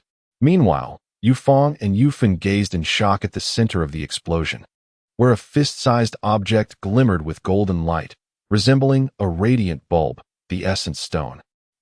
Qin Fong and Qin Shan reacted swiftly, both leaping towards the glowing object almost simultaneously. After the night demon beast self-destructed, all that remained was this singular life essence stone. If not seized now, then when? Cheng Gang and Cheng Kuan, too, reacted swiftly. Their proximity to the life essence stone, located at the epicenter of the explosion, was advantageous. Remarkably, their synergy was equally impressive. Cheng Gang surged toward the life essence stone, while Cheng Kuan darted to intercept the approaching Qin Fong and Qin Shan, with a singular aim, to stall them and buy enough time for Cheng Gang. The emergence of the 077 target was but a fleeting moment, a mere blink of the eye, revealing the true contest of swiftness in response. Quickly, seized the flying sword. At once, Yin Peng and Yin Shun, standing beside Yu Fong, sprang into action. Yet, they understood that given their distance, they could not possibly outpace Cheng Gang and Qin Fong. However, Yu Fong's flying sword possessed the ability to soar through the air at will. Without hesitation, she remotely guided it forth. The sword darted like lightning, instantly ensnaring the luminous object 30 meters away before being recalled to her grasp. Damn it! Just as the life essence stone was nearly within reach, it was snatched away by Yu Fong's sword, inciting Cheng Gang's fury as he bellowed and charged toward her. In that moment of the night demon beast's self-detonation, all were acutely aware that the alliance of the Seven Legions had come to an end, leaving only the most brutal struggle for dominance and survival. With the life essence stone now in their possession, there was no need to linger. Let us depart. The four women swiftly made their way toward the valley's exit. Yet, within their hearts lingered a sinister intention. Long before the arrival of the Seven Legions at this location, the Silver Hook Legion and the Pneumonia Legion had meticulously plotted. The forces stationed at the valley's mouth were poised to seize the opportune moment to act. Their plan was to not only acquire the life essence stone, but to annihilate all others involved in this mission simultaneously. With the life essence stone secured, their next course of action was clear: eliminate Qin Gang, Cheng Kuan, Qin Fong, and Qin Shan.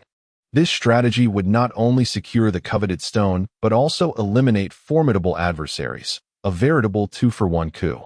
However, the four women were also acutely aware that the other legions were not devoid of cunning and had their own schemes in play. To eradicate the other legions under such tumultuous circumstances would prove a formidable challenge.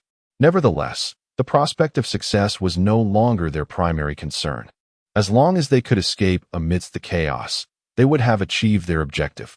Yet, the four women were grievously wounded, and the prowess of Cheng Gang, Cheng Kuan, Qin Fong, and Qin Shan was formidable. Thus, their immediate thought was to flee the valley as swiftly as possible and regroup with the elite fighters stationed at the valley's mouth before confronting their enemies. Almost concurrently with the four women dash toward the valley, Cheng Gang, Cheng Kuan, Qin Fong, and Qin Shan awoke to the same realization. In truth, they were not alone in their aspirations. Each of the Seven Legion leaders harbored similar intentions. As soon as Yin Peng, Yin Shun, Yu Fong, and Yu Fen burst forth from the valley, they signaled with a flare. Swoosh, swoosh, swoosh, swoosh. 4 rapid signal flares shot into the sky, exploding with a resounding boom. This was the agreed-upon signal for the ambushing forces. However, just as the 4 women exited the valley, a fierce and relentless barrage of arrows rained down upon them, targeting Yin Peng and the other 3. The 4 women were taken aback. In that fleeting moment, they recognized that the assailants might very well be their own allies. Reacting swiftly, they leapt aside, darting into the nearby thicket like vibrant butterflies. Despite their rapid response, a dozen iron arrows were firmly embedded in Yu Fun's body. Under normal circumstances, such arrows would not have posed a threat to her. However, she had already sustained severe injuries from the Night Demon Beast's explosion, and her armor had been left in tatters. At that moment, she could not muster her protective aura, and the arrows pierced her through. With a cry of agony, she collapsed to the ground. Almost simultaneously, another volley of arrows struck, turning her into a veritable pincushion. Often, Yu Fang, Yin Peng, and Yin Shun, having narrowly escaped, were horrified, their hearts heavy with grief at Yu Fun's tragic fate. Although they had anticipated such a possibility, the ensuing scene left them utterly speechless, overwhelmed with shock. As if on cue, over 4,000 troops stationed at the valley's entrance launched a simultaneous assault. The air was filled with the sounds of battle, screams echoed. Arrows filled the sky, and explosive bursts of fighting spirit erupted, transforming the unified army's encampment into a chaotic battlefield, akin to a nest of disturbed ants. Those who had previously lamented the distance, unable to see clearly, now finally witnessed the harrowing carnage. Yet, their spirits were far from lifted. Former allies had now devolved into mortal enemies, each fighting with reckless abandon to slay the other. The once serene landscape had morphed into a nightmarish purgatory of bloodshed and chaos. Even those who had anticipated such a turn of events found themselves pale with fear. Goodness! The shift was too rapid, muttered Wu Xuan. What is so surprising about this? Long Hao replied, there are no eternal alliances, only eternal interests. These individuals united for mutual benefit, and now they have merely returned to their original state. It's a pity they are all fools, Wu Xuan scoffed. In the end, they will likely benefit others. Qing Shan nodded slightly, instinctively glancing toward the dense forest in the northwest, where a group remained hidden and motionless. They wondered if those individuals would emerge as the ultimate victors of this hunt. With that thought, Qing Shan began searching the chaotic scene for the figures of Yu Fang, Yin Peng, and Yin Shun. To be honest, he had not anticipated that the life essence stone would ultimately fall into the hands of 4 women. Yet, the turmoil around him had reached a crescendo, and he had no idea where they had hidden themselves. Perhaps the acquisition of the life essence stone had rendered the Flying Swallow Legion and the Silver Hook Legion targets for the other 5 legions. In mere moments, a significant number of their members had been slain. Despite this, the warriors of the Silver Hook Legion and the Flying Swallow Legion fought valiantly, refusing to yield their ground. After 2 hours, almost none remained alive in either legion. Yet the other 5 legions had also suffered devastating losses. Barely 2,000 remained standing, each bearing wounds. It was only then that Cheng Gang and his companions realized they could not locate Yin Peng, Yin Shun, or Yu Fang amidst the chaos. Damn those wretched women. They managed to escape in the confusion. It dawned on Cheng Gang and the others that Yin Peng, Yin Shin, and Yu Fang were all exceptional fighters. And in such disorder, it would be no challenge for them to slip away unnoticed. Just as Cheng Gang's frustration peaked, a contingent of over 1,000 fierce warriors burst forth from the northwest corner. Leading the charge were 2 elderly men clad in golden armor, wielding golden swords. Their swordsmanship was masterful, and they dispatched foes with ease. The exhausted combatants from earlier skirmishes were no match for their onslaught, and in the blink of an eye, chaos ensued as the ranks were shattered and bodies fell. At that moment, Cheng Gang finally discerned that the newcomers bore the insignia of a ferocious bear on their armor, the Bear Legion. His complexion changed dramatically. Others quickly recognized that the 2 elderly figures leading the charge were none other than Yin Hu and Xia Lang, 2 of the 12 golden swordsmen of the explosive Bear Legion. Both of these seasoned warriors ranked within the top 40 on the Swordmaster list, and even at their peak, Cheng Gang would find it challenging to secure victory against them. To make matters worse, he had already suffered severe injuries from the night demon beast and had endured over 2 hours of relentless combat, leaving him utterly exhausted. How could he possibly contend with such formidable adversaries? The two elders had already set their sights on their target, advancing directly toward Cheng Gang and the other skilled fighters. Cheng Gang was nearly driven to the brink of rage, realizing that the explosive Bear Legion was blatantly aiming to eliminate the 7 Great Legions in one fell swoop. Although each of the 7 legions boasted a formidable scale of over level 8, with around 8,000 regular members. The 1,000 soldiers mobilized for this operation were undoubtedly the elite among the elite.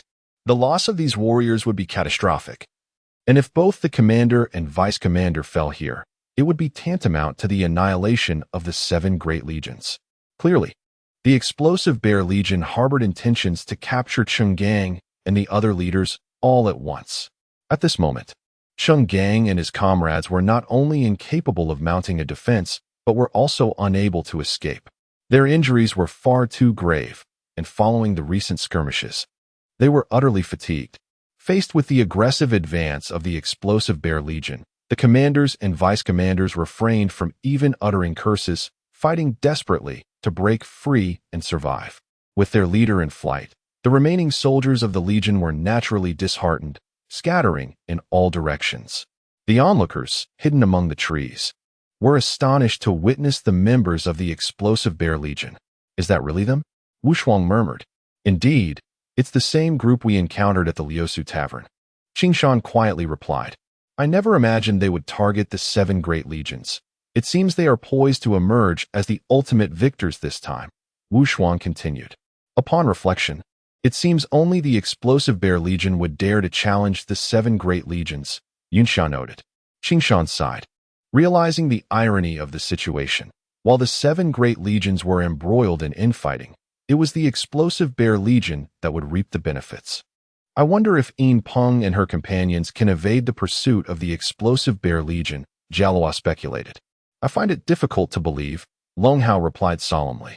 "Even if Yin Peng and Yu Feng manage to secure the life essence stones, their survival is far from guaranteed." "Not necessarily," Wu Shuang countered.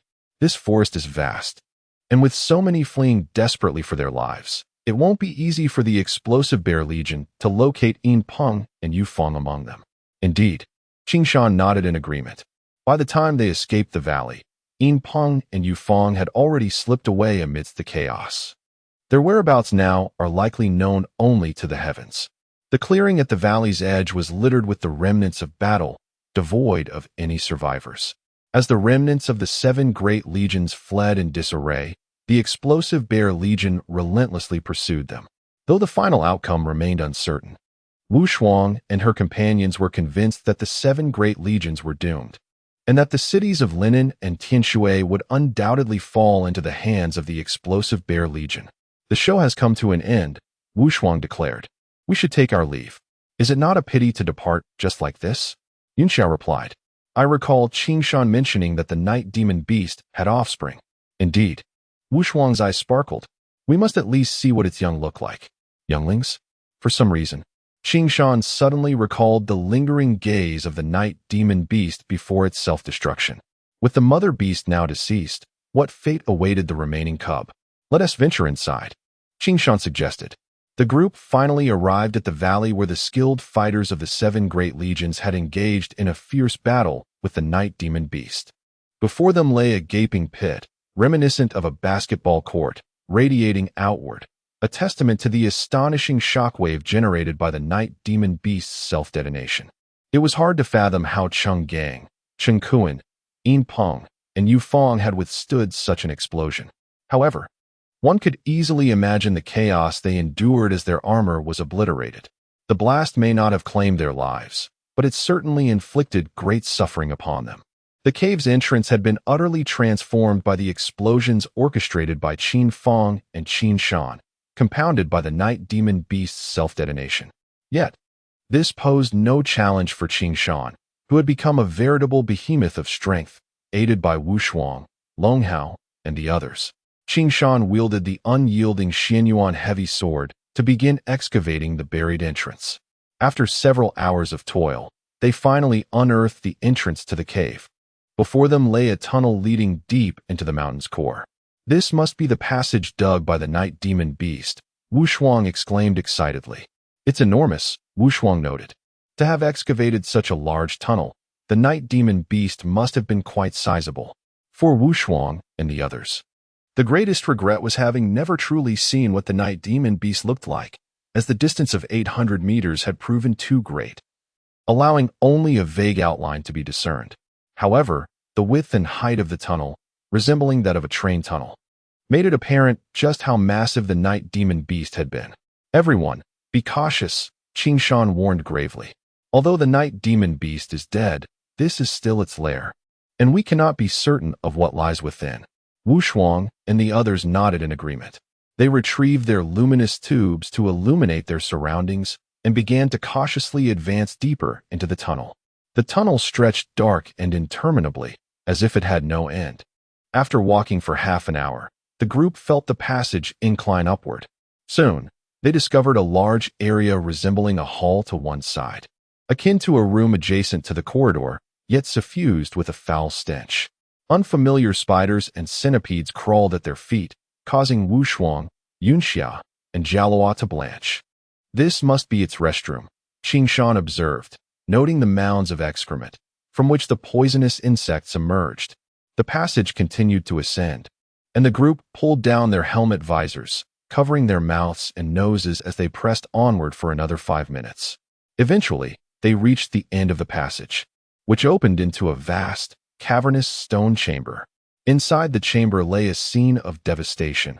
Remnants of broken limbs, shattered armor, and scattered weapons littered the ground.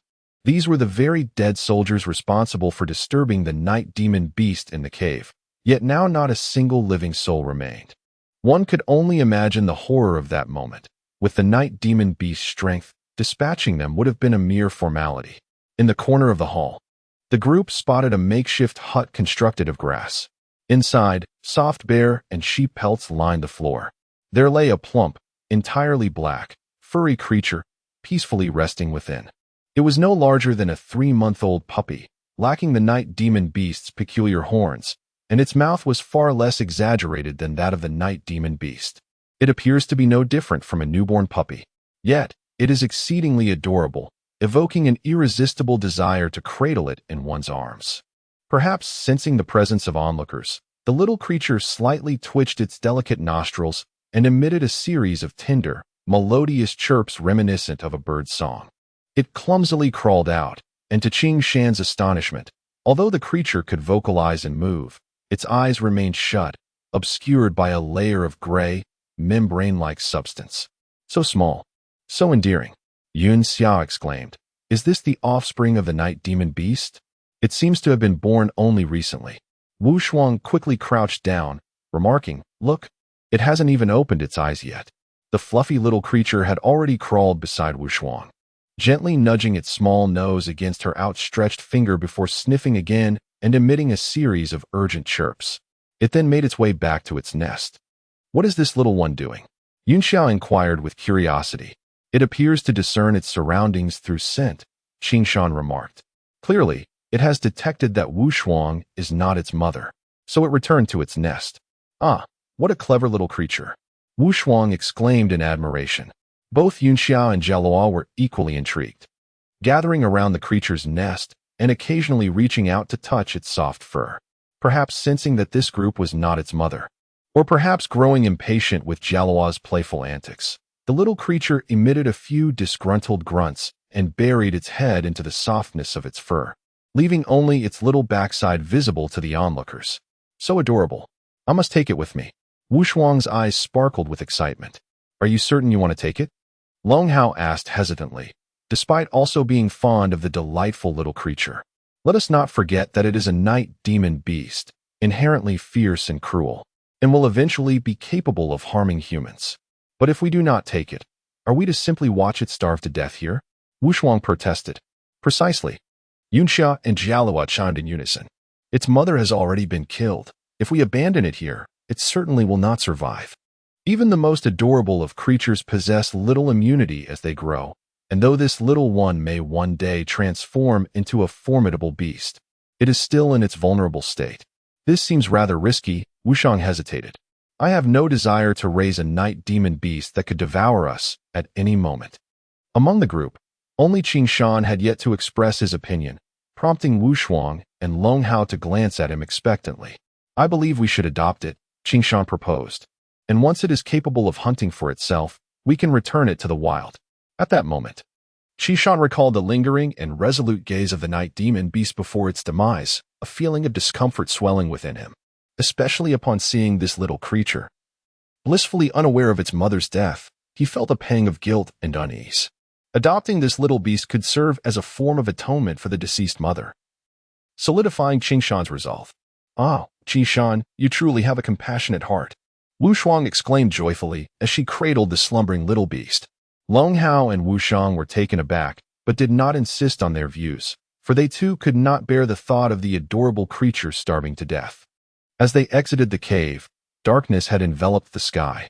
The corpses outside the valley remained unattended, and Qing Shan and the others were eager to leave this place of strife. Unwilling to return to Linen Town, which they now deemed unsafe, they pressed onward in a southerly direction, guided by their map through the forest, aiming to reach Jinhua Town, approximately 50 miles from Linen.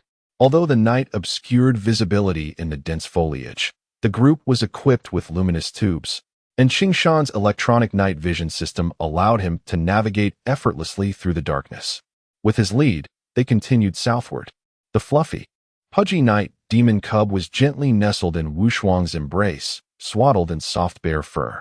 Perhaps due to its recent birth, the little creature was particularly drowsy, sleeping soundly in Wu Shuang's arms. Meanwhile, Yunxia and Jiluo excitedly surrounded Wu Shuang, playfully teasing and stroking the sleeping cub, transforming their nighttime journey into a delightful outing. Much to the chagrin of Long Hao and Wu Shang, who could only shake their heads in disbelief. Reluctantly, they took up the rear as the group's guardians. As Wu Shuang, Yunxia, and Jiluo reveled in their playful antics, Qing Shan, who was positioned at the front, suddenly halted, scrutinizing the area ahead with caution. Wu Shuang and the others, not paying attention, nearly collided with him. What is it? Wu Shuang inquired, noticing Qing Shan's unusual expression. It seems there are signs of a struggle up ahead. A struggle? Wu Shuang instinctively scanned the darkness, her companions equally puzzled by the obscurity. However, they all acknowledged Qing Shan's remarkable vision, capable of discerning details from afar and in the dark. His acute hearing also allowed him to detect sounds from great distances, and they had long since become accustomed to his extraordinary abilities. Thus, they never doubted his assessments. Let us investigate, Wu Shuang suggested. In a clearing among the trees lay countless severed limbs and dismembered bodies scattered about, with crimson blood staining the grass and transforming the ground into a pool of gore. Although night had fallen, the illumination from their tubes revealed the gruesome scene before them. Each member of the group paled, utterly stunned by the horrific sight. Even Qing Shan, who had become desensitized to violence, was taken aback by the shocking tableau. These individuals had been brutally torn apart, and Long Hao's face grew ashen. The victims had no chance to fight back. Such a cruel method, Jialuo remarked gravely. Given the technique, it appears to have been the work of berserkers. The slain were warriors from the Silver Hook Corps and the Flying Swallow Corps. At this moment, Qing Shan noted that the slain bore silver hooks or golden flying swallow insignias on their chests, identifying them as members of the Silver Hook Corps and the Flying Swallow Corps. There were at least 100 casualties. However, judging by the scene, there were no more than 10 berserkers in the attacking group, Long Hao observed. Remarkable berserkers, Yunxia murmured. To have slain 100 elite warriors with merely 10 individuals. Among the various military factions, the berserkers of the Exploding Bear Corps were the most renowned. It seems the perpetrators must be members of the Exploding Bear Corps, Wu Shuang concluded. Why would the Silver Hook Corps and the Flying Swallow Corps be present here? Jialuo pondered aloud. I recall that nearly all of their warriors were slain. Could it be Yinpeng and Yufeng? In an instant, Qing Shan recalled Yinpeng and Yufeng, who had escaped amidst the chaos. These warriors were likely protecting Yinpeng and Yufeng as their guards. Wu Shuang carefully examined the slain warriors' armor and swords. They are all top-tier elites. around level 30, each adorned with elite insignias on their shoulders. Ah, is that not Yin Yao? Amidst the many corpses, Qing Shan suddenly recognized a familiar face. It was indeed Yin Yao, who had previously accompanied Qi Shan, Yin Chen, and Chang Qiu in tracking the night demon beast. Yet now, he had been torn asunder, leaving only a relatively intact head for Qing Shan to easily recognize. This further corroborated Wu Shuang's suspicions, as Qing Shan knew that Yin Yao was undoubtedly one of Yin Chen's personal guards. His presence here indicated that Yin Chen had certainly passed through this location. If Yin Yao was here, then what of Chang Qiu? Help me search for Chang Qiu's body. Qing Shan instructed as he began to sift through the barely recognizable corpses. The crowd quickly grasped Qing Shan's intentions. It was evident that Qing Shan had not yet given up on recruiting Chang Qiu. Long Hao and Wu Shang were diligently sifting through the mangled corpses, meticulously discerning the details. Fortunately, they did not find Chang Qiu's body among them. At this moment, Qing Shan finally breathed a sigh of relief. Chang Qiu could be considered a loyal guardian of Yin Chen.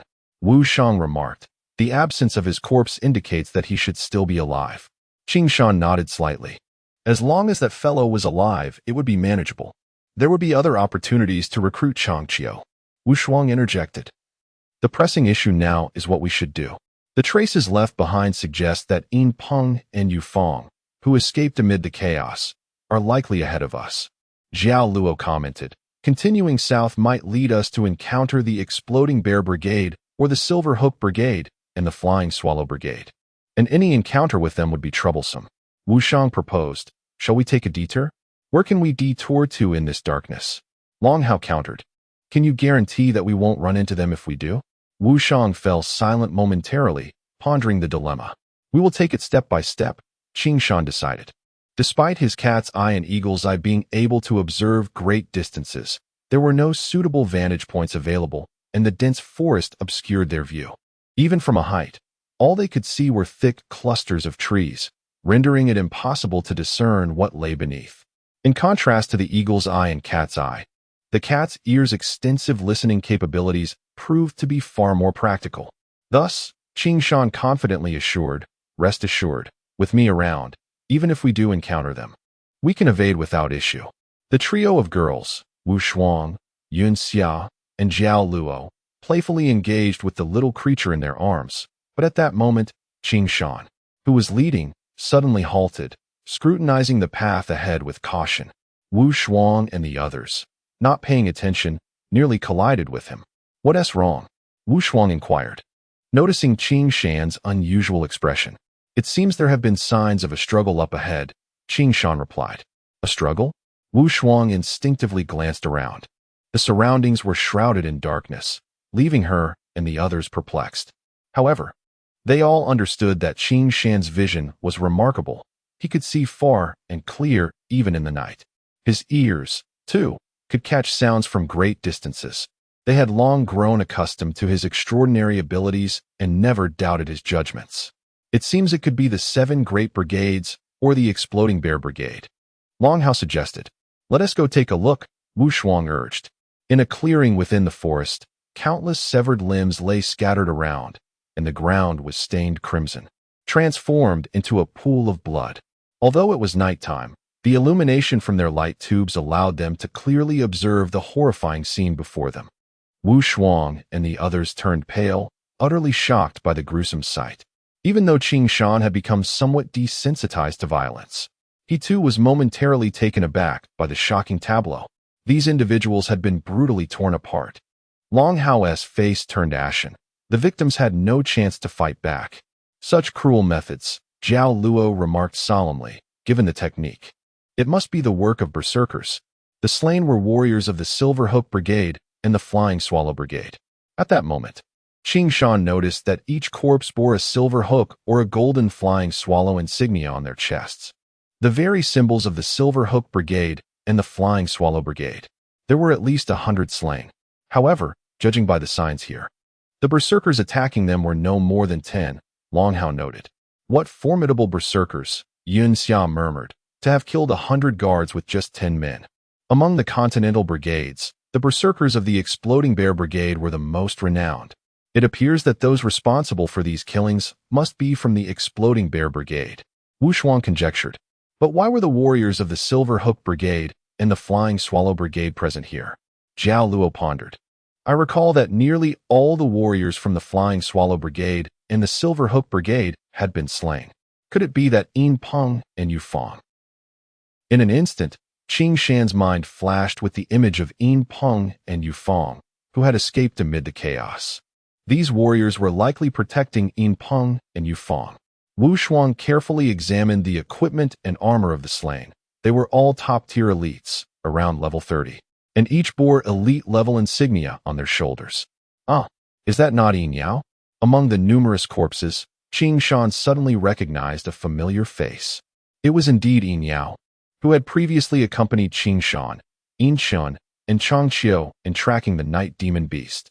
However, he had now been gruesomely torn in half, leaving only a relatively intact head for Qing Shan to easily identify.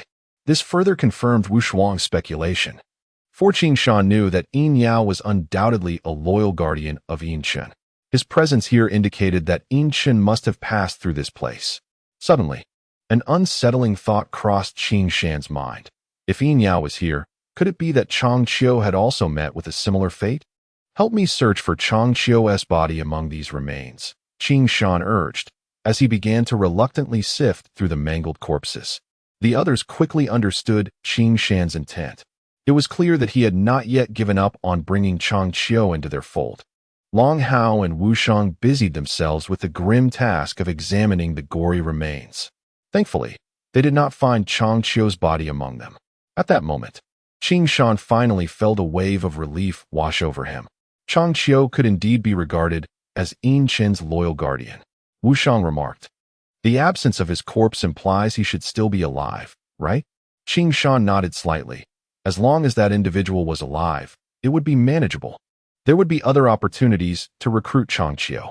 Wu Shuang stated, the question now is what we should do. The traces left behind suggest that Yin Peng and Yu Fang, who escaped amid the chaos, are likely ahead of us. Zhao Luo remarked. Continuing south may lead us to encounter the Exploding Bear Brigade or the Silver Hook Brigade and the Flying Swallow Brigade, and any such encounter would be troublesome. Wu Shang proposed, shall we take a detour? But where can we detour to in this darkness? Long Hao countered, can you guarantee that we won't run into them if we do? Wu Shang fell silent momentarily, pondering the dilemma. We will take it step by step, Qing Shan decided. Despite his cat's eye and eagle's eye being able to observe great distances, there were no suitable vantage points available, and the dense forest obscured their view. Even from a height, all they could see were thick clusters of trees, rendering it impossible to discern what lay beneath. In contrast to the eagle's eye and cat's eye, the cat's ear's extensive listening capabilities proved to be far more practical. Thus, Qing Shan confidently assured, rest assured, with me around, even if we do encounter them, we can evade without issue. The group continued onward. Within half an hour, Qing Shan's ears once again caught the sounds of battle. There is something happening up ahead. Qing Shan's words alerted everyone simultaneously. Find a position to ascertain the identity of those involved, Wu Shuang urged solemnly. Understood, Qing Shan nodded, selecting the tallest tree to climb for a better view. Occupying a vantage point, Qing Shan followed the direction of the sound. At last, he beheld the scene. To the due south, a small river meandered alongside a group of individuals engaged in a fierce skirmish. It appeared that the members of the Explosive Bear Legion were clashing with those of the Silver Hook Legion and the Flying Swallow Legion. Qing Shan adjusted his focus, rendering the chaotic battle before him remarkably vivid. Though the berserkers of the Explosive Bear Legion numbered merely around 20, they ruthlessly decimated the ranks of the Silver Hook and Flying Swallow Legions, which boasted over 100 fighters, leaving devastation in their wake. In the blink of an eye, a significant portion lay vanquished. In the midst of a fierce battle, Qing Shan unexpectedly spotted a familiar figure among the scattered bodies, Chang Qiu. At that moment, he staggered out of the encirclement, fleeing in the very direction of Qing Shan and Wu Shuang. Hot on his heels were 5 burly berserkers, striding rapidly in pursuit. He's being chased. We must save him, Qing Shan exclaimed, and with a swift leap, he grasped a vine as nimbly as a monkey and swung forward. landing gracefully on the ground before hurrying towards Chang Qiu's location. Though Wu Shuang and the others were reluctant to invite trouble, they could not ignore Chang Qiu, a talent that Qing Shan was determined to rescue. Thus, the 5 of them followed closely behind Qing Shan. However, the footsteps behind grew ever nearer, and the injuries and exhaustion weighed heavily on Chang Qiu, slowing his pace considerably. It appeared he could not escape. With no other option, he resolved to confront his pursuers head-on. Finally halting, he turned to face the approaching men, locking eyes with them defiantly. The sight of Chang Qiu ceasing his flight surprised the pursuers, who exchanged mocking glances, akin to a cat toying with a captured mouse. "Let me take care of this one," the leader of the group declared, as the others illuminated the area with glowing tubes, casting light upon Chang Qiu and rendering him unable to hide. Despite his disheveled appearance, Chang Qiu's innate pride imbued him with a fierce, reckless heroism. Without wasting words, the burly figure lunged at Chang Qiu, delivering a powerful punch aimed directly at his face. The strength of a level 20 berserker, fueled by their battle rage, was formidable. Even a level 25 swordsman would hesitate to confront them. Chang Qiu, merely a level 20 swordsman and severely wounded, understood the dire situation. Yet, rather than cower, he felt a surge of determination to not let his adversaries triumph easily. He chose not to defend himself. "Come at me," Chang Qiu roared, channeling all his strength into a thrust aimed at the berserker's chest. The berserker, sensing the deadly resolve in Chang Qiu's eyes, involuntarily shifted his fist away. The thunderous punch missed Chang Qiu's face, instead crashing into his sword with tremendous force, sending it flying. The disparity in their strengths was overwhelming in that brief encounter. Not only was Chang Qiu's weapon sent reeling, but the impact also left his hands trembling in agony. Worse still, after knocking away his sword, the berserker followed up with a second punch aimed at Chang Qiu's chest. Despite Chang Qiu's instincts guiding him to evade, he found himself incapable of movement. It was over. He could hardly believe that the most gifted inner disciple of the Su Long family would meet his end in this desolate wilderness, his dreams unfulfilled. Despair washed over him, and he forced a bitter smile. Just then, a sharp whistling sound sliced through the air, and before he could react, he felt a rush of wind soar past him. Dark, twisted shadows shot forth from his right shoulder with incredible speed. With a swift, almost supernatural grace, the shadows struck the berserker's throat, creating a gaping wound as if splitting through decayed wood. The events unfolded in a heartbeat, leaving Chang Qiu momentarily stunned, gazing blankly at the berserker, now motionless like a statue. Not only was the leader struck down, but the other 4 berserkers fell as well, pierced through the throat without a sound, collapsing to the ground before they could even scream. This bizarre scene left even the typically bold Chang Qiu in shock. After a moment, realization dawned upon him. It was the void slash. Following the direction of the fleeting shadow, he soon discerned a figure soaring towards him at an astonishing speed, landing gracefully before him. Instinctively, he drew a glowing tube from his waist, finally recognizing the figure before him. "Ah, it's you, Qing Shan," Chang Qiu exclaimed. "Chang Ge, are you all right?" Qing Shan inquired, relieved to see Chang Qiu, albeit in a disheveled state. "I can hardly believe my eyes. How did you end up here?" Chang Qiu responded, astonished. Before long, he noticed Wu Shuang and Long Hao racing to join them. "You all came too. That's wonderful. You made it in time." Seeing Chang Qiu still in shock, Wu Shuang felt a wave of relief wash over him. "We'll discuss this later," Qing Shan urged, pulling Chang Qiu along. "We need to hide for now." Chang Qiu, still shaken, glanced back towards the direction they had come from before following Qing Shan and the others into the woods. Half an hour later, once Qing Shan's biological radar and cat ear system detected no further threats in the vicinity, they settled on a clean, large rock to catch their breath. It was only then that Chang Qiu began to regain his composure. The day's escape, coupled with his injuries, had left him utterly exhausted, relying solely on sheer will to survive. Now that they were safe, he felt as limp as a rag doll, slumped against the stone and panting heavily. Yet, he still harbored a question in his mind. "Qing Shan, how did you come to be here?" "I merely came to watch the commotion," Qing Shan replied candidly. Watch the commotion? Chang Qiu chuckled bitterly. You certainly witnessed enough chaos. Indeed, Wu Shuang chimed in. The 7 major legions turned on each other, only to be wiped out by the Bear Brigade, leading to a frantic escape and a desperate chase. It was a harrowing ordeal. Indeed, Chang Qiu murmured. So much has transpired today. No one anticipated the Bear Brigade would emerge and disrupt the commander's plans. Otherwise, we wouldn't be in such dire straits. What are your plans moving forward? Qing Shan pressed, still intent on recruiting Chang Qiu. What plans can there be? Despite his despondent demeanor, Chang Qiu's words were resolute. As a member of the Silver Hook Brigade, my fate is tied to theirs. Your fate tied to the Silver Hook Brigade? Qing Shan hesitated, eager to convince him to join their ranks, but unsure where to begin. However, the ever-calm Wu Shuang, rather than feeling anxious, expressed a hint of curiosity. By the way, didn't you manage to escape amidst the chaos? How is it that you've been pursued by the exploding Bear Brigade here?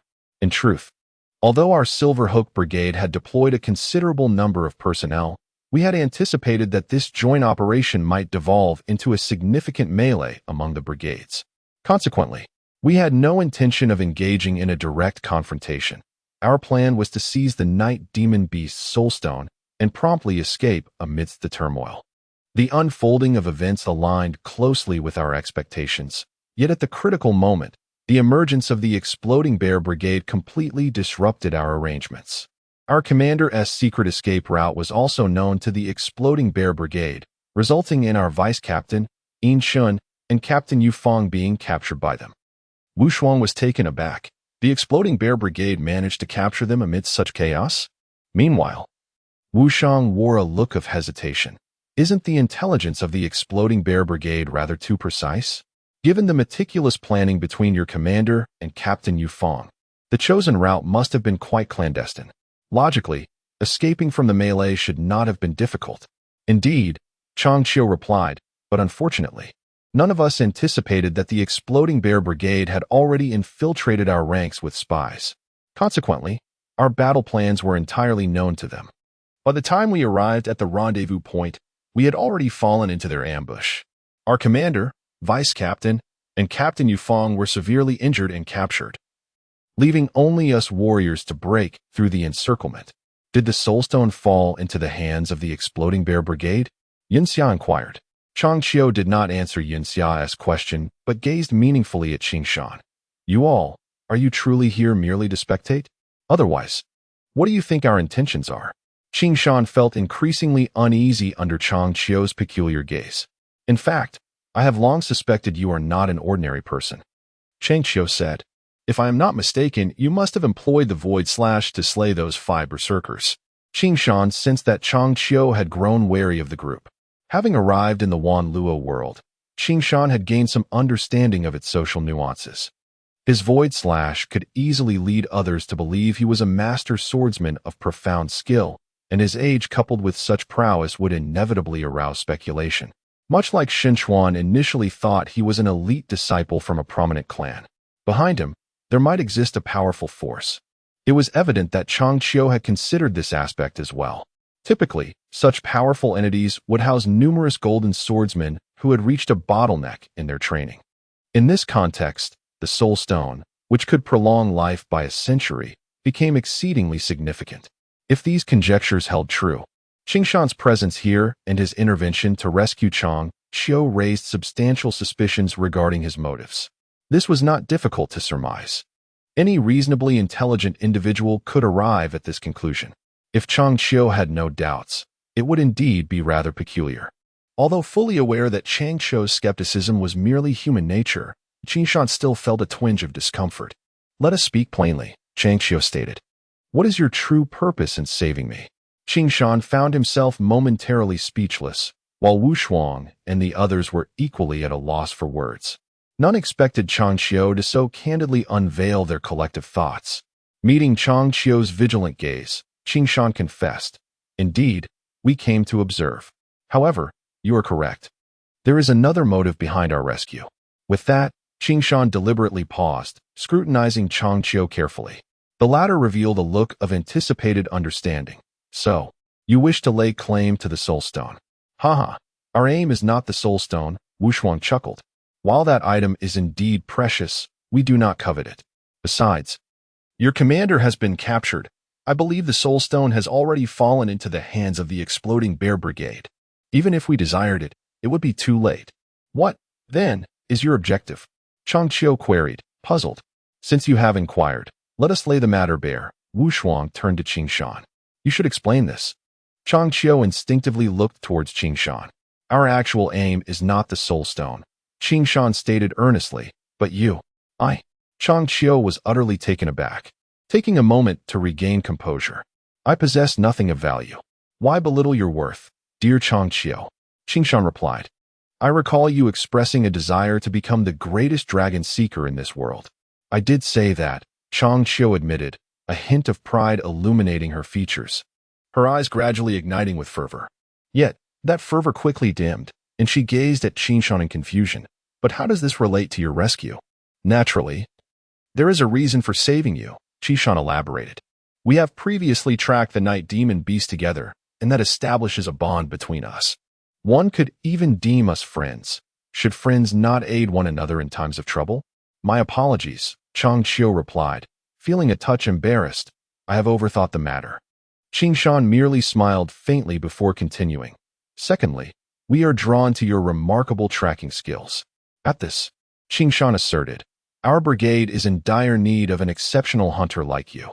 Wu Shuang and the others regarded Chang Qiu with eager anticipation. You do not mean to recruit me, do you? Chang Qiu finally grasped their intentions. To be honest, Qing Shan chuckled awkwardly. From the moment you used the communication insect to locate the night demon beast's lair, I contemplated bringing you on board. You.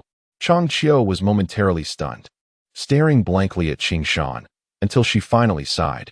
You are indeed quite direct. Chang Qiu chuckled lightly, but I appreciate that quality in you. Still, I do not comprehend what you intend to do with my tracking skills. Since you claim to be the finest inner disciple of the dragon-seeking clan, we naturally wish to leverage your extraordinary tracking abilities to seek out dragons, Wu Shuang exclaimed, brimming with excitement. Do not be alarmed by what I am about to say. Yun Xia added proudly. Our organization was established precisely for the purpose of seeking dragons. Seeking dragons? Chang Qiu exclaimed. Are you suggesting you wish to track down the whereabouts of dragons, which is why you want to recruit me? Precisely, Wu Shuang replied with pride. Our brigade was founded to assist Qing Shan in the quest for dragons, not only to locate them, but also to eliminate them. At this, Wu Shuang cast a significant glance at Chang Qiu. Regrettably, we lack a skilled hunter among us. If we do not seek you out, who else could we possibly turn to? Chang Qiu gazed deeply at the 6 individuals present, seemingly attempting to discern something within them. As a hunter, she possessed an extraordinary power of observation and an intuitive understanding of human nature, yet at this moment, her instincts clearly informed her that these young individuals were not lying. Their eyes reflected unmasked sincerity and anticipation. This left Chang Qiu somewhat perplexed. Although I do not comprehend your motives for seeking dragons, even to the extent of slaying them. It may sound utterly insane and fantastical, yet my intuition assures me that your words bear truth. At last, a hint of relief graced Chang Qiu's features as she expressed, I sincerely apologize for my previous irrationality and hope you can overlook it. You are not to blame. Wu Shuang replied, were I in your position, I would likely share your sentiments. Chang Qiu nodded slightly, then sighed deeply.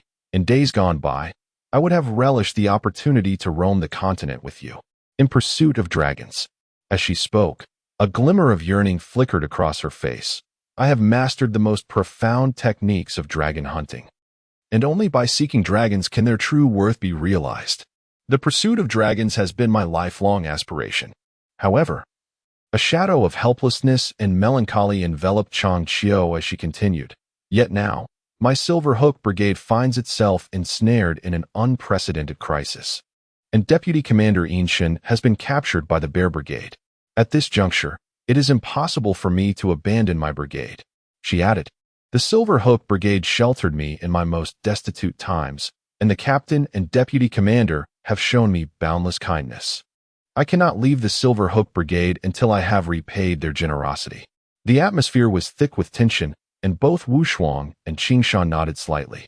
fully aware that Changqiu could never abandon the Silver Hook Brigade at this critical juncture. For a moment, everyone was at a loss for words. Just then, a delicate, youthful chirp shattered the oppressive silence, startling the little creature cradled in Wushuang's arms. Changqiu, drawn by the strange sound, instinctively glanced towards Wushuang's embrace, where a small, furry, black creature lay nestled. Despite its diminutive size, Changqiu recognized it immediately and exclaimed, "The night demon beast. This little one must be a cub of the night demon beast." "Right?" "Indeed," Wushuang replied, gently rocking the little creature in an attempt to lull it back to sleep.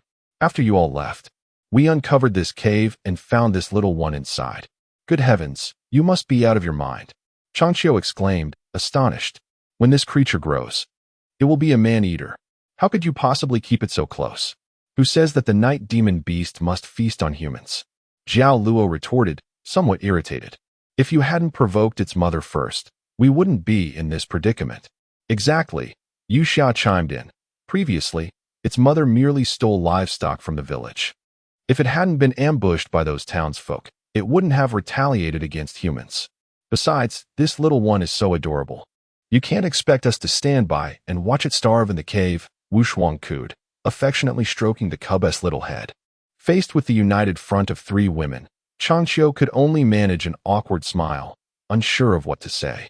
In truth, Yu Xia and Zhao Luo were not entirely wrong. Despite the night demon beast's notorious reputation, it never intentionally harmed humans.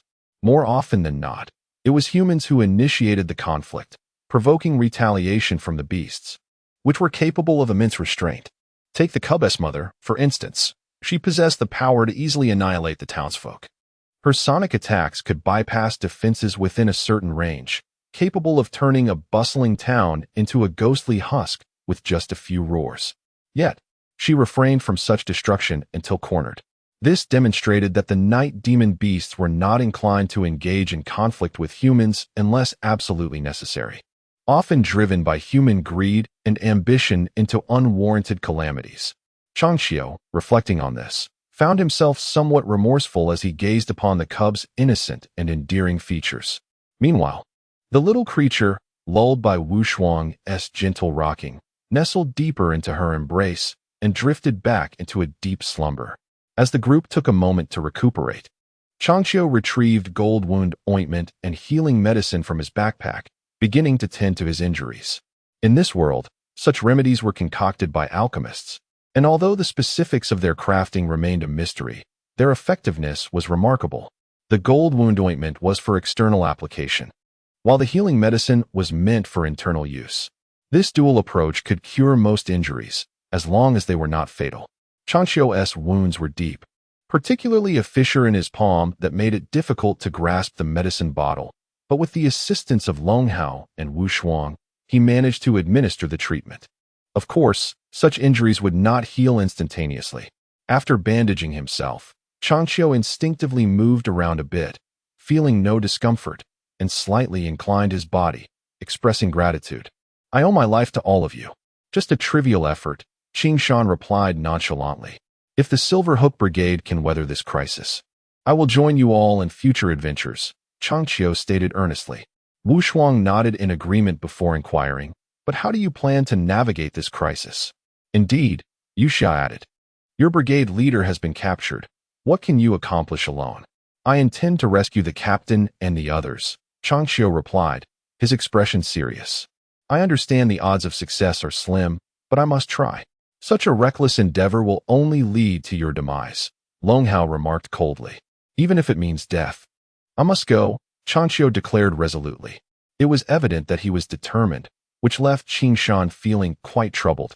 "What do you plan to do?" he asked. "Before the Exploding Bear Brigade leaves the forest, I will reclaim the captain and the others," Changqiu stated. "Why must it be before they exit the woods?" Wushuang asked curiously. "In a head-on confrontation, I am no match for them," Changqiu replied. "My only advantage lies in jungle tracking, setting traps, and guerrilla warfare, all of which can only be utilized in the forest.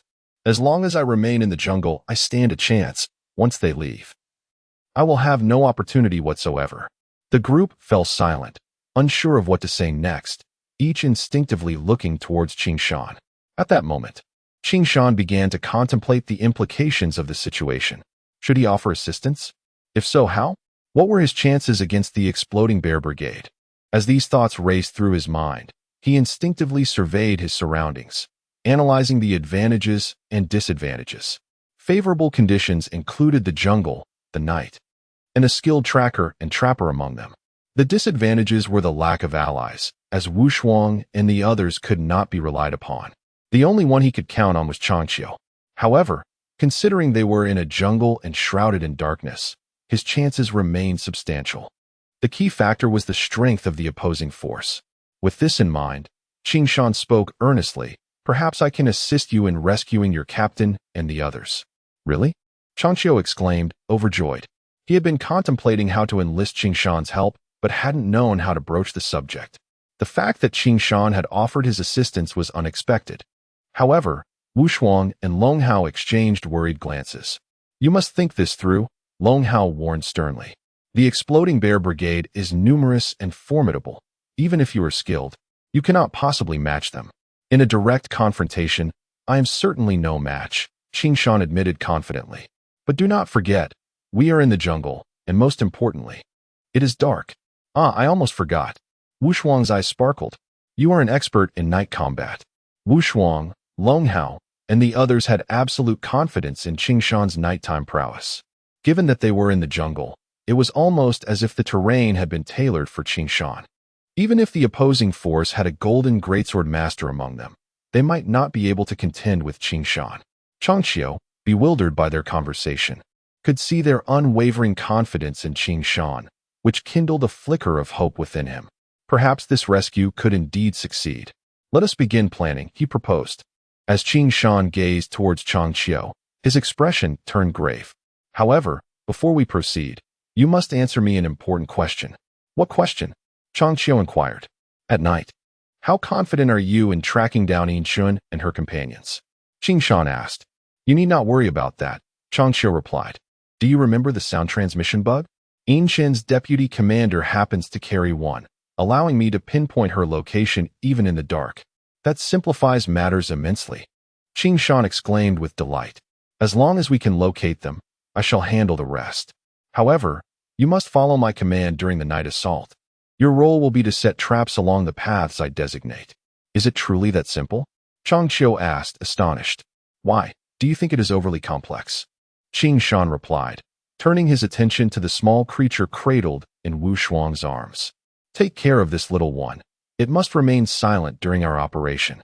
Rest assured, I will find a place to hide it, and once we rescue them, we shall retrieve it, she assured. The time was now 9 in the evening, with dawn approaching at 6, giving them a precious 9 hours of action. Open the communication channels. We are ready to proceed. Understood, the group responded eagerly, activating the switches on their ear communicators. This peculiar scene left Changqiu utterly bewildered. Qing Shan then retrieved a miniature communicator from the nano toolbox hanging around his neck and handed it to Changqiu. What is this? Changqiu gasped, startled by the voices of Qing Shan and Wu Shuang emanating from within. Hiki, you have a sound transmission bug, but it pales in comparison to my long-distance communicator. Qing Shan boasted. This device can transmit our voices to you from miles away. Long-distance communication? Changqiu could hardly believe it as she touched her ear, captivated by this extraordinary invention. I had no idea such wondrous artifacts existed in this day and age. Let me clarify, Qing Shan stated. This is standard equipment reserved for members of the underworld mercenary group. Hiki, should you choose to join my band after this mission, it shall be yours. Otherwise, I shall reclaim it. Understood, Changqiu responded solemnly. Regardless of the outcome of this mission, as long as I draw breath, I will accompany you and assist in your quest for the dragon. You have my word, Qing Shan rejoiced. The night was cool and dark, with dense foliage casting shadows, intermittently illuminated by bright beams of light that revealed a blurred group of figures. This band, traversing through the forest under the veil of night, comprised the elite members of the Exploding Bear mercenary group, who had successfully ambushed Yin Peng and Yu Fang. The captured trio of Yinshun, Yin Peng, and Yu Fang were bound and carried like sacks over their captors' shoulders, their mouths stuffed with cloth, while a special drug sealed their fighting spirit. Despite their formidable skills, they found themselves powerless. Once fierce and commanding, the renowned women now displayed signs of vulnerability and despair, their eyes vacant and hollow. They understood all too well that falling into the hands of these merciless captors would lead to a fate worse than death. At this moment, they could neither resist nor even muster the will to end their own lives. The Exploding Bear mercenary group was notorious for its brutality, having previously slaughtered dozens of captured female guardians in a frenzy of violence, a horrific memory that haunted the three women still. Had they not been the leaders of their group, and had their young lord, Luo Feng, not explicitly ordered that they remain unharmed, they shuddered to think of what fate awaited them. For a mere life essence stone, the cost they had incurred was exceedingly steep. Yin Peng's parched lips curled into a bitter smile of despair, yet it was far too late for regret. Seemingly reveling in their helplessness, Luo Feng's strikingly handsome face bore a hint of satisfaction. Yin Peng and Yu Feng, celebrated figures in the world of mercenaries, had long captured his admiration. To his astonishment, he had managed to capture both of them alive, a delightful surprise indeed. It was hard to fathom that these two women, both over 80, retained such breathtaking beauty. While Luo Feng had encountered many beautiful women, the unique aura cultivated by the passage of time was something that youthful maidens could never possess. To him, these women epitomized true elegance, rendering the so-called beauties of youth utterly juvenile in comparison. Regrettably, these two women were designated as forbidden fruits by his father, while Yin Shun was the uncontested choice of his uncle. In an instant, these three women could become his stepmother and aunt. Despite his notorious flirtations, Luo Feng dared not provoke his fiery father or his uncle, who bore an uncanny resemblance to Tang Xing, and so he could only gaze from the sidelines, indulging in a fleeting thrill. At that moment, a group of over a dozen men suddenly turned, led by two imposing figures resembling bears. Yin Shun recognized these two as the most infamous berserkers of the Exploding Bear mercenary group, Mo Li and Mo Hong, both boasting the prowess of golden greatsword masters. Their notoriety stemmed not only from their terrifying combat abilities, but also from their unspeakable cruelty. They were akin to demons clothed in human skin, ranking among the most feared villains in the mercenary world. Even now, Yin Peng vividly recalled that 10 of her personal guards had fallen victim to these two, a memory that lingered in her heart, a haunting reminder of vengeance unfulfilled. The bloodshot eyes of these two ravenous wolves had become an inescapable nightmare for her. At this moment, however, a rare seriousness clouded their eyes. The vanguard has fallen into a trap, Emoli stated. Someone is watching our group. Do you know who it is? Luo Feng, ever composed and enigmatic in front of his subordinates, inquired. We cannot be certain, Emoli replied. Such audacity. Luo Feng's expression darkened, transforming into a mask of fury. I shall see who dares to challenge us. Though their voices were low, Yin Peng, Yin Shun, and Yu Feng caught the words, their spirits lifting with the prospect that someone was indeed targeting them. Perhaps amidst the chaos, an opportunity for escape might arise. Yet, the question remained, how formidable could their pursuers be? This uncertainty cast a shadow of doubt over the trio's hopes. They knew that in addition to the two golden great sword masters, they were also flanked by over 100 powerful berserkers, each boasting a level of at least 20. Such a formidable lineup would require either a sword saint-level master or an equal number of greatsword masters to defeat them. Confronting the Exploding Bear mercenary group was a nearly impossible task, leaving them feeling utterly despondent. Yet, despite this, the three women were unwilling to relinquish this meager opportunity.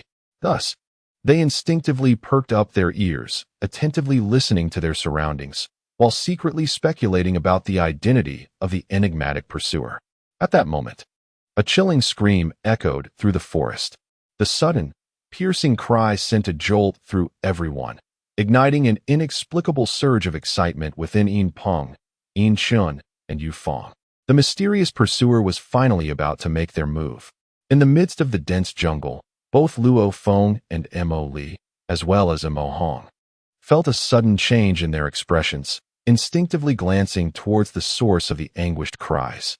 The thick foliage completely obstructed their view, rendering them incapable of discerning what transpired on the other side. That area was manned by the elite members of their team, each possessing exceptional skills and expertise in jungle warfare and stealth.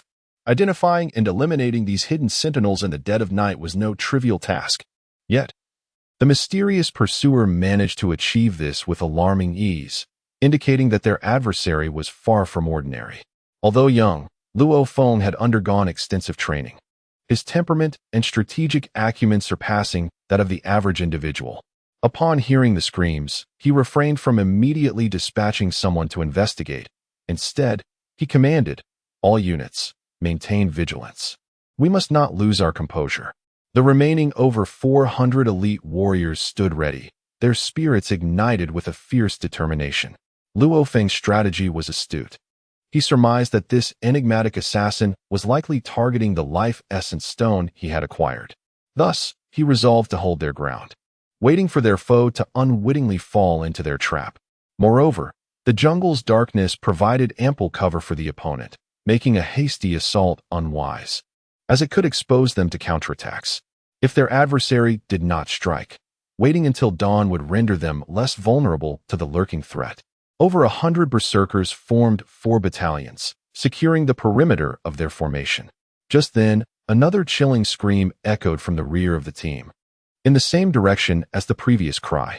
The rear guards, stationed behind for protection, had evidently fallen victim to an ambush, a turn of events that surpassed everyone's imagination.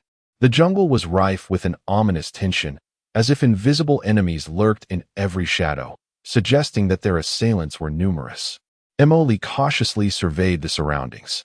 Warriors who had attained the rank of Golden Great Sword Master possessed senses far beyond the ordinary, yet Emily felt no presence of any kind. Something was amiss. Emo Hong remarked, "I can't detect any trace of our opponents." In the realm of Wanluo, martial artists were required to cultivate a mystical energy known as Tian Gang Duki. The deeper one's cultivation, the stronger the fluctuations of this energy, which were notoriously difficult to conceal. Thus, even if the enemy remained unseen, seasoned warriors could often perceive these unique energy waves through their heightened senses. Emily, being a master of detection, would normally sense even the faintest energy fluctuations, regardless of how well concealed the opponent might be. Yet, there were exceptions. If they faced a top-tier expert who had mastered the art of concealing their energy, even Mo.Li's perceptive abilities could be rendered ineffective. However, any attack would inevitably create a disturbance in the energy, revealing the attacker's position. Strangely, in the recent cries, Mo.Li had sensed no such energy fluctuations, which was unexpected. In Mo.Li's analysis, there was only one possible explanation for what had transpired. The opponent had struck without utilizing their Duki. The ability to kill berserkers of level 20 or above without employing Duki, and to do so unnoticed by their comrades, implied that their strength was formidable, certainly a master above the Greatsword Master level. Being targeted by such a stealthy foe in the dark jungle was a disconcerting prospect. Consequently, the expressions of Mo.Li, Mo Hong, and Luo Feng turned grim. Suddenly, the rustling of hurried footsteps pierced the stillness of the jungle as a group of over a dozen warriors clad in black armor emerged, panic evident on their faces. Among them, they carried 6 lifeless bodies, clearly the source of the earlier screams. The gory sight of their slit throats, oozing crimson blood, only heightened the eerie and terrifying atmosphere of the dark jungle. What in the world has happened? Luo Feng's countenance darkened as he fixed his gaze on the leader of the group. The soldiers of the explosive Bear Corps were renowned for their bravery and combat prowess, yet these warriors appeared as frightened as startled rabbits. An embarrassing display that ignited Luo Feng's ire. The leader, named Mo Ling, was lean and appeared exceptionally capable, a swift and agile fighter, and a standout amongst the berserkers. Yet, at that moment, he wore an expression of sheer terror, as if he had encountered a formidable demon. We saw nothing. But Mo.He and Mo Qing were killed. Mo Ling stammered. What do you mean you saw nothing? Mo.Li's expression turned serious as he examined the corpses. The technique was peculiar. Their throats had been pierced by wind blades, resulting in instant death. No wonder they had no chance to react. Weren't you supposed to be in groups of 10? Luo Feng glared at Mo Ling. Did you not witness anything while they were killed right beside you? Mo Ling trembled.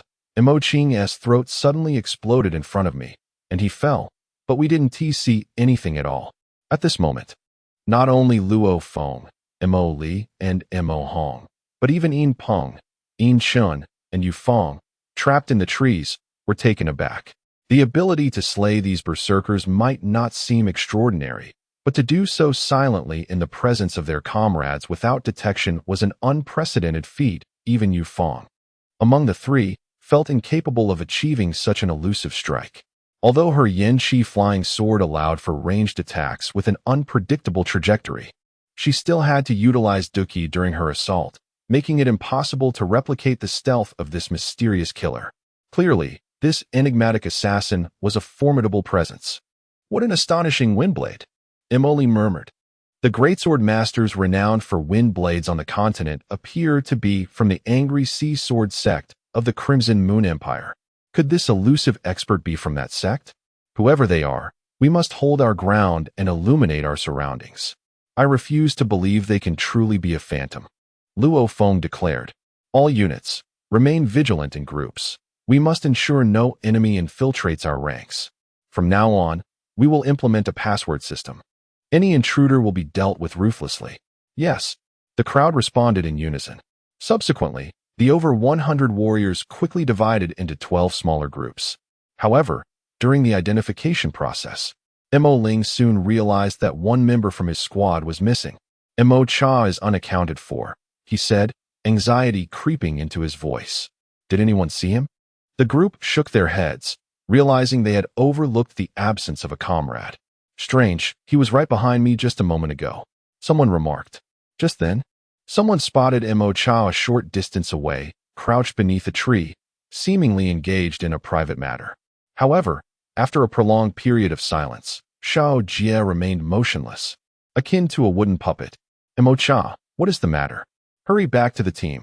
A sudden chill surged within Mo Ling, as he sensed an unsettling shift in the atmosphere. Yet, despite his unease, he steeled himself and approached Mo Cha. Luo Feng, Mo Li, and Mo Hong also recognized that something was amiss. The Bear Explosive Brigade had always been known for their strict discipline and unwavering orders. Yet, this Mo Cha disregarded Mo Ling's urgent calls. As Mo Ling placed a hand on Mo Cha's shoulder, the latter collapsed to the ground like a lifeless stick. It was only at that moment that Mo Ling was struck with astonishment, realizing that Mo Cha's throat had been pierced, leaving a gaping hole the size of a fist, devoid of life. His wide-open eyes conveyed a sense of bewilderment and emptiness, indicating that he had not even managed a minimal reaction before his life was snuffed out in an instant, without a single cry for help. Luo Feng and the others cautiously surrounded the area with their teams. Upon seeing Mo Cha's vacant gaze, a cold dread gripped Luo Feng's heart. They were merely a few meters away from the main group. Although visibility was poor in the night, the illumination from the night light allowed them to see, making it clear that this was within their line of sight. Yet, an enemy had managed to kill right under their noses without leaving a trace. This was utterly unfathomable. It was evident how audacious and reckless this mysterious assassin was. Mo Cha's pulse still throbbed. The time of death had not exceeded a minute. Mo Li's expression darkened. Just a minute prior, everyone had begun the command recognition. This revelation fell upon them like a bucket of cold water. It was an outright provocation. Even the usually composed Luo Feng could not suppress his rising fury. At that moment, a sharp whistling sound cut through the air. A chilling aura of death surged forth, causing the hair on the backs of Luo Feng and his companions to stand on end. In unison, they leapt forward. Whoosh! The fierce wind blades grazed past them as they fell to the ground. Simultaneously, a series of agonizing screams erupted from the 5 berserkers beside Luo Feng as they crumpled to the ground. Once again, a razor-sharp sword had sealed their throats. The 5 berserkers had seen nothing before succumbing to their fate. Not only them, but even their nearby companions were equally oblivious to what had transpired. Perhaps only Luo Feng, Mo Li, and Mo Hong were able to perceive the fleeting shadow amidst the beam of light from the night light, vanishing into the nearby underbrush. The trio reacted swiftly. almost instantaneously darting towards the direction of the fleeing shadow. Yet, apart from a few swaying blades of grass, nothing remained. The shadow had seemed to evaporate into thin air, yet the cold aura of death lingered like a specter over their hearts. Finally, the 5 berserkers who had been struck down lay motionless on the ground. The bizarre scene sent shivers down everyone's spines, a chilling sensation of dread enveloping them. The remaining 20 or so berserkers widened their astonished eyes, forming defensive formations. But they could not even catch a glimpse of their foe. Such speed. Luo Feng's face turned ashen as he gazed towards the direction of the shadow's disappearance. Even more puzzling was that this assailant exhibited no presence or fluctuations during both attack and movement, rendering them utterly defenseless. Mo Li was equally shaken. Had they not reacted quickly, it was likely that the deadly strike would have pierced his own throat. This eerie and lethal technique left everyone at a loss. Fear etched on their faces. If the previous assassination attempts were mere disturbances, then this latest attack was an audacious provocation. Daring to target 2 golden grandmasters and the strongest young expert, Luo Feng. It was evident how formidable and fearless this mysterious assassin was. Observing the terrified and anxious expressions of their subordinates, the trio felt a profound sense of despair. Although the enemy had not harmed them directly, they had successfully demoralized their forces.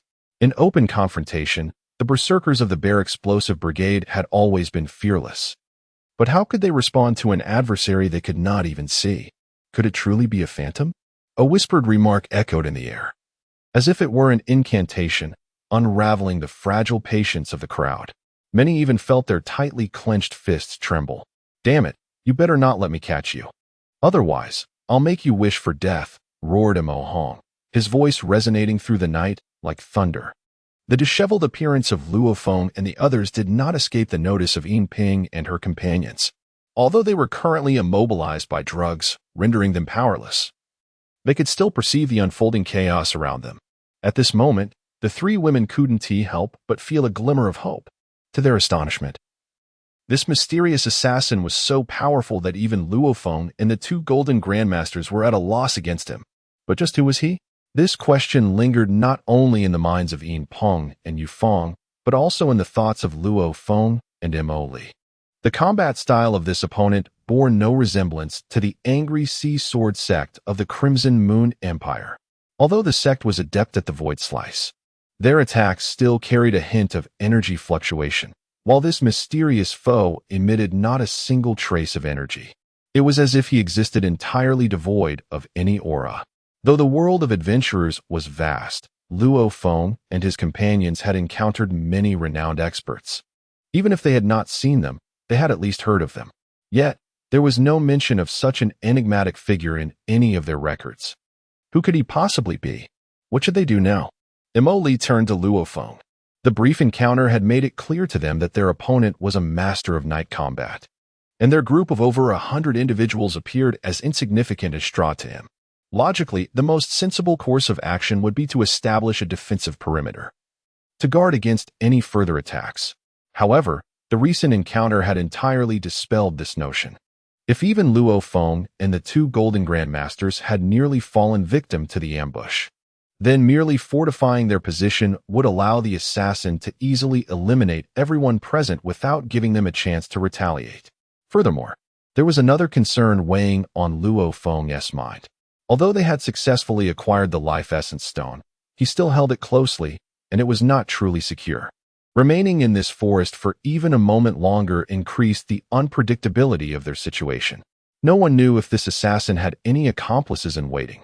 Perhaps all that he has done is merely to intimidate his own forces, instilling a sense of caution that prevents them from acting impulsively and instead compels them to adopt a defensive posture, thereby achieving the objective of delaying his own troops.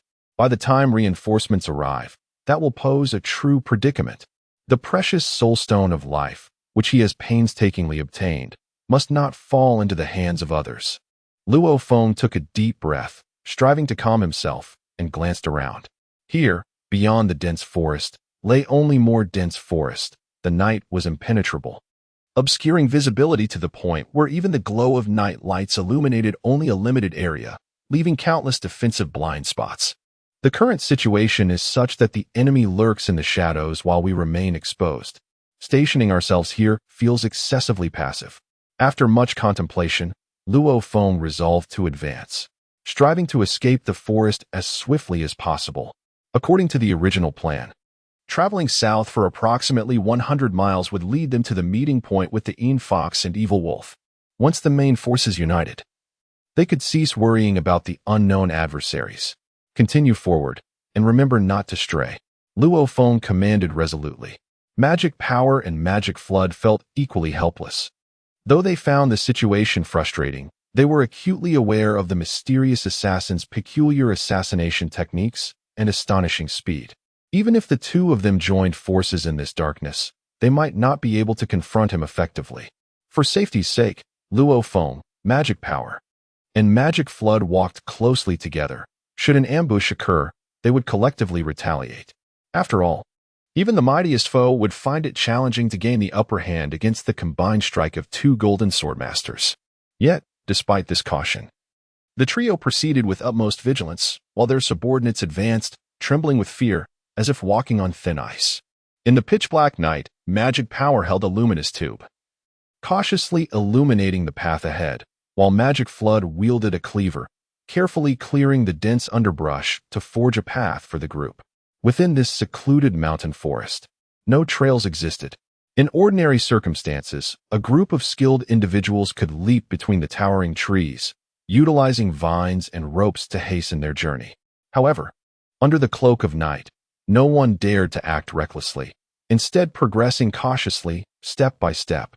Encountering such a formidable opponent under these conditions was exceedingly vexing. Half an hour passed, yet the elusive assassin remained absent, yet no one dared to relax their vigilance. The tension in the air was palpable, nearly suffocating. Suddenly, a peculiar sound pierced the silence. The startled group, now like a flock of startled birds, reacted instinctively. Magic Power swung his cleaver, unleashing several blasts of fighting energy towards the source of the noise. A thunderous crash echoed, reminiscent of exploding fireworks.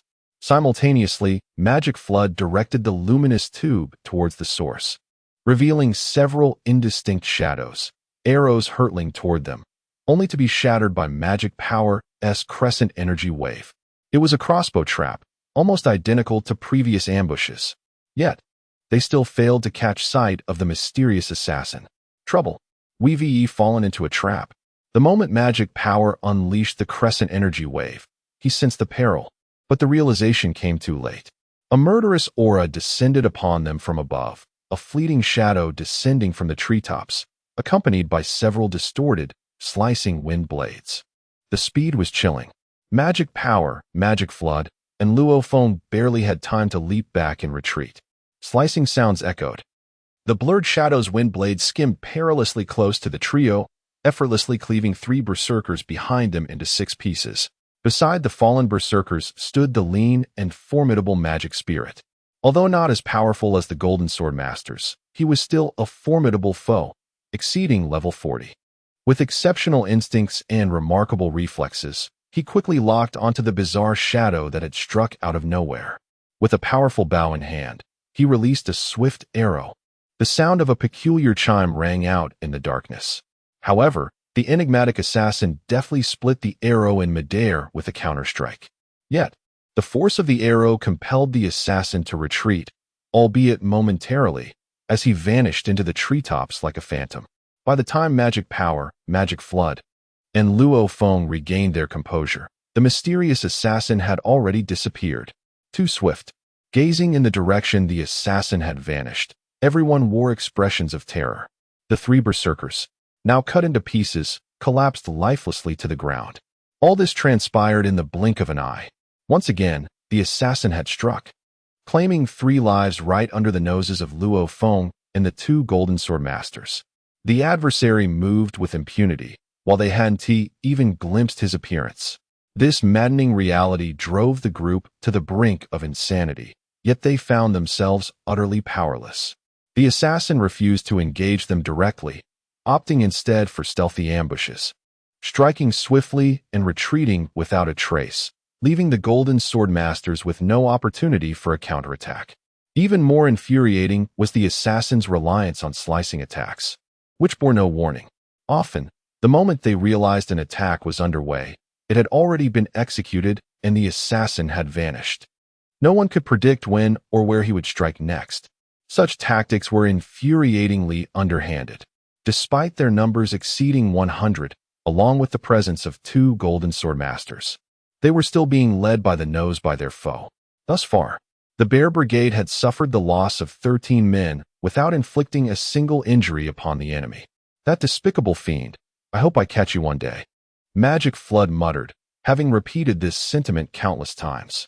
Yet, in the face of the current predicament, it provided no solace. Terrified and on edge, the group continued to navigate the darkness with utmost caution. Their singular hope was to escape this cursed forest quickly. Otherwise, they feared they would next lose their own lives. Despite their urgency and fear, they were compelled to proceed with care, constantly monitoring the ground, the treetops, and the sides, as if they might unearth some hidden threat beneath their feet. The group had transformed into a bunch of jittery creatures, peering cautiously like a horde of furtive mice in the night, utterly unlike the fearsome berserkers of the Bear Brigade. This scene elicited amusement from Yin Peng, Yu Feng, and Yin Chun, who could hardly suppress their laughter. Unfortunately, they were unable to move, or they would have surely burst into laughter. The peculiar expressions of the 3 women did not escape Luo Feng's notice. This young man, who typically exuded an air of inscrutable depth, now bore an unusual look of embarrassment and indignation. For one so proud, nothing could be more humiliating than appearing foolish before beautiful women. Despicable fiend. I hope I catch you, he silently cursed the shameless assailant for what felt like the umpteenth time, his tightly clenched fists trembling with rage. Clearly on the verge of exploding with fury, the journey continued. After another uneventful 10 minutes, just as the group felt they could finally exhale, a strange rustling sound emerged once more. In reflex, they swiftly unleashed a barrage of sword energy. To maximize their ranged attack in the shortest time, they all switched to swords and blades, despite most of them being berserkers. In general, berserkers favor weapons characterized by spiked gauntlets, for these are the most advantageous tools for close combat. However, this elusive adversary does not grant them the opportunity for such engagements. With no other choice, they resort to wielding swords that do not suit them well. The sound of energy breaking through the air suddenly resonates. The crowd's hearts leap, for this familiar sound signifies that the energy attack has struck its target. Yet, when the crimson glow of the night light illuminates the scene, they realize that the target is a lurking tiger that had attempted to ambush them. In that moment, it is swiftly obliterated by the dozens of tense berserkers present, not even having the chance to emit a cry. This comical scene infuriates Luo Feng, nearly causing him to explode with rage. Over 100 individuals were nearly driven to the brink of madness by a mere tiger. Such disgrace is unparalleled. Calm down, everyone. Even with the utmost composure, Luo Feng finds it difficult to maintain his poise. Aim carefully before you shoot. Yet, as he utters these words, he notices the crowd gazing at him with helpless expressions. Aim carefully, then shoot. His subordinates almost burst into tears. If they could truly see that creature's speed and agility, it would indeed be a supernatural phenomenon. Unfortunately, they harbor grievances they dare not voice. However, the terrifying assassin does not make an appearance, prompting a collective sigh of relief among the group. Just then, a series of sharp, whistling sounds pierce the air. Several wind blades shoot forth from the darkness like lightning. Once again, that enigmatic slicing attack. No one had anticipated that the formidable assassin would reappear at this moment, choosing to strike when the group had slightly relaxed their guard. And after the crescent energy had been unleashed without time to regroup, Luo Feng and the others instinctively activated their protective energy. They swiftly sidestepped to evade. The trio has grown exceedingly wary of the lethal slicing attack. A series of peculiar cracks resound as the familiar wind blades brush past them. Accompanying this sound, Luo Feng and Mo Hong instantly realize that yet another individual has fallen victim. Having narrowly escaped, the 3 immediately unleash 3 razor-sharp crescents towards the direction they instinctively sense. Although the hastily summoned energy lacks strength, the prowess of the three, especially Mo Hong's crescent, remains astonishingly powerful. However, their strikes do not hit the targeted presence, but instead strike a group of berserkers nearby. The impacted berserkers never anticipated that their leader would inadvertently strike them instead of the feared assassin, not even having time to activate their protective energy before succumbing to the force. In the aftermath of their missed attack, the trio barely has time to steady their chaotic energies before they feel a chilling wind surge from behind. Damn it, they've fallen into a trap again. At this moment, Mo Hong, Mo Li, and Luo Feng realize that the opponent's target is once again themselves, evidently orchestrated by the adversary, utilizing the tiger to exhaust their gathered energy. The foe has lured them into a second strike, depleting their energies in a swift sequence of attacks, leaving them unable to recuperate in time. The opponent has chosen this moment to launch a direct assault against them. The three distinctly feel that this mysterious assassin's focus is solely on them. Consequently, as they come to this realization, they instinctively retreat and brandish their weapons to guard their vital areas. Indeed, a resounding thud echoes. Mo Hong's sweeping blade accurately intercepts an incoming sword strike from the void. It can be said that blocking this strike is purely a stroke of luck. Mo Hong never imagined he would manage to deflect such an attack. After all, he remains unaware of the enemy's exact location.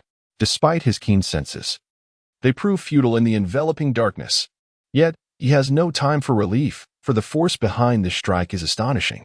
The impact sends Mo Hong's large blade flying from his grasp. Logically, as a berserker, Mo Hong possesses immense strength, even devoid of energy. His physical prowess alone would reach a staggering 3,000 kilograms. However, in this moment, he is compelled to grasp the nightlight tube with one hand and the sword with the other, and his hasty defense dilutes his power considerably. Unbeknownst to him, the adversary seizes this opportunity. At the instant the blade is dislodged, Mo Hong feels a chill around his neck. He then finds himself inexplicably airborne. What is happening?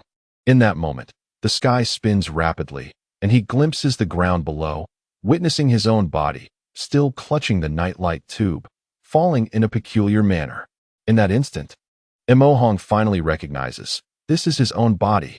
His mind becomes a blur. Everything transpires in an instant. In the fading light of the nightlight that slips from Mo Hong's grasp, the onlookers see a shadowy figure dart far away, heading straight for the trio of berserkers carrying Yin Peng, Yu Feng, and Yin Chun. In the interim, there are still at least 20 berserkers present. Almost simultaneously, these 20 berserkers realize the swift approach of the assassin. Their long blades surge forth like a torrential storm, intertwining in the dim night to form a shimmering net of steel. Yet, the mysterious assassin, with an elusive form akin to a fleeting breeze, skillfully weaves through the lattice of blades. With astonishing speed, he glides past them. As the shadow brushes by, the berserkers feel a chill at their throats, followed by a piercing pain and tearing sensation. They are involuntarily propelled into the air, only to have their heads severed in the blink of an eye. This bizarre scene is witnessed clearly by Yin Peng and Yu Feng, who remain bound. Despite this, the three women find it hard to believe that this individual could traverse the defenses of over 20 berserkers in an instant, not only evading them, but also effortlessly decapitating them with breathtaking speed. Even more shocking is that this assassin is now barreling toward them. Before he even arrives, the icy malice emanating from him raises the hairs on the back of their necks. Is he attempting to kill us? In that fleeting moment, this thought crosses the minds of the three women. All of this occurs in a flash. The dark shadow zips past them, yet they do not meet the anticipated fatal strike. Instead, at that moment, they feel the ropes binding them loosen suddenly. In their ears, a chilling voice commands, "Run." This person has come to rescue them, leaving the three women momentarily stunned. Yin Chun, in an instant, recognizes the voice. It belongs to Qing Shan, the young man who had previously accompanied her, Chang Qiu, and Yin Yao in the pursuit of the night demon beast. However, why did he choose to save himself and others? This thought merely flickered through Yin Chin's mind. At that moment, a fleeting figure delivered a powerful kick to one of the frenzied warriors charging towards the three women, sending the individual hurtling through the air like a cannonball. In that instant, he surged towards the forces of magic and Luo Feng. The three women quickly grasped Qing Shan's intention. It was evident that he was striving to hold off the magical powers in Luo Feng, buying them precious time to escape. Although Qing Shan was remarkably swift, eliminating 20 or so frenzied warriors and deftly severing the ropes binding the three women consumed at least 4 seconds. This marked the first time he was fully exposed to the gaze of the crowd. Under the beam of the night light, the crowd could barely discern the figure clad in black armor, adorned with a helmet and obscured by a dark mask. The true visage of this warrior remained a mystery. Yet, in the blink of an eye, the fleeting moment provided enough time for Luo Feng and Mo Li to react. Almost simultaneously, they surged forward, only to find that Qing Shan was also hurtling towards them in that very instant. Before he even arrived, a piercing sound sliced through the air once more. Several indistinct, distorted blades of wind shot forth like lightning toward their chests. It was another void slash. Their faces paled in shock, and instinctively, they unleashed 2 crescent-shaped strikes. The clash reverberated with a dull roar as the blurred wind blades shattered against their crescent sword energy. Meanwhile, the enigmatic figure took advantage of the explosive momentum generated by the impact, soaring away as if he were a weightless feather, vanishing into the distance. Simultaneously, the liberated trio of women, Yu Feng, Yinping, and Yichen, launched their counterattack, kicking 3 berserkers who had hoisted them over their shoulders. Though their combat energy was sealed, the innate strength of the 3 women proved formidable. The berserkers barely had time to react before they were sent sprawling, bloodied, and battered. By the time the berserkers regained their senses, the women had already dashed into the inky blackness of the forest. Everything transpired at an astonishing pace. When Mo Li and Luo Feng finally grasped the situation, not only had the mysterious assassin vanished, but the 3 women they had captured, Yu Feng, Yinpeng, and Yinshen, also seemed to have disappeared into thin air. Damn it! Luo Feng and Mo Li were so furious they felt they might vomit blood. It was only then that they regained their composure, using the nightlight to assess their surroundings and count their losses. At that moment, under the illumination of the nightlight, they were met with a shocking sight. The severed head of Mo Hong, still wide-eyed with fury, lay separated from his body. Mo Hong. Mo Li could hardly believe his eyes, feeling as though his mind had exploded. Rubbing his eyes vigorously, he confirmed the grim truth, that the head rolling on the ground belonged to his closest comrade, Mo Hong. No one could have anticipated that in the blink of an eye, Mo Hong would be killed on the spot by an opponent, taking down 25 berserkers along with him, compounded by the 15 berserkers mistakenly killed by Mo Li, Luo Feng, and Mo Hong before. The ambush had resulted in a staggering toll of 41 lives, including the elite golden swordsman Mo Hong. This shocking scene momentarily paralyzed everyone, leaving them in a state of disbelief as they stared blankly at the debris illuminated by the nightlight. Mo Li roared like a crazed beast, clutching Mo Hong's head with trembling hands. Luo Feng's face was a mask of rage as he cried out, Mo Hong. For the first time, a profound sense of helplessness and fear washed over Luo Feng. Throughout his many trials, he had never encountered a situation that rendered him so utterly powerless. He yearned to pursue the despicable ambusher and exact vengeance, yet as he gazed into the abyss of the night, he resigned himself to inaction. Despite knowing the direction in which Yu Feng, Yinpeng, and Yinshen had fled, he lacked the courage to follow. Consumed by rage and despair, Mo Li was at a loss for how to vent his fury, his roars echoing into the night like a feral beast bereft of prey. Whoever you are, show yourself. I will kill you. His futile cries shattered the tranquility of the night, yet the darkness offered no response. It was evident that the mysterious assassin had not come for the life essence stone in their possession, but rather to rescue Yu Feng, Yinpeng, and Yinshen. Now that their objective was achieved, he had likely departed. In that instant, Luo Feng felt an unprecedented sense of defeat. Despite his youth, he had weathered many storms. Yet never had he felt so overwhelmed. The specter of the assassin, akin to a phantom of death in the night, introduced him to despair and frustration. What troubled him most was the identity of this assailant. Without knowing who he was, how could he seek revenge? Whoever you are, wherever you hide, I will find you and tear you to shreds. No one had ever inspired such a visceral hatred in Luo Feng, his darkened gaze fixated on the endless night. In the shadowy depths of the forest, Yinshin and the other two women leaned on one another, disoriented and frightened. The pitch-black surroundings rendered them virtually blind, heightening their anxiety after narrowly escaping. Suddenly, an unusual sound reached their ears, and they instinctively summoned their protective energy, sensing an approaching presence. A familiar voice broke the tension. "It's me." Yinshin was taken aback. "You are Qingshan?" "Indeed," Qingshan replied with a light chuckle. "Is it really you?" Yinshin could scarcely believe her ears, though visibility was still an issue. Meanwhile, Yinping and Yufeng exchanged astonished glances, uncertain of Qingshan's identity and how Yinshin knew him. However, the prospect of rescue seemed to hinge on Yinshin's connection, leading them to wonder if Qingshan might be her romantic interest. In that moment, an odd thought crossed Yinpeng and Yufeng's minds. Struggling to reconcile the serene and contemplative Yinshan with the notion of a romantic partner daring to risk so much to rescue them from the grasp of the Berserk Bear Legion. As they pondered Qingshan's true nature, Yinshin felt something being pressed into her hand, an object she recognized as a nightlight. Instinctively channeling her energy into it, a brilliant beam illuminated the surrounding darkness. At last, Yinpeng and Yufeng were afforded the opportunity to see the elusive figure who had emerged from the shadows. Though they had suspected he was young from his voice, they were taken aback when they finally beheld Qingshan's appearance. He was not merely young. He appeared barely 16 or 17. Clad in jet-black armor that enveloped him entirely, the dark helmet had been lifted to reveal a fair, delicate face. Complemented by striking sapphire blue eyes, he bore an almost childlike visage. His stature was not particularly imposing. In fact, he seemed somewhat frail and diminutive compared to his peers, making the armor he wore seem ill-fitting, as if a child had donned oversized adult armor. It was difficult to fathom that this seemingly harmless youth was the very same figure who had just wreaked havoc upon over 100 members of the Berserk Bear Legion, including 3 top-tier experts.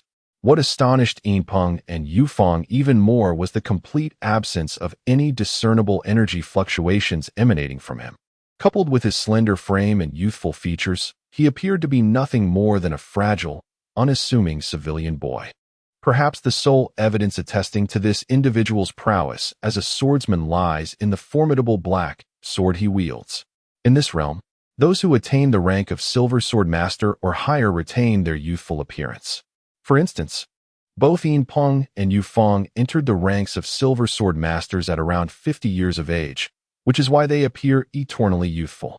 However, the 3 women, due to their meticulous self-care coupled with the rejuvenating effects of the Silver Moon Manual, exude an even more vibrant youthfulness. This underscores the fallacy of deducing one's age based solely on appearance, especially when one has reached the esteemed level of Silver Sword Master or beyond. Coupled with the strength Qingshan previously displayed, Yinpeng and Yufeng instinctively conjectured that he might indeed be a top-tier expert, likely having crossed into the realm of Silver Sword Master before the age of 20. Yet upon reflection, such a notion seemed implausible. Even if he began training in the womb, reaching the level of Silver Sword Master by 17 or 18 years of age would be exceedingly unlikely. If such an individual existed, he would undoubtedly be renowned. At this moment, even the seasoned veterans Yinpeng and Yufeng found themselves perplexed, gazing at Qingshan as if he were an extraordinary anomaly. "How did you come to our rescue?" Yinshin inquired, astonished. Yet the familiarity in his gaze and tone suggested to Yinpeng and Yufeng that they were indeed acquainted, and their bond ran deep. This was monumental news. After years of maintaining a low profile, the enigmatic Yinshin had suddenly emerged with such a youthful companion. Even in the wake of their recent escape from peril, the 2 women could not suppress their wild imaginations, igniting a fervent interest in gossip. Qingshan, feeling the weight of their scrutinizing stares, instinctively touched his face, momentarily forgetting to respond to Yinshin. The realization struck him that Yinshan's acquaintance was remarkably youthful, almost childlike. "Old cow eating tender grass. There should be limits," Yufeng muttered under her breath. Indeed, Yinpeng echoed softly, a stunning revelation indeed. It appeared as though they were meeting Yinshin for the first time, examining her with newfound scrutiny. It seems we have underestimated her. At this moment, even Qing Shan, despite his usual perceptiveness, finally grasped the source of the misunderstanding. Yin Shun, blushing furiously, retorted, "Enough. What do you mean by young companion? Don't presume everyone shares your sordid tendencies." She continued, exasperated, "Just look at the current circumstances." Qing Shan nodded in agreement, clearly in accord with Yin Chen's sentiments. Only then did Yin Peng and Yu Feng adopt a more serious demeanor. "By the way, how did you track us down?" Yin Chen inquired, not forgetting the pivotal question. While she recognized Qing Shan, she understood that their shared adventure could hardly be deemed a solid friendship. His audacity to risk himself by snatching them from the clutches of the exploding bear legion perplexed her. "That can wait," Qing Shan stated earnestly. "First, we must regroup with brother Changqiu." "Changqiu?" Yin Chen's eyes brightened. "He has escaped?" "Yes," Qing Shan nodded slightly. "Follow me." In the darkness, Qing Shan moved with the agility of a leopard, effortlessly navigating through the underbrush. His remarkable skill left Yin Peng, Yu Feng, and Yin Shun in awe. He seemed to traverse the night as if it posed no barrier, as if he could perceive everything within the darkness. The enigmatic youth named Qing Shan was indeed an enigma. Though surprised, the three women resolutely followed him. After half an hour, they finally reunited with Changqiu and the others. Seeing their leader safe, Changqiu was naturally overjoyed, and Yin Peng, Yin Shun, and Yu Feng gleaned the full story, which left them somewhat disappointed. "So he isn't Yin Shun's companion," Yu Feng murmured. "I told you, you were misinterpreting things," Yin Shun retorted. Meanwhile, Yin Peng, displaying remarkable composure, remarked, "Regardless, we have managed to save our lives." With that, he turned to Qing Shan and the others, bowing in gratitude. "I am indebted to you for your timely rescue." "Your words are too kind," Wu Shuang and Yun Xia responded courteously. It was well known that Yin Peng and Yu Feng were esteemed figures in the world of wanderers, and for them to express such respect was beyond anything the newcomers had ever anticipated. What about the others? After narrowly escaping, the three women expressed their relief. But noticing that only Changqiu from the Silver Hook Legion was present, they couldn't help but inquire about the others' fates. "I don't know," Changqiu replied. "At the time of our breakout, only I, Yin Yao, and over 100 comrades managed to escape. Later, while fleeing through the woods, we encountered the exploding bear legion. Yin Yao and the others were slain, leaving me as the sole survivor. Had I not met Qing Shan and his companions, I would likely have perished as well." "So, you were the only one who escaped," Yin Peng exclaimed, astonished. "Yes," Changqiu said despondently. The three women turned pale, for even though Changqiu's account was concise, it was easy to imagine the perilous situation he had endured. Their hearts ached at the thought of 2,000 elite warriors and over 200 seasoned fighters, now reduced to a single survivor. The loss was devastating, leaving Yin Peng and her companions momentarily stunned. After a long pause, Yin Peng exhaled deeply, though her icy demeanor now appeared grim and fierce. "The exploding bear legion has truly crossed the line. From this day forth, the Silver Hook Legion and the Flying Swallow Legion shall be at odds with you." Yin Chen clenched her teeth, declaring, "We must seek justice for our fallen brothers." The treachery of the Exploding Bear Legion had severely weakened the Silver Hook and Flying Swallow Legions. However, Yu Feng quickly regained her composure, stating, "Seeking vengeance is not so simple." Wu Shuang and Qing Shan remained quietly observant, fully aware that no words could remedy the current situation. "Commander, what shall we do next?" Changqiu asked. "I will ensure the Exploding Bear Legion pays the price," Yin Peng answered, taking a deep breath and regaining her calm. "However, we are currently in a weakened state and cannot confront the Exploding Bear Legion head-on. To confront the Exploding Bear Legion, the sole method is to unite with the members of the 6 major legions, who have also fallen victim to the machinations of the Exploding Bear Legion. If all can come together, they will undoubtedly be able to stand against the Exploding Bear Legion in a decisive confrontation. However, forming such an alliance among the legions is no simple task." Yu Feng remarked, "The 7 major legions have long been at odds due to disputes over interests, and the enmity runs so deep that it resembles an inextricable knot." "This may not necessarily be the case," replied Wu Shuang. "In the past, Your conflicts arose from disagreements over interests, which were merely matters of pride. Yet this time, you share a common adversary. And the situation with the Exploding Bear Legion is entirely different from before. The martial arts of the 084 fist and foot technique are commendable, Yin Peng remarked. I share the same sentiment.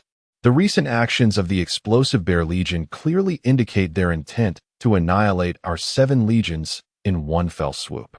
If faced with such a formidable adversary, and the 7 legions continue to engage in infighting, our demise will be imminent. Yin nodded slightly in agreement. The other legion leaders are not short-sighted individuals. They should recognize this reality. I believe that if one of them raises the alarm, a collective response will surely follow. Our only hope now lies in those who have managed to evade the machinations of the Explosive Bear Legion, Yin Peng continued. If that is the case, we must act swiftly. Yu Feng interjected. Otherwise, if the Explosive Bear Legion seizes the opportunity while our 7 legions are in disarray, both Linen and Tianshui will be beyond salvation. Time is of the essence. We must hasten our return to Linen and Tianshui. Upon saying this, Yin Peng turned to Qing Shan and Wu Shuang. We are deeply grateful for your timely assistance. The Silver Hook Legion and the Flying Swallow Legion are indebted to you. However, you are aware of our current predicament. Our fighting spirit has been sealed by the potion, leaving us incapable of self-defense. I wonder if you could escort us safely back to Linen? It was evident to Yin Peng, Yu Feng, and Yin Shun that the abilities of these young individuals were lacking, with only Qing Shan proving formidable. Yet, even with Qing Shan alone, their journey would be significantly safer under his protection. Having narrowly escaped death, Yin Ping and the others were not inclined to take further risks. Qing Shan instinctively glanced at Wu Shuang, as did Long Hao and Jiao Luo. Had it not been for Chang Qiu, Wu Shuang and Qing Shan would have preferred to avoid this quagmire altogether. After rescuing Yin Ping and her companions, the underworld figures had intended to leave. However, upon witnessing Chang Qiu's earnest expression, they found it hard to refuse. It seemed that in order to secure Chang Qiu's willingness to join their ranks, they must first ensure the safe return of the 3 women to Linen. Although this was somewhat risky, having already rescued them, it would be unthinkable to abandon the mission now. Very well, Wu Shuang conceded, albeit reluctantly. However, we must adhere to the rules of the Ranger's world. With a sense of pride, she added, let this be regarded as a protective escort mission. And it is only fair that remuneration is discussed. True to her role as the leader, Wu Shuang was indeed meticulous in her calculations. Yunxia and Jiao Luo regarded her with admiration, while Wu Shuang remained unfazed, knowing her knack for financial negotiations. Considering your positions as leaders of an 8th-level legion, we shall set the escort fee at 80,000 gold coins per person. To facilitate the transaction, we require a deposit of 40,000 each, totaling 120,000 for the 3 of you. Her eyes sparkled with excitement at the prospect of financial gain, but she hesitated as she glanced at Chang Qiu.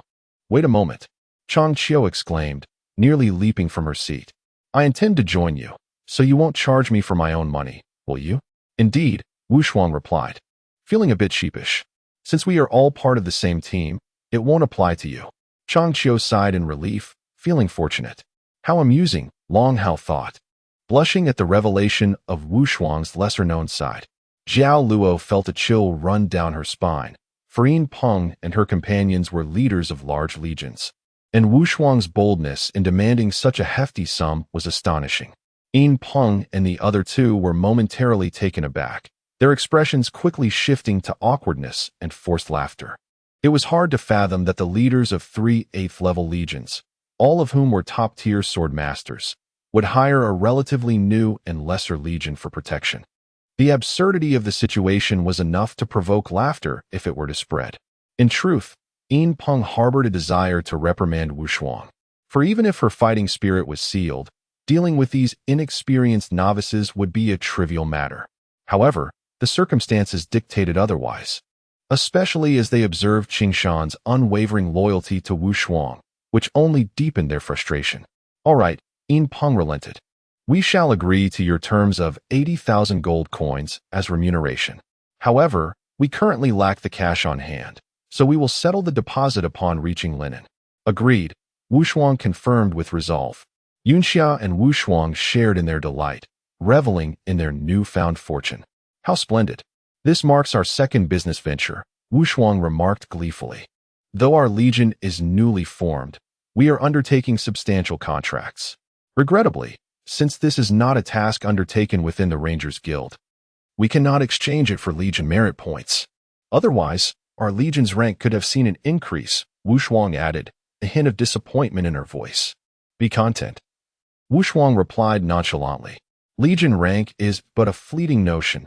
Tangible rewards in gold are far more substantial. This remark left Long Hao flushed. As the first business endeavor of the underworld had indeed yielded significant profits from the escort mission for the Bei Yilong family, it was no wonder that Yun Xiao was so buoyant. By the following dusk, with the protection of the underworld legion, Yin Peng, Yu Feng, and Yin Shen safely returned to Linen. They received credible reports that among the 5 other legions involved in the demon-slaying operation, aside from Cheng Gang and Chen Kuan, who managed to escape, the remaining leaders and vice-leaders were either captured or slain, resulting in near-total annihilation of their forces. This event left the 7 legions in a severely weakened state. Upon their return to Linen and the lifting of the potion seal, Yin Peng, Yin Shun, and Yu Feng regained their former prowess as sword masters. They immediately set about uniting the remaining forces to prepare for the impending brutal conflict. It was clear to any with a modicum of awareness that the audacity of the explosive Bear Legion in daring to ambush the 7 legions signified their intentions to expand beyond their dominion in the east, with plans for southern incursions. This skirmish was merely a precursor to greater confrontations ahead. The explosive Bear Legion would undoubtedly seize the opportunity, capitalizing on the grievous losses suffered by the leadership and elite warriors of the 7 legions, launching a full-scale assault to capture Linen and Tianshui, critical strongholds leading to the southern regions. In that moment, the Rangers' world was abuzz with anticipation, all eyes fixed upon the southern cities of Linen and Tianshui. For a protracted period, the explosive Bear Legion had held the esteemed position of the most powerful 9th-level legion within the Lanchi Empire, boasting 12 golden sword masters, 24 silver sword masters, and 60 others of considerable renown. This formidable assembly left the Lanchi Empire bereft of any viable opposition. Furthermore, these were merely the visible forces of the explosive Bear Legion. Behind the scenes lay the backing of numerous prominent families from the eastern territories of the empire. It was common knowledge that the explosive Bear Legion was under the aegis of the Sunblade Sword sect, with many of their golden and silver sword masters hailing from the inner circles of these 2 esteemed sword sections. In essence, the explosive Bear Legion was the public face of the Sunblade Sword sect's military might. Thus, the true strength of the explosive Bear Legion was a formidable alliance with the Sunblade Sword sect. In the face of such a terrifying behemoth, no one dared to be complacent, for its every move was subject to the scrutiny of vigilant observers. Within the world of the Wanderers, the exploding Bear Legion loomed like a grotesque monster, and it was no longer content to remain in the eastern continent of the empire. Now, it had revealed its sharp claws, targeting the vital southern cities of Linen and Tianshui. A storm of blood and chaos was imminent, and all eyes were keenly fixed on the impending legionary conflict. As the primary targets, the Silverhook Legion and the Flying Swallow Legion stationed in Linen and Tianshui had to prepare accordingly. Thus, on the very day of their return to Linen, Yu Feng hurried back to Tianshui to reorganize the internal affairs of the Legion and consolidate the remaining forces. Silver Peng issued a call to arms, urging other legions in the Linen region to unite against the encroaching Exploding Bear Legion. In an instant, Linen was abuzz with activity as heroes from all corners flocked to the city, unwilling to witness the expansion of the formidable Exploding Bear Legion. Many legions promptly answered Silver Peng's call, not only the 7 major legions of Linen and Tianshui, but also representatives from legions across the entire southern region. In a sense, this was the largest-scale clash between the southern and eastern Wanderer worlds. As the initiator of this alliance, Silver Peng became the vice-leader of the coalition, while Cheng Gang, the renowned leader of the Blood Axe Legion and a top swordsman, assumed the role of the main leader. In the Wanderer world of the Lanch Empire, an unwritten rule existed: dividing the enormous powers into four distinct factions based on the empire's southeastern, southwestern, northeastern, and northwestern regions. Generally, legions or sects from different areas rarely dared to encroach upon one another's territories. This was akin to the warlord chaos in China during the Republic era. Before the invasion by the Japanese, various warlords fought fiercely for their own interests, resorting to all means to seize territory. However, when faced with an external threat, local forces, with their strong regional identities and sentiments, would unite to resist. In just a day, the alliance meeting officially established the Anti-Bear Alliance, marking the beginning of the collision between the powers of the Eastern and Southern Wanderer worlds.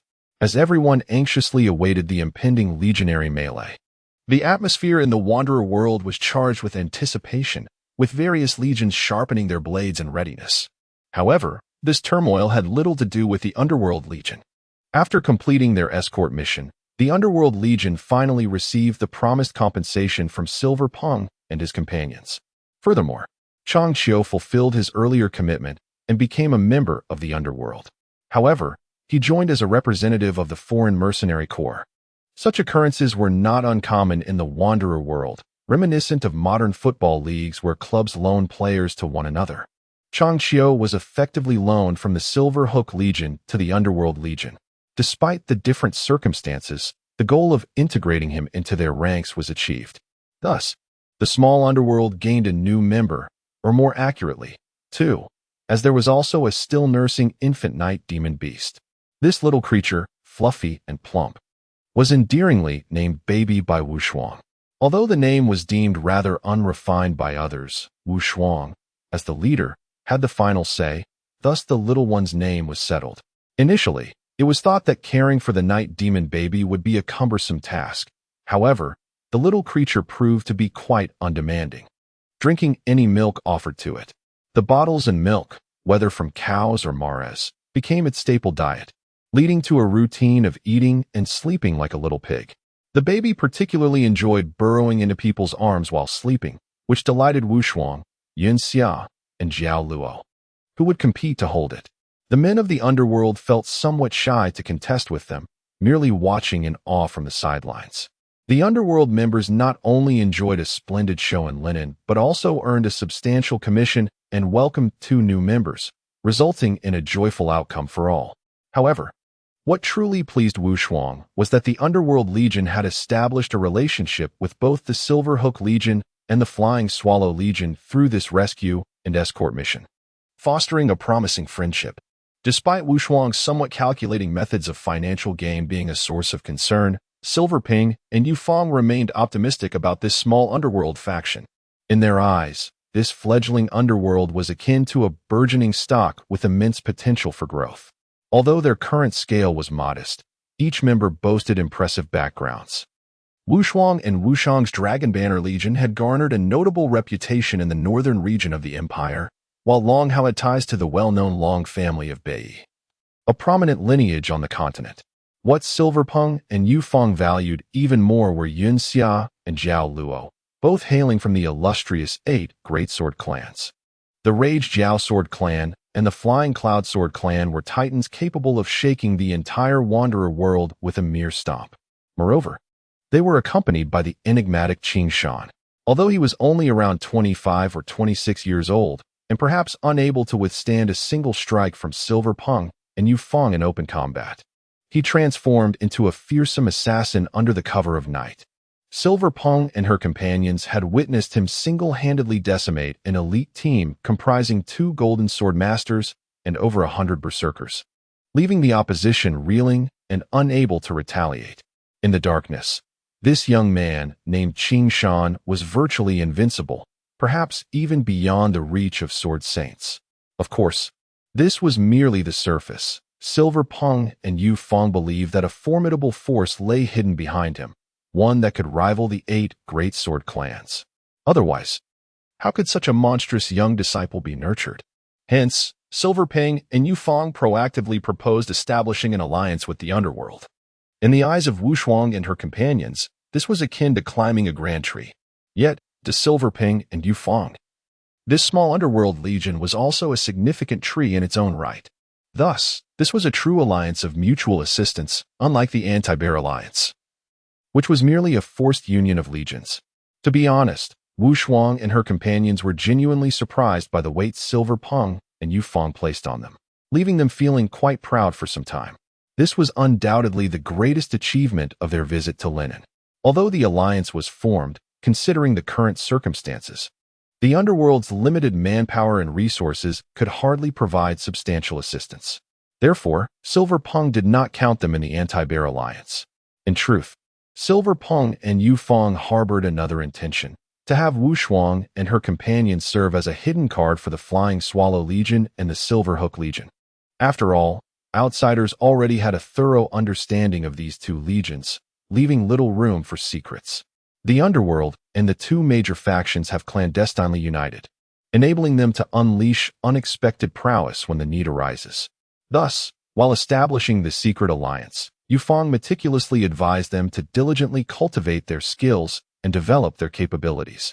Indeed, Yu Fang even went so far as to craft a detailed developmental plan to facilitate the rapid growth of the underworld faction. Once they have flourished, they will collectively engage in significant endeavors. As for the nature of these so-called significant matters, it is likely known only to the heavens. However, one certainty remains: whenever an insurmountable predicament arises in the future, a simple notification will ensure that the Silver Hook faction and the Flying Swallow faction will undoubtedly lend their assistance. The formidable sword, known as the 085, stands as a genuine pillar of support. With such allies backing them, traversing the world of rangers, particularly in the southern regions, will become a mere stroll. As a token of appreciation, the unparalleled Wu Shuang has exceptionally allowed Qing Shan to bestow upon Yinpeng, Yinshan, and Yufang 10 miniature communication devices for future correspondence. It is noteworthy that these have been classified by Wu Shuang as secret weapons for the internal members of their legion. Only those of absolute core status could ever possess such items. The remarkable treasure has captivated Yinpeng and her companions, for as the leaders of the legion, they are acutely aware of the significance of real-time communication. These 10 miniature communication devices are sufficient to establish a rapid response intelligence system, which will undoubtedly play a crucial role in the wars to come. This has led to an intriguing conjecture about Qing Shan and his mysterious origins. Furthermore, the immediate provision of 10 such invaluable devices is indeed a considerable gesture, marking Wu Shuang's substantial investment in their future. However, from the perspectives of Longhao and Qing Shan, it appears that Wu Shuang's eagerness to grant these devices to Yinpeng is primarily to ensure that, should they encounter peril, they can swiftly call for assistance from the Silver Hook Legion and the Flying Swallow Legion. Strictly speaking, the recent expedition to Linen has yielded not just the presence of Changqiu, but has also brought forth 2 formidable level 8 legions as allies. Regrettably, Wu Shuang and her companions find themselves disappointed that the expedition to track the Night Demon Beast, which was supposed to yield legion merit and task rewards, has instead become entangled with the affairs of the Exploding Bear Legion. To avoid unnecessary complications, they have reluctantly forfeited the rewards and merit associated with this mission. Even the records in the Legion's diary were deleted by Wu Shuang. Thus, although Qin Shan represented the Black Society Legion during that expedition, there is no record in the archives of certain guilds. Consequently, their hopes of enhancing the Legion's rank through merit have been dashed, leaving the Black Society still an obscure low-level legion. Despite this disappointment, the members of the Black Society remain steadfast in their original goal, and after witnessing the grand establishment of the Anti-Bear Alliance, they set forth on their journey to South Africa. Not in a hurry, they leisurely enjoyed the scenery along the way. Unlike their previous travels, this time everyone rode war horses, while Qing Shan and the infant Night Demon sat comfortably in the carriage, with Longhao serving as the driver. As was customary, Qing Shan spent the day in deep slumber, a fact that puzzled and intrigued the others. Finally, Changqiu, riding alongside on horseback, could no longer contain her curiosity and inquired, "Does he always do this? Sleeping day and night?" Indeed, Wu Shuang nodded. But do not be misled into thinking he is genuinely asleep.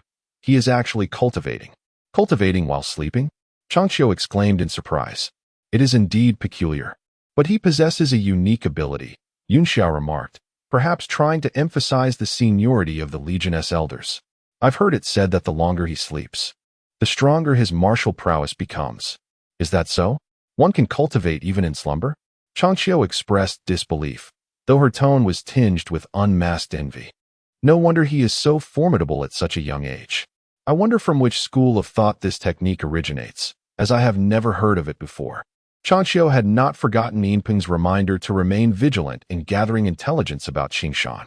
Humanity's innate curiosity often mingles with fear when confronted with the unknown. While fear may not apply to Qingshan, curiosity is indeed inescapable. Previously, Qingshan had shared his background as a martial artist from the Eastern continent, journeying in pursuit of enlightenment while bearing the significant mission of locating and vanquishing a malevolent dragon. Yet, that alone was insufficient for Yinpeng and her companions, who yearned for more in-depth knowledge. Through their casual conversations along the journey, Changqiu was astonished to discover that even Wu Shuang and Wu Shang, members of the Legion, were not well acquainted with Qingshan's origins, further fueling her curiosity. With his exquisite swordsmanship, astonishing night vision, peculiar cultivation methods, and the remarkable communication device that allows messages to traverse great distances, Qingshan is indeed shrouded in enigma. Coupled with his seemingly fantastical quest to slay dragons, Changqiu, with her keen hunter's instinct, is certain that this young man is no ordinary individual, but rather possesses a significant background, the magnitude of which likely surpasses her imagination. This anticipation for the dragon-seeking journey grows ever stronger. While she may not know the specifics of his techniques or lineage, Wu Shang is confident there is no other being in the entire Wanluo continent capable of cultivating while asleep. Wu Shang expressed a tinge of envy, albeit with a slightly sour tone. What a fortunate fellow. Even sleep can be a form of cultivation.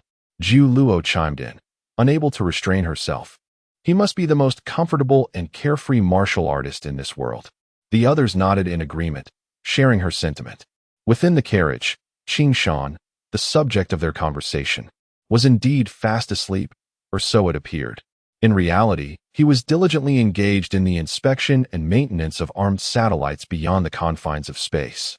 Despite being in the ever-changing world of Wanluo, he had not forgotten his responsibilities as an engineer. As usual, everything was functioning normally. Yet Qingshan felt a pang of disappointment that the military had not yet realized he was missing. It was indeed perplexing. Having been nearly a year since he last communicated with them, why had they not discovered his absence? This question flitted through his mind once more. Although after almost a year, he had grown accustomed to this seemingly endless wait. Upon completing the inspection of the armed satellites, Qingshan devoted himself wholeheartedly to the practice of martial arts. However, this time, he did not rush to enter the customized mode of Immortal Sword in Hero 5600 to challenge Shenkawa and Lachi. Instead, he took some time to enhance the system by adding several customized characters. Fourth character 1. Name, Chunggang 2. Level, 75-3. Strength, 3004. Speed, 3005. Internal power, 4606. Ultimate skill, 7. Skill, Blood Axe Combat Technique 8. Talent, 9. Specialty, 5th character 1. Name, Chungkuan 2. Level, 65-3. Strength, 2404. Speed, 2405. Internal power, 4206. Ultimate skill, 7. Skill, Blood Axe Combat Technique 8. Talent, 9. Specialty, 6th character 1. Name, Yinpeng 2. Level, 73-3. Strength, 2604. Speed, 2405. Internal power, 4806. Ultimate skill, 7. Skill, Silver Moon Manual 8. Talent, 9. Specialty, 7th character 1. Name, Yufeng 2. Level, 73. Strength, 2404. Speed, 2405. Internal power, 4306. Ultimate skill, 7. Skill, Swallow Wing Flying Sword 8. Talent, 9. Specialty, Mid-range combat. This time, a total of 16 great swordsmen have been incorporated into the system. all of whom are the leaders and vice-leaders of the 7 legions seen in the town of Linen, along with 2 exceptionally powerful berserkers from the Bear Legion with whom there had previously been encounters. Their attributes have been meticulously organized based on the documents obtained from Ping and personal observations, thus reflecting a reality strikingly close to their actual prowess. Upon completing the creation of these characters, Shan eagerly entered the game to engage in combat with the virtual Chung Gang. Unsurprisingly, he was swiftly defeated within 3 moves due to Chung Gang's overwhelming strength, speed, and the ferocity of the Blood Axe combat technique, leaving Shan with no opportunity to retaliate. This disheartened him greatly, yet against the other Golden Great Swordsman, although he could not triumph, he managed to maintain a semblance of self-preservation with a speed of around 2,600, albeit just barely. This experience once again illuminated for Shan the paramount importance of speed. With sufficient velocity, even when faced with opponents of superior strength, there remains room to maneuver. Conversely, against foes whose speed and strength far exceed his own, he found himself utterly defenseless. However, upon switching to night combat mode, Shan could easily defeat them in the pitch-black darkness with 0 visibility. He even managed to vanquish the formidable lineup of 16 great swordsmen in a cooperative mode, providing him with a measure of solace. The battle in the jungle imparted to Shan the most significant insight regarding his capabilities in night combat, seemingly enabling him to triumph over adversaries of much greater strength. Yet, he also gleaned valuable lessons from this nocturnal skirmish. While he could exert dominance in complete darkness, the disparity between reality and the virtual realm is often profound. During that encounter, they utilized glow tubes to discern their surroundings. Although visibility was inferior to daylight, achieving victory in such conditions was no simple feat. Had it not been for each of Luo Feng's companions wielding a glow tube for illumination, Shan could have effortlessly dispatched them all without the lengthy struggle required to rescue the 3 women, including Peng. Evidently, while night combat serves as his strongest asset, it is not without limitations. To fully exploit the advantages of his nocturnal prowess, alternative strategies must be devised. Yet, how can one secure an absolute advantage in the dark? Practice remains the solitary criterion for verifying truth, a timeless axiom. This is especially pertinent in the strength-dominated realm of Wanluo. Engaging in real combat does accumulate experience, yet it invariably accompanies injury and death. Thus, each brush with mortality for martial artists in this continent constitutes a precious lesson, albeit one not easily attained. For these warriors, every practical endeavor signifies a risk, potentially culminating in their demise. However, for Shan, the situation is markedly different, as the blue moon residing in his mind offers an extensive platform for practical and simulated combat.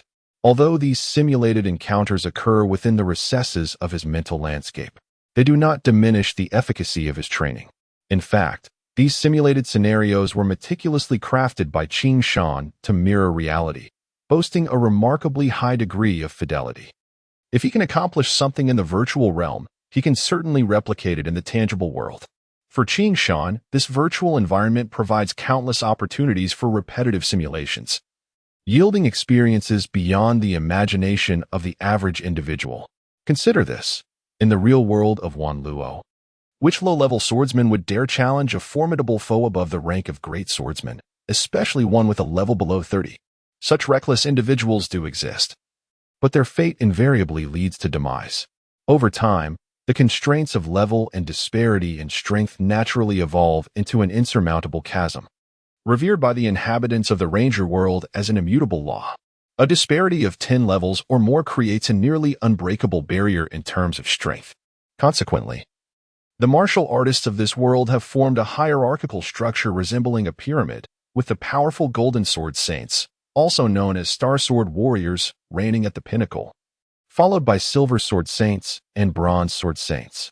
Shan has yet to encounter the world of Sword Saints. Thus, he possesses no records in his database regarding this domain. However, within the realm of great swordsmen, he has palpably sensed the disparity and barriers of strength, a chasm seemingly impossible to bridge. Not a single swordsman below level 30 would dare challenge the might and authority of a great swordsman. Yet, Qing Shan has shattered this age-old, ironclad rule. While his exceptional stature as a rare mammoth body contributes to this feat, a deeper reason lies in his ability to repeatedly challenge powerful great swordsmen within the virtual world, thereby uncovering the principles necessary to contend with them in simulated battles. Among his discoveries, Qing Shan identified speed and physical strength as the two fundamental factors. In martial arts, speed reigns supreme.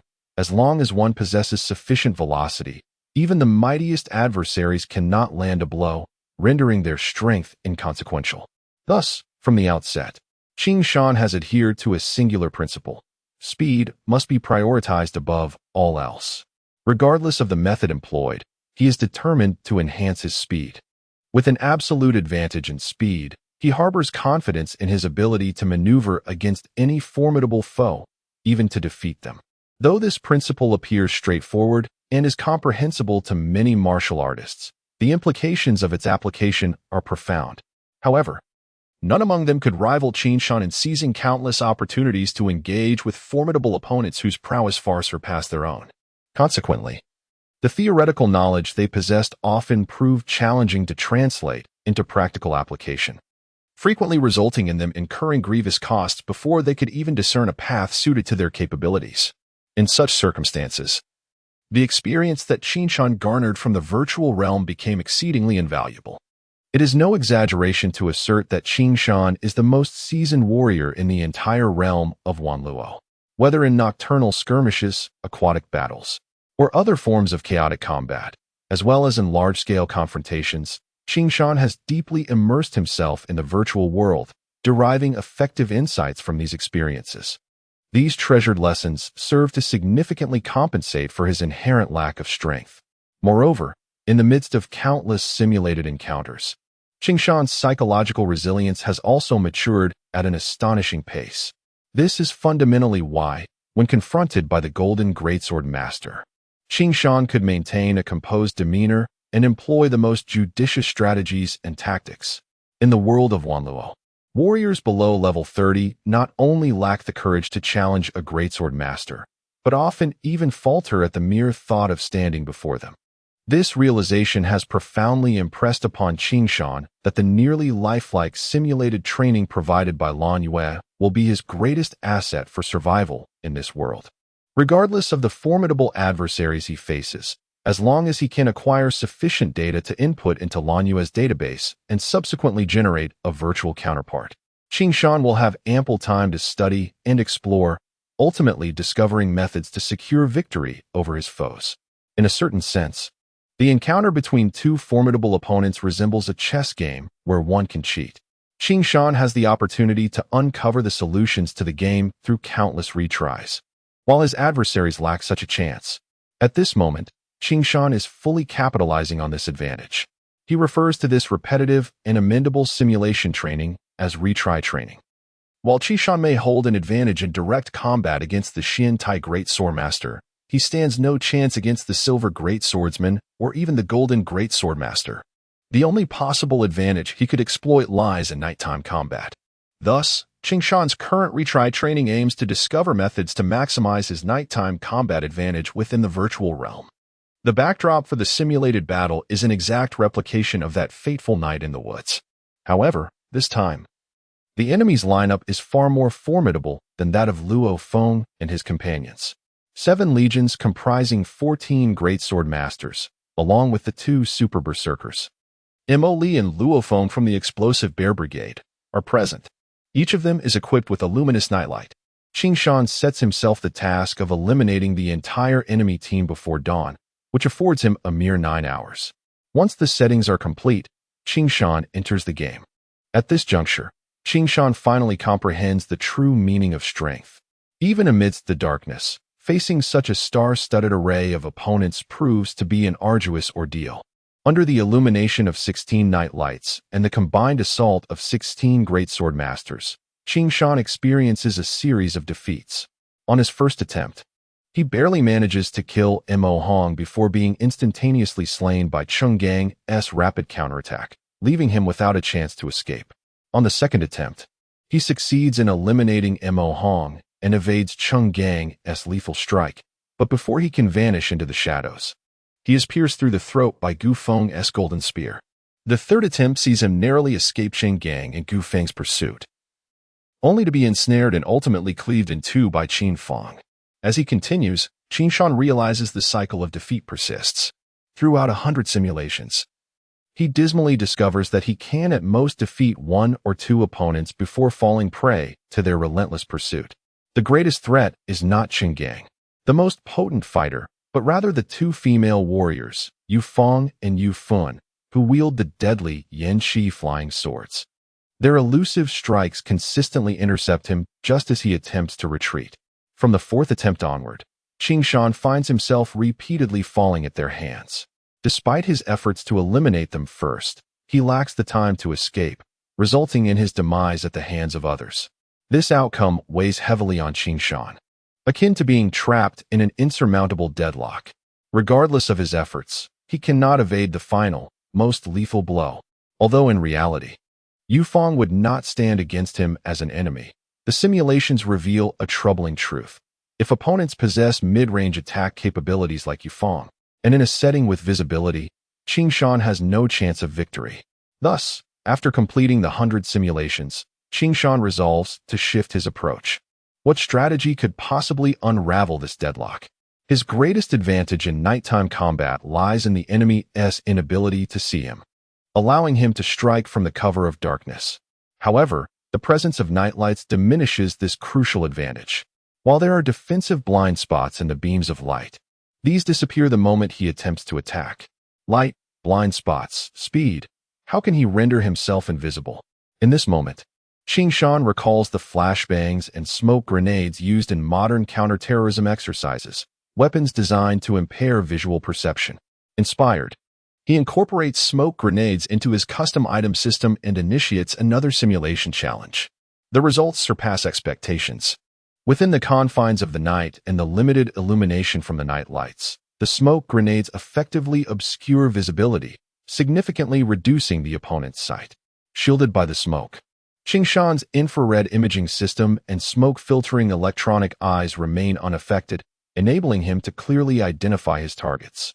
Although smoke grenades can irritate human eyes, Qin Shan closes his eyes and activates the electronic eye on his forehead, ensuring his vision remains unscathed. Consequently, he swiftly eliminates Yu Feng and Yu Fun, escaping effortlessly without giving them a chance to retaliate. The smoke grenade's effect, though limited to a mere 30 square meters, creates a zone of zero visibility for adversaries within it, transforming it into a realm of invincibility for Qin Shan, allowing him to act at will. In subsequent battles, he repeatedly exploits the cover of the smoke grenades to launch attacks, leaving the numerous great sword masters utterly defenseless.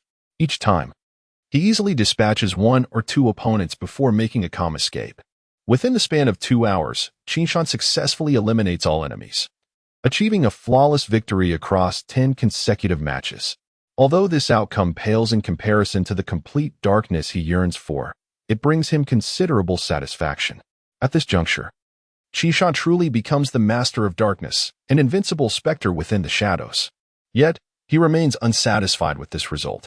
If he can utilize smoke grenades to vanquish foes in the night, could this advantage similarly apply in daylight? Eagerly, Qin Shan embarks on another trial, this time lowering the difficulty significantly. Naturally, he chooses to confront Qing Gang first. Once again, he revels in the experience, as the smoke grenade notably hampers Qing Gang's reaction and speed, allowing Qin Shan to easily overpower him. Despite Qing Gang's formidable fighting prowess, which enables him to withstand several of Qin Shan's lethal strikes, he ultimately succumbs to exhaustion. Is this truly possible? Qin Shan muses in disbelief. He has effortlessly defeated Qing Gang in 10 consecutive duels, leading him to ponder the possibility of being invincible. Theoretically, with the smoke grenades obscuring his opponent's visibility to zero, and his infrared imaging electronic eyes remaining largely unaffected, he feels a surge of confidence. Thus, it can be perceived that Qin Shan has created a small realm of darkness, granting him an undeniable geographical advantage. With this realization, Qin Shan embarked on a more formidable challenge, this time facing 2 opponents, Qing Gang and Qin Kuan. Despite the heightened difficulty, Qing Shan managed to narrowly defeat both. However, driven by insatiable ambition, he escalated the number of adversaries to 4: Chenggang, Chenkuan, Yufeng, and Yofen. This time, however, Qing Shan encountered significant hardship. Although the concealment of smoke effectively obscured the vision of Chenggang and Chenkuan, in the process of eliminating them, Qing Shan nearly succumbed to the mid-range sword attacks from Yufeng and Yofen. Despite the smoke's effective coverage spanning 15 square meters, Yofeng's sword strikes could target anything within 30 meters, and the visibility during daylight considerably diminished the smoke's efficacy. This allowed Yufeng to launch subtle attacks against Qing Shan from beyond the smoke. After dispatching Chenggang and Chenkuan, the smoke dissipated, leaving Qing Shan to retreat in a disheveled state, now exposed. Having learned from his missteps, Qing Shan resolved not to be reckless again, aiming first to eliminate Yufeng before confronting Chenggang and Chenkuan. However, the advanced AI-controlled characters of Yufeng and Yofen proved to be formidable. Positioned over 20 meters apart, they formed a mid-range support fire point, effectively leveraging their advantages to prevent Qing Shan from closing within 15 meters. Even when Qing Shan deployed a smoke bomb to obscure one of them, the other would swiftly evade the smoke's coverage and initiate an assault to distract him. Consequently, Qing Shan found himself unable to defeat Yufeng while futilely pursuing her, though Yufeng could not dispatch him either. However, the additional presence of Chenggang, Chenkuan, and Yofen became the proverbial last straw for Qing Shan. After abandoning the smoke's protection, he was inevitably torn apart by the trio. After 10 attempts, Qing Shan's best outcome was the elimination of Chenggang and Chenkuan, but he stood no chance against Yufeng and Yofen. Following numerous failures, Qing Shan gleaned an invaluable lesson. While his smoke attacks conferred absolute superiority in close combat, he was utterly helpless against opponents skilled in mid to long-range assaults. Under the cover of night, he could still leverage the darkness to approach adversaries, but such opportunities were scarce in broad daylight. It seemed that the aspiration to act freely during the day was rather unrealistic. Nevertheless, Qing Shan found satisfaction in the results thus far. The remaining question was whether this world of Wanluo possessed smoke bombs. "What is a smoke bomb?" asked Wuxuan, holding the night demon baby with a puzzled expression as she gazed at Qing Shan, who appeared as if he had unearthed a treasure upon awakening. "Have you never heard of it?" Qing Shan inquired, taken aback yet undeterred. "Perhaps you do not call it a smoke bomb here." With that, he proceeded to meticulously describe and define what a smoke bomb entailed. This device can explode and release a vast amount of smoke, obscuring visibility. "Explode and release smoke?" Wu Shuang exclaimed in realization. "What you describe is not a smoke bomb. Here on our continent, we refer to such a device as an escape smoke." "Escape smoke? That is indeed an unusual name," Qing Shan rejoiced. "Where can one procure such an item?" "Common general stores sell it," Wu Shuang replied, retrieving several egg-sized black spheres from a pouch at her waist. "This item can unleash a large volume of smoke upon detonation, essential for any ranger in a tight spot. I recall purchasing a few for you during our supplies procurement in Lanchi City. Did you truly not know what this was?" It then dawned on Qing Shan that he indeed possessed several such black spheres in his backpack. He hurriedly rummaged through it and found a few. Weighing the spheres, he noted their resemblance to eggs in both shape and heft. "How does one utilize this?" Qing Shan asked. "Simply strike it forcefully against the ground, and it will explode," Wu Shuang instructed. "I shall go try it," Qing Shan declared, eagerly exiting the carriage. He then hurled the black sphere forcefully onto the ground 20 meters away. With a resounding thud, a thick cloud of black smoke erupted, enveloping the vicinity in darkness. The effect was akin to that of an explosive smoke bomb, however. Qing Shan felt a tinge of disappointment as the smoke's coverage was limited to merely 25 or 6 square meters and dissipated within 5 to 6 seconds. Far inferior to the smoke bombs utilized by modern military counterterrorism units. "Why is the effect so subpar?" Qing Shan muttered under his breath. "Isn't it sufficient?" Wu Shuang retorted, her discontent evident. "This is the highest grade of escape smoke. When surrounded, a 6-second window is ample for evading detection and making one's escape." "I am not using it for escape," Qing Shan murmured.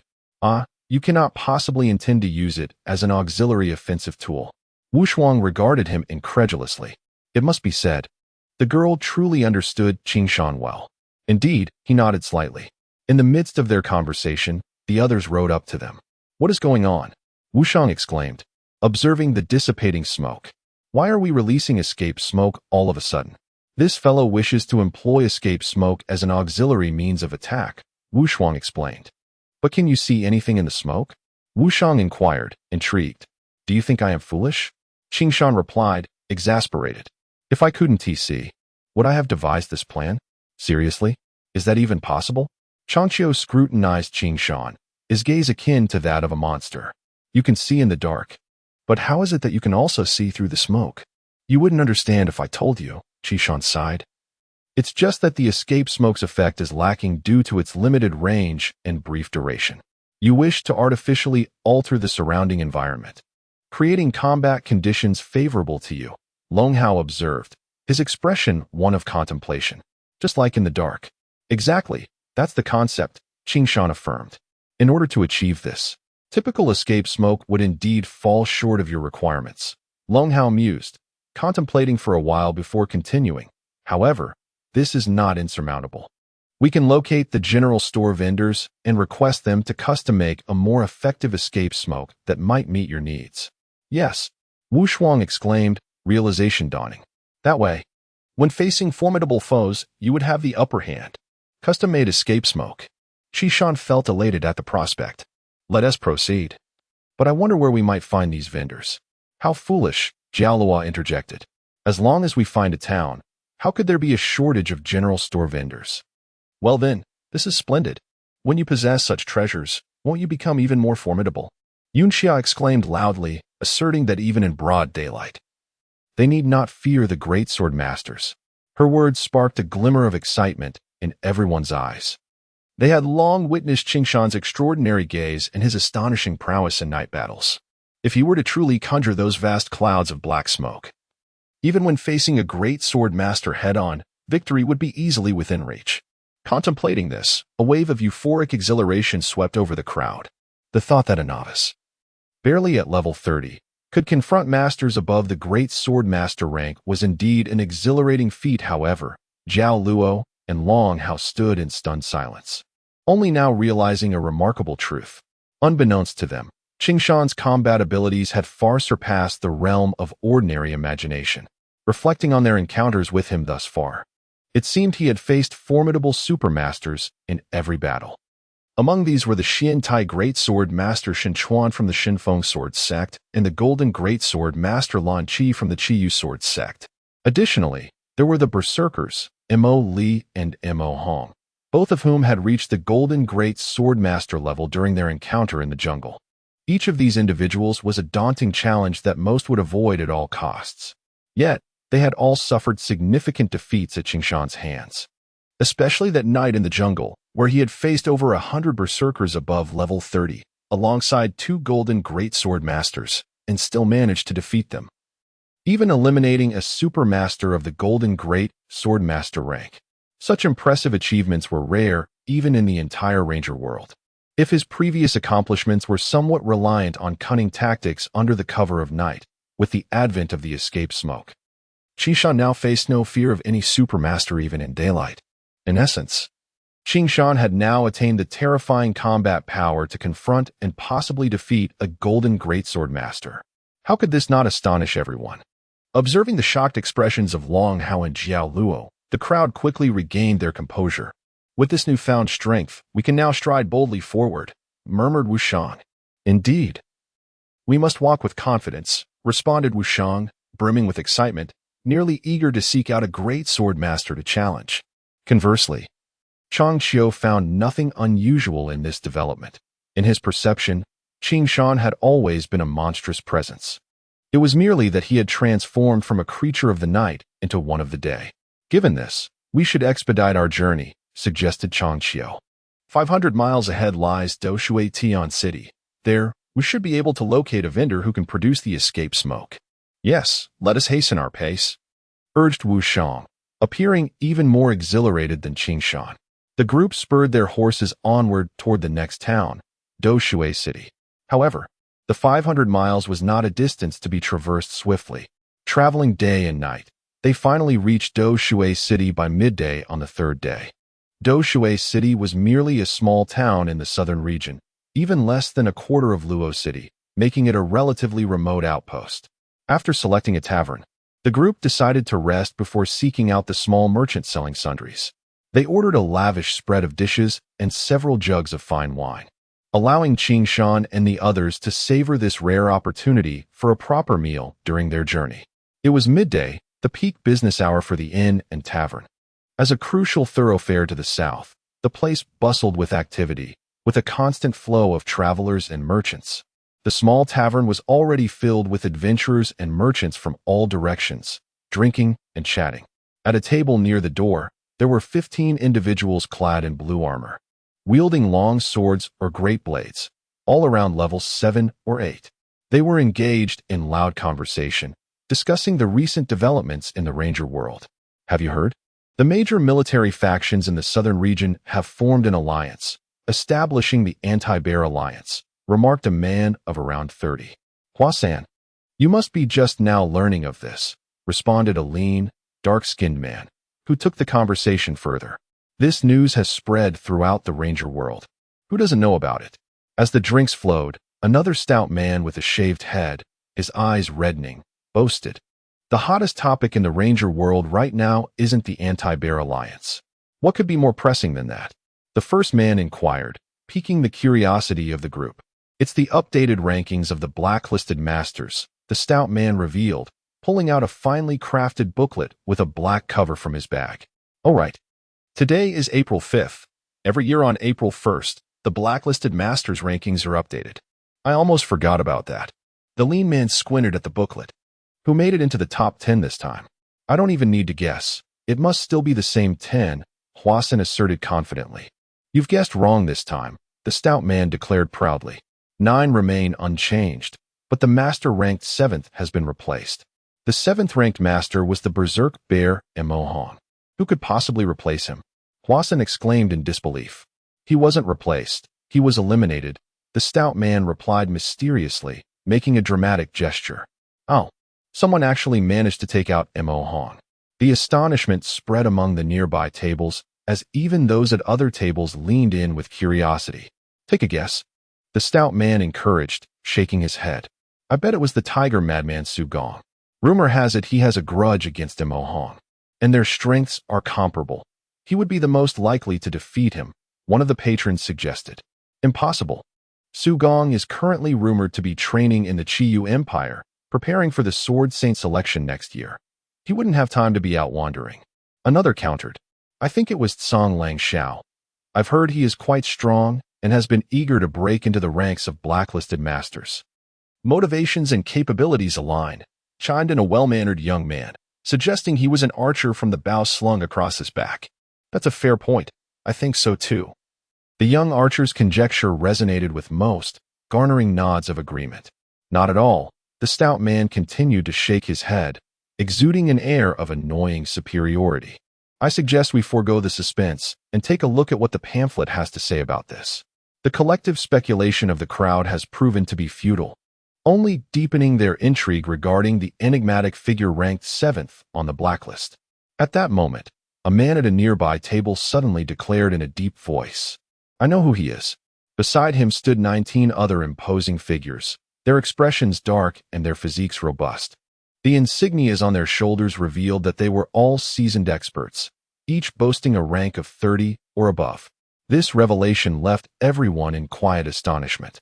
It seemed these 20 men were an elite task force from a large military unit undertaking a mission. The Lightning Prison, however, did not dampen the curiosity of the crowd. Who was he? Almost instinctively, everyone turned their gaze towards the man. The speaker, evidently the leader of this group, was distinct from the typical ranger. He wore no armor, but rather a coarse gray linen garb. With prominent brows and bright eyes, his rugged features suggested a formidable presence. His physique was so robust that even while seated, he resembled an iron tower. It was immediately apparent that he was a person of immense strength. A conspicuous scar marred his face, a knife wound that extended from the corner of his left brow to the lower right of his chin, resembling a twisted centipede crawling across his visage.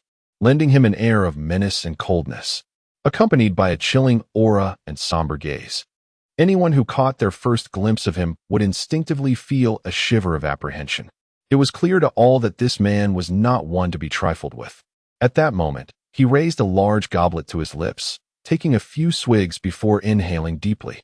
No one knew his true name, but all who had encountered him referred to him as the Night Demon. The name struck everyone with astonishment and bewilderment. The Night Demon. None had ever heard of such a figure.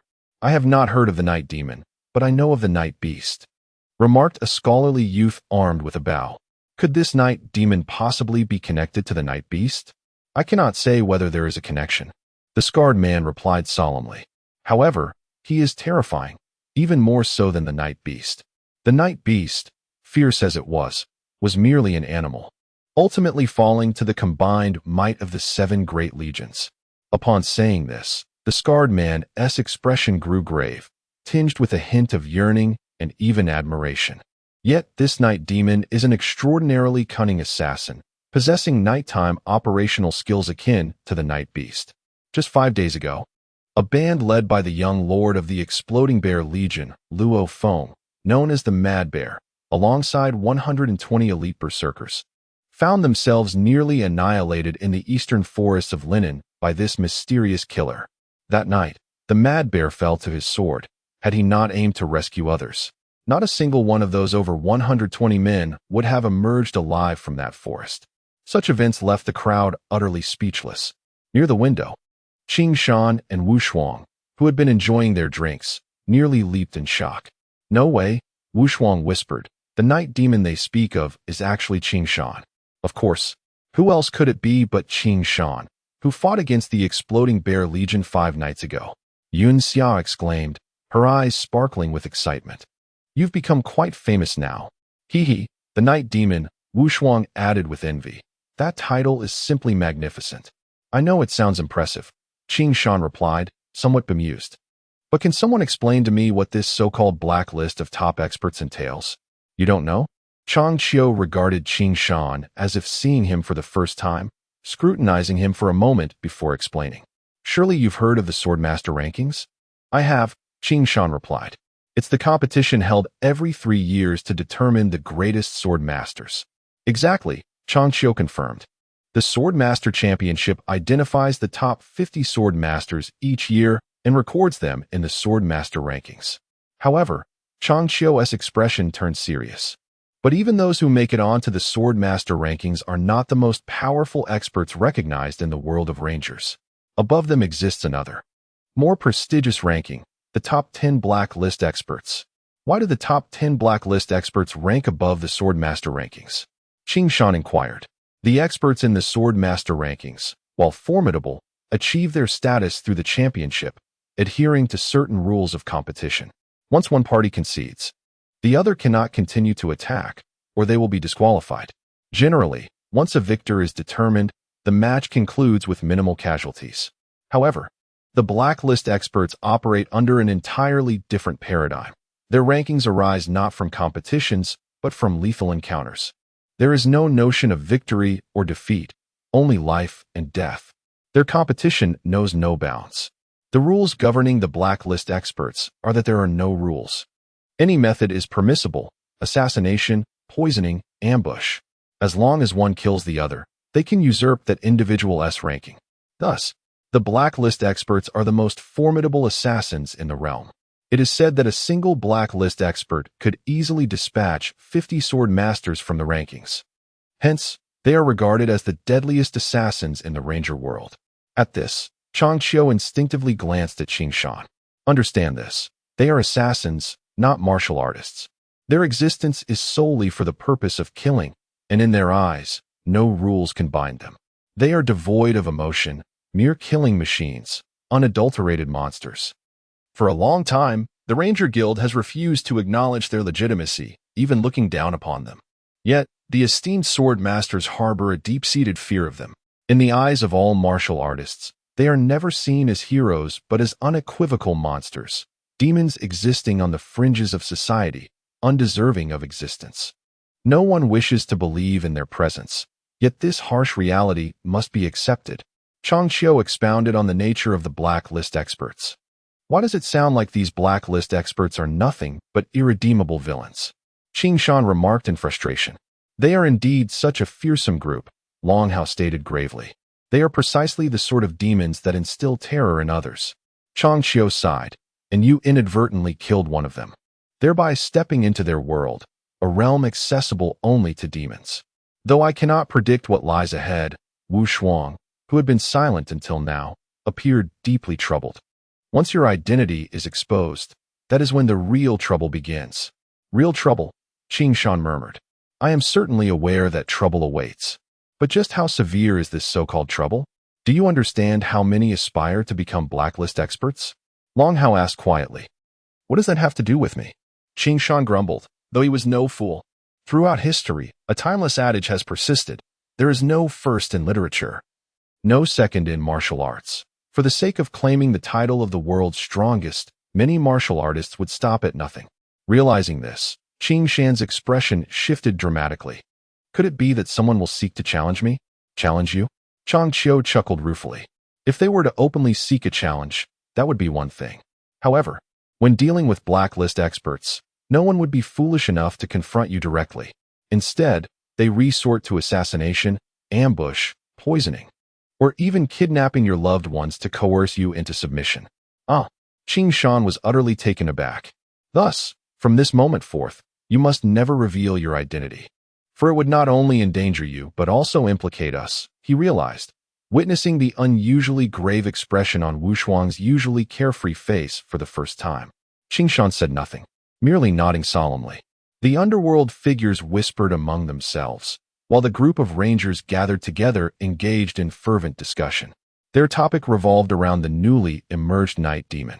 The night demon could confront the sword demon Luo Feng, the mad bear demon Hong, and the flame bear demon Li, even taking on 120 berserkers.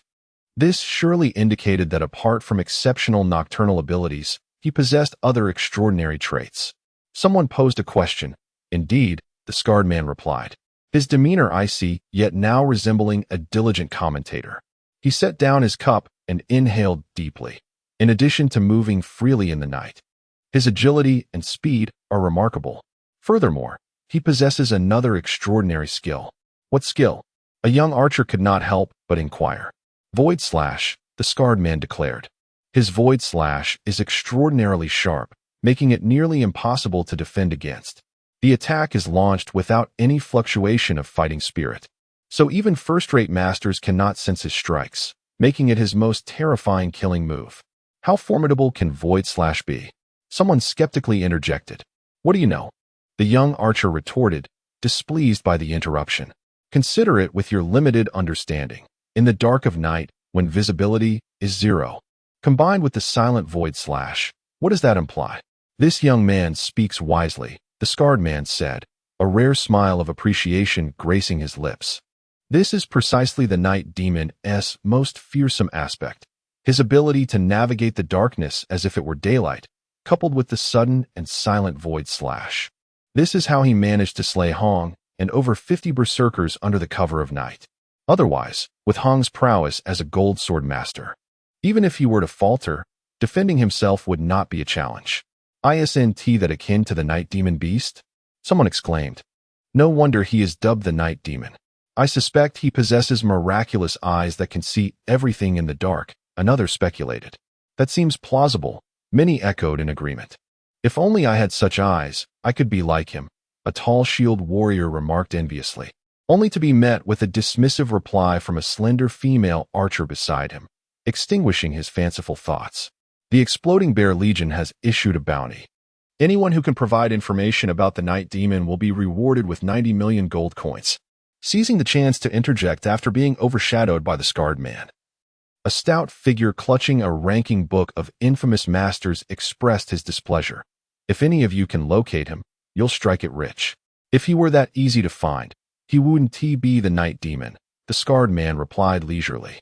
Even the Exploding Bear Legion's intelligence network cannot locate him. Otherwise, they wouldn't need to issue such a bounty. The crowd shook their heads. These individuals were merely idly chatting. Yet the conversation left Qing Shan and Wu Shuang at another table too frightened to even breathe. After a while, the small group huddled together, whispering. It seems we've truly stirred a hornet's nest, Qing Shan sighed, realizing that the berserker he had slain was named Hong.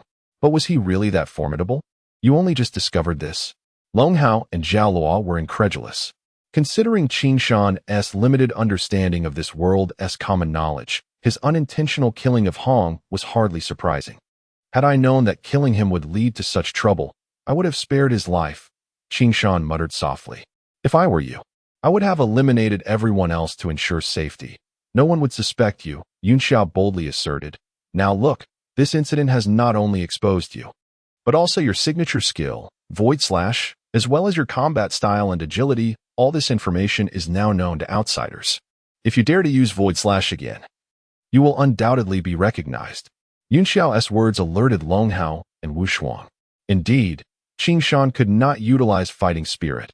His only long-range attack was the Void Slash. But if he used it again, he might truly be identified. What? I can't even use Void Slash anymore? Qing Shan lamented. Not just Void Slash, Long Hao said gravely. Even the smoke tactic you thought of yesterday can't be used. Otherwise, anyone with a keen eye will realize you are the so-called night demon. How am I supposed to survive now? Qing Shan was utterly disheartened. What do you mean survive? Wu Shuang retorted. Do you think your reputation isn't already large enough? Be content. Wu Shuang gazed at Qing Shan enviously. My goodness, an infamous master. I wouldn't dare to even dream of that in my lifetime. And you've stumbled into becoming one of the top 10 strongest in the ranger world. And you aren't even at level 30 yet, Zhao Luo grumbled. An infamous master? I wonder if those people have lost their minds. Regardless, the fact remained that Hong had perished at Qing Shan's hands. Chanqiu felt somewhat uneasy. So, this so-called infamous seventh master has indeed earned the title. After finishing their meal, the group did not rush to leave, instead sitting quietly, listening to the animated discussions of those around them regarding the enigmatic night demon. Although their grasp of the information was limited, it did not impede their extraordinary imagination. Within the span of a single meal, various versions about the night demon emerged. Among these, the remarkable connection between the mysterious night demon and the Flying Swallow Legion and the Silverhook Legion captivated everyone's attention. Under the enthusiastic narration of the Scarred Man, the 7 major legions' joint effort to eliminate demons culminated in the Exploding Bear Legion as treachery, leading to the capture of Yin Ping and Yu Fang's, eventually resulting in the silent appearance of the mysterious night demon. The entire tale unfolded like an extended live commentary, vividly rendered, yet regrettably, much of the narration was fabricated, and the events witnessed by Qing Shan and his companions bore little resemblance to reality. The night demon beast had clearly self-destructed, yet it was spun into a tale of being dismembered by numerous masters on the spot. The demise of Qin Kong and Qin Ying at the claws of the night demon beast was instead attributed to the Exploding Bear Legion. Meanwhile, the internal strife and mutual slaughter among the 7 legions went unmentioned. What frustrated Qing Shan further was the astonishing level of gossip these individuals possessed. I believe the relationship between the night demon and Yin Peng and Yu Fang is quite complex. Otherwise, why had we never heard of such a person before? Yet, the moment Yin Peng and Yu Fang encountered trouble, he appears, the young archer analyzed self-importantly. That makes sense, another tall female archer concurred. I've always said that Yin Peng and Yu Fang must have something unusual about them. Over the years, there has been no news of them being involved with any man. It turns out they likely already have someone they are fond of. Then the night demon must be the champion of divine men, the stout man exclaimed. An idol. On the spot, several infatuated individuals were starry-eyed and enraptured. For the woman they adored, he had silently supported her from the shadows for so many years, only stepping forward in her most critical moments, simply dashing. On one side, voices clashed in lively discussion, creating a bustling atmosphere. Meanwhile, Qing Shan was drenched in cold sweat upon overhearing this. As for Wu Shuang and Long Hao, they were utterly flabbergasted. My goodness, Wu Shuang murmured. Qing Shan has unexpectedly become the secret lover of Yu Fang and Yin Peng. In a fleeting moment, Wu Shuang gazed blankly at Qing Shan, observing his transformation into a man of divine stature. Meanwhile, Long Hao and Jiao Luo had already been rendered speechless. After departing from the tavern, the 7 members of the syndicate remained engulfed in a haze of disbelief, as the revelations they had encountered within the tavern were utterly staggering. Who would have imagined that a mere 30-level warrior could metamorphose into a renowned figure across the continent? One of the top 10 experts on the blacklist, a man of godlike prowess? This was the aspirational pinnacle that every martial artist yearned to attain. Consequently, the expressions of Wu Shuang, Long Hao, and others as they beheld Qing Shan were imbued with an ineffable mixture of intrigue, admiration, astonishment, and countless other sentiments, all of which were profoundly complex. Qing Shan, uncomfortable under their scrutinizing gazes, finally snapped, "Have you all finished looking?" Wu Shuang murmured, "He seems rather ordinary to me. How can he be counted among the top 10 experts?" Wu Shang echoed her sentiment. Chang Qiu openly displayed her discontent, exclaiming, "This is simply absurd. Our leader has truly suffered a great injustice. It's all about luck." Lao Ban and Jiao Luo sighed. "The disparity between people is truly disheartening. If I could have just a fraction of your fame, I would willingly embrace death." The others nodded in agreement. Yet, after lamenting their situation, they returned to their pursuits. Although they no longer intended to employ the smoke tactics lightly, Qing Shan and his companions remained resolute in their quest to acquire specialized escape smoke. This task was not particularly challenging. It merely required an enhancement of ingredients during production to meet Qing Shan's specifications. However, given Qing Shan's newfound notoriety, the group exercised extreme caution, with Chang Qiu alone undertaking the task of locating vendors for customization. To ensure safety, Wu Shuang once again employed her skills to alter Chang Qiu's appearance, leaving no trace behind. After all, no one could predict what circumstances might compel Qing Shan to resort to such specialized escape smoke again. It must be acknowledged that the vigilance of the syndicate had intensified. The vendor worked overnight to produce the customized escape smoke, which had transformed from the size of an egg to that of a fist. Although it had increased in size, its efficacy was commendable, rivaling that of modern military smoke grenades. After a brief resupply, the group resumed their journey. Their travels proceeded relatively smoothly, however. They encountered numerous refugees fleeing northward. These individuals, having escaped from regions like South Africa, sought refuge in larger cities such as Dobang and Enlin. Along their way, the northbound refugees shared various intelligence reports regarding the mysterious beast that had emerged in South Africa. It was unimaginable how ferocious and brutal it truly was. Its roar could shatter the heavens, and its claws could rend the earth asunder. In the darkness, it resembled a swirling tempest, yet in the sunlight, it loomed like a colossal mountain. No one could accurately depict its form, yet all were acutely aware of its presence. When the scent of death lingered, it was already upon you. I believe it is not merely a moon dragon. It is far more powerful and enigmatic. Whenever the beast was mentioned, faces filled with trepidation. Every word and expression conveyed a singular message. The people faced an unprecedented, mysterious, cruel, and terrifying creature. Paradoxically, this only drew more adventurers to South Africa. The contrast between the southward-bound adventurers and the northward-flowing tide of refugees was stark. Many adventurer battalions spontaneously formed alliances, uniting their efforts. Among them were the renowned Flying Feather Battalion, the Dragon Demon Battalion, and the Howling Sky Battalion, well-known large battalions from the Lan Yue Empire, now inexplicably allied.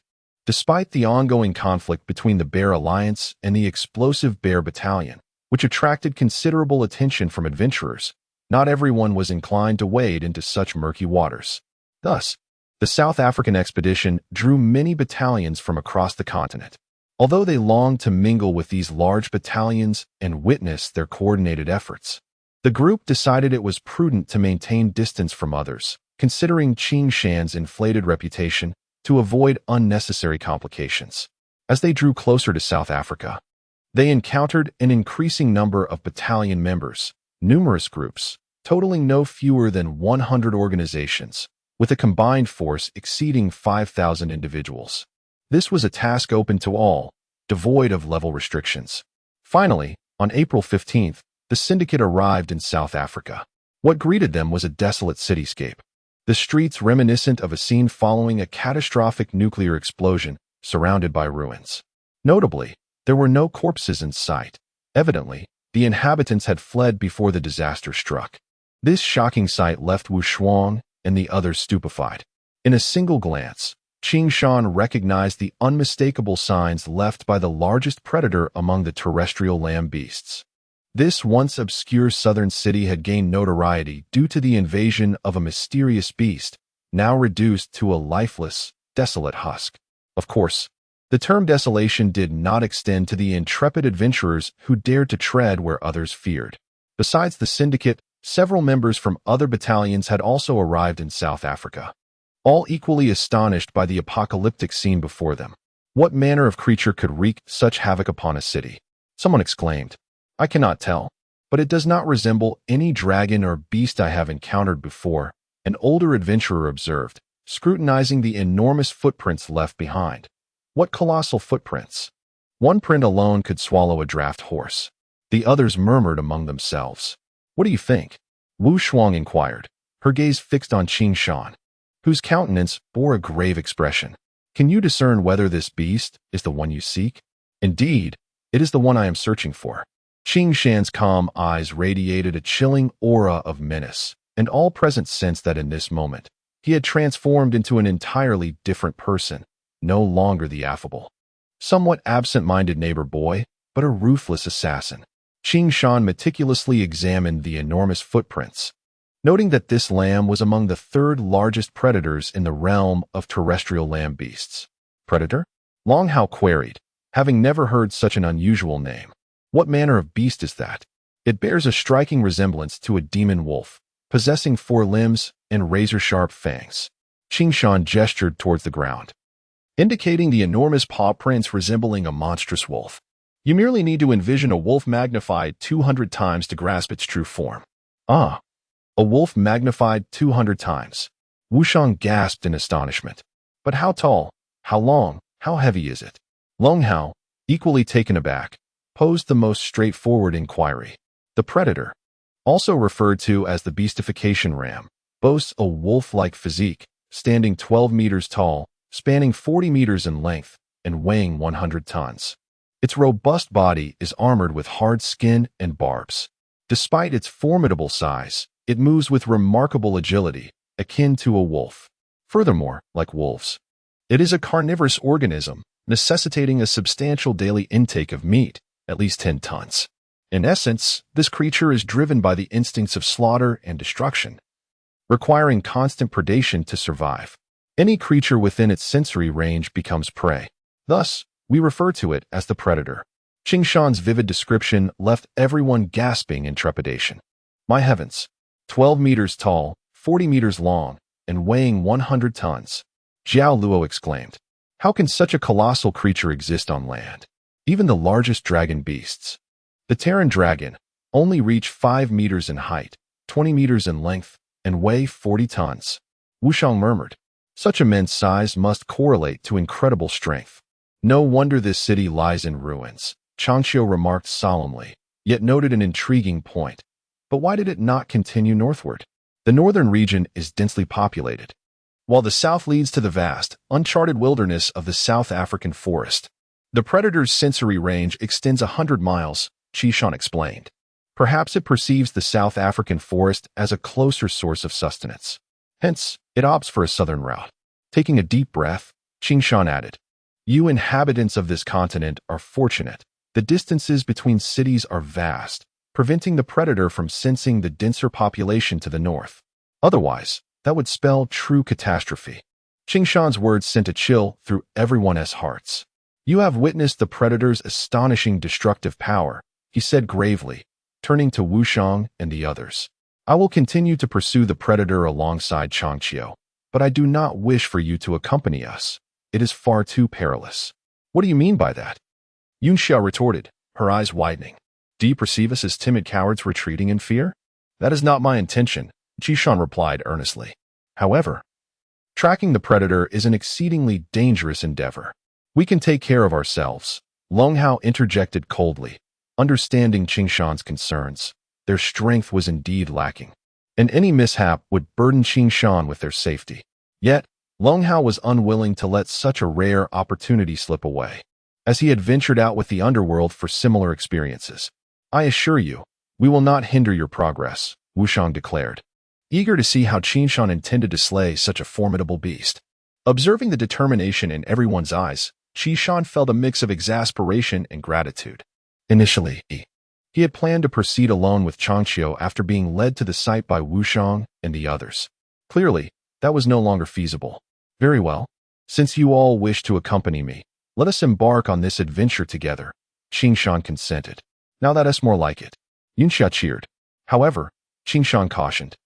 You must adhere to my and Changqiu's directives during this tracking operation. No problem, the group readily agreed. Goodness, they're so eager to usurp my leadership position. Wushang remarked with wide eyes, feigning displeasure, which elicited laughter from the others. Qingshan felt a twinge of embarrassment, but recognized Wushang's complaints as mere jest. Glancing up at the sky, he noted the sun nearing the horizon, with the shadows of night creeping toward them like an encroaching tide. The ruins around them quickly faded into darkness. Let us rest for a while. We shall resume our journey at dawn, Qingshan asserted. Exercising his authority as the highest commander of the brigade, the group soon found an open area amidst the ruins to set up camp. Inside the tent, illuminated by the glow of night lanterns, they initiated a strategic meeting for their tracking mission. Changqiu unfurled a map, stating, "This is the last city where the beast was seen," after which it proceeded southwards into the South African forest. This occurred 2 months ago, and many brigades have ventured before us, following its trail into the forest. We can ascertain that the creature is heading deeper into the wilderness, with the only evidence being these enormous paw prints it has left behind. Its colossal size guarantees that the prints are both vast and profound, even after this time. They remain easily traceable. Thus, we will follow these tracks and adapt as necessary. No one opposed Changqiu's plan, given his extensive experience as a seasoned hunter. The next morning, the group commenced their formal pursuit of the predator. The South African forest lies about 100 miles south of South African City, constituting the southernmost primal forest on the continent. Perhaps due to an influx of adventurers, the area had grown bustling. The predator's trail had become a well-trodden path, with many brigades following suit towards the south. However, these individuals seemed unhurried, engaging in conversation as they traveled, occasionally stopping to confront any beasts they encountered for practice. During their journey, Qingshan and his companions encountered no fewer than 200 wolves, all of which were easily dispatched by the brigades. As they approached the South African forest, they faced even more formidable beasts, and the adventurers grew increasingly proficient in their slaying. This astonishing spectacle left Qingshan in a state of disbelief. The ecological environment in this world is remarkably thriving. After 6 hours, they finally beheld the vast, undulating expanse of greenery in the distance. A large stone tablet stood prominently, inscribed with the ancient words, South African Hunting Grounds. Not far from the stone, a sizable tavern named the South African Hunting Lodge awaited. In the clearing before the inn, hundreds of war horses grazed leisurely on the lush grass. On the other side of the expansive clearing, a charming al fresco dining area is adorned with tables and chairs, where numerous wanderers are presently seated, sipping tea and engaging in lively conversation. At the opposite end of the inn, a row of stalls displaying grand banners showcases various shops, including general stores, blacksmiths, and alchemy boutiques. In front of these stalls, many adventurers are busily occupied with the repair of weapons and armor. Upon closer inspection, one can observe that many individuals possess bulging pouches, spilling forth radiant and gleaming monster crystals. The crystal stones were promptly sold to the vendors at the nearby stall or exchanged for essential supplies, resembling a bustling marketplace for free-spirited rangers. What manner of place is this South African hunting ground? Qingshan exclaimed in astonishment.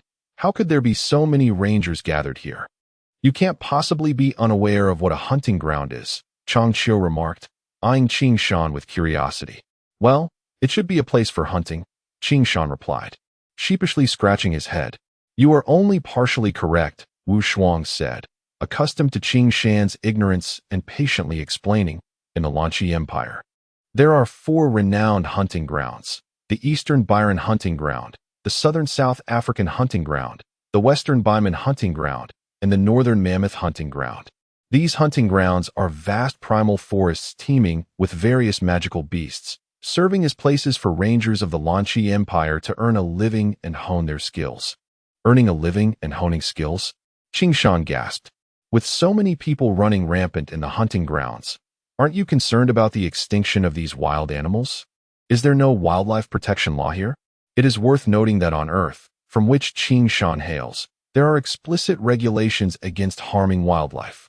He was taken aback to discover that rangers in this world depended on hunting for their livelihood. Extinction? Yun Xia stared blankly at Qing Shan. Wildlife protection law? Zhao Luo was utterly bewildered, unable to comprehend Qing Shan's words. You are not aware? Qing Shan said earnestly. Overhunting can lead to species extinction and ecological imbalance. Once the equilibrium of nature is disrupted, your planet will be in peril.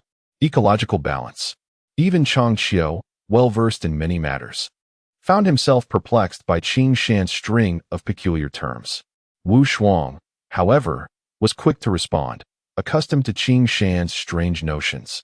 Are you genuinely worried that we might eradicate all the magical beasts in the South African forest? That is indeed my concern, Qing Shan replied, his expression serious. The group stared at him, their gazes akin to assessing a fool. I must say, Brother Qing Shan, your thoughts are quite creative and enticing, Chang Qiu said with a solemn demeanor. However, this situation has been anticipated in the Lan Yue Empire for over 5,000 years, yet it has never been realized. Are you suggesting that the creatures in these hunting grounds can be entirely hunted? Qing Shan was astonished. Do you have any idea how many magical beasts inhabit the South African forest? Wu Shuang inquired earnestly. Qing Shan could only shake his head in confusion. Actually, I do not know, he admitted. Wu Shuang smiled slightly and continued, but I am certain that it is beyond the capacity of humanity alone to wipe them out. Through Wu Shuang's explanation, Qing Shan finally grasped the true nature of the so-called hunting grounds.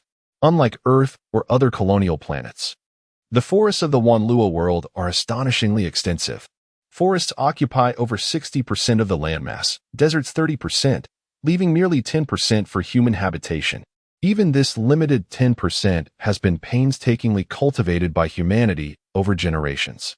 It can be said that the Lan Yue Empire is a nation enveloped by jungles, a situation mirrored in other empires such as the Crimson Moon, Sunlit, and Frosty Day. Despite the considerable population of this world, it pales in comparison to the wild creatures that dominate 90% of the land. Without the remarkable intellect and formidable martial skills possessed by humanity, survival in this world would be unfeasible.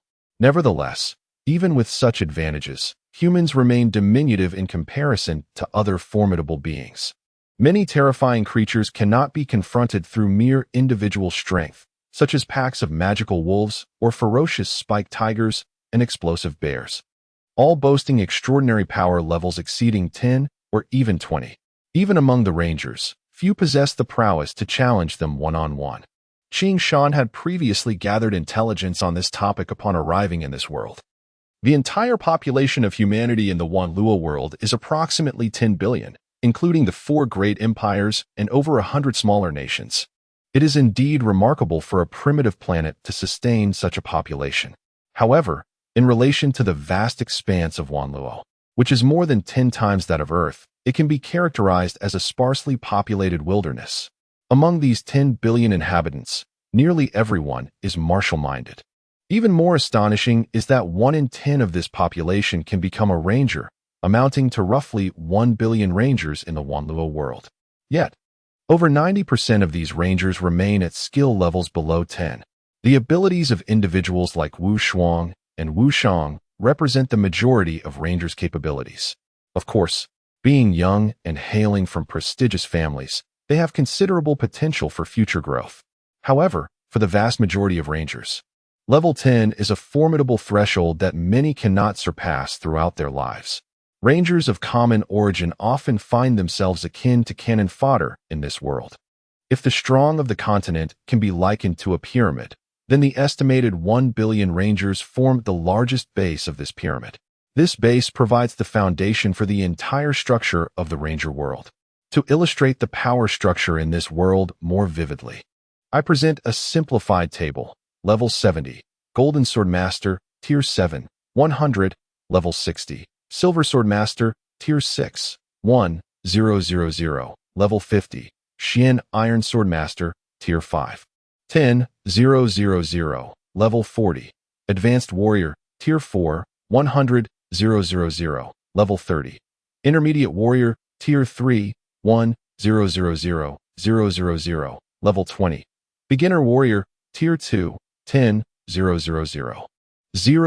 000, Level 10, Apprentice Warrior, Tier 1, 100,000, 000. This data reveals that Rangers are the most prevalent profession on the continent. The peculiar phenomenon stems from a crucial reason. In this wild world filled with ferocious beasts, humanity is undeniably diminutive. To secure a more substantial living space, they must rely on formidable strength to seize territory from these savage creatures. This is the fundamental reason for the high proportion of Rangers among the continent's population. In Qing Shan's understanding, Rangers should resemble the figures recorded in the historical texts of Huaxia, engaging in trivial pursuits, vying for dominance, and contributing little to society or the state. Such individuals pose a potential threat to social stability and peace, which is why the saying heroes violate laws with their martial prowess has persisted through the ages. The so-called heroes have historically been the targets of resentment and suppression by rulers. By the 19th century, these figures garnered a new moniker, the underworld. Objectively analyzing, the existence of these heroes or underworld elements offers no advancement or contribution to societal development or civilization.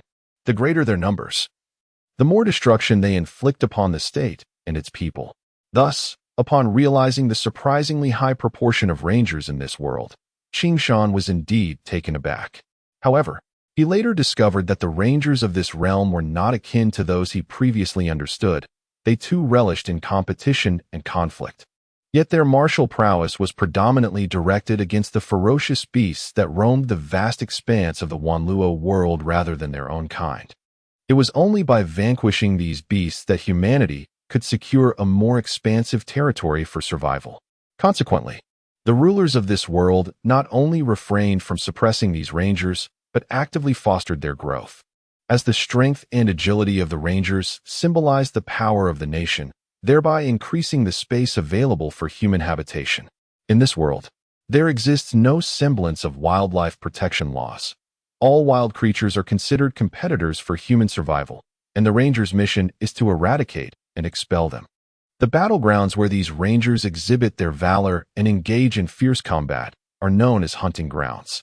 Once the monstrous inhabitants of these regions are exterminated, humanity establishes its cities upon the remnants of the hunting grounds. Cities such as Linan, Tianshui, and Doushui were once primitive forests plagued by beasts over a millennium ago. With Linan not even referred to as a city, but rather as the Linan hunting ground. Similarly, Tianshui and Doushui were known as Tianshui hunting ground and Doushui hunting ground, respectively. This pattern extends beyond these cities. Nearly all of the territories across the diverse continent were wrested from the dominion of beasts. Prior to their acquisition, these territories shared a common name, hunting grounds. Those who fought valiantly within these hunting grounds were the Rangers, embodying the true essence of their existence in the Wanluo world. They are the pioneers of human civilization. Upon grasping all of this, Qing Shan was left utterly astonished.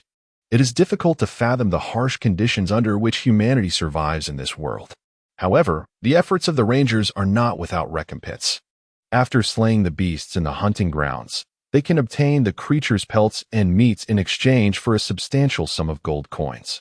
If fortune favors them, they might even acquire beast cores of varying purity and quality. In the Wanluo world, beast cores are of paramount importance, their significance rivaling that of oil and nuclear energy in modern society. Each core harbors energy of differing intensities. The only variance lies in their grade and properties.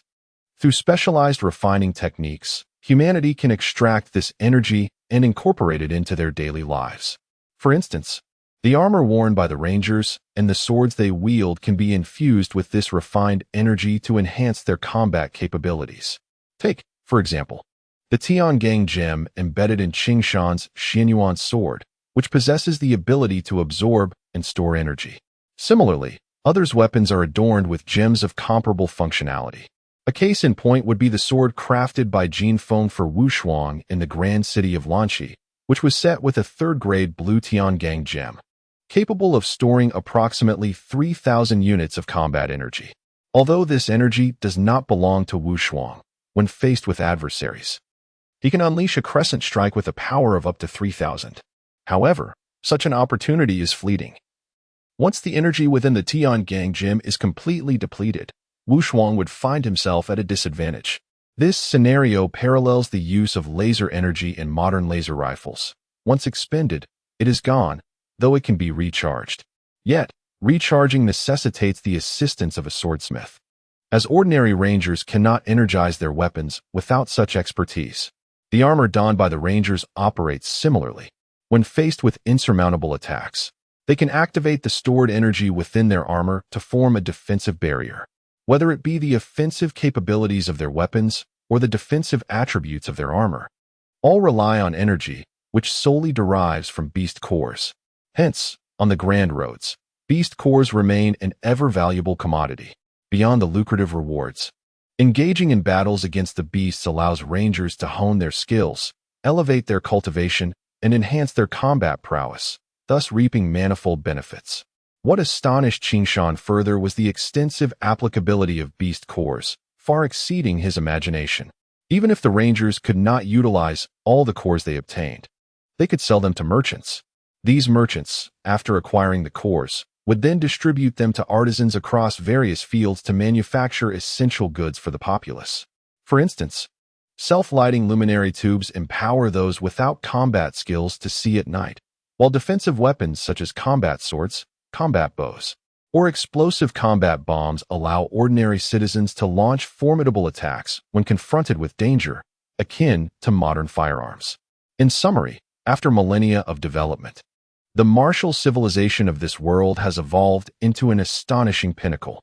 All these elements intertwine to form the unique martial culture of the Wanluo world, nurturing the very existence of rangers. This realization compelled Qing Shan to marvel at the wondrous realm that belongs to the rangers and the martial energy they wield.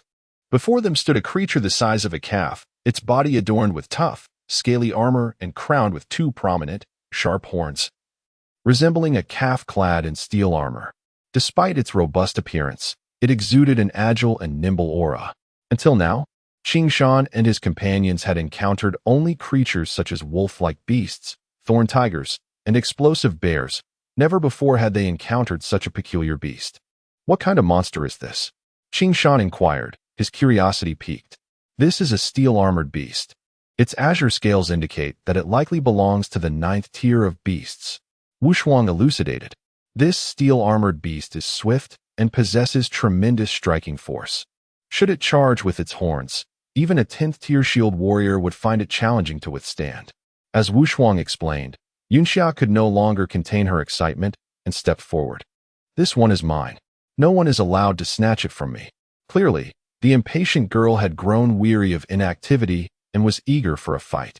The others, understanding her determination, refrained from contesting her claim and chose to observe instead. Although they had spent several months together, their understanding of each other's strengths was still limited. For instance, Long Hao and Zhao Luo had never witnessed Yunxia in action.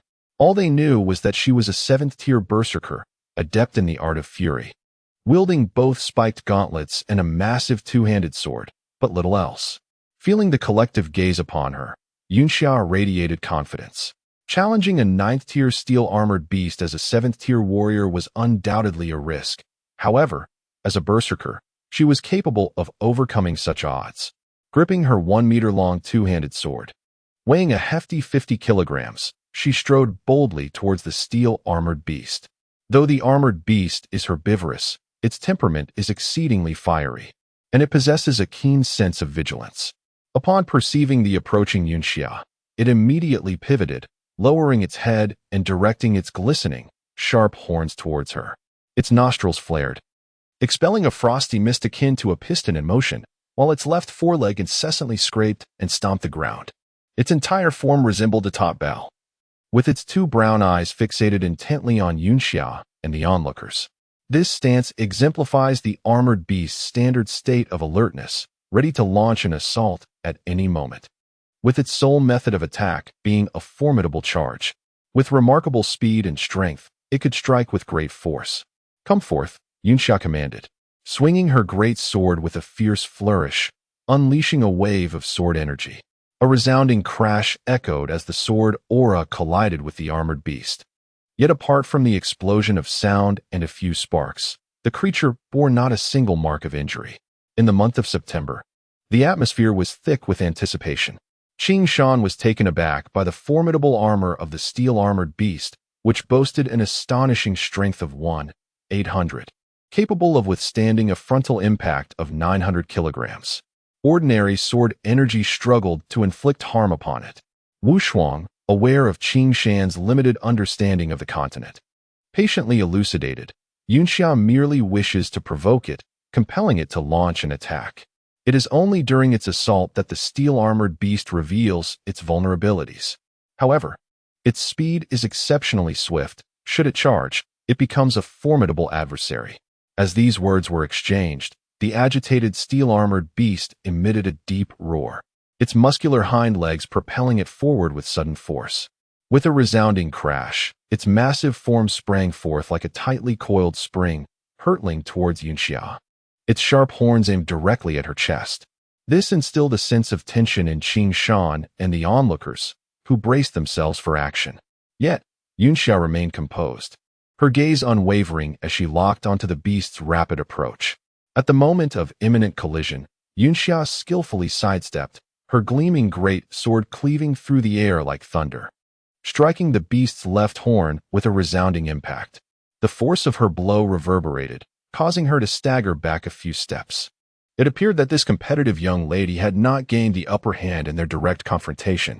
Nevertheless, it was clear to the observers that although Yunxia appeared somewhat disheveled, she was not in grave danger. While she may have faltered in strength, she excelled in speed and agility.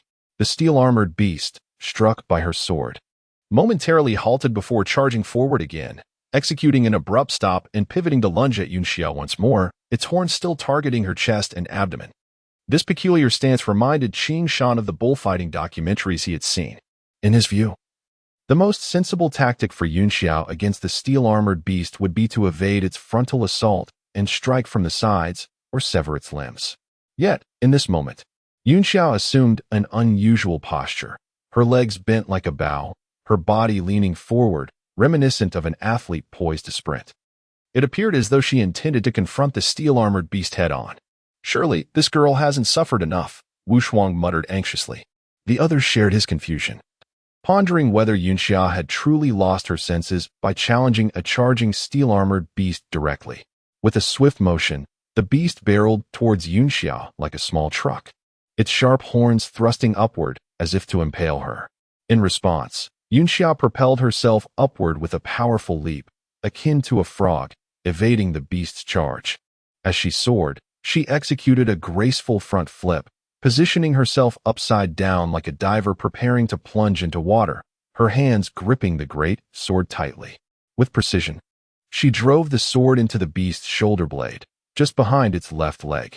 The blade penetrated effortlessly, as if piercing through soft tofu, embedding itself to the hilt.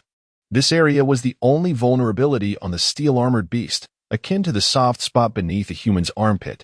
A successful strike here would directly puncture the beast's heart.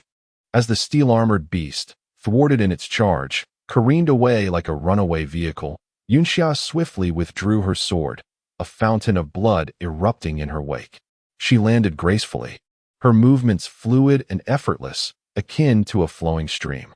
In contrast, the steel-armored beast crashed to the ground with a mournful cry. Struggling to rise, but ultimately succumbing to its injuries, its limbs splayed as it lay still. What a masterful aerial strike! Long Hao exclaimed in admiration. Clean and decisive. A single blow to end it. Zhao Luo echoed the praise, remarking, "The flying cloud sect's technique is truly unparalleled." With a triumphant stride, Yunxia returned to her companions, casting a glance at Qing Shan. "Wasn't my swordplay impressive?" Quite satisfactory, Qing Shan acknowledged, easily recognizing the cleverness of her maneuver. However, you certainly don't resemble a berserker. Indeed. Wu Shuang chimed in, curiosity piqued. I expected you would engage it in a head-on clash like before. Do not presume that a berserker merely flails about wildly, Yunxia retorted, her eyes narrowing. To wield the utmost strength against an enemy's weakest point is the true essence of a berserker's combat style. Those who merely rage and shout are hardly worthy of the title. Having effortlessly dispatched the first quarry, the group noted that the steel-armored beast, being a low-tier magical creature, bore no magical core, rendering them disinterested in dissecting its carcass. This encounter had merely served as a warm-up, exclusively for Yunxia. Continuing their journey, they soon encountered another wave of prey, not just a single beast, but a pack. Over 100 meters away, a group of more than 20 South African magic wolves, each comparable in size to the previous steel-armored beast, charged towards them. It's a wolf pack, Chang Qiu remarked, his expression grave. The 20-odd magic wolves, perceiving the intruders as prey, rushed forward with alarming speed. Qing Shan was aware that each wolf possessed an attack power equivalent to level 12, a considerable step up from the steel-armored beast. Faced with the onslaught of these 20 wolves, even the combined strength of Wu Shuang and her companions might not suffice. Instinctively, Qing Shan and Chang Qiu positioned themselves at the front of the formation, prepared to intercept the wolves. Yet, Wu Shuang interjected, "Allow us to handle this. You all stay back." The others recognized that if Qing Shan intervened, the wolves would be dispatched in an instant, an outcome they were not keen to witness. After all, this was a rare opportunity for training, and they were eager to hone their skills. Having witnessed Qing Shan's extraordinary combat prowess, the group was stirred by a mix of admiration and determination, particularly Long Hao, whose pride had taken a hit after learning of Qing Shan's notorious reputation as a top-tier combatant. Resolute, he vowed to strengthen himself. Regardless of whether he could match Qing Shan, he would not be left far behind. Similarly, the pressure weighed heavily on Wu Shuang, who felt the inadequacy of her leadership as the weakest link in their brigade. She was driven to seize this opportunity to train diligently and enhance her capabilities. Certainly, Long Hao and his companions were acutely aware that the enhancement of their abilities was not an overnight endeavor. Moreover, the aspiration to match Qing Shan was inherently unrealistic. Thus, prior to entering the South African hunting grounds, Wu Shuang and Long Hao unified their mindset, resolving to harness the advantages of teamwork and optimize their combat prowess through collaboration. Given the establishment of their brigade, it was essential to devise a unique set of tactics specific to their unit. In pursuit of this goal, Long Hao even offered the revered yet clandestine secret of the Long family, the Qing Long sword formation. The Tiangang Duqi of the Wanluo world is a remarkable energy, producing varying effects depending on the individual's cultivation method. There are no limits to what one can conceive. Only those who dare to imagine can achieve. Furthermore, those present possessed extraordinary familial legacies and astute minds. Drawing from their diverse lineages, they creatively assembled an astonishing array of formations based on the Qing Long sword formation. Once activated, Long Hao's Qing Long Duqi would envelop him in an extraordinary field of energy. Within this field, the others could share in the combat energy. The levels of the 5 individuals were as follows: Long Hao at level 9, Wu Shuang at 11, Yunxia at 7, Wu Shang at 4, and Wu Shuang at 3. Collectively, under the influence of Long Hao's Qing Long sword formation, they could unleash a combined strength equivalent to level 34. Despite their physical limitations preventing them from fully harnessing such immense power, each individual's combat capability could be elevated by at least 2 levels. Surprisingly, among them, Yunxia, the one with the highest physical prowess, was a woman. Having trained in the art of Berserk Duqi for years, her physical strength was indeed formidable. Although she could not rival Qing Shan's monstrous physique, her capacity to endure Duqi was remarkably robust. From the vast energy of the formation, which boasted a strength of 3,400, she managed to draw upon roughly 2/3 of this energy. Thus, under the Qing Long sword formation, her power was augmented to an astounding level 20. However, after channeling this considerable amount of Duqi energy, Yunxia found herself struggling to control the surging energy. Her body became rigid and inflexible, rendering her incapable of executing standard attack maneuvers. While her strikes were powerful, they were slow and clumsy. In a moment of inspiration, Wu Shuang suggested that since Yunxia could not control this energy for offense, she might as well use it entirely for defense. This unexpected strategy astounded everyone. Bolstered by the immense Duqi energy, Yunxia's defenses were so formidable that even Chang Qiu, a level 20 swordsman, could not break through. In terms of defense alone, she was equivalent to a level 20 shield warrior, and with a specialized large shield, her defensive capabilities could withstand even Qing Shan's full-force strike. Consequently, Yunxia proudly assumed the front line in this formation, although she was not entirely pleased with her role. To paraphrase a popular phrase from modern online gaming, Yunxia had become a veritable bulwark, a super tank. This situation irked Yunxia, for she was a true berserker, and now she found herself engaging in the defensive maneuvers of a shield warrior. This discontent simmered within her fiery spirit. Next, the task of offensive output fell to Jiao Luo, who was inherently the strongest among the five. Even after the 2-level enhancement from the Qinglong sword formation, he maintained a perfect state, with his attack power stabilizing around 1300, akin to a level 13 swordsman's full assault. With Yunxia fortifying the front, Jiao Luo engaged in mid-range sword energy attacks, a tactical arrangement that was undeniably effective. Meanwhile, Wu Shuang took on the role of a long-range sniper. Although his Duqi cultivation was lacking, the remarkable penetration of his silent arrows, when unimpeded, could rival Jiao Luo's sword energy and lethality. Thus, he was the natural choice for this role. However, this arrangement left Wu Shuang feeling somewhat displeased. While his archery was commendable, he preferred engaging in close-quarters combat with a firearm. Yet, in this scenario, his archery proved more practical. Long Hao, responsible for managing the Duqi control of the entire formation, found himself constrained from engaging in either offense or defense, which added to his frustration, as he felt like a well from which others continuously drew power. Finally, Wu Shuang was designated as the overall coordinator, a title she had self-appointed. Within the formation, she was free to act as she pleased, whether to attack, defend, or assist her comrades. Comparatively, she was the most content among them. With Yunxia as the defensive bulwark, Jiao Luo as the primary offensive force, Wu Shuang as the long-range sniper, Long Hao as the energy controller, and Wu Shuang as the strategic mind, these 5 young individuals combined their unique traits to create this extraordinary formation. At last, this ingenious variant of the Qinglong sword formation was ready for its inaugural real-world application. In an instant, 5 magical wolves charged towards them. As the tank, Yunxia swiftly gathered her Duqi, infusing it throughout her body, and with her large shield, she surged forward. For safety, Qing Shan and Chang Qiu instinctively positioned themselves to guard the flanks, as Yunxia's defense could only protect against frontal assaults.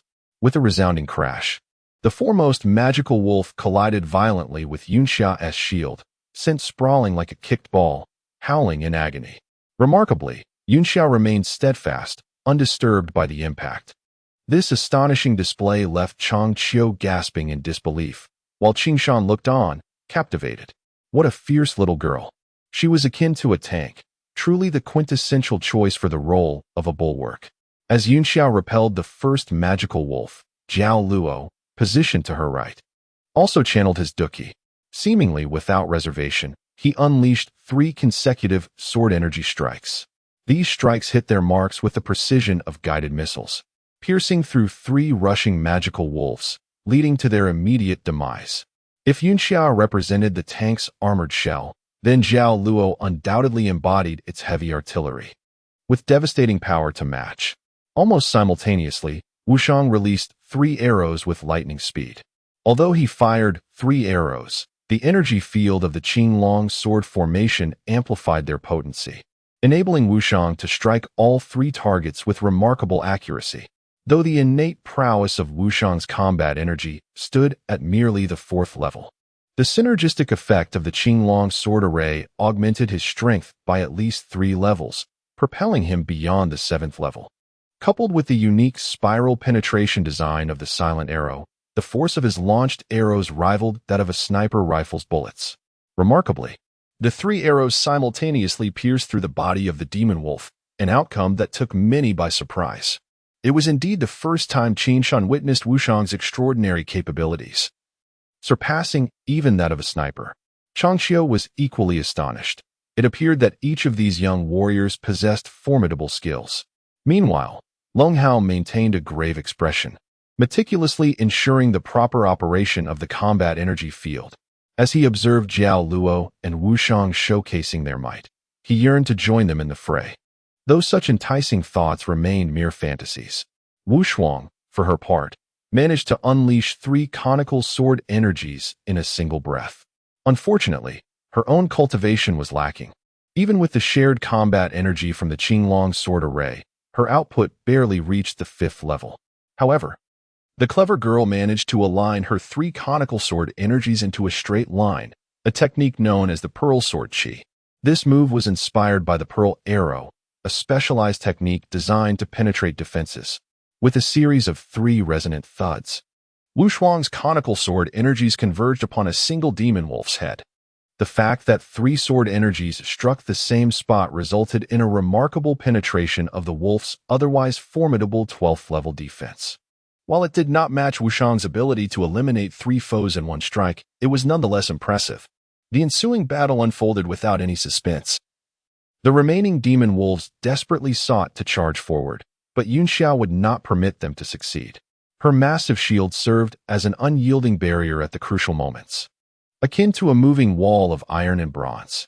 Under her protection, Jiao Luo and Wushang unleashed their attacks with the fervor of a fully loaded artillery, dispatching over 20 demon wolves in just 2 minutes.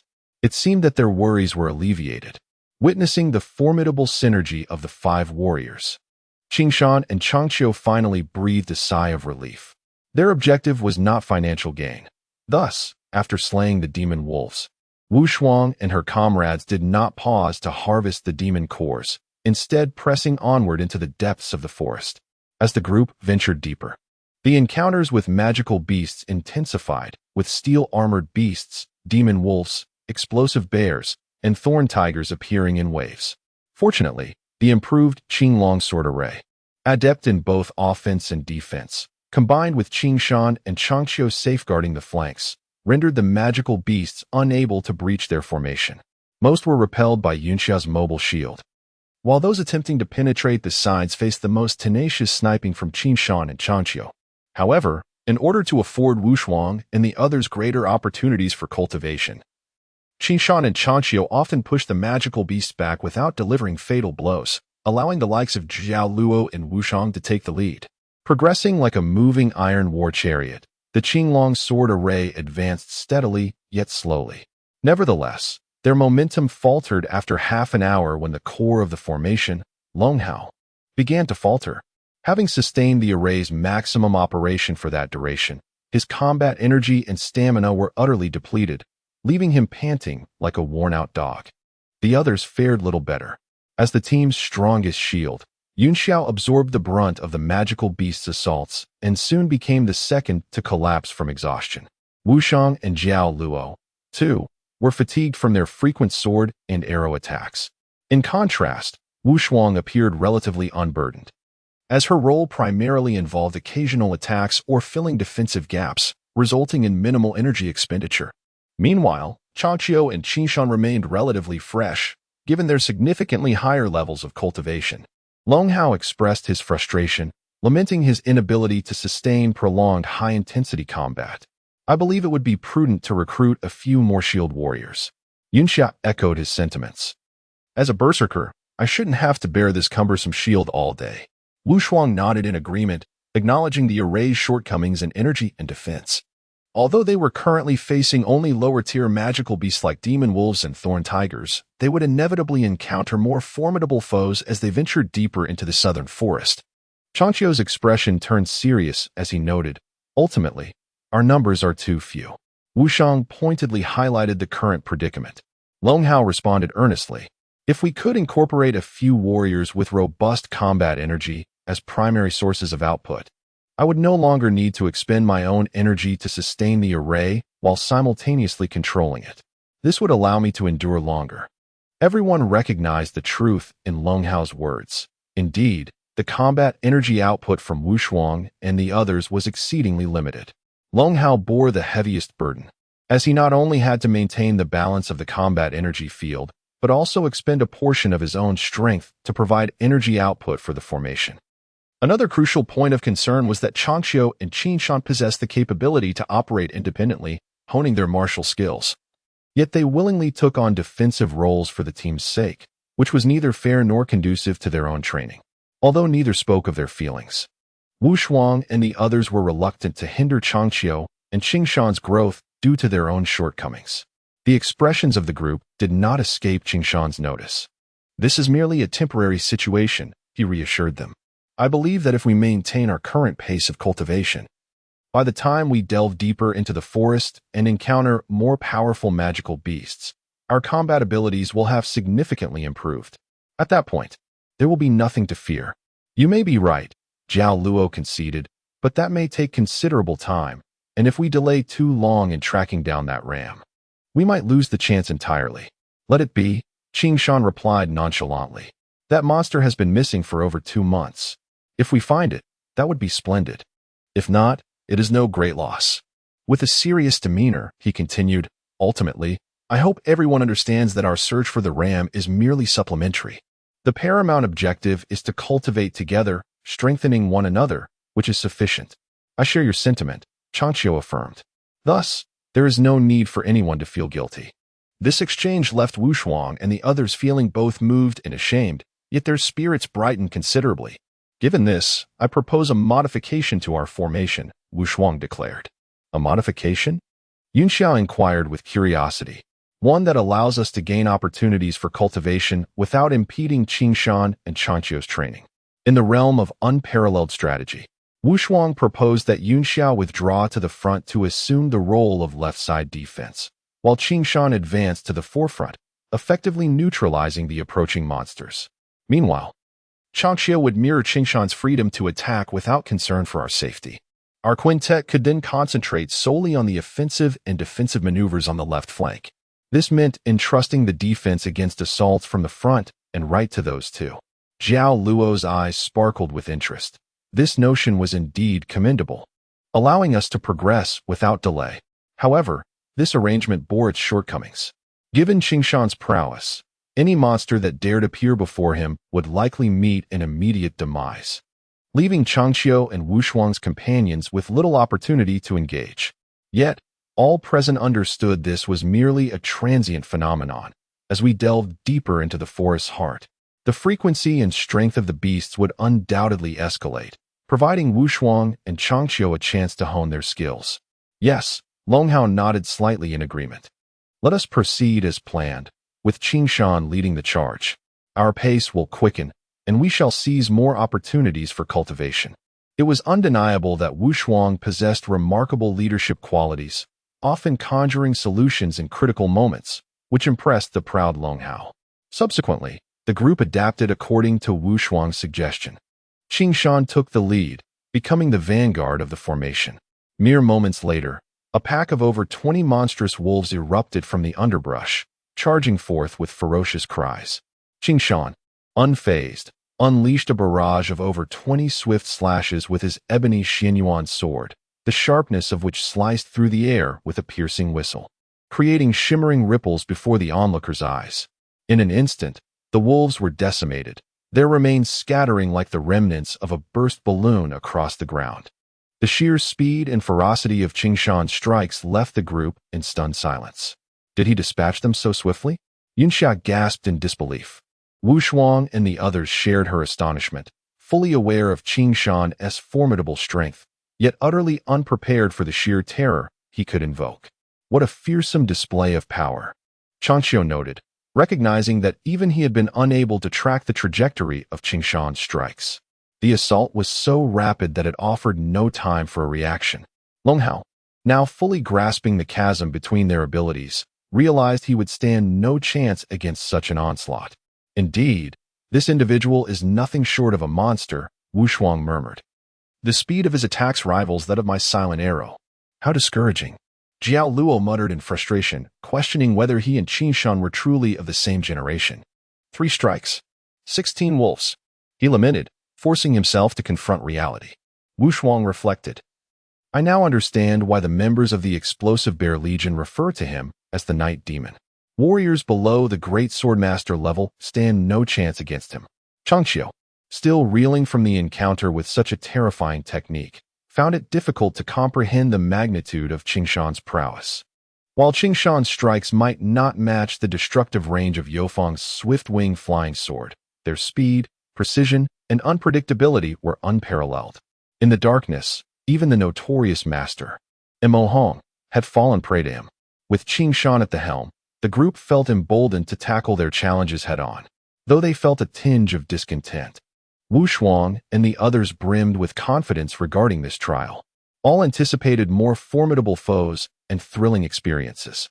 After restructuring their formation, the group's advance became markedly more rapid. With Qing Shan, a veritable monster, leading the way, the others found themselves with little opportunity to engage. Beasts of level 30 or below were rendered as fragile as paper, often meeting their end within moments of entering Qing Shan's striking range. Initially, the team was taken aback by this gruesome method of progression, but they gradually acclimated to it. What vexed them, however, was the realization that they had yet to strike a blow themselves, as any creature within Qing Shan's reach was swiftly dispatched. Furthermore, Qing Shan's attacks relied on physical strength, rendering him immune to the exhaustion of fighting spirit. Any fatigue he experienced stemmed solely from his stamina. Yet, his endurance was exceptional, allowing him to engage in combat for hours without issue and recover his energy swiftly. This expedition through the South African hunting grounds was the first time the group had witnessed Qing Shan's true strength, leaving them uncertain whether this was merely a glimpse of his full potential. Nevertheless, Qing Shan was not an inexhaustible machine, and upon feeling fatigued, he ceded the lead to Changqiu. Although Changqiu lacked Qing Shan's overwhelming offensive power, his presence finally afforded Wu Shuang and the others the chance to participate in the fray. Thus, the group pressed on, battling through the heart of the forest. In the blink of an eye, 40 days had passed. Everyone felt a palpable sense of progress in their training. Qi Shan, having slain the most monsters, sensed an entirely different energy coursing through him, a unique force imparted by his mentor, growing increasingly vibrant and potent with each passing day. Yet, the others remained oblivious to this, attributing it to the weakness of their foes. Qing Shan, however, recognized that through the relentless application of his technique, his prowess had sharpened significantly. The Void Slash, derived from the explosive power of his formidable physique, produced lethal wind blades at an extraordinary velocity, dealing devastating blows to his adversaries. It must be noted that such a taxing method placed immense strain on the body. A typical Xiantai Greatsword Master would find themselves fatigued after executing over 20 Void Slashes, while even the most robust Silver Greatsword Masters could manage only 50. The mightiest Golden Greatsword Masters might unleash 100 strikes before succumbing to muscle fatigue or even injury. Thus, few were willing to invest significant effort into such a skill. While the Void Slash was swift and precise, its destructive capacity paled in comparison to that of fighting spirit attacks. Take, for instance, the Xiantai Greatsword Master, Xuanyuan.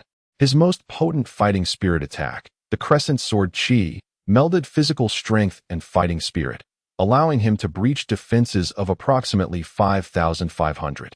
In contrast, his Void Slash could only penetrate armor with a defense of around 1,200, limited by his physical capabilities. However, Qing Shan was different. Originally, Qing Shan possessed a mere physical strength of around 2,000, which allowed his Void Slash to unleash a corresponding destructive power of 2,000.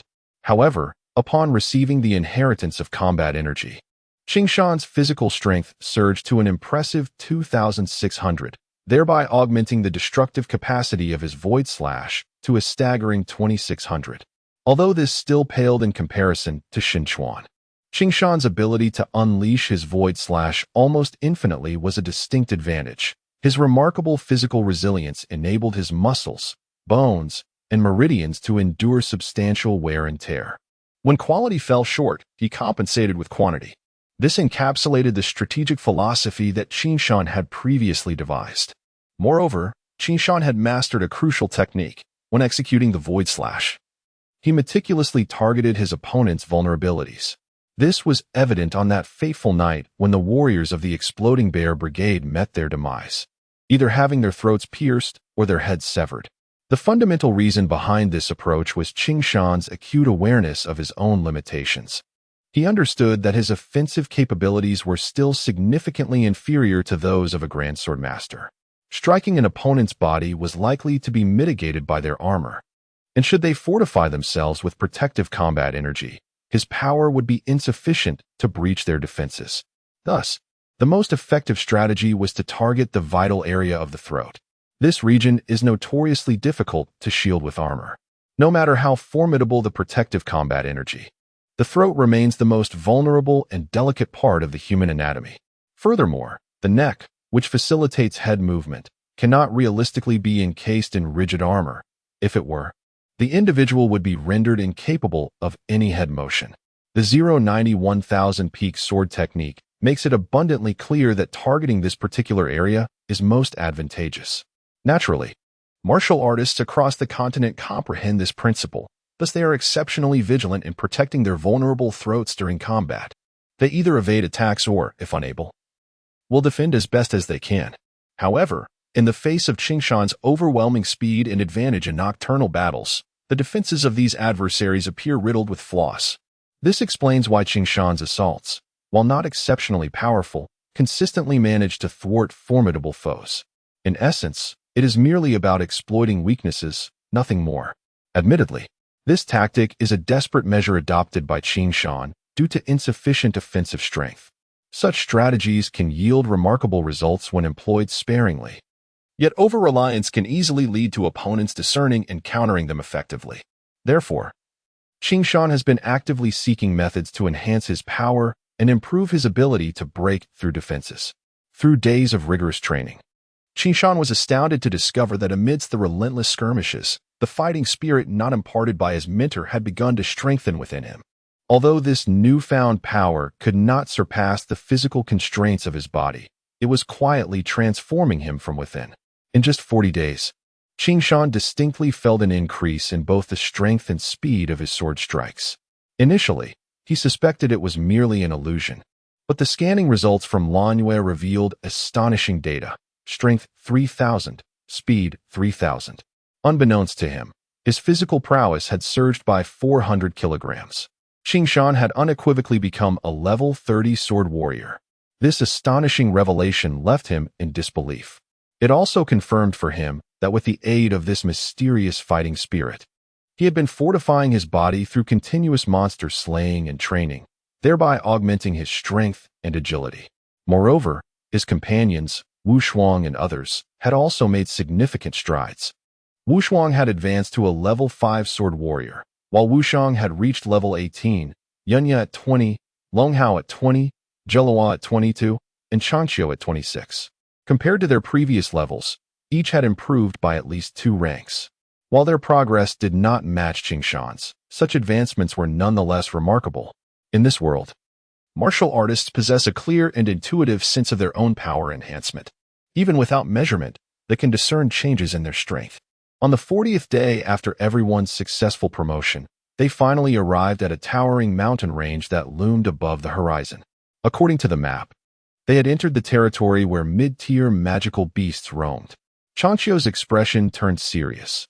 This mountain is known as Wolf Heaven Mountain, home to a creature called the Heavenly Wolf, a third-tier magical beast at around level 30. Everyone must exercise caution.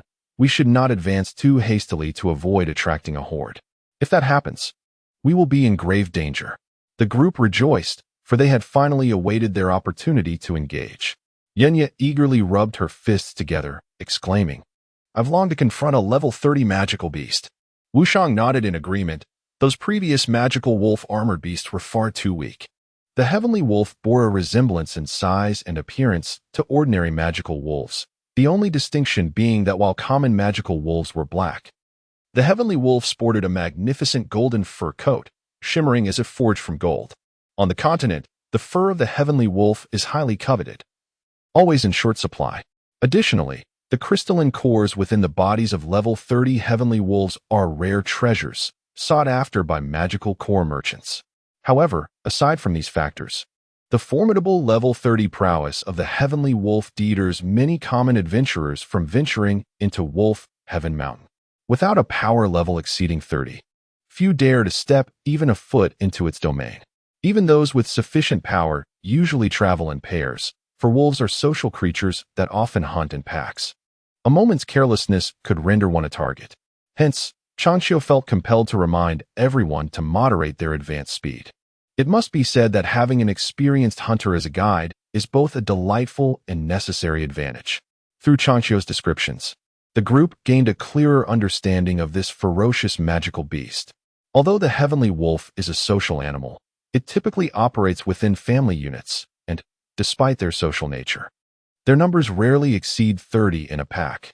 Moreover, these beasts possess a strong territorial instinct, seldom encroaching upon others' domains. This essentially minimizes the likelihood of encountering a large-scale wolf pack attack. Otherwise, Xuanyuan's cautious nature would never permit such risks. Upon reaching Wolf Heaven Mountain, Xuanyuan officially assumed command of the gang's operations, as they were now entering a perilous region. After making the necessary arrangements, the group, under Xuanyuan's leadership, formally ventured into the mountainous terrain. The landscape remained dense with thickets and forests stretching for miles.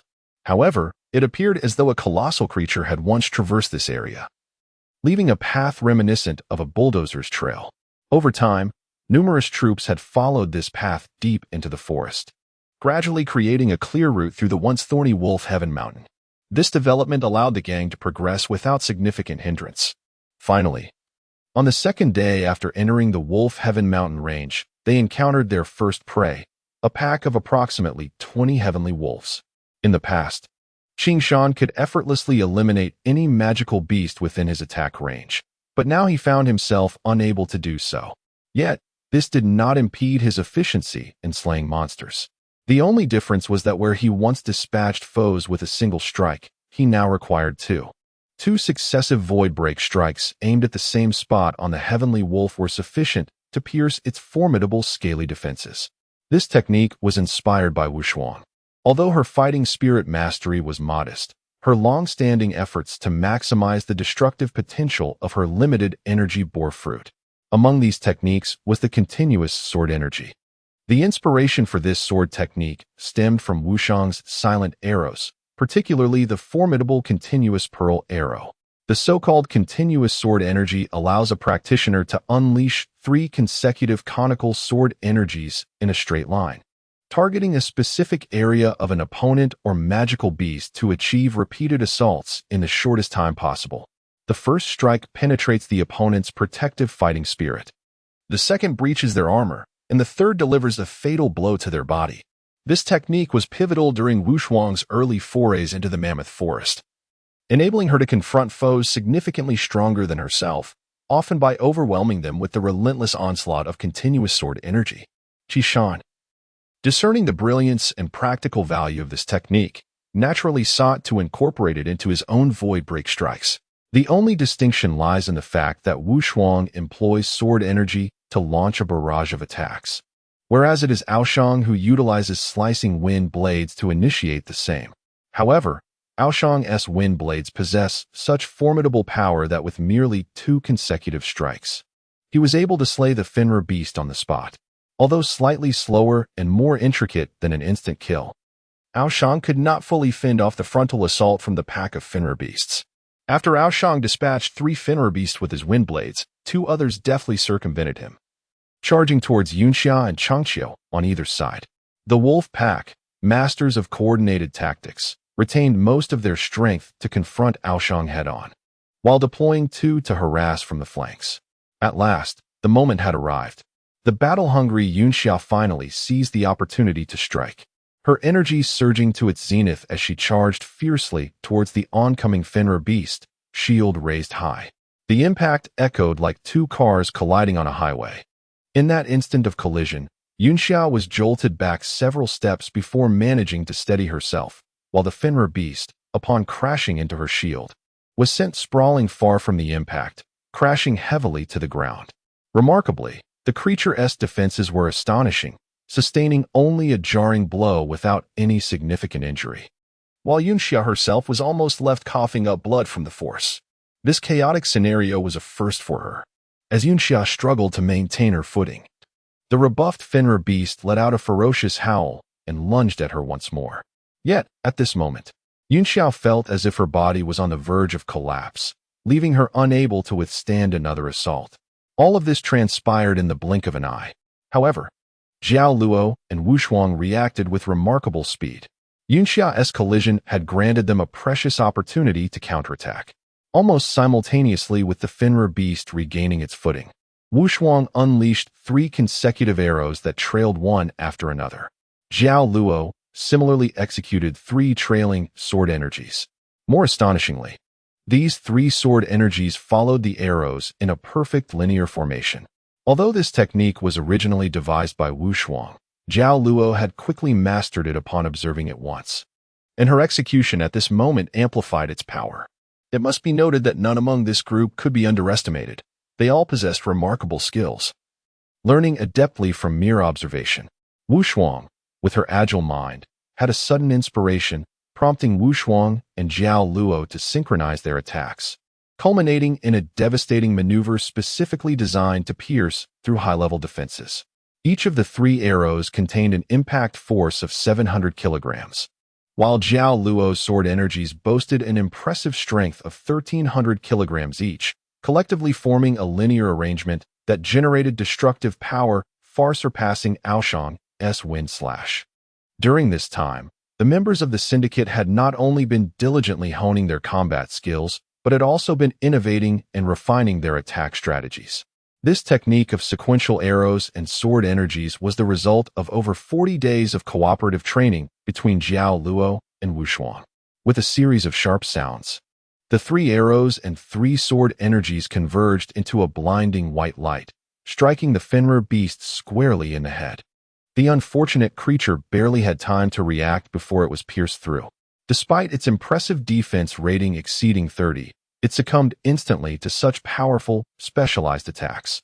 On the other side, Changxiu appeared somewhat beleaguered. His fully unleashed crescent sword energy merely pushed the Fenrir beast back several meters, though it left the beast injured. It failed to eliminate it outright, and the wounded beast, enraged, charged back with reckless abandon. Changxiu, at a cultivation level of around 22, found himself at a disadvantage facing a 30-level Fenrir beast. His previous strike had been his utmost effort, and as a result, his energy had not yet fully recovered. Faced with the frenzied assault of the beast, he found himself at a loss for a solution. As the Fenrir beast lunged towards him, Changxiu was left with no choice but to forcefully channel his energy, willing to risk internal injury to prevent it from breaching their formation. Just then, 3 pointed sword energies whizzed past him, colliding fiercely with the charging beast. It was Wu Shuang, overseeing the battlefield, who promptly intervened upon sensing Changxiu's precarious situation. Although her cultivation was not particularly high, the consecutive sword energies, while insufficient to harm the beast, succeeded in knocking it back several steps, effectively interrupting its rapid counterattack and granting Changxiu a much-needed respite. The experienced Changxiu seized the moment. Channeling his energy smoothly, he unleashed another crescent sword energy, obliterating the already severely wounded Fenrir beast.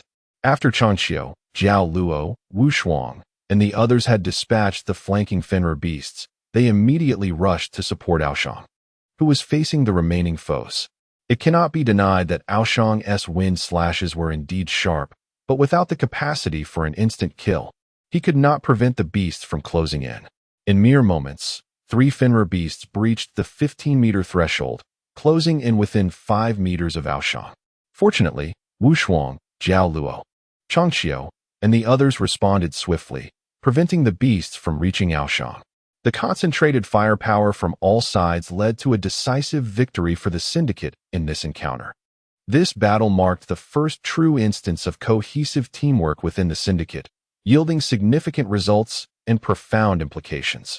However, it also made Aoshang acutely aware that from this point forward, the challenges would not be as easily overcome as before. After slaying 25 Fenrir beasts, the group felt a wave of exhaustion wash over them, particularly Long Hao, who was utterly drained, his energy depleted to the point where he could scarcely stand. This compelled the group to halt their advance temporarily, seeking refuge on a clean tree stump to rest. They had not anticipated the formidable prowess of the Fenrir beasts. Among them, only Aoshang maintained a composed demeanor, yet the preceding moments had indeed been perilous. While Aoshang was confident in his ability to handle the Fenrir beasts with ease, he recognized that such confidence would only hold true in the midst of close-quarters combat. Should such a scenario arise, he could not guarantee the safety of Long Hao and Wuxuang, if it is impossible to eliminate them in one swift move. Encountering a larger pack of wolves would indeed spell true trouble. Chang Qiu cast a grave glance towards the Green Mountains. The beautiful master nodded slightly, and so did the others. In the past, they had not realized the protective role that the Green Mountain played for them. It was only today that they truly felt that if the mountain could not shield them from the frontal assault, it would pose a severe challenge for them. Just 20 beasts nearly breached their defenses. Long Hao furrowed his brow. If a few more had come, we would have been in real danger. It seems imperative to enhance our offensive capabilities. Qing Shan felt a tinge of frustration. He sensed that if his attack could be even slightly stronger, even an increase of 600 in his attack power would suffice to penetrate the defenses of the celestial wolf beasts. Based on the previous skirmish, Qing Shan, through Lan Yue's analysis and observation, roughly estimated the defense strength of the celestial wolf beasts to be around 3,500, equivalent to that of a level 35 shield warrior. However, Qing Shan's most potent strike, the Void Slash, only boasted an attack power of 3,000. Though it could severely injure the beasts, it lacked the lethality to ensure a kill, thereby granting the beasts a chance to counterattack. A mere increase of 600 points, if only that could be achieved. Yun Xia sighed. Qing Shan is already exerting his utmost power. What more can be done to amplify it further? That may not be the case, for it seems to me that Qing Shan's initial Void Slash has already heavily wounded the celestial wolf beast. Yet, due to the slight deficiency in power, he could not finish it off in one blow, necessitating a second attack and inadvertently providing the beast with an opportunity to retaliate. Wuxuang pondered. If someone could timely deliver the final blow at that moment, it would surely kill the heavily injured beast. You mean to coordinate with Qing Shan's attack? Long Hao's eyes lit up. Precisely, Wuxuang replied. I shall be the one to fill that gap. The celestial wolf beast, already weakened by Qing Shan's assault, should be vulnerable enough that even my attack can dispatch them with ease. While this idea is sound, Zhao Luo instinctively glanced at Chang Qiu. However, without your cooperation, Brother Chang, I fear you may struggle against the attacks from the right flank. There is no cause for concern, Chang Qiu assured. If Qing Shan and Wuxuang join forces, they can achieve a swift elimination of the celestial wolf beasts, significantly alleviating the pressure on my side, preventing the beasts from circumventing their lethal assault and attacking us from the flanks. This way, it would be no different from previous instances of instant annihilation. Wuxuang exclaimed with excitement. The strategy is commendable, Zhao Luo remarked, turning to Wuxuang. However, this requires excellent synergy. Can you deliver the final strike in time? Synergy is cultivated through practice. You and Wuxuang have successfully developed a dual strike combat technique, have you not? Wuxuang replied confidently. Besides, even if I cannot land the final blow in time, there is still you all, is there not? Let us proceed with this plan. Qing Shan also felt that this approach was indeed promising. After a brief respite, they resumed their journey across the celestial wolf mountain range. Approximately 10 minutes later, they encountered a second wave of celestial wolf beasts, numbering over 20 once again. Qing Shan immediately charged to the forefront, wielding the Xuanyuan Great Sword with precision as the void slashes erupted like a barrage of bullets from a machine gun. Simultaneously, Wuxuang unleashed her sword energy from his right side. A series of anguished cries and booming impacts ensued. Every celestial wolf beast struck by Qing Shan's void slash was forced to stagger backward. In that instant of retreat, Wuxuang's sword energy swiftly struck, leaving no opportunity for them to recover and retaliate. Though Wuxuang's mastery of fighting spirit may not have been exceptional, Her control over it was remarkably impressive, and her timing was impeccably precise. The celestial wolf beasts, still reeling from Qing Shan's assault, could not stabilize themselves before being pierced through by Wu Shuang's blade. In no time, the entire pack of over 20 celestial wolf beasts was annihilated, with not a single one managing to flank Qing Shan's attack to assault Changqiu and Yunxia. Everything transpired according to their initial strategy. Although the outcome had long been anticipated, the group still found it somewhat incredible when Qing Shan and Wu Shuang succeeded. Despite the intelligence of these beasts being somewhat inferior and their attack patterns quite monotonous, they were still over 20 level 35 celestial wolf beasts. In terms of attack and defense, they were no different from a group of level 35 warriors.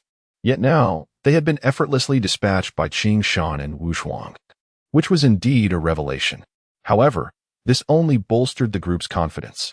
It also solidified their initial strategy. It seemed that with proper organization and planning, even a limited number of lower-tier novices could carve out their own territory in this South African hunting ground. In the following days, they continued to advance methodically. As they delved deeper, encounters with the celestial wolf beasts increased, sometimes facing groups of 30, other times 50 or more. The most perilous encounter involved a pack of over 100 wolves. Despite Qing Shan and Wu Shuang's rapid extermination rate, they could not fully fend off all the assaults from the wolf horde. This put considerable strain on Changqiu, Wu Shuang, and Jiao Luo. On several occasions, the wolves breached their formation, plunging them into chaotic melee. However, they ultimately managed to withstand the onslaught. After Qing Shan and Wu Shuang dealt with the frontal pack, they were able to repel the wolves that had infiltrated their ranks.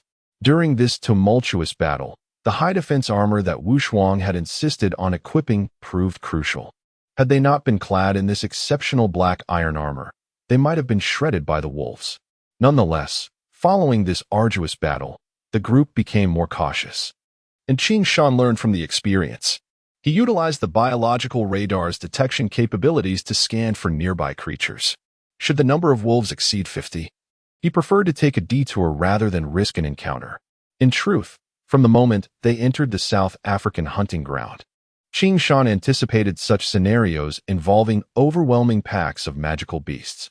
However, confident in his biological radar's ability to monitor the surrounding conditions, he dared to venture deeper into the heart of the South African forest. The others, trusting in Qing Shan's extraordinary detection abilities, followed suit without trepidation. This method indeed proved effective. Spanning over 5,000 miles, the Celestial Wolf mountain range took the group 5 months to traverse successfully. Aside from that one harrowing encounter with over 100 celestial wolf beasts, they never found themselves besieged by a pack again. After crossing the mountain range, Qing Shan's mastery of fighting spirit had strengthened considerably. Under this enhancement, his physical prowess reached an astonishing 3,300 points. Even without Wu Shuang's support, Qing Shan could effortlessly eliminate the celestial wolf beasts. Of course, the growth was not limited to Qing Shan alone. Wu Shuang, Long Hao, and the others also made significant progress. Consequently, Qing Shan created a small dossier for the members of the gang. However, these were merely data points, representing their basic capabilities. The true measure of their combat effectiveness in real situations depended entirely on individual performance. In fact, Qing Shan had devised a method for assessing authentic combat strength. Power, combined with fighting spirit, exceptional skills, and the enhancement of formations, ultimately culminates in comprehensive combat strength. Based on this formula, Qing Shan has compiled an assessment of individual combat capabilities. Name level strength, fighting spirit, skill enhancement, formation enhancement, total combat power. Wu Shuang 19900, 1000, Lian Zijianqi 1000, 500, 2500 Wu Shuang 19900, 1000, Lian Zijianqi 1000, 500, 2500 Yunxia 21900, 1200 Lian Zijianqi 1000, 1400, 3600 Longhao 21900, 1200 Lian Zijianqi 1000, 500, 2700 Zheng 23900, 1400 Lian Zijianqi 100, 500, 2900 Changqiu, 26900. 1700 Lianzijianqi, 1000. 500. 3200 Qingshan 33, 3300 Lianzhufengren 3300 6600. From this data, it is evident that although the members of the underworld society possess relatively low levels, the addition of Longhao's Qing longsword formation, combined with the mastery of the Lianzhu skills created by Wu Shuang over the past few months, has significantly augmented their true combat capabilities. It can be said that the Lianzhu skills and the Qing longsword formation are the paramount assets that empower the underworld faction to traverse the South African hunting grounds. For Qingshan, the acquisition of the Lianzhufengren stands as the most invaluable practical skill, marking the first genuine mastery he has attained since entering the Wanluo world. Qingshan firmly believes that with this skill at his disposal, he will possess the strength to contend even against a golden great sword master without resorting to smoke bombs. Having finally crossed the Tianlang mountain range, the group has truly entered the heart of the South African forest. After nearly 6 months, they have emerged from the Tianlang mountains. Having lost all hope of tracking the predator, the time consumed on this journey has been excessive. However, Qingshan and his companions harbor no regrets, especially Wu Shuang and Longhao, who are secretly grateful for their wise decisions made earlier. Before entering the South African hunting grounds, Wu Shuang was merely a level 3 sword warrior. Yet through relentless monster slaying and training over these 6 months, he has remarkably ascended 7 levels, reaching level 10. The same rapid progress is evident among Longhao and Jialuo. Such astonishing advancements in their training were unimaginable before entering South Africa. Beyond the enhancement of fighting spirit, their practical combat capabilities have surged, and they have mastered the Lianzhu skills to an extraordinary level through 6 months of diligent practice. Most importantly, they have come to understand the significance of teamwork. Without Qingshan leading the charge, Longhao's unwavering support for the Qing longsword formation, Yunxia's selfless courage as a human shield, and Wu Shuang's overall strategic oversight, such accomplishments would have been unattainable. It can be said that they now face opponents of far superior strength without fear. Reflecting on their journey with the underworld, Longhao often feels a sense of relief. As they look forward to the next leg of their journey, the map indicates that after traversing the Tianlang Mountains, they will enter the Aoyama rainforest, where they will encounter beasts even more formidable than the Tianlang beasts, the Aoyama leopards, creatures with combat power exceeding level 40. These robust beasts move with the swiftness of the wind and are more ferocious and cunning than their Tianlang counterparts. Typically, a ranger of less than level 40 would not dare to enter this mystical rainforest without a team. The term rainforest refers to lush, rain-soaked jungles. The Aoyama rainforest epitomizes a tropical rainforest, teeming with bizarre creatures besides the apex predator, the Aoyama leopard, including the Aoyama python, Aoyama giant ape, and Aoyama giant wolf, all of which are fearsome predators. Nevertheless, the group is filled with confidence as they venture deeper into the Aoyama rainforest. Perhaps they will ascend a few more levels after traversing it. The rainforest weather is notoriously unpredictable. Moments ago, the sun shone brightly, but in the blink of an eye, storm clouds gathered ominously, suffocating the sky with darkness, while flashes of distorted lightning erupted from the swirling clouds, accompanied by deep, rumbling thunder. Soon, torrential rain poured down relentlessly. The group sought refuge in a cave to escape the downpour. The rain persisted for a full day and night, and by the next morning, the dark clouds had drifted away, restoring the land to its sunlit vibrancy. The air post-rain is refreshingly invigorating. Despite the deluge, the ground, carpeted with grass, bears no trace of mud, resembling a vast sponge that has absorbed all the rainwater, leaving only shallow puddles glistening like crystal-clear ponds. Continuing along the path left by the main group, they have now lost sight of the enormous beast's footprints, likely due to the rainforest's unique climate washing them away. The only traces that remain are those left by the previous expedition, such as the remnants of campfires, discarded healing ointment cans, and fragments of armor and tents. They continue to follow these signs deeper into the southern forests. Yet, even these indicators are becoming increasingly vague. and without the guidance of Changqiu, an experienced hunter, the group would find it nearly impossible to continue tracking. After a week of following the remnants left by the main group, they have yet to encounter any jungle creatures. This unusual phenomenon raises instinctive concerns among all. Not only are there no fierce beasts in sight, but even common birds and small mammals are conspicuously absent. The entire rainforest seems devoid of life. At this moment, Changqiu, leading the group, gestures for everyone to halt, cautiously surveying their surroundings, his nose twitching perceptibly. Yunxia inquires curiously, "Have you detected something?" Changqiu, somewhat troubled, replies, "Even if there were scents left behind, last night's torrential rain has likely washed them all away. The surroundings remain refreshingly clear. Yet the eerie silence breeds an inexplicable sense of unease and fear among them." Qingshan instinctively monitors the biological radar, but similarly finds no signs of life. No luminous points representing living beings appear on the display. "This situation feels amiss," Changqiu murmurs. "This forest is too quiet, as if devoid of any living creatures." The group instinctively looks around, and not far ahead, they spot a small river nestled between the valleys. On either side of the river lies a dense jungle.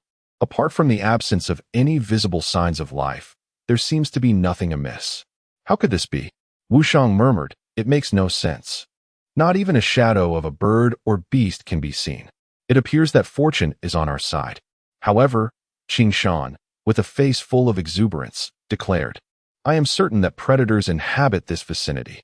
At the 093 Master Apprenticeship Banquet, Changqiu expressed his doubts, asking, "On what basis are you so certain?"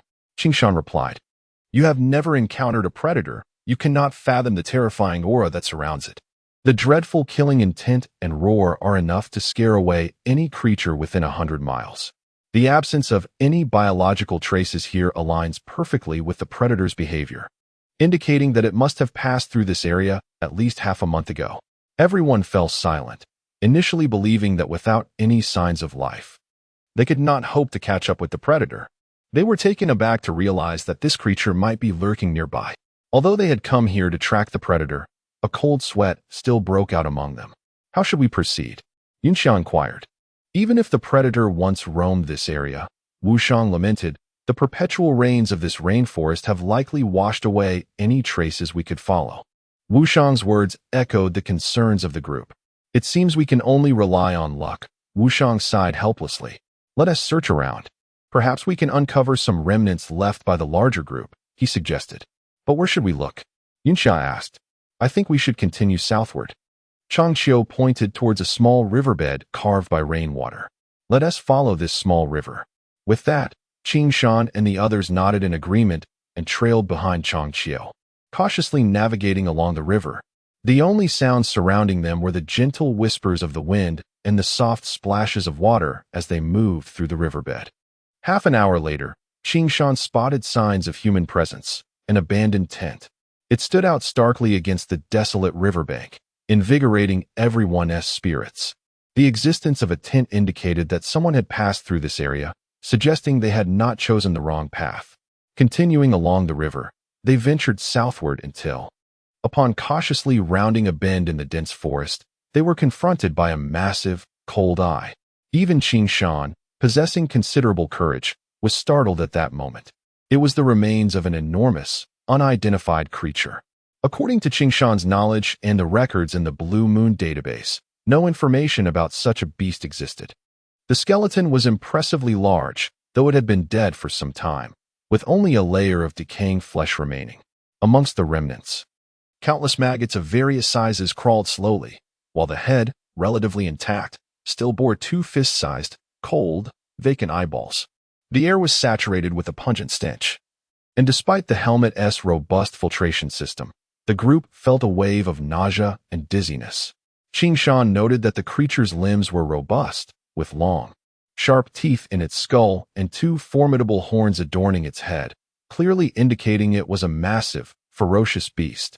Just from the skeletal remains, Qingshan deduced that it was a creature approximately 3 meters tall and 12 meters long. Goodness, it is enormous. Such a colossal creature is a rarity even in the mammoth forest.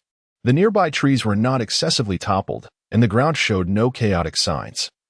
suggesting that this beast was slain without even a semblance of resistance. The broken trees and branches illustrated a colossal path. Indeed, it is the remains of the velociraptor beast.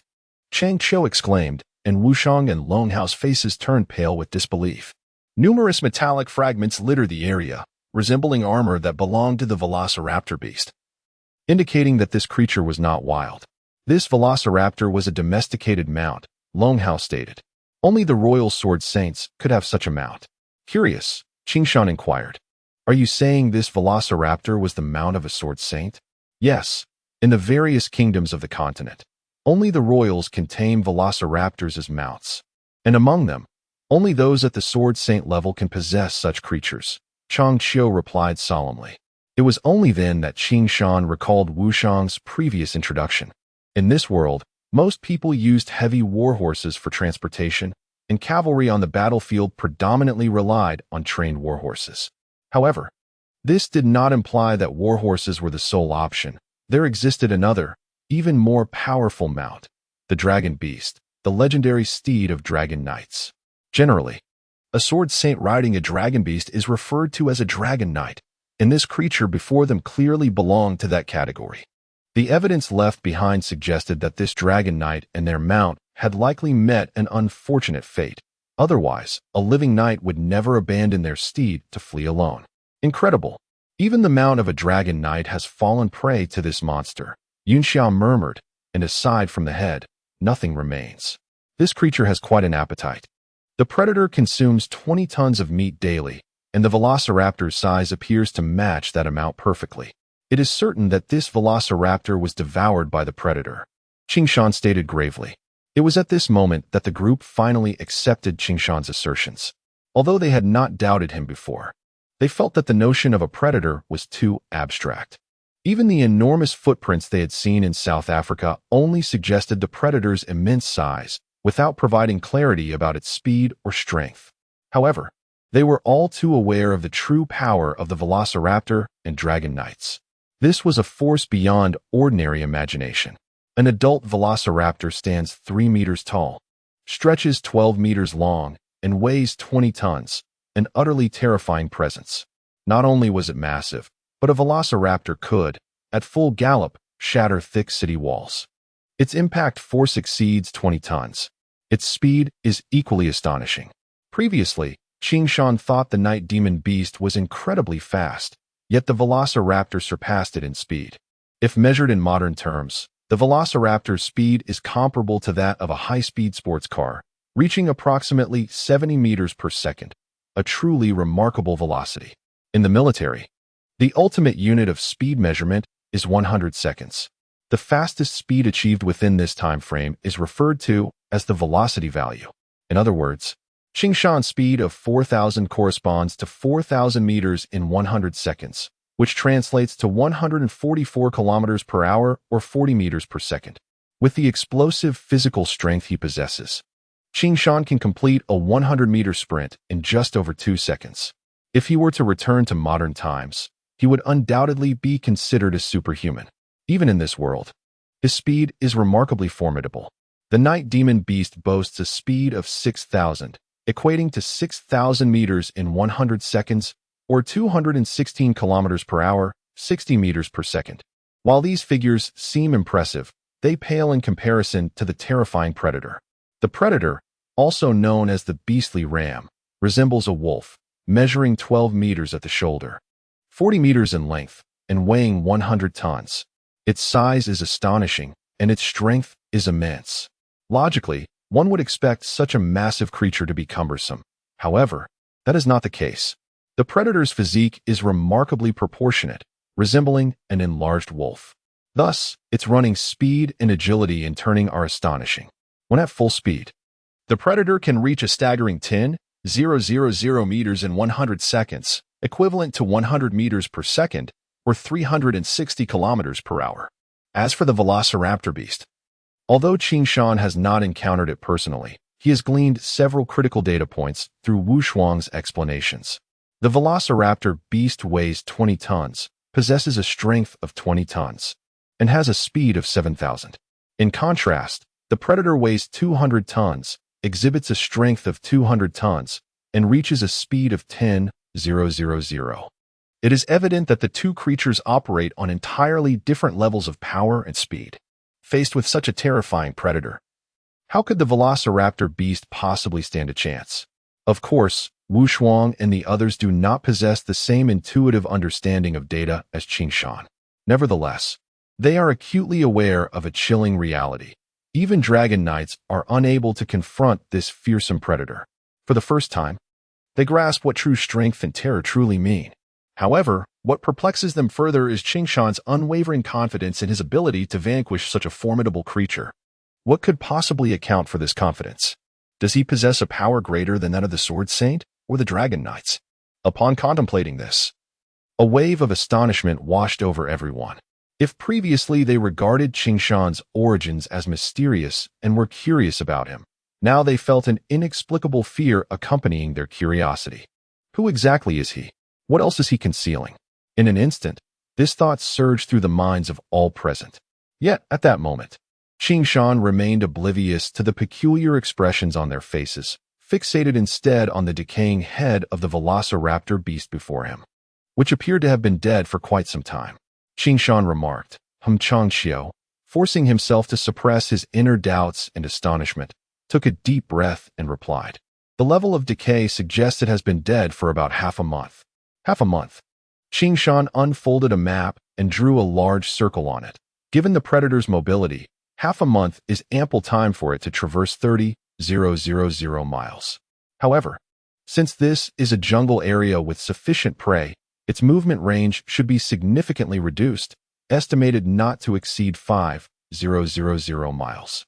Even at 5,000 miles, that is no small distance. Changqiu inquired, "How should we search for it?"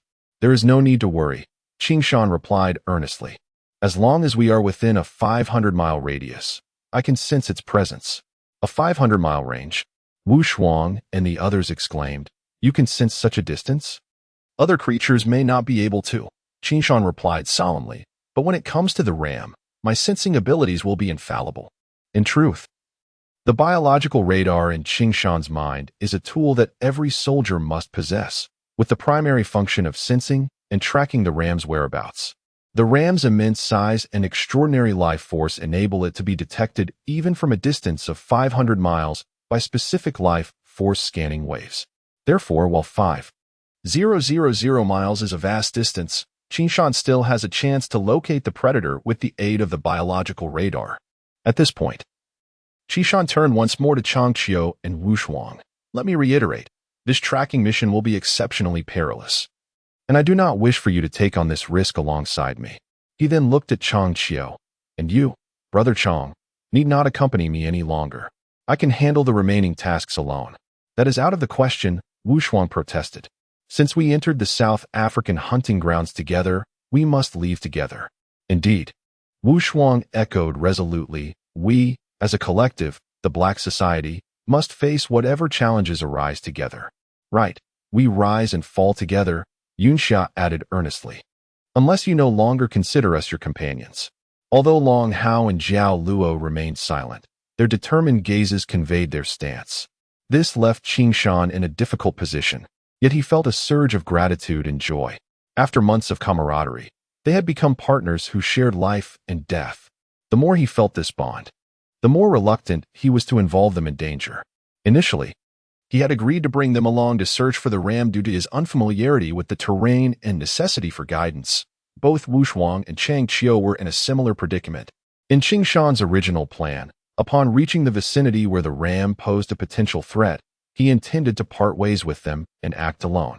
However, it was now evident that should he attempt to do so, Wu Shuang would be the first to object.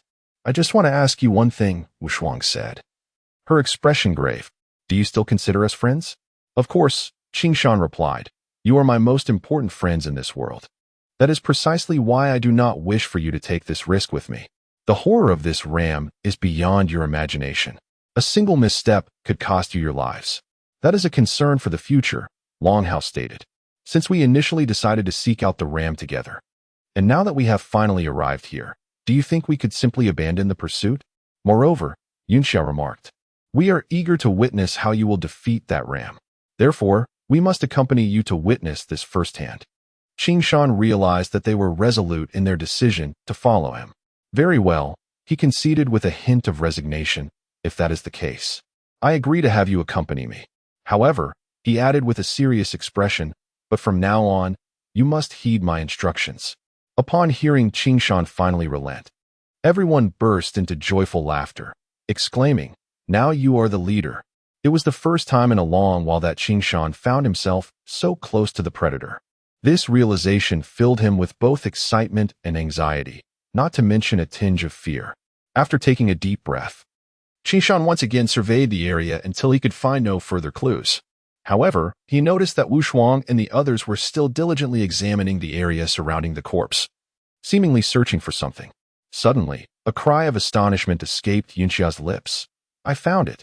Long Hao and several others hurried to her side, while Qing Shan, filled with curiosity, leaned in closer.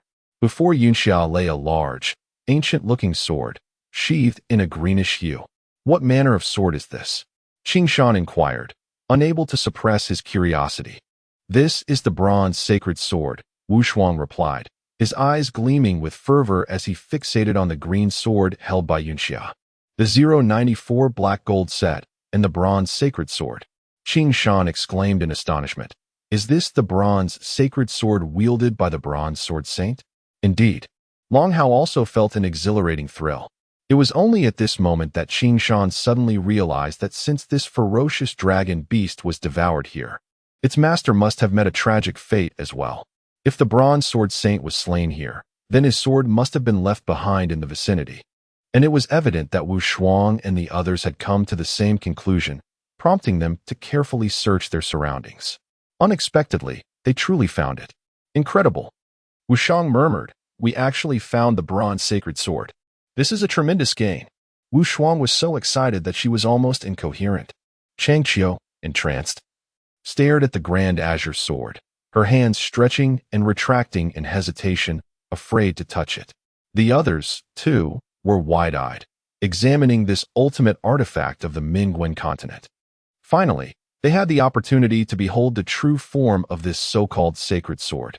Yun Xia, speaking, reached for the hilt, intending to draw the bronze sacred sword. "Don't touch it!" Wu Shuang, Long Hao, and Jiao Luo all shouted in unison. However, their warning came too late, perhaps overwhelmed by excitement. Yun Xia did not hear their cries. With a swift motion, she drew the sword. With a whoosh, a streak of azure light shot forth from the scabbard. In an instant, the entire world seemed to swell with brilliance, as if a blue sun had suddenly erupted before their eyes. The mysterious blade of the bronze sacred sword was finally revealed to all, measuring approximately 1.5 meters in length and 10 centimeters in width. Its streamlined form possessed a gloomy azure hue, with the blade shimmering with an eerie luminescence, exuding an extraordinary energy.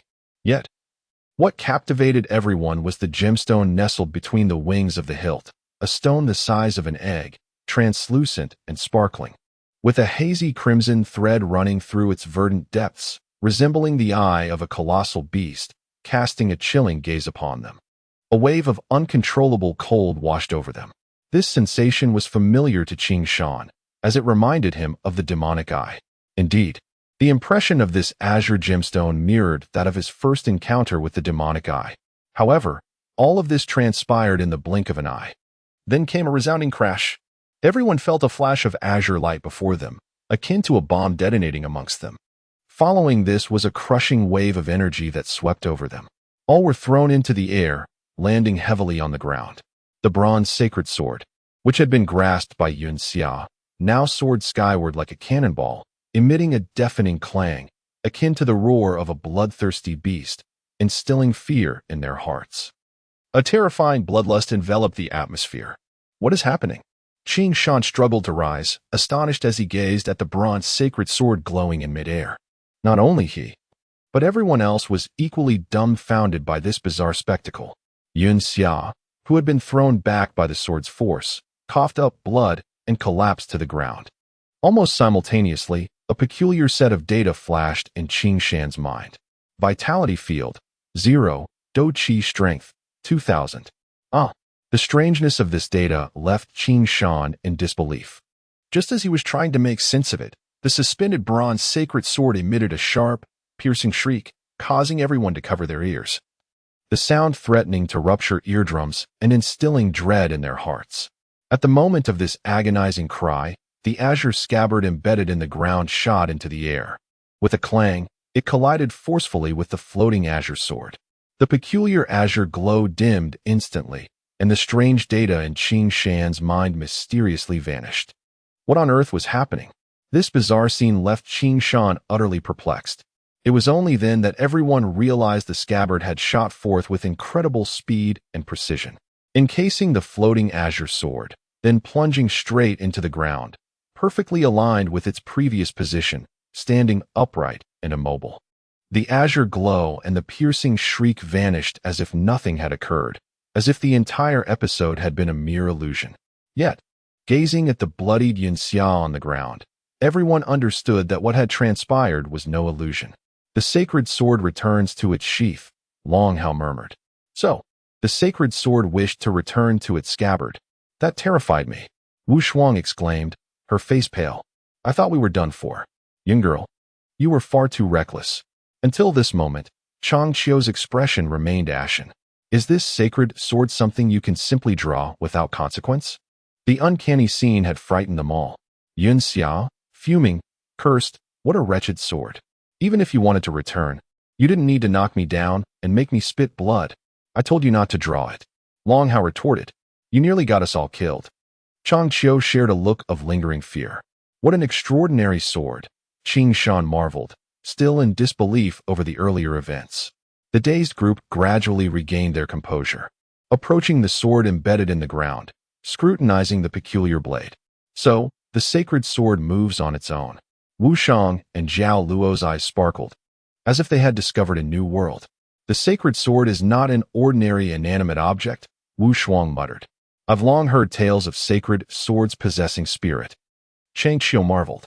It seems the legends are indeed true. Is it possible that this sword is alive? Yun Xia gritted her teeth, clearly unsettled by what had just transpired. Qing Shan instinctively focused on the peculiar sword, attempting to probe it further. Yet, after a long while, there was still no response. It appeared no different from an ordinary sword. Strange, why can I not sense any vitality or power?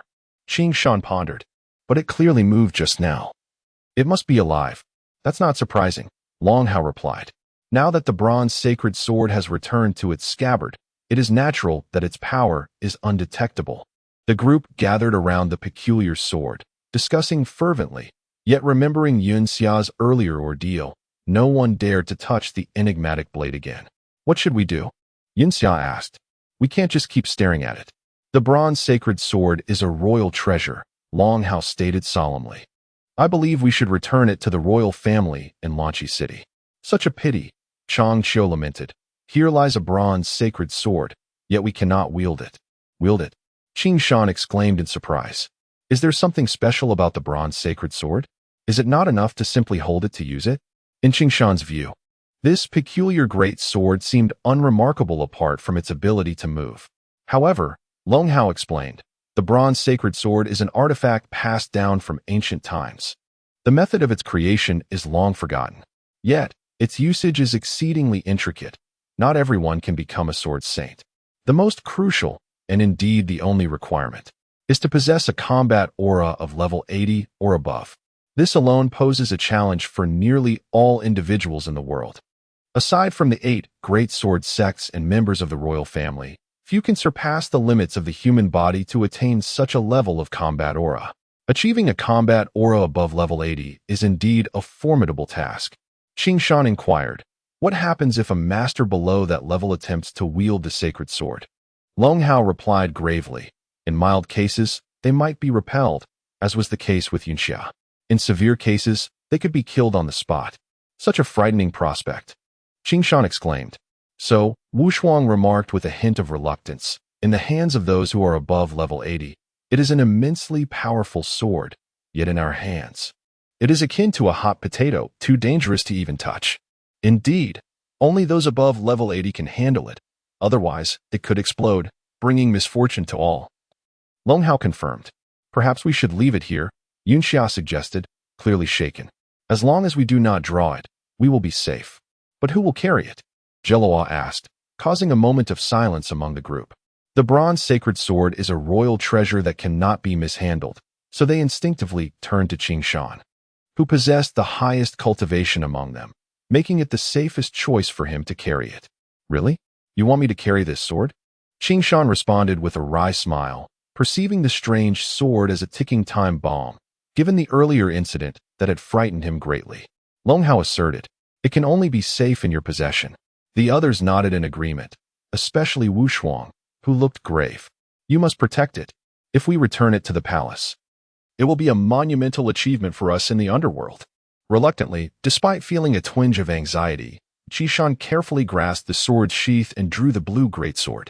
"Well then, since we have found the bronze sacred sword," Wu Shuang declared, "let us see if we can find the star armor."